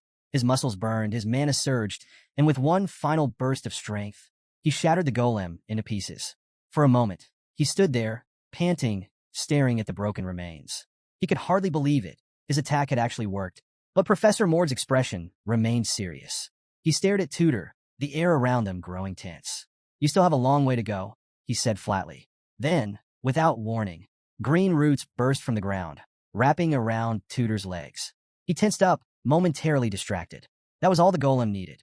In the blink of an eye, it appeared in front of him, its fist already mid-swing. Tutor's grip on his spear tightened. He barely had time to register the sudden increase in speed. Was the professor strengthening the golem, somehow? The fist moved closer. Instinctively, Tutor raised his arms to block. But it was a feint. Too late. Before he could react, the golem's real attack came. A devastating kick aimed directly at his ribs. The impact sent a shockwave of pain through his body. His vision blurred, and his breath hitched. His eyes went wide with fear. Then, a scream tore from his throat. His body crumpled to the ground, writhing in agony as the pain consumed him. The golem stood over Tutor, unmoving, as Professor Morg's voice echoed through the training hall. "You made a mistake," he said. "Just because I'm a mage doesn't mean I can't use my fists and feet." With surprising gentleness, the golem extended a hand, helping Tutor back to his feet. "The only thing that matters in a fight is victory. Never forget that. Even as a mage, you should be ready to use your fists, feet, even your teeth if necessary." Still catching his breath, Tutor nodded and thanked the professor. Once all the matches were over, the students gathered in the stadium as their scores were calculated. Tutor, utterly exhausted, collapsed onto a seat. The results were announced. Ice Corps Class 8 Cadet, Tutor Layden Cote. Evaluated by Professor Vinci Morg. 12 landed attacks, 20 successful dodges, 3 blocks, 0 critical hits. Final score, 35 points. From the crowd, Bianca's jaw nearly hit the floor. She blinked in shock, then raised her hand in disbelief. Tutor had beaten her. Her results followed. Ice Corps Class 8 Cadet Bianca. Evaluated by Professor Vinci Morg. 7 landed attacks, 24 successful dodges, 0 blocks, 0 critical hits. Final score, 31 points. Her face flushed red, not from embarrassment, but pure rage. She jumped to her feet, pointing an accusatory finger at Tutor. "This is ridiculous," she fumed. "This whole test is flawed. A one-on-one combat exam is totally unfair for an archer." Tutor, still slouched in his seat, turned to her with a puzzled look. "Oh, and was fairness on your mind when you took all the individual points during the defense exam?" He shot back. Before the argument could escalate, laughter rang out from behind them. They both turned toward the source of the sound, Granui. Leaning casually on a chair, he smirked, extending a hand as if presenting himself. Well, this just proves that I am the best of the two," he said smugly. His score flashed on the board. Ice Corps Class 8 Cadet Granui. Evaluated by Professor Vinci Morg. 11 landed attacks, 22 successful dodges, 2 blocks, 0 critical hits. Final score, 35 points. Tutor narrowed his eyes, confused. "What are you even talking about? We got the same score?" At that, Granui's smugness instantly turned into fury. He jabbed a finger at Tutor, his face twisting with frustration. "That's exactly the problem," he snapped. "We tied in the defense exam and the attack exam." But then his expression shifted. His lips curled into a devilish grin, and his eyes gleamed with joy. "That means I win," he declared dramatically. "Because my theoretical grade is higher than yours." Tutor's face went pale. His entire soul left his body. Defeat hit him like a hammer. He slumped forward, completely and utterly devastated. Bianca, watching his sudden downward spiral, sighed and patted his back in consolation. "Hey, look on the bright side. At least our teacher was Vinci Moore," she pointed out. Tutor barely registered her words. He just stared at the ground, lost in despair. But Bianca wasn't done. Tapping her chin thoughtfully, she continued, "The other students had Professor Suddy." At that, Tutor's expression shifted. His eyes widened with curiosity. The very mention of Professor Sadie sent a shiver down Bianca's spine. She couldn't help but picture the woman's chaotic, lunatic smile. "Ugh," That woman, Bianca muttered, a look of disgust flashing across her face. Professor Sadie had a reputation, a terrible one. She was a pathetic drunk who had disappeared with the magic barrier key and caused an entire security crisis. The older students described her as strange, unreliable, and completely unprofessional. She was, without question, the #1 teacher every student wanted to avoid. Tutor, now even more confused, turned to Bianca. How in the world did someone like her become a professor at the academy? He asked, bewildered. Bianca lowered her hand from her chin and sighed. Well, believe it or not, she's actually insanely skilled. Tutor frowned. That didn't sound convincing. Bianca continued. When she's not wasting time as a teacher, she helps the authorities catch criminals. As she spoke, an image formed in her mind, a terrifying figure wielding the Beelzebub sword. She's in charge of tracking down and capturing criminals like the Night Bloodhound. Tutor's expression hardened. His eyes filled with both seriousness and concern. He had faith in his friends. They were strong. They'd be fine. Or at least, that's what he wanted to believe. Beside him, Bianca rested both hands on the seat, her gaze drifting toward the sky. A quiet sigh escaped her lips. That's exactly why I'm worried, she admitted. Her expression turned distant as she continued. Professor Suddy, she's the last living relative of a fallen marquis. And because of that, she's filled with envy, especially toward talented students from noble families. Her voice lowered. There's a rumor that she completely destroys students with potential. A heavy silence followed. Somewhere in the academy, the scene was brutal. Piggy lay motionless on the ground, covered in blood. A woman, dressed in sharp heels, pressed her foot against his head, her weight digging into him without a hint of mercy. Before her, a golem identical to her in appearance stepped forward, its mere presence exuding an overwhelming pressure. The gathered students were frozen in place, stunned, horrified. Another student had fainted. This wasn't an exam. This was a massacre. Panic set in. The students turned to the exit, pounding on the doors, desperately trying to escape. They didn't want to be here. They didn't want to take this exam with her. And yet, the doors would not open. Standing in the center of it all was Professor Sadie. With one hand on her hip, she absent-mindedly touched her lips, her gaze dripping with amusement. Her heel remained pressed firmly on Piggy's head. To her, these students were all cowards. The results were displayed. Ice Corps Class B Cadet Piggy. Professor Sadie. 0 attacks landed. 0 dodges executed. 0 blocks. 0 critical hits. Final score, 0 points. Next to him lay Sinclair, also unconscious, her body stained with blood. Ice Corps Class 8 Cadet Sinclair. 0 attacks landed. 0 dodges executed. 0 blocks. 0 critical hits. Final score, 0 points. Not far away, Sancho's lifeless form was sprawled out, his uniform soaked in red. Ice Corps Class 8 Cadet Sancho. 0 attacks landed. 0 dodges executed. 0 blocks.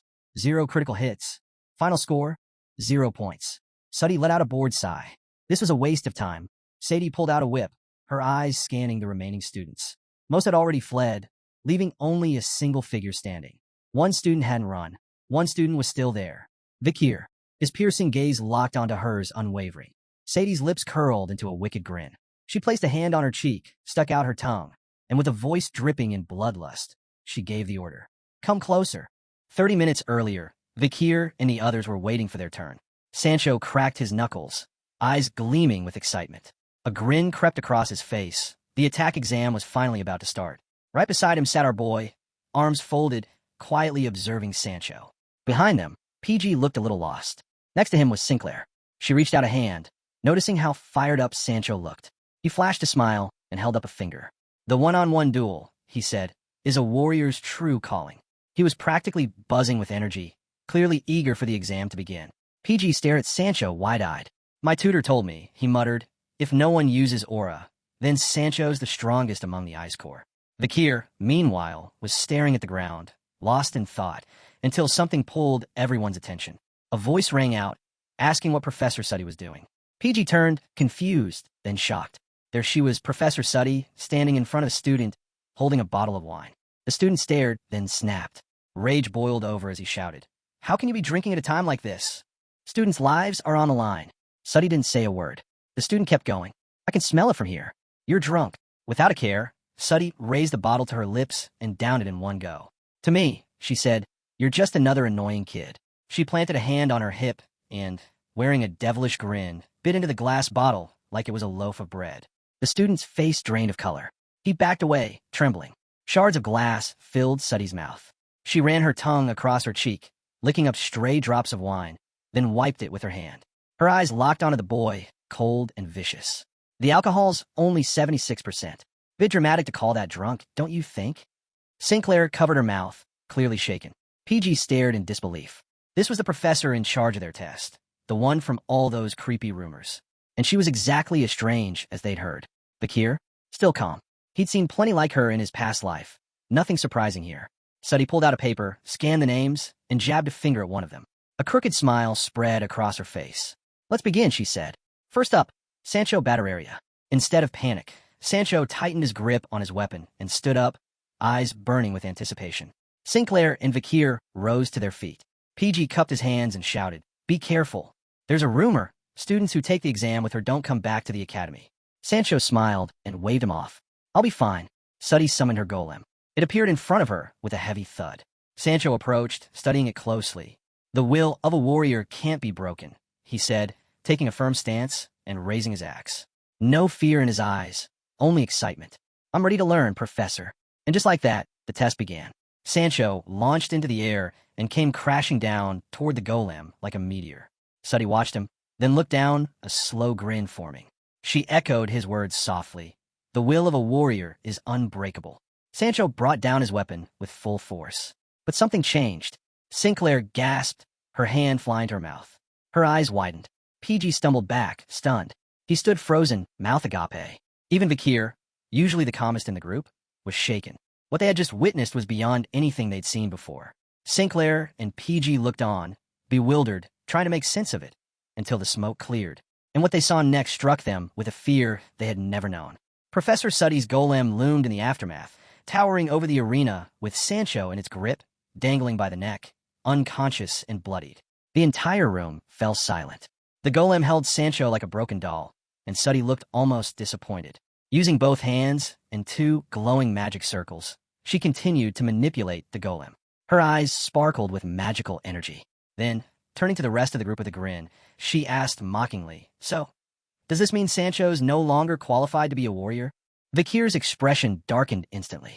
His gaze locked onto Suddy, sharp and unblinking. He couldn't tell what this woman was really after, but he didn't like it. The golem released Sancho, and his limp body hit the ground with a thud. His friends didn't hesitate. They rushed to his side.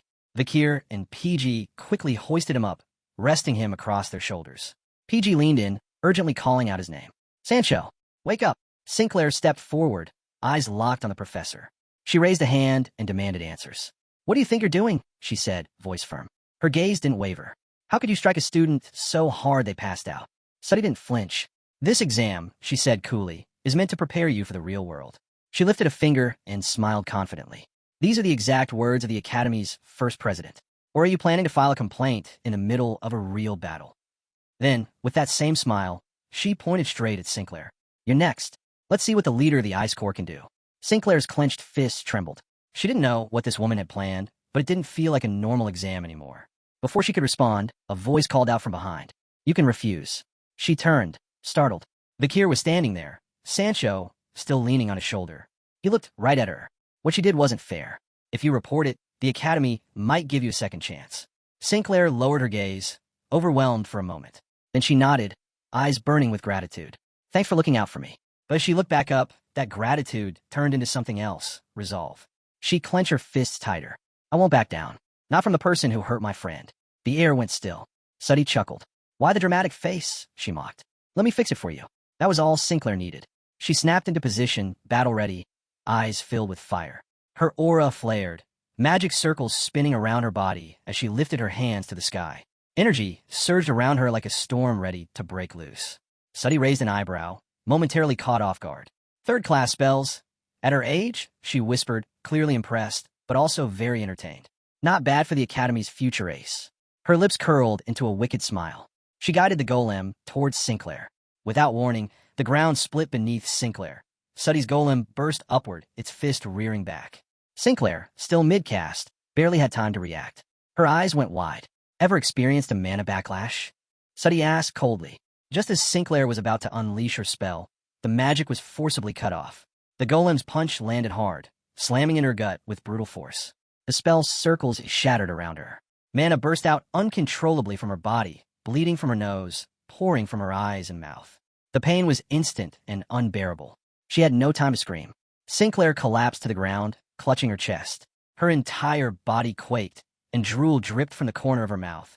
She was in agony. The golem stepped in close, studying her with eerie calm. Suddy tilted her head and asked, "So, how's it feel?" The pain was far worse than Sinclair had imagined. She couldn't even respond. Suddy's eyes narrowed, a wicked smile growing on her face. "If you're really unlucky," she whispered, "you might never use magic again." The thought seemed to delight her. After all, what fun would it be if the next heir to the Ice Core was rendered powerless? Especially since she was just a commoner.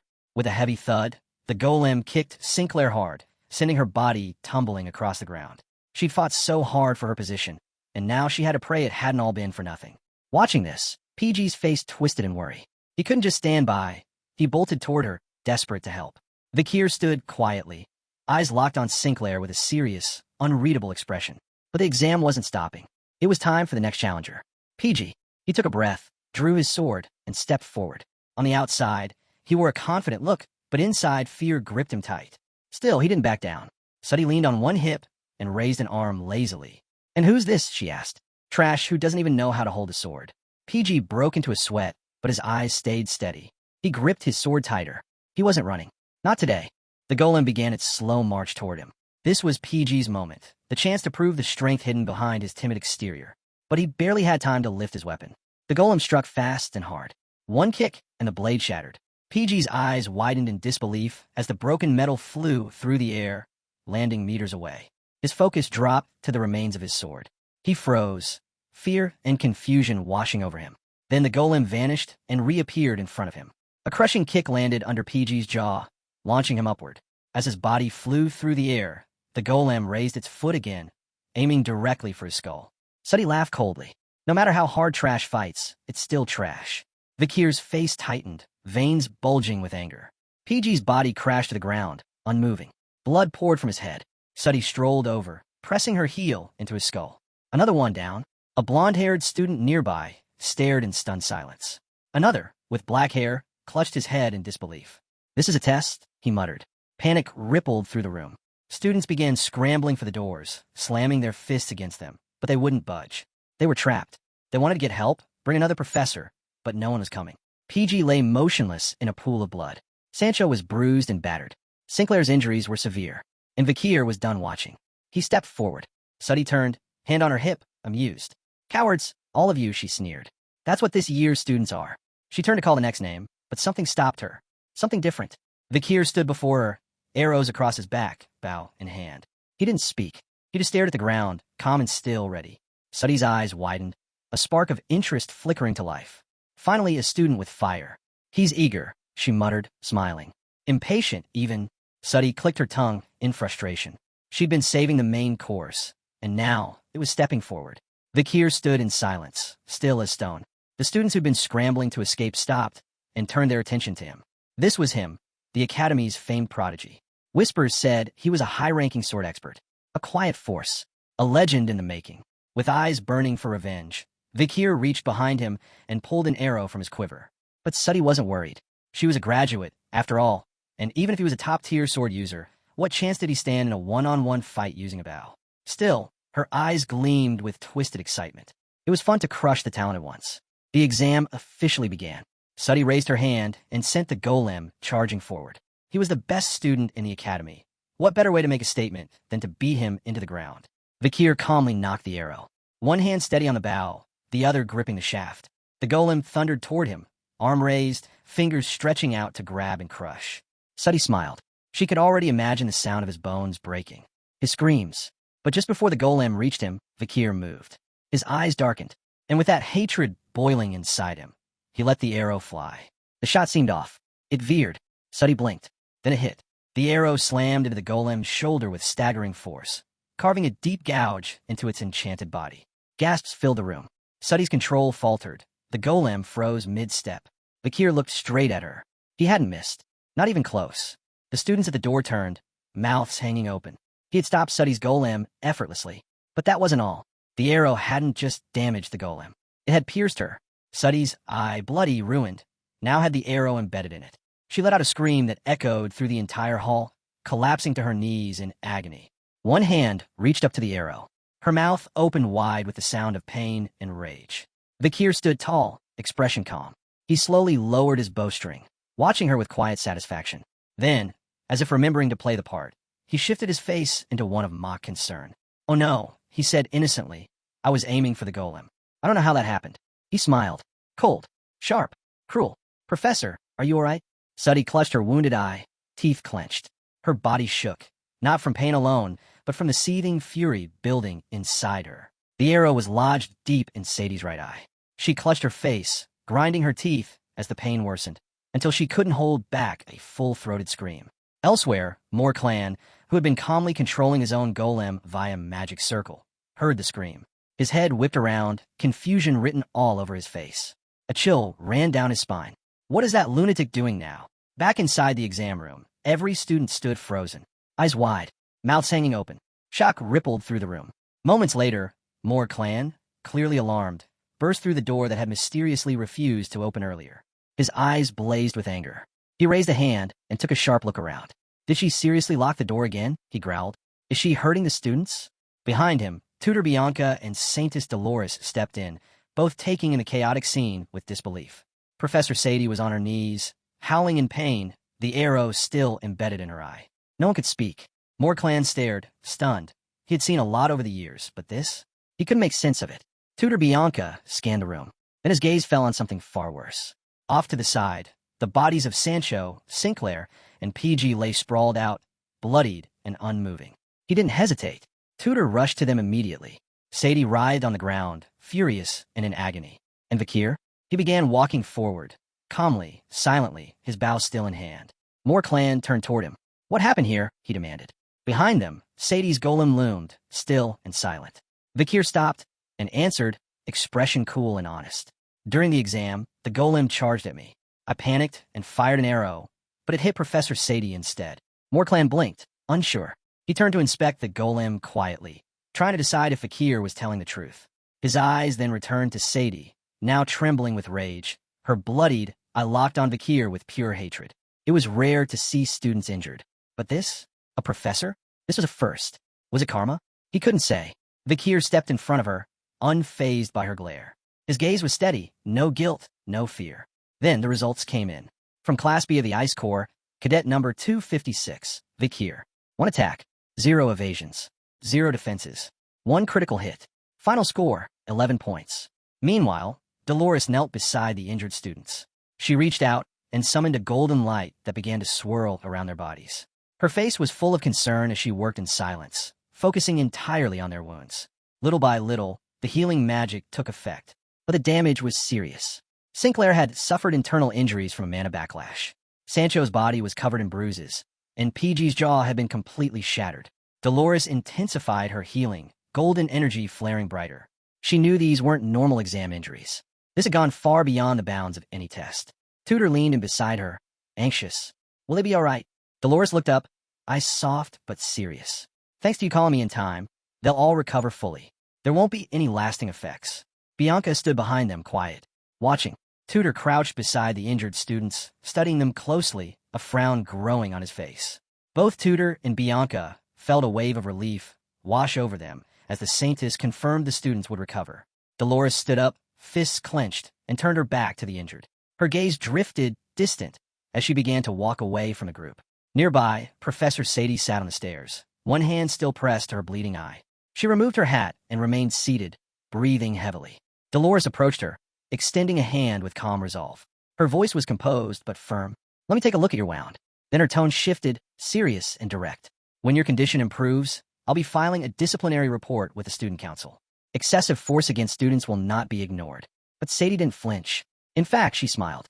A cold, wicked smile. "Oh, aren't you the Saintess from the renowned Quavades clan family?"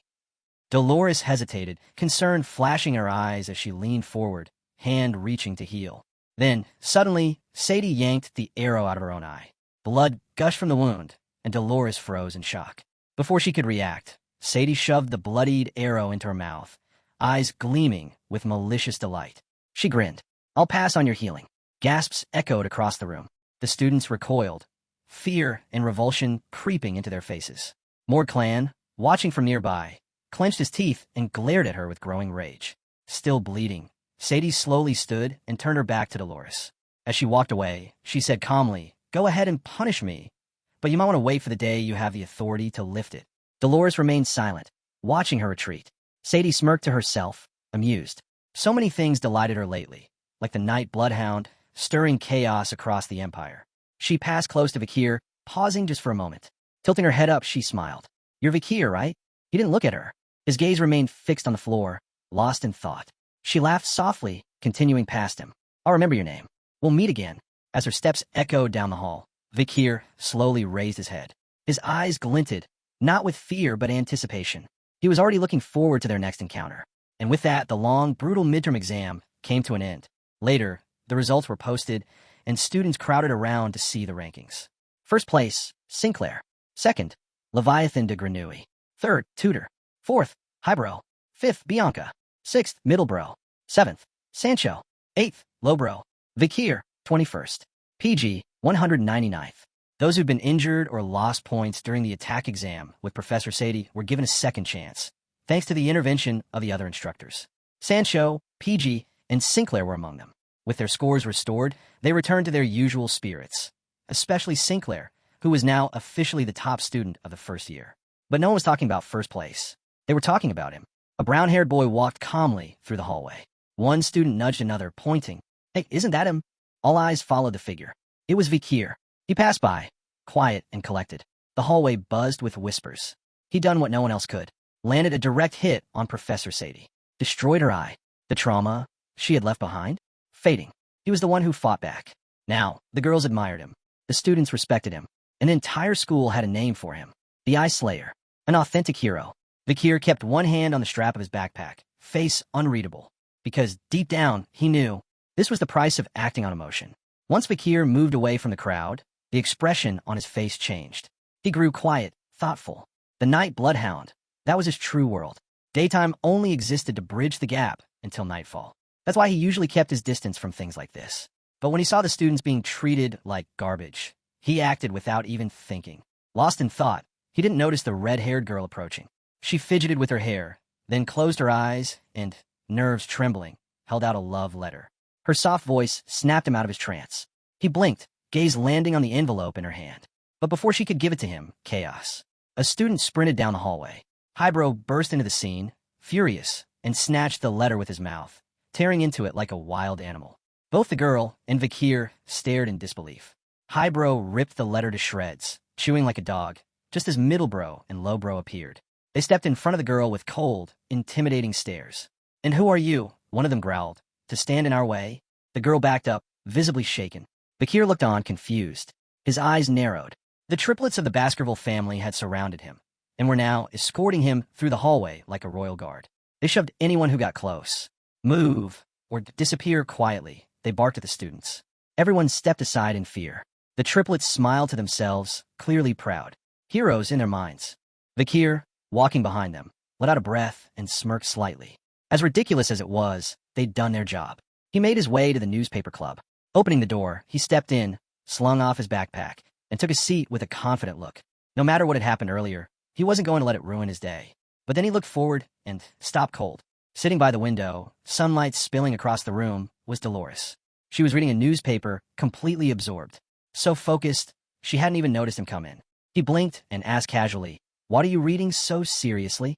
Dolores flinched at the sound of his voice, snapping out of her thoughts. She looked up, eyes wide and cheeks slightly pink. "H, how long have you been here?" she asked, clearly caught off guard. Vakir leaned back in his chair. "Just now. You didn't notice me at all." She set the paper down on the table, folding her hands over it. "There's an article about the Night Hound," she said, eyes troubled. "They're saying he destroyed the central clock tower and even damaged the royal memorial. No evidence. Just accusations." Her voice lowered. "They're blaming everything on him." She looked sad. That struck Vakir more than he expected. The fact that someone still believed in the Night Hound, believed in him, it gave him a comfort he hadn't realized he needed. He reached over, picked up the paper, and began reading. The clock tower, once a symbol of peace and order. A landmark every citizen glanced at least once a day. And now gone. To attack it meant more than destruction. It was a message. A declaration. Someone out there had a deep grudge against society. He narrowed his eyes. Maybe not everyone was playing by the same rules. His thoughts drifted to Cinderwendy, her chin resting in her hand, whispering information the night before. She told him their informants had lost contact, completely. Something wasn't right. Vakir leaned forward, resting his head in his hands. Dolores returned to reading, quietly flipping pages. He needed to clean up the chaos. But should he investigate? He wasn't sure yet. Hours passed. Night fell, and on the rooftop, boots tapped against the tiles under the moonlight. Vakir stood there, draped in shadow, cloaked, transformed. The night bloodhound had returned. Vakir had arrived at the royal memorial. His gaze settled on the monument, a shared resting place for the Empire's fallen heroes. The site was encased in stone walls, solemn and quiet. He stood still, thinking. Dantalion's ninth corpse. It had been hidden near Indulgentia Orphanage. Coincidence? Maybe, but he needed to confirm it himself. Approaching the entrance of the memorial, Vakir noticed a silver cross. Curious, he stopped and stared, silent. He sat down on the ground, leaning his back against a tombstone. The moon cast a cold light across the cemetery. Then, he realized something. So this was why Cinderwendy's informants had vanished. The truth lay in the graveyard itself. It was crawling with undead. Zombies. Each of them ranked C in threat level. Around 1.7 meters tall, and known across the continent as the Rotted Ones. These weren't just stories, they were real. Found in graves, battlefields, sewers, ruined homes. They thrived in places soaked in death. One of the corpses opened its mouth and let out a low, guttural roar. Vakir didn't know what these people had done while they were alive to end up like this, but he could tell some of them had once worked for Cinderwendy. His eyes sharpened. He reached for the weapon on his back, his fingers brushing across Anubis. It had been a long time since he'd used it. He began to unscrew the portable weapon piece by piece. Small, compact, but deadly. He still couldn't believe Anubis had handed him a weapon like this. With a smooth motion, he knocked an arrow onto his bow. Mana surged at his fingertips. His gaze turned razor-sharp. Then, release. 3 arrows flew. 3 heads fell. The zombies dropped without resistance. He stood and moved forward, eyes on the fallen corpses. This is on a completely different level, he muttered, compared to the junk they handed us for the midterms. That old saying that masters didn't care what weapon they used? A lie. Then it hit him. A strange smell. He stopped. His eyes widened slightly. It was faint, barely there, but unmistakable. A demon's scent. But this one was different. Diluted. Faint. Masked by something else. He didn't hesitate. He ran. The trail led him toward the Indulgentia Orphanage. And whatever was waiting there, he needed to see it for himself. Meanwhile, deep within the orphanage, a figure traced a magic circle on the ground. A woman in a skull-shaped mask. She extended her hand, and cursed energy rose from the glowing lines. From the center of the circle, a red-haired girl began to emerge. The masked woman stepped forward, channeling power once more. The girl rose, looked drained, her eyes heavy with exhaustion. The masked woman stared at her in disbelief. A mere thief, daring to steal from Dantalion? She pulled Rose into a hug. "I'm sorry," she whispered. "I lost you again." But this time, her voice held a quiet fire. "I won't let them take what I love. Not again." Her gaze turned deadly. "I'll wipe out the herds and the beasts." She was Siri, the 8th Corp. Siri stood on the 3rd floor of the orphanage dormitory. The entire building was split in half, evidence of the battle that had taken place between Vakir and the demon Dantalion. Moonlight poured through the jagged walls. She held the red-haired woman, Rose, by the arms. The girl could barely speak. Siri looked at her with a gentle but pained expression. "You really do have the gift, the ability to find the ones you care about." Sadness flickered in her eyes. She had found Rose, but not the other person she'd been searching for. No matter what she did, that other presence stayed hidden. Rose's eyes were clouded with fatigue. Siri reached up, tucking a loose strand of hair behind her ear. To fully control the power granted by her contract with a demon, she knew there was only one way forward. She had to cross the threshold of death completely. She was already halfway there. But to master all of Siri's abilities, she had to move fast. Then, footsteps, heavy boots, echoed down the corridor. Someone was approaching. A suffocating aura rolled in with each step. The pressure in the hallway thickened. A voice, low and sharp, gave a single command. "Don't move." Murderous intent filled the air. The moment that presence drew near, Siri froze. The energy flooding through the hallway paralyzed her in fear. Behind her, Rose didn't move, but her eyes widened, fear and confusion flashing across her face. Siri immediately stepped in front of her, arm outstretched in protection. Whoever this was had been watching them, and she hadn't even sensed it. That alone was terrifying. From the shadows, he emerged. Vakir. He stepped forward with his bow drawn, eyes glowing with hatred. A crackling mana arrow shimmered at his fingertips. "From here on," he said coldly, You'll only speak when I ask. If you move, you die. If you say anything I didn't ask, you die. The mana arrow pointed directly at her heart. Her scent, it wasn't right. It was both human and demon. So he asked the question straight. Are you human or demon?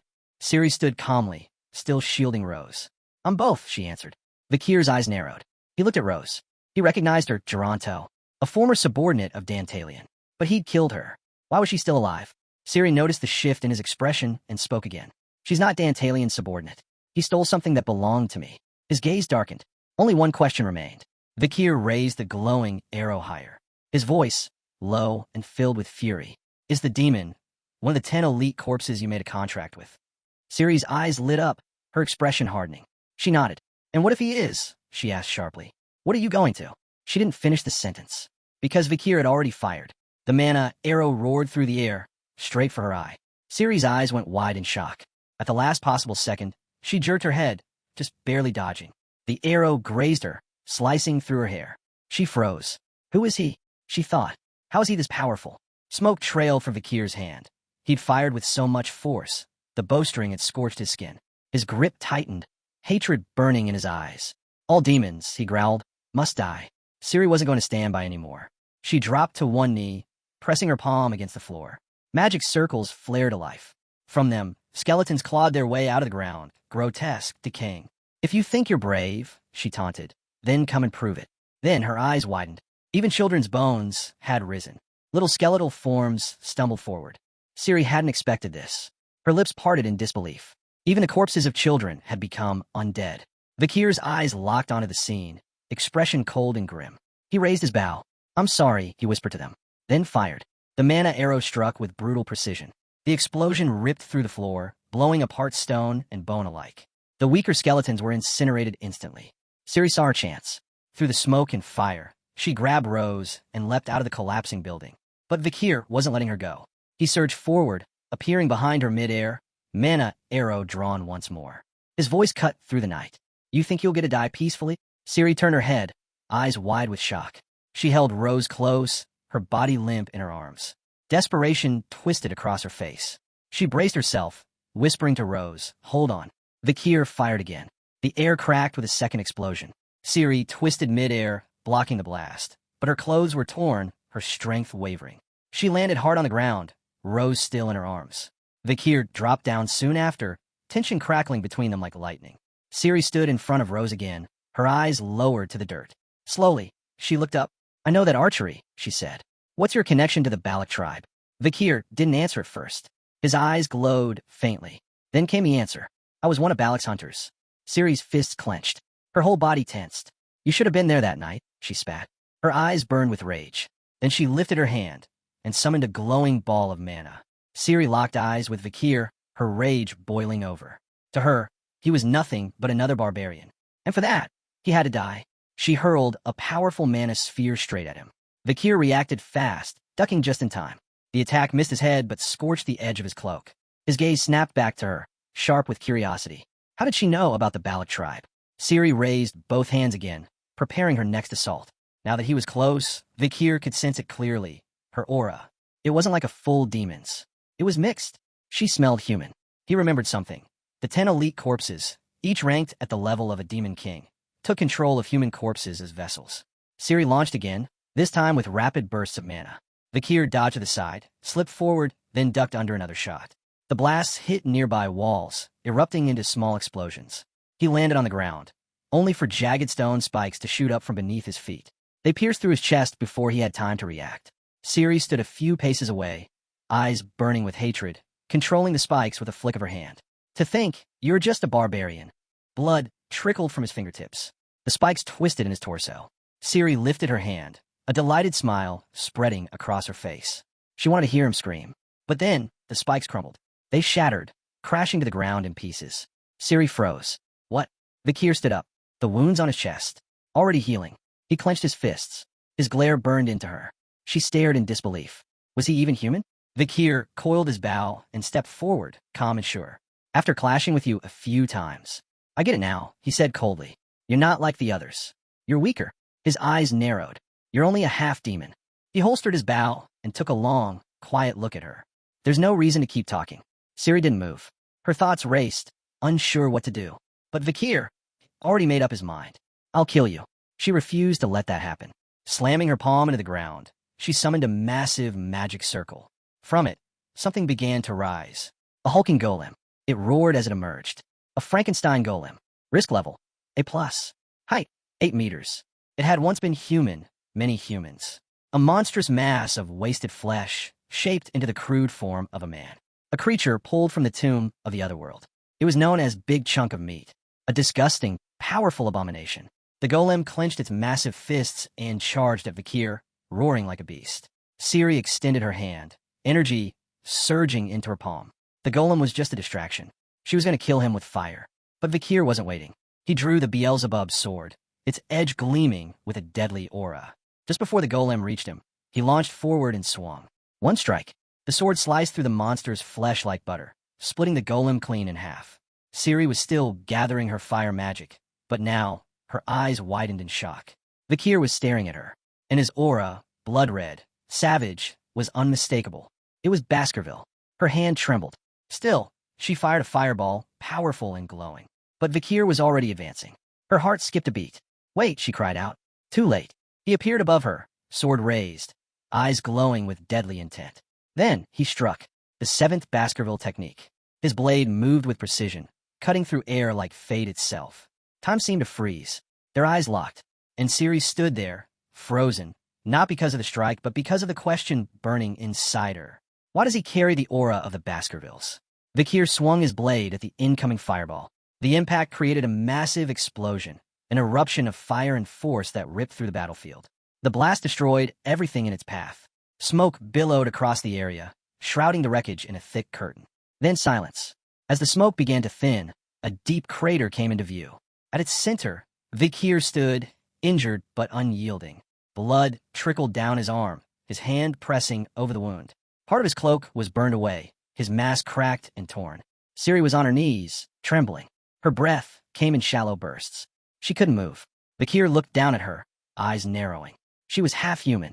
The failed spell had caused a violent mana backlash, crippling her from the inside. You lost focus, Vakir said quietly, right when you needed to strike. His voice held no mockery, only truth. Ciri's eyes were empty. She looked down at the dirt, her expression lost.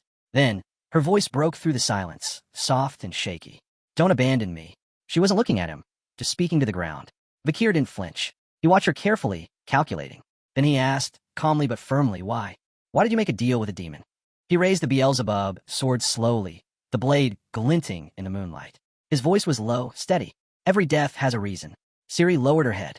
She was ready to die. Vakir stood still for a few long seconds, the sword hovering above her. Then, in a sudden, fluid motion, he brought the blade down toward her neck, and the blade of the Beelzebub sword began to glow. His gaze turned sharp and deadly. With a powerful swing, he brought the sword down, each step pulling him closer to Ciri. But Ciri couldn't move. Her body was wrecked, her strength gone. She lowered her head, bracing for the end. Then something shifted. Strands of red hair floated in the air. Just as Vakir's blade neared her, Rose stepped in front, hands stretched out, eyes down. Vakir froze, startled. His eyes widened, confused. Undead were known to be mindless, driven by jealousy for the living. They attacked without thought. But Rose didn't even look him in the eye. Despite being undead, something about her was different. Vakir noticed. He couldn't explain it, but she wasn't like the rest. Ciri stayed kneeling, paralyzed by mana backlash. Vakir's focus remained on her, unsure why neither the corpse queen nor this woman wanted to fight anymore. Suddenly, a beam of light lit up the crater. A guard's voice rang out. They've found the intruders. Vakir's eyes snapped wide, panic setting in. Would have given them away. He spun around, tension rising. Then he heard it. Ciri's voice. The guard had arrived. While he hesitated, Rose moved fast. She pulled the unconscious Ciri close, raising her hand to the sky. A spell activated, wrapping them in glowing blue energy. Vakir's eyes flared with fury. There was no more time to waste. He turned sharply, eyes locked on Rose, determination burning inside him. His fists clenched. He wouldn't let them escape. But he wasn't aiming for Rose. His sword was meant for Ciri. The glowing blade surged forward. Just before it could strike, Rose threw her arms around Essie, shielding her. The sword plunged straight through her back. Blood spilled from her lips as her body weakened, but the spell finished activating. In a flash, both vanished. Vakir stood there, staring at the vanishing energy trail, seething with rage. A sharp stomp echoed behind him. Professor Sadie had arrived, surrounded by armed guards. A spotlight fell on Vakir's last known position. Sadie stepped forward, one foot firmly on the ground, touching her head with a smirk. She called out to the night bloodhound to show himself. It was past midnight when they reached the crater, but Vakir was already gone. Sadie stood with her hands on her waist, scanning the area. "No one's here," she muttered, frustration building. She looked at the ground and muttered Vakir's name with contempt. One of the guards glanced over at her, confused by her shift in mood. Sadie clenched her jaw and, unable to hold back, delivered a fierce kick into the crater. She was furious. They were too late. The bloodhound had slipped away. Now, she wore an eye patch, thanks to Vakir. She still hadn't figured out how he got the upper hand. But then something caught her eye. Lying in the center of the crater was Vakir's mask. Her eyes widened.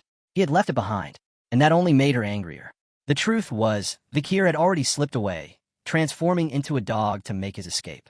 By now, he was far from the orphanage dorms, sprinting full speed through the landscape, a grin tugging at his face. Morning arrived. Sunlight streamed through the academy windows, marking a new day. Anna clenched her fists with excitement.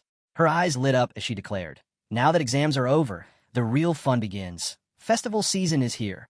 In front of her stood Vakir, Dolores, Sinclair, Bianca, Tudor, PG, and Sancho. With a bright smile, Anna glanced at each of them, then turned to reveal a rolling rack filled with costumes. Her eyes sparkled. "This year's theme," she said, practically bouncing with joy, "is a haunted house." Sinclair gasped, clasping her hands together with a delighted grin. Halloween vibes were in the air, and with exams behind them, this event was going to be a hit. Dolores covered her mouth, stunned and blushing. The idea of dressing up as a ghost? Adorably fun. Bianca tapped her chin, frowning slightly. "But I thought the academy didn't usually do this sort of thing." Tudor, arms crossed, turned to her with a thoughtful look. "She's right, this isn't standard." PG stayed calm as always. He looked at Sancho and said, "It's an ancient tradition. Not even the professors can get out of it." Sancho's eyes gleamed. He cracked his knuckles with a grin. "Tradition's tradition." Anna brought out 2 boxes and clapped. "Time to draw lots. Let's see who's dressing up as what kind of ghost." Sinclair and Dolores chatted excitedly as they leaned in. Behind them, Vakir stood silently, arms crossed. He lowered his head, eyes fixed on the floor, lost in thought. His mind drifted back to the moment Rose stepped between him and Ciri, taking the blow. Ciri, the 8th corpse. The corpse queen. He hadn't taken her out when she was weakened, barely using half her strength. That was a mistake. Other memories rushed in. The Baskerville Hounds. His brutal battle with the demon Andromalius. He needed the help of his family's knights to survive that one. Then came the fight with Dantalion. Dolores had been there too. Vakir may have been a top-ranking graduate, but could he defeat the 8th corpse at full strength? Alone? No, not yet. To face demons one by one, he needed more. He had to master the 7th and final technique of the Baskerville legacy. Only then could he reach the level of Swordmaster. He imagined a thick tome in front of him, a symbol burned into memory, and 2 fangs hidden in a shadowy maw. The 10th technique.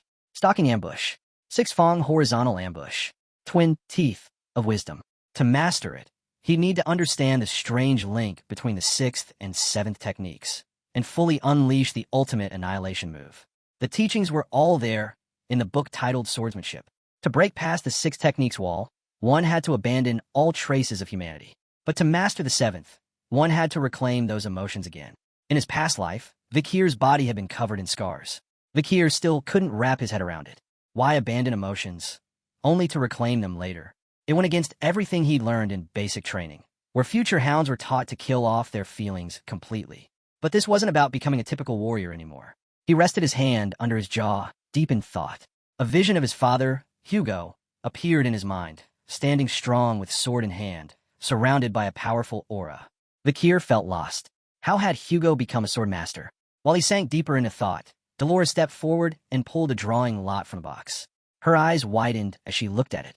That snapped Vakir out of his daze. Curious, he glanced over. Dolores studied the paper, then spoke. She'd have to dress up as the Night Hound. Anna covered her mouth in shock. The memory of the Night Bloodhound's recent attack on the Quad family's orphanage was still fresh. Her expression fell. "I'm so sorry," she whispered, guilt creeping in. But to her surprise, Dolores just smiled. "It's fine," she said gently, pressing the paper to her chest and closing her eyes. A soft blush rose to her cheeks. She didn't say it aloud, but deep down, she was in love with the Night Hound. Anna turned to Vakir. "You're up. Go on, pick one." He blinked, caught off guard. Everyone was watching him now. Rubbing his cheek in hesitation, Vakir finally reached into the box. The playful energy around him reminded him they were still young. Just kids having fun. He pulled out a slip, glanced at it, and froze. His eyes widened. Fear crept in. He stared at the lot in silence, unsure of how this had happened. Dolores turned her back, staying quiet. Meanwhile, Anna and Sinclair tilted their heads, trying to peek. "What did you get?" they asked, curiosity growing. Bianca joined them, leaning in. "Well, what is it?" But Vakir didn't say a word. He stood still, unreadable. There was one important thing he had completely forgotten about, an old tradition tied to the Academy Festival. And that tradition? It was about to catch up with him. The day of the festival arrived. Night fell over the Academy, casting a calm, festive glow. All around, students were dressed in costume. Laughter and music echoed in the air. At a cozy little beer bar on campus, a crowd had already gathered. Cheers erupted from the students as they raised their mugs in excitement. Inside the bar stood Tudor, dressed as a Valkyrie. Rose clamped between his teeth. He extended a hand with a grin and offered, "Care to join me for some drinks and poetry, my lady?" Nearby, Sancho was hard at work behind a steaming pot, dressed as a cook. He stirred the stew with one hand, grinning as he called out, "Welcome to Lyceum's bar. One serving of hot-blooded stew for every guest. It'll make your warrior blood boil." Sinclair wore a sleek vampire outfit. Her eyes sparkled with joy as she placed a hand over her heart. "Let's light up this bar together," she said. "I'll be waiting for all my brave visitors." PG, dressed as a fairy, couldn't stop blushing. Nervously, he handed out brochures to guests, stumbling over his words. The students were completely thrown off. One even turned beet red and asked with a stutter, What's her name?" "Beautiful fairy." That's when Bianca stepped in, dressed as Frankenstein. She dropped her arms on the shoulders of the two flustered boys and shot them a sharp look. No flirting with bar staff. They both immediately bowed their heads, apologizing under their breath. As Bianca turned her attention elsewhere, the bar's door creaked open. A figure in a red dress stepped inside. She scanned the room, confused by the strange mix of camutimers, costumes, and clinking mugs. Her eyes settled on Dolores, who was moving through the crowd with a tray and a pitcher of beer. Dolores's costume? She was dressed as the night bloodhound. Hearing the click of red heels approaching, Dolores felt a strange tension in the air. Her eyes shifted toward the sound. Someone was approaching her. She turned, expecting someone else. But what she saw left her baffled and just a little disappointed. It was Professor Morgclan, dressed as a woman. With a puzzled look, Dolores asked, Professor Morg, what exactly do you want from me?" Professor Morgclan crossed his arms, his expression sharp as he eyed Dolores's costume. "What exactly are you thinking wearing that?" he asked. Dolores blinked, confused, then turned around to face him fully. With a stiff gesture, Morgclan motioned to the side. "I know it's the festival," he said flatly, "but did you even consider what kind of message your outfit sends to society? How can you pretend to be that savage, uncontrollable criminal?" Dolores hesitated. Her eyes hardened with resolve. "I like this disguise," she replied. Morgclan stared at her in silence. Then, with a heavy sigh, he turned his head, closed his eyes, and raised a hand dismissively. "Fine. It's your choice. I'm your academic advisor, not your master. Do as you wish." Dolores said nothing. The moment left her quiet, unsure how to respond. Across the room, Tudor watched with interest. His hand rested on his hip as he extended the other and called out, "Hey, what brings you here, Morgclan?" Sancho stood with arms crossed, observing in silence. Nearby, PG kept his eyes on the scene, then spoke up. "During the festival, professors visit booths to boost class and club funds. That's how it works." The group began murmuring among themselves. Morgclan's arms tightened across his chest, a flicker of annoyance sparking in his eyes. "If it weren't for this ridiculous costume, I wouldn't even be here," he muttered. "And let's be honest, these food prices? Not worth it." Minutes later, Dolores returned with a tray of food. Calmly, she set it on the table. "Here's the roasted chicken and potatoes you ordered," she said. Morgclan didn't respond right away. His eyes dropped to the tray. French fries, roasted chicken, and a bowl of stew. He immediately noticed the flaws. The ingredients weren't premium. The preparation didn't meet any formal safety standards. He could practically smell the MSG from across the table. This was going to be awful. Still, he picked up a spoon, dipped it into the stew, and took a bite, expecting the worst. Then he froze. Dolores stood quietly with her arms folded over her stomach, watching his reaction closely. Morgclan's lipstick faded. His eyes widened.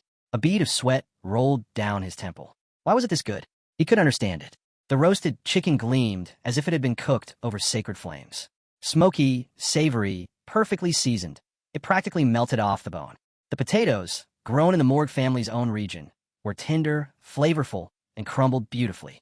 Suddenly, he slammed the table with a fist. His glare snapped back to Dolores, fierce and demanding. "Who made this food?" he barked. "You didn't hire an outside chef, did you?" Dolores stayed composed. She raised a hand to the side and answered coolly. "The chef is one of our club members. You know him well."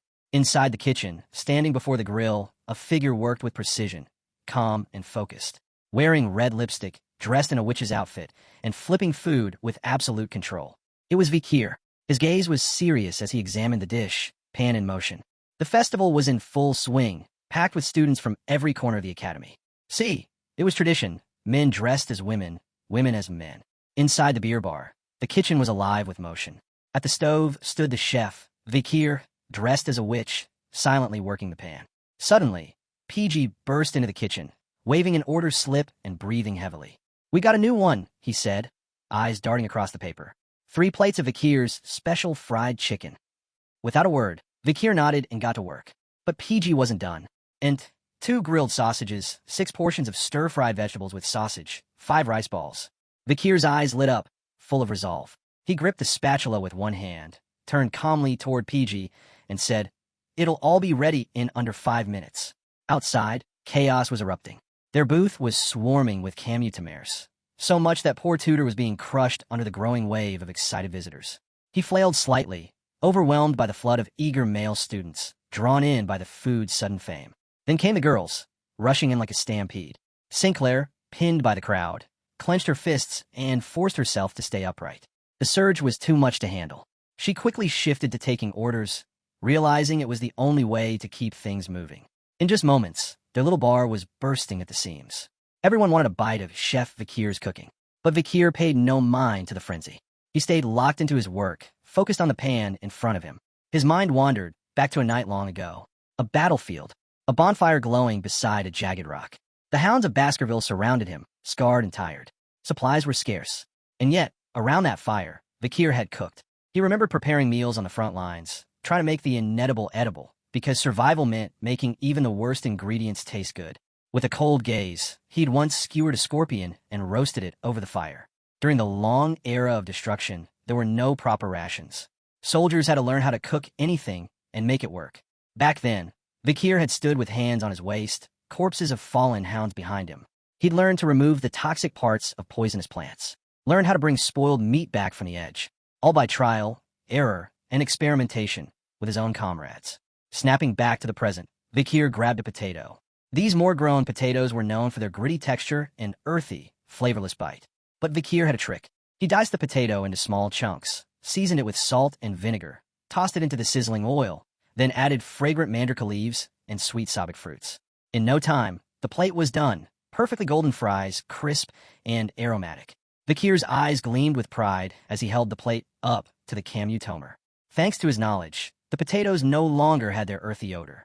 Their sweetness enhanced, their texture flawless. At the table, both Morg clan and Dolores stared at the plate, stunned. Their eyes widened. Not a word left their mouths. They blushed. Morg clan quickly looked away, hand over his mouth, trying to hide his flustered face. Dolores shifted her gaze to the floor, flustered, not by the food, but by the man behind it, dressed in such an outlandish costume. For a moment, Morg clan had completely lost himself. Meanwhile, in the kitchen, Vakir stayed focused, until Bianca came bursting in. Still in her Frankenstein costume, she stormed up with a scowl. Her eyes burned with fury. "Why are you back here?" she snapped, pointing directly at Vakir. "You shouldn't be rotting in a kitchen. You should be out there, attracting commutaires." Vakir looked up, blinked once, then gave her a calm nod. "All right," he said simply. "I'll stop cooking and go out." Before Bianca could continue her tirade, Tudor suddenly appeared. With a serious expression, he stepped between them. "He can't leave," Tudor said honestly. "Without Vakir's food, the kitchen falls apart." Bianca paused. She turned slowly toward Tudor, her eyes wide with confusion. Bianca wasn't having it. She scowled, clearly disagreeing with Tudor's stance. But Tudor stepped closer, hands extended as he tried to reason with her. "Vakir's not just helpful in the kitchen," he said earnestly. "He's essential. People are falling in love with the taste of his food." Bianca clenched her fist, rage bubbling under the surface. Was Tudor mocking her? In her mind, Vakir's place wasn't behind a stove. He should have been out front, using that face of his to charm commutaires. With his looks, she figured sales would double. maybe even triple. As they argued, a man sat quietly at a table nearby. Cap low, face covered by a mask, he dabbed the last bits of food from his lips with a napkin. His gaze drifted toward the bickering pair. Then his eyes lit up. A smile crept across his face. His hunch had been right. Setting his knife gently on the table, the man began to release mana. Though still in the kitchen, Vakir felt it immediately. His body tensed. Eyes wide with shock, he went on high alert. That mana, it was familiar. He followed the signature, turning his head sharply toward the dining room. Right as the man's mana surged again. It was him, Osiris Baskerville. Still seated, he picked up the knife again. Eyes glowing with anticipation, he peeled off his mask, and Vakir was stunned. Why was Osiris here? Moments later, Vakir stepped out from behind the kitchen and found Osiris waiting behind the bar. Osiris smiled. It's been a while since I've come to this festival, he said, eyes warm. Back in my day, I dressed up as a woman too. Though, I don't think I looked nearly as good as you. Vakir blinked, totally thrown off. Brother? What are you doing here? Osiris crossed his arms and replied calmly. What kind of older brother wouldn't show up when his little brother's in trouble? Vakir didn't know what to say. He stood still, confused. Then Osiris's smile deepened. His cape rustled. He looked Vakir over and said, There's someone who's been dying to see you. From under the cape, something leapt out, small, fast, and in a fluffy rabbit costume. The little figure tackled Vakir in a tight hug. Vakir's eyes shot open in surprise. Homerian, tears welled up in her eyes. Uncle, she cried, burying her face in his chest. Then her little fist started smacking his shoulders, scolding him through sobs. Why didn't you come home? Vakir tried to calm her down, holding her gently. Osiris just stood back, watching them with joy in his eyes. She missed you more than you know, he said with a soft laugh. With a smile, he explained, Father gave me a break so I could bring her here to the academy. Vakir held Homerian close. That's when he realized something. She hadn't just shown up. She came with the vice-patriarch himself as her escort. Osiris nodded. Lately, she's been running the house. He chuckled and added, Last month, she climbed onto Hugo's shoulders and said she wanted blood bean chocolate. So Hugo wiped out the monster zone on the western front line and built a cocoa farm. Vakir stared, completely speechless. Then she got home, Osiris went on, threw herself on the floor, crying that she missed you. Said she wouldn't eat until she saw you again. Vakir's jaw dropped. Osiris grinned. Her hunger strike lasted 2 whole meals. He shook his head in mock exasperation. That was enough to break Hugo. He gave in and sent me here with her. Back in the present, Homerian hugged Vakir even tighter, her eyes shining with joy. Everything had gone exactly how she'd planned. Osiris watched the reunion quietly, then turned to Vakir. Did you know? He asked. After you left, she was completely heartbroken. He smiled softly. It's been a long time since I've seen her smile like this. Vakir looked up, startled.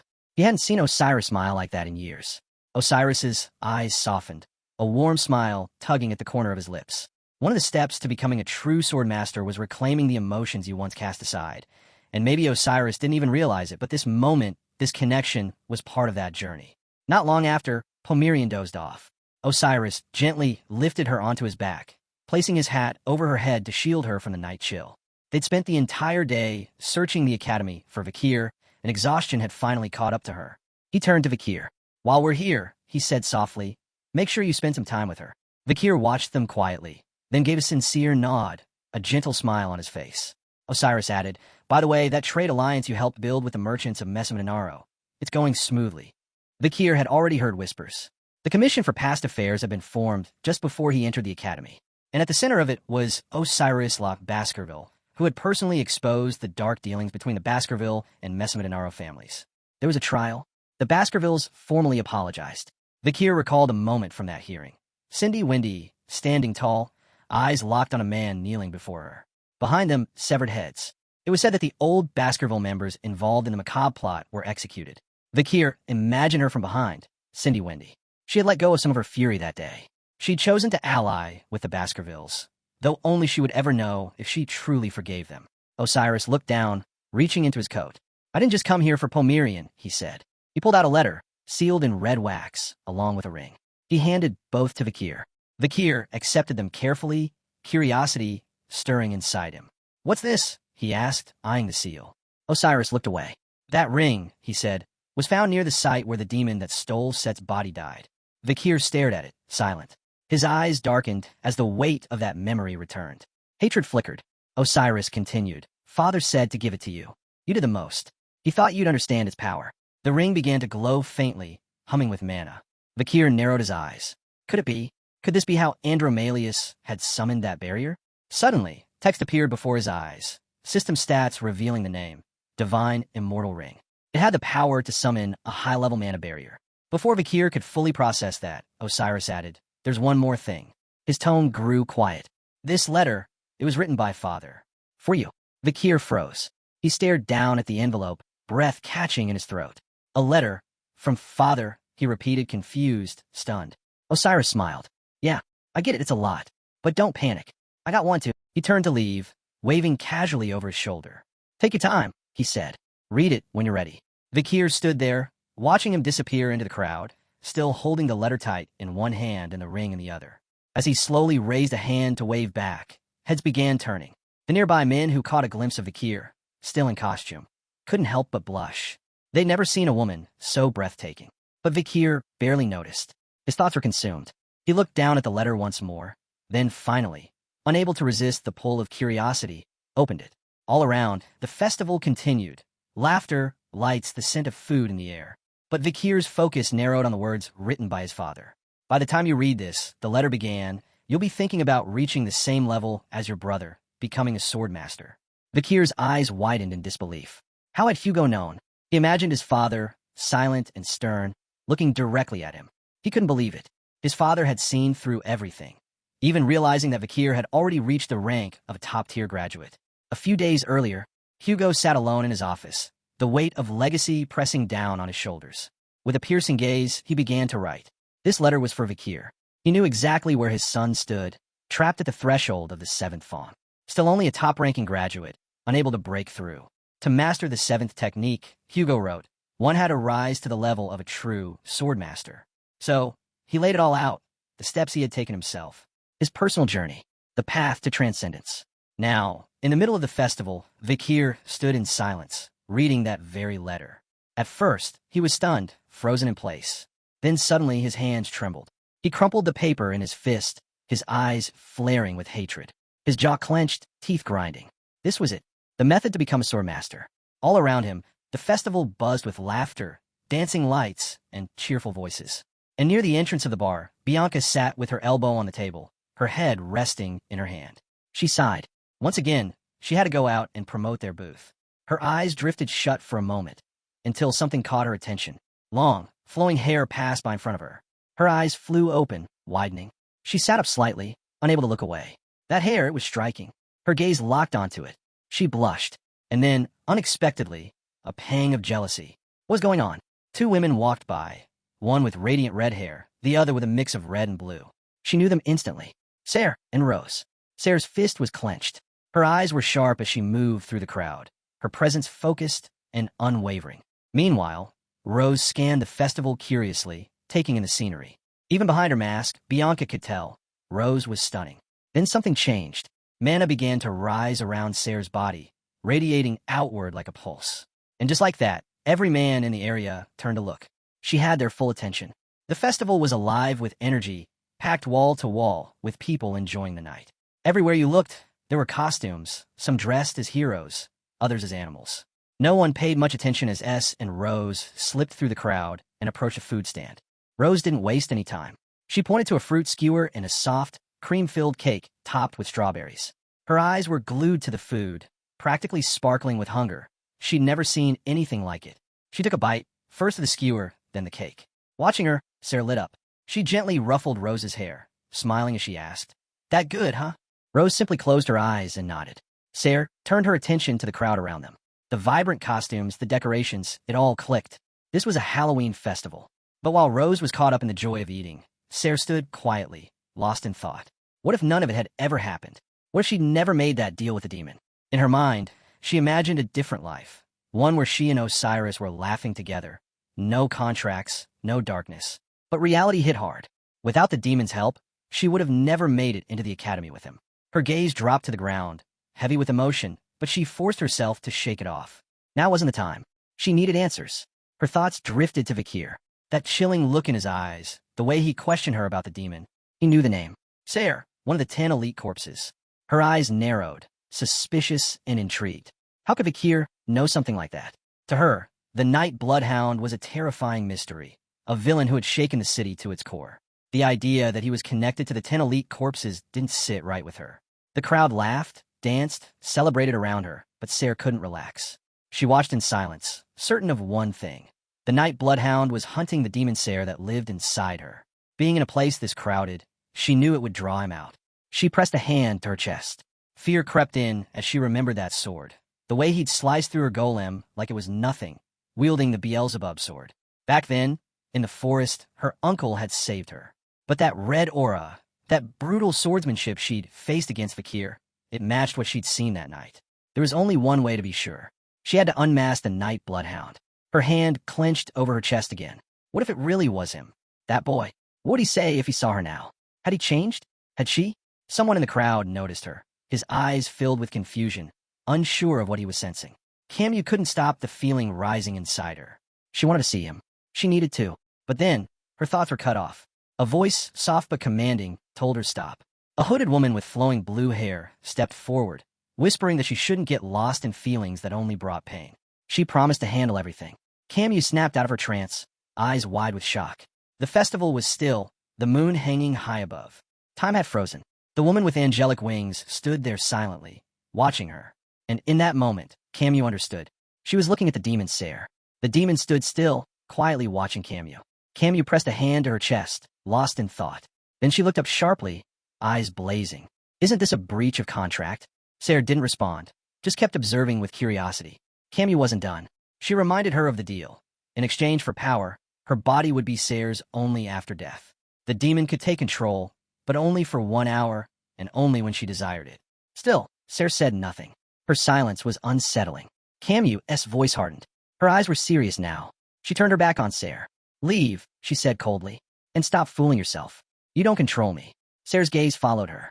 She seemed deep in thought, until her expression twisted. A devilish grin crept across her face. Her true form began to surface. The angel wings dissolved. A demon tail whipped into view. Her hair grew longer, bluer. Horns pierced through her head. A third eye blinked open. She was no longer hiding. This was Sarah in her true form. She stepped forward, placed her hands on Camus' shoulders, and smiled darkly. Her eyes gleamed with malice. What can you really do alone? She whispered. They're gone. Every one of them. And you couldn't save a single one. Camus didn't flinch. Her fists clenched. Determination burned in her eyes. But Sarah wasn't finished. Her smile deepened. You stabbed the heart of the only one who ever cared for you. Your uncle. She leaned in. Everything you've done, failure. Camus' breath hitched. She looked down, her expression distant. Around them, time was frozen. Rose still frozen mid-bite with her fruit skewer. Sarah's voice pierced the silence. Thanks to me, you found your little sister. It was my power that let you see the ones you longed for. Camus brushed Sarah's hands off her shoulders, fists trembling. Her voice cracked. Then why couldn't I find the one person who mattered most? That stopped Sarah. Her eyes flickered, confused, surprised. Camus didn't look up. Her voice was low, but firm. The real reason I made the contract was to find his body. Sarah stepped forward again, curiosity flickering in her demonic eyes. You never found him? She asked. Camus shook her head. For 2 years, I searched the waters around Red and Black Mountain, but I never found him. Her eyes burned with fury now. She turned toward Sarah with a suffocating stare. Stay out my way. I've finally found a clue, and I won't let you ruin it. She focused her energy, grounding herself, refusing to fall into the demon's mind games. Slowly, time began to move again. Camus staggered slightly, breathing hard. She was drained, but still standing. Sarah stared at her, rage building behind her calm exterior. It infuriated her that Camus hadn't broken. Then, something caught Sarah's attention. She turned her head, eyes narrowing toward a nearby stall. She sniffed the air, blood, but not just any blood. Demonic blood. Her expression twisted with disgust. Something was off. Something dangerous. Run, she said coldly. Camus blinked, startled. There's a stench in the air, foul. That aura belongs to a demon hunter. Camus' heart dropped. Her eyes widened in disbelief. She froze. Then, her jaw clenched, fury bubbling up inside her. There wasn't a second to waste. She broke into a sprint, heading straight for the stall. She knew he was there. Sarah, the demon, watched her in disbelief. Why was Camus running toward danger instead of away from it? The intense aura of a demon hunter pulsed from the direction of the stall, but Camus didn't slow down. Sarah shouted after her, demanding to know what she was doing. But Camus ignored her, eyes locked ahead, her legs pushing through the crowd. That aura, it had to be him. It had to be the bloodhound. Suddenly, fireworks exploded in the sky, casting brilliant colors across the festival. The display didn't stop her. She was panting hard now, eyes wide, scanning through the chaos. And then she saw it. Near Vakir's stall, just beneath the glittering sky, stood someone wearing the Night Bloodhound's mask. Two figures stood at the entrance, talking. Camu froze, stunned. The Bloodhound was a woman? The one behind the mask was none other than Dolores. With a calm smile, Dolores turned to the man beside her. "Remember," she said gently, "if you can't follow the rules, you'll be removed. So enjoy your time here." A twisted smile crept across Camu's face. Her glare sharpened, filled with hatred. That woman was wearing his mask? Without hesitation, Camu raised her hand, mana crackling around her fingers. The fury inside her exploded. Slamming her palm to the ground, she unleashed a surge of dark magic. A giant circle lit up beneath her, spreading fast, an eerie glow trailing behind it. Then came a rumble. Bones tore through the ground as skeletons clawed their way up, forming a massive undead army. Dolores's eyes widened. She hadn't seen this coming. Around her, skeletons circled Sancho and PG, who clenched their fists, completely lost on what was happening. Screams erupted as terrified festival-goers ran from the horde of undead soldiers. The skeletons turned toward Bianca and Tudor. He stood his ground, fists clenched. Did that masked woman summon them? Bianca stepped forward, taking a defensive stance. That's black magic. It's forbidden by the Empire. Completely illegal. That's when it clicked for Tudor. This woman wasn't just reckless. She was a threat. More skeletons poured out from the glowing circle, but before they could strike, a wave of divine light surged through the air. It was Dolores. She lifted her hand to the sky, her body glowing with sacred power. "Members of Lyceum," she called out firmly, "protect the Camu Temeres." Tudor, Sancho, and PG snapped to attention, their eyes sharp and focused. Meanwhile, Anna hid behind a nearby sign, eyes wide. Dolores caught her gaze and called out, "Find a professor. Now." Anna blinked in panic. "W, what are you going to do?" "Don't worry about that," Dolores said calmly, bringing her hands together. Her eyes shone with unwavering confidence. "This is what I do. I fight the undead." Camu stared at the glowing divine light, jaw clenched. This was getting seriously annoying. Glaring, she growled, "Stay out of my way, Dolores. I need to find the real Night Hound." Dolores didn't back down. Power surged around her as she calmly asked, "And why do you want to meet him?" At that moment, Camu stepped forward. "What's your connection to the Night Bloodhound?"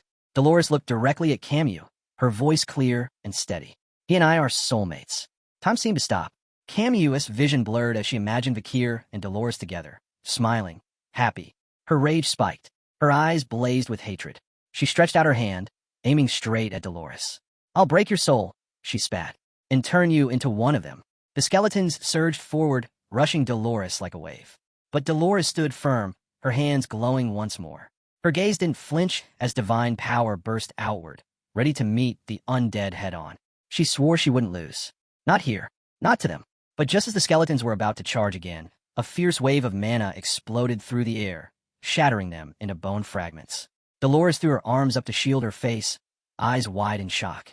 Who had done that? Stepping through the chaos, staff in hand, was Sinclair. Her eyes glowed with sharp resolve, unwavering. Dolores reached out instinctively, panic in her voice.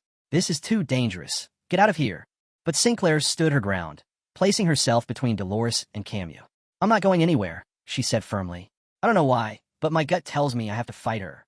Camu narrowed her eyes, fury bubbling over. She lashed out, unleashing a torrent of mana that roared toward them. Dolores and Sinclair braced themselves, unsure what was coming. But just in time, Sinclair raised her staff, summoning a barrier that held back the blast. Camu extended her hand again, power crackling around her fingers.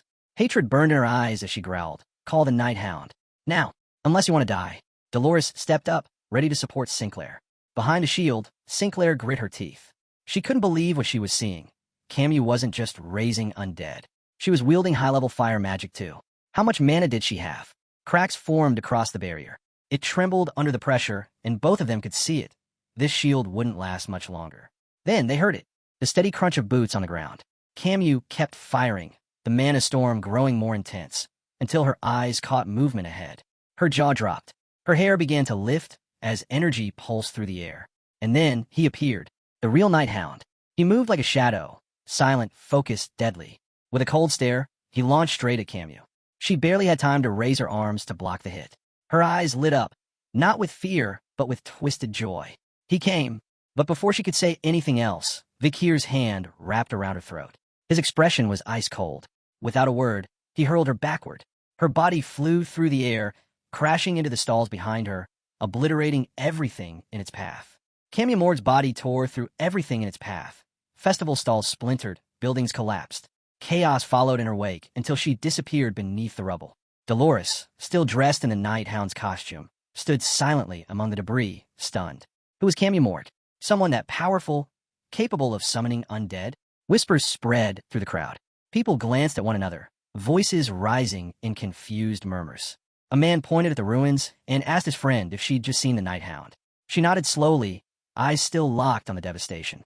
Rose was in the crowd too, casually biting into a fruit skewer, a satisfied sparkle in her eyes.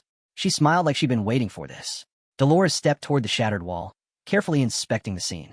Behind Rose, someone sniffed the air and frowned. "Do you smell that? Like something rotting?" His friend hesitated, then shrugged. "No idea." Dolores slowly removed the Night Hound mask, her expression shifting. Her eyes narrowed with worry, her jaw slack with realization. He hadn't killed Morg. He'd taken her somewhere else, somewhere away from the festival to protect everyone. Folding her hands, she closed her eyes. Her thoughts were heavy, her voice silent. She prayed, please let him be safe. Meanwhile, far from the festival grounds, Morg's body crashed into a forest. Trees shattered, the ground split, and a thick curtain of smoke rose over the treetops. Moments later, she stood, shaking, laughing, eyes gleaming with wild joy. She loved this. She was thrilled to see the night bloodhound again. Vakir stepped from the smoke, his stare sharp and cold. Mana pulsed around him like a storm barely held back. "This ends here," he said flatly. Morg flinched. Her grin faded. She raised a hand, trying to calm him. "Wait, I just want to talk." He didn't wait. Vakir reached for his sword, Beelzebub's blade. Power surged through it as he drew it from its sheath. This time, he wasn't holding back. He advanced, each step full of purpose. She backed away, panic flashing across her face. But before the final blow could land, a voice shouted in the distance. Both froze. Knights appeared, weapons drawn, eyes scanning the area. Morg turned, startled. "We need to move." But Vakir didn't seem fazed. Instead, he held up his hand, revealing a glowing purple ring. "No need," he said calmly. His eyes shimmered with confidence as the ring began to glow. "This is a gift from a comrade. The Divine Immortal's ring. It creates a barrier." He activated it. A flash of light erupted, blinding, brilliant. Morg shielded her eyes instinctively. When the light faded, they were somewhere else entirely. A strange place. The air was still. Dozens of swords stood planted in the ground, surrounding massive stone statues. One a boy, the other a man. Morg looked around slowly. "What is this?" Vakir stared at the statues, fists clenched. His eyes burned with rage. The statues were unmistakable. Hugo as a young man, and Osiris as a child. They stood inside a space twisted by the mind of Set Le Baskerville, whose body had long since been taken by the demon Andromalius. Morg wandered further, curiosity lighting up her face. "A barrier," she whispered. But then she paused. Her gaze drifted to Vakir. She stared at him for a long moment, then smiled. This confirmed it. He was a Baskerville. Turning toward the ground, she called out to him gently. "Take off the mask. I need to confirm something." Vakir hesitated, silently watching her. But Morg's eyes darkened, filling with something else, hatred, despair, because she knew the truth. And the rules of the contract were already in motion. She couldn't take off her mask, couldn't say her name, couldn't reveal who she truly was. Not even now. All Morg could do was hope Vakir would cooperate. But when she looked up, her eyes went wide. His sword was already swinging at her. She barely dodged in time, skidding back with gritted teeth. "Wait, just listen." Vakir didn't stop. His attacks came hard and fast, relentless. She summoned a barrier, desperately blocking each blow, but his strikes didn't slow. His eyes burned with purpose. He wasn't letting her walk away this time. Seeing that expression, Morg clenched her fists. This wasn't just bad, this was terrifying. To her, he looked like a monster now, fast, merciless, and way too strong. She couldn't believe this was the same man from before. With one final swing, Vakir shattered her barrier. She threw her arms up to block, but the blade sliced through, leaving fresh cuts across her forearms. Blood dripped down, but she didn't flinch. Instead, her fury grew. Hatred lit up her eyes as she called out to the demon Siri. Siri appeared beside her, licking her finger with a curious look. "How much power do you want?" "Half." Snapped without hesitation. A wicked grin crept across Siri's face. "Then I want half a day."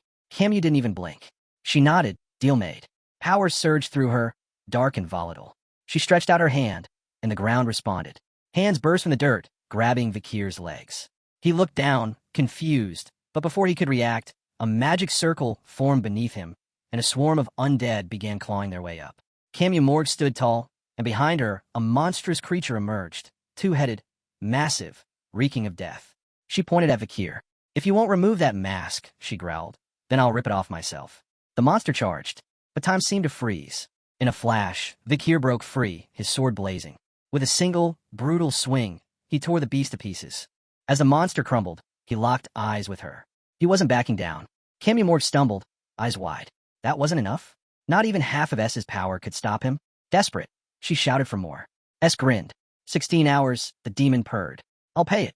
Camu shouted. More power flooded into her. She raised her hands, and another magic circle glowed at her feet. This time, a massive undead serpent made of bones and rot lunged toward Vakir.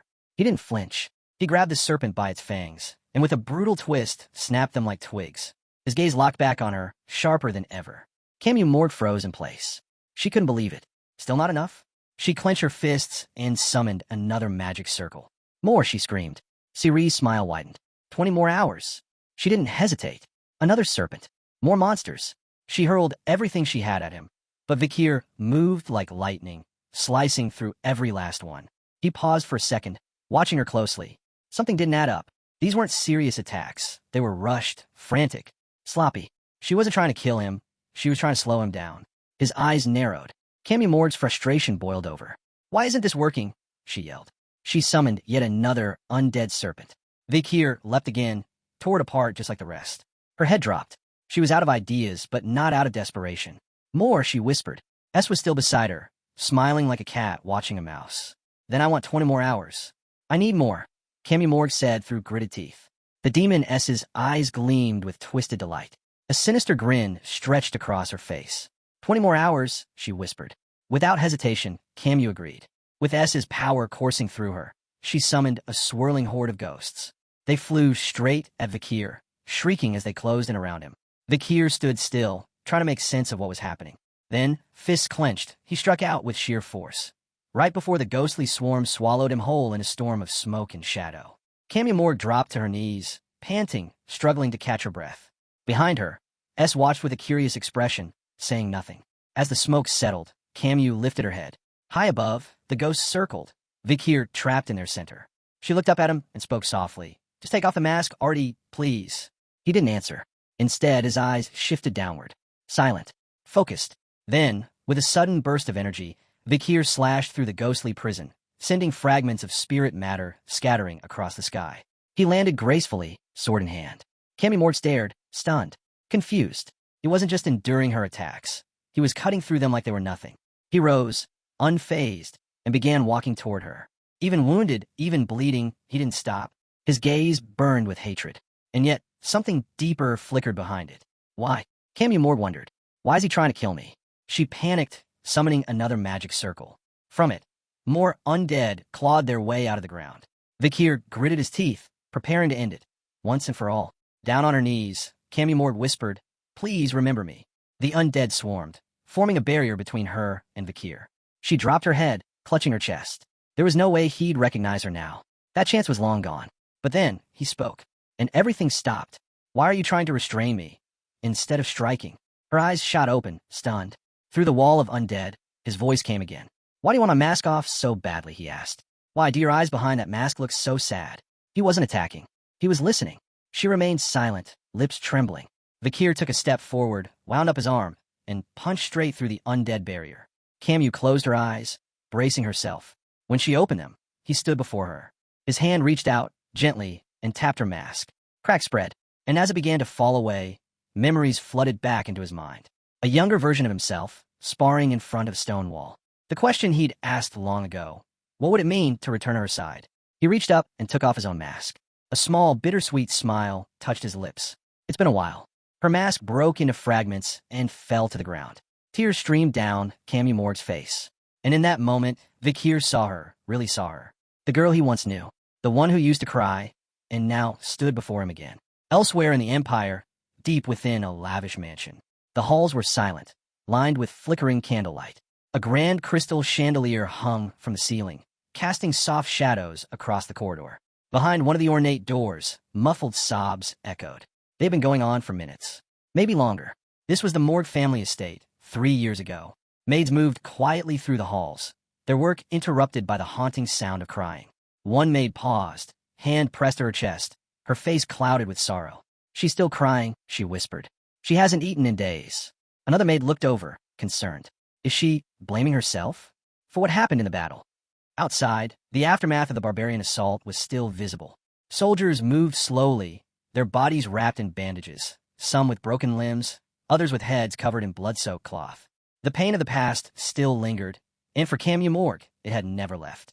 One of the maids sighed, voice soft as she explained to her friend, "It's only natural Camu Morg feels guilty. A lot of people were hurt, many died, just trying to rescue her from the barbarians." The other maid, holding a plate, looked down, her eyes filled with sorrow. She glanced toward Camu Morg's door, then spoke in a hushed tone. "But do you know why she's really like this?" The others leaned in, curiosity rising. With tears in her eyes, the maid whispered the truth. Camu Morg was devastated because Vakir Baskerville was gone. Her voice cracked as she continued. She loved him more than anything. Losing him, it must feel like losing a part of herself. Hearing those words, another maid covered her face and began to sob. Her friend reached over and gently placed a hand on her shoulder, trying to console her. As the two wept, the maid with the plate walked closer to Camu Morg's room, calling softly through the door, "Please stop torturing yourself. Try to rest. You need to heal." But before she could say more, the sound of footsteps echoed down the hall. Boots. A presence. Water suddenly swirled into the air, and shimmering bubbles formed around the maids' heads. They gasped, eyes wide, confused, until panic set in. The air was thinning. Their bodies started to float. They were suffocating. From the shadows stepped a man with cold white hair, Camu Morg's uncle, Adolphe Morg. His eyes locked onto the maids, burning with rage. They were gossiping, digging into things that weren't theirs to discuss, disrespecting the very privacy they were meant to protect. That was unforgivable. His fury surged. The water bubbles expanded. The maids clawed at their throats, wide-eyed with terror. Just before they passed out, Adolphe flicked his wrist, and the bubbles burst, collapsing in a splash of mist. He glared at them, voice sharp and laced with venom. "If I ever hear you speak of Camu Morg like that again, I'll tear your tongues out myself." Pale and trembling, the maids stumbled away, stammering apologies before running down the hall, desperate to get away. Adolphe turned back, toward the door. He stared at it in silence for a long moment, his expression softening. Finally, he stepped forward. "It's me," he said quietly. Hand on the doorknob, he opened it slowly. The room inside was dim, lit only by the soft glow of the window. Curtains fluttered as the wind pushed in. The atmosphere was heavy. Adolphe walked in and sat on the edge of the bed. Beneath the covers, Camu Morg trembled, crying softly. He placed a hand on the blanket, voice gentle. "I heard you haven't eaten, not even a little. Your mother and I, we're both worried." The wind rustled through the curtains, brushing through the silence. Camu Morg didn't answer. She stared ahead, lost in memories. "Are you saying I should eat just to keep living?" she asked, her voice barely above a whisper. Her mind drifted to the past. She remembered the forest. That moment. A barbarian on a giant wolf, seizing her and dragging her away. Vakir's eyes flashing with rage. His fists clenched as he chased after them. She remembered the quiet moments, too. Laughing beside him, smiling, talking like nothing else mattered. Reaching out, placing her hand on his shoulder, feeling safe. The memories came crashing down, heavy with guilt. If she hadn't been reckless, if she hadn't been so weak, the barbarians wouldn't have gotten her. And Vakir, he wouldn't have fought that monster alone. She squeezed her eyes shut, tears flowing freely now. "They're gone because of me." Vic rose. Throwing off the sheets, she sat up, grabbing her arm tightly. Her shoulders trembled. Her voice broke. "I'm the reason they're dead." And then, she cried, harder than before. Crushed by guilt, consumed by the pain of what she'd lost. Adolphe turned to her, his gaze settling on her tear-stained face. Seeing her like this pierced straight through him, his eyes shimmered with sadness. Without a second thought, he stepped forward and wrapped his arms around her, pulling her into a firm, comforting embrace. Moonlight filtered into the room, casting a pale glow across them. "Don't give up," he whispered, holding her tightly. He closed his eyes and continued, his voice gentle but steady. "Their lives, they're part of yours now. That's how much your life matters. When people die, the ones left behind have a duty to live for them." Camu Morg blinked, surprised. Her lips parted as she stared at him. "You mean, I should live in their place?" Adolphe opened his eyes and nodded slowly. "Vakir and Rose, they'd be furious if they saw you like this." something shifted. A flicker of light returned to her eyes. She sat up straight, a spark of hope growing in her chest. Without hesitating, she climbed out of bed and rushed to a nearby drawer. Smiling faintly, she pulled something out. Adolph's eyes widened. "What are you doing?" Morg unfolded a sheet of paper covered in arcane symbols. Grabbing a pen, she began to draw a triangle, mumbling quickly. If the thermodynamic function is the same, then maybe it's possible. The floor was already covered with scattered sheets. She crouched down, flipping through them, adjusting equations, reworking the symbols. "Magic is just calculating values," she said quickly. "If I change the structure of the formula a little, I might get a different outcome." Adolf stepped forward, clearly confused. "Wait, what are you trying to do?" Morg didn't stop. Her eyes lit up with intensity. "If I can reach the edge of the negative energy dimension, I could pull entropy from there and exchange it with the positive energy in this one. And it's just about balancing the rest with equivalent trade." Her hands gripped her head. Her thoughts were spiraling. She couldn't think straight. She was starving. Adolf stared at her, jaw slack, shocked at how far gone she was. Then, she looked up at him, eyes a little wild. "Uncle, I need food." Soon, a full banquet was prepared. The table was packed with roasted meats, rich sauces, warm bread, and sweet desserts. Adolf and another woman sat at the long table with Morg at the head. Across from her was a regal, red-haired woman, her mother, Raspaini Morg, matriarch of the Morg family. As they settled in, Morg glanced over. "I heard you were worried," she said softly. Since I wasn't eating, Raspain placed her hands gently on the table. Her expression was serious, eyes filled with worry. "It's been days since you've even held a spoon." "Of course I'm worried." Before she could say more, Morg cut in, smiling. "I promise I won't make you worry again. But I need something in return." Raspain arched an eyebrow. "What kind of request?" Morg took a deep breath. "I want permission to mobilize the Morg family's army to search the forest." Raspain paused, eyes narrowing slightly as she studied her daughter. Adolf immediately tensed, his hand rising. "The forest? Do you have any idea how dangerous that place is?" he said sharply, his voice laced with concern. But Raspain remained calm. She looked into her daughter's eyes, then nodded slowly. "You have permission," she said. "On one condition, don't skip any more meals." Adolf turned toward her, stunned. His eyes widened in disbelief. Raspain, but she didn't waver. She was trusting her daughter, and this time, she was putting that trust into action. Adolf turned to his sister with a tense expression. "Raspain, you need to think this through carefully." But before he could finish, Arani cut him off. "She's not done yet," she said firmly. Camu still has something she can do. Her voice was sharp with conviction, and Morg's eyes locked on her mother, now shining with fierce determination. Raspain sat silently, fingers interlaced, her gaze steady and serious. "Then I have no choice but to let her choose her own path," she said at last. "If she wants to surrender, it must be by her will alone." Morg picked up a piece of meat from the table, offering a cheerful smile as she raised it. "Then, it's a promise, right?" Seeing her finally ready to eat, Adolf's eyes lit up with relief. A genuine smile broke across his face. But Raspain, seated opposite, simply watched her in silence, her expression unreadable. Morg bit into the meat and immediately froze. Her eyes widened, her face twisted. She dropped the fork, covered her mouth, and keeled over, collapsing to the ground. Moments later, she began to vomit. Adolf leapt to his feet, panic etched across his face. "She can't eat that. It's too soon." He snapped at the maids. "Clear the table. Bring food for recovery now." They rushed to obey, returning swiftly with lighter dishes more suitable for someone who hadn't eaten in days. But just as they set the plates down, Morg raised a trembling hand. "No!" The maid stared at her, stunned. Slowly, pulled herself back into her chair. Her eyes glistened, but her voice was steady. "I'll eat all of it," she said, teeth clenched. No matter what.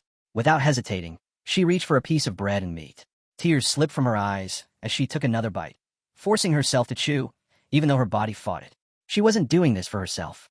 She was doing it for him.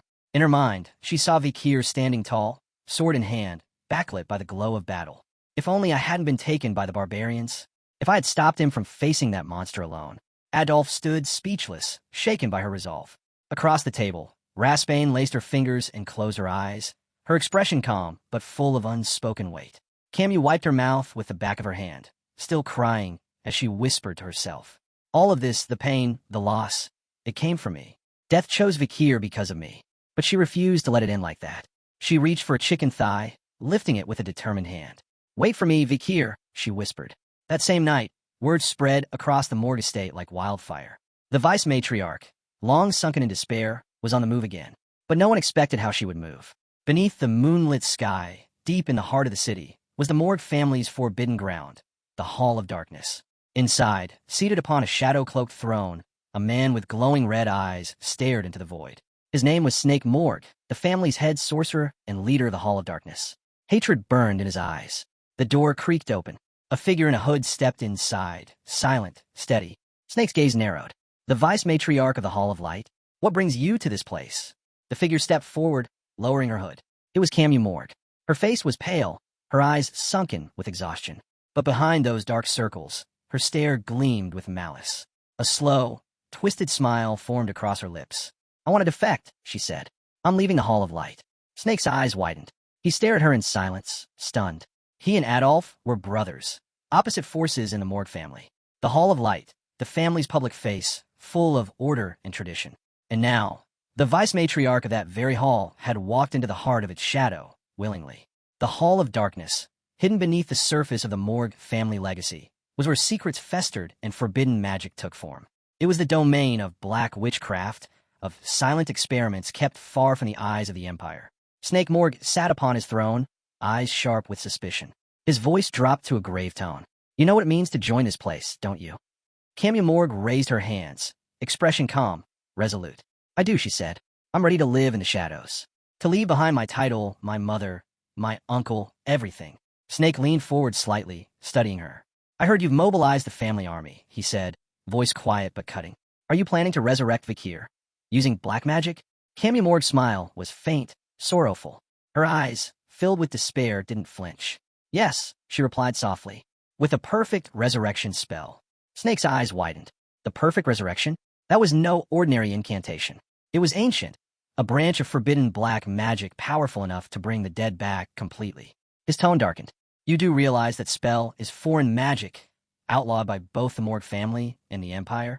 He stared down at the floor, brows furrowed. With a heavy breath, he extended one hand to the side, then firmly denied her. You cannot join the Hall of Darkness. Leave. Silence.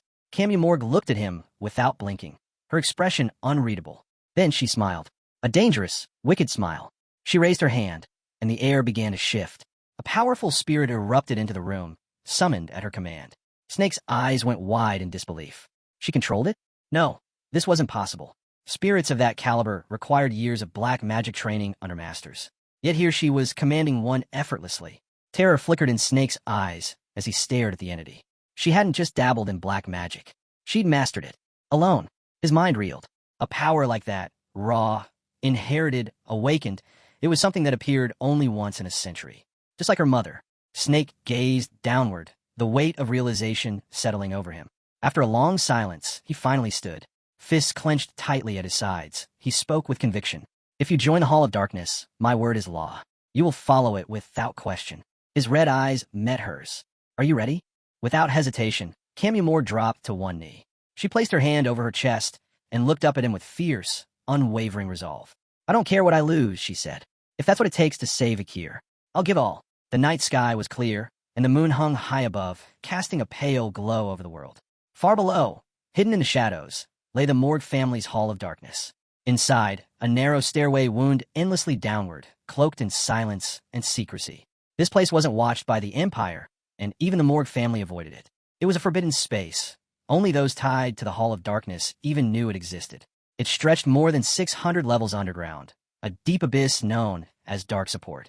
From the very bottom, a wave of sinister energy began to rise.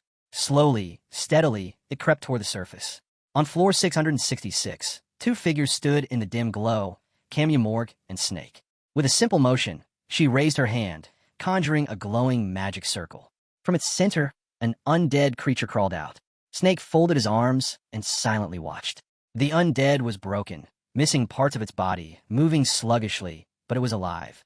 It turned its head, confused, searching the dark hall. Camu Morg's eyes were tired, shadows beneath them. Yet she smiled, pointing at the creature with a mix of pride and mischief. She turned to Snake and asked what he thought. The undead shuffled closer.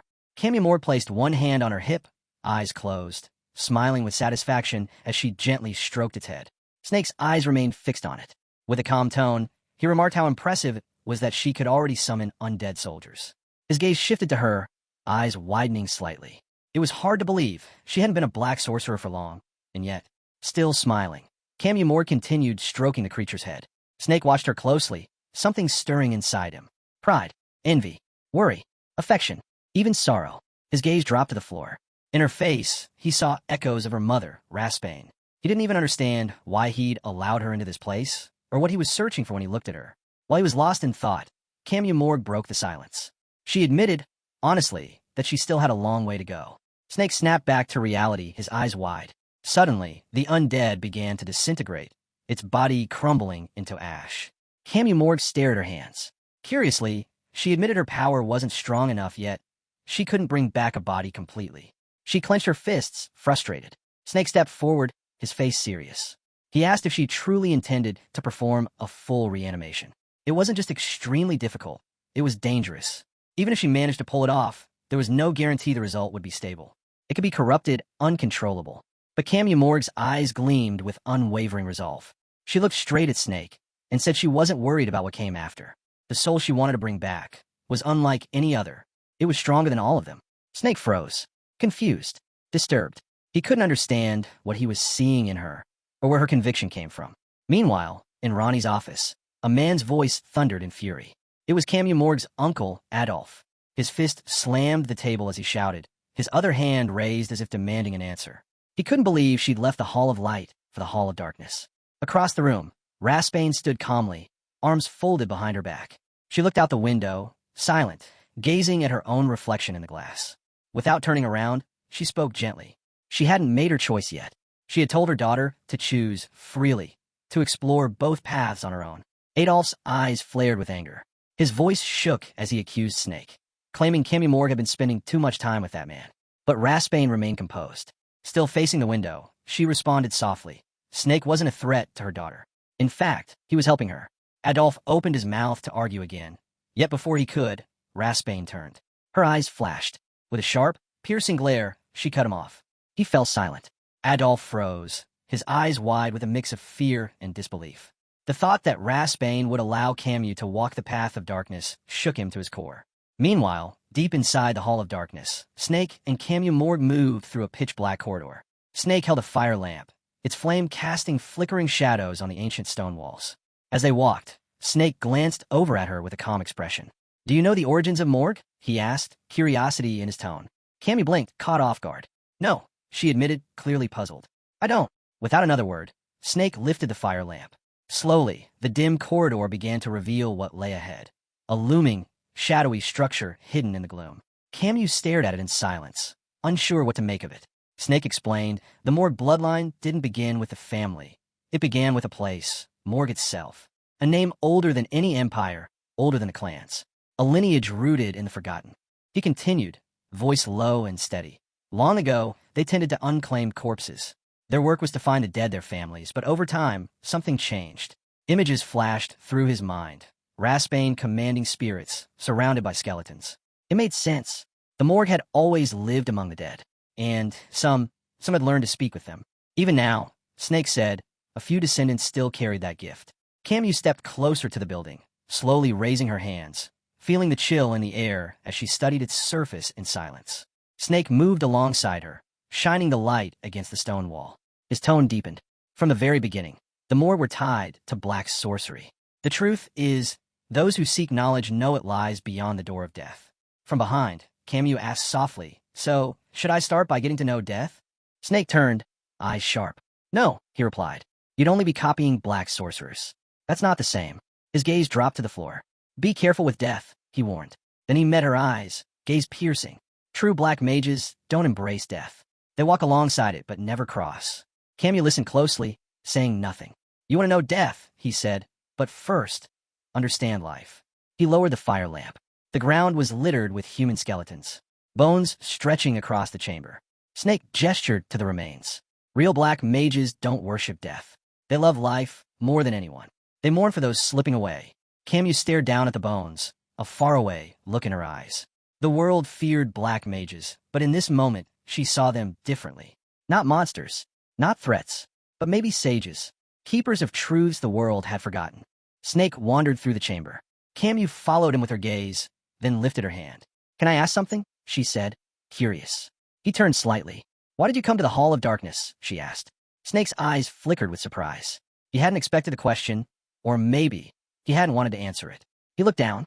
His mind drifted, visions of Adolf, of Raspain, his past. Then he turned away from her, voice colder now. In this world, there's light and there's shadow. Without one, the other collapses. Camus tilted her head. You're doing it again, she said, talking in riddles. Days passed. It was night once more, and Snake stood alone on floor 666, hands folded behind his back. Suddenly, footsteps echoed. Camus Morg came running toward him, excitement written all over her. Snake, she called out. She held out a sheet, eyes glowing with joy. On it, hand-drawn, was a magic circle. Snake looked down at it. His eyes widened. He was speechless.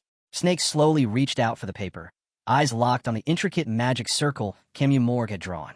Before he could speak, she explained it was a resurrection circle. Not just any spell. This was a complete resurrection, the result of her own research. He took the sheet in his hands, examining every line. His expression shifted immediately. What she had created was far beyond anything he had ever seen, more advanced than any record he knew of, and it was flawless. He looked at her, stunned, trying to process how far into the abyss she must have gone to reach such a discovery. Black sorcery demanded deep, dangerous exploration. Yet here she was alive, smiling. Camus Morg looked away, face flushing slightly. Nervously, she asked if he would help her cast the spell. Snake's expression turned serious. Do you really care that much about Vakir? He studied her carefully.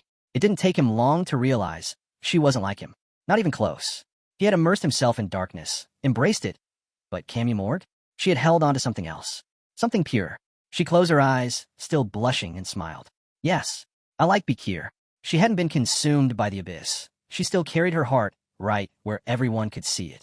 Snake looked down, a faint smile tugging at his lips. In that moment, he realized she was better than him, stronger in a different way. He took a step closer. We'll do it together, he said. They began gathering everything they needed. Buckets of water, wooden barrels, various rare components. Snake stood with his arms crossed, watching silently. His gaze lingered on the barrels, knowing exactly who they were trying to bring back. And he couldn't forget. Vakir hadn't been harmless. Camus Morg, dark circles under her eyes, reached for the barrels. She explained calmly that the Baskerville clan had helped her gather Vakir's blood and some of his hair. She pulled out a spirit sphere, revealing she'd also collected wandering souls from the forest. Snake nodded. If she had even a small piece of Vakir's physical body, part of his soul might respond. From there, it would just be a matter of filtering the right fragments. He crouched and started drawing the circle himself. Then, pausing, he turned to her. Do you know the paradox of Theseus' ship? She looked at him, puzzled. He continued, even if you restore his body, his memories, his mind might not come back. He may not be the same. Camus Morg didn't hesitate. While sketching the final lines into the circle, she answered firmly, we'll think about that after we succeed. When a magic circle was done, both of them stood. At its center, the barrels containing Vakir's remains sat silently. She stepped forward. Let's begin. Snake's eyes narrowed. Are you sure you're not rushing this? Camus Morg raised her hand, her voice calm but resolute. I've waited long enough. Her eyes began to glow, mana pulsing from her body. With a serious look, she asked for his help, one last time. Snake watched as the room filled with her mana. Without a word, he raised his hand too. His own energy surged outward. The circle responded instantly. A storm of mana, thunder, and raw power erupted. Evil energy spiraled outward like a living thing, tearing through the chamber. Camus Morg shielded her face with one arm, gritting her teeth. Snake was stunned. The circle, it was perfect. For the first time, it felt like black witchcraft itself had reached a true breakthrough.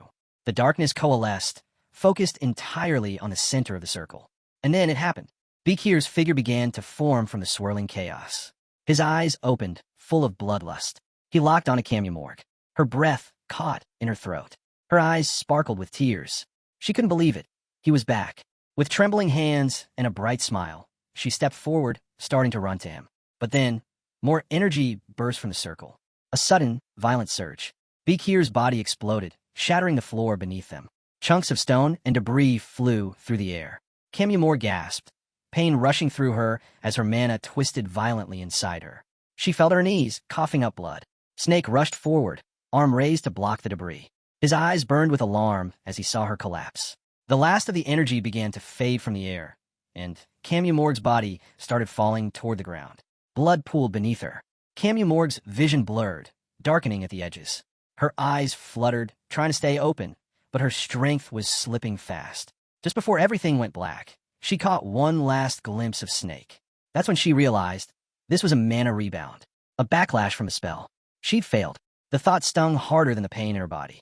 Her magic had been perfect, hadn't it? Her eyes slowly opened again. But this time, she wasn't in the chamber anymore. A single door stood in front of her, glowing faintly as light poured through the cracks. She stared at it, unsure if she was alive, or if she had crossed into death. Why had the spell failed? She'd followed every step, used every fragment of Vakir's body she could find. Was it the age of the remains? Had his soul already passed on? Found peace? Maybe Vakir had already let go of this world. Maybe he'd chosen to leave all his hatred behind and move on. Her heart ached. Her eyes shimmered with sorrow. If none of it mattered in the end, if she'd fought for nothing, then what was the point? Tears welled up and spilled down her cheeks. A soft touch wiped them away. Her breath caught. Her eyes widened. Snake stood before her. He gently brushed her cheek, calm and steady. I didn't come to the Hall of Darkness because I wanted to, he said quietly. I came because I couldn't stay in the light.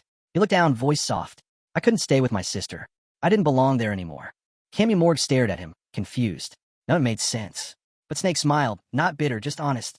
When I saw you, someone who still wears their heart so openly, it reminded me of what I'd lost. He placed his hand gently on her shoulder. His eyes met hers, and there was something real in his gaze. If I'd only had the courage to believe in something impossible, he said, maybe things would be different. He gave her a light push. Don't lose that hope. Not like I did. Her eyes widened as she stumbled backward, falling. She fell into water, weightless, sinking slowly as Snake's voice echoed around her. I hope you find him, he said. I hope you find the one you love. Her arms reached toward him, desperately trying to grab hold. But he was already turning away, walking toward the door. The light faded. She kept sinking deeper and deeper until her body hit the cold floor of reality. She was back, still alive, but just inches away lay Snake. His body was crushed, soaked in blood. He had fought to the end, forcing the circle to collapse. She couldn't move, couldn't breathe. Her eyes locked on his lifeless form, and the shock hit her like a wave, pure, overwhelming grief. Snake's hands were soaked in blood. Minutes ticked by in silence. He didn't move. A lone fly hovered near him, circling slowly before landing. Then more came, swarming over his body, drawn to the stillness. The spell had drained everything from him. In the end, Snake had given his life just to shut it down. At the center of the shattered chamber, a crater marked the spot where the spell had detonated. And within it, Morgs' burnt, bloody body lay next to Snake's corpse. Her lips were stained red, her breath shallow. Every inch of her body screamed in agony. She didn't know how long she'd been like this. Time had stopped. The blood beneath her was thick, and the silence absolute. She knew the truth better than anyone. This was the price of forbidden resurrection. This was floor 666 of the Hall of Darkness. A place no one was coming. She'd accepted it. This was the end. Snake, her master, would have scoffed at how she was going out. But she had tried everything. There was nothing left, not even the will to live. Her thoughts drifted to the last time she saw Vakir in the forest. He turned away from her, hand on his sword. They had never truly met, never truly spoken from the heart. She regretted only one thing, that she never got to know him. As her eyes began to close, a quiet thought whispered through her. Maybe in death, she could finally see him again. But then a voice. You seem like someone who still wants to live. Her eyes cracked open, hazy and confused. She turned slightly toward Snake's body, still lying beside her. The voice echoed again. This wasn't a dream. Something was here. I'm not hallucinating, she whispered, barely audible. No, the voice said. You're not. I came because I felt it, your longing. Even with her body failing, Morg managed to ask, Are you a demon? The voice chuckled. Exactly like the ones in your books. The tone turned serious. I can save you, the demon said. But I need something in return. A contract. She exhaled shakily. Why? I don't care if I live. That piqued the demon's curiosity. Then tell me, what do you truly want? Morg stayed silent, unsure. Even she didn't know the answer anymore. The demon's attention dropped to the scorched remains of the spell. It all made sense now. You tried to resurrect someone, the voice said. Didn't you? A slow, wicked smile formed in the darkness. That's my specialty, it said. I'm Ser, the demon of indulgence and corruption. Ser's voice softened. I can help you. I can help you meet the one you wanted to bring back. All you have to do is make a contract. Morg's eyes opened again. A faint flicker of light returned to them. Snake's last words echoed in her mind. I hope you find the one you love. She clenched her fist weakly. There was still one path left, and she wasn't ready to give up just yet. With what little strength she had, she nodded. I accept. A sharp grin lit up Sarah's unseen face. At once, Morg's eyes began to glow, not with pain, but with purpose. She had believed her journey ended here, but now she would keep going. The night was calm. The moon hung high over the Morg family's castle, casting silver light across the land. A figure staggered toward the gate, wounded but alive. The guards at the entrance recognized her at once. Morg. They rushed forward, helping her through. Behind them, heavy footsteps echoed. Adolf, panting, arrived with several others. His eyes widened in shock when he saw her. You're back, he said, breathless. Do you have any idea how worried we were? Morg didn't answer. Her hair had changed. She lowered her gaze, avoiding his eyes. A sadness lingered on her face. Adolf stared at her in disbelief. What happened to your hair? Where were you for 10 days? Don't tell me that damn snake had something to do with this. But Morg walked past him in silence. Adolf froze. His jaw dropped. He turned to the guards, confused. What had happened to her? From the shadows, Sarah whispered in amusement. How cold, ignoring your poor uncle like that. Morg didn't break stride. Her tone was ice. If you want to keep your contract, she muttered, shut up. She walked beneath the crystal chandelier in the hallway, eyes steady. If Sarah wanted to stay alive, she'd have to prove her worth. Sarah only smiled. And so, their contract began. In exchange for helping her find Vakir in Baskerville, Sarah would lend Morg a portion of her power. But in return, she would lose control of her body for 1 hour every day, completely unconscious during that time. On top of that, she was forbidden from ever speaking of Sarah or the demonic world. Not long after, they met again deep in the forest. Extended her hand, calling forth the dark power that now flowed through her. Evil energy rippled through the air as she activated her abilities. 2 gifts had been granted to her, Sarah's power to track and the power to resurrect. Holding a single strand of red hair, let it fall to the forest floor. Then, reaching forward, she summoned her power. A body began to stir. A figure took shape. Sarah stood beside her, arms crossed, watching in silence. Moments later, a girl with red hair opened her eyes. It was Rose. Morg dropped to her knees, eyes welling with tears. She wrapped her arms around her cousin tightly. Rose, who had once fallen to the barbarians, now breathed again. Days later, they returned to the Hall of Darkness. Candles flickered around them. A fresh magic circle glowed on the ground. Sarah floated above it, weaving through spirits with ease. For it was like witnessing an entirely new world. And for the first time, she saw something that even Sarah could not feel. Vakir's soul was nowhere. Not a trace. Morg stared at the ground, but her hands didn't shake. Her eyes, once again, began to glow, not with despair but determination. She wouldn't stop now. By day, she used sword training as an ex-Scamu to care for Rose. By night, she moved silently through the darkness, chasing whispers of Vakir's soul. Her mother and Adolf didn't ask questions. They watched her from a distance, but never stepped in. She had stopped thinking about them, stopped thinking about anything else. Only one name remained in her heart, Vakir. One night, deep inside the Hall of Darkness, she heard it. Laughter, cold and echoing. She turned sharply, eyes wide with alarm. Behind her stood a man in an elegant suit, calm, composed, and unfamiliar. Her expression hardened. Who are you? How did you get in here? The man's smile didn't fade, and his eyes burned with something far more sinister. Morg spun around, her eyes sharp. How did you get in here? She demanded. The figure standing before her didn't flinch. A smile crept across his lips. My business isn't with you, he said calmly. But then his eyes began to glow, deep and twisted, radiating something dark. That's when he dropped the facade. His true form emerged. Anilon, a demon. His grin widened with amusement as he extended a hand toward her. His voice carried weight. Bring me Sarah. That was all he said. And after that day, Rose vanished. Sarah, watching with glowing eyes and a pleased smile, didn't seem surprised at all. She turned to Morg casually, as if nothing had happened. My ally, the Ninth Corpse, said he needed a servant, she said. So he took Rose. Her smile didn't fade. Once that guy disappears, well, let's just say he's hard to find. Morg's expression twisted in rage. Her hand shot forward. You let him take her. Sarah held up her hands innocently, smiling still. She was already dead. I can fix her again. Don't be so emotional. Morg's fists clenched. Her eyes lit up with fury. And in that moment, she saw it clearly. Sarah might have looked human, but deep down, she was still a demon. The next time Morg searched for Rose, it led her to the orphanage, the very place where Vakir had once fought and defeated the demon Dantalion. Night had fallen. The building was split down the middle, destroyed. And just as she was reviving Rose, she felt a presence. She turned. Vakir stood there. His gaze was fierce, his bow already drawn, an arrow of mana ready to fly. Back in the present, the wind blew softly, catching strands of Camumord's hair. Vakir spoke first. It's been a while. The sound of his voice shattered her. She dropped to her knees, tears building in her eyes. He had taken off his mask. Through the wall of skeletons, she saw him, clearly, for the first time. Vakir smiled faintly. You've changed. She stared, speechless, overwhelmed. Seeing him alive, her chest tightened. All the words she'd been holding back came rushing to the surface. But before she could speak, he stepped forward. Calm. Too calm. Why wasn't he saying more? Why hadn't he come for her? Hadn't he known how hard she fought? How much she sacrificed, just to see him again? She looked down. She couldn't find the words.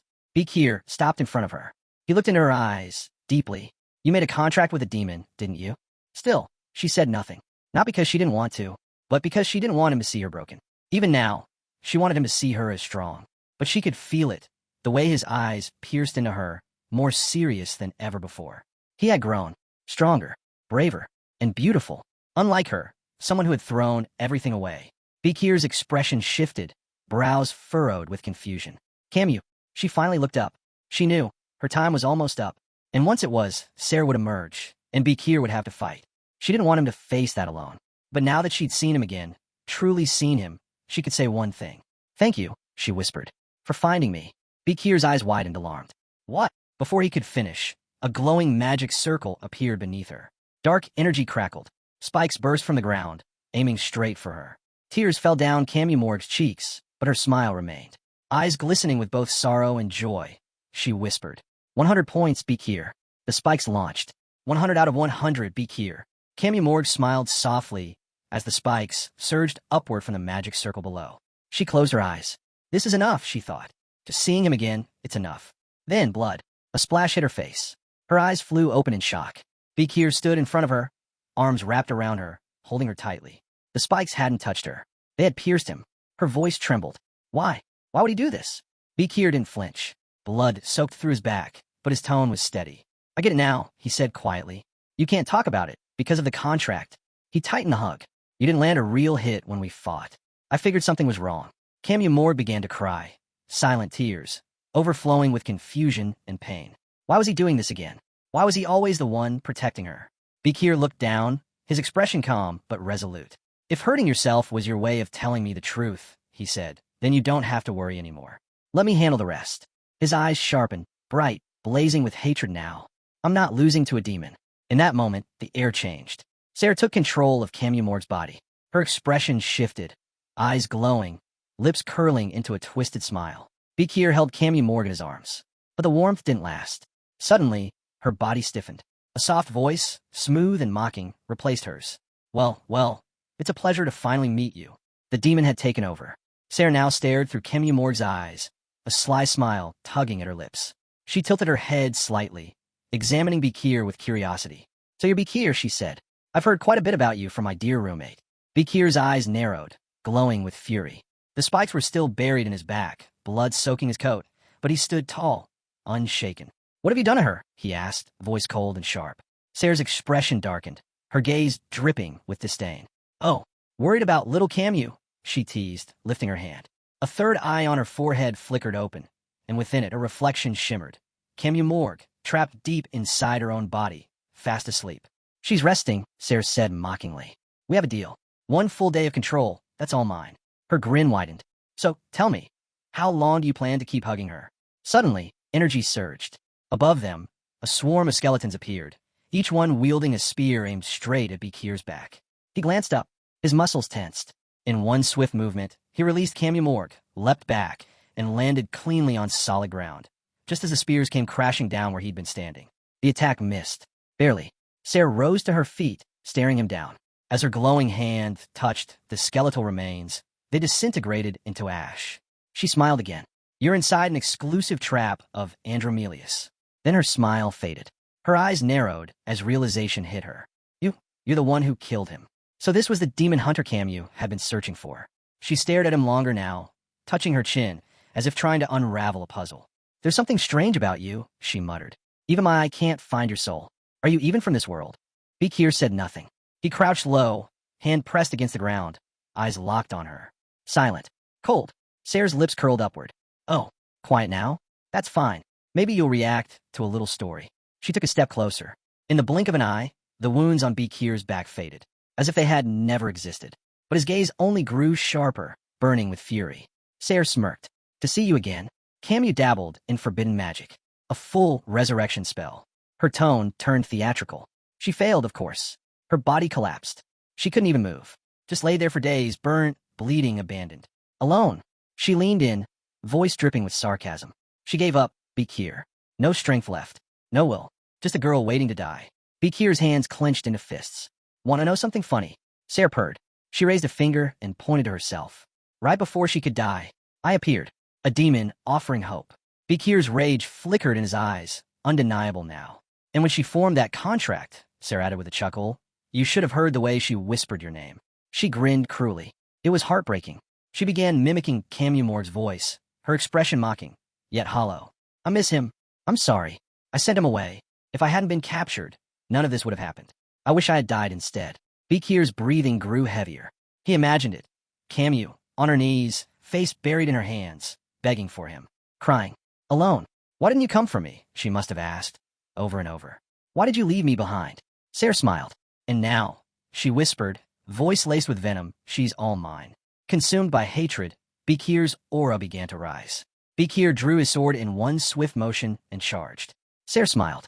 She didn't flinch as he lunged forward, blade aimed for her chest. Her arms lifted casually, her expression unfazed. But just before the strike could land, Vakir stopped. His blade hovered inches from her body, unmoving. Sayre's eyes sparkled with delight as she gazed at the sword. A slow, smug smile spread across her face. Oh, so you do understand contracts, she said. If I die, she dies too, doesn't she? The magic circle beneath them flared to life. From the glowing sigil, a monstrous undead rose up, its jaw creaking open, rows of teeth ready to bite down. She's still waiting for you, you know, Sayre whispered. You wouldn't dare kill her. The undead lunged. Its jaw snapped shut, but Vakir had already leapt out of the way, dodging the attack with a sharp pivot. Landing several feet away, he glared down at the ground, furious, already preparing for the counterstrike. Without hesitation, he charged the undead and unleashed a barrage of slashes. But nothing. The creature didn't even flinch. His sword hadn't worked. Vakir's brows furrowed in confusion. Something was wrong.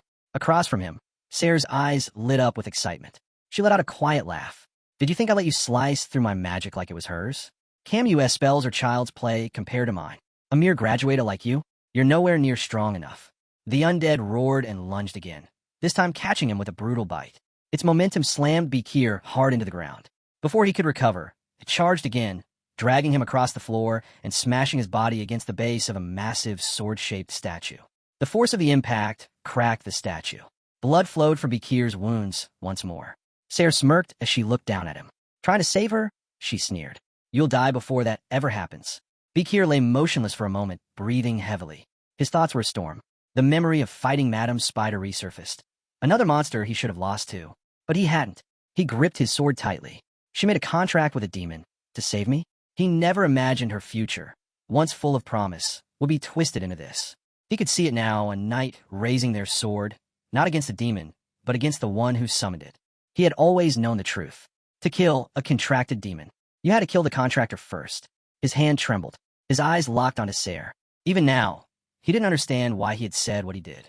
But he knew he wouldn't lose to her. While he was deep in thought, Sayre's tail snaked around his ankle. Before he could react, it yanked him upward and slammed him violently into another statue. Cracks spread across the marble. Still, Vakir clenched his fists and held on. In his mind, he imagined a scale. On one side, Camus Morg. On the other, her family, the world, the looming war with the barbarians. He knew what was at stake. If he didn't stop the 10 elite corpses, humanity would fall. It was Camus or everyone else. There was no room for both.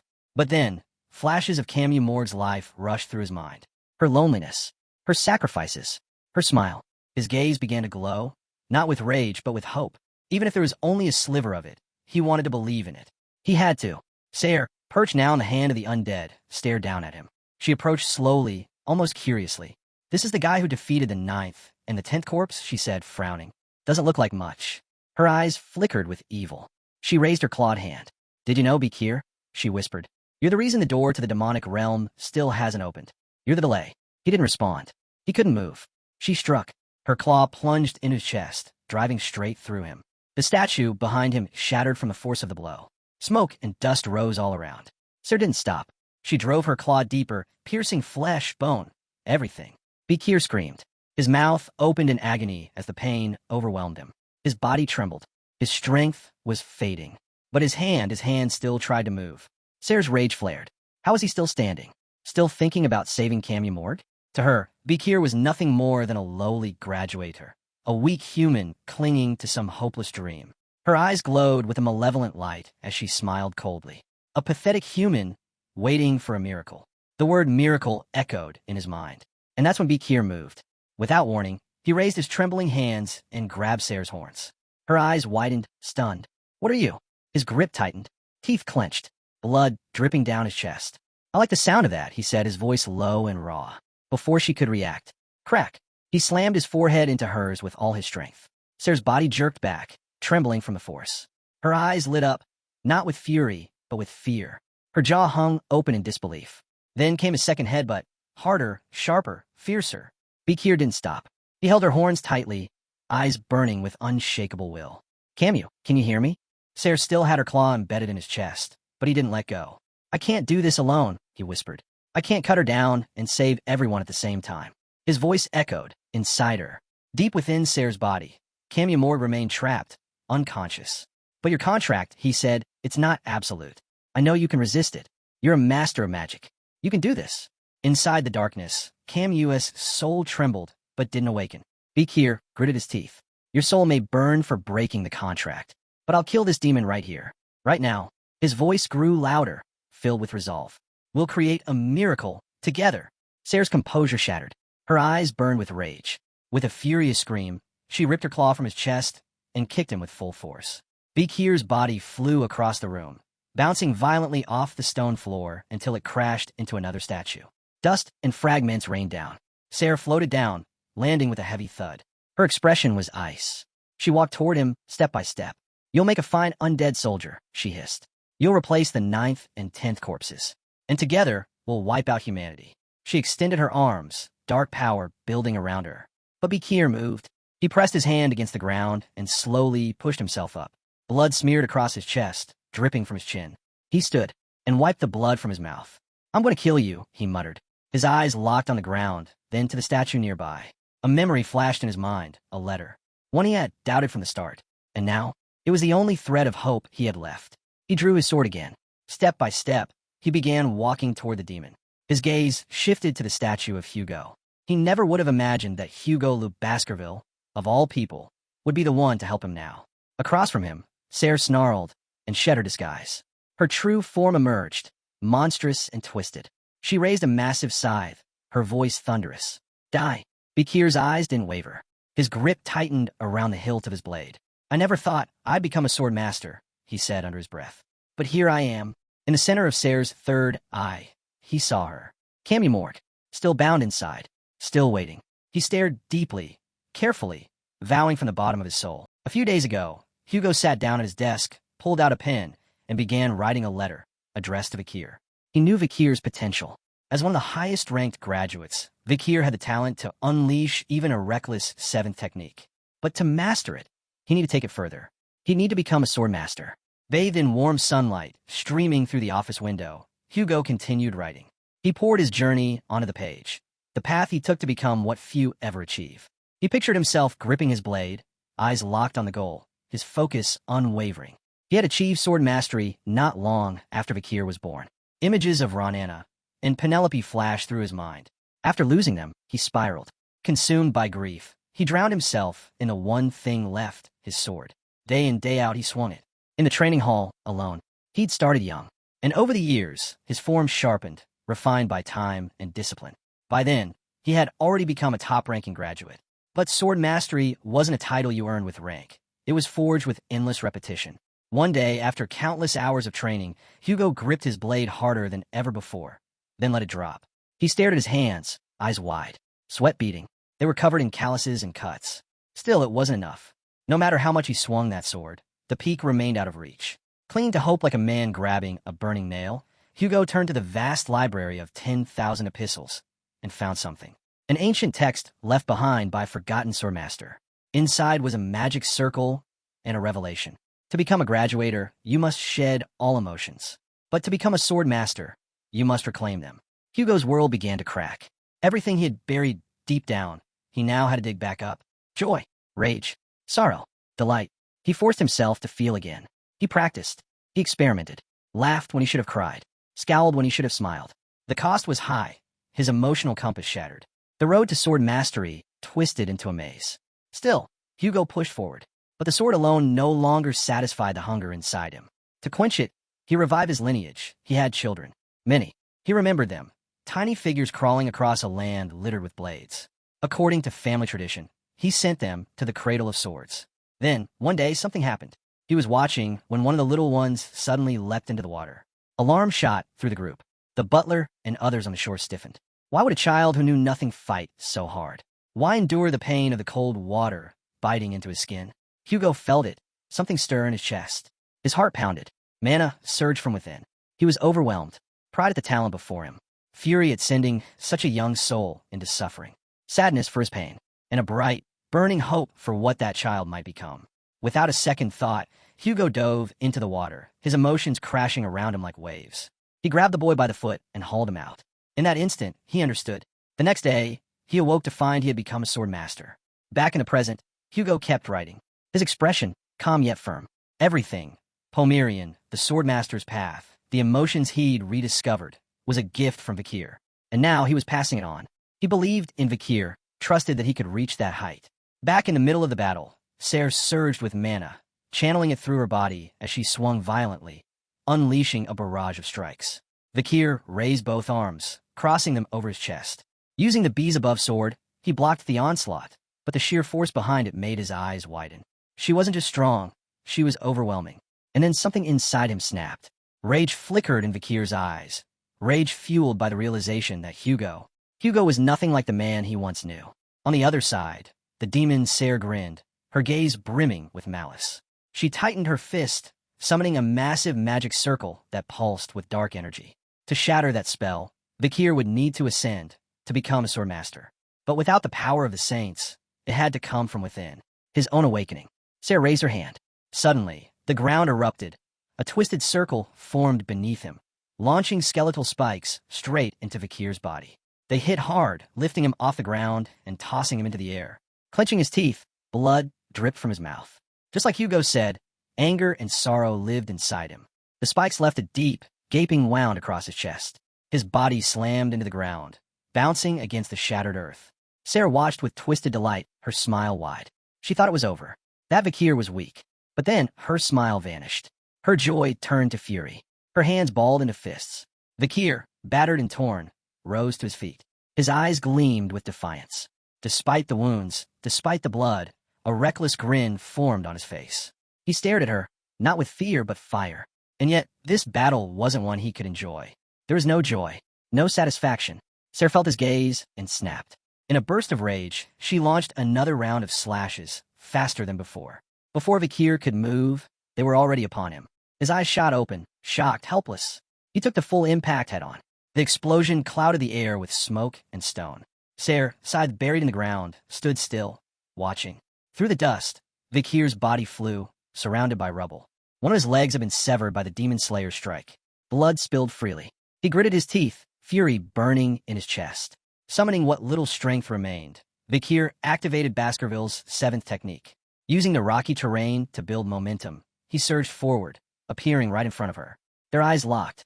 With fury blazing in his stare, Vakir swung his sword with all his might, aiming for Cerberus' head. It landed, but instead of cutting through, it bounced off. His expression froze, confused, doubt creeping in. On the other side, Cerberus smiled. With a sneer, she mocked him. Piece of trash, she spat. To her, he was nothing more than a failure, one who couldn't even grasp the basics. She caught him by the face, lifting him off the ground. Her voice dripped with disdain. He would never break her armor. Vakir reached out, clutching her arm. His eyes were a storm of fear and disbelief. Cerberus' wicked grin widened. With a twist, she flung him like a rag doll. His body smashed into the earth, shattering it beneath him. His attacks meant nothing to her. Grabbing him by the neck, her entire body began to glow with a demonic aura. She closed her eyes, amused by his struggle. She couldn't help but ask. What exactly was he trying to do? Vakir couldn't fight back anymore. His strength was gone. Ser stomped down, pinning him under her boot. A dark magic circle flared beneath her feet. From it, hands began to rise, gnarled, red, and clawed. She mocked him again. Did you really think Camus would wake up and defy the demon's contract? More crimson hands burst from the circle. One wrapped around Vakir's head, locking him in place. Smoke curled from Vakir's nose as he gritted his teeth in fury. The red hands crept up, tightening around him inch by inch until his body was completely restrained.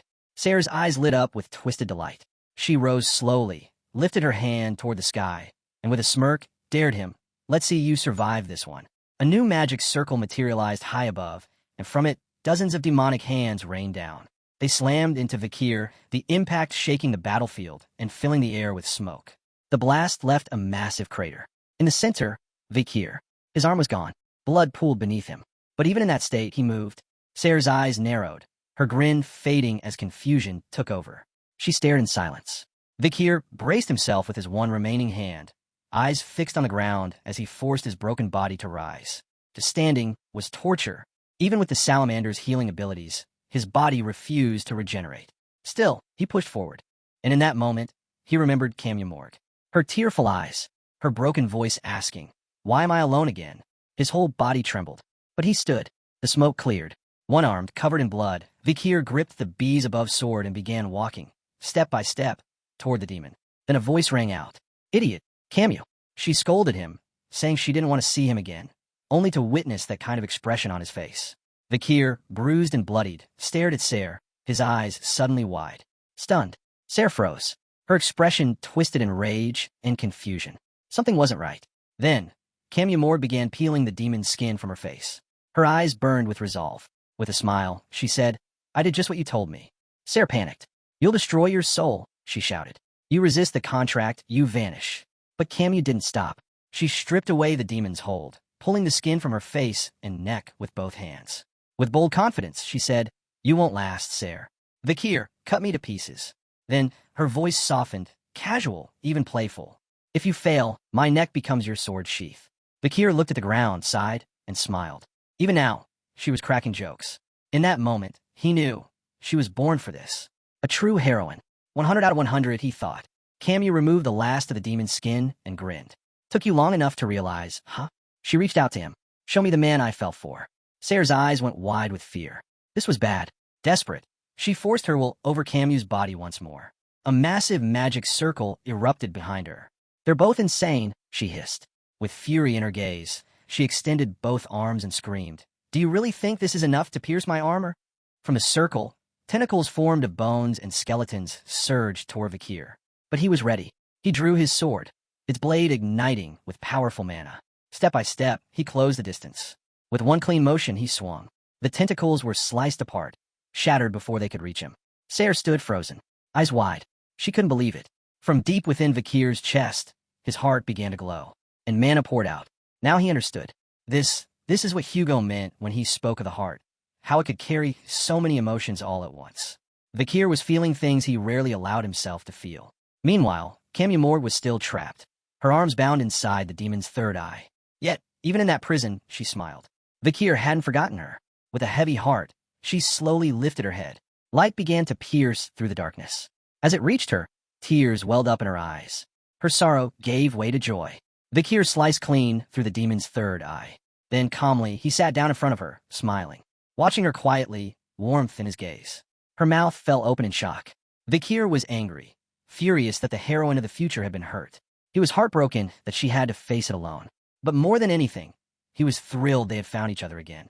A perfect reunion. All of that churned inside him. He clenched his fist, and the sword pulsed with raw, searing mana. His eyes lit up with fire. With a smile, he stepped forward and swung. In a flash, he passed straight through Ser's body. She didn't even have time to react. Frozen, the demon turned her head slowly, eyes wide with confusion. She didn't understand what had just happened. Vakir didn't stop. Back turned, he simply walked away. Then agony.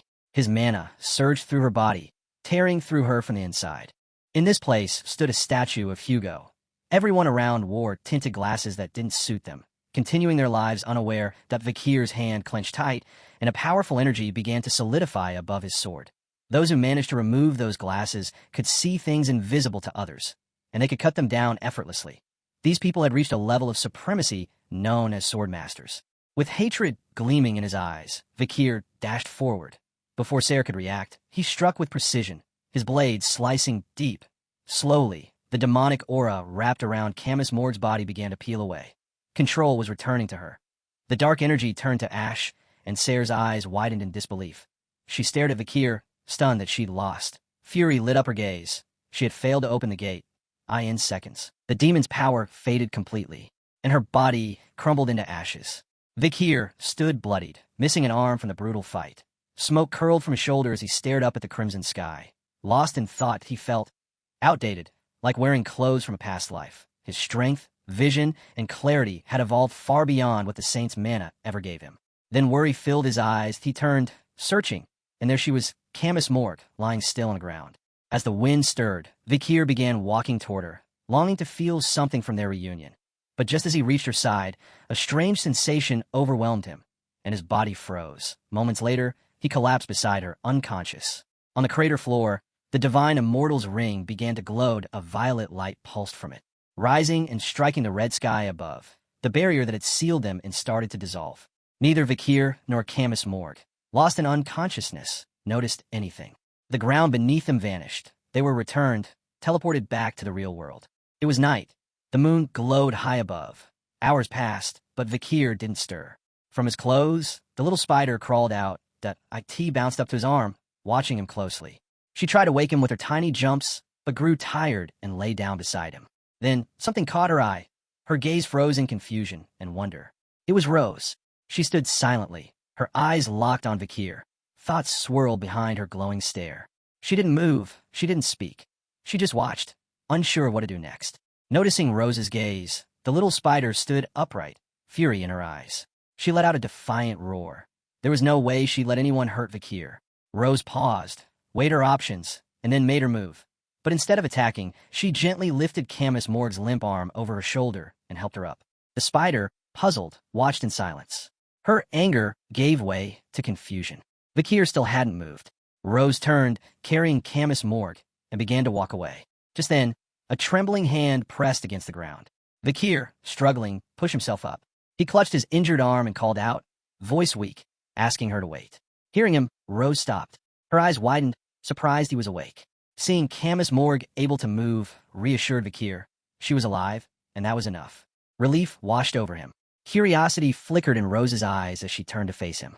Smoke began to rise in the distance. Vakir, gripping his wound, looked down, his thoughts heavy. He knew this wasn't the time for reunions.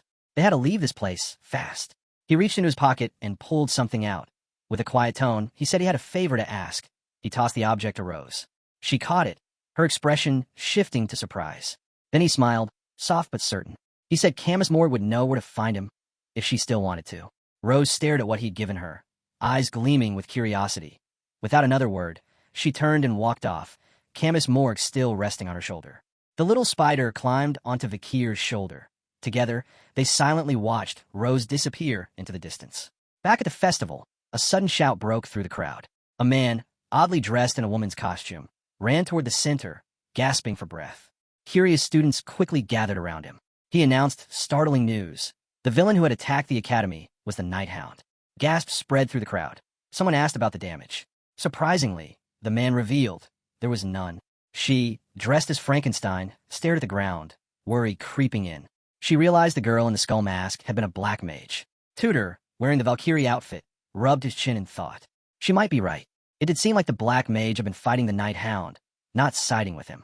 Embarrassed, he admitted he hadn't dared to get involved. PG, in his fairy costume, looked shaken. His eyes widened in fear. He'd been so terrified, he thought he was going to faint. Another tutor, dressed as a martial arts master, glanced to the side. With a serious look, he confessed the Hound was the most violent person he'd ever seen. While they were all distracted, Vakir, still standing, watched quietly. The one in the witch costume stepped forward, confessing that he'd been so scared he could barely breathe. Then, all eyes turned to Vakir. Gasps spread through the crowd. "Where were you?" someone asked, concern etched in every face. They admitted they'd been worried sick. Vakir touched his head, unsure how to answer. Dolores crossed her arms, her tone sharp. She said they'd searched the whole street and hadn't seen him once. She knew him.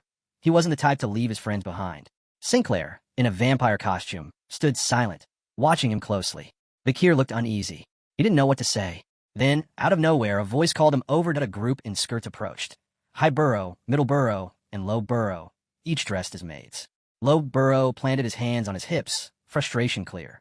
What would happen to us if you keep pulling stunts like that? Don't do that again. Middle Burrow, gripping a broom like a weapon, echoed the warning. High Burrow's eyes gleamed with intensity. He too ordered Vakir not to go it alone again. They clenched their teeth and boxed him in.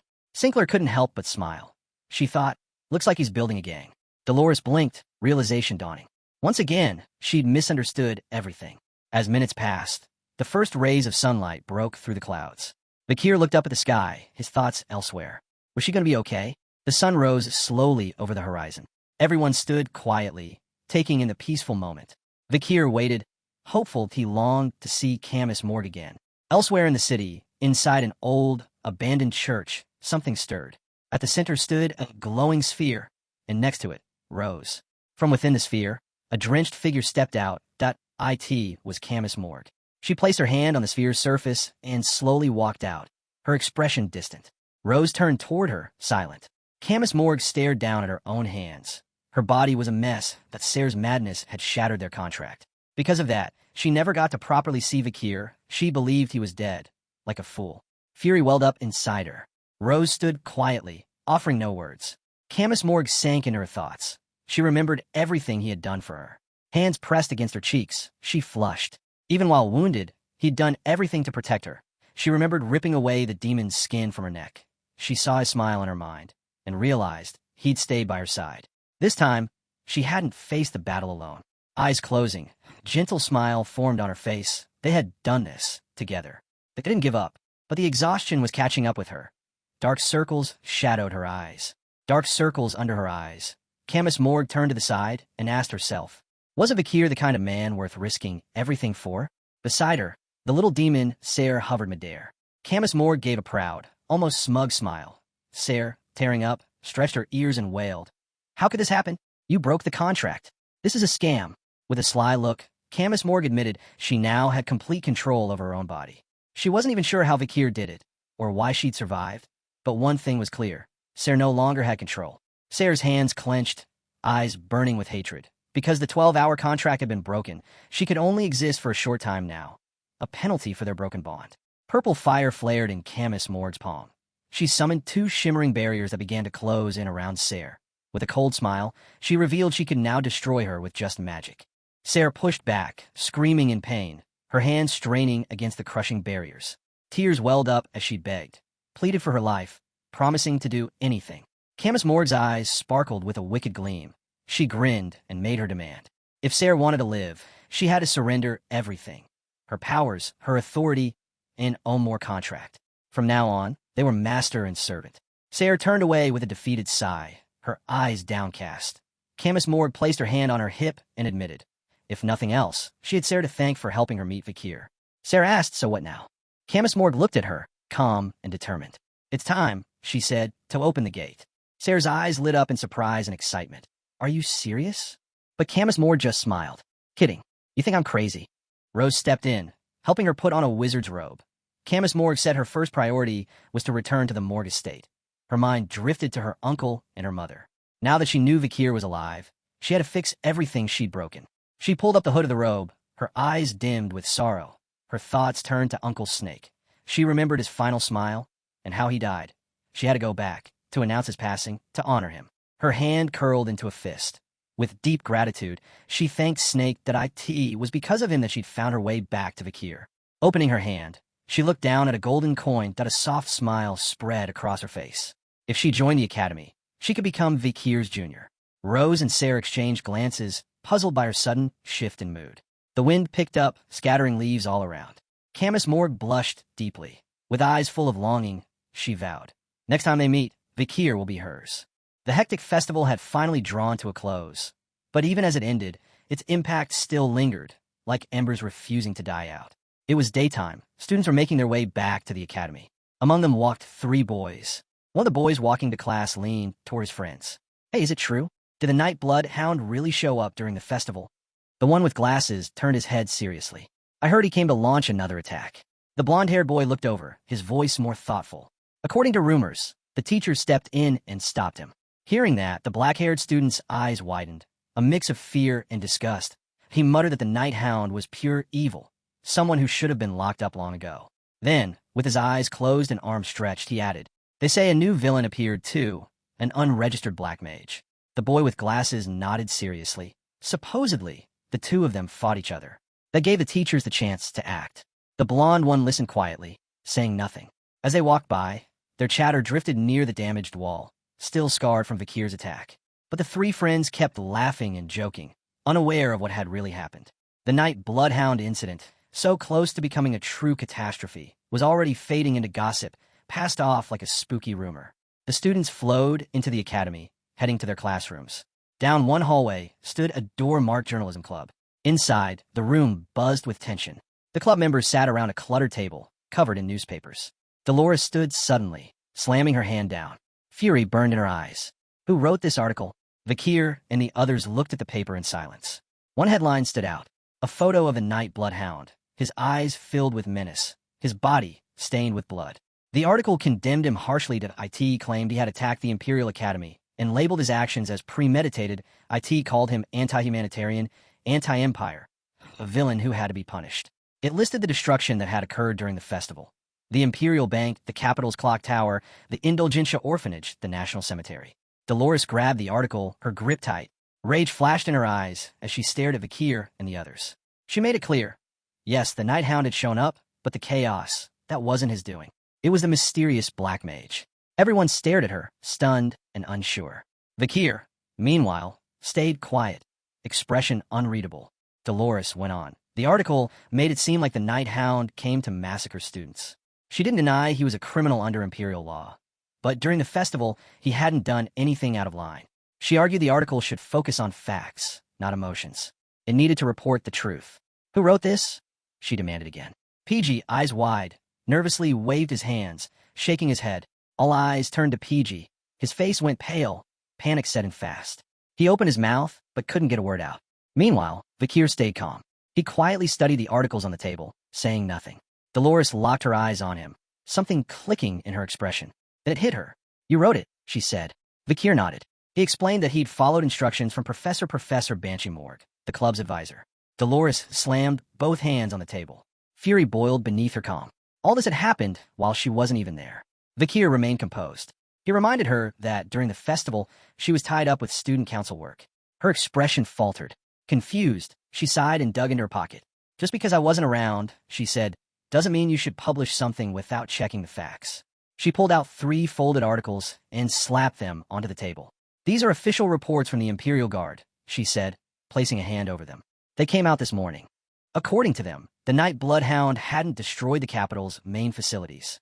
She laid out photos of the damaged areas. Nighttime shots, rubble everywhere, but something stood out. The ground was covered in strange patterns. No sword marks. Instead, they looked like tracks, massive, winding ones. Almost like a giant snake crawled through, she said. In her mind, she pictured a woman, wielding a whip, wrapped in a white snake with glowing purple eyes. Her name? MS Ouroboros. An unknown villain. Identity presumed female. And no clear motive. No known weapon. All witnesses gone. The room froze. Tutors and Sancho went rigid, eyes wide, clearly shaken. Dolores, still with one hand on the table, raised 3 fingers with the other. We have 3 villains here, she said, voice sharp. Stop blaming everything on the Night Bloodhound. Each of them committed different crimes. Learn the difference. Vakir stayed quiet. Then, after a pause, he nodded. Truth was, it didn't really matter to him. His article was more about shaping perception. If suspicion ever fell on him, he wanted people to think he and the Night Hound were enemies. Tutor leaned forward, resting his head on his hands, curiosity and unease mixing in his eyes. Where did MS Ouroboros even come from? He muttered. Sancho, arms crossed, added calmly. All we know are those snake-like marks. That's it. Sinclair lifted her hand, eyebrows raised. How do we even know she's a woman? Dolores stared at the table, expression serious, voice low. She imagined a rock, wearing lipstick. Dolores pointed to one photo, her voice sharp. In every one of her crime scenes, there was a lipstick mark. It wasn't random. This villain wanted people to know it was her. PG spread his arms, eyes gleaming with confusion. Tutor lifted a finger, about to speak, but everyone started talking at once. In the middle of the noise, Vakir sat quietly, eyes downcast. But his focus slowly shifted that he was watching Dolores. And beneath that calm expression, anger flickered in his gaze. He didn't know if this new villain admired or despised the Night Hound. Either way, he didn't care that if she got in his way during a demon hunt, she was finished. Just then, the door burst open. Anna walked in, arms full of documents. She marched straight to the table and dropped the stack with a thud. Dolores raised an eyebrow, confused. "What's all this?" Anna, serious and calm, explained. After the festival, they'd received a wave of reports. She pulled out a letter and stepped toward Vakir.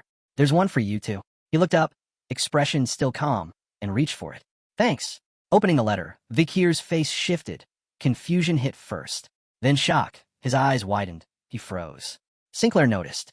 She leaned closer, eyes narrowing as she tried to sneak a peek. What did it say? It was a tuition notice for his first semester.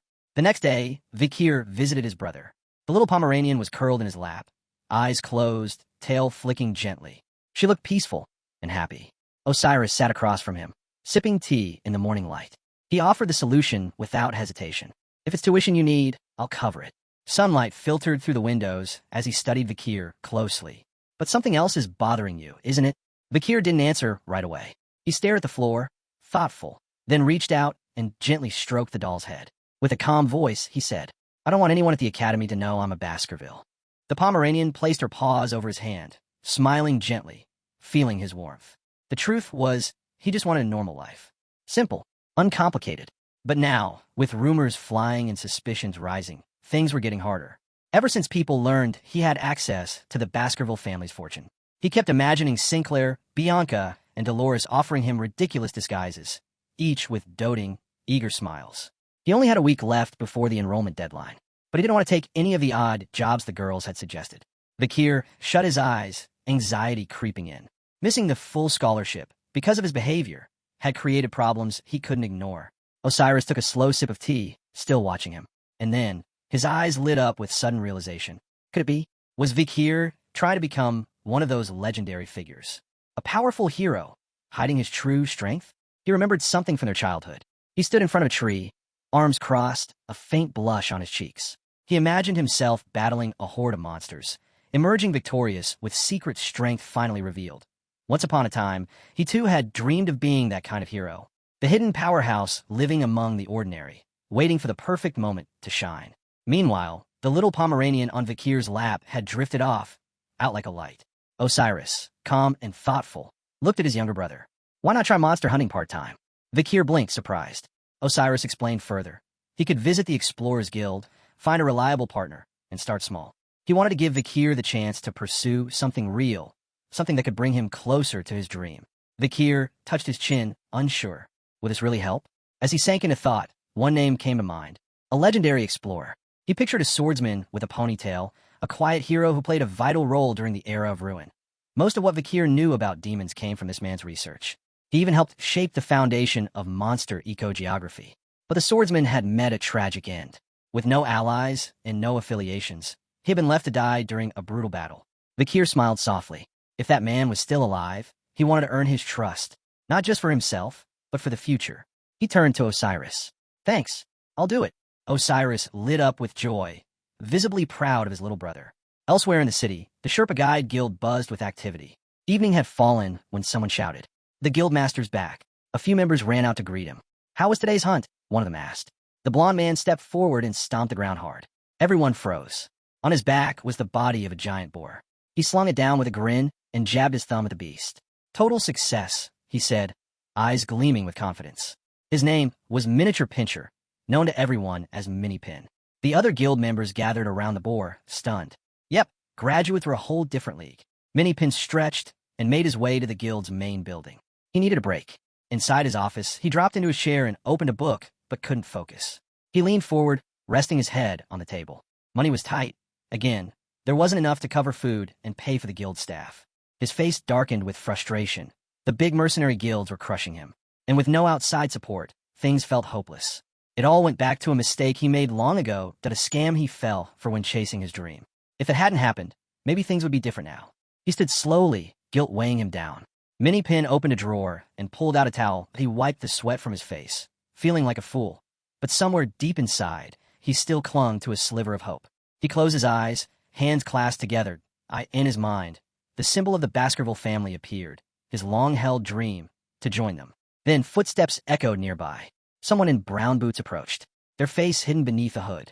They walked straight to the giant boar's body and asked, "Anyone know where Minnie Pin is?" Heads turned.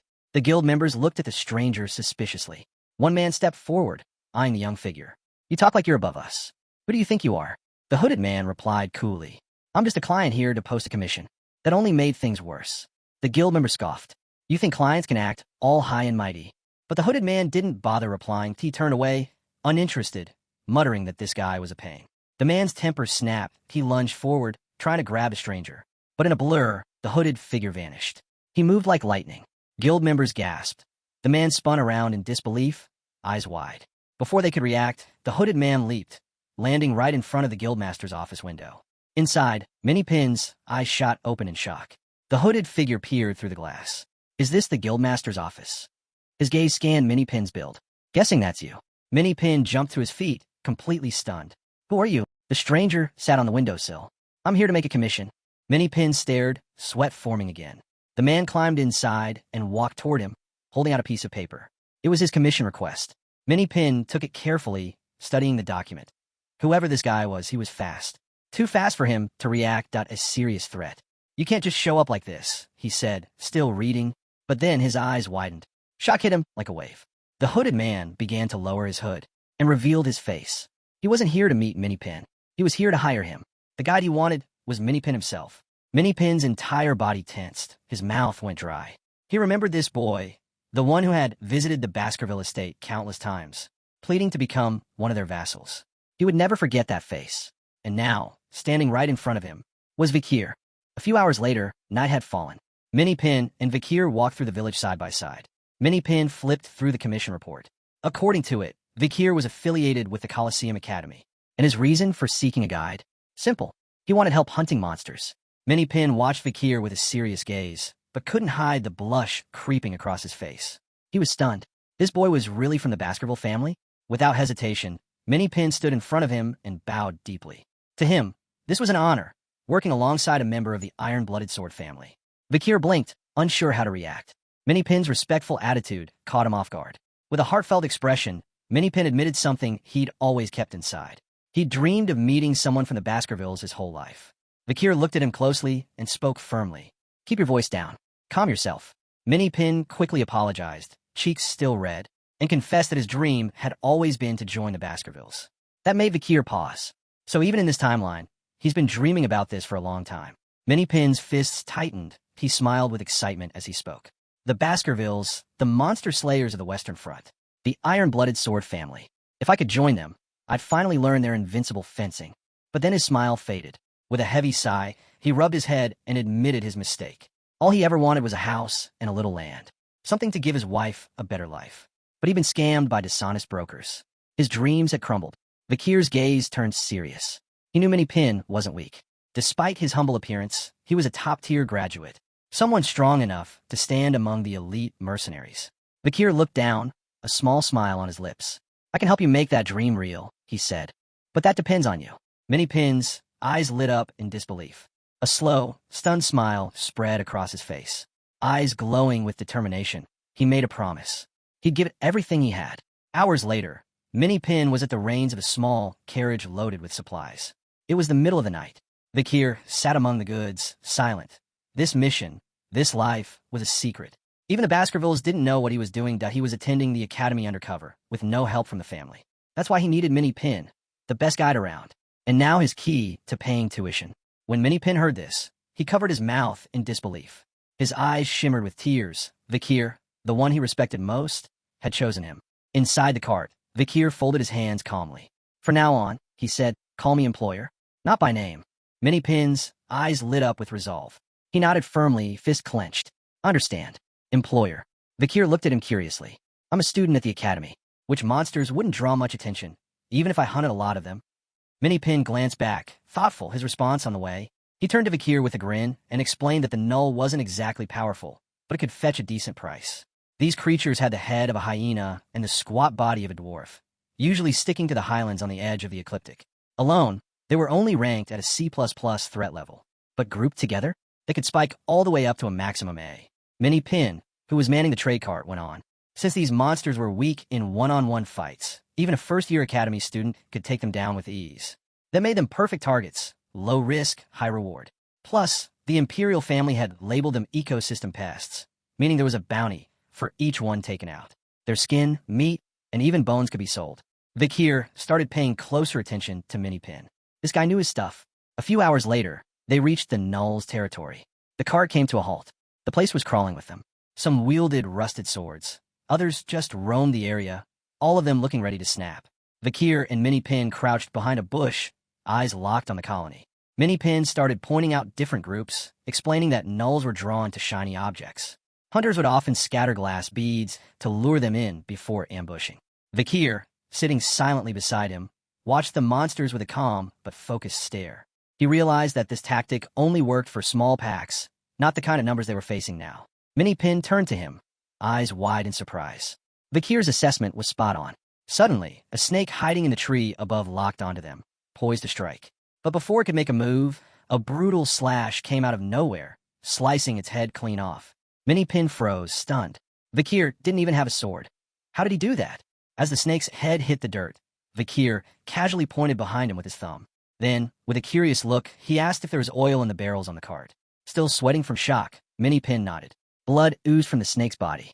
Vakir's strike had been surgical. A small grin played on his lips. Those barrels of oil were all they needed to wipe out the entire colony without a drawn-out fight. Minnie Pin stared at him, speechless. The Imperial punitive force had abandoned this area, yet Vakir planned to take down the whole nest with nothing but oil? It sounded insane. Vakir's eyes gleamed as he focused on the monsters, his grin growing wider. Minnie Pin was baffled. He had no idea what Vakir was planning, but it clearly wasn't normal. Following Vakir's lead, Minnie Pin hauled a few oil barrels toward the cave where the Nulls had taken shelter. The monsters hadn't sensed Vakir's presence and wandered deeper inside. He crept toward the entrance, keeping low and hidden, observing every move. Moments later, the Nulls turned around, eyes flaring with rage. Minnie Pin's heart pounded. He had no clue how Vakir planned to deal with all of them, especially without a real plan. If they didn't act fast, the Nulls could spill into nearby villages. Vakir stood at the cave entrance, deep in thought. Minnie Pin watched him, curiosity flickering in his eyes. He knew Vakir wouldn't overlook something that's serious. Under the moonlight, Vakir began walking toward the cave. Minnie Pin followed closely, wondering how he planned to wipe out an entire colony of Nulls. They placed the oil barrels right at the mouth of the cave. No words were exchanged, just silence, tension, and Vakir's eyes burning with intensity. He looked down at the ground, recalling that this was only one of 3 entrances to the Null's lair. This path led to the weaker ones. Closing his eyes, he crouched down and pressed his palm to the earth. A wave of mana surged from his body, flowing beneath the surface. His focus sharpened. In his mind, visions of a grand banquet and flying wine glasses danced, images tied to the power of swordmasters. As his energy seeped into the ground, nothing seemed to happen at first. Then, small explosions rumbled across the mountain peak. The ground quaked. Minnie Pin stiffened, eyes wide with confusion. What had Vakir just triggered?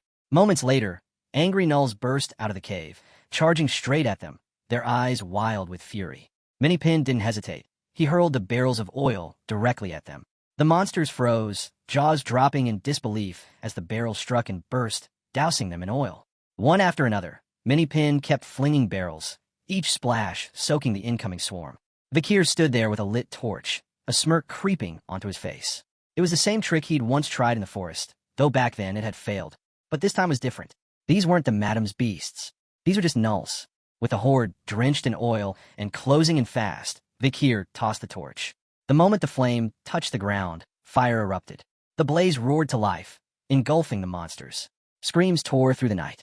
In a confined space like this, fire was deadly. Smoke choked the air, and with no escape routes left, it swept through the entire den. The cave burned. From outside, Vakir and Minnie Pin stood in silence, watching the fire do its work. Minnie Pin stared, stunned. Vakir hadn't hesitated for even a second. He had incinerated an entire colony without blinking. That cold precision shook him. This man was far more ruthless and more calculated than he'd ever imagined. Sensing the gaze on him, Vakir turned slightly. His eyes were calm, unreadable. Minnie Pin felt something shift inside. Awe, respect, maybe both. He's kinda cool, he muttered to himself, his eyes gleaming. Vakir glanced over, confused, and awkwardly scratched his head. Hours passed. Smoke poured from the mountain.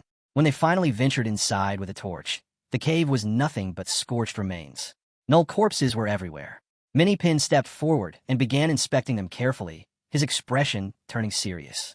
Minipin noted that the Nulls had likely died from smoke inhalation, a conclusion drawn from his years of experience in monster hunting. It was something he'd picked up for Vakir over time. With a calm demeanor, Vakir started walking deeper into the cave, reminding Minipin not to get too comfortable. Some Nulls could still be alive, so they had to stay alert. Minipin clutched his chest, oddly touched by Vakir's concern. Meanwhile, Vakir looked at him and felt a strange sense of déjà vu. Minipin's expression reminded him of Secretary General Chihuahua. The two of them moved cautiously through the dark cave, stepping over charred monster remains. Suddenly, Minipin stopped. His eyes locked on a peculiar rock formation. Without hesitation, he swung his sword at it. Vakir turned, raising an eyebrow. "What is it?" he asked. Minipin struck again, revealing marks on the rock that looked unnatural. "These aren't random," he said, slashing harder. The rock cracked open, exposing a hidden passageway. Both of them froze, staring at the opening in shock. Inside was a room gleaming with gold coins, piled high. Vakir stepped in, scanning the room. It didn't take him long to figure out. This wasn't just loot. Someone had turned this into a vault. Minipin hesitated, suggesting the coins might just be the Null's collection of shiny objects.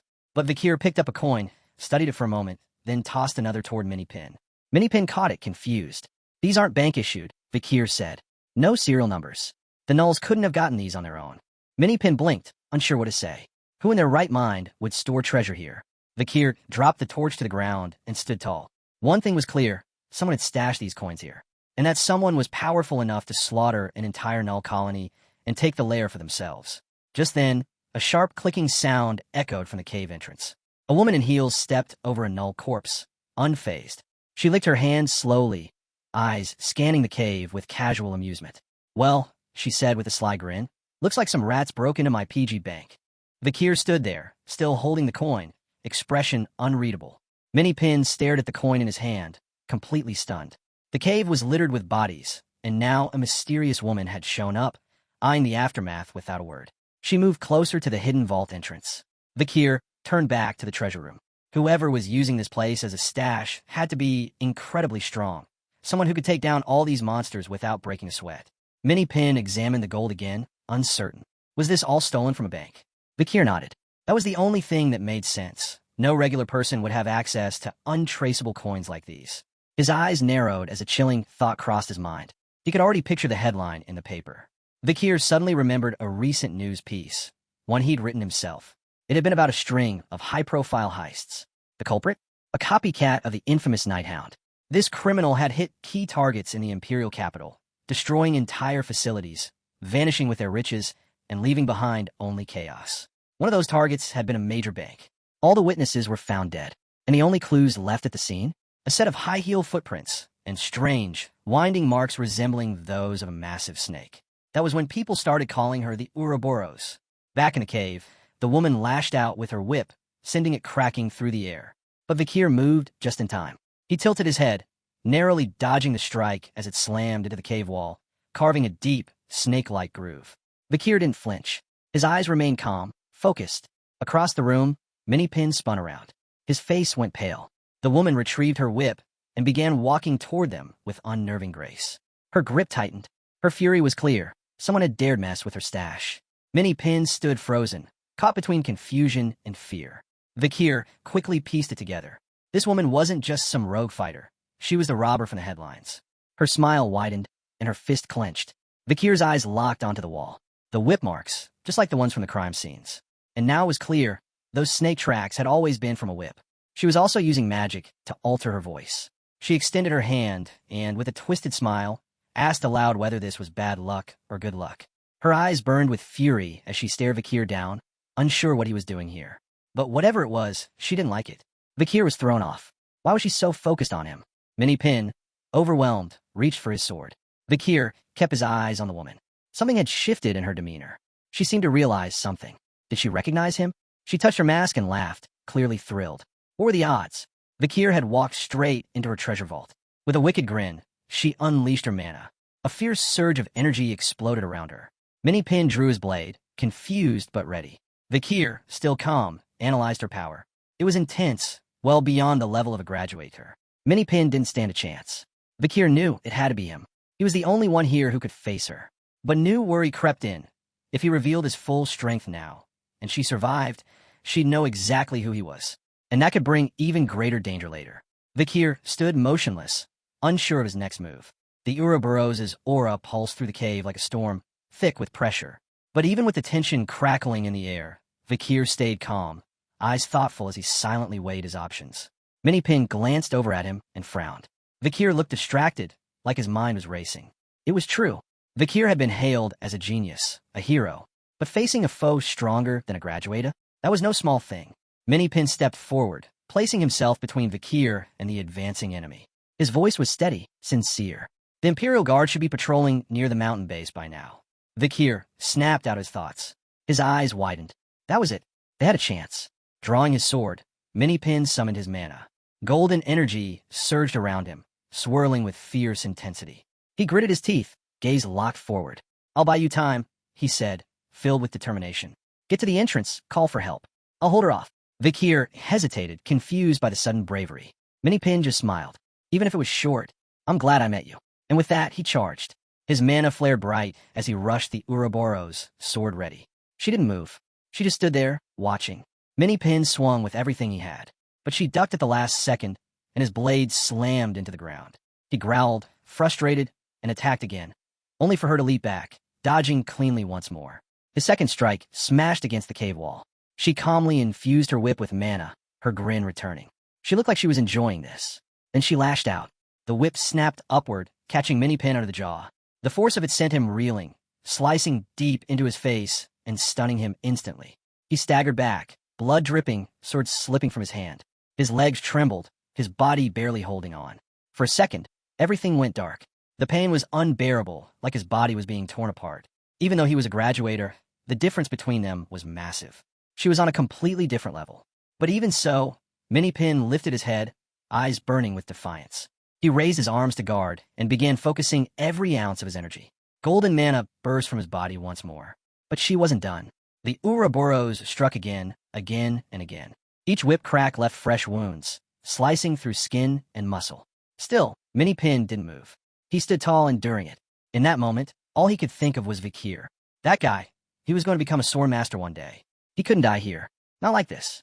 A faint smile crossed Minipin's lips. The Ouroboros froze. Her eyes widened in confusion and, just for a moment, fear. She didn't understand. Why was he smiling?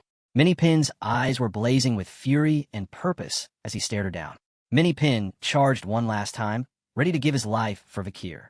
But just as he committed to the strike, Vakir's voice cut through the air. "Don't throw your life away." At that moment, Vakir launched a string of spider silk. It flew through the air and stuck to the Ouroboros' mask, catching her off guard. She panicked. Minipin froze, jaw clenched. He didn't know what Vakir had just done, but it was working. The Ouroboros grabbed at her mask, snarling. She didn't know what this sticky mess was, but she knew she had to get it off fast. While she was distracted, Vakir appeared behind her. His eyes flared with cold resolve. Without hesitation, he delivered a brutal kick to her ribs. The impact made her stagger, teeth gritted in pain as blood spilled from her mouth. The force of the blow hurled her into the cave wall, shrouding the space in smoke and shaking the whole mountain. Vakir placed a steady hand on Minipin's shoulder. "You're strong," he said quietly. Minipin turned, stunned. He didn't expect praise. Not now, not from him. On the ground, coughing up blood, the Ouroboros clutched her side. She couldn't believe it. His strength wasn't normal, far beyond what she'd anticipated. Minipin was too injured to move. Without a word, Vakir lifted him onto his back. His eyes were sharp. He knew this wasn't over. One strike wasn't enough to bring her down, and he couldn't afford to reveal his true level. Not to her, not even to Minipin. He made his choice. With Minipin on his back, Vakir headed toward the cave's exit. The Ouroboros, still grounded, hissed after them. "Where do you think you're going?" They didn't stop. Moments later, the moonlight broke through the trees as they emerged from the cave. Vakir turned and looked back, eyes glinting with defiance. "You should run.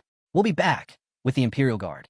Trembling with rage, the Ouroboros clawed at the dirt. She could feel her fury bubbling over. Vakir smiled calmly.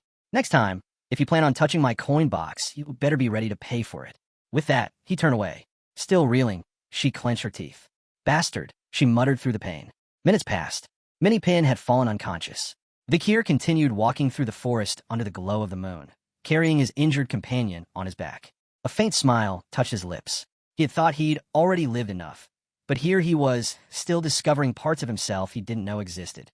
As he walked, memories of Chihuahua and Minnie Pin flickered in his mind, reminders of the people who had stood by him. And then, like a quiet whisper, the image of his past self surfaced.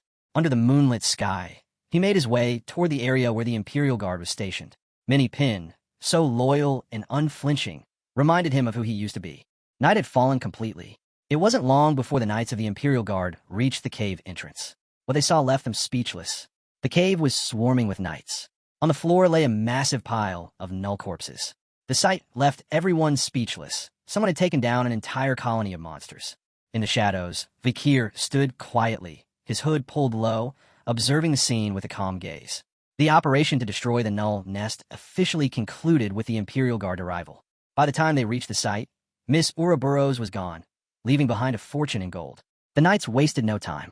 With carts in tow, they began collecting the treasure, stuffing bags full of coins and hauling them out of the cave. Throughout the night, the loot was loaded into their carriages. Just like that, everything was confiscated by the Empire. Morning came. Minnie Pin lay in bed, his face wrapped in bandages, but his eyes sparkled with quiet joy. A small smile tugged at his lips. Not long after, Vakir walked in carrying 2 heavy bags full of coins. He greeted Minnie Pin cheerfully and explained that the money came from selling the loot, plus a hefty reward for eliminating the nulls. Minnie Pin blinked in surprise, still processing everything. Vakir sat down beside him and went on to explain that while the fire and smoke had damaged some of the leather, the bones, claws, and teeth had fetched a good price. Minnie Pin's attention locked on Vakir. He couldn't help but smile. Vakir, with a hint of concern, asked about his condition. Minnie Pin clasped his hands and answered honestly. "Every joint aches," he said, "but the doctors told me I'll recover fully. I'll be able to live normally again." Hearing this, Vakir nodded in understanding. It made sense why Minnie Pin had earned his rank. He had the resolve to match it. Vakir reached into one of the bags and handed Minnie Pin a pouch of gold. It dropped into his lap with a satisfying clink. Minnie Pin opened it, and his jaw dropped. Shimmering gold coins filled the bag. The gift covered both his help in the mission and his upcoming medical expenses. Vakir knew Minnie Pin wouldn't be able to work for a while. Minnie Pin stared at the coins, speechless, as sunlight streamed in through the window. He clenched his fist, then finally asked, "Are you heading back to the academy now?" Vakir gave a calm nod. Minnie Pin didn't look up. He just sat there, quietly satisfied that he'd stood beside the hero of Baskerville, if only for a little while. Vakir tilted his head, curiosity flashing in his eyes. He recalled something. Minnie Pin knew a lot about monster ecology. Minnie Pin perked up, eyes wide in surprise. With a proud grin, he lifted his hands and explained that in his youth, he'd traveled across the entire continent. He knew all about monster behaviors, their nesting grounds, and even the unique traits of subspecies variants. Minnie Pin proudly explained that he didn't just know about monster habitats. He could also identify subtypes and superior species without hesitation. Vakir listened in silence, then slowly stood from his chair. With a distant look, he turned his back and began walking toward the door. Minnie Pin's eyes followed him, puzzled. But then Vakir stopped and looked over his shoulder. "Wait here," he said. Minnie Pin's eyes welled with tears. He couldn't hold back the emotion. Vakir gave a warm glance. "I'll need your help again." Minnie Pin was left speechless, his heart pounding with pride. Meanwhile, back at the academy, Professor Mr. Banshee Morg was buried in paperwork. His desk was stacked with reports and petitions. He scowled, clearly irritated. Handling all the academy's administrative work alone wasn't something he enjoyed. Just then, a knock at the door pulled him from his frustration. "Enter," he grumbled. The door opened, and Dollars walked in, holding a stack of documents. Professor Banshee looked up, surprised. "What is it?" Dollars walked up to his desk, eyes serious. "I'm here to talk about the students applying for scholarships." Professor Banshee blinked. "Scholarships." She laid the papers on his desk. "These are applications from students who may not be able to return next semester. Some are struggling with part-time jobs, others are barely managing to hold on, without working, just to qualify for aid." He flipped through the documents. His curiosity piqued. Dollars didn't stop there. There are also students who receive scholarships through forged documents. Wealthy families pretending to be poor to exploit the system. She fixed him with a stern gaze. "We need to reevaluate these scholarships and redistribute them to those who actually need them." Professor Banshee's expression darkened. His patience was wearing thin. Pointing at her, he snapped. Scholarships are awarded based on regulations. As student council president, it's your job to uphold them. Dollars slammed her hand on the table. Then maybe it's time we re-examine those regulations. Some students are falling through the cracks. Professor Banshee scowled. So, I should do the work twice? Who's going to pay me double for that? Her patience was thinning too. Her eyes narrowed with contempt. This isn't about your paycheck. This is about the future of our students. The room grew tense. A confrontation was brewing. Then, right at that moment, the door opened, and Vakir walked in. Both Mr. Banshee Morg and Dollars turned to face him, their attention immediately shifting. Vakir stepped into the office, and both Mr. Banshee and Dollars turned to look at him, eyebrows raised. Neither of them had expected to see him there. He was carrying a heavy bag of gold coins and looked completely calm. Professor Banshee sneered, noting Vakir's unannounced entrance. Did your parents never teach you how to knock? He mocked. That struck a memory. Vakir briefly thought back to his father, Hugo, the one who had drilled manners into him. Their family motto had always been, respect the strong. A small smile tugged at his lips. Vakir looked down silent. Dollars watched him puzzled. Something about his presence felt different.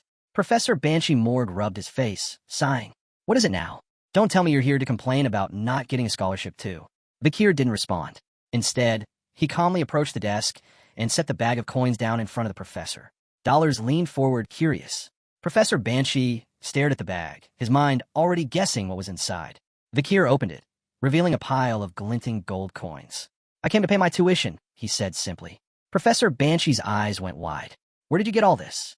Adjusting his glasses, Vakir explained. I happened to take part in the expedition against the Nulls. A fire broke out while I was resting, and it, well, wiped out the entire colony. Professor Banshee narrowed his eyes, clearly suspicious. That story makes no sense. You can ask Minnie-Pin. He was with me, Vakir replied evenly. Now, does this cover next semester's tuition? Professor Banshee examined the coins more closely, running them through his fingers. His eyes widened even further. This could pay for all 4 years. Vakir nodded. The rest is for tuition too. Dollars couldn't take her eyes off him. She was starting to sweat. Professor Banshee leaned back, clearly flustered. This is too much for tuition. What are you trying to do? Buy a building? Become a professor? But Vakir remained calm. Use the remainder of the money for students who can't afford to continue. Dollars froze, stunned. She hadn't expected that. Professor Banshee blinked, confused. You're donating all this? For scholarships? Vakir nodded. But on one condition. Any student who receives a scholarship must complete volunteer hours. An orphanage. Professor Banshee pointed at him, still wrapping his head around the offer. Then you might as well name it. How about the Vakir Scholarship?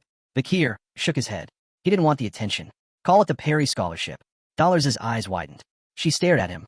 Dollars raised a hand to her mouth, blushing. Vakir's eyes were steady, his voice resolute as he asked Mr. Banshee to name it the Perry Scholarship. The sun was beginning to set, casting long shadows across the academy grounds. Inside the student council room, President Dollars sat with her fellow members. The news had spread quickly. An anonymous donor had appeared, offering a new kind of scholarship. One that required volunteer work at an orphanage instead of top grades or social standing. For once, the scholarships would go to those who truly needed them. Noble families were excluded. Dollars folded her hands, deep in thought. No one knew who the mysterious benefactor was. But this person had changed the futures of countless students in need. Her thoughts drifted to Vakir. There was something about him, something more. He had topped the written midterms, performed among the best in practicals, and always carried himself with quiet discipline. A model student. Still, there was a mystery about him. She recalled seeing him in Professor Banshee Morg's office. Behind those glasses were eyes that seemed cold, yet she sensed warmth behind them. A memory came to her. Vakir sitting beside Perry, the girl who died during the battle against Danilin. Vakir still remembered her. That meant something. Dollar stood up and began to walk. Her heart was full of questions, of emotion. Vakir's kindness, though hidden, was real. Her cheeks warmed, and she found herself blushing again. She arrived at his door and hesitated, hands slowly reaching for the knob. This wasn't just curiosity anymore. It felt like a sense of duty, like someone who had witnessed the end of Perry and the Night Bloodhound during the battle with Danilin. Just then, the door swung open. PG stood there, scratching his neck. His eyes widened in surprise. The two stood in awkward silence for a moment. Is Vakir here? She asked. PG turned to glance into the room, then looked back with a gentle nod. You came to see Vakir? The room behind him was empty. He's not here. He's always out at night, PG said. Dollars blinked, then noticed something that made her eyes sparkle with interest. PG rubbed the back of his head and admitted, he doesn't keep much stuff here. It's like he's always ready to leave. Her curiosity deepened. PG turned his head slightly, lowering his voice. It feels like something's bothering him. As his roommate, I just worry he might disappear. As he turned away, he caught sight of Dollars again. She was already walking down the hallway, her back to him. He scratched his head, visibly puzzled.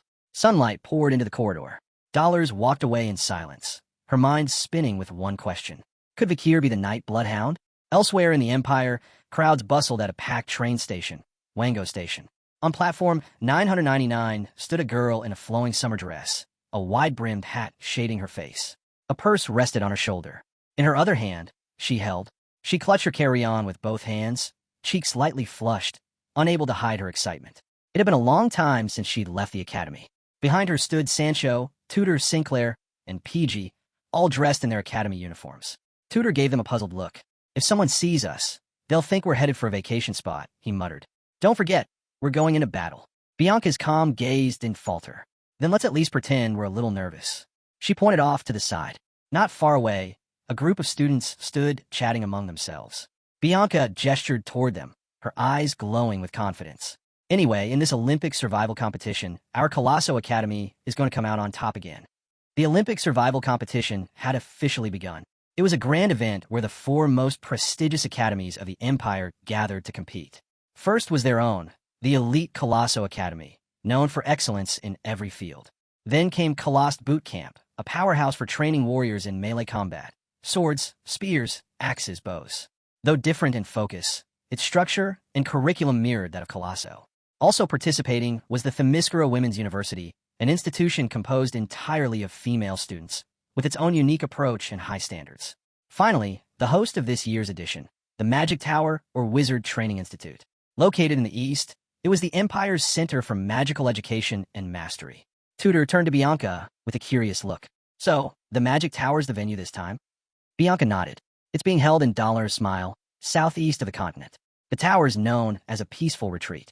As they moved through the station, the loudspeaker came to life, announcing the arrival of the Continental Circuit train. Next stop, Wango Imperial Capital. They approached the platform, gazing ahead in anticipation. Sancho, Bianca, and Sinclair's eyes lit up with excitement. But for Tutor and PG, their jaws dropped in awe. The train thundered in at high speed, emitting a trail of glowing blue smoke. A large, gleaming magic circle spun in front of its engine. The train came to a halt. PG clenched his fists, practically trembling. It was his first time riding a magic train. Sancho put his hands on his hips, grinning. I rode this one when I first enrolled. PG stared in amazement. Bianca, catching their expressions, pointed at them and laughed. Try not to look like idiots, she teased.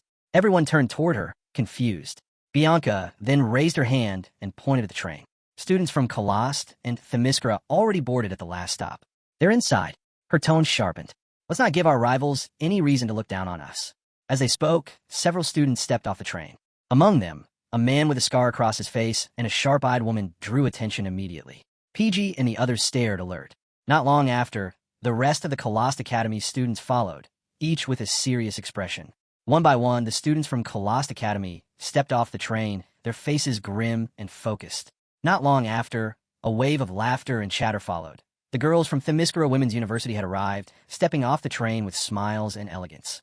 The platform grew lively as students from all academies made their way to the station store to grab food. PG's eyes widened. Wait, why did everyone get off all of a sudden? Standing nearby, Tutor crossed his arms, scanning the scene. The air had shifted. There was tension everywhere. Spotting the students from Colost Academy glancing their way, Tutor extended a hand, smirking. They're probably grinding their teeth just seeing Sancho. PG turned, confused.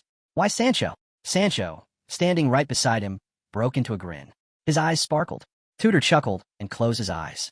Sancho placed first in Colost Boot Camp's entrance exam. Then he ditched them and enrolled at Colosso instead. Sancho's confidence swelled, and he couldn't help but beam. When it came to fighting, he was always ready. Just then, Bianca approached. Is Sinclair in serious trouble? She asked. Sinclair blinked, caught off guard. Her eyes widened. Bianca remembered. Sinclair had also ranked first in the entrance exams for both the Magic Tower and Themyscira Women's University. Sinclair's cheeks flushed a deep red, and she smiled shyly. Being first always came with pressure. If she won, people would say it was expected. If she lost, it would be shameful. They boarded the train again, finding their seats. PG walked down the aisle reading his ticket while Tutor followed behind, patting her on the shoulder. Don't stress, he said with a grin. The real aces are the third years. According to the data, there will be 50 third years, 30 second years, and 21st years in the competition. Sancho and the others listened quietly, their expressions calm and focused. Tutor's mind drifted to the rewards. He imagined magical relics, a book, a sword, a dagger, a necklace. It was said that the top 10 finishers in the competition could choose one treasure from the shared vault of all 4 academies. He was determined to claim one. They reached their seats, stashed their luggage, and settled in. Tutor crossed his arms and sighed. It's a shame Vakir isn't with us. He leaned back, clearly a little annoyed. Sancho, seated next to him, turned with a small smile. He had something to take care of, right? A prior promise. He respected that. Vakir, keeping his word, only made him seem more admirable. Bianca rested her head on her hand and gazed out the window. She recalled that Vakir's seat was in a separate car. Would he be okay? Would students from other academies cause trouble for him? Sinclair's eyes lit up with worry. Now she was concerned too. PG turned around, face already sweaty. His nerves were kicking in. He wasn't worried about the enemies.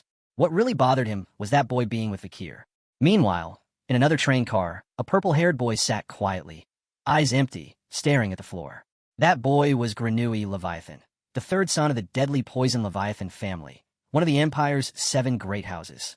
Raised as a prodigy, he had always been seen as the brightest in his clan, never letting anyone outshine him. Under a cherry blossom tree, he once saw her, Sinclair. Watching her from a distance, he remembered that painful moment. He had placed second in the entrance exam, and the one who beat him was a girl with no name, no noble lineage, just Sinclair. A commoner. Granui clutched his chest, his face turning red. His first defeat, delivered by someone from the lowest class. But something began to stir inside him. Something strange.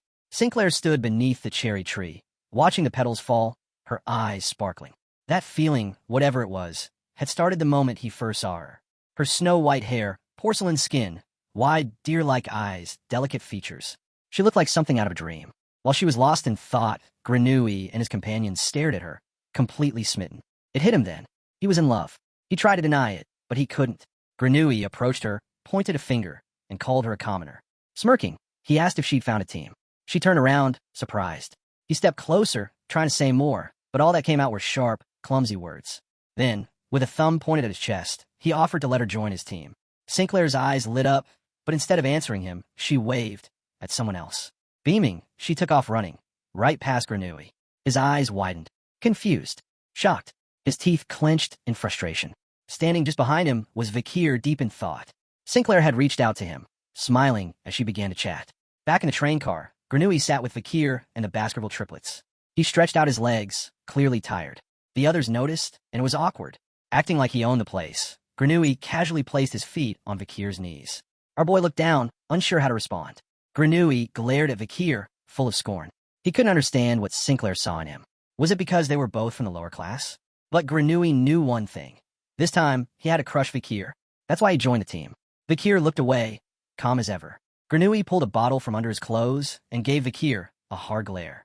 He made it clear he was going to lead this team. Did Vakir have a problem with that? Vakir, still calm, said he didn't care, as long as Granui did his part. Then he asked why Granui had put his feet on him in the first place. The Baskerville triplets glared, eyes burning with fury. Someone had just disrespected Vakir, and they weren't having it. Granui said he was just stretching his legs, but needed a place to rest them. Then, looking straight at Vakir, he asked if a noble resting his feet on a commoner was a problem. The triplets' jaws tightened, their eyes blazing. Granui smirked and asked Vakir if he wanted a fight, and if he had ever felt the agony of poison. As he raised the bottle to his lips, he pointed at Vakir and warned him, eyes burning with fury. From now on, Vakir better stay in line, or Granui would slip a venomous insect into his body. With a hand glowing with poison and eyes glinting with malice, he called Vakir a commoner again and demanded if he understood. As the poison trickled from Granui's hand, Vakir said nothing. He just stared at the floor, lost in thought. Then, without a word, he stood up, brushed Granui's legs off his knees, and headed toward the restroom. Granui's eyes flared with anger. "Where do you think you're going?" he snapped. Vakir paused, turned around, and placed a finger to his lips. His gaze locked with Granui's, a silent command. Be quiet. The triplets had seen enough. Their rage erupted. They were ready to pounce. Granui gritted his teeth. This was madness. Was Vakir out of his mind? But before he could react, the triplets grabbed him by the head. Granui's eyes went wide with panic. He screamed in fear and confusion.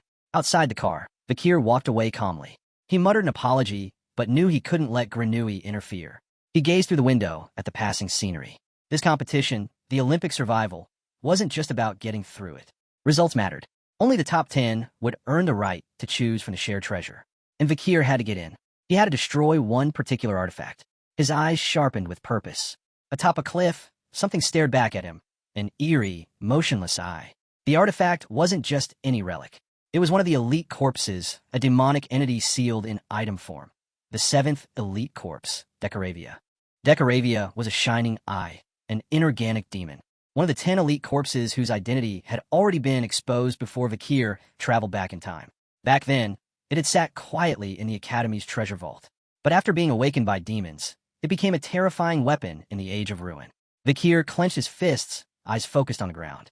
He'd found a chance to intervene early, to prevent a future disaster. He had to make the top 10. He had to reach the vault, and he had to destroy Decoravia. Determination lit his eyes. Vakir returned to the train car, his hand closing slowly around the doorknob. He opened the door and stepped inside.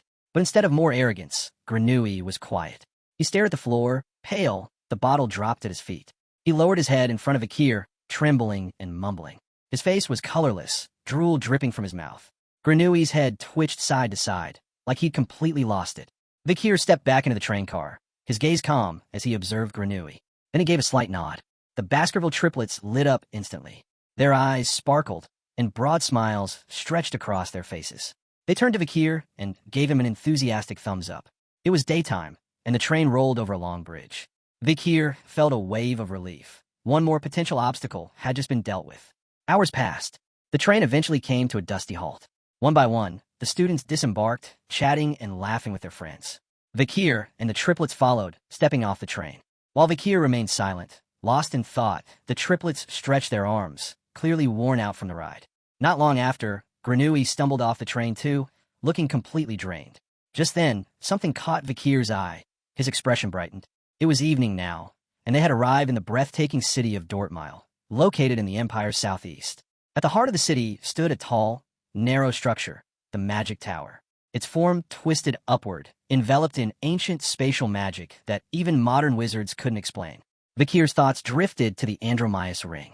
He wondered, did this tower hold the same kind of power? The ring, glowing purple, had the ability to create barriers. Maybe the tower shared its secrets. Suddenly, a group of men carrying imperial flags arrived, smiling warmly. A green-haired man stepped forward and extended a hand, greeting them like old friends. This year, he was reunited with the students again, this time as an academy representative. His attention turned to Dollars, whose eyes gleamed with resolve. With a soft smile, she placed her hands on her stomach. She represented Coliseum Academy. Next was a man wearing a wolf pelt on his head, arms crossed, eyes gleaming. He was Jurassico, the fierce representative of Boot Camp Colost. Then came a brown-haired woman with one hand on her hip. She smiled as well. This was Lovegood Malini from Viziro Women's University. Dollars approached, smiling brightly. "How's everyone doing?" Lovegood Malini glanced her way. "Looks like you haven't changed at all," she replied with a grin. Jurassico nodded. "It's been just under a year." The green-haired man raised a finger. "Actually, 11 months, 3 days, 11 hours, 43 minutes, and 12 seconds. Jurassico chuckled, eyes sparkling. "Still calling yourself Arrogant Smartpant, huh?" The name clearly amused him. Arrogant Smartpant adjusted his glasses, gaze sharp. A name like mine is tough for muscle-bound brains to grasp. He was the Magic Tower's representative. Bianca looked at them, visibly puzzled. She couldn't believe someone was actually named Arrogant Smartpant. Sinclair, her face a mix of fear and disappointment, leaned in and explained. "It's tradition at the Magic Tower. The elders give you a baptismal nickname." She continued. They wanted to call him Little Soft Cotton, but he threatened to quit if they did. His real name's probably something like Hohenheim. Still confused, Arrogant Smartpant raised his finger. Arrogant Smartpant poked a finger into his ear and casually glanced to the side. His real name? Philippus Aurelius Theophrastus Bombastus von Hohenheim. But honestly, Arrogant Smartpant had a better ring to it. Just then, PG, nose buried in a book, walked over with a surprised look. All these school representatives, they're no joke.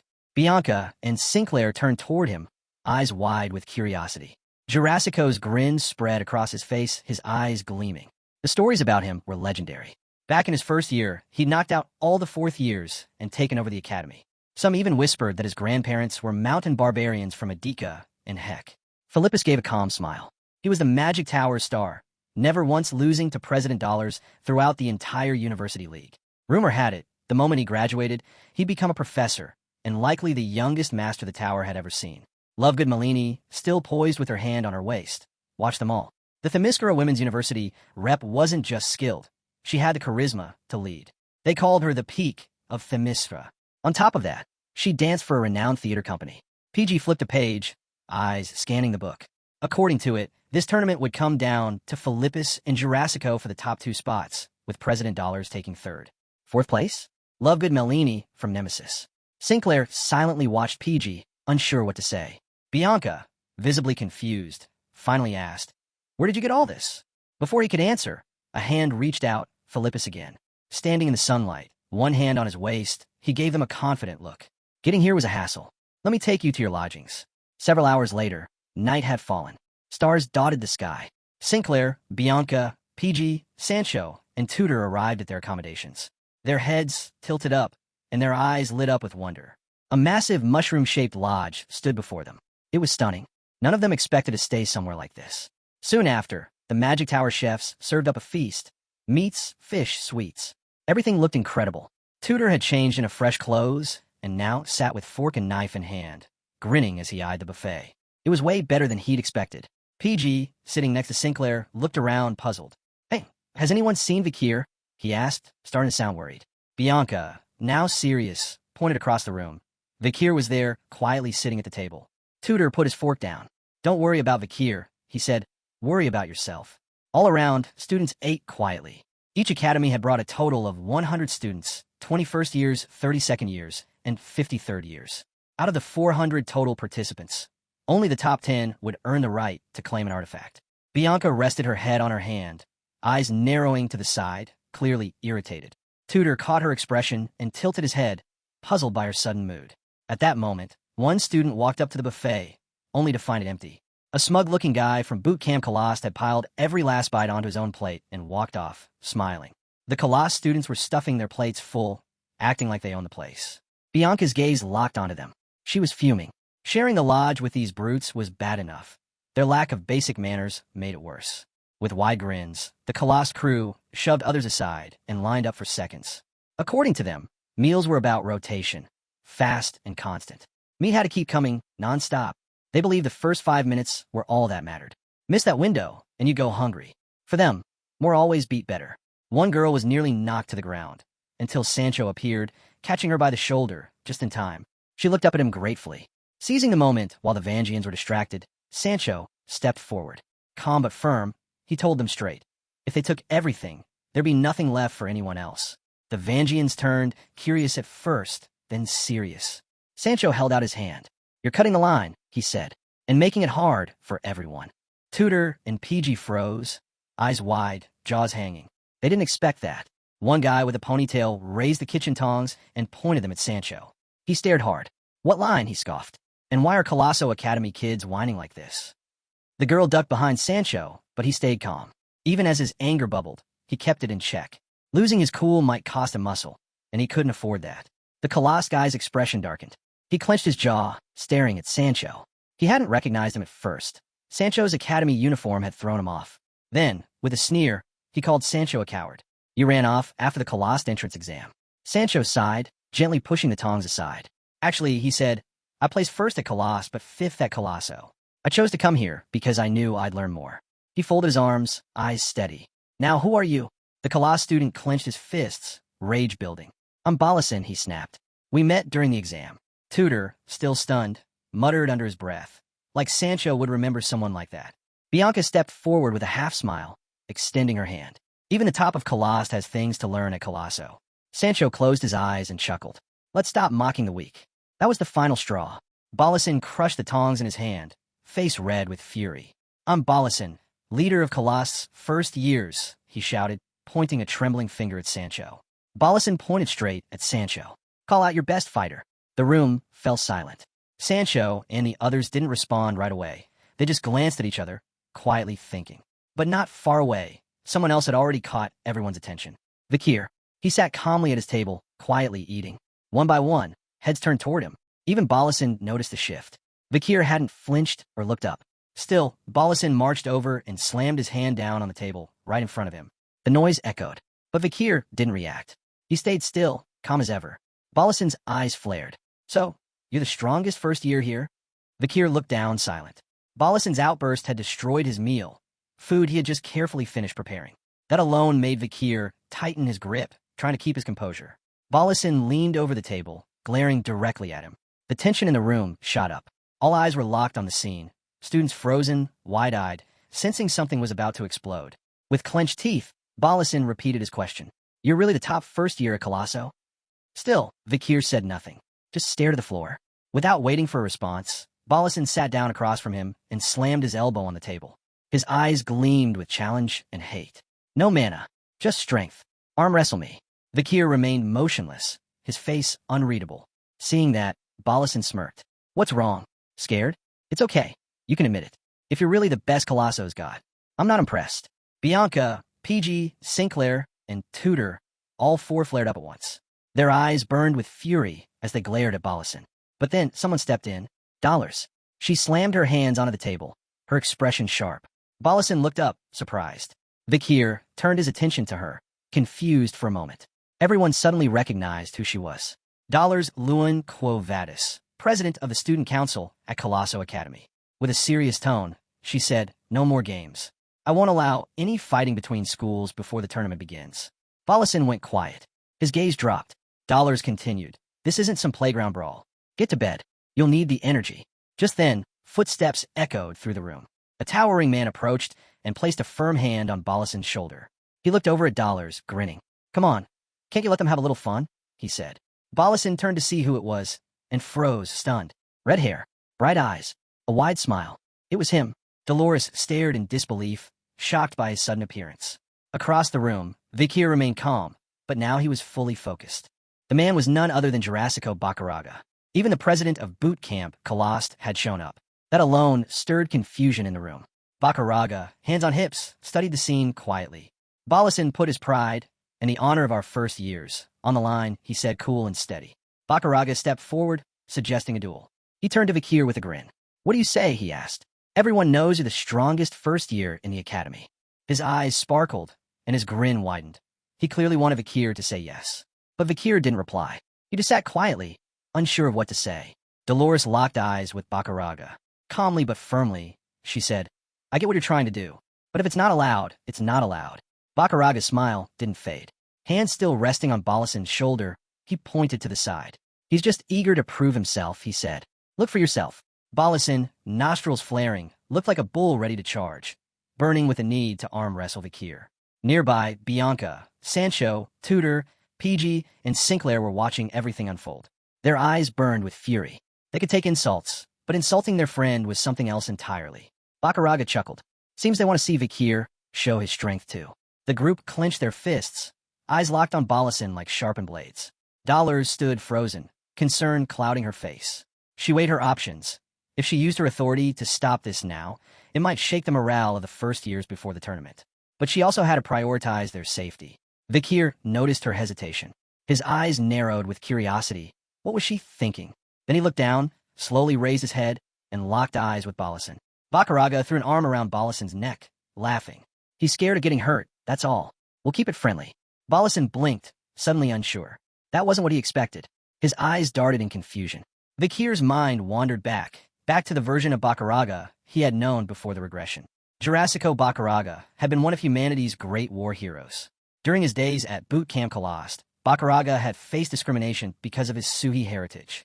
But despite it, he rose through the ranks, taking down upperclassmen and earning the Academy's respect. Vakir had learned one thing from him. Never underestimate the strong, and always fight to earn your place. Dollars stepped away from the table, watching Vakir quietly. Bacaraga and Balasin stood still, waiting for his decision. Vakir stared at the ground, then nodded. He agreed to the arm wrestling match. Bacaraga's grin exploded into laughter. He was so excited, he started coughing mid-laugh. Meanwhile, Balasin panicked. Let me go, he shouted, struggling under Bacaraga's grip. Dolores looked toward Vakir, worry written across her face. Are you sure about this? Vakir rose from his seat, deep in thought. He knew this would draw attention. But getting lost in distractions like this, that wasn't the way. His gaze dropped, then he slowly lifted his hand, pointed not at Balasan, but at Bakaraga. "I'll arm wrestle you," he said calmly. "Not him." Everyone froze. Confusion washed over the room. Even Balasan blinked in disbelief. His fists clenched, eyes filled with rage. Every jaw in the room dropped, including Dolores. Vakir had just challenged Jurassico Bakaraga. It was clear now, Bakaraga was Vakir's opponent. With a grin, Bakaraga extended his hand. He was all in. Balasan blinked, utterly confused. Fear crept into his eyes. He had no idea what was going on anymore. Vakir's expression hardened, focused, unwavering. That's when Bakaraga realized he wasn't bluffing. Bakaraga's smile grew wider, and he slammed his elbow onto the table. A rush of mana surged around him like a wave. "All right," he said, locking eyes with Vakir. "Let's do this." Vakir lowered his elbow to the table and reached out. Their hands locked. The room went still. Dollar stepped forward, her voice firm. "Simple rules," she said. "Clear win, loss, or surrender. That's it." Vakir didn't flinch. His determination radiated. Dollars looked at him, concern flickering in her eyes. "If I sense any danger, I'll stop it myself."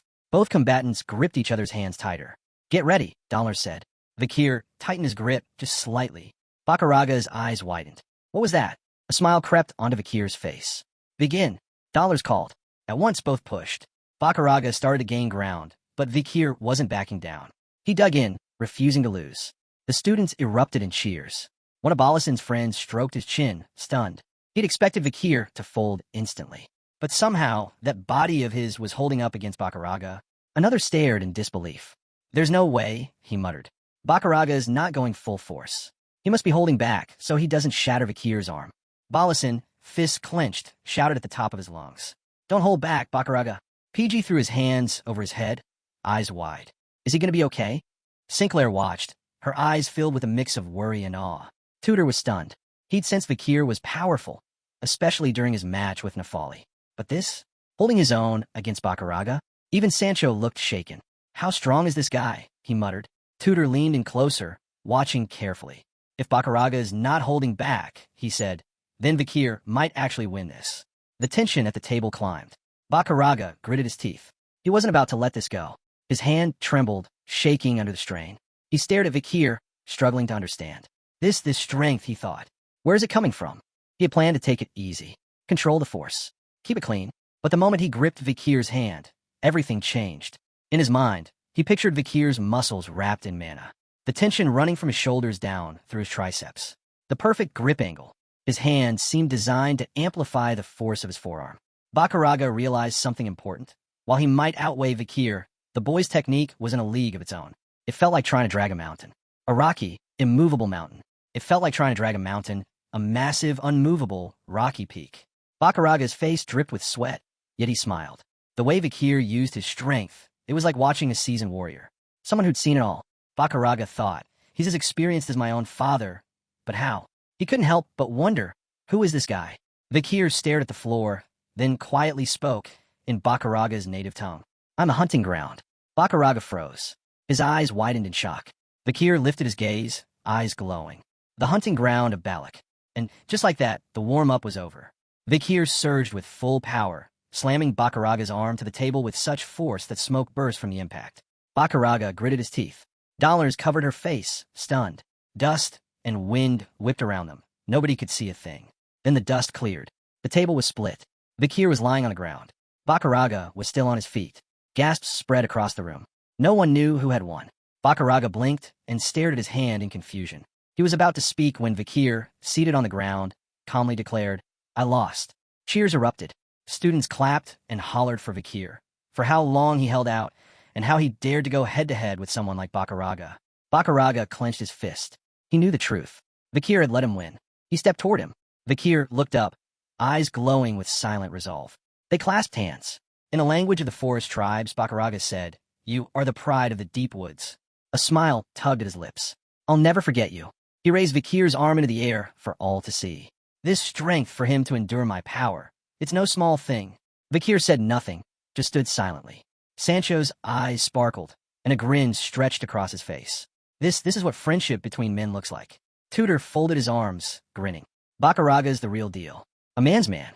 PG's fist clenched, heart pounding. I can't wait for the tournament to begin. Night fell. The first day, full of heat, pride, and raw energy, finally came to a close. And at last, the University League was about to begin. Inside the tower, in the office of the Magic Tower's administration, the atmosphere was heavy with anticipation. The master of the Magic Tower, Bearded Whale, gently stroked his beard. "It's an honor to have you all here this year," he said. Seated before him were the academy heads, a brown-haired woman, Hippolyte, director of Themyscira Women's University, a rugged, scar-faced man, Vachilios, general of Boot Camp Colost, and Banshee Morg, deputy director of Colosso Academy. They all sat around a glowing hologram. Bearded Whale nodded. "Thank you for coming to the Magic Tower. I truly appreciate it." Hippolyte pointed at the hologram. "That extra eye of the Magic Tower," she said. "It's always incredible." Vachilios couldn't hold back a smile. Through the glowing hologram, they could see all the students inside. Bearded Whale smiled. "It's true. You can see everything all 400 of them are doing." On the hologram, red dots lit up the map. This year's survival arena was clear, the red and black mountain. Everyone leaned in, watching closely. Somewhere on that chaotic battlefield was Vakir. Behind him, monsters lurked in the shadows, eyes gleaming with hunger. Bearded Whale turned to the others. "Aren't you curious?" he asked. "To see how they'll survive in a place like that." It was daytime. The sun hung high above. This was it, the first day of the Survival Olympiad. The tournament had begun inside the Magic Tower, a realm of endless dimensions where space itself twisted beyond comprehension. This year's map was brutal, the jungle of the Red and Black Mountain. Night fell. Sancho and the others grabbed their weapons and dashed through the dense jungle. Determination flashed in their eyes. Each of them had an assigned HP shield. If it hit 0, they were out. Teams from each academy had been scattered randomly across the terrain. And the most important rule? Adapt, survive, and keep that shield intact. Suddenly, the ground shook. A massive stomp echoed. Something heavy was gaining momentum. PG turned toward the noise, eyes widening in fear. A giant monster burst through the trees, its eyes blazing with fury. It roared. Sancho and the others skidded to a halt, staring it down. The beast clenched its fists and charged. It slammed into the ground with tremendous force, shattering the earth. Sinclair stepped forward, eyes sharp. With a swift motion, she raised her staff and summoned a barrier, shielding the team from the devastating blow. Sancho gripped his axe, standing firm in front. He was the tank. Sinclair, the healer. PG, the strategist. Tudor, the DPS. Bianca, the archer. One of the game's survival rules allowed teams to flee from magical beasts or hunt them down for points. PG turned to Tudor, serious. "We hold its attention until the next strike. Sancho, when your shield's down, pull back and guard Sinclair and Bianca." Tudor gave a sharp nod. PG looked to Sinclair and Bianca. "When we distract it, go for the vital points." Sinclair tightened her grip on her staff. Bianca readied her bow. Both nodded in sync. The monster let out a furious howl and charged again. They sprinted forward, ready to face it head-on. The beast lunged, fists swinging wildly. Tudor jumped, dodging to the side as its fist crashed into stone. PG ducked and rolled, narrowly avoiding a blow. The monster roared in rage, striking the ground with relentless fury. But in that chaos, Sinclair saw the opening. She extended her hands, casting a buff on Bianca. Bianca rose to her feet, bow drawn, eyes locked on the monster's weak points. Sancho stepped forward again, shielding them from harm. Seconds ticked by. Bianca still hadn't loosed her arrow. Tudor glanced at her, confused. Sinclair gripped her staff tighter, closed her eyes, and focused. A magical charge rippled around her. Bianca's eyes lit up. She was aiming, fully focused, pouring all her energy into the arrow's tip. "Almost ready," she murmured. Then she fired. The arrow blazed through the air and struck the monster hard, punching through its body. The beast staggered, groaned, and finally collapsed lifeless. PG spun around, eyes wide in shock. That monster had been dangerously close. Tudor stared at the corpse, eyebrows raised. Did she delay on purpose? Bianca placed her hands on her hips and tilted her head. "Tisish, probably shouldn't have wasted the effort saving you," she muttered smugly. "Next time, I might shoot even later." But when she opened her eyes, her confidence faltered. She saw Sinclair and Sancho's expressions, pure panic. "Run!" they shouted at Tudor and PG. Tudor and PG turned, puzzled, then froze. A massive burst of fire was racing toward them. It hit. Flames exploded, engulfing the area in a thunderous blast. Through the smoke, a hand stretched forward, its owner seething with rage. "Insects," he sneered. It was Philippus, surrounded by roaring fire. His expression oozed arrogance. Colosso Academy students, thinking they rank above the Magic Tower? His current HP, 83. This survival tournament didn't just count beasts as targets. People could add to your points, too. Elsewhere in the jungle, Grenouille stumbled forward, sweating, exhausted. His HP, 77. Wiping his face with his sleeve, he groaned. Just walking here sapped his strength. What kind of nightmare jungle is this? He looked around, irritated. Where the hell is everyone? Images of Vakir and the Baskerville triplets flashed through his mind. Grenouille's eye twitched in frustration. They probably ran off without a plan, idiots. Maybe they've already been knocked out and teleported away. He gritted his teeth, thinking back to the train car. If I hadn't let my guard down, I'd have taught them a real lesson. Then, a strange scent wafted through the air. His stomach growled. He blushed, surprised by how hungry he was. Food. He wiped the drool from his chin and followed the smell with a grin. Who makes food in the middle of a monster-filled jungle? He mumbled. Might as well put up a sign that says, free meal. Come get me. In the distance, he spotted a campfire. Jackpot. He took a step closer. Snap. Grenouille's eyes shot down. Too late.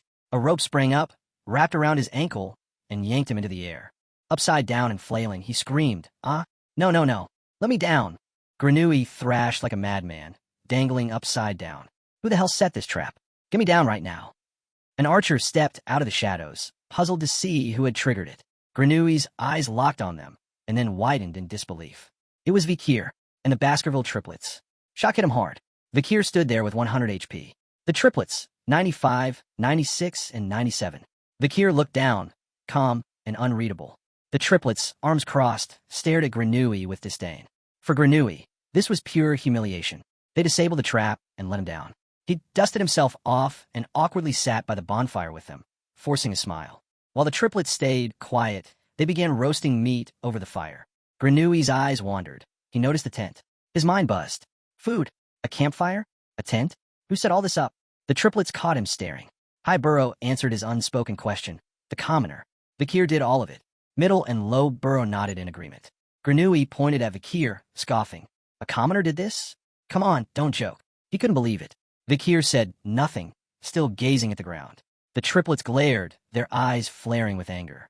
Grenouille quickly raised his hands. I'm just asking how he managed it. The aroma of meat drifted to him, and his stomach growled. He clenched his teeth in frustration. Why am I, a member of one of the 7 great houses, worrying about a damn commoner? He thought bitterly, and those idiotic triplets are actually backing him up. Grenouille let out a long sigh, hand over his stomach. Vakir and the others silently observed. The triplets started laughing. The humiliation burned inside Grenouille. He wanted to disappear. Then Vakir held out a piece of roasted meat, right to his face. We're cooking it to lure monsters, he said. But if you're hungry, we've already eaten. Grenouille stared, stunned. His mouth watered. Slowly, he reached out and took it. Why are you being generous? Vakir's eyes twinkled with a sly glint. He smiled. Because you're the team leader. Grenouille blinked, confused. But Vakir knew what he was doing. He understood Grenouille's poison abilities could be useful in the jungle. If nothing else, he might come in handy later. Grenouille lowered his gaze, eyes misting over. That damn commoner, he thought. Maybe he's better than I gave him credit for. He took a bite of the meat, tears streaming down his cheeks. His HP jumped from 77 to 90. Vakir and the triplets stood watching him quietly. Then, thwack, an arrow sliced through the air, striking a monster's leg as it tried to flee. The arrow that pierced the fleeing monster's leg, it came from Vakir. Beside him stood Grenouille, hands raised, pouring poison into the air with fierce determination. The triplets' eyes gleamed with energy. Without hesitation, they charged. The monster, a hulking horned bear, let out a furious roar. It turned to face them, but the triplets were already slicing into it, fast and ruthless. Blood spilled. Wounds opened. Moments later, the beast dropped to the ground dead. Vakir glanced at the body. That's the 30th, he said calmly. The triplets grinned. This is too easy. But Vakir kept his eyes on the ground. 30 beasts wouldn't be enough. If I want to make top 10, he thought, I'll need to hunt more. Grenouille tilted his head, puzzled. Why is he going after monsters? Students are worth more points. He stared at Vakir, whose gaze had gone distant. What's he thinking? Grenouille wondered. Vakir's eyes narrowed, glowing with quiet intensity. This felt familiar. The survival system. The monster scores. The penalties for falling behind. All of it, just like before. Even back then, he'd avoided attention, hunted in silence, and ended up ranked first. That testing ground had felt like home. But now, things were different. Stronger. Sharper. Since becoming a sword master, his senses had grown. And from the moment he entered the red and black mountain, something had been nagging at him. A warning. He looked back at the ground. Something's wrong. Suddenly, his instincts flared. Something was coming. Fast. The triplets moved without needing a word. Swords drawn, they stepped in front of Vakir, eyes locked ahead. Vakir raised his bow. Grenouille, still confused, lifted his hands and prepared to strike too. But when he saw who it was, he froze. His eyes widened. It was Sinclair. Her HP, only 38. Her body was scratched and torn, her clothes in tatters. She dropped to her knees, gasping for air, hands trembling. She looked inside the operations room of the Magic Tower. Tension runs high as the Academy survival competition unfolds.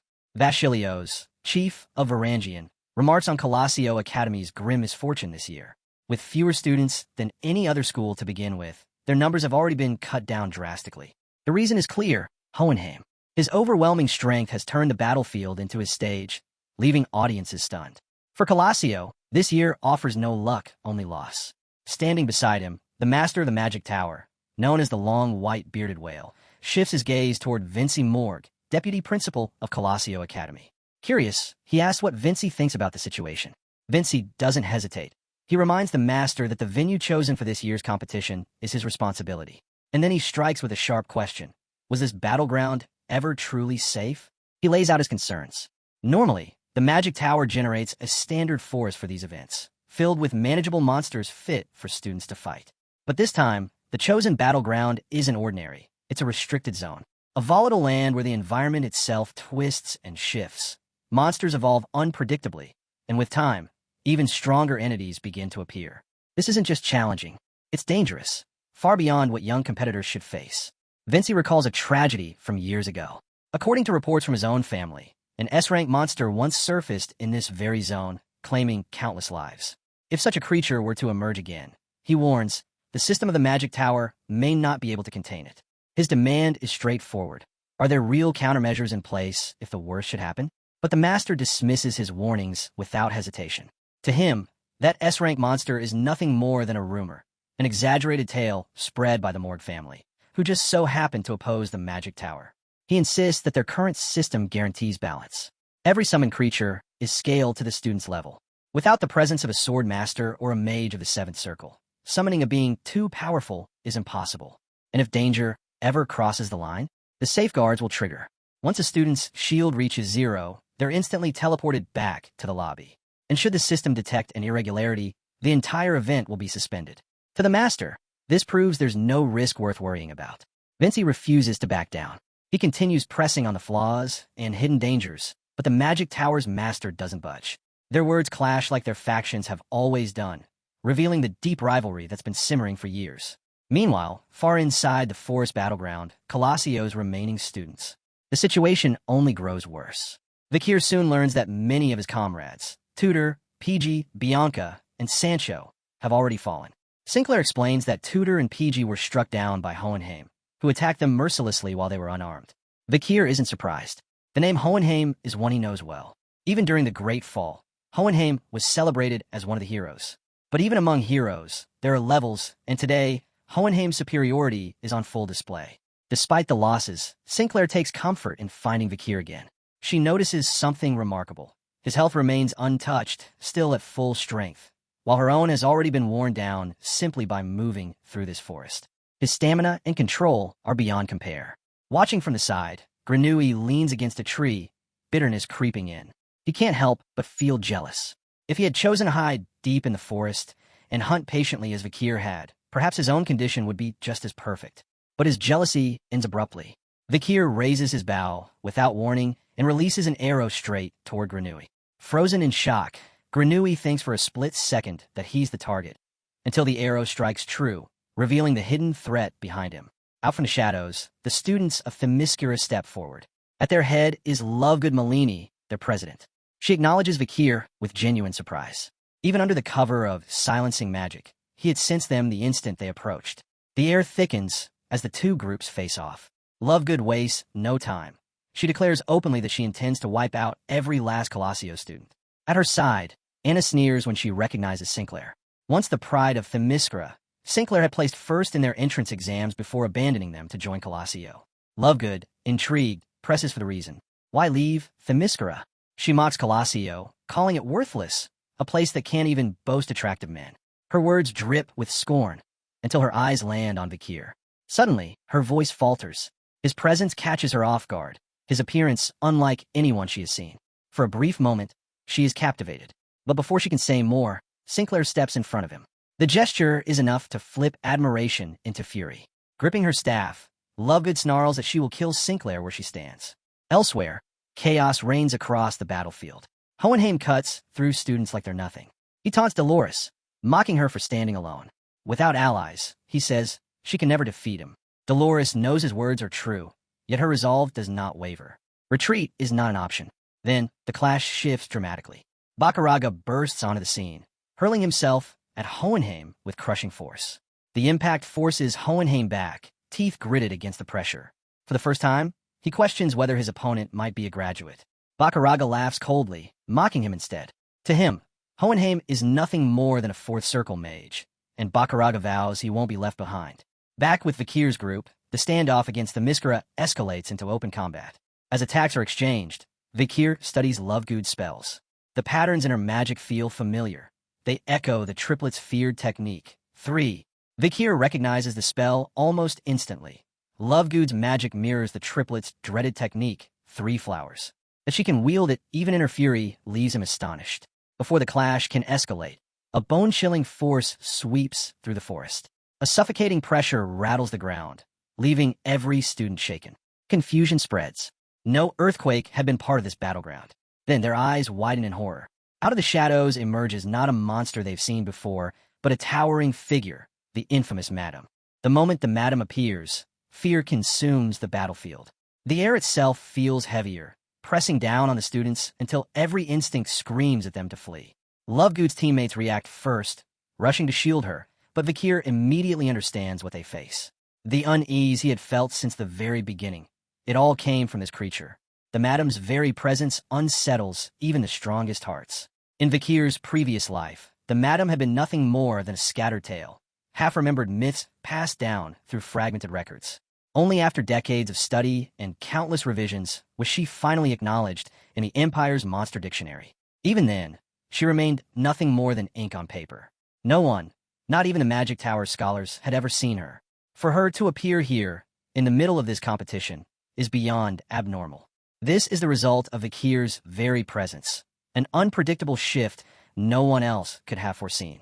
Lovegood is the first to feel the weight of that reality. As the Madam steps forward, her body locks up, paralyzed with dread. She cannot move. She cannot even raise a hand. The strike would have ended her instantly, had Anna not thrown herself into the path.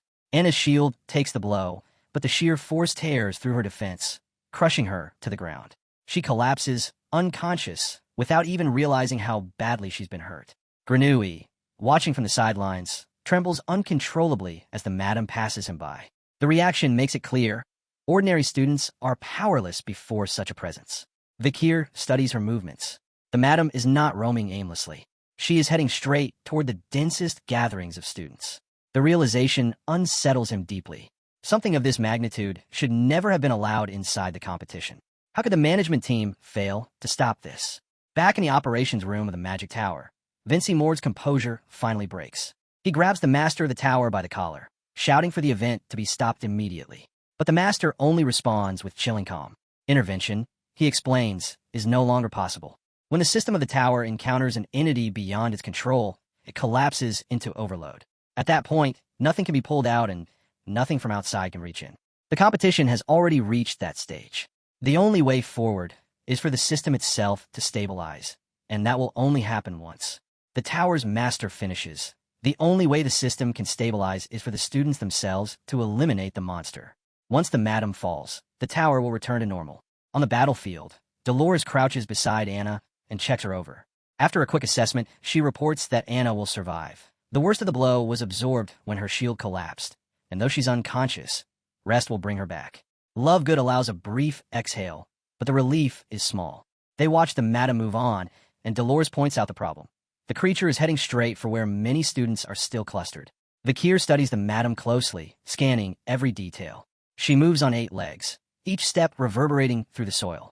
Classified S rank, she carries the same destructive potential as a natural disaster. Yet Vakir notices discrepancies compared to the Madam he once faced outside the tower.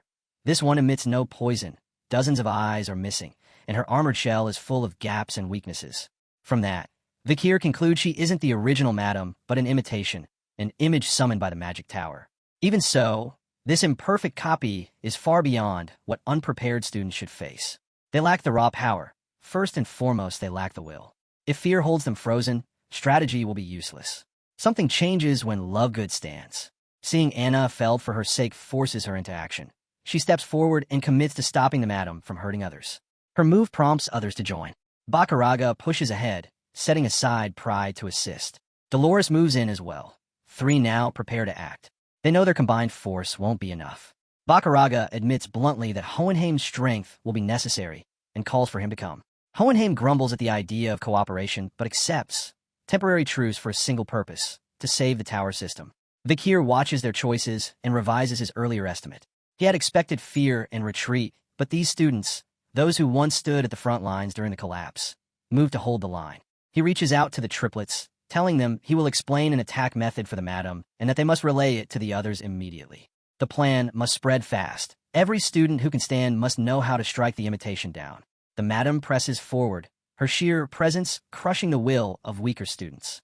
Fear spreads like wildfire wherever she moves. At one point, she looms over a young girl, ready to crush her beneath her massive weight, until Hohenheim launches a blazing torrent of fire magic. The flames roar brilliantly, striking her body in full. By all logic, an insect-type monster should falter against fire. Yet the madam remains unmoved. The attack does nothing. As expected, fire alone will not bring her down. Hohenheim refuses to relent. Spell after spell erupts from his hands, waves of flame flooding the battlefield. But no matter how fierce the blaze, the madam's armored body remains untouched. Each failure chips away at his confidence. Fire had always been his most reliable weapon against insect monsters, yet here it fails entirely. Even so, retreat is not in his nature. He presses on. One of the triplets watches closely, then steps forward. Calmly, he explains that ordinary fire will never work. Only hellfire, the true consuming flame that burns beyond the physical, could pierce her defense.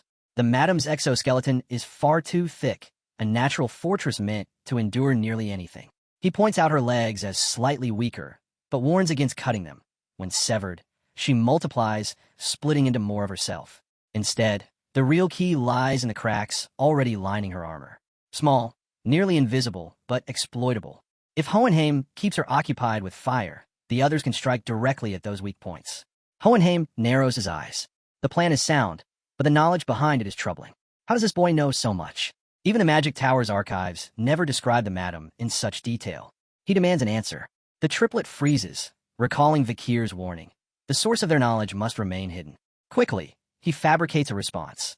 He once faced a creature similar to the madam, and learned through painful experience. Skeptical, but unwilling to waste time, Hohenheim drops the issue.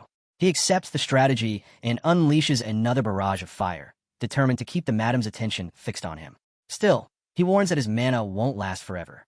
At that moment, Lovegood charges forward. Staff raised, she channels her energy into a single strike that slams into the madam's body. The blow reverberates with a thunderous sound, forcing the monster to stumble under the pressure. For the first time, the madam falters. Lovegood calls out to the others, urging them to act while the chance remains. This is the moment Lovegood cries out. Hesitate, and it's gone. Bakaraga, Dolores, Sinclair, the triplets, and countless others surge forward together. Their attacks rain down in unison, weapons and spells colliding against the madam's massive form. The combined onslaught drives her back, step by step, until her footing gives way. With a thunderous crash, the beast tumbles over the cliff's edge, vanishing into the thick smoke that rises from below. For a heartbeat, silence takes hold. All eyes fix on the smoke, waiting, straining to believe it might be over. Bakaraga grips his sword tightly, replaying the moment when his blade cut into her body. The sensation had been real, solid. Could it be possible? Had they done it? But hope is fleeting. The ground trembles, and from the depths, she climbs again. The madam's colossal frame reemerges with dreadful ease, towering higher than before, utterly unharmed. The sight crushes their brief optimism, leaving them stunned, unable to speak. Then, fury erupts. The madam unleashes a blast of raw energy, a wave that rips through the battlefield. The students stagger under its weight, teeth clenched, bodies straining to withstand it. Yet none fall. Not this time. The triplets remember Vakir's words. He had warned them this would happen, that ordinary strikes could never end her. That victory was nearly impossible. But he had also reminded them of a truth. Everyone fears death, but worse than death is standing by, doing nothing, while comrades fall. To carry strength and refuse to use it, that is the heavier sin. That is why they must fight, no matter the odds. Clinging to that truth, the students rise again. Lovegood steps forward first, pouring every shred of her magic into a merciless assault. The ground quakes beneath the madam's weight, cracks splitting the earth, explosions of power bursting outward. Bakaraga and the triplets watch with wide eyes. Could this be an aura explosion? The signal is coming. When Vakir gives the word, they must all strike together. No hesitation. Vakir's calm voice cuts through the chaos. The signal is given. The triplets carry his command across the field, calling every student into formation. The plan is simple. While the madam falters, every single one of them must unleash their greatest attack at once. They steel themselves. The final cue comes. And then, they charge. Blades flash. Spells ignite. Every reserve of strength, every ounce of determination, slams into the madam in a single, united storm of power. For the first time, their strikes do not scatter. They converge. Vakir watches as their courage lights the battlefield. In their eyes, he sees no retreat, no despair. They do not flee from the impossible. They rush headlong into it, steady and unshaken. Their hearts burn steady. Watching them charge without hesitation, Vakir realizes the truth. They are destined to become real heroes one day. Gripping his bow, he decides to act. The path to heroism must be theirs to walk, but what he can give them are the chances to fight with purpose. He draws an arrow, steady and precise, and releases it. The shot tears through the air, striking the madam with devastating force. The impact rattles even the bravest students as they watch the monster stagger under the combined storm of courage and strategy. Every student bears witness as Vakir's arrow finds its mark. The calamitous madam collapses, her monstrous reign ended in that single instant. The moment she falls, the tower's chaotic systems stabilize at once. Order returns, and the tournament concludes immediately. One by one, the students vanish in waves of light, teleported back to the central lobby. There, they're met by professors and fellow participants. Relief sweeps across the room as the truth settles in. Against all odds, not a single life was lost. To many, it feels like a miracle. But those who know better understand. It was thanks to the 10 young students who stood against an enemy far beyond their reach. The results stunned the academics. Several of the top 10 are first years, and even more astonishing, every single one hails from Colosseo Academy, the very academy that confronted the madam head-on. The official report later confirms what everyone feared. The madam was no ordinary monster, but an S-rank calamity, a being so powerful her presence alone forced the tower's systems into overload, cutting off outside observation. That she appeared inside a student competition is declared an unprecedented disaster. And yet, doubts remain. The strongest among the survivors was only a fourth circle mage. Most were far weaker. For such combatants to slay an S-rank defies reason. Their testimonies claim the battlefield itself collapsed at a decisive moment, giving them a rare opening to strike. Officials accept this explanation, ruling the madam's fall as an accident of circumstance rather than a legitimate victory. The weight of responsibility lands squarely on the tower's master, the long, white-bearded whale. He issues a formal apology and announces his resignation at the end of the tournament cycle. Publicly, the matter is closed. Privately, unease lingers. Back in the lobby, however, the students celebrate. Survival itself is worth honoring. Tutor raises his voice, praising Vakir and Sinclair for reaching the top 10, something no one expected from first years. Sancho admits the encounter left unseen scars, but he joins in the pride as tankards are lifted high. Laughter and cheers fill the air as names are called out in triumph. When Vakir and Sinclair's placements are announced, 8th and 9th place, the room erupts in astonishment and applause. But the celebration does not last. Two nobles step forward, their eyes fixed firmly on Vakir. The nobles offer their thanks to Vakir and Sinclair for saving them, but their gratitude drips with arrogance. They remark how unusual it is for commoners, people without noble upbringing or refinement, to have been their protectors. Their condescension sparks outrage. Bianca, unwilling to tolerate such disdain, lashes out. She grabs one of the nobles by the collar, fury burning in her words, until Sancho pulls her back to keep the situation from exploding further. The nobles retreat in haste, but Bianca's voice cuts after them. She condemns their hypocrisy, declaring that those who value status above life itself are unworthy of being saved.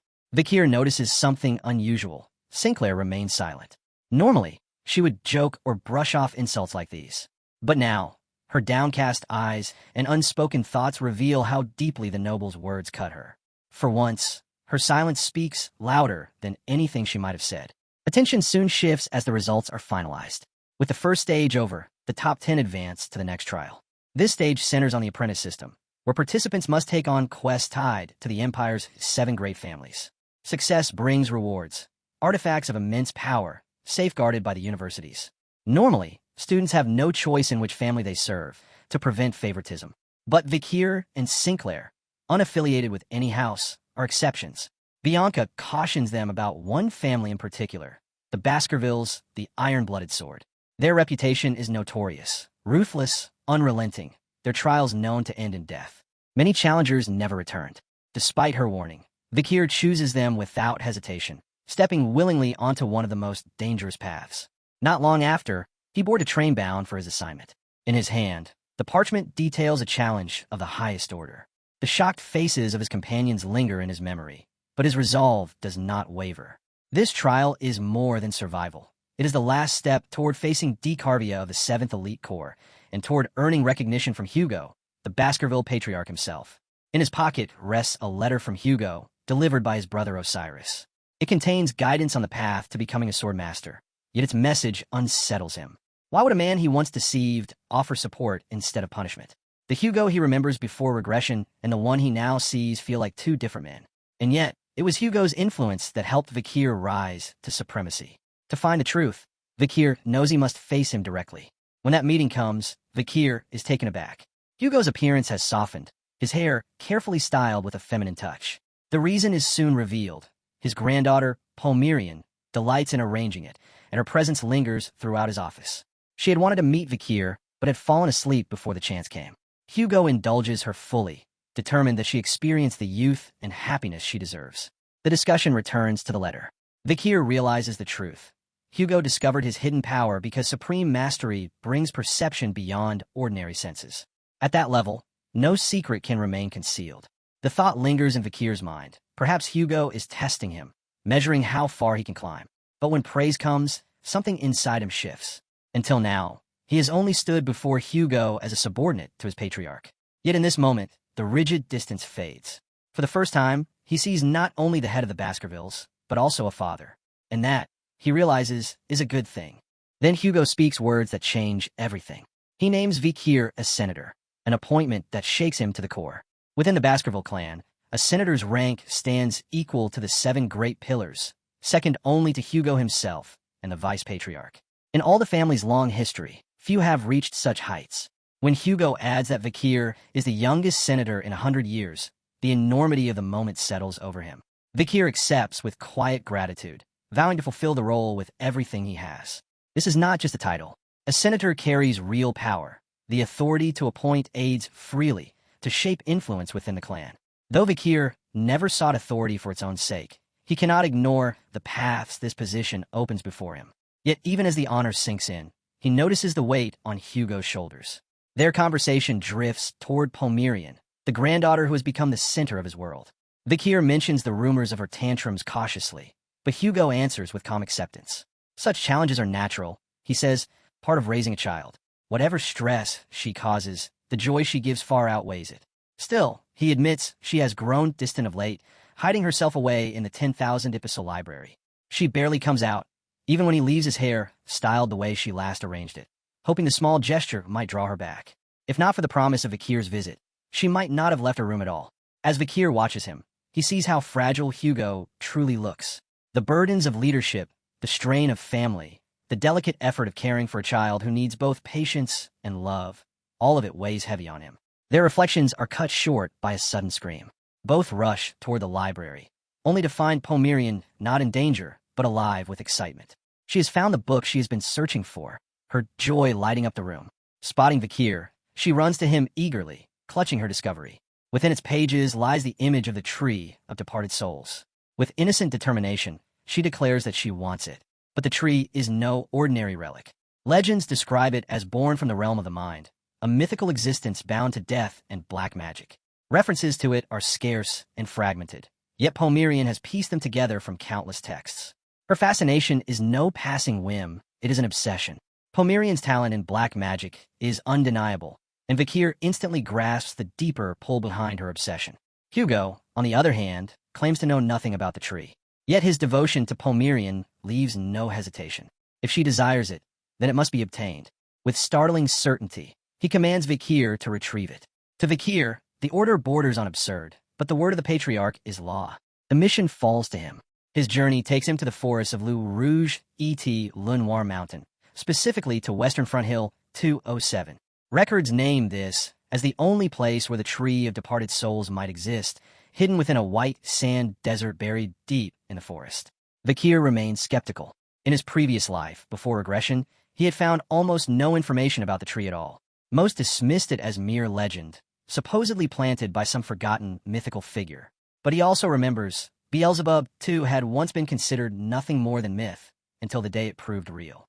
By that logic, the tree could exist as well. He does not travel alone. Concealed beneath his hood is the baby madam, still sulking after being sealed during the survival competition. Vakir had bound her within a ring barrier when her reckless actions endangered others. Though the decision was necessary, her resentment lingers. He continues to scold her, though inwardly he admits much of the chaos was born from his own choices. His path leads into the Malater Salt Desert.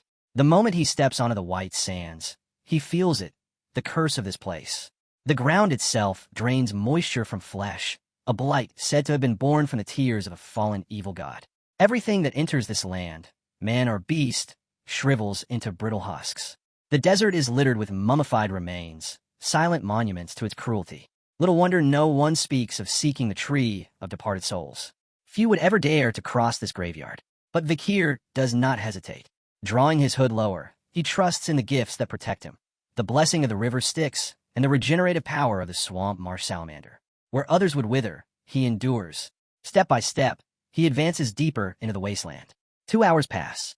The desert gnaws at him, draining strength despite his protections. Fatigue sets in, and a gnawing doubt begins to take hold. Could he have been a fool to trust the words of a book? The endless dunes stretch without end, and the thought of wandering forever claws at his mind. Then the desert itself rises against him. Without warning, a monstrous sandstorm manifests before his eyes. No wind heralded it. No shifting sky gave warning. It appears like a curse given form. Beneath his hood, the baby madam trembles, terrified. Vakir understands the truth immediately. To step into this storm unprepared is certain death. The sand would strip flesh from bone, grind life into dust, and leave nothing behind. He steels himself. There's only one path forward. To survive, he must meet the storm with a force greater than. His fury ignites. Channeling the martial art passed down through his clan, he unleashes the seventh form of the Baskervilles. Power surges outward, colliding head-on with a raging storm. The impact splits the desert apart, wind and sand scattering like shattered glass. Thunderous echoes fade into silence, leaving only the harsh rasp of Vakir's breath, his chest burning from the strain. From beneath his hood, the baby madam cautiously peeks out, still trembling. Vakir tells her it's over, that the storm has passed. Yet her gaze does not rise to the sky. Wide-eyed, she stares only ahead. Vakir follows her line of sight. There, blocking his path, looms a colossal figure. Lifeless, unmoving, yet more terrifying than the storm itself. A monstrous corpse, frozen in eternal silence, like a nightmare carved into reality. Before Vakir lies the fallen husk of the basilisk, the Sand River Dragon. Inside his hood, the baby madam quivers, though Vakir reassures her. The beast is dead. It can harm no one now. But even so, the sight chills him to the core. The basilisk was feared as one of the 3 great disasters of the outer world before its collapse. A creature so elusive it revealed itself only by choice, leaving no trace otherwise. To Vakir, it had been a force of nature, an unstoppable calamity. To now see it lying dead and broken feels almost unreal. This was a monster whose regenerative abilities surpassed even that of the swamp marsh salamander, making it nearly immortal. Yet something here ended its existence with brutal finality. The thought gnaws at Vakir. If this S-rank terror could be slain, then a power even greater must dwell in these lands. The very desert reeks of danger. The air twists unnaturally, saturated with space-time magic stronger than even the magic tower's enchantments or Andromalius's impregnable barrier. The weight of the presence pressing against Vakir is suffocating. And then he sees it, a tower, rising black and sharp against the endless salt dunes. He knows at once what waits inside. The tree of departed souls, the object of Homerian's obsession, the core of Hoga's command. Resolute, he steps forward. The massive door groans open, releasing a surge of negative energy that slams into him, crushing his body and spirit alike. Dimensional, corrosive, terrifying, and yet, unmistakably, this is the place he has sought. The baby madam peeks from his hood, but recoils instantly, overwhelmed by the sinister air saturating the tower. Deeper he walks, the more the weight grows. The chamber before him mirrors the cradle of swords, but in reverse. Here, blades do not thrust downward into the earth. Instead, they are driven upward, all of them stabbing defiantly toward the heavens. The eerie resemblance to his own Baskerville heritage unsettles Vakir. Could this place be connected to his bloodline? Vakir's footsteps carry him into a vast hall. At its center rises the tree of departed souls, its roots anchored deep, its presence radiating a ghostly force unlike anything he has ever felt. Before it sits a lone figure upon a throne, clad in knight's armor, regal in posture, yet lifeless. No mana, no breath, nothing but an empty shell. The weight of his presence, however, has not faded. Vakir glances back in his mind to the slain basilisk outside. Could this knight have been its executioner? The thought lingers, but he sets it aside. His task comes first. Answers can wait. Hugo will provide them later if needed. Vakir steps forward, hand outstretched to claim the tree. Suddenly, flames roar to life along the sconces of the chamber, bathing the hall in a sinister glow. The sudden flare drives the baby madam deeper into the safety of his hood. And then, the knight stirs. Slowly, his armored body rises from the throne. He says nothing, yet his movement speaks enough. Vakir had expected resistance. He is neither startled nor disappointed. The knight's massive sword cleaves down with a thunderous swing. Vakir darts aside, narrowly escaping. The blade comes again and again, each strike heavy, direct, and relentless, yet lacking refinement. To Vakir's eyes, the pattern is mechanical, the body hollow, a puppet running through empty drills. Disappointed, Vakir draws his bow. If this husk is all that stands between him and the tree, he will end it in a single strike. He steadies his aim, releases. But the knight twists.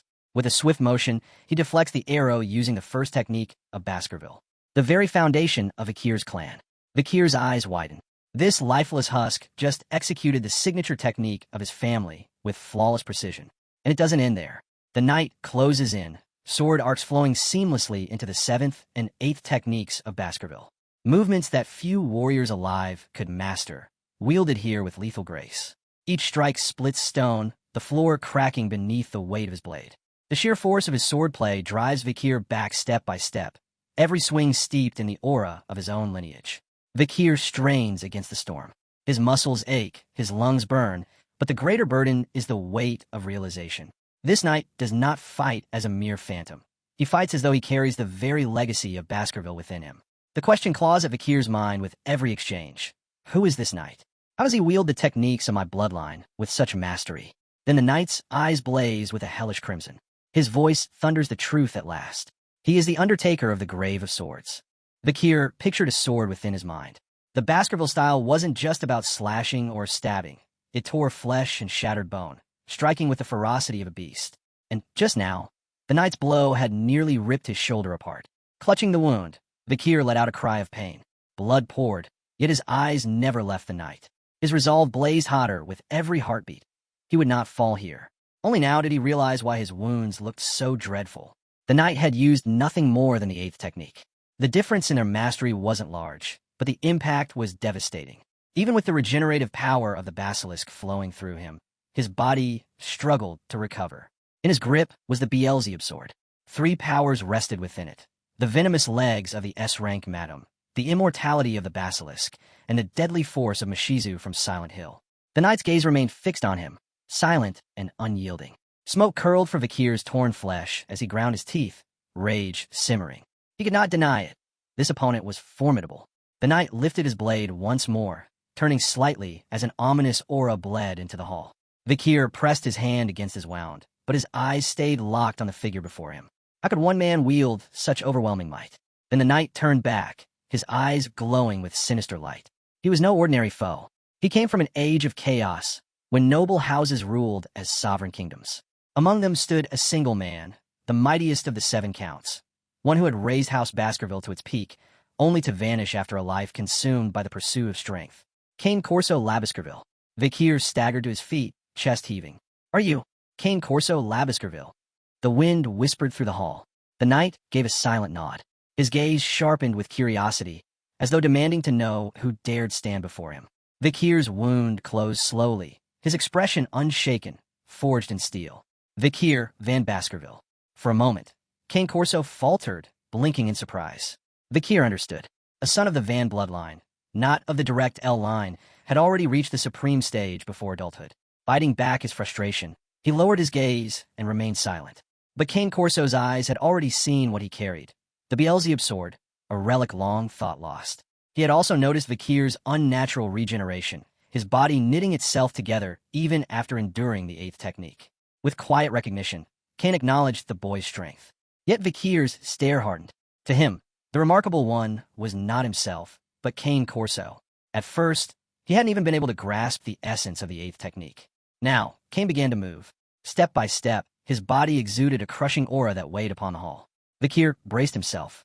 The true battle was only beginning. Vakir realized the truth. Until the knight revealed himself, even his sharpened senses had failed to detect a single trace of Cane's life force. Now, the aura pouring out of him felt like it was peeling his very skin away. Flashes burned in Vakir's mind. Cane unleashing the 8th technique, a force so immense he could never withstand it. In that instant, the conclusion was undeniable. Defeating this man was impossible. Still gripping his bleeding wound, Vakir steadied himself and observed Cane closely. This was the very founder of the lurking ambusher technique. Just how deep did his strength truly run? Cane lifted his sword in both hands, his grip iron tight. Then, with a brutal strike, he drove the blade into the ground, splitting stone apart. Dust and debris exploded outward as the crushing weight of his presence grew heavier still. Slowly, he began unwinding the bandages wrapped around his face. His gaze lowered, and in a voice heavy with memory, he spoke. To reach the 7th technique, he had embraced a storm of clashing emotions. Vakir's eyes widened, his body trembling. What he saw defied belief. The final strip of cloth fell away. The air turned sharp with tension. Half his face was burned beyond recognition, parts of his skull exposed, a living testament to unending battle. His eyes burned with unshakable resolve as he revealed the truth. It was during his clash with a basilisk, standing at the precipice of death, that he had mastered the 8th technique. Later, within the tower, faced with death once again, he broke beyond that limit. He had stepped across the final threshold. Cane had reached the 9th level of swordsmanship, the peak of the swordmaster. But unlike others, he had gone even further. In his pursuit of strength, he had embraced death itself. He had become a death knight. Once, he was a noble warrior driven by will and power. Now, he was a being consumed by the abyss. From the shadows beyond death, he drew endless mana, a flow that would remain until his body disintegrated and his soul was erased. His size, his rank, his very origin, completely beyond measure. Vakir's throat tightened. Terror, unlike anything before, gripped him. This was the 9th form, the absolute peak of swordsmanship. Cane remained silent, watching him without expression, a man who had accepted death itself to perfect his blade. At last, he lowered his gaze and spoke again. The lurking ambusher, he admitted, was not his own creation. He had discovered it in an ancient text. Then, extending his hand, he revealed something more. He had never crossed into the 10th form. To reach that stage, one had to die completely and be reborn anew. Though Cane had indeed fallen once, he had never returned to life. From the hollow of his skull, strange energy seeped outward, clinging to him like a shadow. His eyes softened, and he confessed, as a Death Knights could never know resurrection. Once bound to that state, release was impossible. And so Cane had remained here, chained to this place, unable to leave. Vakir's expression tightened, bewilderment flashing across his face. How could someone of Cane's caliber be imprisoned here? What kind of place was this? Who had the strength to seal him? The torchlight flickered against the stone walls as Cane lowered his gaze, lost in thought. Then he admitted what Vakir had long suspected. He knew nothing. And that was to be expected. None alive beyond these walls had knowledge of this place.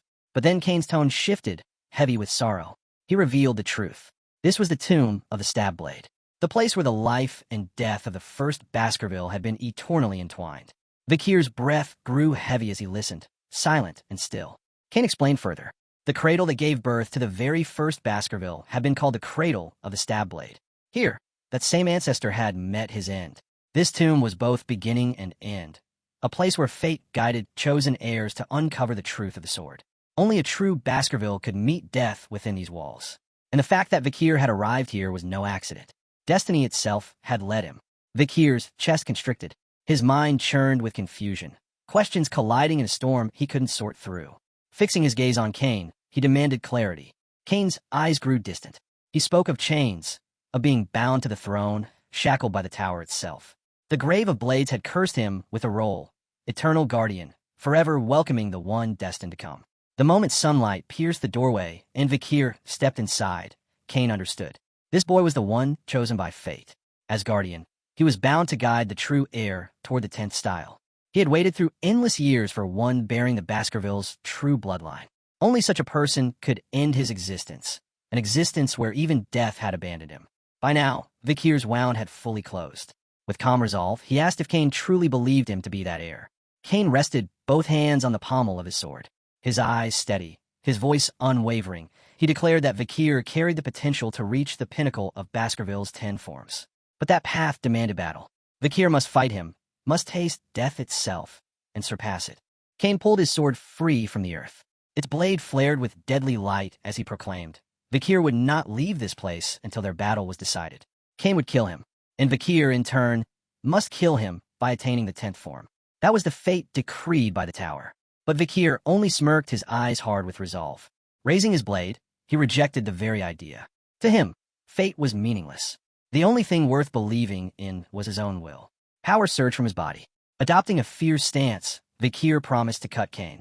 Vakir swore he would cut Cain down with everything he had, and walk out of this place alive. Cain stood silent, unmoving, but his acceptance of the challenge was clear. The duel was set. Grinding his teeth, Vakir launched forward. In an instant, he was at Cain's front. The Death Knight's eyes widened ever so slightly, startled by the sudden leap in speed and skill. Could this boy truly believe he could defy destiny itself? Cain's face hardened. Without hesitation, he raised his blade and struck. The sword whipped upward in a brutal arc, slamming into Vakir's jaw before he could even draw a proper breath. Pain shot through him.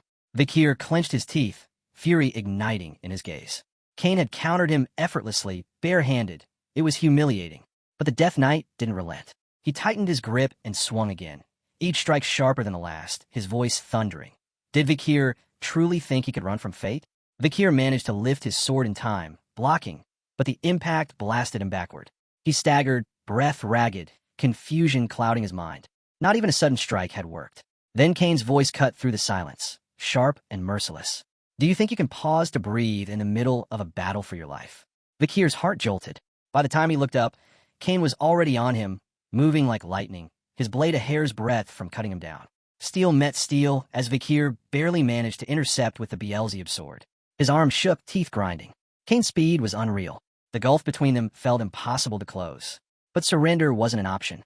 If the difference was too great, then he would close it with the one technique he had always relied upon, through both lives, before and after his return.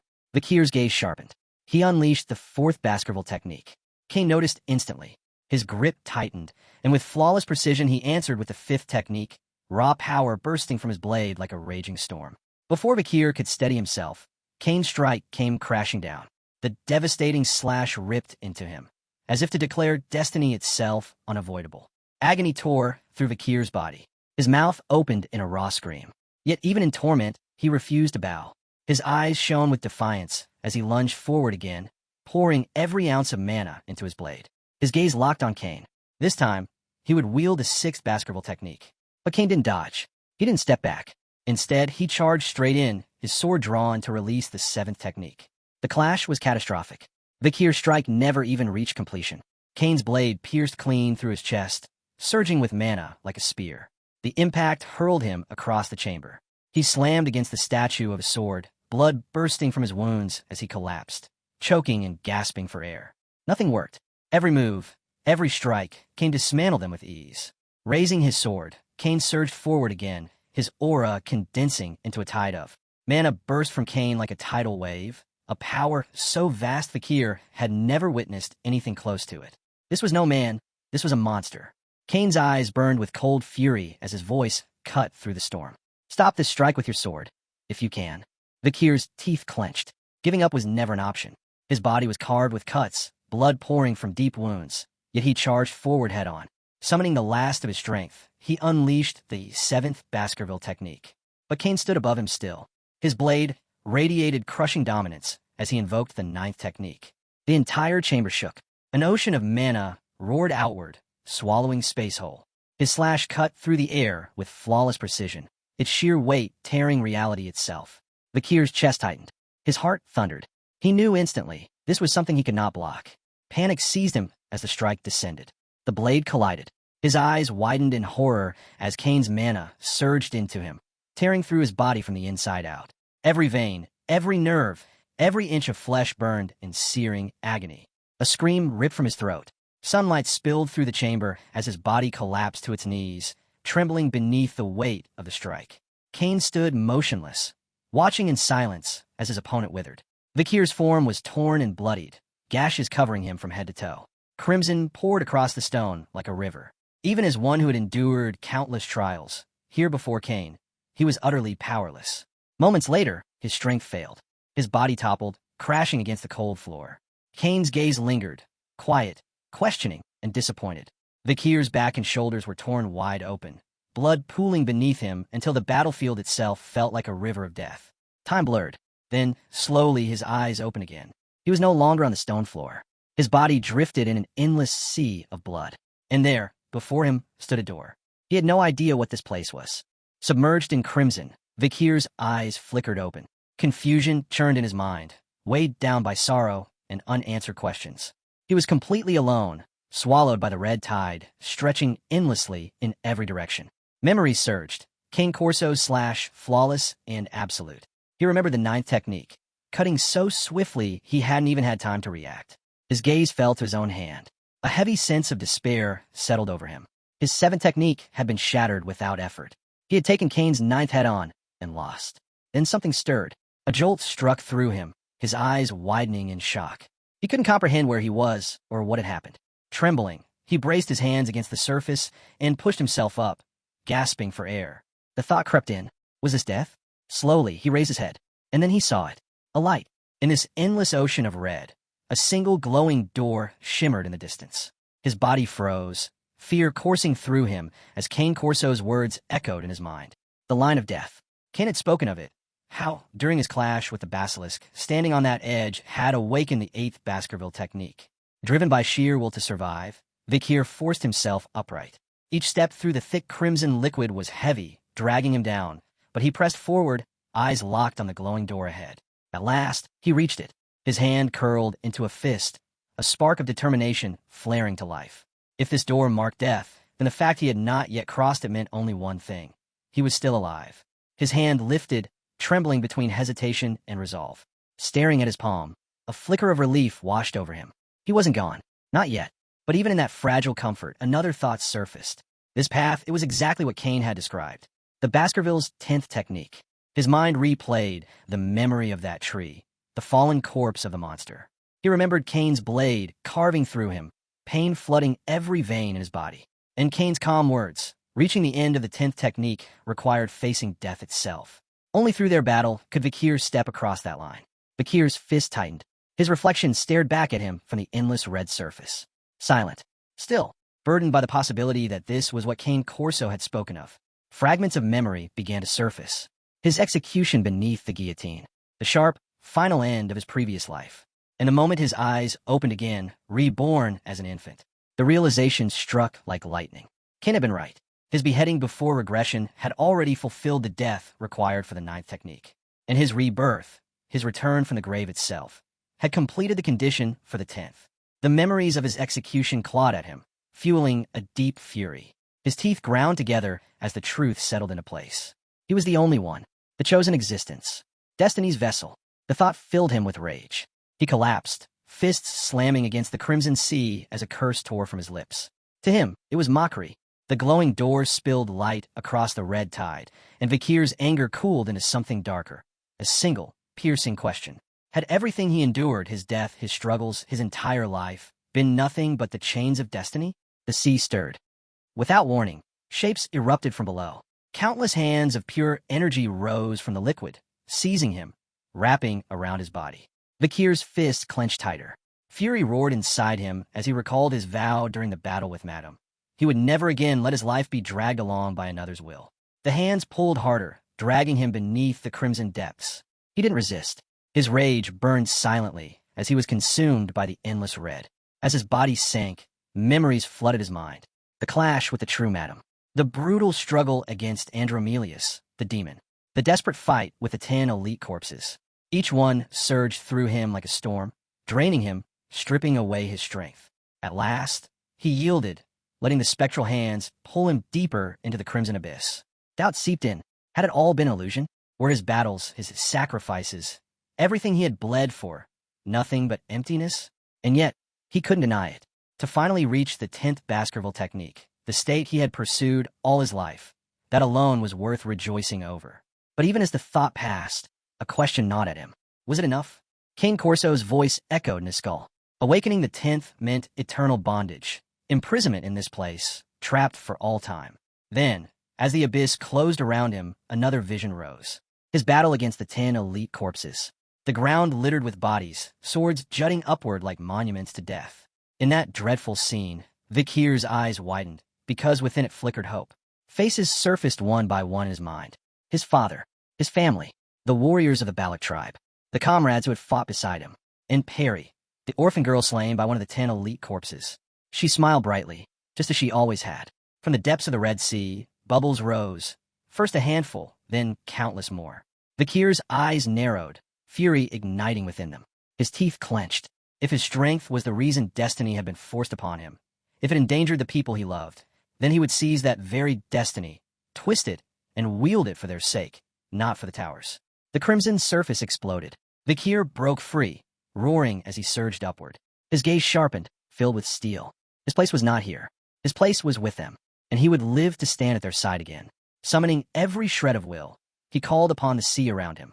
The red liquid twisted violently, spiraling into a raging tornado. Faster and faster it spun, until it reshaped itself into a single blade, a sword born of blood. Its aura radiated crushing mana, suffocating and absolute. Vakir reached out, his hand steady. This was no ordinary weapon. This was the proof of one who had walked the line of death and returned. His grip closed around the hilt, the weapon blazing with light. His eyes hardened, unwavering. This was the 8th technique, the key to the door of death. Without hesitation, Vakir raised the blade. With the weight of his vow burning in his chest, he drove it forward, thrusting the blood-forged sword deep into the glowing door. The weapon turned like a key in his hands. In that instant, the glowing door exploded with radiant light, so bright it could blind even the most seasoned swordmaster. Meanwhile, in reality, Vakir's body lay broken inside a massive crater, carved by the Death Knight's devastating strike. Blood spread across the stone, his frame torn and motionless. Cane Corso stood over him, his gaze cold, heavy with disappointment. To him, the boy was finished. With nothing more to see, the Death Knight turned, retreating toward his throne. Seconds passed. Glancing back once more, Cane finally spoke, his tone carrying a rare edge of respect. Vakir was extraordinary. Of that, there was no doubt. But in the end, he had failed to awaken. And then, Vakir stirred. A surge of mana burst from his body, divine in its weight, shaking the chamber. Cane froze. His eyes widened, disbelief shattering his composure. That aura, it was unmistakable. The 8th technique. The rookie had done it. While Cane's mind reeled, Vakir moved. His figure blurred, eyes burning like embers, appearing behind the Death Knight in a flash. His blade gleamed as it cut toward Cane's back. Cane reacted on instinct, steel hissing as he unsheathed his sword. Their blades collided with a violent crash that echoed across the chamber. Sparks scattered as the impact hurled Vakir back, but Cane himself staggered several steps, his stance broken. For the first time in countless years, his eyes dropped to the ground, as though trying to process the impossible. His gaze snapped back to Vakir, blazing with fury. That brat, someone who had only just awakened the 8th form, had forced him back. Even so, his voice rang cold and sharp. This was only the 8th. His destiny was the 10th. But before he could say more, Vakir's voice cut through the air. He shouted his acceptance of that destiny. If the 10th form awaited him, then he would face it when the time came. But now, his head lifted, his breath ragged, he declared something else. He had unfinished business beyond these walls. And for that reason alone, he must live. Cane's eyes narrowed. What was this boy talking about? What things demanded such resolve? Yet, as he studied him, understanding crept in. The mana pouring from Vakir wasn't just instinct. It wasn't simple will to survive. It was purpose, a vow binding him to life itself. Still, Kane's grip tightened on his sword. His voice dropped into a cold warning. As long as the tower bound him, Vakir would never escape. And then it happened. The massive door groaned and swung open. Both warriors froze, their gazes drawn to it, shock breaking through their hardened faces. The door yawned wide, flooding the chamber with sunlight and rushing wind. Kane fell silent, his expression unreadable. The door had opened on its own. Could such a thing even be possible? Vakir's stance shifted, his blade raised, eyes sharpening. Suspicion cut across his face. Was this a trick? Or was Kane planning to use this as a distraction to strike? No. As the winds roared through the tower, his reply was firm. That was never his intent. Perhaps the fight had dragged on this long, because the tower itself willed it so. Closing his eyes, Kane told Vakir to leave. The boy was right. His path did not end here. The tower demanded he move forward, beyond these walls. But Kane's voice carried weight, for while the tower granted Vakir freedom, it chained him here forever. His own release was uncertain. Then Vakir's voice cut through the storm. Do you want me to kill you with the 10th Baskerville technique? Kane's eyes flew open, startled at the question. But Vakir's gaze didn't waver. He gave his word. Once he mastered the 10th technique, he would return. With this very sword, he would sever Kane's chains. Until that day, he would have to wait. A slow smile broke across Kane's lips. Destiny always found its way, so he would wait. The wind surged again, dust swirling across the stone floor. Vakir steadied his blade and raised his voice one last time. He had a question. Was it you? Did you destroy the book of lurking ambush swordsmanship? Why? But Kane's figure was already fading into the storm. His answer, if it could be called one, was only that it was the tower's will. The dust thickened until everything was swallowed, the tower itself vanishing without a trace. Silence fell. Vakir stood frozen, struggling to piece together what had just happened. Then, a small spider crept from hiding, climbing onto his shoulder, chirping happily as though to remind him of the present. His focus shifted. Something caught his eye. His hand held the specter's tree. He studied it carefully, realization setting in. Kane had known. He had known this was what Vakir sought all along. A proud smile spread across Vakir's face. The road had been brutal, filled with twists and tests, but now, the mission was complete. A grand golden door gleamed beneath the radiance of a towering chandelier. Students from every house gathered before it, their champions standing at the front. Blue Whale spread his arms wide, congratulating the 10 who had cleared their house trials. Among them, Vakir stood in silence, his eyes fixed on the ground. Beside him, Granui's eyes sparkled with excitement. Across the way, Sinclair clenched her fists, her face flushed with anticipation. Blue Whale's voice grew solemn as he addressed the finalists. He spoke with respect, honoring their success in passing the second stage of apprenticeship. And then, to ensure their efforts would not be wasted, he explained carefully. Blue Whale lifted a finger toward the ceiling, his voice steady as he explained the rules. The vault behind the golden door, where countless artifacts slumbered, opened only once a year. Today, for just 5 hours. Once time ran out, the door would seal shut, and no power in the world could force it open again until the next competition. The Baskerville triplets exchanged startled glances, their eyes gleaming at the revelation. But Blue Whale's tone sharpened as he reminded them. This was an absolute law. If anyone failed to exit before the time was up, no one could save them, no matter what. He bowed slightly, then shifted his focus, his words carrying particular weight. His gaze locked onto one figure in the crowd, Vakir. Drawn from his thoughts, Vakir looked up, caught off guard by the sudden attention. Blue Whale's eyes burned with frustration as he lashed out. He scolded Vakir for arriving so late, accusing him of nearly ruining everything. Because of his delay, the group had almost lost their chance to enter. If you keep track of time like this, you'll end up locked inside forever, he barked. Grenouille and Sinclair exchanged uneasy smiles, trying to ease the tension, but Blue Whale wasn't finished. His voice rose. If you knew you'd be late, you could have at least sent word. Do you realize how worried we were? We were about to file a missing person report. He reminded Vakir sharply that the responsibility of Tower Lord was not to be taken lightly. The entire tournament hinged on his actions, yet here he was careless. At that, Sinclair pressed a hand to her mouth, her shoulders trembling as she stifled a laugh. But Vakir said nothing. He remained silent, confusion clouding his face as his eyes sank back to the ground.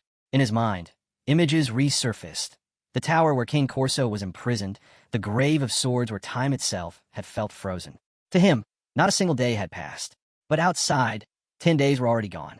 The battle with Cain had taken place in the deepest depths, and the thought clawed at him. If time warped so severely below, then what kind of force might exist above? Slowly, he lifted his head, his gaze locking on the towering golden door. Something about it unsettled him. From its surface pulsed an ominous energy, demonic in nature. Vakir stepped forward, approaching the corpses of the 10 elites sprawled before it. The door groaned, then began to shift. With a thunderous rumble, it swung open. A torrent of radiant blue light burst forth, flooding the hall with blinding brilliance. The countdown had begun. 5 hours, 30 minutes before the gate sealed again. All around, professors and headmasters fell silent, their eyes locked on the spectacle. Vasilios, the chief of Venian, leaned forward, astonishment clear in his stare. Nearby, Hippolyta, the headmaster of Teaser, rested her chin in her hand, her expression curious as she wondered aloud what kind of artifacts would surface this year. Blue Whale glanced her way and spoke calmly. The students, he reminded her, did not choose the artifacts. It was the artifacts themselves that judged worthiness, deciding who could carry them beyond the Golden Gate. Vincey Morg sat in silence, his gaze heavy and unreadable. Blue Whale carried on with a gentle smile, explaining that whatever item each student returned with, it meant they had already been acknowledged. He hoped the headmasters would welcome them warmly, with celebration, not criticism. Hippolyta's lips curved in quiet agreement, her eyes closing as she nodded. Vasilios remained silent, hiding his thoughts. But Vincey Morg's silence felt different. His hands clenched tightly as he recalled Blue Whale's desperate plea during Madame's appearance. The way he had begged for victory for the Mage Tower. Now, hearing him speak as though he supported all houses equally, it fell off. Uneasy, Blue Whale caught the look and faltered briefly, sensing the tension. But Vincey Morg only leaned back, his eyes glinting with curiosity as he wondered just how many would be chosen this year. The silence was broken at last as figures stepped out of the glowing portal. First was Philippus, gripping a radiant staff. Behind him came Lovig Goodmerlin, then Bakura, Sinclair, and the Baskerville triplets, all moving toward the waiting professors. Hippolyta leaned forward, eager, and asked them to report their artifacts' abilities. Philippus proudly lifted his staff, its surface shimmering faintly. His voice brimmed with excitement as he declared it had been forged from the scale of a pink dragon, amplifying his mana to staggering levels. Next, Lovig Goodmerlin stepped up, grinning as she revealed a delicate, heart-shaped hairpin. She explained its power. It could block a single mind-affecting spell, but only if someone she truly loved stood beside her. Vakira followed, raising both hands to display a pair of steel gauntlets, the Madong Wong hand. With them, his physical strength would soar far beyond human limits. Then came Dolores, holding a gleaming golden mirror. She named it the Mirror of Truth, a chilling artifact that could strip away any disguise, forcing the true face to surface. But its reach, she warned, was limited by her own control. The Baskerville triplets raised their swords together. The blades that had chosen them were the Samjido triplet swords. Each weapon was formidable alone, but when united, their power multiplied exponentially. Finally, Sinclair turned with a bright smile, pointing to the odd hat hanging from her back. With pride, she introduced it as the Money Hat, a bizarre artifact that bolstered her magic, but only if she continuously fed it money. Hippolyta crossed her arms, her sharp gaze fixed on Sinclair's hat. She looked almost incredulous. Every student had been chosen. This year's class was unlike any other. Vasilios tilted his head, his tone thoughtful as he remarked that the artifacts must have seen immense potential in these students. Then he asked if perhaps everyone had already returned. But Blue Whale's eyes dropped to the floor. His voice was quiet. 20 seconds remain. Hippolyta's expression changed instantly, shock flashing in her widened eyes. She didn't understand. Vasilios, calm as ever, turned to Blue Whale. Then why, he asked evenly, are you sweating so much? Blue Whale pressed a trembling hand to his forehead, beginning to count the seconds. His voice quivered with each word. Vincey Morg's gaze sharpened. With his fingers still locked together, he spoke firmly. One student was still missing. His tone carried both disappointment and anger as he revealed the name. It was Vakir, the one from his academy. Blue Whale's body shook violently. He clutched his face, panic rising. He shouted that only seconds remained. Never before had a student failed to escape the treasure room. Even those unchosen by artifacts had always made it out before the gate sealed. The portal blazed with white-hot light. Professors whispered urgently, voices cutting sharp through the tension. If Vakir wanted to live, he had to emerge right now. Sinclair's eyes locked on the portal, confusion flickering in her gaze. Dolores spun suddenly, worry gleaming in her eyes. The Baskerville triplets turned as well, panic overtaking them as realization struck. Vakir was still inside. Philippus stood frozen, speechless. Loving good Merlin's eyes widened with dread. Even Bakira, usually steady, could only stare in disbelief. The seconds slipped away. 4 remained. Then at the very last instant, a figure stepped through the glowing portal. Fists clenched, breath ragged. But it wasn't Vakir. It was Granui. His teeth ground together as he stumbled forward, his chest heaving. He had chosen survival. He would not let himself be trapped in the treasure room. Granui staggered on, eyes squeezed shut as though he couldn't believe he'd truly made it. His knees buckled, and he collapsed face first onto the stone floor. At that precise moment, the golden door slammed shut with a thunderous finality. Soaked in sweat, Granui dragged himself upright. Panting hard, he forced a grin and laughed with bravado. The protagonist always enters last, he declared. But the hall gave him no applause. Sinclair and Dolores froze, unease filling their eyes. The Baskerville triplets stood in stunned silence. The air was heavy, the smoke settling into a suffocating quiet. Granui frowned at their reactions, his voice low and confused. What's with this atmosphere? Meanwhile, Vincey Morg's face drained of color. His eyes widened in horror as realization struck. Vakir hadn't made it out. Yet inside the treasure room, Vakir stood calm and steady. The sealed door didn't matter. From his perch atop a pillar, he felt the long-awaited relief of solitude. Without hesitation, he leapt down, landing with quiet resolve. His gaze hardened. He knew Vakir knew his mission. One task remained. The 7th corpse hidden in this vault had to be destroyed before it could once again scheme against the world. He rose to his feet, scanning the immense chamber. Artifacts of every kind filled the hall. Potions, relics, weapons, all faintly glimmering under pale moonlight filtering through cracks above. But their brilliance only made the search harder. Then he froze. His eyes narrowed, burning with fury. The stench of a demon clung to the air. It was said that when an artifact found its chosen one, the bond was instant, signaled by a glow of light. But Vakir wasn't looking for treasures. His prey was something else, the husk of a demon, one of the 10 supreme corpses. And it was here.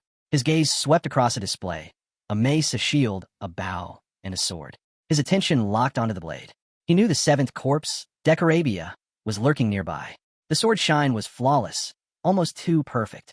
Vakir's lips curled bitterly. The brightest light often masked the deepest darkness. With teeth clenched, he drew his weapon and leveled it at the display.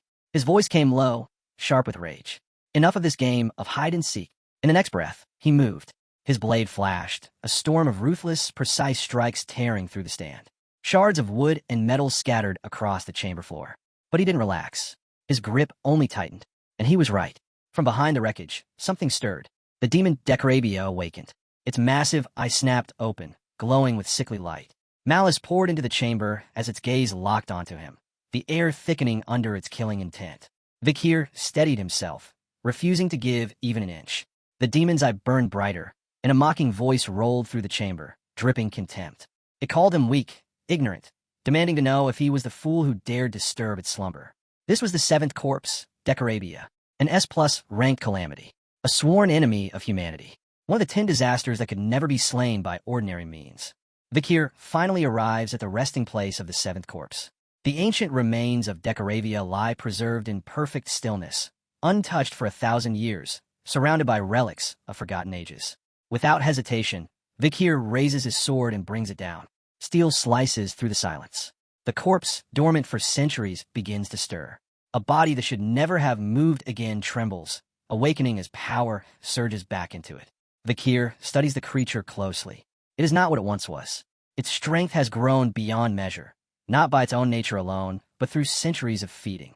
The relics that surrounded it have poured their mana into the corpse, swelling its form and deepening its aura.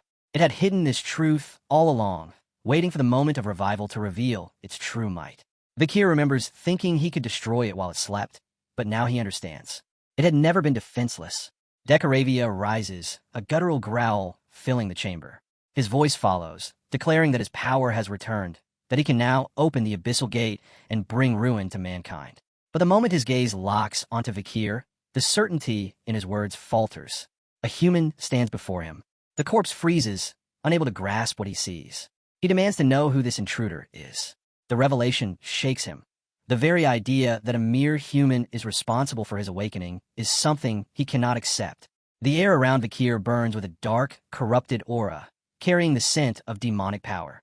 Logic screams that only a demon could have performed this act. Then his eyes fall upon Vakir's weapon, the sword of Beelzebub, a relic of the ancient demon constellations. Recognition hits him like a blade to the chest. A human wielding such a thing? Impossible. But Vakir wastes no time. He has no interest in explanations or doubts. His resolve is clear. He lifts his sword once more, ready to end this corpse before it can unleash its threat. Before the strike lands, Decoravia speaks. His words halt the blade for the briefest moment. He declares that his contracts with demons are finished. What he seeks now is something different, a bond not with a demon, but with a human. The claim is strange, unbelievable. Vakir hesitates for only a breath as Decoravia explains further. Long ago, he was bound to the abyss, tied by countless infernal pacts. But 1,000 years of slumber changed everything. By the law that governs his existence, whoever awakens him determines his nature. And it was Vakir, a human, who brought him back. His allegiance now leans toward humanity, not demons. His words carry urgency, even desperation. Yet Vakir's instincts cut through them like a blade. He does not trust. He cannot trust. Without wavering, Vakir raises his sword again, this time intent on silencing Decoravia forever. Decoravia senses the weight of Vakir's intent and rushes to speak again. He admits a truth he cannot hide. His regeneration has slowed. The endless tide of abyssal power no longer flows through him. He insists he is no longer a demon in essence, no longer able to match his former self. To prove it, he offers Vakir the chance to feel his mana directly. Cautiously, Vakir steps forward. What should reek of hell is gone. The suffocating essence of the abyss has vanished. What remains is power, yes, but of a different kind. Vakir confirms it. This being has changed. Decoravia presses on, seizing the moment. He declares that he is worthless to demons now, discarded from their schemes, and bound for the next 1,000 years to humans alone. He swears he can still be valuable. He knows history beyond any record. He can sense misplaced artifacts. And though much has faded, his power to create shields remains unrivaled. He lists his strengths with urgency, desperate to be spared. At those words, a memory rises in Vakir's mind, an image carved into the chronicles of mankind. During the fall, Decoravia's shield absorbed the mana of 9 demon lords at once.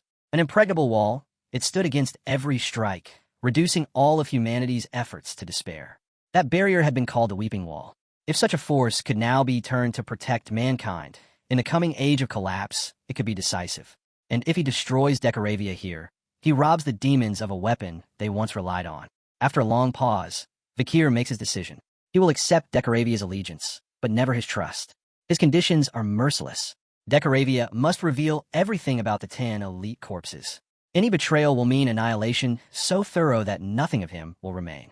The corpse trembles at the threat, swearing obedience, begging Vakir never to speak such words again. Then his form begins to twist. The towering body shrinks, condenses, and reshapes until what remains is a necklace that glimmers faintly like a relic. He latches onto Vakir's collar, disguising himself as an ornament. Floating through the air as he once did is no longer possible. With that, they move toward the exit, but Decoravia falters at the sealed barrier, blocking the way. On the other side, unrest grows. Vice Principal Vinci pounds at the door, his heart heavy with fear for the student who is yet to return. Bacaraga stands tense, fists clenched, demanding action. The triplets steel themselves, prepared to risk everything. Sinclair and Dolores whisper prayers without pause, their voices filled with hope. But the master of the magic tower shakes his head, his tone grim. The barrier cannot be broken. It is absolute. Despair settles over the gathered crowd. Then, suddenly, the silence ruptures. Stone explodes outward, dust scattering through the air. From the shattered wall steps Vakir, alive, composed, untouched by the ruin around him. The crowd freezes in disbelief, eyes wide at the sight before them. Vakir steps calmly from the wreckage, dust settling around him. He explains in an even tone that he had only meant to dent the barrier, but his strike shattered it entirely. Their astonishment grows deeper when he lifts the necklace from his collar, revealing it as an artifact capable of breaking barriers. Relief sweeps through the group. Sinclair rushes forward, tears streaming as she clings tightly to him, certain she had nearly lost him forever. Bacaraga and the others gather close, their voices filled with joy and congratulations. Vakir studies their faces. None of them question how the barrier truly fell. Vice Principal Vinci simply commends his survival with quiet dignity before walking away without another word. As Vakir returns Sinclair's embrace, he realizes everything has gone exactly as he planned. The destruction of the artifact treasure room's barrier was no trivial event. The managers and headmasters of the barrier wasted no time in inspecting the inverse star, the artifact responsible for the breach. Yet what shocked them most was its silence. It showed no reaction to mana. The artifact's owner explained that once its power is spent, it cannot be fueled again. With no further answers, the discussion ended with one conclusion. The artifact had become nothing more than an ominous necklace. With that, the incident was closed, and so too came the end of the University League. Later, stepping out of the shower, Vakir notices a poster waiting for him. It is an invitation to a mock investment competition aimed at students confident in their skills at handling money and predicting the economy. Hosted by the bourgeois family, it will take place in the economy's backbones. Participants must RSVP within a week, after which the poster itself will dissolve. Reading it, Vakir wonders with dry amusement if there's a competition for everything these days. His thoughts drift when PG enters, holding something. With innocent cheer, he explains that Vakir must have left it behind in the washroom. It is the artifact. The moment Vakir takes it back, a low chuckle escapes from within. Decoravia's voice taunts, remarking how entertaining it was to observe him there. Vakir's eyes narrow, bloodshot with warning. He tells Decoravia plainly, overstep again, and it will mean death. The corpse, humbled, quickly insists he had only found the dormitory facilities curious. PG, unaware of the exchange, assumes Vakir is speaking to him. Embarrassed, Vakir shifts the artifact out of sight and steers the conversation to the poster on the table. PG explains eagerly. The competition is about predicting future stocks and sectors, and since the bourgeois family stands behind it, the winner will gain immense benefits. With a nervous laugh, he admits his weakness in combat means he has no choice but to chase points wherever he can. PG finishes with a sheepish grin, admitting that competitions like these are the only way he can prove himself. Combat may not be his strength, but he excels in everything else, absorbing information, analyzing details, seeing what others miss. Vakir quietly agrees. That's precisely why he keeps the artifact hidden from him. If Cindy Wendy ever laid eyes on PG, she would do anything to recruit him. Meanwhile, Decoravia squirms uncomfortably. Baby Madam has crawled up to Vakir's hand, happily gnawing and drooling over the artifact. But PG pays no attention. His focus is sharp. He declares with unusual determination that this time, he will defeat Sinclair. Curious, Vakir asks why. Softy admits he's lost to her before, and her skill with economics makes her an overwhelming rival. That defeat drives his desperation now. But before Vakir can reply, the clock strikes 6. PG bolts from the dorm, changing clothes in a flash as he hurries to meet his professor. Behind him, Decoravia groans, begging Vakir to get the slobbering beast off the artifact. Night falls. Elsewhere, Edward Bourbon Jr. runs through the streets, breath ragged. His mind burns with frustration. If not for Ouroboros, he would already rule the capital. But his thoughts freeze when a voice calls from behind. Panic shoots across Edward's face. He spins, demanding to know who dares approach him. His eyes widen as the figure steps from the shadows. He never sensed his presence. The night bloodhound stands before him. Vakir's gaze burns with cold fury, locking onto his prey. Edward stammers, questions spilling out. Was he sent by Ouroboros?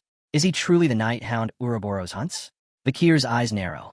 His reply is sharp. He has no idea what Edward is talking about. But then, with deliberate weight, he adds, perhaps Edward should be addressed by his priestly name, Saint Bourbon. The words strike like a blade. Edward freezes, stunned. He cannot comprehend how this stranger knows. Vakir steps closer, voice steady. He lays bare Edward's hidden life. A high-ranking graduate, a priest of the northern pseudo-cult known as Ohm. 25 years ago, he murdered his cousin, desecrated her, and offered her as sacrifice for his first demon pact. Since then, he spread ruin across countless families, climbing the cult's ranks before joining the demon army to strike against Quo Vadis. Edward grips his axe tighter, his silence heavy. His weapon rises high into the air. Vakir does not stop. He continues. Edward, armed with deep knowledge of scripture, infiltrated the temple itself, using faith as his disguise, scripture as his weapon, betrayal as his creed. Vakir doesn't stop there. He lays it all bare. Edward wasn't just a traitor in life, but a serpent during the Holy War itself. He stirred an uprising behind the Allied forces' backs, striking when humanity's heroes, Tudo Lamacha, Don Quixote, Bianca F.O. Usher, and countless others, needed unity most. His betrayal left scars that still burn. The Night Hound asks one simple question. Was he wrong? Edward's tongue flicks out as he sneers. He admits the truth about being a priest, about his cousin and the vile act that began his path. But the rest? Lies, he claims. He denies it all. Before his words even fade, he lunges forward, axe raised high. But Vakir is faster. In a blur, his blade sings. Edward's head falls, severed clean in a single strike. To Vakir, the verdict is simple. Even setting aside crimes yet to unfold, Edward was filth. As he turns to leave, a scent halts him. Faint, but unmistakable, the stench of a demon. Searching Edward's corpse, he finds a poster tucked into his pocket. An exemption issued by the Old Testament faction. Confusion grips him. These exemptions should have ceased when he killed the ninth corpse, Dantalion. Yet this reeks of demon energy. Thick potent. Even Decoravia reacts, confirming it belongs to the sixth corpse, Dantalion's closest ally. Vakir's thoughts sharpen. This trail leads him back to the Quo Vadis family. He'll have to face them again. But Edward's last words linger.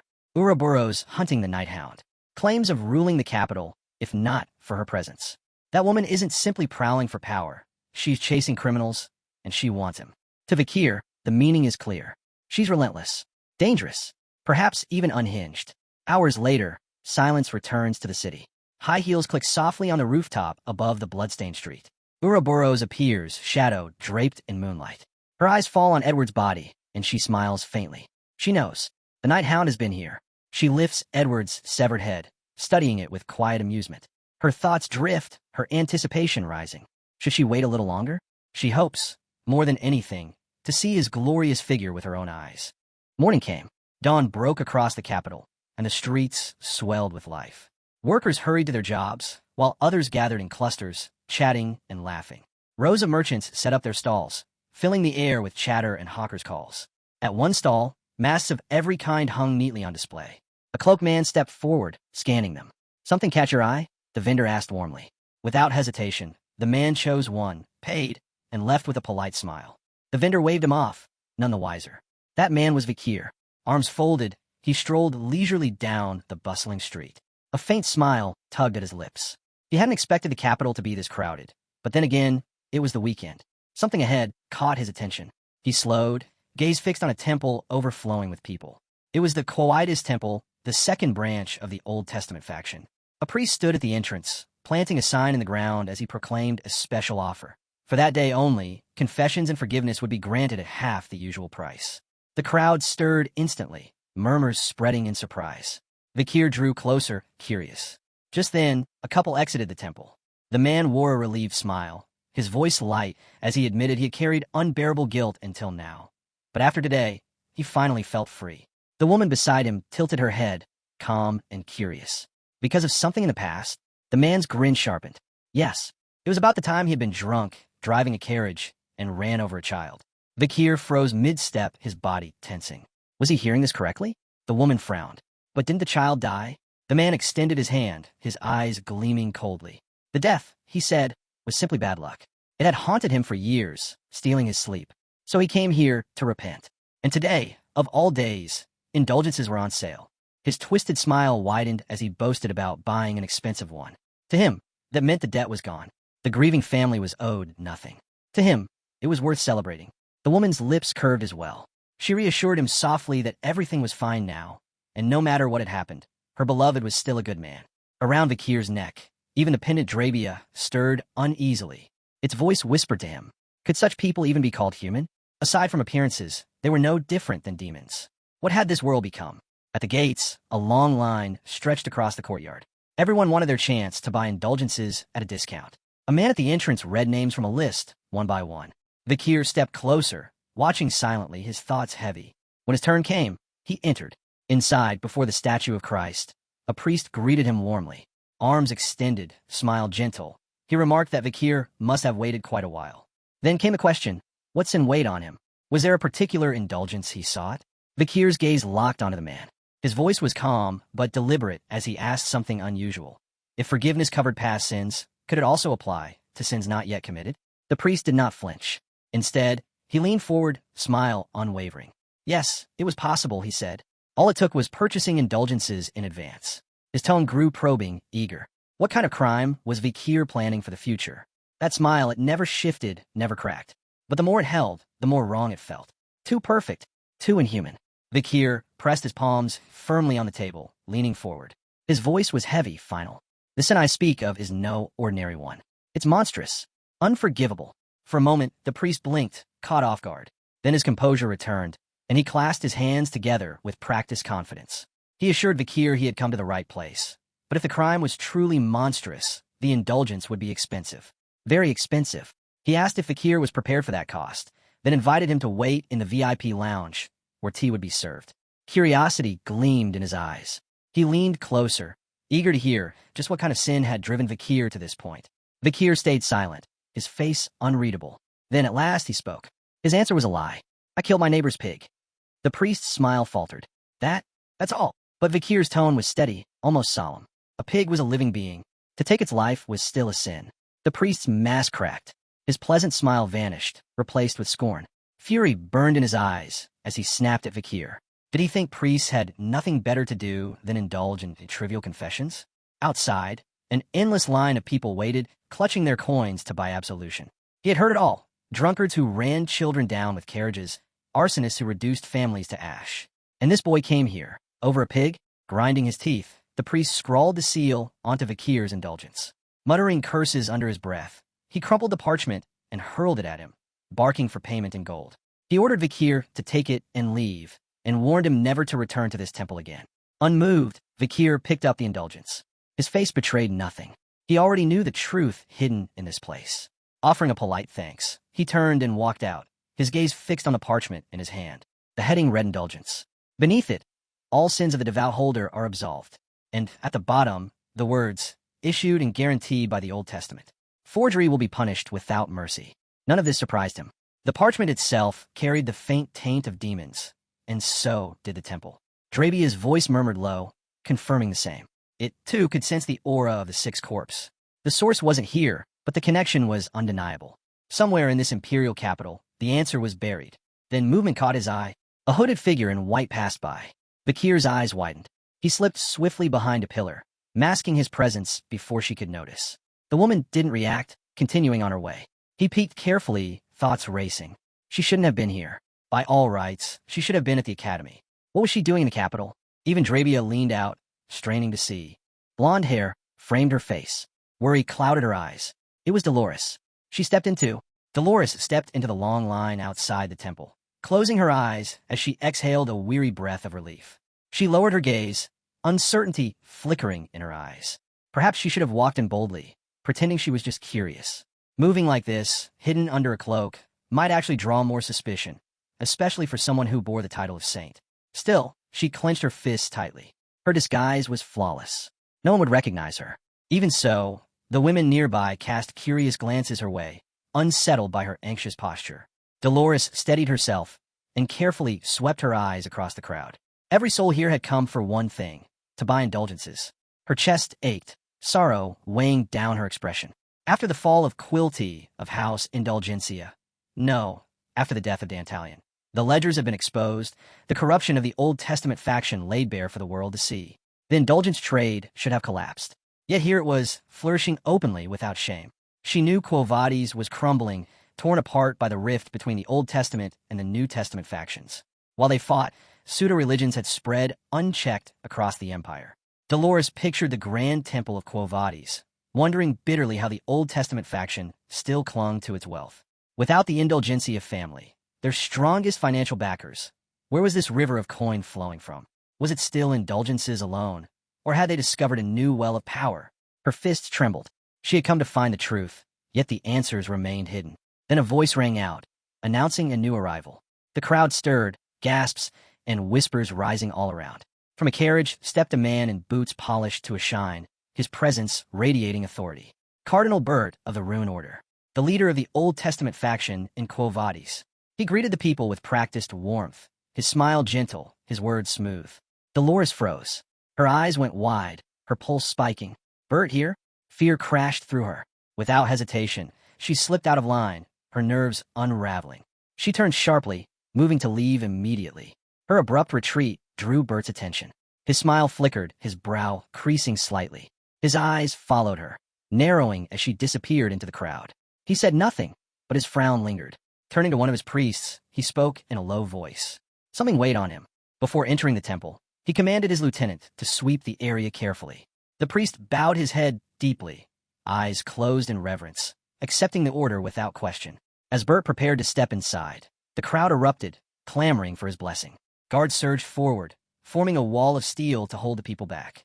Meanwhile, Dolores slipped deeper into the temple itself. She climbed quickly to the second floor, her heart hammering, her fists clenched tight. Fury burned within her. Bert was no ordinary cardinal of the Old Testament faction. He was her father. Their rift had only deepened after she uncovered the link between the demon Quilty and her father's indulgence records. As a follower of the New Testament, facing the corruption within the Old Testament, and within her own family, had torn their bond to pieces. Lost in thought, Dolores didn't notice where she was walking. She collided hard with a hooded figure and toppled backward onto the floor. Flustered, she bowed her head quickly, apologizing. She admitted she hadn't been watching, though the impact had felt less like hitting a person and more like striking a wall. Sunlight spilled through the high windows, illuminating the man's face as he studied her silently. Before either of them could move, two guards appeared, axes in hand. One pointed directly at them, shouting for their arrest.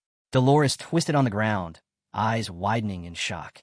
The man extended his hand toward her. She froze, uncertain, but his grip was firm, decisive. Without a word, he pulled her up and sprinted forward, dragging her along with him. The guards thundered after them, barking orders to stop. Sunlight cut across the stairwell as they dashed upward, armored boots clanging close behind. But the chase ended abruptly. More guards surged ahead, blocking their path. Their expressions were hard, voices sharp as they commanded the intruders to stand still. Then, a heavier presence filled the stairwell. At the top stood Cardinal Bert. His gaze was cold as steel, his command clear. They were to remove their hoods and show their faces. The hooded man chuckled, the sound low and amused.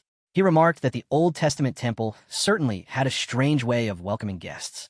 Then, with deliberate calm, he and his companion lowered their hoods. One revealed himself to be a young man, tall, brown-haired, who met Bert's stare in silence. The other was an older man, who broke into a broad grin. "It's been a long time, Cardinal," he said warmly. "Far too long." As the tension deepened below, another pair remained hidden above, concealed in the shadowed stone window frame. The dog-masked figure, Vakir. And at his side, watching quietly, was Dolores. Her cheeks warmed, though she couldn't explain why, as she caught herself stealing glances at him. Below, the old man's grin widened. Across from him, Cardinal Bert's eyes narrowed, grave and calculating. Beside him, Vakir stood unreadable as ever. Dolores could only watch, torn between confusion, fear, and a flicker of something she couldn't name. The Saintess wants to know who the boy is, but instead of answering, he gently touches her face and tells her to stay quiet. Almost right away, he hears a voice that he recognizes as the Night Hound. He spins around to find Cardinal Humbert and Cardinal Martin Luther standing on the ground. Martin greets him casually, mentioning it's been a while Humbert quickly apologizes for dropping in unexpectedly, saying he was chasing some shady rats around the temple. Martin, with a sharp edge to his tone, asks if Humbert is calling them the rats. Humbert chuckles and insists that he's not talking about them. Then, with a sly grin, he asks what brings Martin to the Old Testament temple. Martin doesn't hesitate to say he's just there to poke around. Humbert answers smoothly that while the New Testament temple is empty and filled with nothing but flies, the Old Testament temple is bustling with faithful believers. Martin cuts in, claiming he's looking to pick up some knowledge, adding that their faith always emphasizes unity. Humbert narrows his eyes and presses him, suggesting there's got to be a deeper reason for Martin's visit, pointing out how the temple's location and its crowded worshippers make it pretty appealing. Martin laughs and admits there's some truth to that. The two of them stand there, sizing each other up like they're in a duel, until Humbert lowers his head with a quiet laugh and says he needs to get going. Martin politely acts like he feels bad for taking up too much of Humbert's time. Then, Humbert gestures for his knight to escort Martin and his group out of the temple. The knight bows and agrees. As they leave, Martin raises his voice and declares with serious conviction that demons swarm the land trying to divide them, but truth will win out. He adds that even if they lose kin, wealth, honor, and life, truth will stick around, and the empire will stand strong. Humbert, unable to hide his anger, glares at Martin, thinking bitterly that these guys should just get out while they still can. The scene shifts back to the Saintess and the boy. He reassures her that they've already left the temple grounds and won't be chased anymore. Grateful, she thanks him and, while taking off her veil, asks how he recognized her. He calmly explains that her disguise was way too obvious, though he's surprised no one else caught on. She chuckles softly, finding his confidence amusing, and admits there's some truth in what he says. Trying to hold back her laughter, she finally turns serious when he asks what she finds so funny. She apologizes, saying she didn't mean to offend him. It just seems like he's making jokes now, and he feels different somehow. Deep down, she remembers that time he held her, and it sparked something from her past. It reminded her of Vakir, like when she ran into him on the school stairs or when she was hiding from Quilty. Her thoughts get interrupted when the boy gets serious, pointing out she's clearly the saintess of the New Testament faction. He wants to know why she's sneaking around in disguise at the Old Testament temple. She honestly admits that the conflict between the factions and the rise of heresies and cults has forced her to act covertly. She reveals that while the Old Testament faction is getting rich off the chaos, she's here to dig into their financial schemes. With the Pope showing signs of dementia, she's left without guidance. And, as the saintess in name only, she has no real authority. So, she feels like she has to take this on herself. He listens closely and responds that it's way too heavy for her to handle alone. He reassures her that even though she might be seen as a hero one day and have great power, right now, she's just a young girl. Her story makes her vulnerability obvious. He puts together the puzzle pieces, Humbert's funding sources, the indulgences, the heresies, and the cults. All of them connect. He figures that the Old Testament faction has probably sold off their religious freedoms to the cults and heresies, masking it as indulgences and at a huge cost. That's likely why Cardinal Martin Luther is checking things out for himself. She's shocked and can't believe he recognized Cardinal Luther's intentions. She calls him Hound, realizing his investigation goes deeper than she thought. Trembling with the weight of the truth, she asks if this all ties back to the demons. He explains that even though these heresies and cults seem new, if demons are involved, they must have been lurking around all this time, pulling strings from the dark. He adds that the real culprit always hides behind the scenes. Her heart aches thinking about how he's been fighting alone, bearing the pain silently.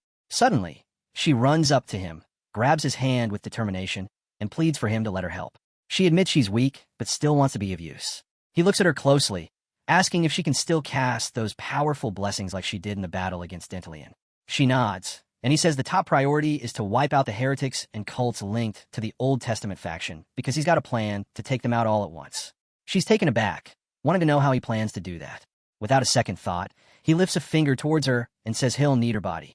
Shock waves through her, and she instinctively wraps her arms around herself, trembling at his words. But he just looks at her with steady resolve. The scene kicks off at the Quo New Testament sect temple, located just outside the main city. Suddenly, someone pipes up, saying it's been a minute since they all gathered. A guy in a white outfit steps up and praises his leader, claiming he seems to get younger every day. Another person chimes in, saying the leader's presence looks even more powerful, but he does seem a bit thinner now.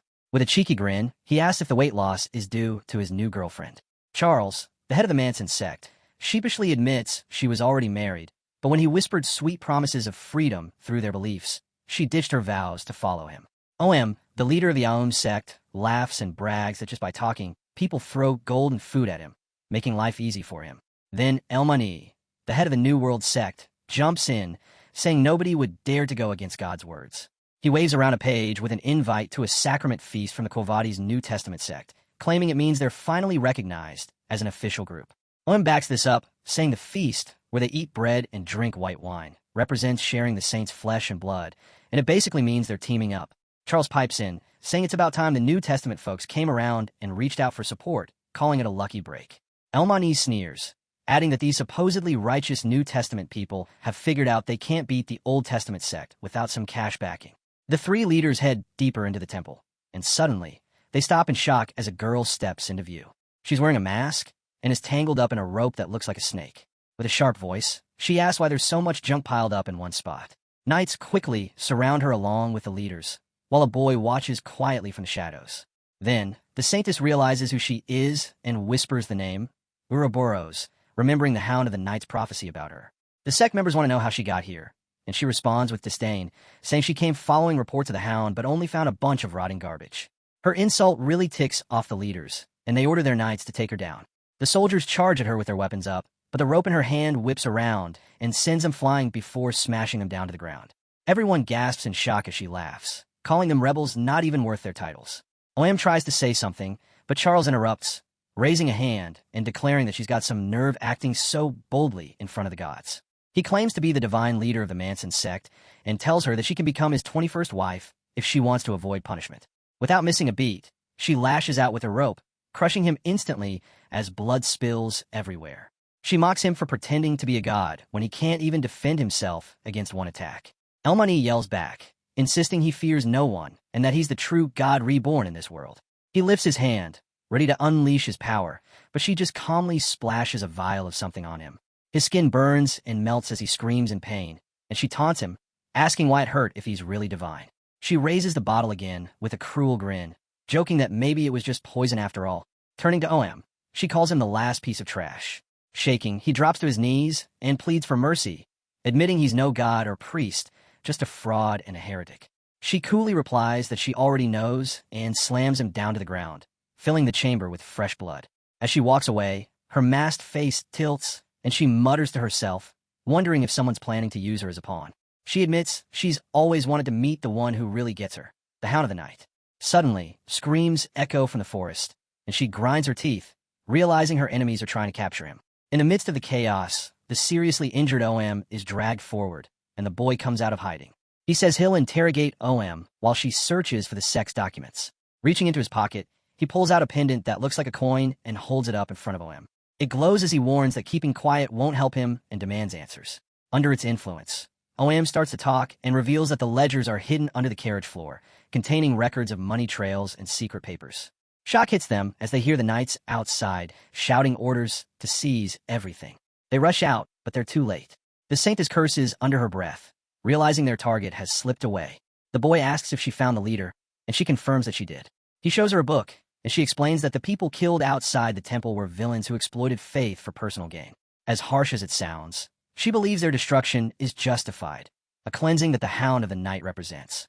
Still feeling uneasy, she asks how he knew Ouroboros would show up there. He reveals that it was the bourgeois family pulling the strings from the shadows. As she looks over the transactions in the ledger, her eyes widen in surprise.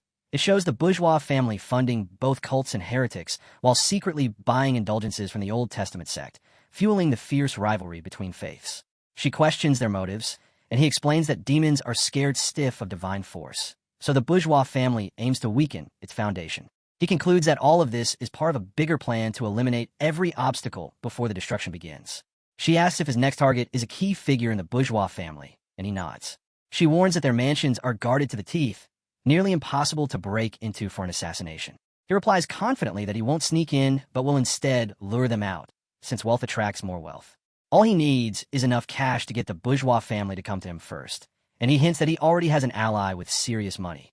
As he takes off her mask, a figure with glowing red eyes steps out of the shadows, trembling with emotion. It's someone who calls him little brother and says how much they've missed him.